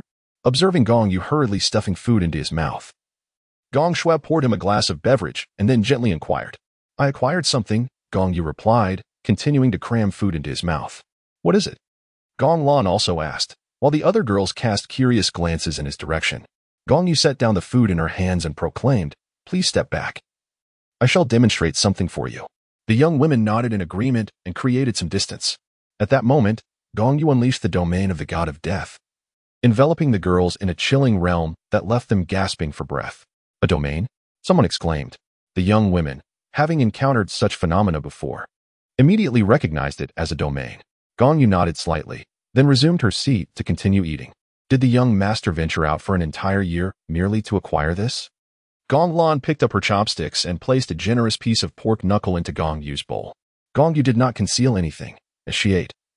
She recounted her experiences in a place known as the City of Slaughter, where none of her soul techniques could be employed. She shared every detail of her journey to the City of Slaughter and her return, captivating the attention of the other women. However, as the tale drew to a close, Gong Lan let out a disdainful snort, expressing her disbelief that the detestable Tang Hao had followed the young master. Fortunately, he had not harmed the young master, otherwise. Gong Yu waved his hand and said, "Tang Hao is no longer a cause for concern. The next time we meet, I shall be able to deal with him." Gong Lan inquired further, "Will the young master not be leaving this time?" The other young ladies turned their gazes in their direction upon hearing this. Gong Yu shook her head and said, "Where would I go if I were to leave? Besides, there is little time left until the Soul Master Elite competition." "That's fine. However, when you do leave in the future, you must take us with you," Gong Lan replied. The other girls nodded in agreement. "Hee, I will indeed," Gong Yu chuckled, then added, "However, I may not be able to accompany you all in training for a while." Gong Lan remarked, "Did not the young master say he would not depart?" I have no intention of leaving, Gong Yu clarified as he released a wave of his murderous aura for the women to sense. He continued, I merely need to suppress this aura. However, I will not be leaving Heaven Do City and shall return daily. It was uncertain whether it was the will of the broken evil dragon sustaining him, but despite the intensity of his murderous aura, it did not erupt uncontrollably. This was the reason he could dine with the ladies in peace. Nonetheless, he still felt the occasional surge of this aura, compelling him to seek knowledge at the Moon Pavilion. Thus, he expressed his intention to visit the Moon Pavilion, and upon hearing this, the women understood and felt reassured. Consequently, the next day, Gong Yu set off directly for the Moon Pavilion. Chapter 111. Tangguo, the Moon Pavilion, a quaint 5-story building, exuded an air of elegance with its somewhat antiquated architectural style. The foot traffic within was sparse. Yet it was evident that the individuals who entered and exited were clad in luxurious attire or possessed remarkable poise, both men and women alike. However, as Gong Yu stepped through the entrance, he was halted. It was not due to his attire, which was neat and comparable to that of the distinguished individuals inside. Rather, it was the palpable murderous aura he had deliberately chosen not to suppress. The staff of the Moon Pavilion feared that he might frighten the esteemed guests. For those within were of significant wealth and status. Gong Yu refrained from engaging in idle chatter with the young servants. A surge of murderous intent emanated from him, causing the individuals blocking his path to stagger back repeatedly. After the two young servants were forced to retreat, they dared not impede him further and hastily departed, presumably to summon assistance. However, Gong Yu paid them no heed and continued his advance. Shortly thereafter, the two young servants returned, escorting a middle-aged man in his 40s. It was Steward Outa. The young servants addressed the man, but upon observing Gong Yu's opulent attire, which evidently met the standards of Yuxian, the steward furrowed his brow in confusion. Why, he pondered, were these gatekeepers obstructing someone who clearly belonged?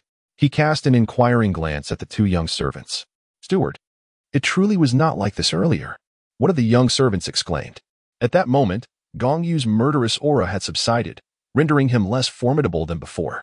However, just as the young servant finished speaking, Gong Yu's menacing presence surged once more. Steward Outa, you see, just like this. Just like this. The young servant exclaimed, visibly agitated. We cannot allow him inside. Merely standing beside him instills a sense of dread. Steward Outa nodded in understanding and stepped forward to block Gong Yu's path, saying, Young sir, I kindly ask you to temper your aura, otherwise, I cannot permit you to enter. Gong Yu paid no heed to Chief Ode, continuing to ascend the stairs of Changyue Xian with an air of indifference. In response, Chief Ode gestured to the two middle-aged men behind him, signaling them to take action. As the duo approached Gong Yu, each step they took radiated an increasing intensity of spiritual energy, an invisible pressure descending upon the atmosphere. Gong Yu immediately discerned the ranks of the two middle-aged men, placing them within the realm of the Soul Sect. The two men approached Gong Yu, raising their hands in an attempt to seize him. However, they found themselves unable to advance even a half-meter closer. In that moment, Gong Yu's gaze flickered, and it seemed as if two crimson beams ignited within his eyes. The next instant, a surge of murderous intent emanated from him, propelling the two men backward, sending them crashing to the ground several meters away, unable to rise again. Should you obstruct my path again, I shall not hesitate to take lethal action, Gong Yu declared before continuing his ascent up the stairs. Meanwhile, Chief Ode's brow furrowed deeply, preparing to intervene personally, for he was a sixth-ring Soul Emperor, his strength surpassing that of the two middle-aged men. Yet, before he could act, a cold voice resonated around them, commanding, cease your actions. Gong Yu gazed up the staircase, where a resplendent and graceful matron descended with measured elegance, accompanied by two enchanting young maidens. The matron was none other than Tang Yuehua, the mistress of Yuexian and sister of Tang Hao, who appeared to be in her 30s or 40s. Yet, at first glance, she seemed merely in her late 20s. Her eyes, however, bore the wisdom of one who had seen through the intricacies of the world, far beyond what a woman of 27 or 28 could possess. Chief Steward Aodo approached her side and said softly, Mistress, I can handle him. Yuexian shook her head and replied, You cannot contend with him. I am saving your life. The aura of murderous intent radiating from Gong Yu was all too familiar to her, which emboldened her to speak with such conviction. Xian Master, you hold this young man in far too high regard. The supervisor, Outa, clearly felt a sense of discontent as a Soul Emperor. He did not believe that someone as young as Gong Yu could possibly pose a threat to him. I am truly saving your life, Tang Yuehua remarked calmly, offering no further clarification. Aota sighed inwardly, conceding, very well, you are the master of Yuxian. Your word is final. Noticing Aota's silence, Tang Yuehua refrained from elaborating further. She stood on the second-floor corridor, gazing at Gong Yu, and remarked, the murderous intent you exude is quite intense. When Gong Yu halted his steps upon the appearance of Tang Yuehua, she inquired, and he replied, since you have discerned the matter, you must be aware of how to resolve it. Tang Yuehua responded, indeed, there is a solution, if you accompany me here for a year of study. I assure you that the murderous aura surrounding you can be subdued. However, Gong Yu shook his head and declared, I will grant you only 3 months. Furthermore, I shall not learn anything from you, and I demand to see results daily. If my murderous aura spirals out of control for even a single day, I shall take a life in this place, 10 lives in 10 days. You may handle the consequences. With that, he ascended the stairs without waiting for Tang Yuehua's reply. Master Xian, can you tolerate this? The supervisor beside them could no longer contain his agitation. Let him be, Tang Yuehua replied calmly. I have my own methods. All will be well. Her composure was not born of fear. She had no prior acquaintance with Gong Yu. Rather, she felt a sense of nostalgia emanating from him. The murderous aura he possessed was strikingly reminiscent of Tang Hao's, whom she had long cherished in her thoughts, though they were, tragically, siblings. Very well, you are the master. Your word is final. The supervisor, Aota, ceased his protests. Tang Yuehua then followed Gong Yu upstairs, concerned that his erratic behavior might disturb others. Before long, she ushered Gong Yu into her private chamber.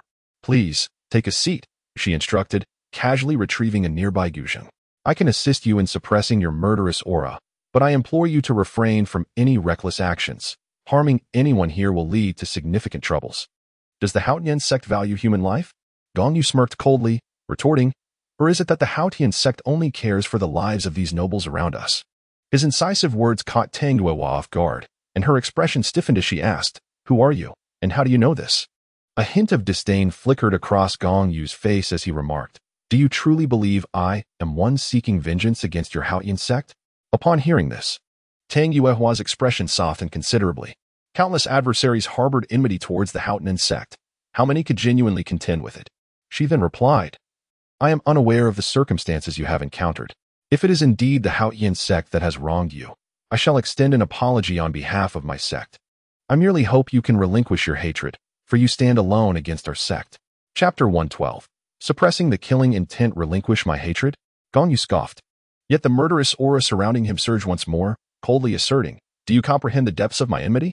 Observing his state, Tang Yuehua promptly unleashed her own domain, a noble ring of light. A gentle wave emanated from her, swiftly purging the rampant killing intent enveloping Gong Yu. Once tranquility was restored, Tang Yuehua spoke, to suppress your killing intent, you must first cultivate a serene heart. The cold voice of Gong Yu resounded once more. You have yet to comprehend the depths of my animosity, yet you expect me to relinquish it and maintain my composure? Tang Yuehua replied in a calm tone. No matter the magnitude of hatred, it can always be resolved. Is that so? Gong Yu retorted, her gaze indifferent as she regarded Tang Yuehua. Then what of a grudge that claims the lives of countless souls? Do you believe it can be reconciled? Countless lives? How has the Haotian sect incurred such a debt? Tang Yuehua was momentarily taken aback, her mind racing. Over the years, the Haotian sect had retreated from the forefront, and it had been a long time since they engaged in any significant actions. How could they be entangled in such a profound vendetta? Perhaps I have not articulated my thoughts clearly. In truth, I bear no grudge against the Haotian sect, Gong Yu continued coldly. The lives lost are those owed by Tang Hao.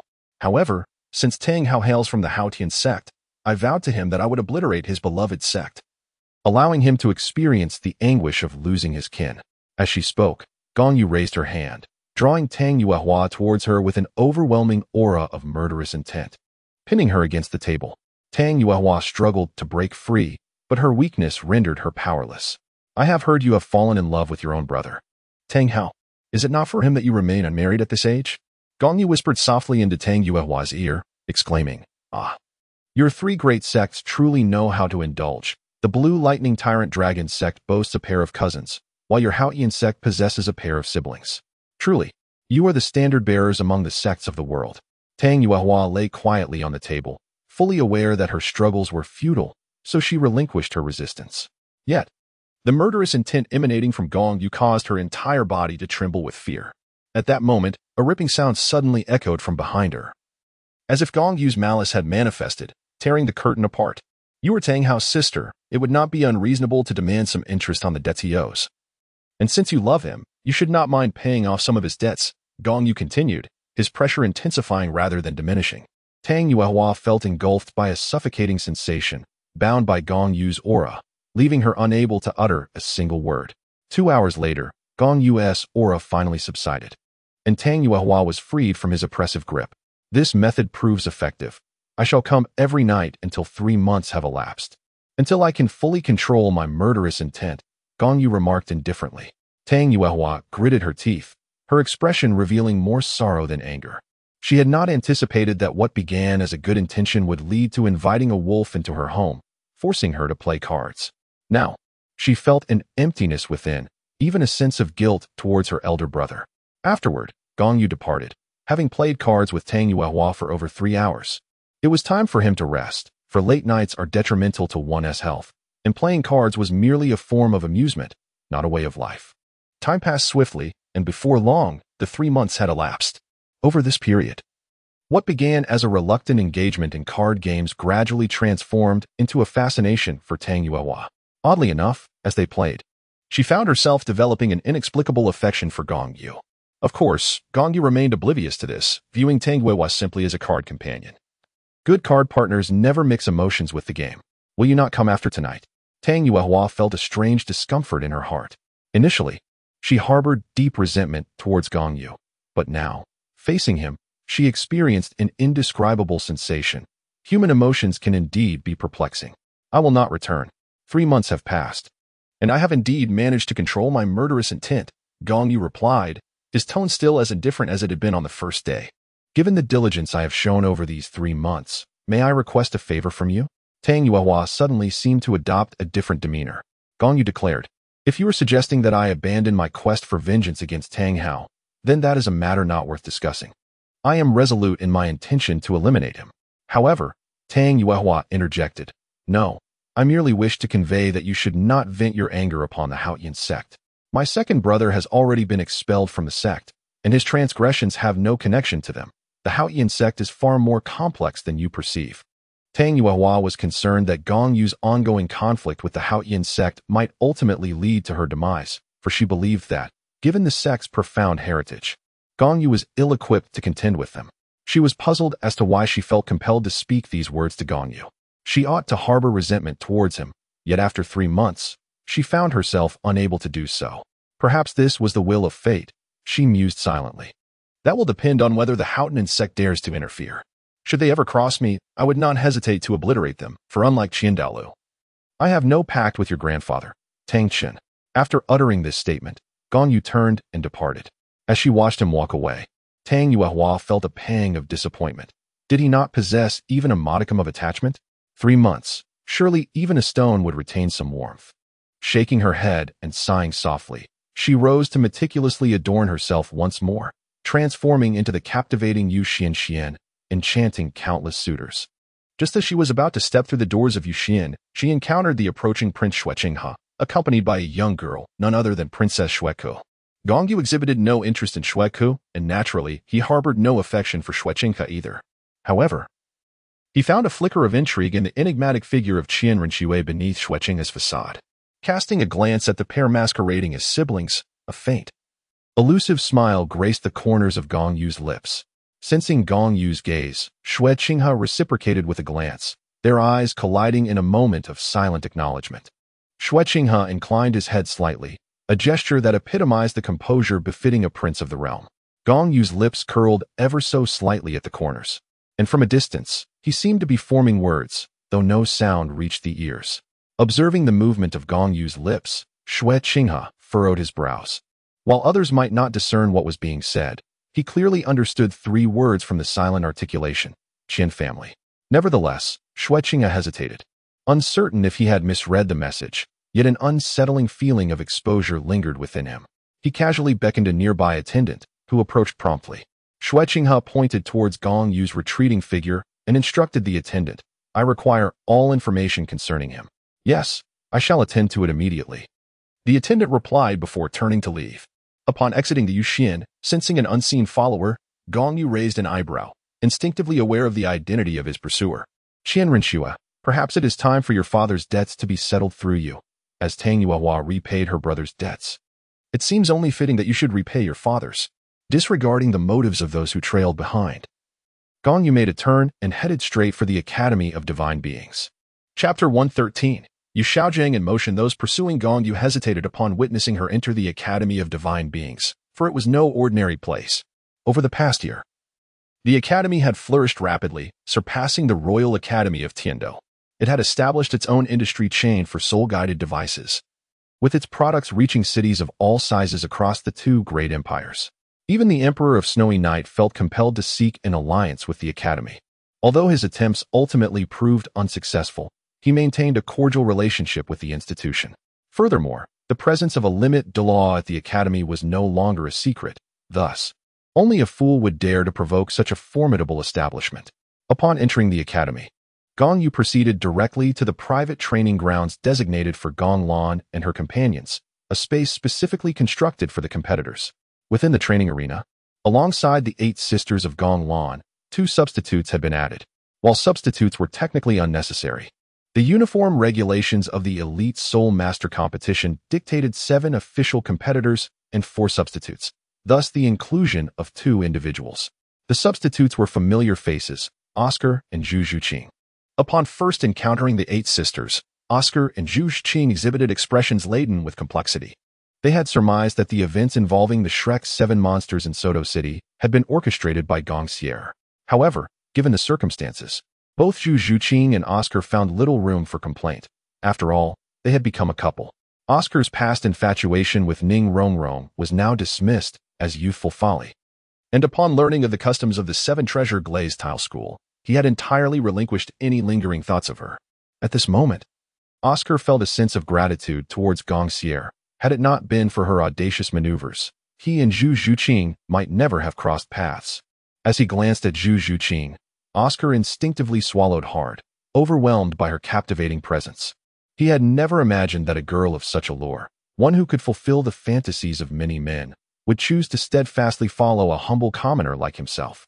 When Gong Yu entered, the women paused their training and gathered around her, while Oscar and Zhu Zhuqing trailed slowly behind. Once everyone had assembled, Gong Lan addressed Gong Yu, saying, "Young master, all of us have reached level 50. In 3 months, the Elite Soul Master competition will commence. When shall you take us to acquire our 5th ring? You have all attained level 50? Gong Yu inquired, somewhat surprised yet not entirely taken aback.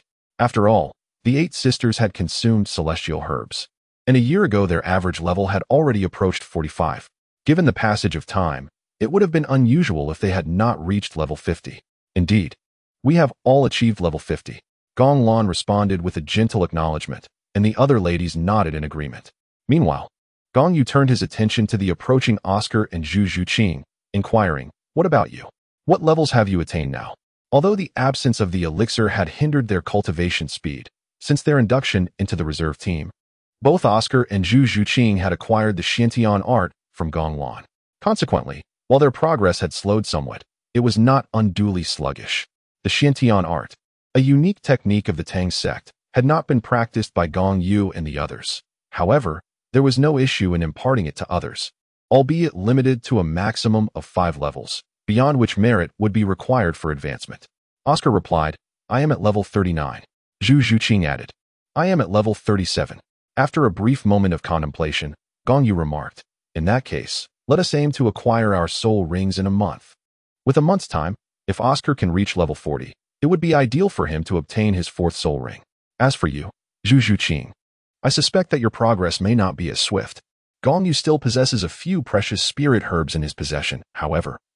He is no philanthropist and cannot afford to bestow them upon Oscar and Zhu Zhuqing indiscriminately. Without these spirit herbs, it is unlikely that Zhu Zhuqing will ever ascend to divinity, though there remains a possibility for Oscar, provided he encounters the god of cuisine. Oscar's fortune in attracting the god of cuisine occurred on Sea God Island, yet in this lifetime, he has not been associated with Tang San, leaving uncertainty as to whether he will ever visit Sea God Island again.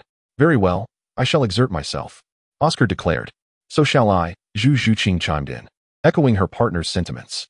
Gong Yu remarked, Zhu Zhuqing is currently at level 37 and is likely to ascend to level 40 before the finals of the Soul Master Elite competition. At that point, we can consider hunting soul beasts together.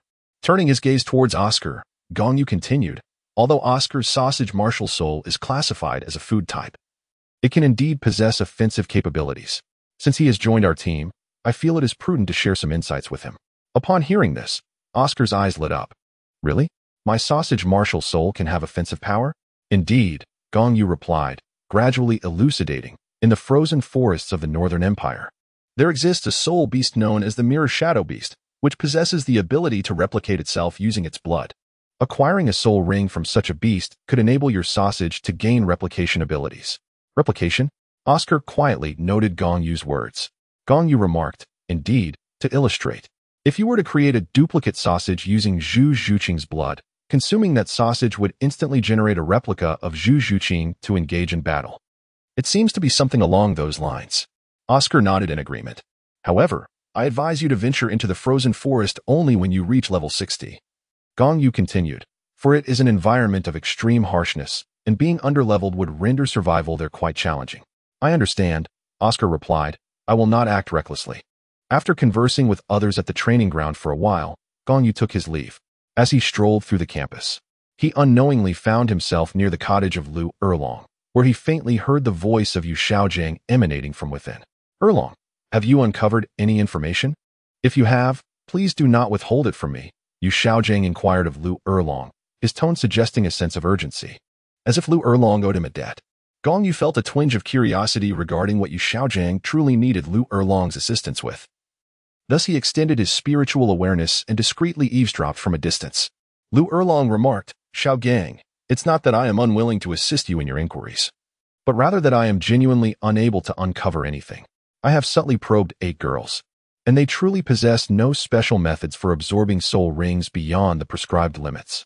It is simply implausible, he continued, that so many could exceed the age limit for soul ring absorption without some unique technique. Yu Xiaojiang, somewhat displeased, interjected. Could it be that because they are students of your academy, you are reluctant to divulge any secrets to me? Chapter 114 Lu Erlong, Xiaogang. Why don't you hide under the bed? Listen, Xiaogang, Lu Erlong insisted, they genuinely have no secrets. They have all conveyed to me that to absorb soul rings beyond the limit, one must enhance their physical conditioning. As long as one's physique is sufficiently robust, it is possible to exceed the age limitations for soul ring absorption. However, Yu Xiaojiang shook his head, countering.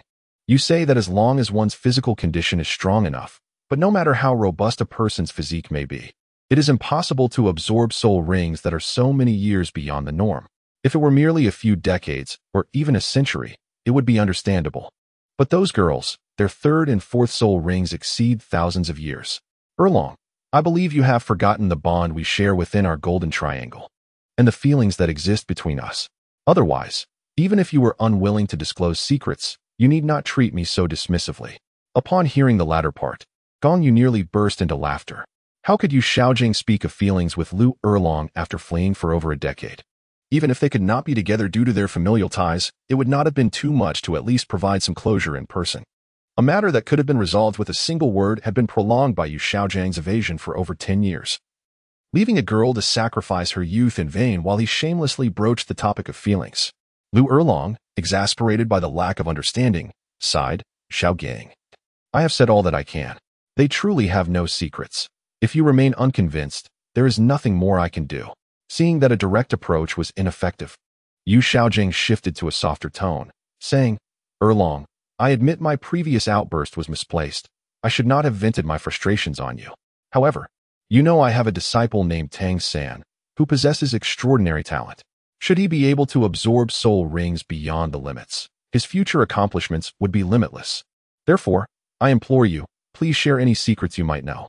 I vow to keep them confidential. My sole intention is to aid my disciple, Tang San. In achieving this extraordinary feat, Erlong, he continued, I have reiterated this countless times. They truly harbor no secrets, and I genuinely cannot assist you. Although Lu Erlong felt a pang of compassion for Yu Xiaojiang's plea, she had not uncovered any secrets from Gong Lan and the others, and thus, Even if she wished to help, she found herself unable to do so. Just as Yu Xiaojiang was about to voice another thought, a voice echoed from afar. Is Vice Dean Lu Erlong present? Upon hearing the familiar voice of Gong Yu, Yu Xiaojiang's heart sank with a sense of foreboding. He cast a glance at Lu Erlong and said, It's Gong Yu. I cannot allow him to see me here. Erlong, do you have any place where I might conceal myself? Lu Erlong furrowed her brow, fully aware of Gong Yu's disdain for Yu Xiaojiang and his companions. However, her modest abode offered scant options for hiding. She typically prepared meals outside, leaving only a bed and a table within. After surveying her surroundings, her gaze settled on the bed. You can hide beneath it. It's truly the only space available. Quickly, conceal yourself while I step outside to intercept him. Very well. You must hurry, Yu Xiaojiang replied, hastily crawling beneath the bed. Lu Erlong shook her head, sighed deeply, and proceeded to exit the room. Well, what brings our esteemed President Gong to this humble abode? It truly is a rare visit, she quipped as she stepped outside to greet him. The spirit energy of Gong Yu permeated the room, and after a brief scan, he discovered that Yu Xiaojiang was hiding beneath the bed. An idea began to form in his mind. Alas, Erlong Jia, there is truly no need for such teasing. Gong Yu smiled slightly and remarked, Is it acceptable for me to call you Erlong Jia? Oh, what issue could arise from that? Since you've called me sister, I shall accept you as my younger brother, Lu Erlong replied boisterously, though internally, she thought it essential to send Gong Yu away quickly. Otherwise, Xiaojiang under the bed would suffer dire consequences. Very well, Erlong Jia, I have something to discuss with you. Gong Yu grinned widely. Lu Erlong's expression stiffened, and she feigned displeasure, saying, So you've come to butter me up because you have something to say?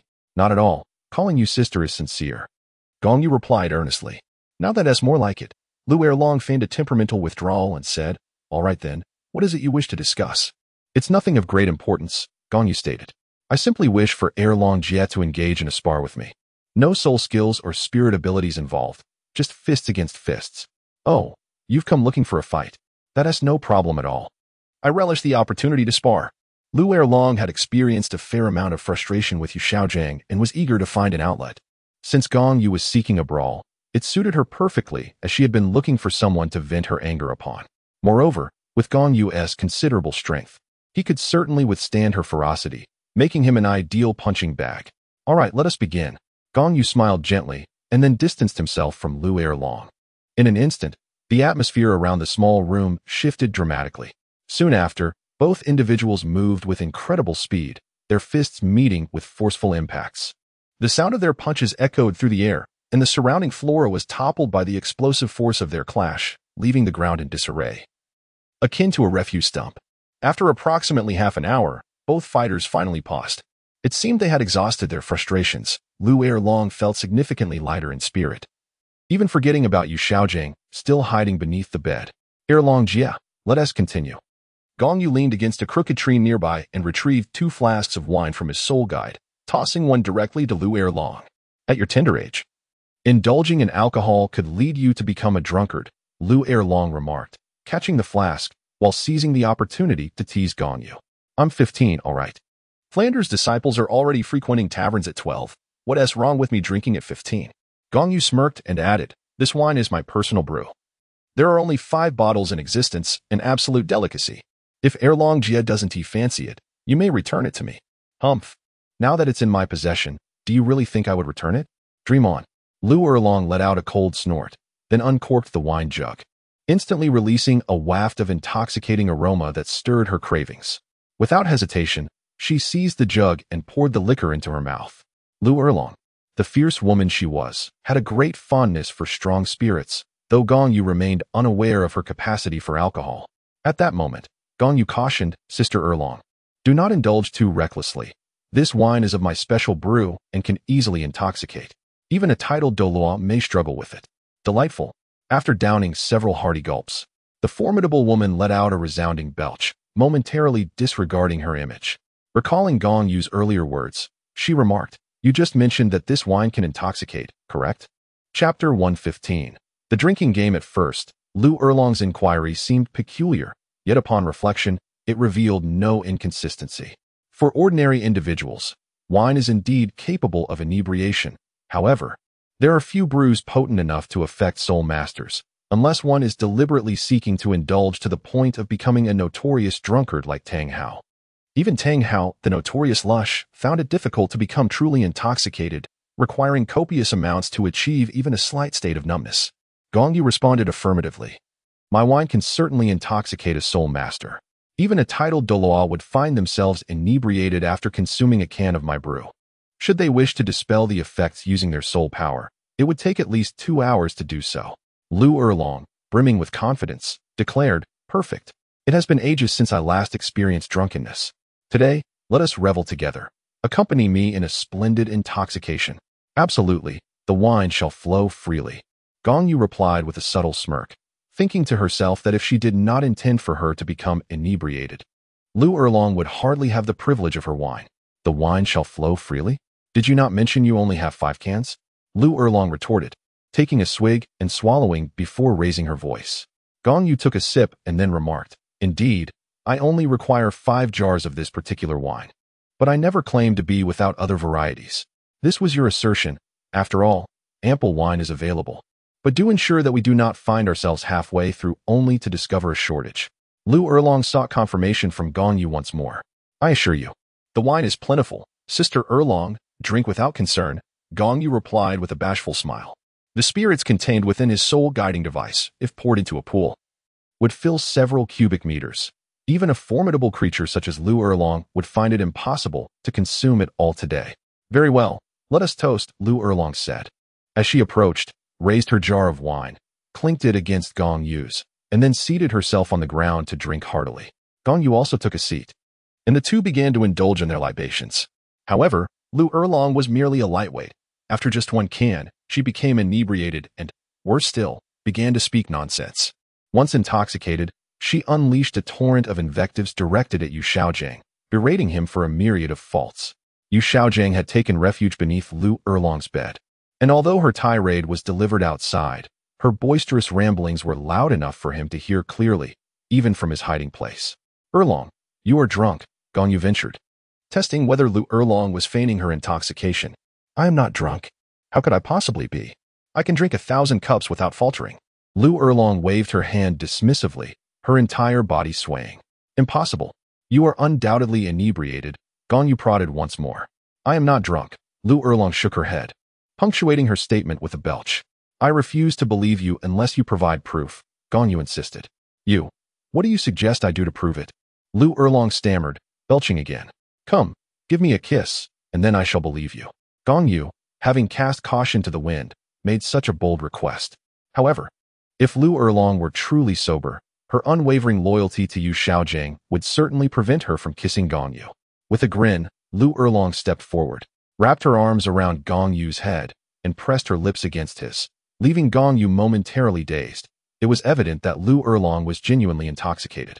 Gong Yu exerted considerable effort in her attempts to push away, and only after a considerable time did Lu Erlong finally release her grasp. Once freed, Lu Erlong wore a foolish grin upon his face. Gong Yu gasped for breath, while Lu Erlong's lung capacity seemed rather impressive.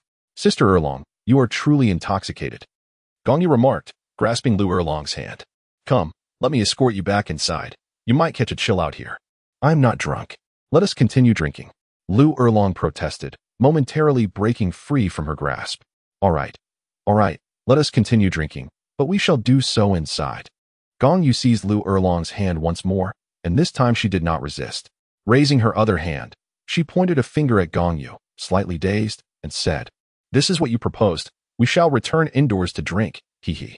With that, she took the lead, guiding Gong Yu into the house.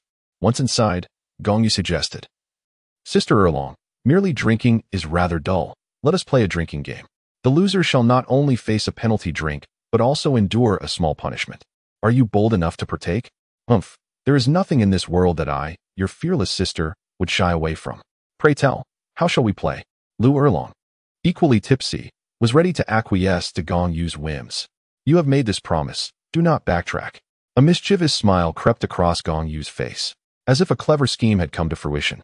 Lu Erlong, her chest rising and falling, vowed, I shall never renege. Whoever backs out is nothing but a despicable wretch. Hidden beneath the bed, Yu Xiaojiang winced upon hearing Lu Erlong's declaration. Indeed, Whoever reneged was akin to that loathsome creature, Luo San. Gong Yu laughed heartily, eager to witness the expression of Yu Xiaojing beneath the bed.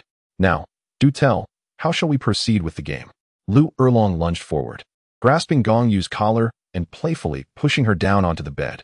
Gong Yu remarked, this game is quite simple. The loser of the drinking game not only must drink as a penalty, but also remove a piece of clothing. Upon hearing this, Yu Xiaojing beneath the bed felt a surge of anxiety, yet he dared not voice his concerns, silently praying, ere long, please do not fall for this. He is merely trying to ensnare you. All right, let us begin. You are bound to lose, and I shall strip you bare, she declared confidently. Once the intoxicated Lu Erlong opened her mouth, she was unrestrained in her words. Soon, the game of drinking commenced. A sober Lu Erlong was not to be trifled with. However, once intoxicated, she became rather easy to manipulate. Throughout the course of the game, Gong Yu initially led Lu Erlong to lose several rounds. Sensing the momentum shifting, he deliberately allowed Lu Erlong to win a few times, and thus, their garments gradually diminished. At this juncture, Gong Yu spoke again, Sister Erlong, it's about time. Let us engage in another game. Hee, another game? Splendid. Pray tell, what is it? Lu Erlong, feeling increasingly dazed from the alcohol, readily agreed. This game is even simpler and can only be played by two. It is the role-playing of a married couple, Gong Yu stated nonchalantly. Role-playing as a couple? Hee, splendid. Lu Erlong chuckled foolishly, adding, let me tell you, I too was once married, but that scoundrel Yu Xiaojing fled on the very day of our wedding. As she recounted her tale, her voice grew softer, and she ultimately succumbed to quiet sobs, revealing her profound sense of grievance. Hearing this, Yu Xiaojing felt a pang of discomfort in his heart. Gong Yu gently caressed Lu Erlong's face, offering solace. Do not worry, Sister Erlong. This evening, we shall complete what we left unfinished that day. Allow me to portray Yu Xiaojing while you embody the bride, Lu Erlong, and together we shall create a fulfilling conclusion for you. Very well, I will play Lu Erlong. And you shall be Yu Xiaojing, Lu Erlong responded, her cheeks tinged with shyness as she grasped Gong Yu's hand. But let us first extinguish the lights and draw the bed curtains. A flutter of excitement coursed through Gong Yu, for Yu Xiaojing lay concealed beneath the bed. The lights were swiftly extinguished, and the curtains drawn, enveloping the surroundings in darkness. Yet, within that inky blackness, Lu Erlong's gaze became entranced. In the early hours of dawn, just as the sky began to lighten, Yu Xiaojing seized the opportunity to stealthily emerge from beneath the bed while Gong Yu stepped outside to relieve himself. Although Gong Yu was acutely aware of Yu Xiaojing's departure, he felt no inclination to intervene, having already achieved his aim the previous night. As he wandered through the halls of the Academy of Gods, the silence enveloped him. No other souls were present at this hour. Yu Xiaojing ambled along, lost in contemplation of the sounds he had endured throughout the night. He had remained hidden beneath the bed, too fearful to utter a sound or make any movement, lest he disturb the two above. Gong Yu, you have shamed me beyond measure. And you, Lu Erlong, you wretched creature, a harlot spawn. Indeed, you are all wretches. Can you not discern that the man with you was not I? Yu Xiaojing clenched his fists in anger as he walked. Yet, visions of the previous night continued to haunt him. Xiaojing, put in more effort. Xiaojing, you are incredible. Xiaojing, you are simply marvelous. Lu Erlong, you traitor. Consumed by rage, Yu Xiaojing erupted in a furious outburst within the Academy of Gods. However, his tirade was met with responses from the surrounding dormitories. What are you yelling about in the dead of night? You miserable fool. Has someone lost their mind to shout at this hour? It's barely dawn. Have you suffered heartbreak or something? Can't a person get any sleep? Yuxiagang's furious outburst triggered a chain reaction, awakening the entire dormitory area in that moment. However, Yuxiagang himself was taken aback and promptly closed his mouth, hastily departing in fear of potential repercussions. As time passed, the sun finally rose. The first rays of morning light streamed through the window, casting a warm glow upon Lu Erlong's face. She felt a gentle warmth enveloping her, and her sleep-laden eyes fluttered open slightly, only to close again momentarily, as if savoring a deeply restful slumber, one she had not experienced in quite some time. Yet, a fleeting thought flickered through her mind, jolting her into full awareness. Wait, when did I end up in bed? Yesterday, Xiaojing came to find me. Then he hid under the bed. Gong Yu had visited. We had a scuffle and shared drinks. As she turned over, the movement was somewhat abrupt, causing a twinge of pain beneath her, which startled her awake. Where are my clothes? Lu Erlong felt around her body, but found nothing. Glancing to the other side of the bed, she noticed someone else lying there. Upon closer inspection, she recognized the figure. Wasn't that Gong Yu? Infuriated, she exclaimed, "You scoundrel! What are you doing in my bed?" In a fit of rage, she delivered a swift kick to Gong Yu's rear, sending him tumbling off the bed. In the throes of pain, Gong Yu awoke, equally bare, yet unashamed, standing boldly within Lu Erlong's line of sight, cursing, "You foul woman, what madness has overtaken you?" At that moment, Lu Erlong paid him no heed, her gaze drawn instead to the bed linens, where a vivid crimson stain caught her attention. Memories of the previous night flooded back, recalling how Yu Xiaojiang had remained beneath the bed, silently observing all that had transpired. "You wretched scoundrel! You have ruined everything between Xiaojiang and me. I shall see you dead." The fury of the female tyrant surged forth, disregarding her state of undress as she summoned her martial soul. Not only that, she activated her true martial soul form, the seventh soul ring glowing as she bellowed. Seventh soul skill, Crimson Dragon Transformation. As her voice echoed, she transformed into a colossal fire dragon, her power, speed, attack, defense, and fire affinity all experiencing a significant augmentation. Without hesitation, she unleashed an energy orb, hurling it directly at Gong Yu. "Damn it, you dare to escalate this? To wield a dragon martial soul in my presence? Truly ignorant." Gong Yu, infuriated, unleashed the aura of the Golden Dragon King, a resonant dragon roar erupting from within him. The ferocious energy swept through Lu Erlong's humble abode, tearing a substantial portion of the roof away. The overwhelming presence of the Golden Dragon King left Lu Erlong utterly daunted, unable to move an inch. "You dare to use a dragon martial soul before me? Huh. Continue if you must. I shall stand here and let you strike. Can you even land a blow?" Gong Yu let out a cold snort, her gaze fixed upon Lu Erlong. Due to the overwhelming presence of the Golden Dragon King, Lu Erlong's martial soul manifestation was involuntarily dispelled. In that moment, she stood motionless, appearing as a flawless jade figure. The oppressive aura of the Golden Dragon King made it difficult for her to breathe. She gritted her teeth to endure, yet her legs trembled visibly, and glistening beads of sweat trickled down from her temples. Gong Yu's lips curled into a subtle, yet sinister smile as he approached slowly, the pressure he exuded unwavering. He raised his right hand and gently caressed Lu Erlong's face with the back of his hand, his gaze lingering on her jade-like visage, causing him to swallow instinctively. "Humph. You foolish woman, nourished by my bloodline, your martial soul has evolved. Though you have reaped the benefits, you choose to vent your frustrations upon me. Do you truly believe me to be weak and easily manipulated?" Gong Yu pressed his hand against Lu Erlong's body, leaning in to whisper softly in her ear. At his touch, Lu Erlong emitted two delicate whimpers. "Given your unwarranted aggression towards me, you must face punishment." A cunning smile played on Gong Yu's lips as he lifted the bare Lu Erlong into his arms and carried her to the bed. Lu Erlong felt utterly powerless to resist. Despite her deep reluctance, the pressure of Gong Yu's bloodline instilled in her an unavoidable sense of submission. "Humph, madwoman. Prepare to embrace the consequences." After 2 full hours of punishment, Gong Yu finally relented. Lu Erlong lay languidly on the bed, crystalline tears slipping from the corners of her eyes, her heart heavy with remorse for her little rear. "Madwoman, I hear you are the cousin of Yu Xiaojiang." Gong Yu adjusted her attire beside him, and while doing so, remarked, "Your Yu family truly knows how to indulge in playful intrigues. The ambiguous relationship between cousins is quite the spectacle, though I must say, you still pale in comparison to the Haotian sect, where Tang Hao's entanglements with his own sister are far more scandalous. Alas, at times, I find myself admiring the carefree nature of those from the top 3 sects, who seem to live without a care in the world. However, now that you belong to me, dear you needn't harbor any further thoughts. It would be wise for you to stifle your desires, lest I take it upon myself to eliminate that level 29 waste." Lu Erlong remained unresponsive, continuing to lie sprawled on the bed as if in a stupor. Gong Yu swiftly donned his attire, and before departing, he playfully slapped Lu Erlong's ample backside. "Sister Erlong, you are quite remarkable, even surpassing Tang Yuehua of the Haotian sect. I shall return to seek you out later."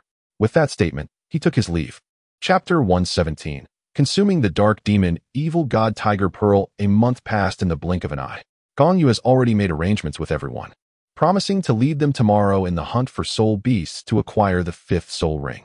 Oscar, that fellow, also reached level 40 just 3 days ago, perfectly in time for the occasion. Gong Yu's soul power has now reached level 58, just 2 levels shy of the coveted level 60. He has managed to compress his soul power to 80% capacity. Soon, in no more than 2 months, he anticipates achieving a complete compression of 100%, at which point he will be able to condense his soul core. In the confines of his room, Gong Yu sat cross-legged on his bed, his focus entirely devoted to the compression of his soul power. Since making the decision to condense his soul core ahead of schedule, he has been relentlessly working to compress his soul power. Once he achieves a complete compression, his total soul power will be equivalent to that of an ordinary titled Douluo, thus enabling him to condense his first soul core. Approximately half an hour later, Gong Yu concluded his practice, assessing the progress of his soul power compression, which had advanced a small step further. Tomorrow, he is set to venture into the Douluo forest. Hence, he decided to forego playing Pai Gao with Lu Erlong tonight and focus instead on elevating his soul power to level 60. Once in the Douluo forest, he hopes to confront the Tianqing Niulong and secure a 10,000-year soul ring. For nearly a month, unless Lu Erlong's relatives were present and unable to entertain guests, Gong Yu had engaged in nightly Pai Gao sessions with Lu Erlong, winning each time and thoroughly besting her. It was likely that Lu Erlong would accompany the team tomorrow. At this moment, Gong Yu dismissed all other thoughts and retrieved the dark demon evil god tiger orb from his storage space. With just 2 levels left to reach level 60, he recognized that swift advancement required taking shortcuts, and currently, he could conceive of only 2 methods: absorbing the dark demon evil god tiger orb or the inner core of the 10-headed fierce sun serpent. However, absorbing the inner core of the 10-headed fierce sun serpent was out of the question, as he intended to reserve that core for Gong Shui, to be absorbed as her 7th soul ring when she reached level 70, allowing her martial soul to undergo further evolution. Thus, the sole remaining option was to refine the dark demon evil god tiger orb. Gazing at the dark, bead-like orb that resembled sheep droppings, Gong Yu furrowed his brow. After consuming this item, I hope it grants me the powers of time and space. Were it not for the apparent greater benefits than drawbacks of this shortcut, he would have hesitated to ingest it.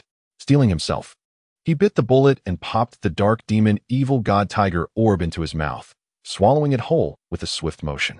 He then activated the complete Truth Dao Song, beginning the process of refining the bead.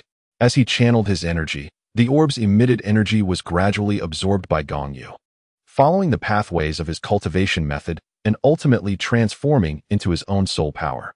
Time slipped away, and as he continued to absorb the orb's energy, Gong Yu's aura began to swell. Before long, morning arrived, and at 6 o'clock, Gong Yu slowly opened his eyes. After assessing his soul power, a satisfied smile crept across his face. He had reached a bottleneck at level 60, but the energy provided by the dark demon evil god tiger orb would undoubtedly exceed a mere 2 levels, and its full potential would likely manifest once he attained his 6th soul ring. It is unclear what abilities that bead has bestowed upon me, but I shall endeavor to test them. As soon as the thought crossed my mind, a wormhole materialized beside me. This is a wormhole. Could it possibly be a dimensional portal? The sudden appearance of this wormhole took me by surprise. This ability resembles the vibrational powers of Cisco from the Flash, yet I am unable to sense the location of objects through touch as he does. I wonder where this wormhole leads. Should I venture inside? However, I fear I might not return. Ultimately, I resolved to explore it. Before I stepped through, I left a trace of my mental imprint in the room as a means of finding my way back, lest I become disoriented upon my return. I took a bold step forward, and in the next moment, a wormhole appeared in the room of my sister, Gong Lan, startling her. At that moment, she was indulging in a bath. Each morning, she would rise early to prepare breakfast for everyone, and after that, she would soak in a bath to wash away the sweat of her labor, thus forming the habit of bathing in the morning. Suddenly, I emerged from the wormhole, and upon seeing Gong Lan in the tub, I felt a wave of embarrassment wash over me. I was merely testing my newly acquired skill. It seems that while using the skill, I inadvertently thought of you, Lanner, so I decided against further explanation. The truth was, I simply missed her. With no more hesitation, I swiftly shed my garments and slipped into the tub. I shall bathe as well, I said with a mischievous grin, causing Gong Lan's cheeks to flush with crimson. We must hurry, for we have already arranged to depart for the Starry Forest today. If we delay too long, I fear others may voice their discontent, she said shyly. Just how long can a bath take? Why must you insist on saying hurry? I replied, still wearing that playful smile. You know full well what I mean. Yet you choose to ask such a thing. How infuriating. Gong Lan feigned annoyance. Without further ado, she submerged herself beneath the water. Sensing something, I inhaled sharply and then smiled broadly. Very well, then, let us wash up quickly. The bath was indeed brief, concluding in just an hour, and upon finishing, the previously dim sky had just begun to brighten. After donning his attire with a sense of mental clarity, Gong Yu felt a sudden impulse, and a wormhole materialized once more. He stepped into the wormhole and was instantly transported back to his room. It appeared that the first ability bestowed upon him by the dark demon evil god, the Tiger Pearl, was of a spatial nature, specifically, the creation of spatial teleportation wormholes. However, he was uncertain about the maximum distance of this teleportation and resolved to experiment with it at a later time. Yet, he suspected that there were additional abilities to uncover.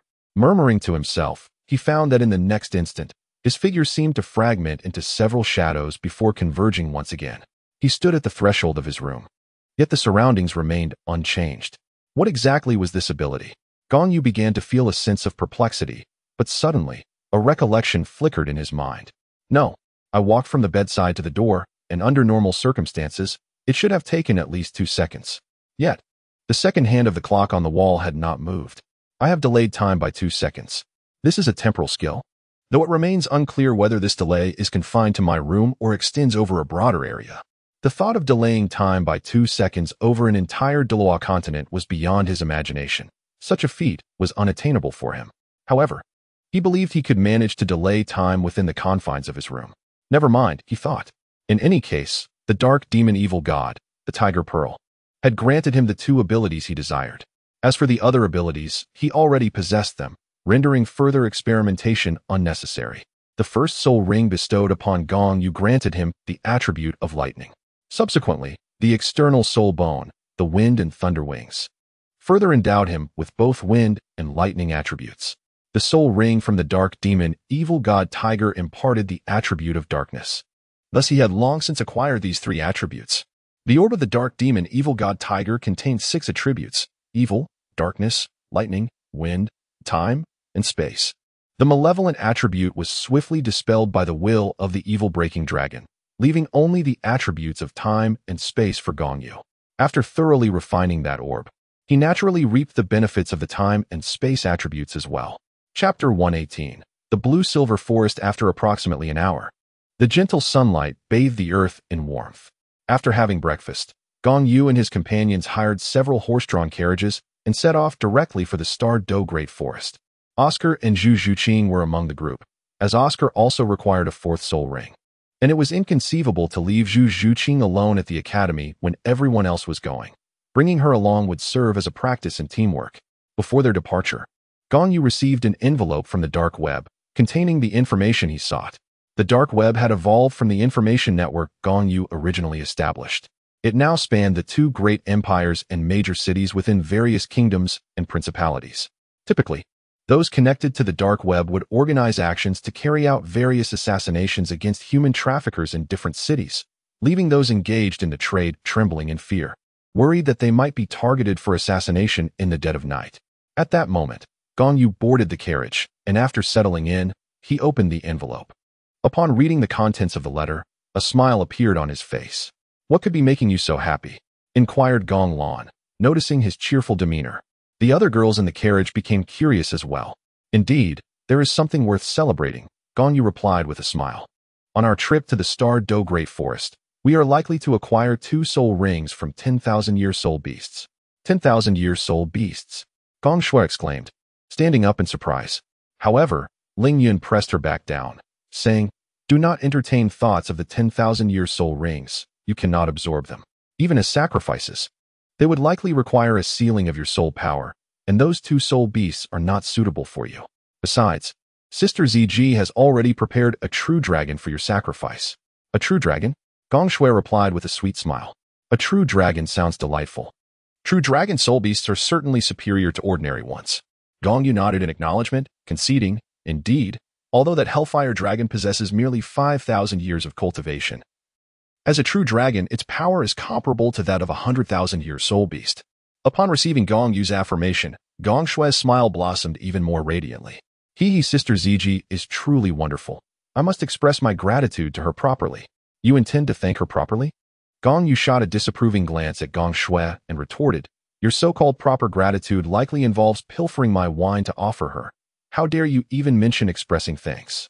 As Gong Yu spoke, it elicited a wave of laughter from everyone in the car. Gong Shui, eager to learn close combat skills from Ziji, was aware of her fondness for the wine brewed by Gong Yu. Thus, she occasionally pilfered some from Gong Yu to curry favor with Ziji. Oh, big brother.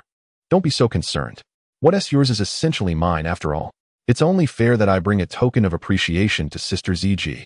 Gong Shui remarked nonchalantly, her demeanor exuding an irritating bravado. Ling Yun, thoroughly exasperated by Gong Shui's antics, let out a cold huff, declaring, "Humph. Just you wait. I shall deal with you properly." After the carriage journeyed for 2 days, they finally reached the outskirts of the starry forest. Upon disembarking, everyone proceeded ahead to retrieve the infernal flame dragon from their clan. Gong Yu led the group toward the direction of the blue-silver forest. To obtain a soul ring, one must first acquire the more accessible ones. Thus, Gong Lan's soul ring lay in plain sight, rendering any further delay unnecessary. A few days prior, Gong Lan had fully refined the blue-silver emperor, resulting in a complete transformation of her bloodline into that of the blue-silver emperor. After approximately 2 hours of journeying toward the blue-silver forest, they finally reached their destination. Gong Yu approached Gong Lan and said, "Lan'er, release your blue-silver king martial soul, as well as your blue-silver domain. Then, with your heart, endeavor to perceive, with your current spiritual power. You should be able to sense it." Upon hearing these words, Gong Lan did not hesitate. She immediately closed her eyes, and her martial soul and domain were unleashed. The martial soul gradually manifested around her, while her spiritual power coalesced and diffused outward. Soon, she felt as if the surrounding blue-silver grasses were calling out to her. The significant enhancement of her spiritual power rendered this sensation remarkably vivid, allowing her to discern the emotions of each individual blue-silver grass. As her perception expanded alongside the gradual release of her spiritual energy, the aura of the blue-silver grasses grew increasingly immense. Gradually, she became immersed in this sensation, and soon she realized that all the blue-silver grasses seemed to exude a nurturing emotion, akin to children eagerly confiding in their mother. This was an emotion that Gong Lan had never experienced before. Little by little, she found that she did not need to expend excessive spiritual power. Each blade of blue-silver grass in the forest emitted faint spiritual fluctuations, while each individual blue-silver grass was relatively weak. The vast expanse of interconnected grasses formed a considerable spiritual domain that merged with her released spiritual energy. Through them, the range she could perceive was exponentially amplified. Each blade of blue-silver grass appeared to become her eyes and ears, utilizing her spiritual power to explore the external world. Although she had been capable of this before, she had never been able to extend her vision to such an expansive degree. At that moment, an unexpected voice suddenly echoed in her heart. "My emperor, great emperor, is that truly you? You have finally come to me. Thank the heavens." A profound shock coursed through Gong Lan's heart as a voice manifested within her mental realm. This phenomenon had occurred over a year ago, during her encounter with Gong Yu in the setting sun forest. At this moment, standing beside her, Gong Yu wore a faint smile, his mental prowess continually activated. "Shall we go this time, my lord?" Gong Lan inquired with a hint of uncertainty. Given the lessons learned from their previous ordeal, she felt a twinge of fear. Her own life mattered little to her, but she could not bear to see Gong Yu come to harm. "Indeed, we must go. This is your opportunity. If you decline, it will only serve to benefit Tang San, for he too possesses the bloodline of the blue-silver emperor," Gong Yu whispered softly in her ear. Although the mention of Tang San darkened the expressions of Oscar and Zhu Zhuqing, Gong Yu pressed on undeterred. As his words lingered in the air, the voice that beckoned Gong Lan once more resonated. "My empress, may you come to me?" After reflecting on Gong Yu's counsel, Gong Lan's resolve crystallized. "I understand now. I shall go." Gong Yu nodded and said, "Rest assured, I shall remain by your side." However, Gong Shui, who was nearby, expressed her discontent, stating, "No, I must accompany you as well. I cannot simply ignore this. You all stay here. I only need to take Lan'er to obtain her soul ring, which is her life-bound soul ring and holds great significance. It cannot be compromised, so you should not come along." After giving some instructions to the others, Gong Yu paid no heed to their feelings and, accompanied by Gong Lan, set off towards the direction that had summoned her. Chapter 117. Consuming the dark demon, evil god Tiger Pearl. Time swiftly passed, and another month had elapsed. Gong Yu has already informed everyone that she will lead them to hunt soul beasts tomorrow to obtain the 5th soul ring. That fellow Oscar reached level 43 days ago, just in time for the occasion. Gong Yu's soul power has presently reached level 58, merely 2 levels away from the coveted 60. His soul power has been compressed to 80.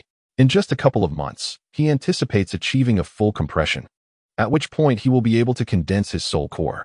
Seated cross-legged on his bed, Gong Yu is entirely focused on compressing his soul power. Since he resolved to hasten the condensation of his soul core, he has been diligently compressing his soul energy.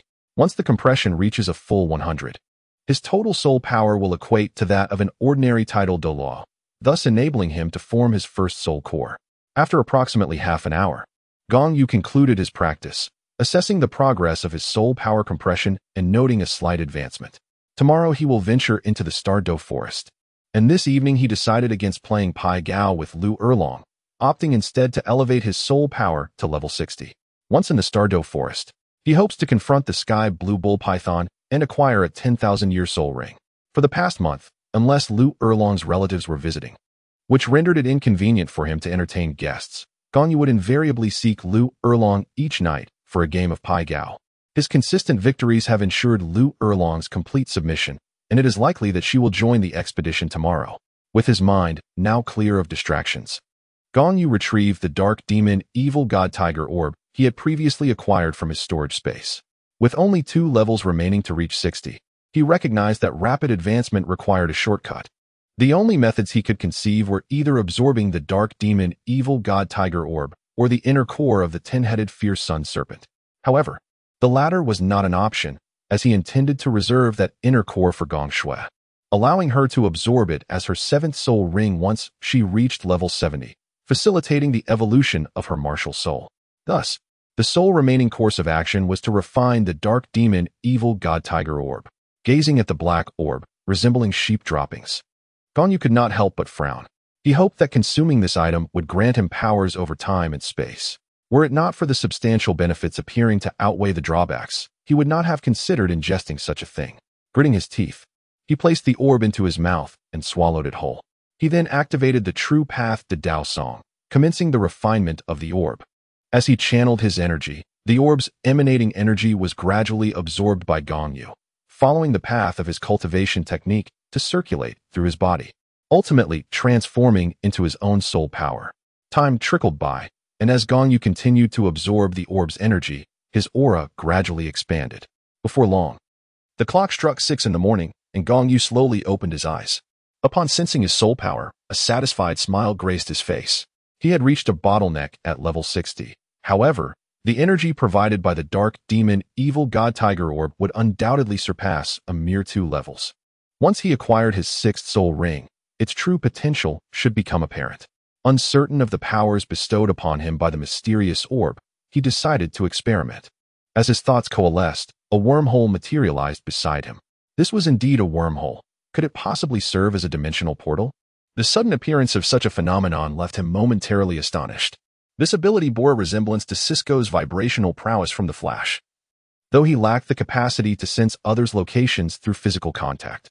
He pondered the destination of the wormhole and debated whether to venture inside, apprehensive of becoming irretrievably lost. Ultimately, he resolved to explore the unknown. Before stepping into the portal, he left behind a trace of mental imprint within the room for guidance on his return. After all, losing his way upon returning would be quite troublesome. With a decisive step, he entered the wormhole, and in the next instant, it materialized within the room of his sister, startling her. At that moment, she was indulging in a leisurely bath. Previously, she would rise early each day to prepare breakfast for everyone, often leaving her drenched in sweat, which led her to develop the habit of bathing each morning. Suddenly, her brother emerged from the wormhole, and the sight of her in the bathtub rendered him quite embarrassed. I was merely testing my newfound abilities. It seems that while using the skill, I thought of you, Lana, so. Never mind. I just missed you. He chose not to elaborate further. With no time to waste, he swiftly disrobed and joined her in the bath. Perfect timing. I shall bathe as well, he said with a mischievous grin, causing Lana's cheeks to flush crimson. You must hurry, for we are scheduled to depart for the Starry Forest today. If we delay too long, I fear others may take issue, Lana gently urged, her embarrassment evident. How long could a bath possibly take? Why do you insist, Irie? he retorted, still smirking playfully. Why must you feign ignorance? It's truly vexing. She pretended to pout. Sensing a shift in the air, he drew in a sharp breath and grinned broadly. Very well, let us make it swift. Indeed, their bath was brief, lasting merely an hour, and upon concluding, the once hazy dawn had only just begun to brighten. Gong Yu, feeling rejuvenated after dressing, emerged from the bath. A mere thought summoned a wormhole, and he stepped through it, returning directly to his chamber. It appears that the first ability bestowed upon me by the dark demon evil god, Hujuzi, pertains to spatial manipulation, specifically, the creation of teleportation wormholes. I am yet to ascertain the maximum distance of these transmissions. I shall endeavor to test this at a later time. Surely, there must be additional abilities at my disposal. I will explore further. Murmuring to himself, in the next instant, his figure seemed to fragment into several shadows before converging once more. He found himself at the threshold of his room, yet the surroundings remained unchanged. What exactly is this ability? Gong Yu pondered, a sense of bewilderment creeping in. Suddenly, a recollection flashed in his mind. No, I walked from the bedside to the door. Under normal circumstances, this journey should take at least 2 seconds. However, the second hand of the wall clock did not move. I have indeed slowed time by 2 seconds.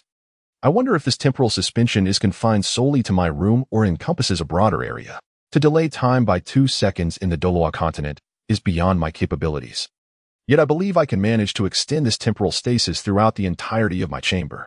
Perhaps it is best not to dwell on it further. In any case, the dark demon evil god, Hujuzi, has granted me the 2 abilities I desired, and since I already possess other capabilities, there is no necessity to experiment further. The first soul ring of Gong Yu bestowed upon him the attribute of lightning. Subsequently, the external soul bone, the wind and thunder wings, granted him both wind and lightning attributes. The soul ring obtained from the dark demon evil god tiger endowed him with the attribute of darkness. Thus, he had acquired these 3 attributes long ago. The orb of the dark demon evil god tiger contains 6 attributes: evil, darkness, lightning, wind, time, and space. The malevolent attribute was directly dispelled by the will of the anti-evil dragon, leaving only the attributes of time and space for Gong Yu. After thoroughly refining the orb, Gong Yu naturally acquired the attributes of time and space as well.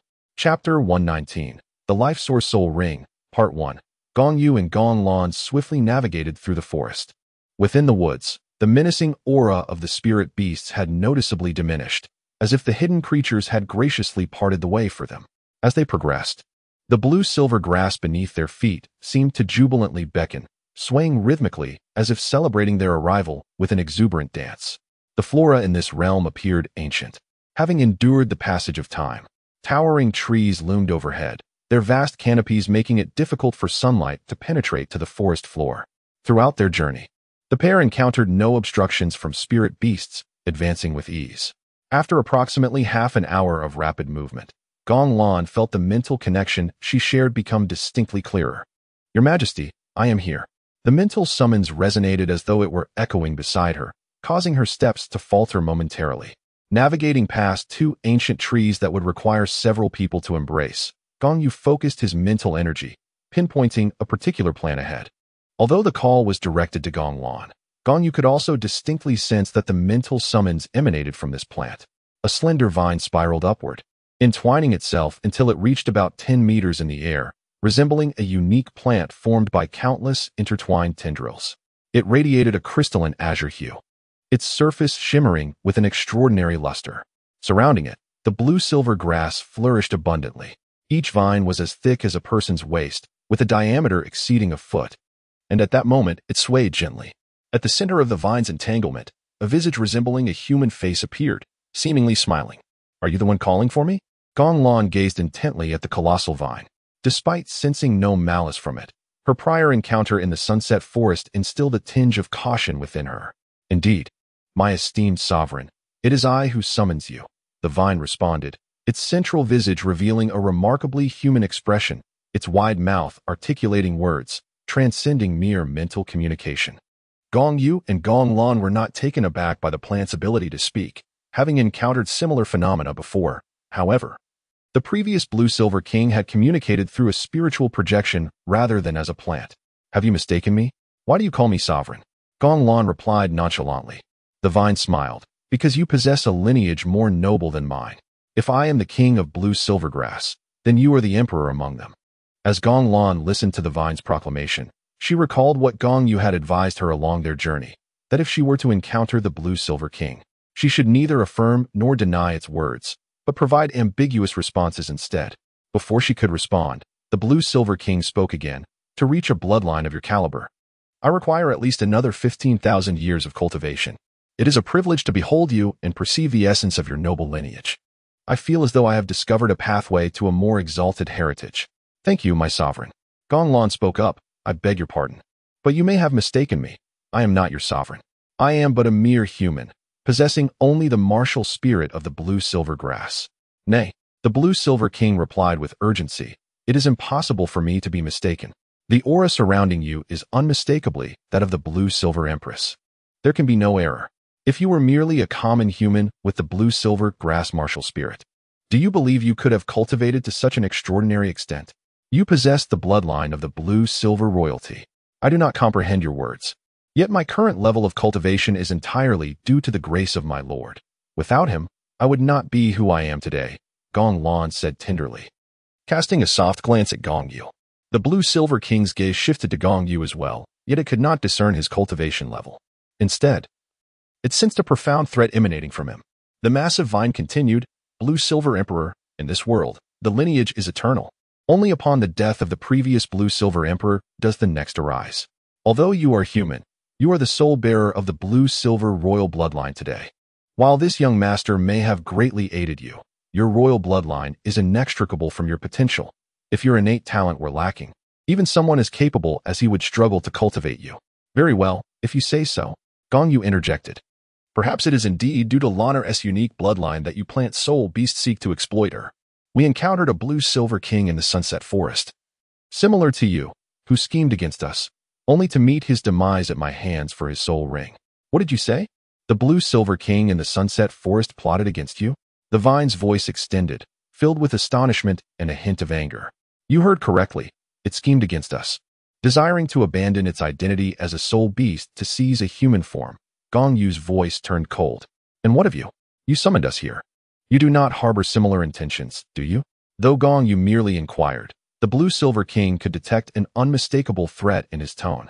"Nay, I harbor no such intentions," the blue silver king insisted fervently. "I summoned the empress to facilitate her final awakening. Though she bears the blood of the blue silver emperor, she has yet to fully awaken. We require a final step to complete her transformation." Gong Yu nodded, expressing a hope that the words spoken were indeed true. However, he warned, should any trickery be attempted, he would not hesitate to obliterate the entire forest to seize the soul ring. As he spoke, Gong Yu summoned a formidable aura emanating from the bloodline of the Golden Dragon King, causing the soul beasts within several miles to tremble in fear. This aura, could it be the essence of a deity? The blue silver king was once again struck with astonishment and cast a glance at Gong Lan, whose excitement grew.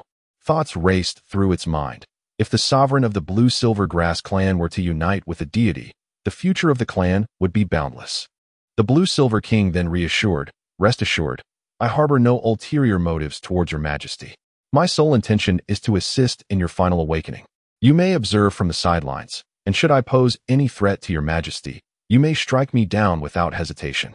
The blue silver king's tone shifted dramatically, adopting a humble demeanor, addressing Gong Yu with the honorific "Your Excellency." "Very well, let us commence.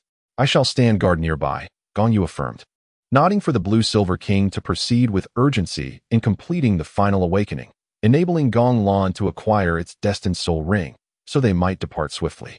"Indeed. Let us begin," replied the blue silver king, redirecting his gaze towards Gong Lan. "Your Majesty, come forth. Allow me to guide you through the final step of your awakening. I shall crown you, making you the true sovereign of our blue silver grass clan." Chapter 120, The Destiny Soul Ring, Part 2. Gong Lan cast a glance at Gong Yu, who responded with a nod before stepping aside. She advanced a few paces, creating some distance between them. Sensing her thoughts, the Silver King spoke patiently. "Great Majesty, I am one of the longest living silver grasses on this continent. Hence my title as the Silver King. As your eternal subordinate, we shall always safeguard you. Will you, in turn, forever protect your subjects?" Gong Lan gazed intently at the blue silver king before her, nodding as she declared, "I am willing." At that moment, 2 drops of azure liquid cascaded from the eye-like features of the blue silver king, flowing gently downwards. "It has been nearly 2 decades since we have felt your presence. Your Majesty, today we are no longer the children abandoned by our mother. Your Majesty, please sense the reverence your subjects hold for you." As her words faded, an overwhelming aura suddenly surged forth, not emanating solely from the blue silver king, but from the entirety of the forest. A mystical blue luminescence emerged quietly from each blade of blue silver grass, while a single blade might emit merely a faint blue glimmer. When countless blades united their azure light, it transformed into a vast ocean of blue brilliance. Gong Lan immediately sensed that she had become the epicenter of this vast ocean. Her body resembled an enormous maw, voraciously consuming the rapidly surging azure waters from the outside world. An unprecedented surge of warmth arose from the depths of her being. In that moment, she felt neither the impact nor the pressure of the colossal energy, nor did she sense any expansion within her. To her astonishment, as the heat coursed through her, an exquisitely gentle aura wafted over her entire form. The immense blue light surged inward, enveloping Gong Lan as she floated serenely in this exquisitely soft ocean, devoid of any pain. Soon after, her soul rings began to manifest, one after another. The first soul ring was the Mamba silver ring serpent, followed by the second soul ring, the man-eating flower, the third soul ring, the human-faced demon spider, and the fourth soul ring, the death spider king. Yellow, purple, and black. These 4 soul rings emerged quietly, aligning themselves neatly in sequence upon Gong Lan. Countless vast blue specks swiftly infiltrated these 4 soul rings, imparting a layer of azure radiance to each. Simultaneously, the blue-silver grass surrounding Gong Lan began to transform. This metamorphosis was not a gift from the external blue ocean, but rather emanated from Gong Lan herself. Under the influence of the halo she radiated, the originally crystalline blue-silver grass became more translucent, gradually transforming into a resplendent, sapphire-like clarity.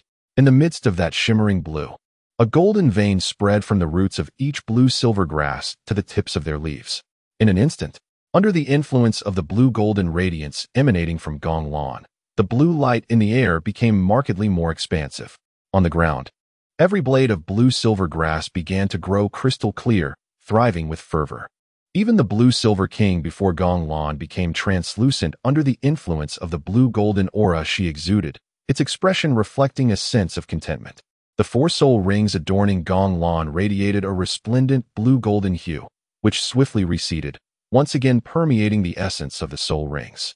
Gong Lan's figure seemed to elongate slightly, rendering her appearance more harmonious. Her once light blue hair gradually deepened into a rich azure, interspersed with faint golden glimmers.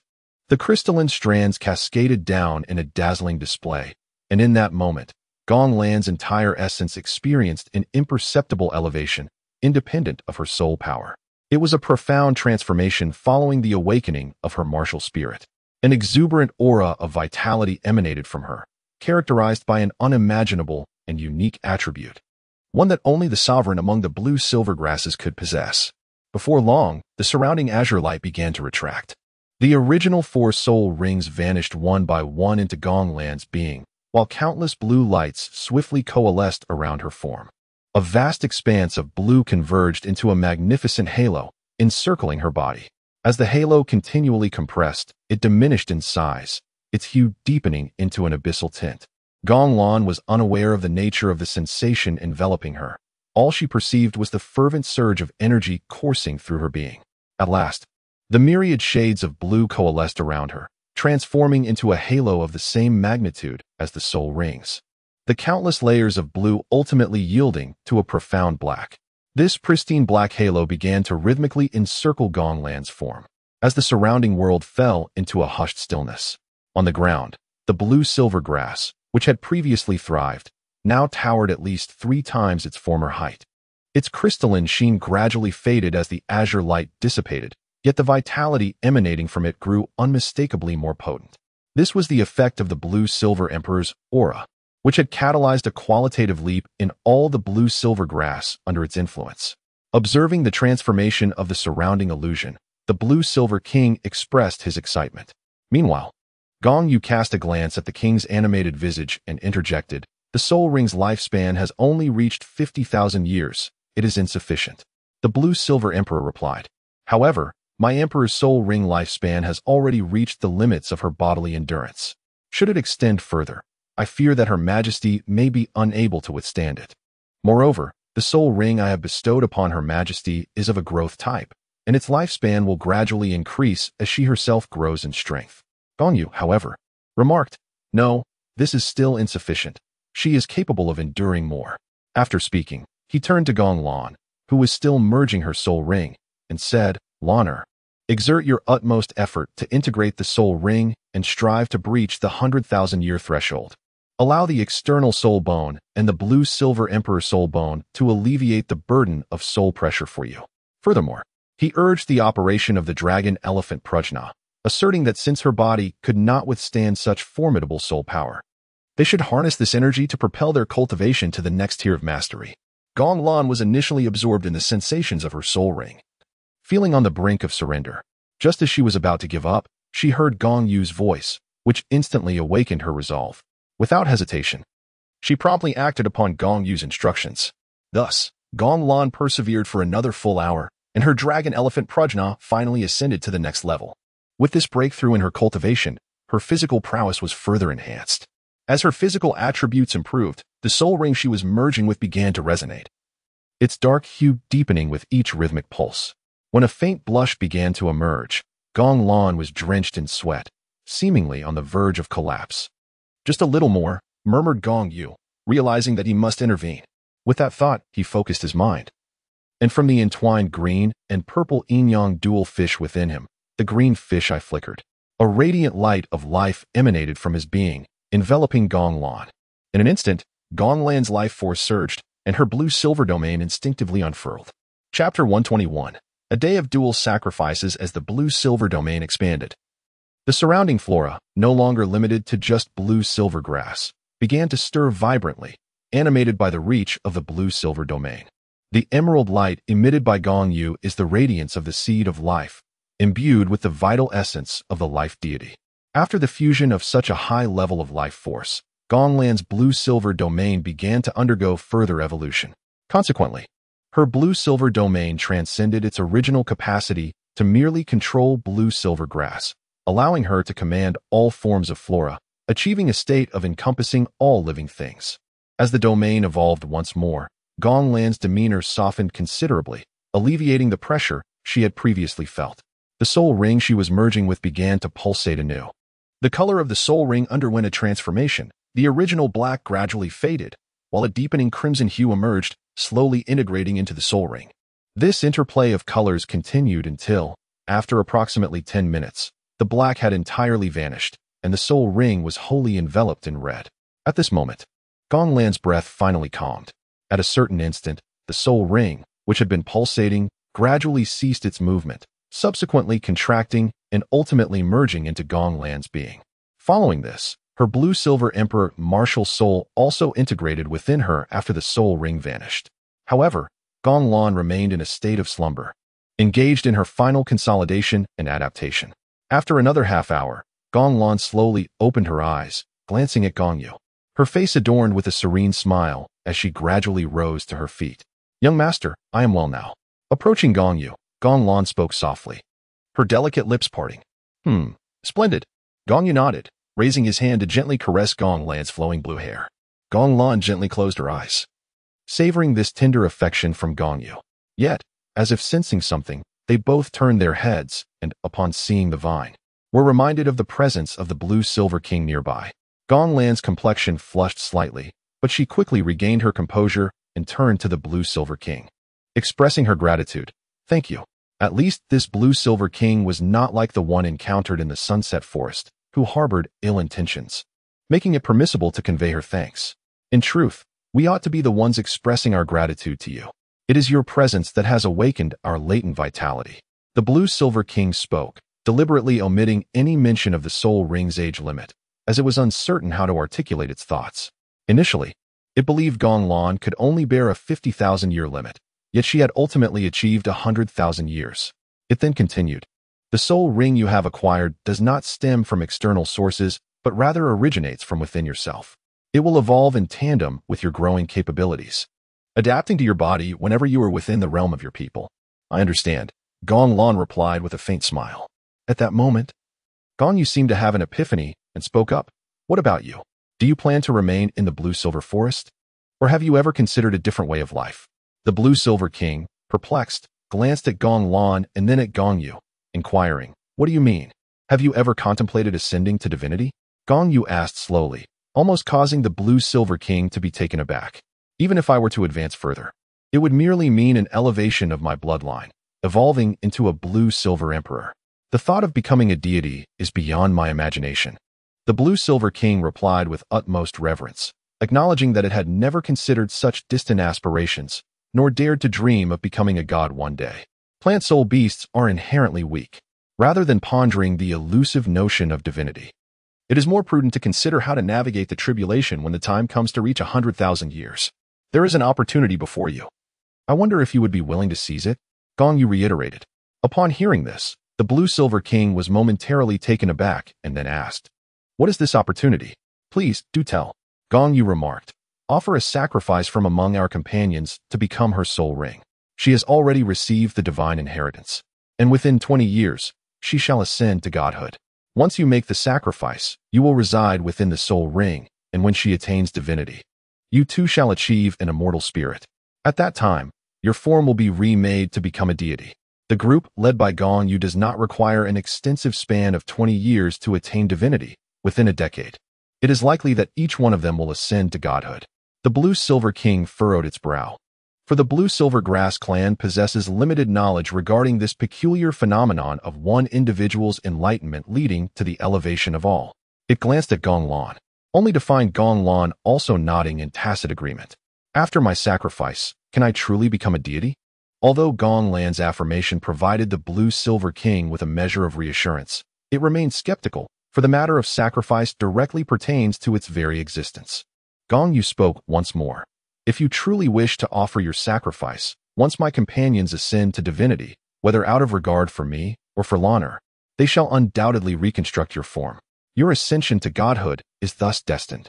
However, the act of sacrifice is predicated on mutual consent. We shall not coerce you. Should you choose to seize this opportunity, we will certainly grant you the chance to attain divinity. Yet, if you prefer to let it pass, consider it merely a light jest on our part. Gong Lan remarked, if there truly lies an opportunity to ascend to divinity, it depends solely on your willingness to seize it. The blue-silver king fell into deep contemplation once more. After a considerable pause, it seemed to have made a resolute decision. Turning to Gong Yu and Gong Lan, it declared, I am willing to take this gamble. I hope you will grant me this opportunity. Excellent. Gong Yu nodded in satisfaction. Are you capable of movement? If so, I will take you to seek our companions. If not, I shall fetch her myself. The blue-silver king responded, indeed, after a millennium, the blue-silver grass can move autonomously, lacking formidable power. We must rely on sporadic movements to conceal ourselves.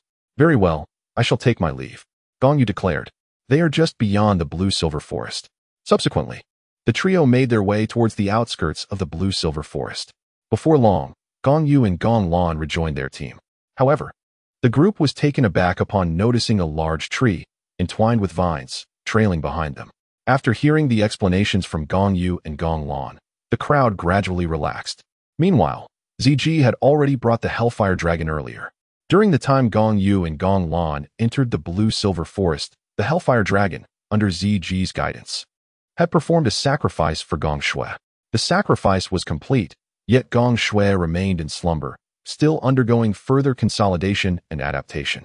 Gong Yu then turned to Gong Yu and said, Come, Yuer, the blue-silver king will now perform a sacrifice for you. Another sacrifice for me?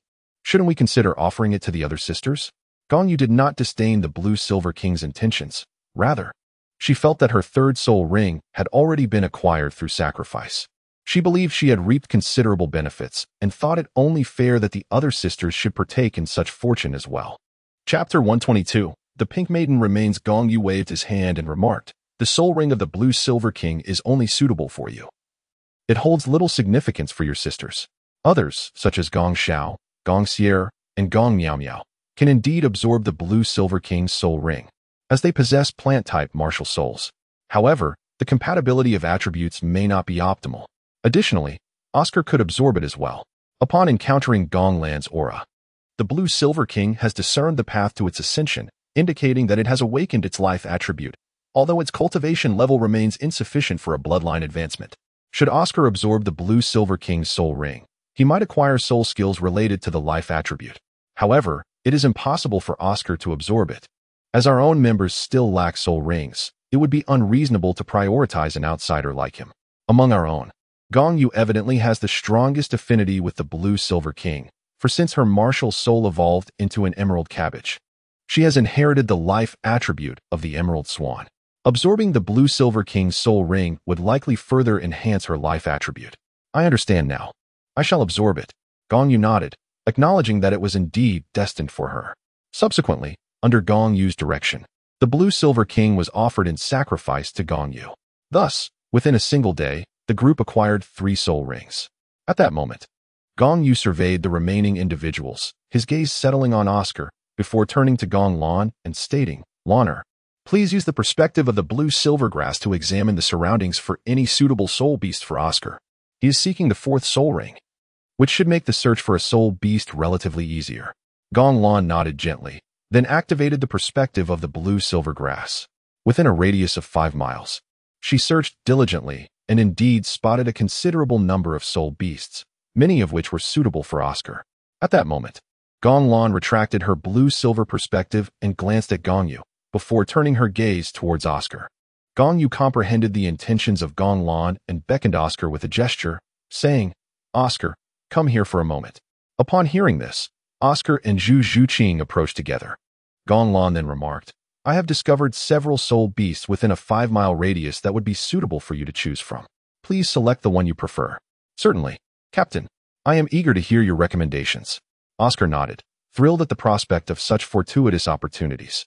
Gong Lan continued, "The first is a phoenix-tailed coxcomb snake, approximately 5,000 years old. The second is a pink empress, also around the same age. The third is a mammoth rhinoceros, roughly 4,000 years old. And the fourth is a golden demon ape, about 4,500 years old. Which one do you wish to choose?" After hearing Gong Lan's words, Oscar fell into deep contemplation. To be honest, the multitude of choices overwhelmed him, reminiscent of a condition known as choice paralysis. As a support-type soulmaster, he had never encountered such an array of options, making his decision all the more challenging. Beside him, Gong Yu smiled and offered his analysis. "Logically speaking, the 5,000-year-old phoenix-tailed coxcomb snake should be the most compatible with you, as your 3rd soul ring is derived from that very creature. However, absorbing another soul ring from the same species may lead to overlapping soul skills. Thus, I would not recommend this choice." Since both Oscar and Zhu Zhuqing had joined the reserve team, their soul skills were no longer a secret to anyone, particularly not in the presence of Gong Yu, the time traveler. The others nodded in agreement after listening to Gong Yu's assessment. Gong Yu continued, "Among the remaining 3 soul beasts, the mammoth rhinoceros belongs to the defensive category. Absorbing its soul ring should enhance your defensive capabilities. The golden demon ape is a strength-type soul beast, likely to grant you skills that augment your physical power. As for the pink empress, it is a mutated variant of the pink lady soul beast and releases a euphoric toxin. If you were to absorb its soul ring, you might acquire skills related to exhilaration." "Exhilaration? What kind of skills would that bestow upon me?" Oscar pondered, feeling a strong inclination that the pink empress was indeed the most suitable choice for him. "I cannot say for certain, but I can provide a rough analysis." Gong Yu replied nonchalantly. Elation, in essence, refers to extreme excitement. When a person experiences such heightened emotions, their combat prowess can surge dramatically. Therefore, I believe that if you absorb the pink empress's soul ring, you may gain an ability that enhances all attributes. I choose the pink empress. Without a moment's hesitation, Oscar made his decision. "Are you not going to consider it further?" Gong Yu sighed inwardly, lamenting that Oscar could not escape the allure of the pink empress. "I have no doubts. I firmly believe that the pink empress is the perfect fit for me," Oscar asserted earnestly. Gong Yu nodded and said, "Very well. We shall lead you to hunt the pink lady." She then addressed the group, "Weisteen Lu Erlong, and I will take Oscar to acquire the soul ring. You all shall remain here and await the awakening of the 2. Lu Erlong, now thoroughly subdued by Gong Yu's influence, accompanied them on this expedition to hunt the soul beast. The others unanimously consented, as they were merely embarking on a quest to hunt a 5,000-year-old soul beast. which posed no significant danger. As for Zhu Zhuqing, although she initially wished to join them, she reconsidered and opted not to accompany them, fearing she might become a burden. After clarifying the whereabouts of the Pink Lady from Gong Yu set off with Lu Erlong and Oscar, with Biji and Ziji safeguarding the women. He harbored no concerns for their safety. The journey proceeded smoothly, and after approximately half an hour of searching, the trio located the elusive Pink Lady. Under Lu Erlong's fierce assault, the Pink Lady soon found herself on the brink of demise. Subsequently, Oscar delivered the final blow, and a purple soul ring swiftly materialized. Oscar sat down on the spot, commencing the absorption of the soul ring, and soon entered a state of deep meditation. Gong Yu and Lu Erlong stood guard nearby. Glancing at Lu Erlong, Gong Yu raised an eyebrow and then pulled her into an embrace, whispering softly in her ear, causing her entire body to shiver. With a mischievous smile, Gong Yu proposed, "Sister Erlong, since we find ourselves idly waiting, why not engage in something intriguing? What do you say?" Lu Erlong instinctively swallowed hard and inquired, "What kind of intriguing activity do you have in mind?" Gong Yu, with a playful smile, leaned closer to Lu Erlong's ear and whispered something that caused Lu Erlong's face to flush crimson in an instant. "This is rather inappropriate. We are in the wild," Lu Erlong remarked, though her tone did not convey outright rejection. "In the wilderness, such opportunities are rare. Do you not wish to experience what it feels like?" Gong Yu pressed further. Lu Erlong felt a flicker of excitement within, yet she feigned restraint, saying, "But we must keep an eye on Oscar, who is right beside us. If he discovers us, where shall I hide my embarrassment?" "He will not awaken so swiftly," Gong Yu replied, then silenced her with a kiss, leaving no room for further words. Before long, enchanting sounds filled the air around them. Chapter 123. Two Realms. The game between Gong Yu and Lu Erlong lasted for over 3 hours before finally concluding.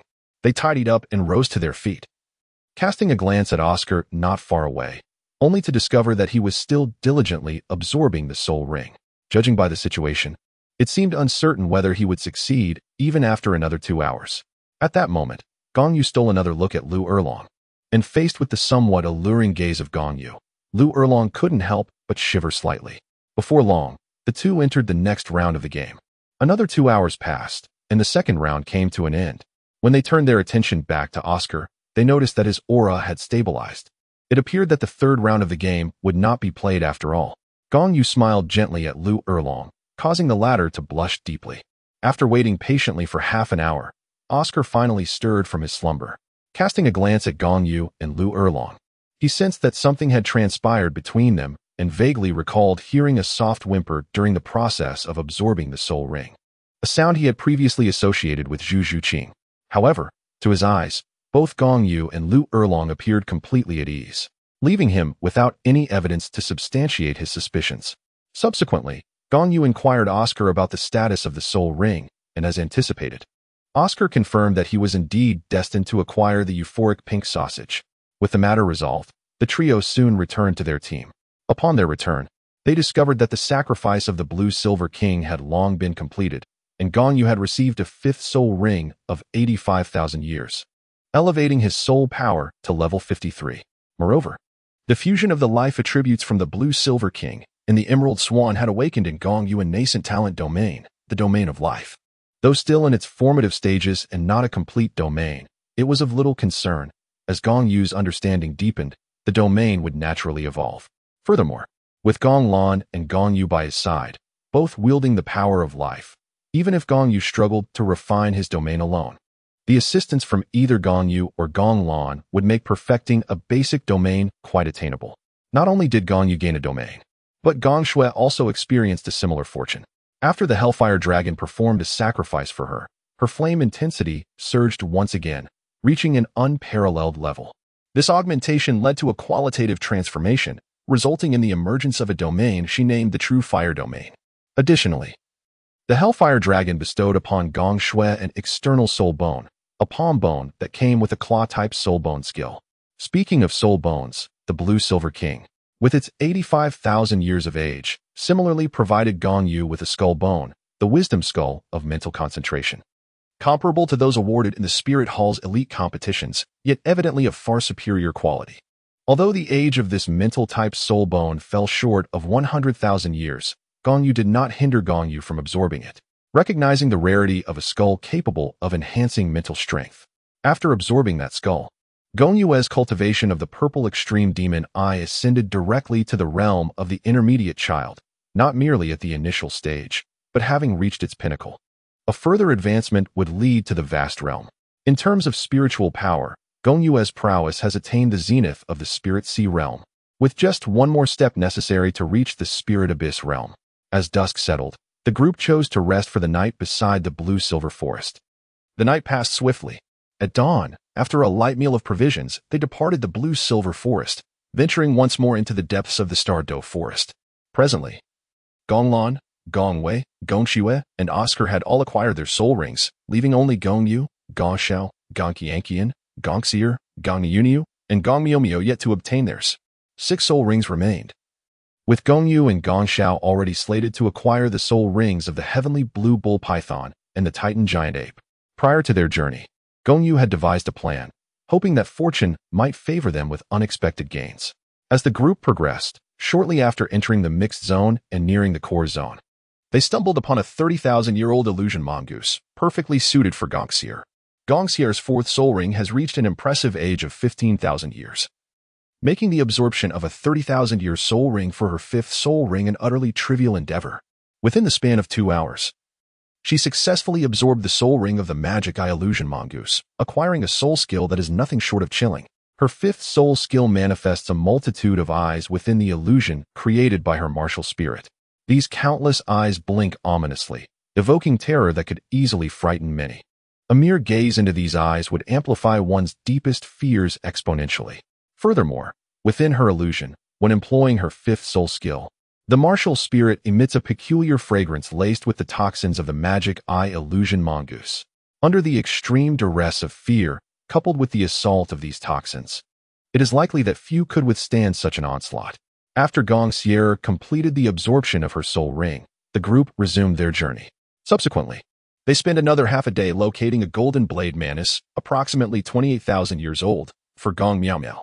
This creature possesses attributes of both light and gold, boasting formidable offensive capabilities. Miao Miao successfully absorbed the soul ring of the golden phoenix mantis. However, after completing the absorption, a day passed before everyone found a suitable place to camp. At that moment, only the soul rings of Gong Yu, Gong Xiao, Gong Tranqian, and Gong Nyonya remained. Another night swiftly passed. On the following morning, the group advanced as needed and soon stepped into the core area. The Douluo forest is divided into several zones: the fringe area, the outer circle, the mixed circle, the core circle, and the perilous land. In this era, few have ventured deep into the perilous land. Even the titled Douluo recorded in the Spirit Hall's documents, who entered the core area, never reached the perilous land. That titled Douluo merely reached the center of the core area, where the titan giant ape and the sky blue bull python resided, merely visiting the mirror lake, and did not even reach the lake of life before being frightened away by the sky blue bull python.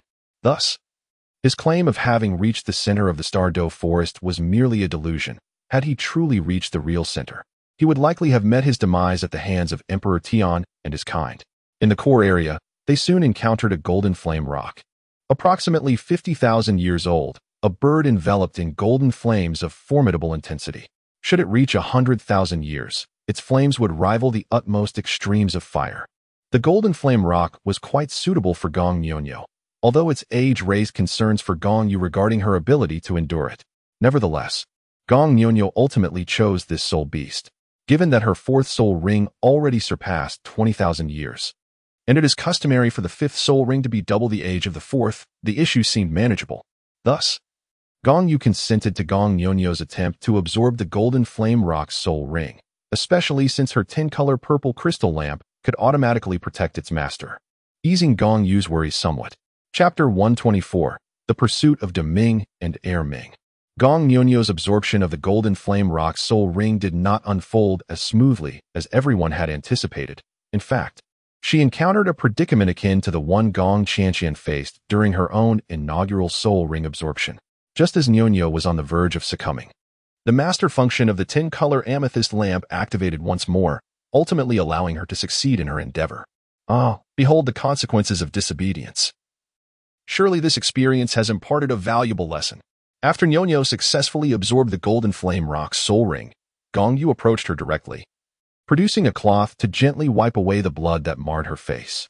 During the most arduous phase of the soul ring absorption, Nyonyo had suffered from bleeding from her 7 orifices, which had caused great concern among the onlookers. I realize my folly now, young master. I shall be obedient henceforth. Nyonyo playfully stuck out her tongue, though it was quite unlikely that she would truly heed his words. Should she encounter another soul ring that exceeded the duration yet suited her perfectly, she would undoubtedly disregard everyone's warnings and insist on absorbing it. Her nature was inherently strong-willed, resilient, and somewhat stubborn. Once she believed something was meant for her, she would never let it slip away. Let us hope. Though I do not harbor any illusions that you will genuinely be obedient, Gong Yu remarked with the faintest of smiles. His action steady as he continued to cleanse the blood from Nyonyo's face. Being cared for so affectionately by Gong Yu for the first time made Nyonyo's cheeks flush with warmth, and her heart raced. In that moment, she forgot her words entirely, surrendering to the quiet intimacy of his ministrations. The soul ring of Gong Nyonyo has been resolved, yet her absorption of the soul ring consumed an extensive amount of time. From yesterday until now, it has been nearly a full day and night. Concerned for Gong Nyonyo's condition, everyone has endured a sleepless night, prompting Gong Yu to grant them half a day's rest before setting off once more. Around midday, they first partook in lunch. After the meal, they intended to continue their journey, but just as they were about to depart, 2 formidable auras approached their location. Although still at a considerable distance, the overwhelming presence was palpable to all. One of the auras felt somewhat familiar, reminiscent of the Titan Great Ape's essence. Gong Yu was the first to speak. Glancing at Ziji and Biji, who both nodded in acknowledgement, a surge of excitement coursed through Gong Yu. Since one aura belonged to the Titan Great Ape, the other, evidently even more powerful, must belong to the Sky Blue Bull Python. They had finally awaited their arrival. With a silent exclamation in his heart, Gong Yu turned to Lu Erlong and said, "Sister Erlong, please take Oscar and Zhu Zhuqing away for now. 200,000-year soul beasts are heading this way." Accompanied by a large group of individuals that seemed to belong to the Spirit Hall, making this location rather perilous. "Are you suggesting I flee in the midst of battle?" Lu Erlong replied, somewhat displeased. "And how do you know that the Spirit Hall is following?" Gong Yu replied, "What do you mean by fleeing at a critical moment? Allow you to depart first. My concern lies with my sisters, Ziji and Biji, who may find themselves overwhelmed in caring for so many. You should take Oscar and Zhu Zhuqing with you. I trust in your ability to ensure their safety. Simply wait for us outside for a few days." As for how he knew that the Spirit Hall was following them, he refrained from elaborating, yet he was aware of the reason. For it was he who had leaked the information from the very beginning, revealing the locations of the 200,000-year soul beasts to Bibi Dong. Everything was orchestrated by his design. Lu Erlong furrowed her brow, casting a glance at Oscar and Zhu Zhuqing. The 2 young ones were indeed of a low rank and could prove to be a liability should they be caught up in the fray. Their chances of survival would be perilously slim. With no alternative, she nodded in agreement, saying, "Very well. I shall take Oscar and Zhu Zhuqing and depart first. We will linger outside for a few days, awaiting your return." Gong Yu nodded and said, "Go ahead, rest assured, we shall be fine." Subsequently, Lu Erlong departed with Oscar and Zhu Zhuqing. After their departure, Gong Yu instructed Gong Lan to employ the blue-silver perspective to observe the 2 10,000-year soul beasts, as well as to ascertain the whereabouts of the personnel from the Spirit Hall. Before long, Gong Lan concluded her observation and reported to Gong Yu, "Young master, the people from the Spirit Hall are approximately 3 to 5 miles away from the 2 10,000-year soul beasts. However, it appears that both soul beasts have been poisoned severely and likely cannot endure for much longer." Severe poison? Gong Yu chuckled softly, contemplating. A poison potent enough to incapacitate 10,000-year soul beasts in such a short time must be from her. I doubt even Sister Bai Ji could counteract it. Curious, Bai Ji inquired, "Whose poison is so formidable?" "The Pope of the Spirit Hall, Bibi Dong," Gong Yu replied slowly. "She possesses twin martial souls, namely the Death Spider Queen and the Soul-Devouring Spider Queen, with her soul power reaching level 99. Moreover, she is the inheritor of the Rakshasa God. However, due to the trials imposed by the Rakshasa God, she can only wield the power of level 98.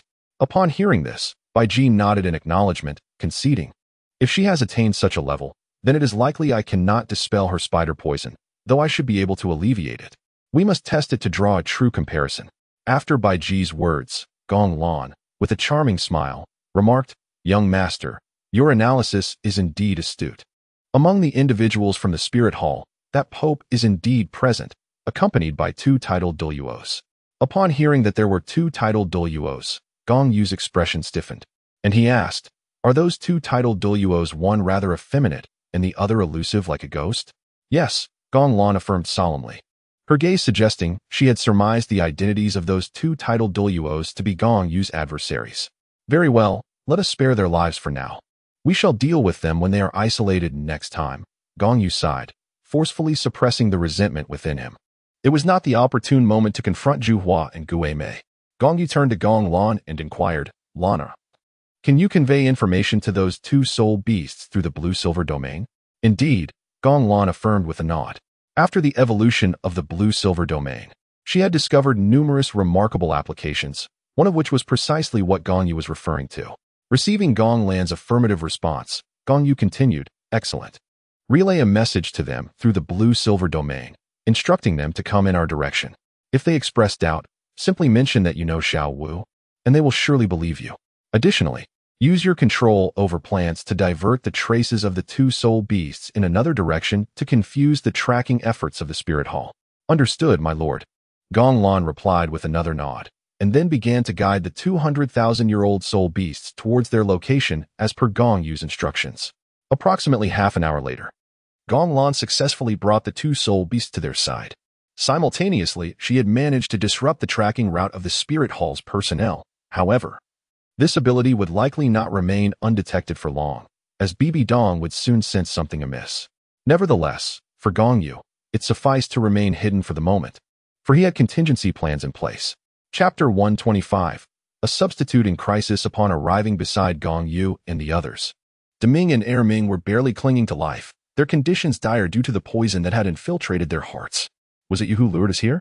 Deming, the azure bull python, scanned the group, ultimately fixing his gaze on Gong Lan. "Yes," Gong Lan replied with a nod. Despite the imposing and seemingly ferocious appearance of the two soul beasts, she exhibited no trace of fear. "You know Xiao Wu?" Deming inquired again. This time, Gong Lan shook her head. Although she had seen Xiao Wu, she could not claim to know her, having never interacted with her directly. At that moment, Gong Yu interjected. "She does not know Xiao Wu, but rather I do. We were classmates at the same academy, and I am even aware that Xiao Wu is a transformed soul beast." Upon hearing this, Deming and Erming were taken aback, their immediate thoughts turning to Xiao Wu's safety. "What have you done to Xiao Wu?" Gong Yu smiled faintly and remarked, "I have not harmed Xiao Wu in any way. In fact, I have not even divulged her secrets, which clearly indicates that I harbor no desires towards her. Your existence was revealed to me by her." Upon hearing this, Deming and Erming felt a slight sense of relief, as Xiao Wu had indeed not encountered any misfortune. Had she faced any peril, they would have sensed it to some degree. "Without further ado, I will first divert the attention of the personnel from the spirit hall, and once they are drawn away, I shall attend to your rescue," Gong Yu stated slowly. However, the notion of rescue was merely a formality. These two had succumbed to poison in their hearts and were beyond salvation. Furthermore, even if there were a possibility of saving them, Gong Yu would not extend that mercy. Gong Yu spoke again. "I require a drop of your blood from each of you." "What do you need our blood for?" Deming inquired, perplexed, while Erming, being rather simple-minded, was even more bewildered by Gong Yu's intentions. "I intend to divert the attention of the spirit hall, and your blood is essential for that," Gong Yu elucidated. Deming and Erming exchanged glances, nodded in mutual understanding, and then each pricked their fingers, allowing their blood to coalesce and soar towards Gong Yu. "Excellent," Gong Yu remarked as he grasped the two droplets of blood and stepped aside to unveil his martial spirit. As his spirit manifested, 5 soul rings, purple, black, and red, pulsated beneath his feet, causing all present, with the exception of Gong Lan, to gasp in astonishment.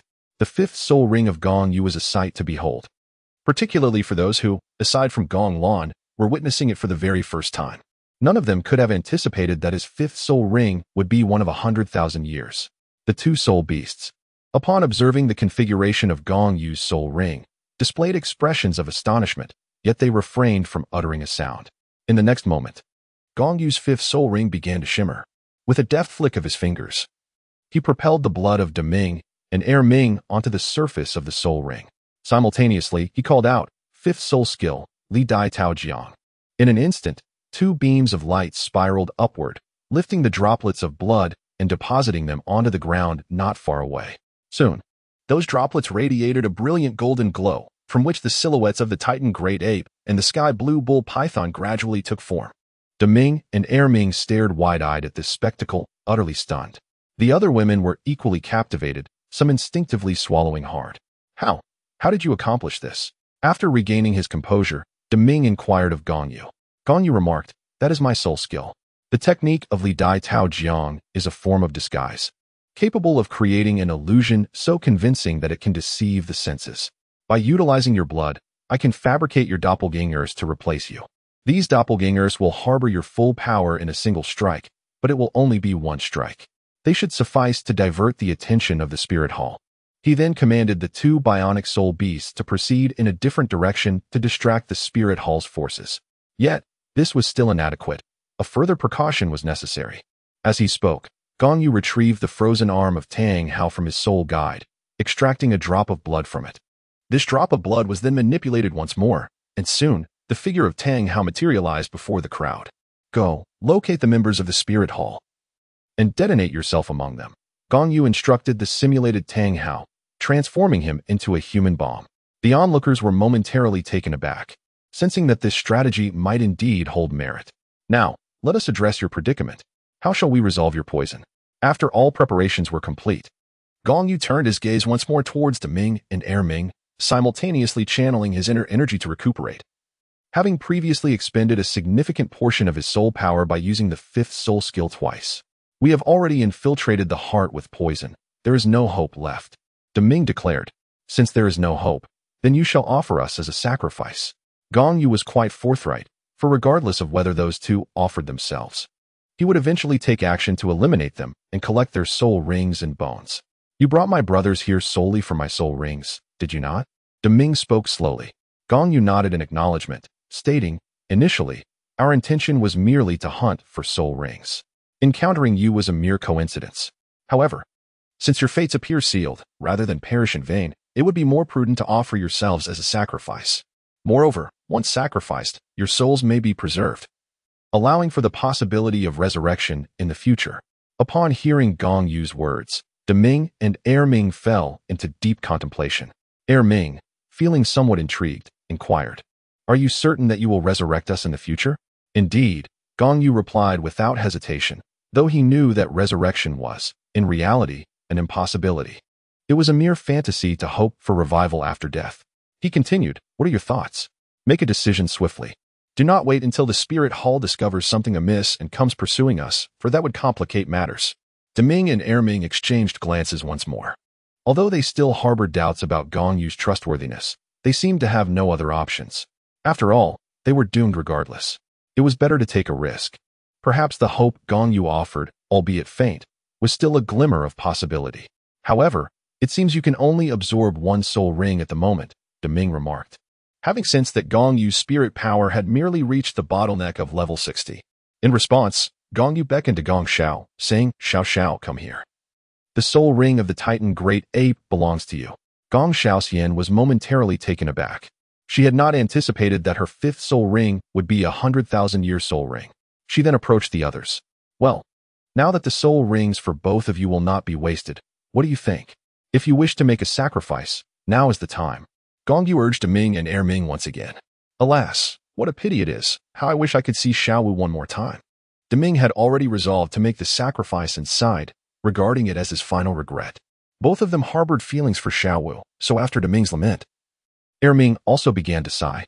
Yet Gong Yu chuckled, saying, at least Deming is single. His lament is understandable. But you, Erming, already have a family and children. What on earth are you sighing about? Do you wish to stray? Ridiculous. When did I ever have a family and children? Erming's lips twitched, perplexed as to why Gong Yu would utter such a statement. Gong Yu smiled faintly and said, Hee. How could you possibly be without descendants? Your son, Yuan Nc Tai, is still alive. Upon hearing Gong Yu's words, Erming was instantly taken aback, unable to recall who Yuan Nc Tai was, as there was no such person in its memory. However, the name evoked an inexplicable sensation within Erming, accompanied by a strange sense of familiarity. Deming widened its eyes, gazing at Erming as if to say, are you not going to clarify how you inexplicably have a son? Who was Yuan in Tai? Erming inquired of Gong Yu, desperately searching its memories but finding no trace of this individual. Yet, it felt an urgent need to uncover more about Yuan and Tai. Gong Yu smiled and replied, Erming, do you still remember the summer rain lotus by Daming Lake? Oh, I misspoke. Do you recall the girl picking mushrooms by the little cabin? Xiong Xiaoling. The words little cabin, girl, picking mushrooms, and Xiong Xiaoling echoed in Erming's mind, gradually leading it into a reverie, the happiest time of its life. Minutes later, returning to the present, it asked again, do you know where Xiong Xiaoling is? Huh, so you finally admit it. Gong Yu grinned, saying, back then, you transformed into a monkey and spent the night with that innocent girl, yet you fled. Xiong Xiaoling searched for you in vain and eventually left the little cabin. Later, she discovered she was carrying your child, you scoundrel. Ah, you beast, abandoning Xiong Xiaoling and your child while pining for Xiao Wu. At this point, Erming disregarded Gong Yu's insults, its emotions surging with excitement as it asked, you mean Xiaoling is pregnant with my child? Ah, you beast. How dare you mention Xiong Xiaoling and the child? She was merely a young girl at the time, alone after the village was burned down. Do you have any idea how she has managed all these years, raising a child all by herself, without any family or support? Gong Yu cast a scornful glance at Erming once more. Hearing this, Erming felt a pang of sorrow in its heart. Even envisioning the scene of Xiong Xiaoling struggling to raise the child alone, without a soul to care for her. At that moment, Deming looked at Erming with disdain and said, so, Erming, you are such a beast. I truly feel shame to be associated with you. You used to compete with me for Xiao Wu, and if Xiao Wu had truly been with you, that irresponsible scoundrel, would she not have been left mourning alone? Erming hesitated, struggling to articulate his thoughts. He acknowledged that the incident from years past had indeed occurred, yet he later sought out Xiong Xiaoling in the wooden cabin, only to find that she had already departed. Despite his efforts, he could not locate her again. With a heavy sigh, Erming recognized the gravity of his own situation and felt disinclined to defend himself further. He turned once more to Gong Yu and implored, I am willing to make a sacrifice, but can you promise me that my soul bone will be entrusted to my child? My spirit shall reside within the soul bone, watching over him, for it is my solemn duty. Gong Yu nodded and said, it is indeed possible, but after bestowing the soul bone upon the child. How do you intend to resurrect yourself? If he absorbs your soul bone, I cannot simply extract it from him in the future, can I? Transferring the soul bone to the Yuanin family is not particularly challenging. I have already discerned their location. It lies within Shangling City. This city is quite ordinary, yet its name has remained unchanged for 2 millennia. As for the soul bone of Erming, Gong Yu regarded it with little value. It is merely a 10,000-year-old soul bone. Should he enter the Dragon Valley in the future, there will be plenty of true dragon soul bones awaiting his selection. Erming shook his head and said, if my child absorbs my soul bone, then there will be no need for my resurrection. Erming. Yu Deming began to express his thoughts, but was interrupted by Erming. Deming, please do not try to dissuade me. My resolve is firm. I wish to protect my child. Deming sighed and replied, but you could simply resurrect yourself and then safeguard your child. No, Erming stated. Since my encounter with Xiaoling, nearly a century has passed. If my child were still alive, he would be approaching a century of age. However, he is but a human, and I do not know how much longer he can endure. What if he does not survive to see my resurrection? Therefore, I have resolved to protect him. Having said this, Erming turned directly to Gong Xiao and said, come here, young lady. I shall offer you my sacrifice. With that, Erming led Gong Xiao aside and began the sacrificial rite. At that moment, a resounding explosion echoed from a considerable distance away, capturing the attention of all present. The corners of Gong Yu's mouth curled into a faint smile. If I am not mistaken, it must be that Tang Hao's sub-body has self-destructed. Observing that the sacrifice of Erming had already commenced, Deming sighed once more and said to Gong Yu, let us begin as well. Gong Yu nodded and then seated himself in a meditative posture, summoning the blue-silver grass martial soul. In the next moment, the sacrificial rite of Daming commenced. The offerings from the 2 soul beasts did not consume much time, concluding in approximately 2 hours. Upon absorbing the soul ring of the celestial blue bull python, Gong Yu's soul power surged to level 65. This increase also included a small portion of soul power from the dark demon evil tiger bead, albeit no more than a single level. The remaining 4 levels were undoubtedly provided by Daming. Daming also granted 2 soul skills. Yet Gong Yu chose not to delve into their details. However, the inherent abilities of the celestial blue bull python, namely the annihilation thunder and the slow field, when combined with the lightning attribute of Gong Yu's first soul ring, the lightning flood dragon, allowed him to attain a rudimentary form of a thunder field. Moreover, the celestial blue bull python dropped a fragment of a left arm bone, which Gong Yu found of little value. He decided to keep it for the time being, as it might serve as a reward for his subordinates. As for the soul of Daming, when its sacrificial offering reached its conclusion, Gong Yu consumed it with a mental black hole. The notion of reviving it, a mere little loach, was far from his thoughts. After the sacrificial ceremony of the Titan giant ape, Erming, Gong Zhao's soul power ascended to level 54. Erming directly enhanced her soul power by 4 levels. However, several seals were placed upon her, as she ultimately could not withstand the immense pressure of 100,000 years. The remaining soul power will gradually be released when she is able to bear it. She also acquired 2 soul skills, Titan's Wrath and Earth's Might. Titan's Wrath is a formidable offensive technique. When Gong Xiao unleashes it with full force, its power can even surpass that of the great Sumeru Hammer's explosive ring. Yet, due to its substantial energy consumption, it cannot be used continuously. Earth's Might allows Gong Xiao to harness the power of the earth, functioning as a domain skill inherited from Erming's gravity control domain, though this domain cannot be upgraded. After Gong Yu and Gong Xiao obtained their soul rings, only Gong Qianqian remained. Finding a soul beast suitable for Gong Qianqian in the Stardo Great Forest proved challenging. Although there was a million-year-old heavenly dream-eye silkworm among the ferocious beasts. However, Gong Yu hesitated to ask them for it, and even if he did, the beasts might not comply, as the heavenly dream was a source of sustenance for them. Given the difficulty of locating a soul beast for Gong Qianqian in the Stardo Great Forest, he shifted his focus to the frozen forest. Thus, the group departed from the Stardo Great Forest and encountered Lu Erlong and her companions outside. They then split into 2 groups.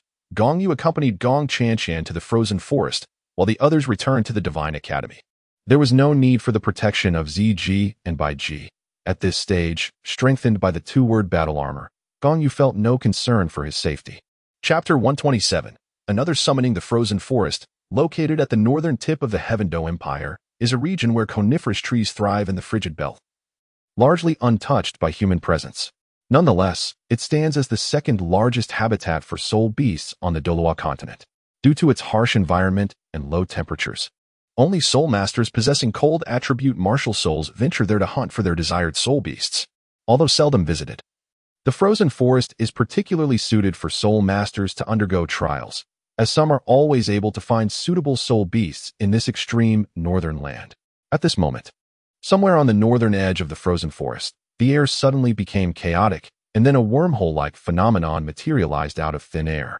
The wormhole expanded from the size of a fist until it reached the dimensions of an archway large enough for 2 people to pass through before stabilizing. At that moment, 2 figures emerged from the wormhole, a man and a woman, appearing quite well matched. Upon closer inspection, the man was none other than Gong Yu, and the girl beside him was Gong Qianqian. It seemed they had taken a wrong turn. Glancing around at the unfamiliar surroundings, Gong Yu smiled awkwardly. This was his first time traversing such a long distance, and lacking experience, he miscalculated the teleportation distance. It appeared they were not in the frozen forest after all. Observing the visibly awkward Gong Yu, Gong Qianqian echoed with a soft murmur. No, we are in the frozen forest, or rather, on its northernmost fringes. Gong Yu gazed at a vast expanse of coniferous trees not far off, a distinctive emblem of the frozen forest, rare in other locales, which facilitated his deduction. To the north, has anyone ventured into this place? Gong Qianqian inquired with curiosity. Gong Yu shook his head and replied, perhaps someone has ventured here, but it is not certain. After all, the conditions within the frozen forest have become exceedingly harsh, and the further north one goes, the more unimaginable it becomes. Furthermore, on this continent, ice attribute soul masters are ultimately in the minority. The soul beasts within the frozen forest alone provide ample choices for them. Thus, whether they would journey further north remains uncertain. What lies further north? Gong Qianqian inquired once more, only to mentally berate herself the moment the words escaped her lips, realizing that Gong Yu had never been there either, rendering her question rather futile. Ah, the lands to the far north. I would dare to call it the extreme north. Gong Yu stammered with a forced smile, for he could only articulate it thus. as coining a new name would be rather inappropriate. Moreover, according to his calculations, the frozen forest is indeed a segment of this extreme north. He continued, if I am not mistaken, within this extreme north, there should exist 3 great kings. What are the 3 great kings? Gong Qianqian asked, akin to an ever-curious student eager for knowledge, turning once again to Gong Yu for answers. Gong Yu remarked, it pertains to the 3 great soul beast kings. However, this is merely my conjecture. Gong Qianqian gazed at Gong Yu and inquired about the 100,000-year soul beasts.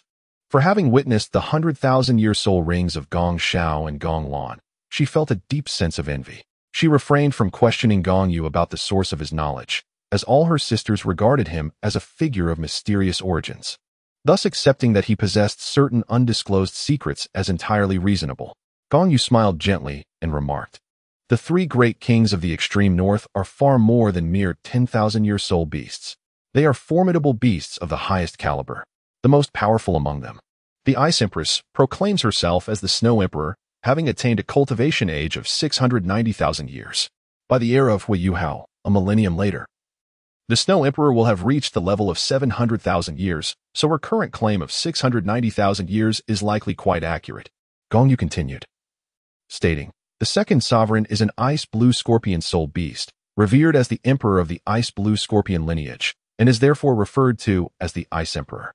It boasts an impressive cultivation age of approximately 390,000 years. By the time of Hui Yuhao, its cultivation had reached a staggering 399,900 years, indicating that it now approaches the venerable threshold of 390,000 years. The third sovereign is the Titan Snow Demon King, a member of the Titan Snow Demon clan, a lineage believed to be descended from the ancient ice god's visitations to the Titan giants. When considering the strength of its kind, the Titan Snow Demon clan undoubtedly reigns supreme in the frigid realms. When they unite, they become an invincible force within these icy territories. The cultivation age of the Titan Snow Demon King is estimated to be around 200,000 years. Gong Qianqian felt a tinge of disappointment. She had harbored hopes of possibly acquiring a soul ring of 100,000 years in this northern land. However, upon hearing Gong Yu's words about the formidable 3 kings of the extreme north, she realized that even if she were to hunt one down, she lacked the capability to absorb such a soul ring. Yet, as if a thought had crossed her mind, she inquired, my lord, are there any other soul beasts of 100,000 years in the extreme north? Upon hearing this, Gong Yu was momentarily taken aback, quickly discerning that Gong Qianqian also desired a 100,000-year soul ring. He replied, there exists an Ice Bear King, a pet nurtured by the Snow Emperor. Although it is referred to as a pet, the Snow Emperor regards it as his own son. Its cultivation, I estimate, is around 290,000 years. During the era of Hui Yuhao, which was 10,000 years later, the Ice Bear King, Xiaobai, faced its third tribulation, so at this moment, its cultivation should indeed be approximately 290,000 years. My lord's words are almost equivalent to saying nothing at all, Gong Qianqian pouted, her tone tinged with a hint of melancholy. Gong Yu gently pinched Gong Qianqian's jade-like face and smiled. I understand your yearning for a 100,000-year soul ring, but such matters are dictated by fate. If there exists one suitable for you, I shall spare no effort to assist you. However, if the opportunity does not present itself, we cannot force it. All right, Gong Qianqian sighed, recognizing that such pursuits cannot be compelled.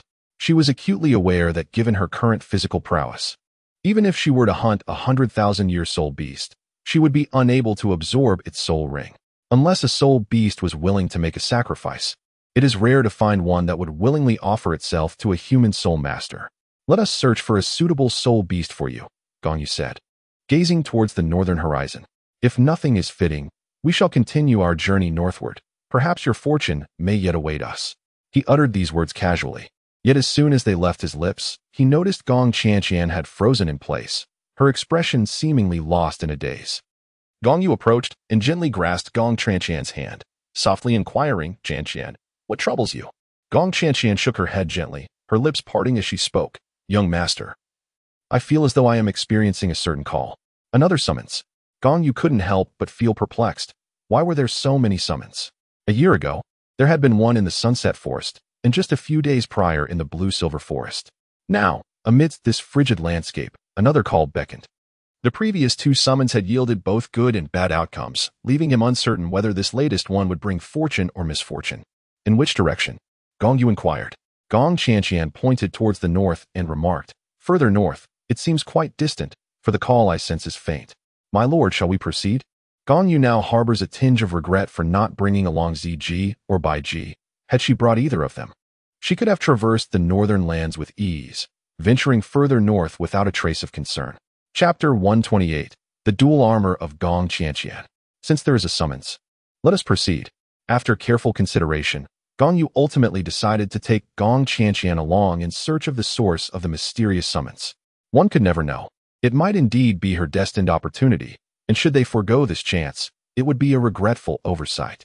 Furthermore, he contemplated that with his current prowess, enhanced by the Dou armor, he could at least reach the level of a soul Douluo, thus possessing a measure of self-preservation in the northern territories. Should he encounter a formidable adversary beyond his capacity to defeat, he could swiftly activate his second martial soul, unleashing the might of the evil-subduing dragon will. That entity was known for its audacity, confronting even the heavens and the earth, and within the simulator, it dared to challenge divine consciousness. Engaging a few soul beasts would likely pose no significant challenge. Moreover, should the situation become dire, he could always retreat, as he possessed the ability to create spatial wormholes for traversing dimensions. At that moment, Gong Yu turned to Gong Qianqian and remarked, "However, before we venture deeper into the north, there is one more task we must attend to." "What task?" Gong Qianqian inquired with raised brows, her curiosity piqued. Gong Yu smiled gently, then retrieved 11 armor-like pieces from the soul guide device and placed them upon the ground. "You must first merge with the battle armor. This is a specially crafted two-character battle armor designed just for you." Ever since forging his own two-character battle armor in the City of Slaughter, Gong Yu began to fashion spiritual metal for his sisters, including Gong Lan. By the time he departed from the City of Slaughter, he had already prepared a considerable amount of suitable metal for them, awaiting the opportunity to design and manufacture it, thus completing the battle armor process. Upon returning to the Academy of the Gods, Gong Yu took the time to tailor designs for the ladies, yet after 2 months, he had only managed to produce 2 sets, one for Gong Lan and the other for Gong Qianqian. The rest remained unfinished. "My battle armor?" Gong Qianqian gazed at the exquisite components on the ground, adorned with snowflake patterns she adored, their delicate ice blue hue evoking deep emotion within her. "Indeed, it is for you. Your attributes are unique, so I prioritized your armor's creation," Gong Yu replied, lifting a headpiece and personally placing it upon her. "Now, let us commence the merging. Channel your soul power and mental energy into the armor, much like the process of absorbing a soul bone." I have never absorbed a soul bone," Gong Qianqian stammered, her cheeks flushed, the intimacy of the moment causing her heart to race and her words to falter. Gong Yu smiled and said, "Simply follow my instructions. Input your soul power and mental force into the components of the battle armor for fusion." Ordinarily, when assimilating a set of battle armor for the first time, it requires a period of nurturing before it can be utilized effectively.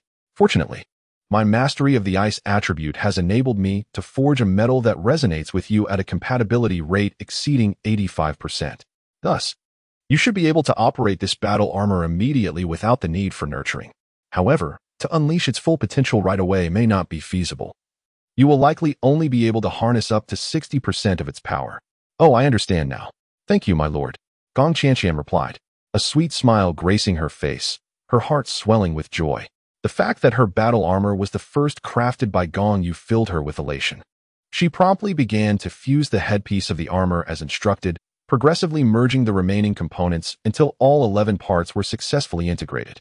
As Gong Qianqian stood adorned in the complete battle armor, exuding an air of grace and valor, Gong Yu found himself momentarily speechless. "My lord, do I look beautiful?"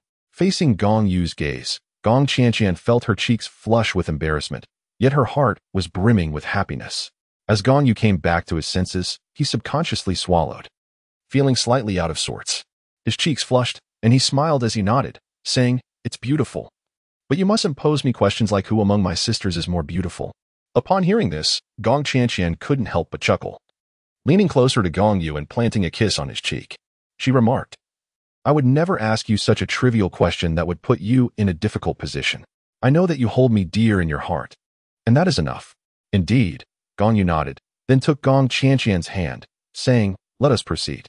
You should activate your battle armor and experience the sensation of flight. We shall soar into the skies." With that, Gong Yu unfolded his own battle armor, ascending into the air. Observing this, Gong Qianqian mirrored his actions and took to the skies as well, and together they ventured deeper to the north. After approximately an hour of flight, Gong Qianqian found herself unable to continue. Having only recently fused with her battle armor, despite the high compatibility of the metal, it had not yet completely merged. Thus, prolonged flight became quite burdensome for her. Consequently, they decided to pause for a moment, resting and regulating their breath to restore their vitality. After about an hour of recuperation, they felt invigorated once more. At this point, Gong Yu inquired, "Qianqian, do you still sense the summons?" Gong Qianqian nodded and remarked, "I can sense it, and the summoning feels significantly stronger than before. It should be arriving shortly." Gong Yusen understood the situation clearly. However, as they ventured deeper, he sensed the presence of formidable soul beasts nearby, indicating that they had entered a perilous area. He then remarked, "Let us proceed, but we must remain vigilant. We have now delved into the depths of the extreme north, where dangers abound, and we can no longer take to the skies. Otherwise, we risk being attacked by airborne soul beasts." "Indeed, I shall heed your words," Gong Qianqian replied, nodding earnestly. She too was reluctant to continue flying. The northern skies were filled with biting winds that cut like daggers. Although her inherent attributes rendered her resistant to the cold, the icy gust stung her face painfully. "I shall lead the way," she added. Gong Yu nodded and said, "Very well, let us continue our journey." After walking for another half a day, the two had yet to reach the summoning place. As dusk approached, they had no choice but to find a safe spot to spend the night. The landscape was blanketed in snow, but fortunately, neither of them feared the cold. They were capable of thriving in the far north. However, the closer they got to the north, the thinner the air seemed to become, making each breath slightly laborious. Yet, this minor inconvenience was of little concern. At their level, holding their breath for extended periods was hardly an issue. As night deepened, Gong Yu had taken on the watch, while Gong Qianqian tossed and turned in the tent. Unable to find sleep. How useless of me, she chided herself, to squander such a splendid opportunity to be alone with the young master. After some contemplation, she resolved to take action and promptly exited the tent. Approaching Gong Yu, she gazed at him with a hint of melancholy, reflecting on the missed opportunity as he remained indifferent during his vigil. It appeared that she would have to be the one to make a move.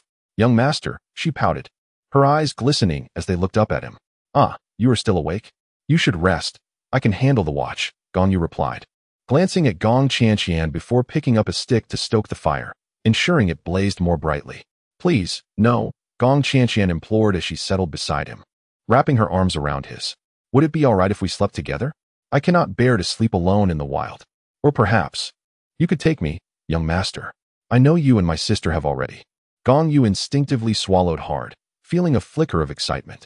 However, upon reflection, he realized that the treacherous northern terrain was no place for such indulgences. Thus, he resolutely declined, stating, "No, this place is far too perilous. We cannot risk our lives.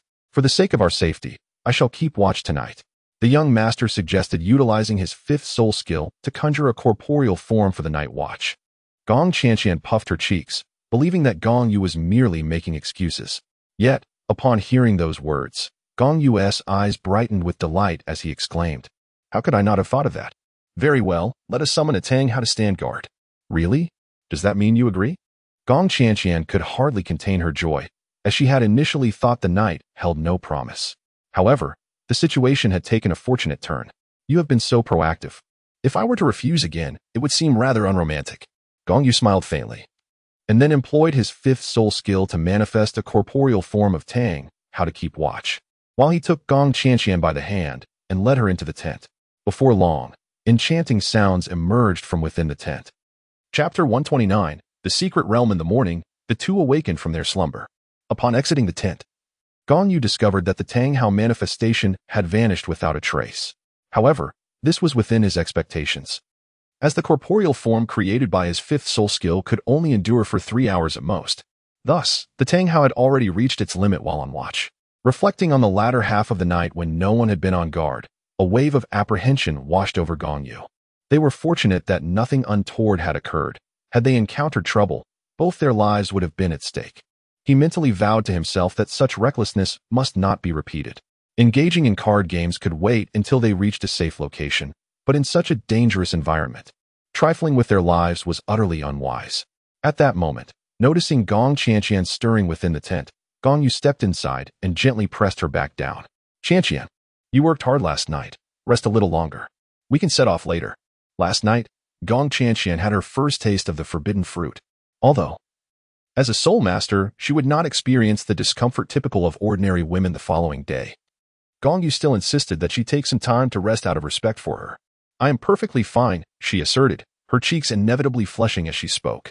Gong Yu feigned a domineering tone and declared, I don't care whether you have matters to attend to or not. You simply must lie down for a while longer. I shall prepare some food, and once it is ready, I will call you to rise. Feeling the authoritative undertone in Gong Yu's voice, Gong Qianqian bit her lip and obediently nodded. This was precisely the response Gong Yu sought. With a gentle smile, Gong Yu raised her hand to affectionately stroke Gong Qianqian's cheek and said, Rest well, I shall come to summon you shortly. After speaking, Gong Yu turned to prepare the meal. An hour later, having satisfied their hunger, the two resumed their journey. As midday approached, they arrived at a certain location, at which point Gong Lan halted in her tracks. Noticing Gong Lan's pause, Gong Yu also came to a standstill and inquired, What is it, Qianqian? Have we arrived at our destination? It seems we have, Gong Qianqian replied with a nod. I sense the call is nearby. Then we must search diligently. Gong Yu responded with understanding, surveying the snowy expanse surrounding them, yet discernibly unable to identify anything that could be emitting a summons to Gong Qianqian. She continued, Rely on your instincts to locate its general vicinity. Perhaps it lies beneath the ground. Very well, young master, Gong Qianqian replied, nodding slightly before gradually moving forward. Guided by her intuition, while Gong Yu stood quietly, observing her. Unexpectedly, as Gong Qianqian took 7 or 8 steps, a vortex suddenly materialized in the air, drawing her in. Young master, Gong Qianqian struggled against the pull, unwilling to be consumed, while calling out for Gong Yu. However, before her voice could fully fade, she was entirely engulfed, leaving only half of her arm exposed. Qianqian. Gong Yu rushed forward, attempting to grasp her arm to pull her back, but ultimately, he was a moment too late. Unable to seize Gong Qianqian's hand, the vortex completely absorbed her, vanishing without a trace. Gong Yu collapsed onto the ground in despair. How could such a calamity occur? Frustrated, he pounded his fist into the snow, though it resembled a futile rage. How could there be a spatial vortex here? Confusion clouded his mind as he pondered how to retrieve Qianqian. Surely, the entity that summoned her was responsible for this mischief, if his assumptions were correct. There must be a hidden realm nearby where Qianqian had been drawn in. Yes, if he could locate the hidden realm, perhaps he would be able to find her. But how to uncover this elusive domain? At that moment, a sense of helplessness washed over Gong Yu. If only he were strong enough. Wouldn't he have to endure such complications? Suddenly, he recalled the simulator. He wondered whether it might offer some assistance. But regardless, he felt compelled to inquire. Gong Yu engaged in a dialogue with the simulator, articulating his desires with fervor. He even expressed his willingness to sacrifice all the simulations of his lifetime for but a single act of assistance. Yet, the simulator remained obstinately unresponsive to his pleas. Its indifference incited a profound anger within Gong Yu, yet he found himself utterly powerless against the device, which offered no aid whatsoever. However, a sudden inspiration struck him, and he murmured to himself, in 20,000 years, when the divine realm is swept away, humanity will need to explore the hidden realms. Surely, they cannot wait for the deities to guide them. Might there be some soul-guiding apparatus for the exploration of these secret territories? Gong Yu pinched his chin and paced back and forth, contemplating for a moment before seemingly arriving at a decision. Regardless, he hoped that a relic detector would indeed exist in the future. He must simulate and see if he could obtain something beneficial. At that moment, Gong Yu communicated with the simulator once more. System, initiate simulation. The simulator responded promptly. Please select a relevant character. Before the prompt could complete, Gong Yu interjected. Random simulation. The simulation commenced.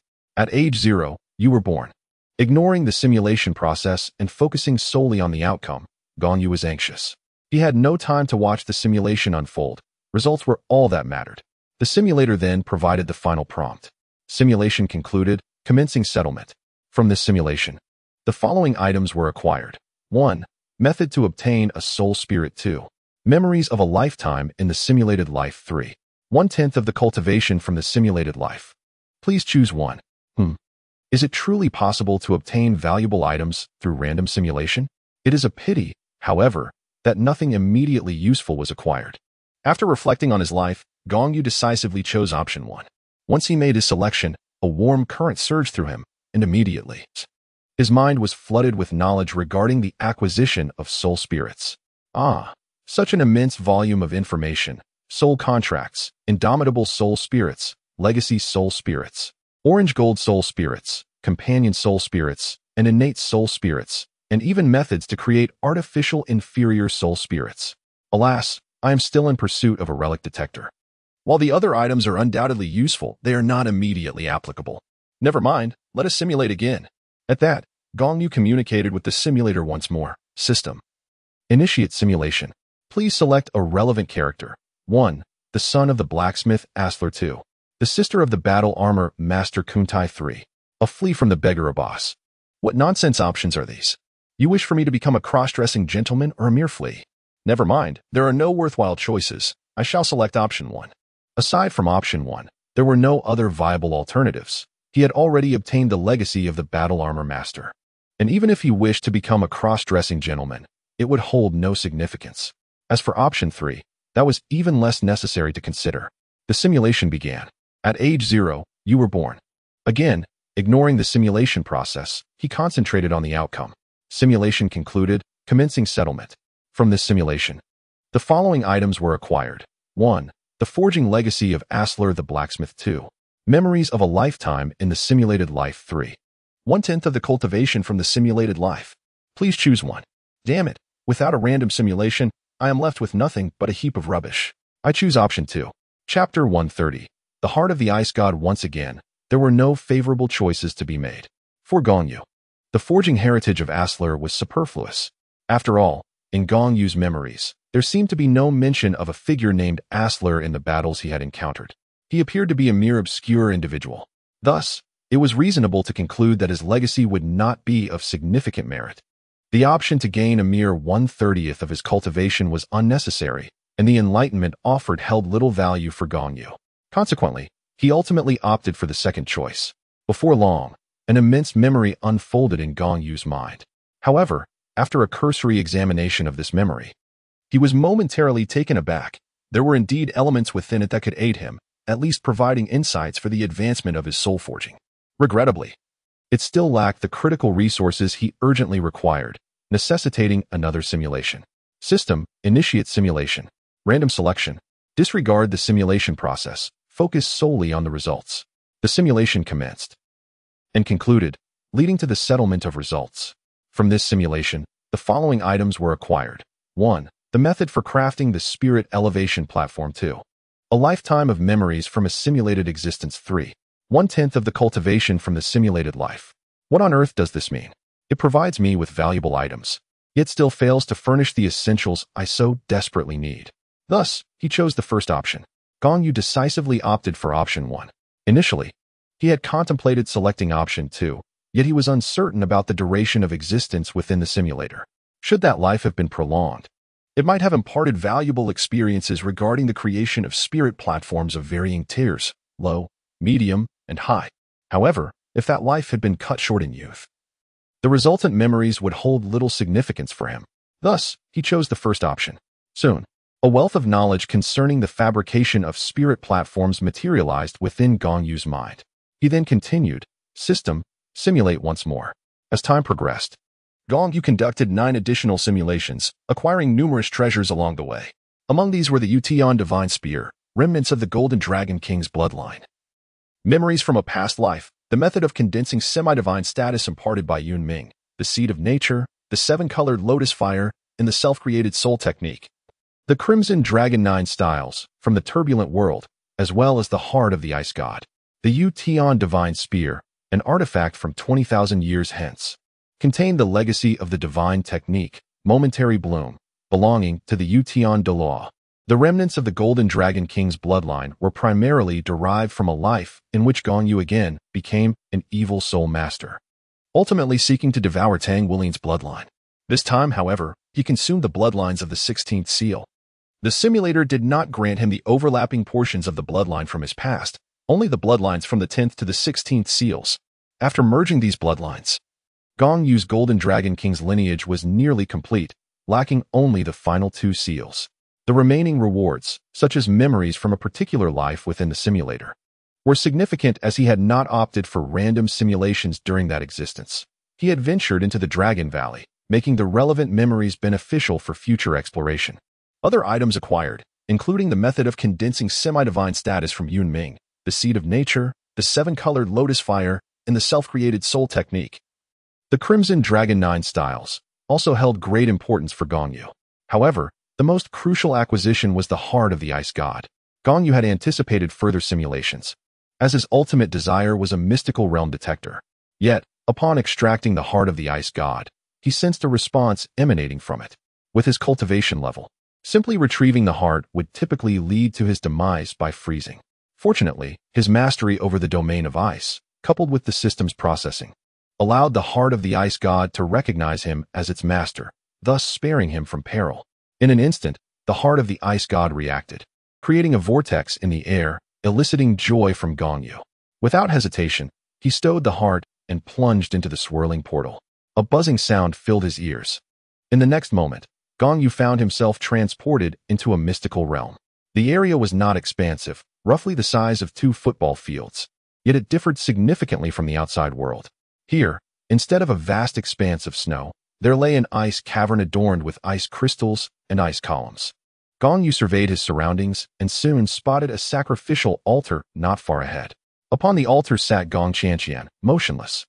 Yet she emanated a continuous aura of icy white coldness. Without a moment's hesitation, Gong Yu dashed towards the altar. He quickly ascended to the platform and reached Gong Qianqian's side. "Qianqian, what has happened to you? Please awaken," he called out, shaking her gently by the shoulder. However, upon making contact with her shoulder, he was met with an overwhelming chill that pierced through him. It was important to note that ever since he had acquired the domain of ice, he had not felt cold for a considerable time. Even during his recent travels through frigid landscapes, he had remained impervious to the cold. Yet, at this moment, the intense cold radiating from Gong Qianqian was palpable, making it abundantly clear just how formidable her icy presence truly was. Ignoring the biting chill that enveloped him, Gong Yu shook Gong Qianqian several more times. Yet she remained unresponsive. A sense of urgency washed over him as he pondered her condition, uncertain of what ailed her.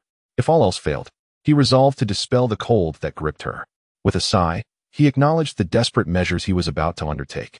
In an instant, he summoned the domain of fire, enveloping Gong Qianqian within its warm embrace. There appeared to be some effect as he noticed her delicate brows tremble slightly. Yet she remained in a deep slumber. Without hesitation, Gong Yu wrapped his arms around her. The fiery domain, now shielding Liang Ran as well. After roughly 10 minutes had passed, Gong Qianqian, cradled in his arms, slowly opened her eyes. The moment she regained consciousness, she was immediately aware of Gong Yu's presence and weakly murmured, My lord?" Upon hearing her voice, Gong Yu's expression brightened with hope. Her awakening signified that she was not beyond saving. He inquired gently, "Qianqian, what has happened to you?" Gong Qianqian weakly uttered, "Young master, that entity has infiltrated my sea of consciousness. It seeks to usurp control of my body. How might I assist you?" Gong Yu, feeling a surge of anxiety, could not help but curse inwardly, lamenting the relentless cycle of possession. Yet, Gong Qianqian was not one to easily succumb to spiritual devouring, and he found himself at a loss as to how to aid her. "I require a formidable flame, a powerful force of fire," she insisted. "Flame, you say?" Gong Yu pondered, scratching his head. In that moment, he recalled the treasures he had acquired during several simulations, among which was the 7-colored Lotus Fire.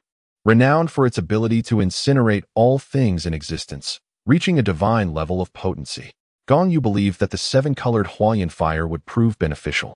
And without further hesitation, he utilized it, knowing that the simulated system had already recognized him as its master, granting him the liberty to wield it as he pleased.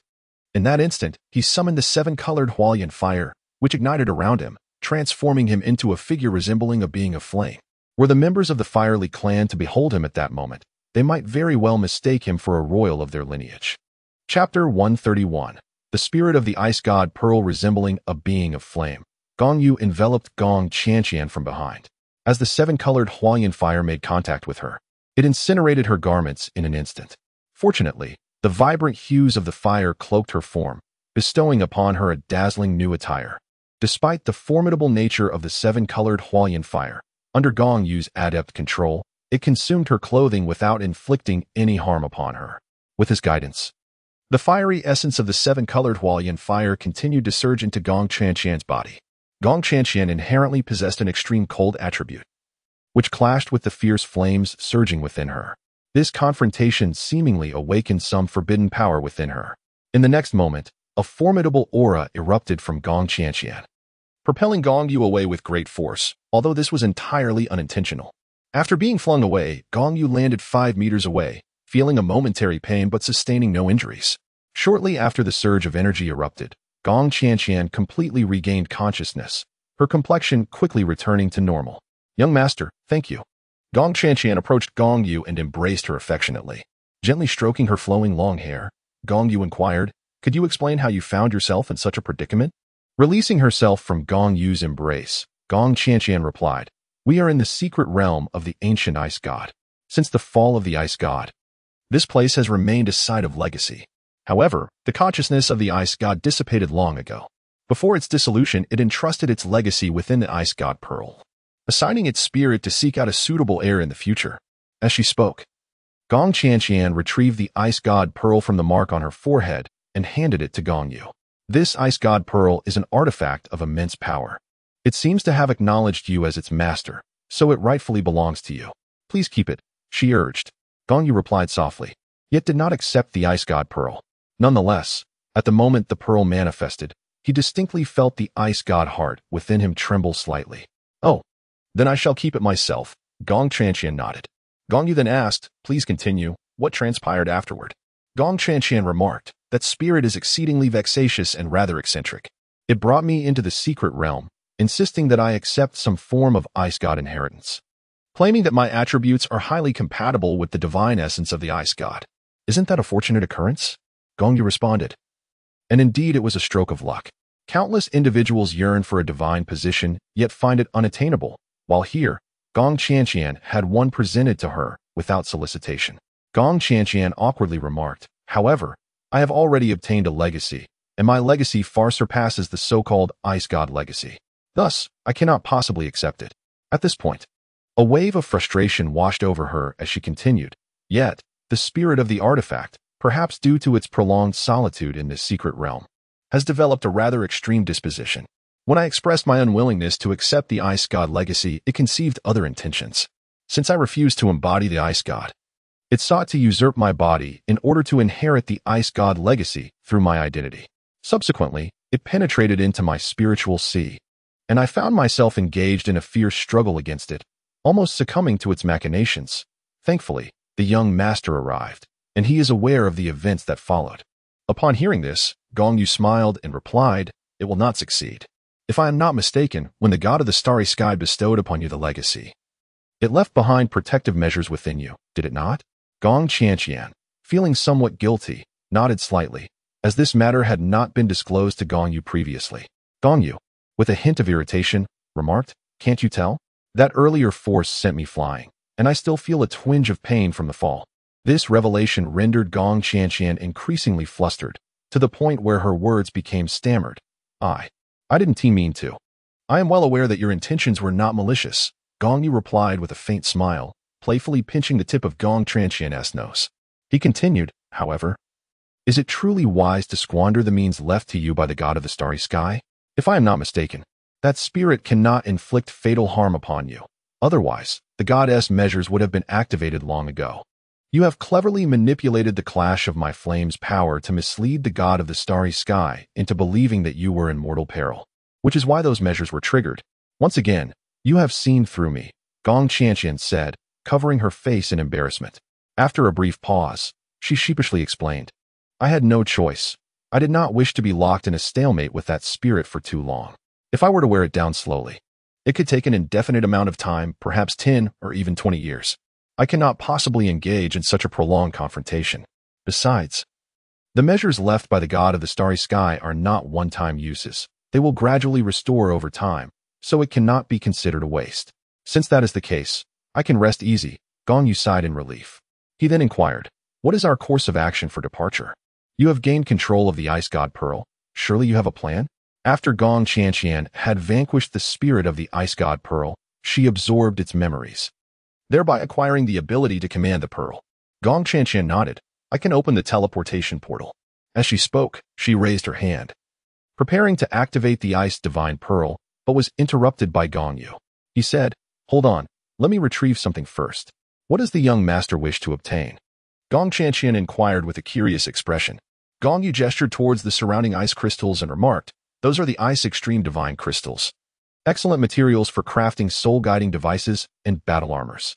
In the future, they will be essential for upgrading your 4-character battle armor, so we must collect some. After surveying the area once more, Gong Yu sighed and added, what a pity there is no 10,000-year profound ice essence. This ice god's secret realm is rather lacking. Despite the abundance of ice extreme divine crystals, it fails to provide the inheritors with any 10,000-year profound ice essence. What is the 10,000-year profound ice essence? Upon hearing this intriguing term, Gong Qianqian's curiosity was piqued once again. Gong Yu elucidated, the eternal ice essence is an exquisite treasure of the ice attribute. Once dwelling in the extreme northern regions where a soul beast known as Tianming, a common ice silkworm, resided.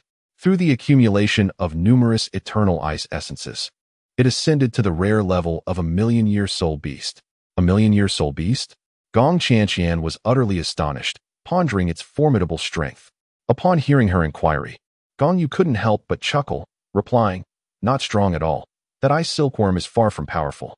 The ice silkworm clan primarily focuses on mental fortitude and ice attributes, lacking any extraordinary abilities, rendering them natural prey. Currently, that ice silkworm has been captured by the ferocious beasts of the Star Doe Forest, which daily siphon its soul power. Should the opportunity arise in the future, I shall take you to claim it as your 9th soul ring. Chapter 132, The Ice and Snow Emperors. Really? Is what you say true, my lord? Gong Qianqian, overwhelmed with joy, expressed her delight like a spirited little sprite. Gong Yu was momentarily taken aback, and after a considerable pause, he stammered, truly, I assure you, I have long harbored this intention to present you with the soul ring of that ice silkworm. Yes, I trust you, my lord, Gong Qianqian replied, nodding earnestly. She had always held great faith in Gong Yu's words. After sharing a tender moment, the two began to gather the ice extreme divine crystals within the ice mystic realm. They amassed a substantial quantity, filling both soul guide devices to the brim. Though numerous ice extreme divine crystals remained, they found themselves lacking suitable containers. Thus, Gong Yu declared, it is time for us to depart. We must acquire your soul ring once we are outside. Gong Qianqian nodded and said, all right, my lord, let us depart. After speaking, she activated the ice divine pearl, and a spatial vortex materialized in the air. Hand in hand, the two stepped inside. Upon their emergence, they found themselves in the outside world. However, a closer inspection revealed that this place was not the location they occupied before entering the secret realm. Qianqian, did you open a random teleportation portal? Gong Yu inquired, gazing around at the unfamiliar surroundings with a perplexed expression. Gong Qianqian said with a look of embarrassment, I am not quite sure. But the surrounding landscape remains a vast expanse of snow, indicating that we must still be in the far northern region. Gong Yu nodded and remarked, indeed. We find ourselves in the far northern realm, yet at present, we are unable to discern our bearings. As the two engaged in conversation, they remained oblivious to the fact that two individuals were respectfully kneeling in the snow behind them, paying their homage. After a brief moment, Gong Yu turned around, startled, exclaiming, oh my goodness! Who are you? How did you approach us so silently? You nearly frightened me to death. Upon seeing the two women bowing, Gong Yu remained composed. Yet Gong Qianqian adopted a defensive stance. The Snow Maiden represented the Ice Heavenly Maiden clan in her reverence to the Ice deity. The Ice Child represented the Ice Scorpion clan in her homage to the Ice deity. The two women bowed again, leaving Gong Yu momentarily bewildered. He mused that if they were to pay homage to the Ice deity, it would be more fitting for them to honor Qianqian, as he did not consider himself a deity of ice. However, he refrained from voicing such thoughts. Upon hearing their self-identifications, Gong Yu suddenly grasped the significance and inquired, are you the Snow Empress and the Ice Emperor? At this question, Gong Qianqian's eyes widened in astonishment.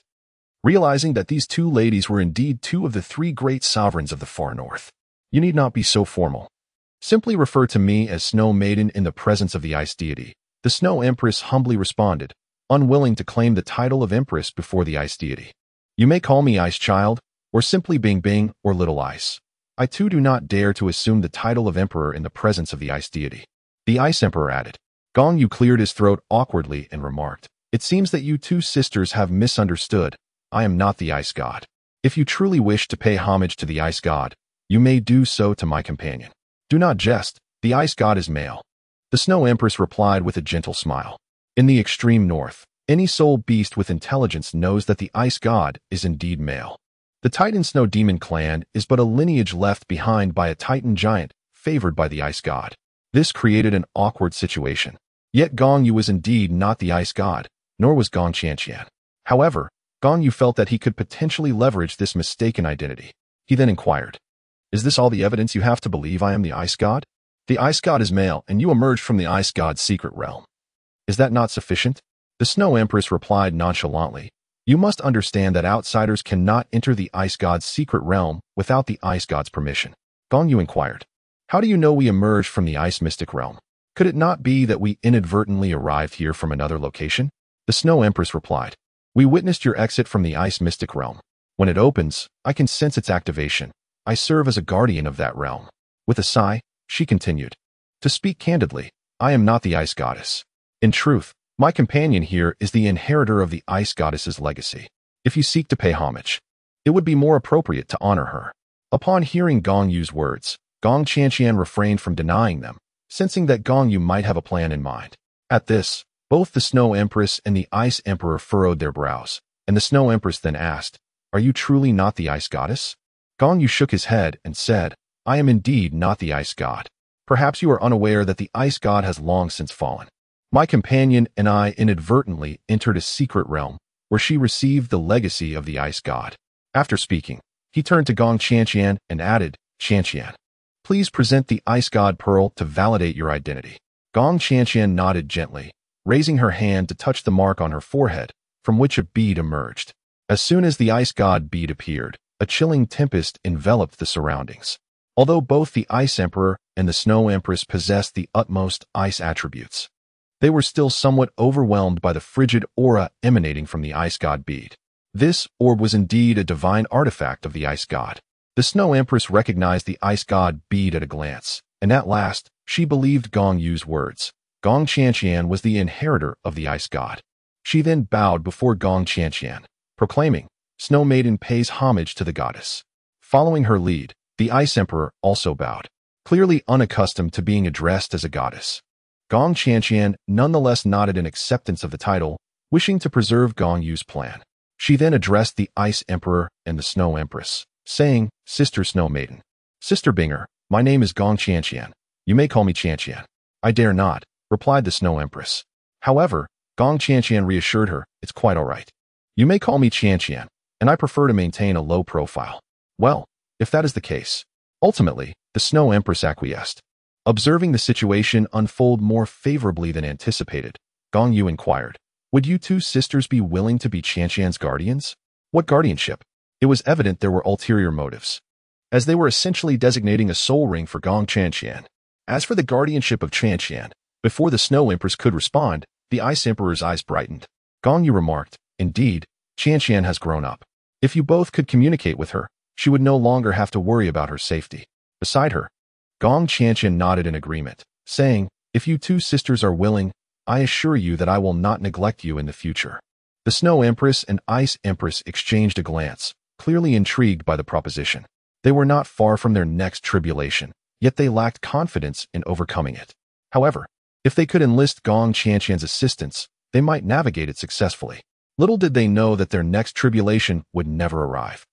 Once they became soul rings and were resurrected, they would ascend to divinity, rendering any tribulation unnecessary. Do you two sisters agree? Gong Qianqian inquired once more. Very well. We accept. The Snow Empress nodded, and the Ice Empress echoed her agreement. Gong Qianqian smiled and said, That is wonderful. Thank you, my two elder sisters. Gong Yu displayed a hint of satisfaction as the Snow Empress acquiesced. Should the Snow Empress be inclined to become a spirit ring in the future, the Ice Bear King Xiaobai would inevitably be ensnared as well. Chapter 133. The Emperor of the Icy Plains having secured the cooperation of both the Ice and Snow Empresses.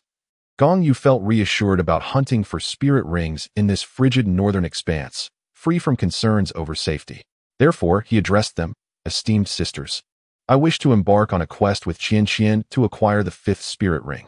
I understand that discussing the hunting of spirit beasts may not sit well before you, yet Qian truly requires a spirit ring. Might you offer any recommendations?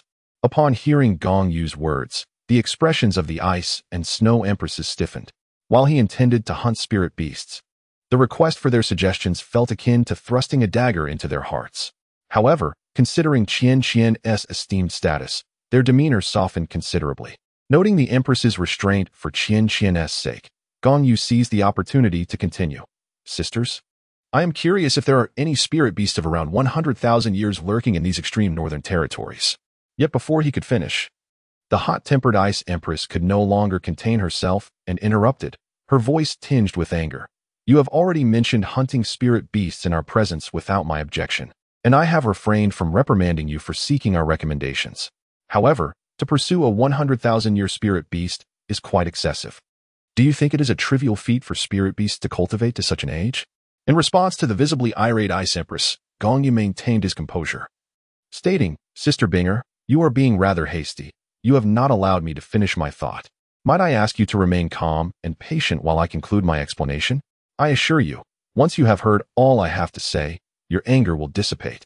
The Snow Empress, hearing Gong Yu's appeal, intervened to pacify the Ice Empress, saying, Binger, take a moment to collect yourself and listen to what he has to say. Very well, I am intrigued to hear what you have to propose, the Ice Empress replied, suppressing her ire. Gong Yu smiled gently and spoke. It is as follows. Since Qian bears the legacy of the divine, her ascension to godhood is inevitable. Should a soul beast be willing to offer a tribute, upon Qian's eventual transformation into a deity, she could accompany the soul beast that has made the sacrifice, thus achieving an immortal divine spirit. In other words, if the soul of the sacrificed beast remains intact, it may serve as one of Qian's divine attendants after her ascension. Though the attendants may not be classified as high-ranking deities, they are nonetheless divine beings. Therefore, I wish to inquire if there are any soul beasts in the far north nearing the end of their lifespans, or those who believe they cannot survive the next heavenly tribulation. If so, it would be prudent to consider offering them as a tribute to Qian, thereby evading the tribulation and securing a path to divinity, a truly advantageous proposition. Upon hearing this, both the Ice Emperor and the Snow Empress were somewhat moved. The Ice Emperor even felt a flush of embarrassment for having misjudged Gong Yu. Yet the possibility of seeking an apology from her seemed utterly out of reach. A faint, elusive smile lingered at the corners of Gong Yu's mouth. He had never anticipated that the Ice Emperor would offer an apology. Such a proud being as the Ice Emperor would never deign to apologize. The Snow Empress and the Ice Emperor exchanged a glance, seemingly understanding the unspoken thoughts swirling in their minds. Indeed, as close companions, they both pondered their respective impending tribulations, lacking confidence in their ability to overcome them. Upon hearing Gong Yu's assertion, both women felt a stirring of hope. However, they hesitated to put themselves to the test. While they had heard tales of such occurrences, they had never witnessed them firsthand, leading to a lingering sense of disbelief. Yet, their reluctance to experiment did not preclude the possibility of allowing other spirit beasts to attempt it. Thus, the Snow Empress remarked, there exists a Icefield Wolf King to the west, who, although it has survived its first tribulation, bears indelible scars from that trial, leaving it with a dwindling lifespan. Perhaps a mere 10 to 20 years remains. I could persuade it to make a sacrifice for Qian. At these words, both Gong Yu and Gong Qian's eyes brightened with hope. It seemed there was a chance.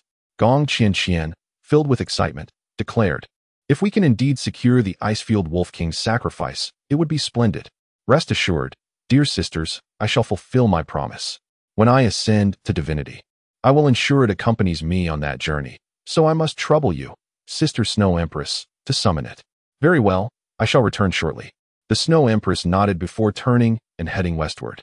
Approximately half an hour later, the Snow Empress returned, accompanied by a magnificent Icefield Wolf King.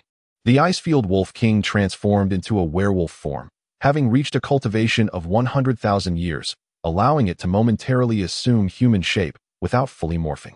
Moreover, the ice-field wolf, being a unique spirit beast, possessed the ability to take on a werewolf guise. Approaching Gong Yu and Gong Qianqian, the ice-field wolf king inquired of the Snow Empress, "Are these the two?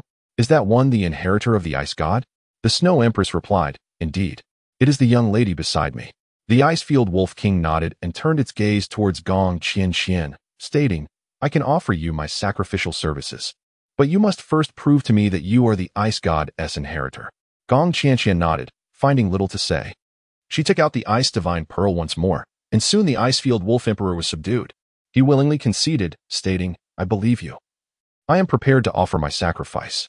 Upon hearing this, Gong Qianqian retracted the ice divine pearl and smiled. "Since you are willing to sacrifice, I assure you that I shall not treat you unfairly. Rest assured, once I ascend to divinity, I shall facilitate your own ascension." "Thank you, divine maiden." The ice-field wolf emperor responded with utmost reverence. "Not at all. It is I who should express gratitude for your willingness to sacrifice," Gong Qianqian replied with a serene demeanor. "I will first adjust my state of being. Once I am fully prepared, you may commence with the sacrifice. In the meantime, you may return to your clan to address any matters." With that, Gong Qianqian settled into a meditative position, beginning to calibrate her state. Approximately an hour later, everything was set, and the sacrifice of the ice-field wolf emperor commenced. The process unfolded smoothly, concluding after 2 hours. The over 100,000 years of soul rings bestowed upon Qianqian a 4-tier enhancement in soul power.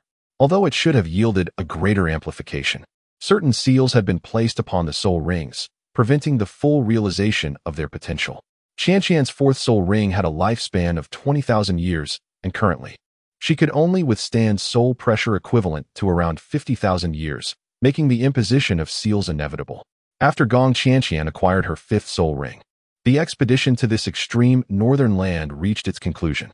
At that moment, Gong Yu addressed the Ice Emperor and Snow Empress, saying, "Dear sisters, do you have any matters to address within the clan? If not, we shall set forth." The Ice Emperor and the Snow Empress nodded in agreement. Subsequently, the Ice Emperor returned directly to the territory of the Ice Scorpion clan to attend to certain matters. The Snow Empress, on the other hand, had no pressing obligations but sought out her adopted son, the Ice Bear King, Xiaobai, to discuss some important issues. When the Ice Emperor and the Snow Empress returned, the former arrived alone, while the latter brought along a large white bear, which was none other than Xiaobai. Having heard of the Snow Empress's intention to convey the legacy of the ice god, Xiaobai was eager to accompany her. Upon hearing the Snow Empress's account, Gong Qianqian naturally did not object. She also consulted Gong Yu for his opinion, knowing he would not oppose the idea. In fact, he secretly delighted in Xiaobai's decision to join them. Chapter 134. The anxieties of Oscar. The Snow Empress's decision to bring Xiaobai along was a clear indication of her intentions. She wished to make a sacrifice and had already communicated this desire to Xiaobai, which was why he chose to accompany her. Although Xiaobai was a spirit beast, he was wholly devoted to his mother. If she was to make a sacrifice, he felt compelled to follow suit. Truly, he was a filial little ice bear. At that moment, he transformed into human form. Xiaobai had reached the formidable level of a 290,000-year-old beast, making it feasible for him to temporarily assume a human guise. To resemble the Snow Empress's child, he took on the appearance of a chubby adolescent. Once everyone had gathered, Gong Yu spoke, "Please, everyone, come closer to me. I will lead you away. However, we must adhere to the constraints of the human world. Therefore, dear sisters and Xiaobai, please refrain from revealing your spirit beast aura indiscriminately, as it may incite chaos." What is there to fear? I do not believe anyone in the human realm can defeat us, the Ice Emperor replied with a disdainful expression, clearly dismissing Gong Yu's warning. Gong Yu, with a bittersweet smile, shook his head and remarked, "There are indeed those who can rival you, hailing from the sacred realms of the 3 great deities, and they are all emissaries of the gods." Upon hearing this, both the Ice Emperor and the Snow Emperor were taken aback. The Snow Emperor then inquired, "Pray, tell us which among them we should avoid provoking, so that we do not inadvertently invite trouble." "Very well, allow me to elucidate," Gong Yu nodded. "The 3 forces are the Sea God Island, the Spirit Hall, and the City of Slaughter. The Sea God Island is of no concern. Its inhabitants reside on a secluded isle in the ocean, safeguarding the legacy of the Sea God, seldom venturing onto the mainland. The spirit hall protects the legacy of the angel god, yet it also harbors the hidden inheritance of the Rakshasa god. As for the city of slaughter, it safeguards the legacy of the Asura god. Each of these factions boasts formidable beings at the pinnacle level of 99, particularly the spirit hall, which possesses 2 such individuals. Thus, it is prudent to refrain from inciting them unless necessary, though should you find yourselves wronged, do not bear it in silence. The Snow Emperor nodded in understanding, stating, "Very well, I shall remember this and keep a watchful eye on the 2. Given her nature, she inherently disliked provoking conflict and would not initiate trouble." While both the Ice Emperor and Xiao Bai heeded her counsel, making it convenient for her to oversee them. With the Snow Emperor's assurance, Gong Yu felt considerably relieved and declared, "Then let us be on our way. Gather closer to me, and I shall lead you forth." The group complied, drawing nearer to Gong Yu. In an instant, a spatial wormhole, large enough to accommodate 5 or 6 individuals, materialized before them, and he promptly guided them through it. When they re-emerged, they found themselves in the city of Tiando. Upon returning home, Gong Yu first arranged accommodations for the Ice Emperor, the Snow Emperor, and Xiao Bai. Before long, the Ice Emperor and the Snow Emperor encountered Bai Ji and ZG, and they quickly engaged in conversation, for they were already acquainted. Through their discussions with Bai Ji and ZG, the Snow Emperor and the Ice Emperor's resolve to make a sacrifice grew even stronger. The following day, Bai Ji assigned positions to the Ice Emperor and the Snow Emperor at the Academy of the Gods, where they both became vice principals and revered patrons. Time swiftly passed, and a month and a half went by, with only 2 weeks remaining until the Soul Master Elite competition commenced. On this day, Zhu Zhuqing finally achieved a breakthrough to level 40. Oscar then brought Zhu Zhuqing to seek out Gong Yu, wishing for his assistance in procuring a soul ring for her. Sensing that Zhu Zhuqing had indeed reached the 40th level, Gong Yu remarked, "Zhu Zhuqing requires her 4th soul ring, and there is no need to venture to the Stardow Forest. The Sunset Forest, closest to Tiando City, harbors suitable soul beasts for her." "The Sunset Forest, you say? I have heard of it, though I have never been," Oscar replied with a slight smile. "Then let us proceed to the Sunset Forest." Gong Yu shook his head and remarked, "It is merely a matter of hunting a soul ring. There is no need for so many people. I shall take Zhu Zhuqing with me. After all, it is only a matter of a day or 2. Bringing too many would only be a burden." Upon hearing this, Oscar hesitated, as he was reluctant to allow Zhu Zhuqing, a young lady, to accompany Gong Yu into the Sunset Forest. However, he dared not voice his concerns to Gong Yu, especially since he currently sought his assistance. Noticing Oscar's troubled expression, Gong Yu mistakenly assumed it was due to worries about Zhu Zhuqing's safety. Therefore, he reassured him, "Oscar, rest assured, Douluo, the poisoned Douluo, resides in the Sunset Forest, and I am well acquainted with him. Should we need to venture deeper, I will call upon him, so you need not worry about Zhu Zhuqing's safety. Is it not Douluo, the grandfather of Douluo?" Oscar recalled that when Shrek was still in Soto City, prior to their encounter with the Heavenly Do team, they had heard tales of Douluo from Yu Xiaojiang. Gong Yu nodded and said, "Indeed, it is the grandfather of Douluo. Rest assured, whatever I desire, he will undoubtedly grant. Therefore, you need not worry about Zhu Zhuqing's safety. Moreover, as a food system soul master, your presence would offer little assistance." Oscar felt as if thousands of grass-mud horses were trampling through his mind. Was he truly concerned about Zhu Zhuqing's safety? No. His heart was burdened by the fear that Zhu Zhuqing's affections might be swayed. Although Oscar and Zhu Zhuqing were together, he was acutely aware of his own insecurities, feeling somewhat inadequate and unworthy of her. This led him to frequently experience anxiety, dreading the day when someone more exceptional might capture her heart. Yet, in that moment, Zhu Zhuqing bestowed upon Oscar a reassuring gaze, which finally calmed his tumultuous thoughts. "Very well, I shall refrain from accompanying you. Please take care of yourselves," Oscar ultimately conceded, abandoning his desire to join them. Gong Yu chuckled softly twice, then patted Oscar on the shoulder and said, "Oscar, your relationships may be tumultuous, but fear not. As the Soul Emperor, acquiring a mere 4th soul ring is no daunting task. I shall certainly bring your girlfriend back safe and sound." Oscar managed a faint smile at the corners of his mouth and nodded in response. After some further conversation, the group dispersed. Early the next morning, Gong Yu set off with Zhu Zhuqing for the Sunset Forest, accompanied by Xiao Bai. Gong Yu observed that Xiao Bai, a rather idle fellow, could accompany him to guard the eyes of ice and fire. After obtaining the Snow Empress's consent, Xiao Bai joined him on the journey. At the same time, Individuals from Shrek Academy were also setting out for the Sunset Forest. Flander, having received financial assistance from Lu Erlong, purchased a nearly defunct academy and renamed it Shrek Academy, securing qualifications for the Soul Master Elite competition. Chapter 135. When Zhu Zhuqing discovers Xiao Wu's secret, the purpose of Shrek's expedition to the Sunset Forest was to assist Tang San and Xiao Wu in acquiring their fourth soul rings. As for Xiao Wu, it was inevitable that she would find a way to sneak away once in the forest, and when she reappeared, she would likely possess a new soul ring. This tactic had become second nature to her. Interestingly, she had advanced to level 40 earlier than in the original timeline, as she should have achieved this milestone while en route to Wuhuan City. Meanwhile, Tang San, lacking the aid of Douluo's inner core, found himself entangled in mundane affairs, such as concocting poisons and crafting hidden weapons, which led to a significant waste of his cultivation time. Consequently, his progress lagged behind that of Zhu Zhuqing and Oscar. Upon acquiring the Xiantian skill, Zhu Zhuqing and Oscar dedicated themselves to their training with unparalleled diligence. Apart from the occasional game of poker and the necessities of life, their time was consumed entirely by cultivation, even substituting sleep with rigorous practice. Consequently, they emerged as formidable contenders. Oscar ascended to level 40 even before Tang San, while Zhu Zhuqing reached the same milestone around the same period as Tang San.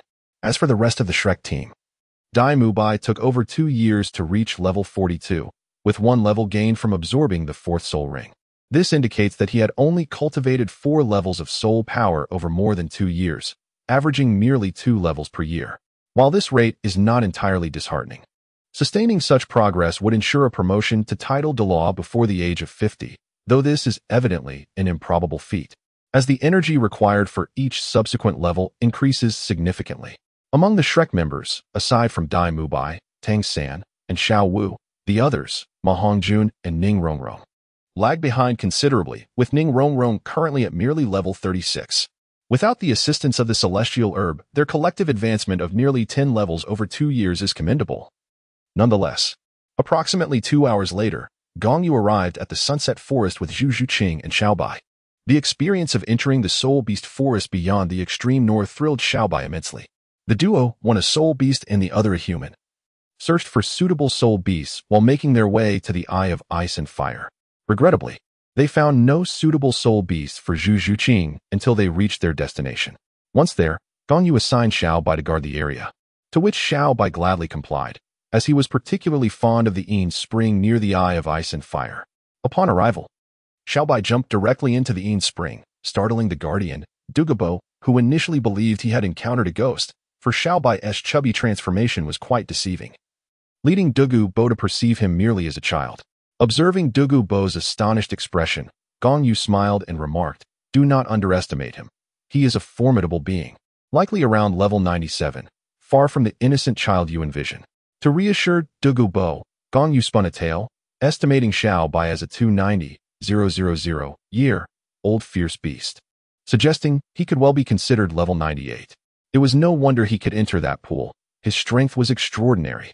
After hearing Gong Yu's explanation, Douluo mentally noted this and cautioned himself that the little chubby one should not be provoked, as he was far more powerful than he appeared. Gong Yu instructed him to guard the herb garden, warning, if anyone intrudes, especially someone with the surname Tang, make sure to give them a thorough beating. But do not kill them. Understood? The surname Tang, right? Very well. Douluo had almost deduced who Gong Yu was referring to. Gong Yu nodded and said, "If you encounter an opponent you cannot defeat, seek out Xiaobai." After imparting this instruction, Gong Yu promptly departed the Eye of Ice and Fire with Zhu Zhuqing. Resuming their quest for soul beasts, the two wandered through the Sunset Forest for half a day, yet found nothing suitable. However, as they continued their search, Gong Yu suddenly came to a halt. Observing this, Zhu Zhuqing, who was trailing behind, also paused. Initially, she assumed Gong Yu had made an important discovery, however. It turned out he had indeed found something, though it was not the soul beast Zhu Zhuqing sought. After stopping, Gong Yu pointed in a direction and said to Zhu Zhuqing, "Let me take you to witness a splendid performance." A splendid performance? Zhu Zhuqing was somewhat perplexed, unable to comprehend Gong Yu's meaning. She pondered to herself, in this desolate wilderness, what could constitute a splendid performance? Could it be that someone was engaging in a treacherous act in the depths of the forest? Gong Yu, however, offered no explanation, instead revealing a smile that was enigmatic and profound. You will understand once we arrive, he said. It's approximately 200 meters away. We must proceed quietly, without causing too much commotion. Though 200 meters is not an extensive distance, the two of them crept forward, taking several minutes to traverse the ground. Upon nearing their destination, approximately 50 meters away, Gong Yu crouched down behind a thicket of grass, accompanied by Zhu Zhuqing. Gong Yu gently parted the grass, and upon gazing ahead, he beheld a stunning beauty adorned in delicate pink attire. At that moment, she was pressing her hands against the ground, channeling her soul ring. Recently, through frequent exchanges of insights with Gong Lan, they had mutually validated their experiences, which enabled Gong Yu to awaken a rudimentary form of the blue-silver domain. He could, albeit with difficulty, utilize the blue-silver perspective to observe the surroundings within a radius of 500 meters. Thus, he had long since detected the presence of Xiao Wu. Look, Gong Yu pointed towards the front and said to Zhu Zhuqing. Following Gong Yu's indication, Zhu Zhuqing gazed in that direction, astonished, and remarked, "It's Xiao Wu. What brings her to the sunset forest all alone? Moreover, what is she doing at this moment?" Gong Yu wore a smile upon her face, yet refrained from laughter, fearing it might arouse Xiao Wu's suspicion. She spoke softly, "You were once one of the Shrek's 7 devils. Have you not noticed anything remarkable about Xiao Wu during your interactions with her?" Zhu Zhuqing, still perplexed by Gong Yu's words, reminisced about Xiao Wu and replied, "If we are to speak of remarkable traits, Xiao Wu was originally quite unattractive. However, after enduring a beating, she emerged as a stunning beauty that even I find myself envious of. Does that not qualify as remarkable? What is so remarkable about that? It was I who struck her, causing her facial structure to become deformed, resulting in her initial unattractiveness," Gong Yu remarked with a faint smile. "What I refer to as remarkable is Xiao Wu's ability to independently condense her soul rings. Her several soul rings were not acquired through slaying soul beasts." Upon hearing this, Zhu Zhuqing expressed disbelief, saying, "How is that possible? How could a person condense their own soul rings?" Yet, before she could finish her sentence, she observed an astonishing phenomenon. Beneath Xiao Wu, who originally possessed 3 soul rings, 2 yellow and 1 purple, an unexpected white ring suddenly materialized around the outermost of the 3. The hue of the white ring gradually intensified, beginning as a pale yellow before being overtaken by a deeper yellow. The yellow deepened further, transitioning into a shade of purple, which eventually transformed into a light purple. The purple continued to darken until it reached a rich, deep violet shade before finally coming to a halt. Chapter 136. Tang San schemes. Zhu Zhuqing stood in stunned silence, unable to believe her eyes. A glance at Gong Yu revealed a triumphant smile adorning her face, prompting Zhu Zhuqing to feel a wave of embarrassment. She had intended to counter Gong Yu's assertions, only to find herself swiftly proven wrong. Gong Yu smiled and said, "As you mentioned, how could a person possibly condense a soul ring? What if Xiao Wu is not human?" "Not human?" Zhu Zhuqing was once again astonished by Gong Yu's remarkable words. However, observing Xiao Wu's various actions before her compelled Zhu Zhuqing to reluctantly accept Gong Yu's assertion. Gong Yu then spoke. "Do you recall 2 or 3 years ago when I encountered you in the Starry Forest? At that time, you were hunting spirit beasts, and later, Xiao Wu was captured by a Titan great ape. She eventually returned, claiming to have ascended to Spirit Master. Yet, did you not question the veracity of her fabricated excuse? We never doubted her. When she returned, she mentioned that during her abduction, she heard a bellowing sound, after which the Titan great ape released her. Coincidentally, she also came across a dying spirit beast that was suitable for her, which she subsequently killed to obtain its spirit ring," Zhu Zhuqing replied, shaking her head. However, as she reminisced about Xiao Wu's words, she began to perceive numerous inconsistencies. "Huh," Gong Yu chuckled mockingly, "captured by a spirit beast, yet hoping to be released? How naive. That Titan great ape is merely a friend of Xiao Wu. As for the bellowing sound, if it could be heard from such a distance, why did you not hear it? Look at the path she took back. It was too far from you. Otherwise, how could she have found you so easily? Do you think the vast starry forest resembles the small streets of Soto City, where a few steps would lead you to a familiar face? Yet, despite the proximity, you did not hear the bellowing. Moreover, I was the one who informed you of Xiao Wu's situation, being in close proximity to her at the time. Yet I did not hear the so-called bellowing sound." Of course, the latter statement was rather futile, as the people of Shilek had no way of knowing whether he had indeed heard the bellowing, rendering it impossible to discern the truth of Xiao Wu's words based on his account. So what exactly is Xiao Wu? Is she a spirit beast? Zhu Shiqing inquired. Gong Yu nodded and said, "Indeed, it is a soul beast, and 100,000-year soul beast at that." 100,000-year soul beast? Zhu Shiqing's eyes widened in astonishment. This was the most shocking revelation she had encountered that day. She had never imagined that she had shared a dormitory with a 100,000-year soul beast for several months. Observing the bewildered expression on Zhu Shiqing's face, Gong Yu surmised that her knowledge in this area was rather limited. It seemed likely that Yu Xiaojiang was also unaware of many details regarding 100,000-year soul beasts, which explained why he had not educated the students of Shilai Ku on this matter. Consequently, he succinctly provided Zhu Shiqing with a brief overview, stating, "Upon reaching 100,000 years of cultivation, a soul beast will face a heavenly tribulation. At this juncture, they are confronted with two choices. One is to forcibly undergo the tribulation. If they succeed, they can continue to cultivate for another 100,000 years. If they fail, they meet their demise. Should they survive, a second heavenly tribulation will descend upon reaching a total of 200,000 years of cultivation, and this pattern continues. For every additional 100,000 years of cultivation, a new tribulation must be faced. If they can endure through 10 such tribulations, they may ascend to become a beast god." Zhu Shiqing listened attentively, absorbing this newfound knowledge, and she realized her understanding was woefully inadequate. She quietly resolved to dedicate time to her studies upon her return. As she contemplated this information, she noticed Gong Yu had paused, prompting her to inquire, "What about the second choice?" Gong Yu smiled gently, pointing towards Xiao Wu, who stood approximately 50 meters away, and remarked, "Behold, the second choice resembles her. In the awareness that she cannot withstand the tribulation, she chooses to transform into a human." Zhu Shiqing nodded in acknowledgement, yet at that moment, her curiosity was piqued by another query, prompting her to ask, after transforming into a human, if one were to slay her, could a soul ring still be born? Upon hearing this, Gong Yu was momentarily taken aback, pondering whether Zhu Shiqing harbored intentions towards Xiao Wu's soul ring. He deliberated seriously, Xiao Wu, being a rabbit, and Zhu Shiqing, possessing a cat martial spirit, seemed to align in speed, yet fundamentally diverged in attributes. Xiao Wu's characteristics were a puzzling amalgamation. Her teleportation ability indicated a spatial attribute, while her invulnerable golden body suggested a metallic essence, and her allure hinted at a mental attribute. However, she lacked specialization in any of these realms, implying that her attributes were rather incongruous.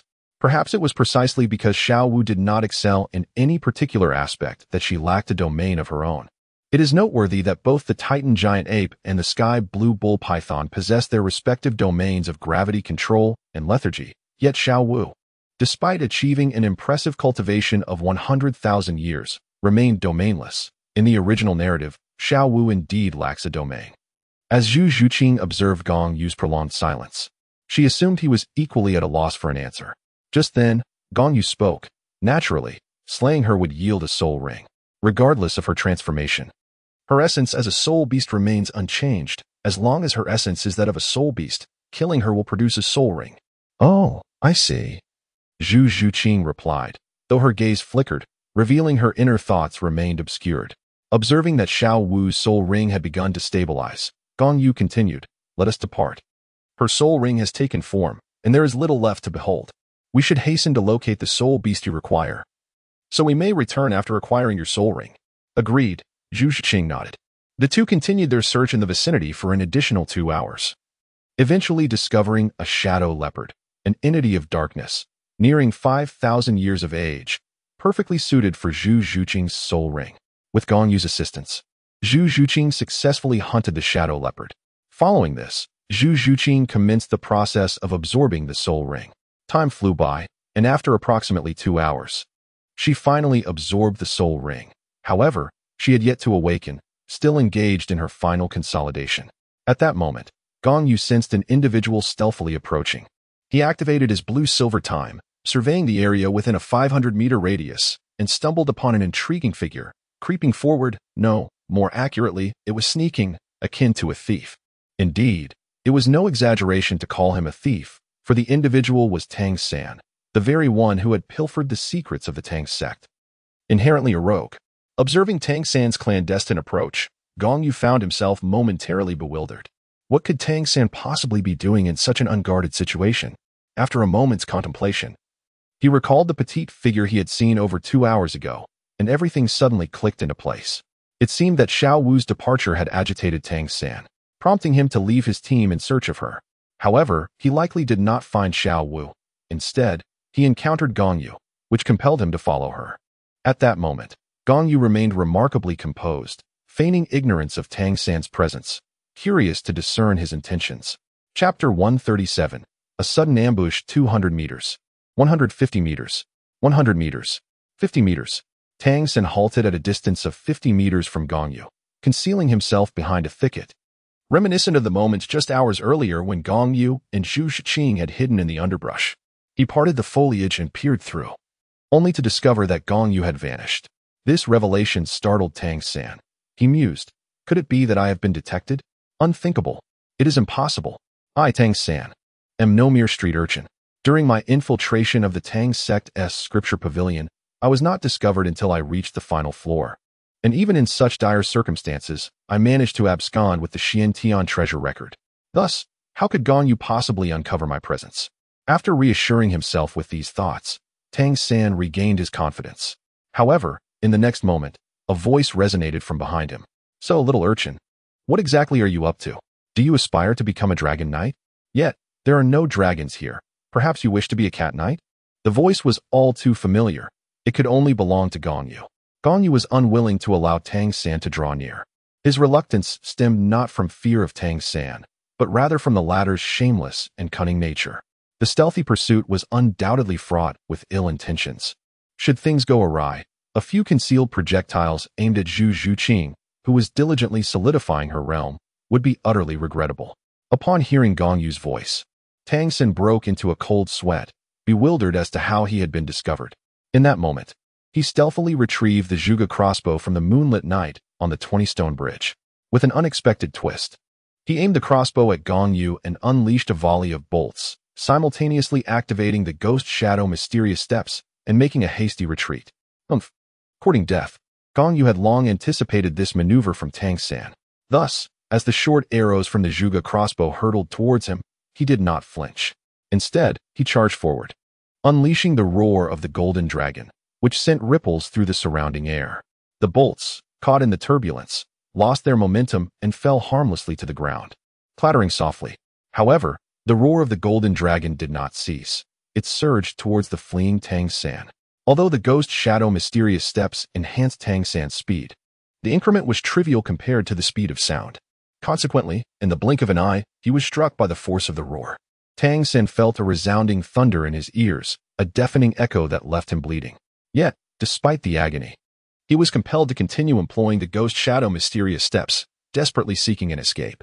However, in the next moment, he seemed to realize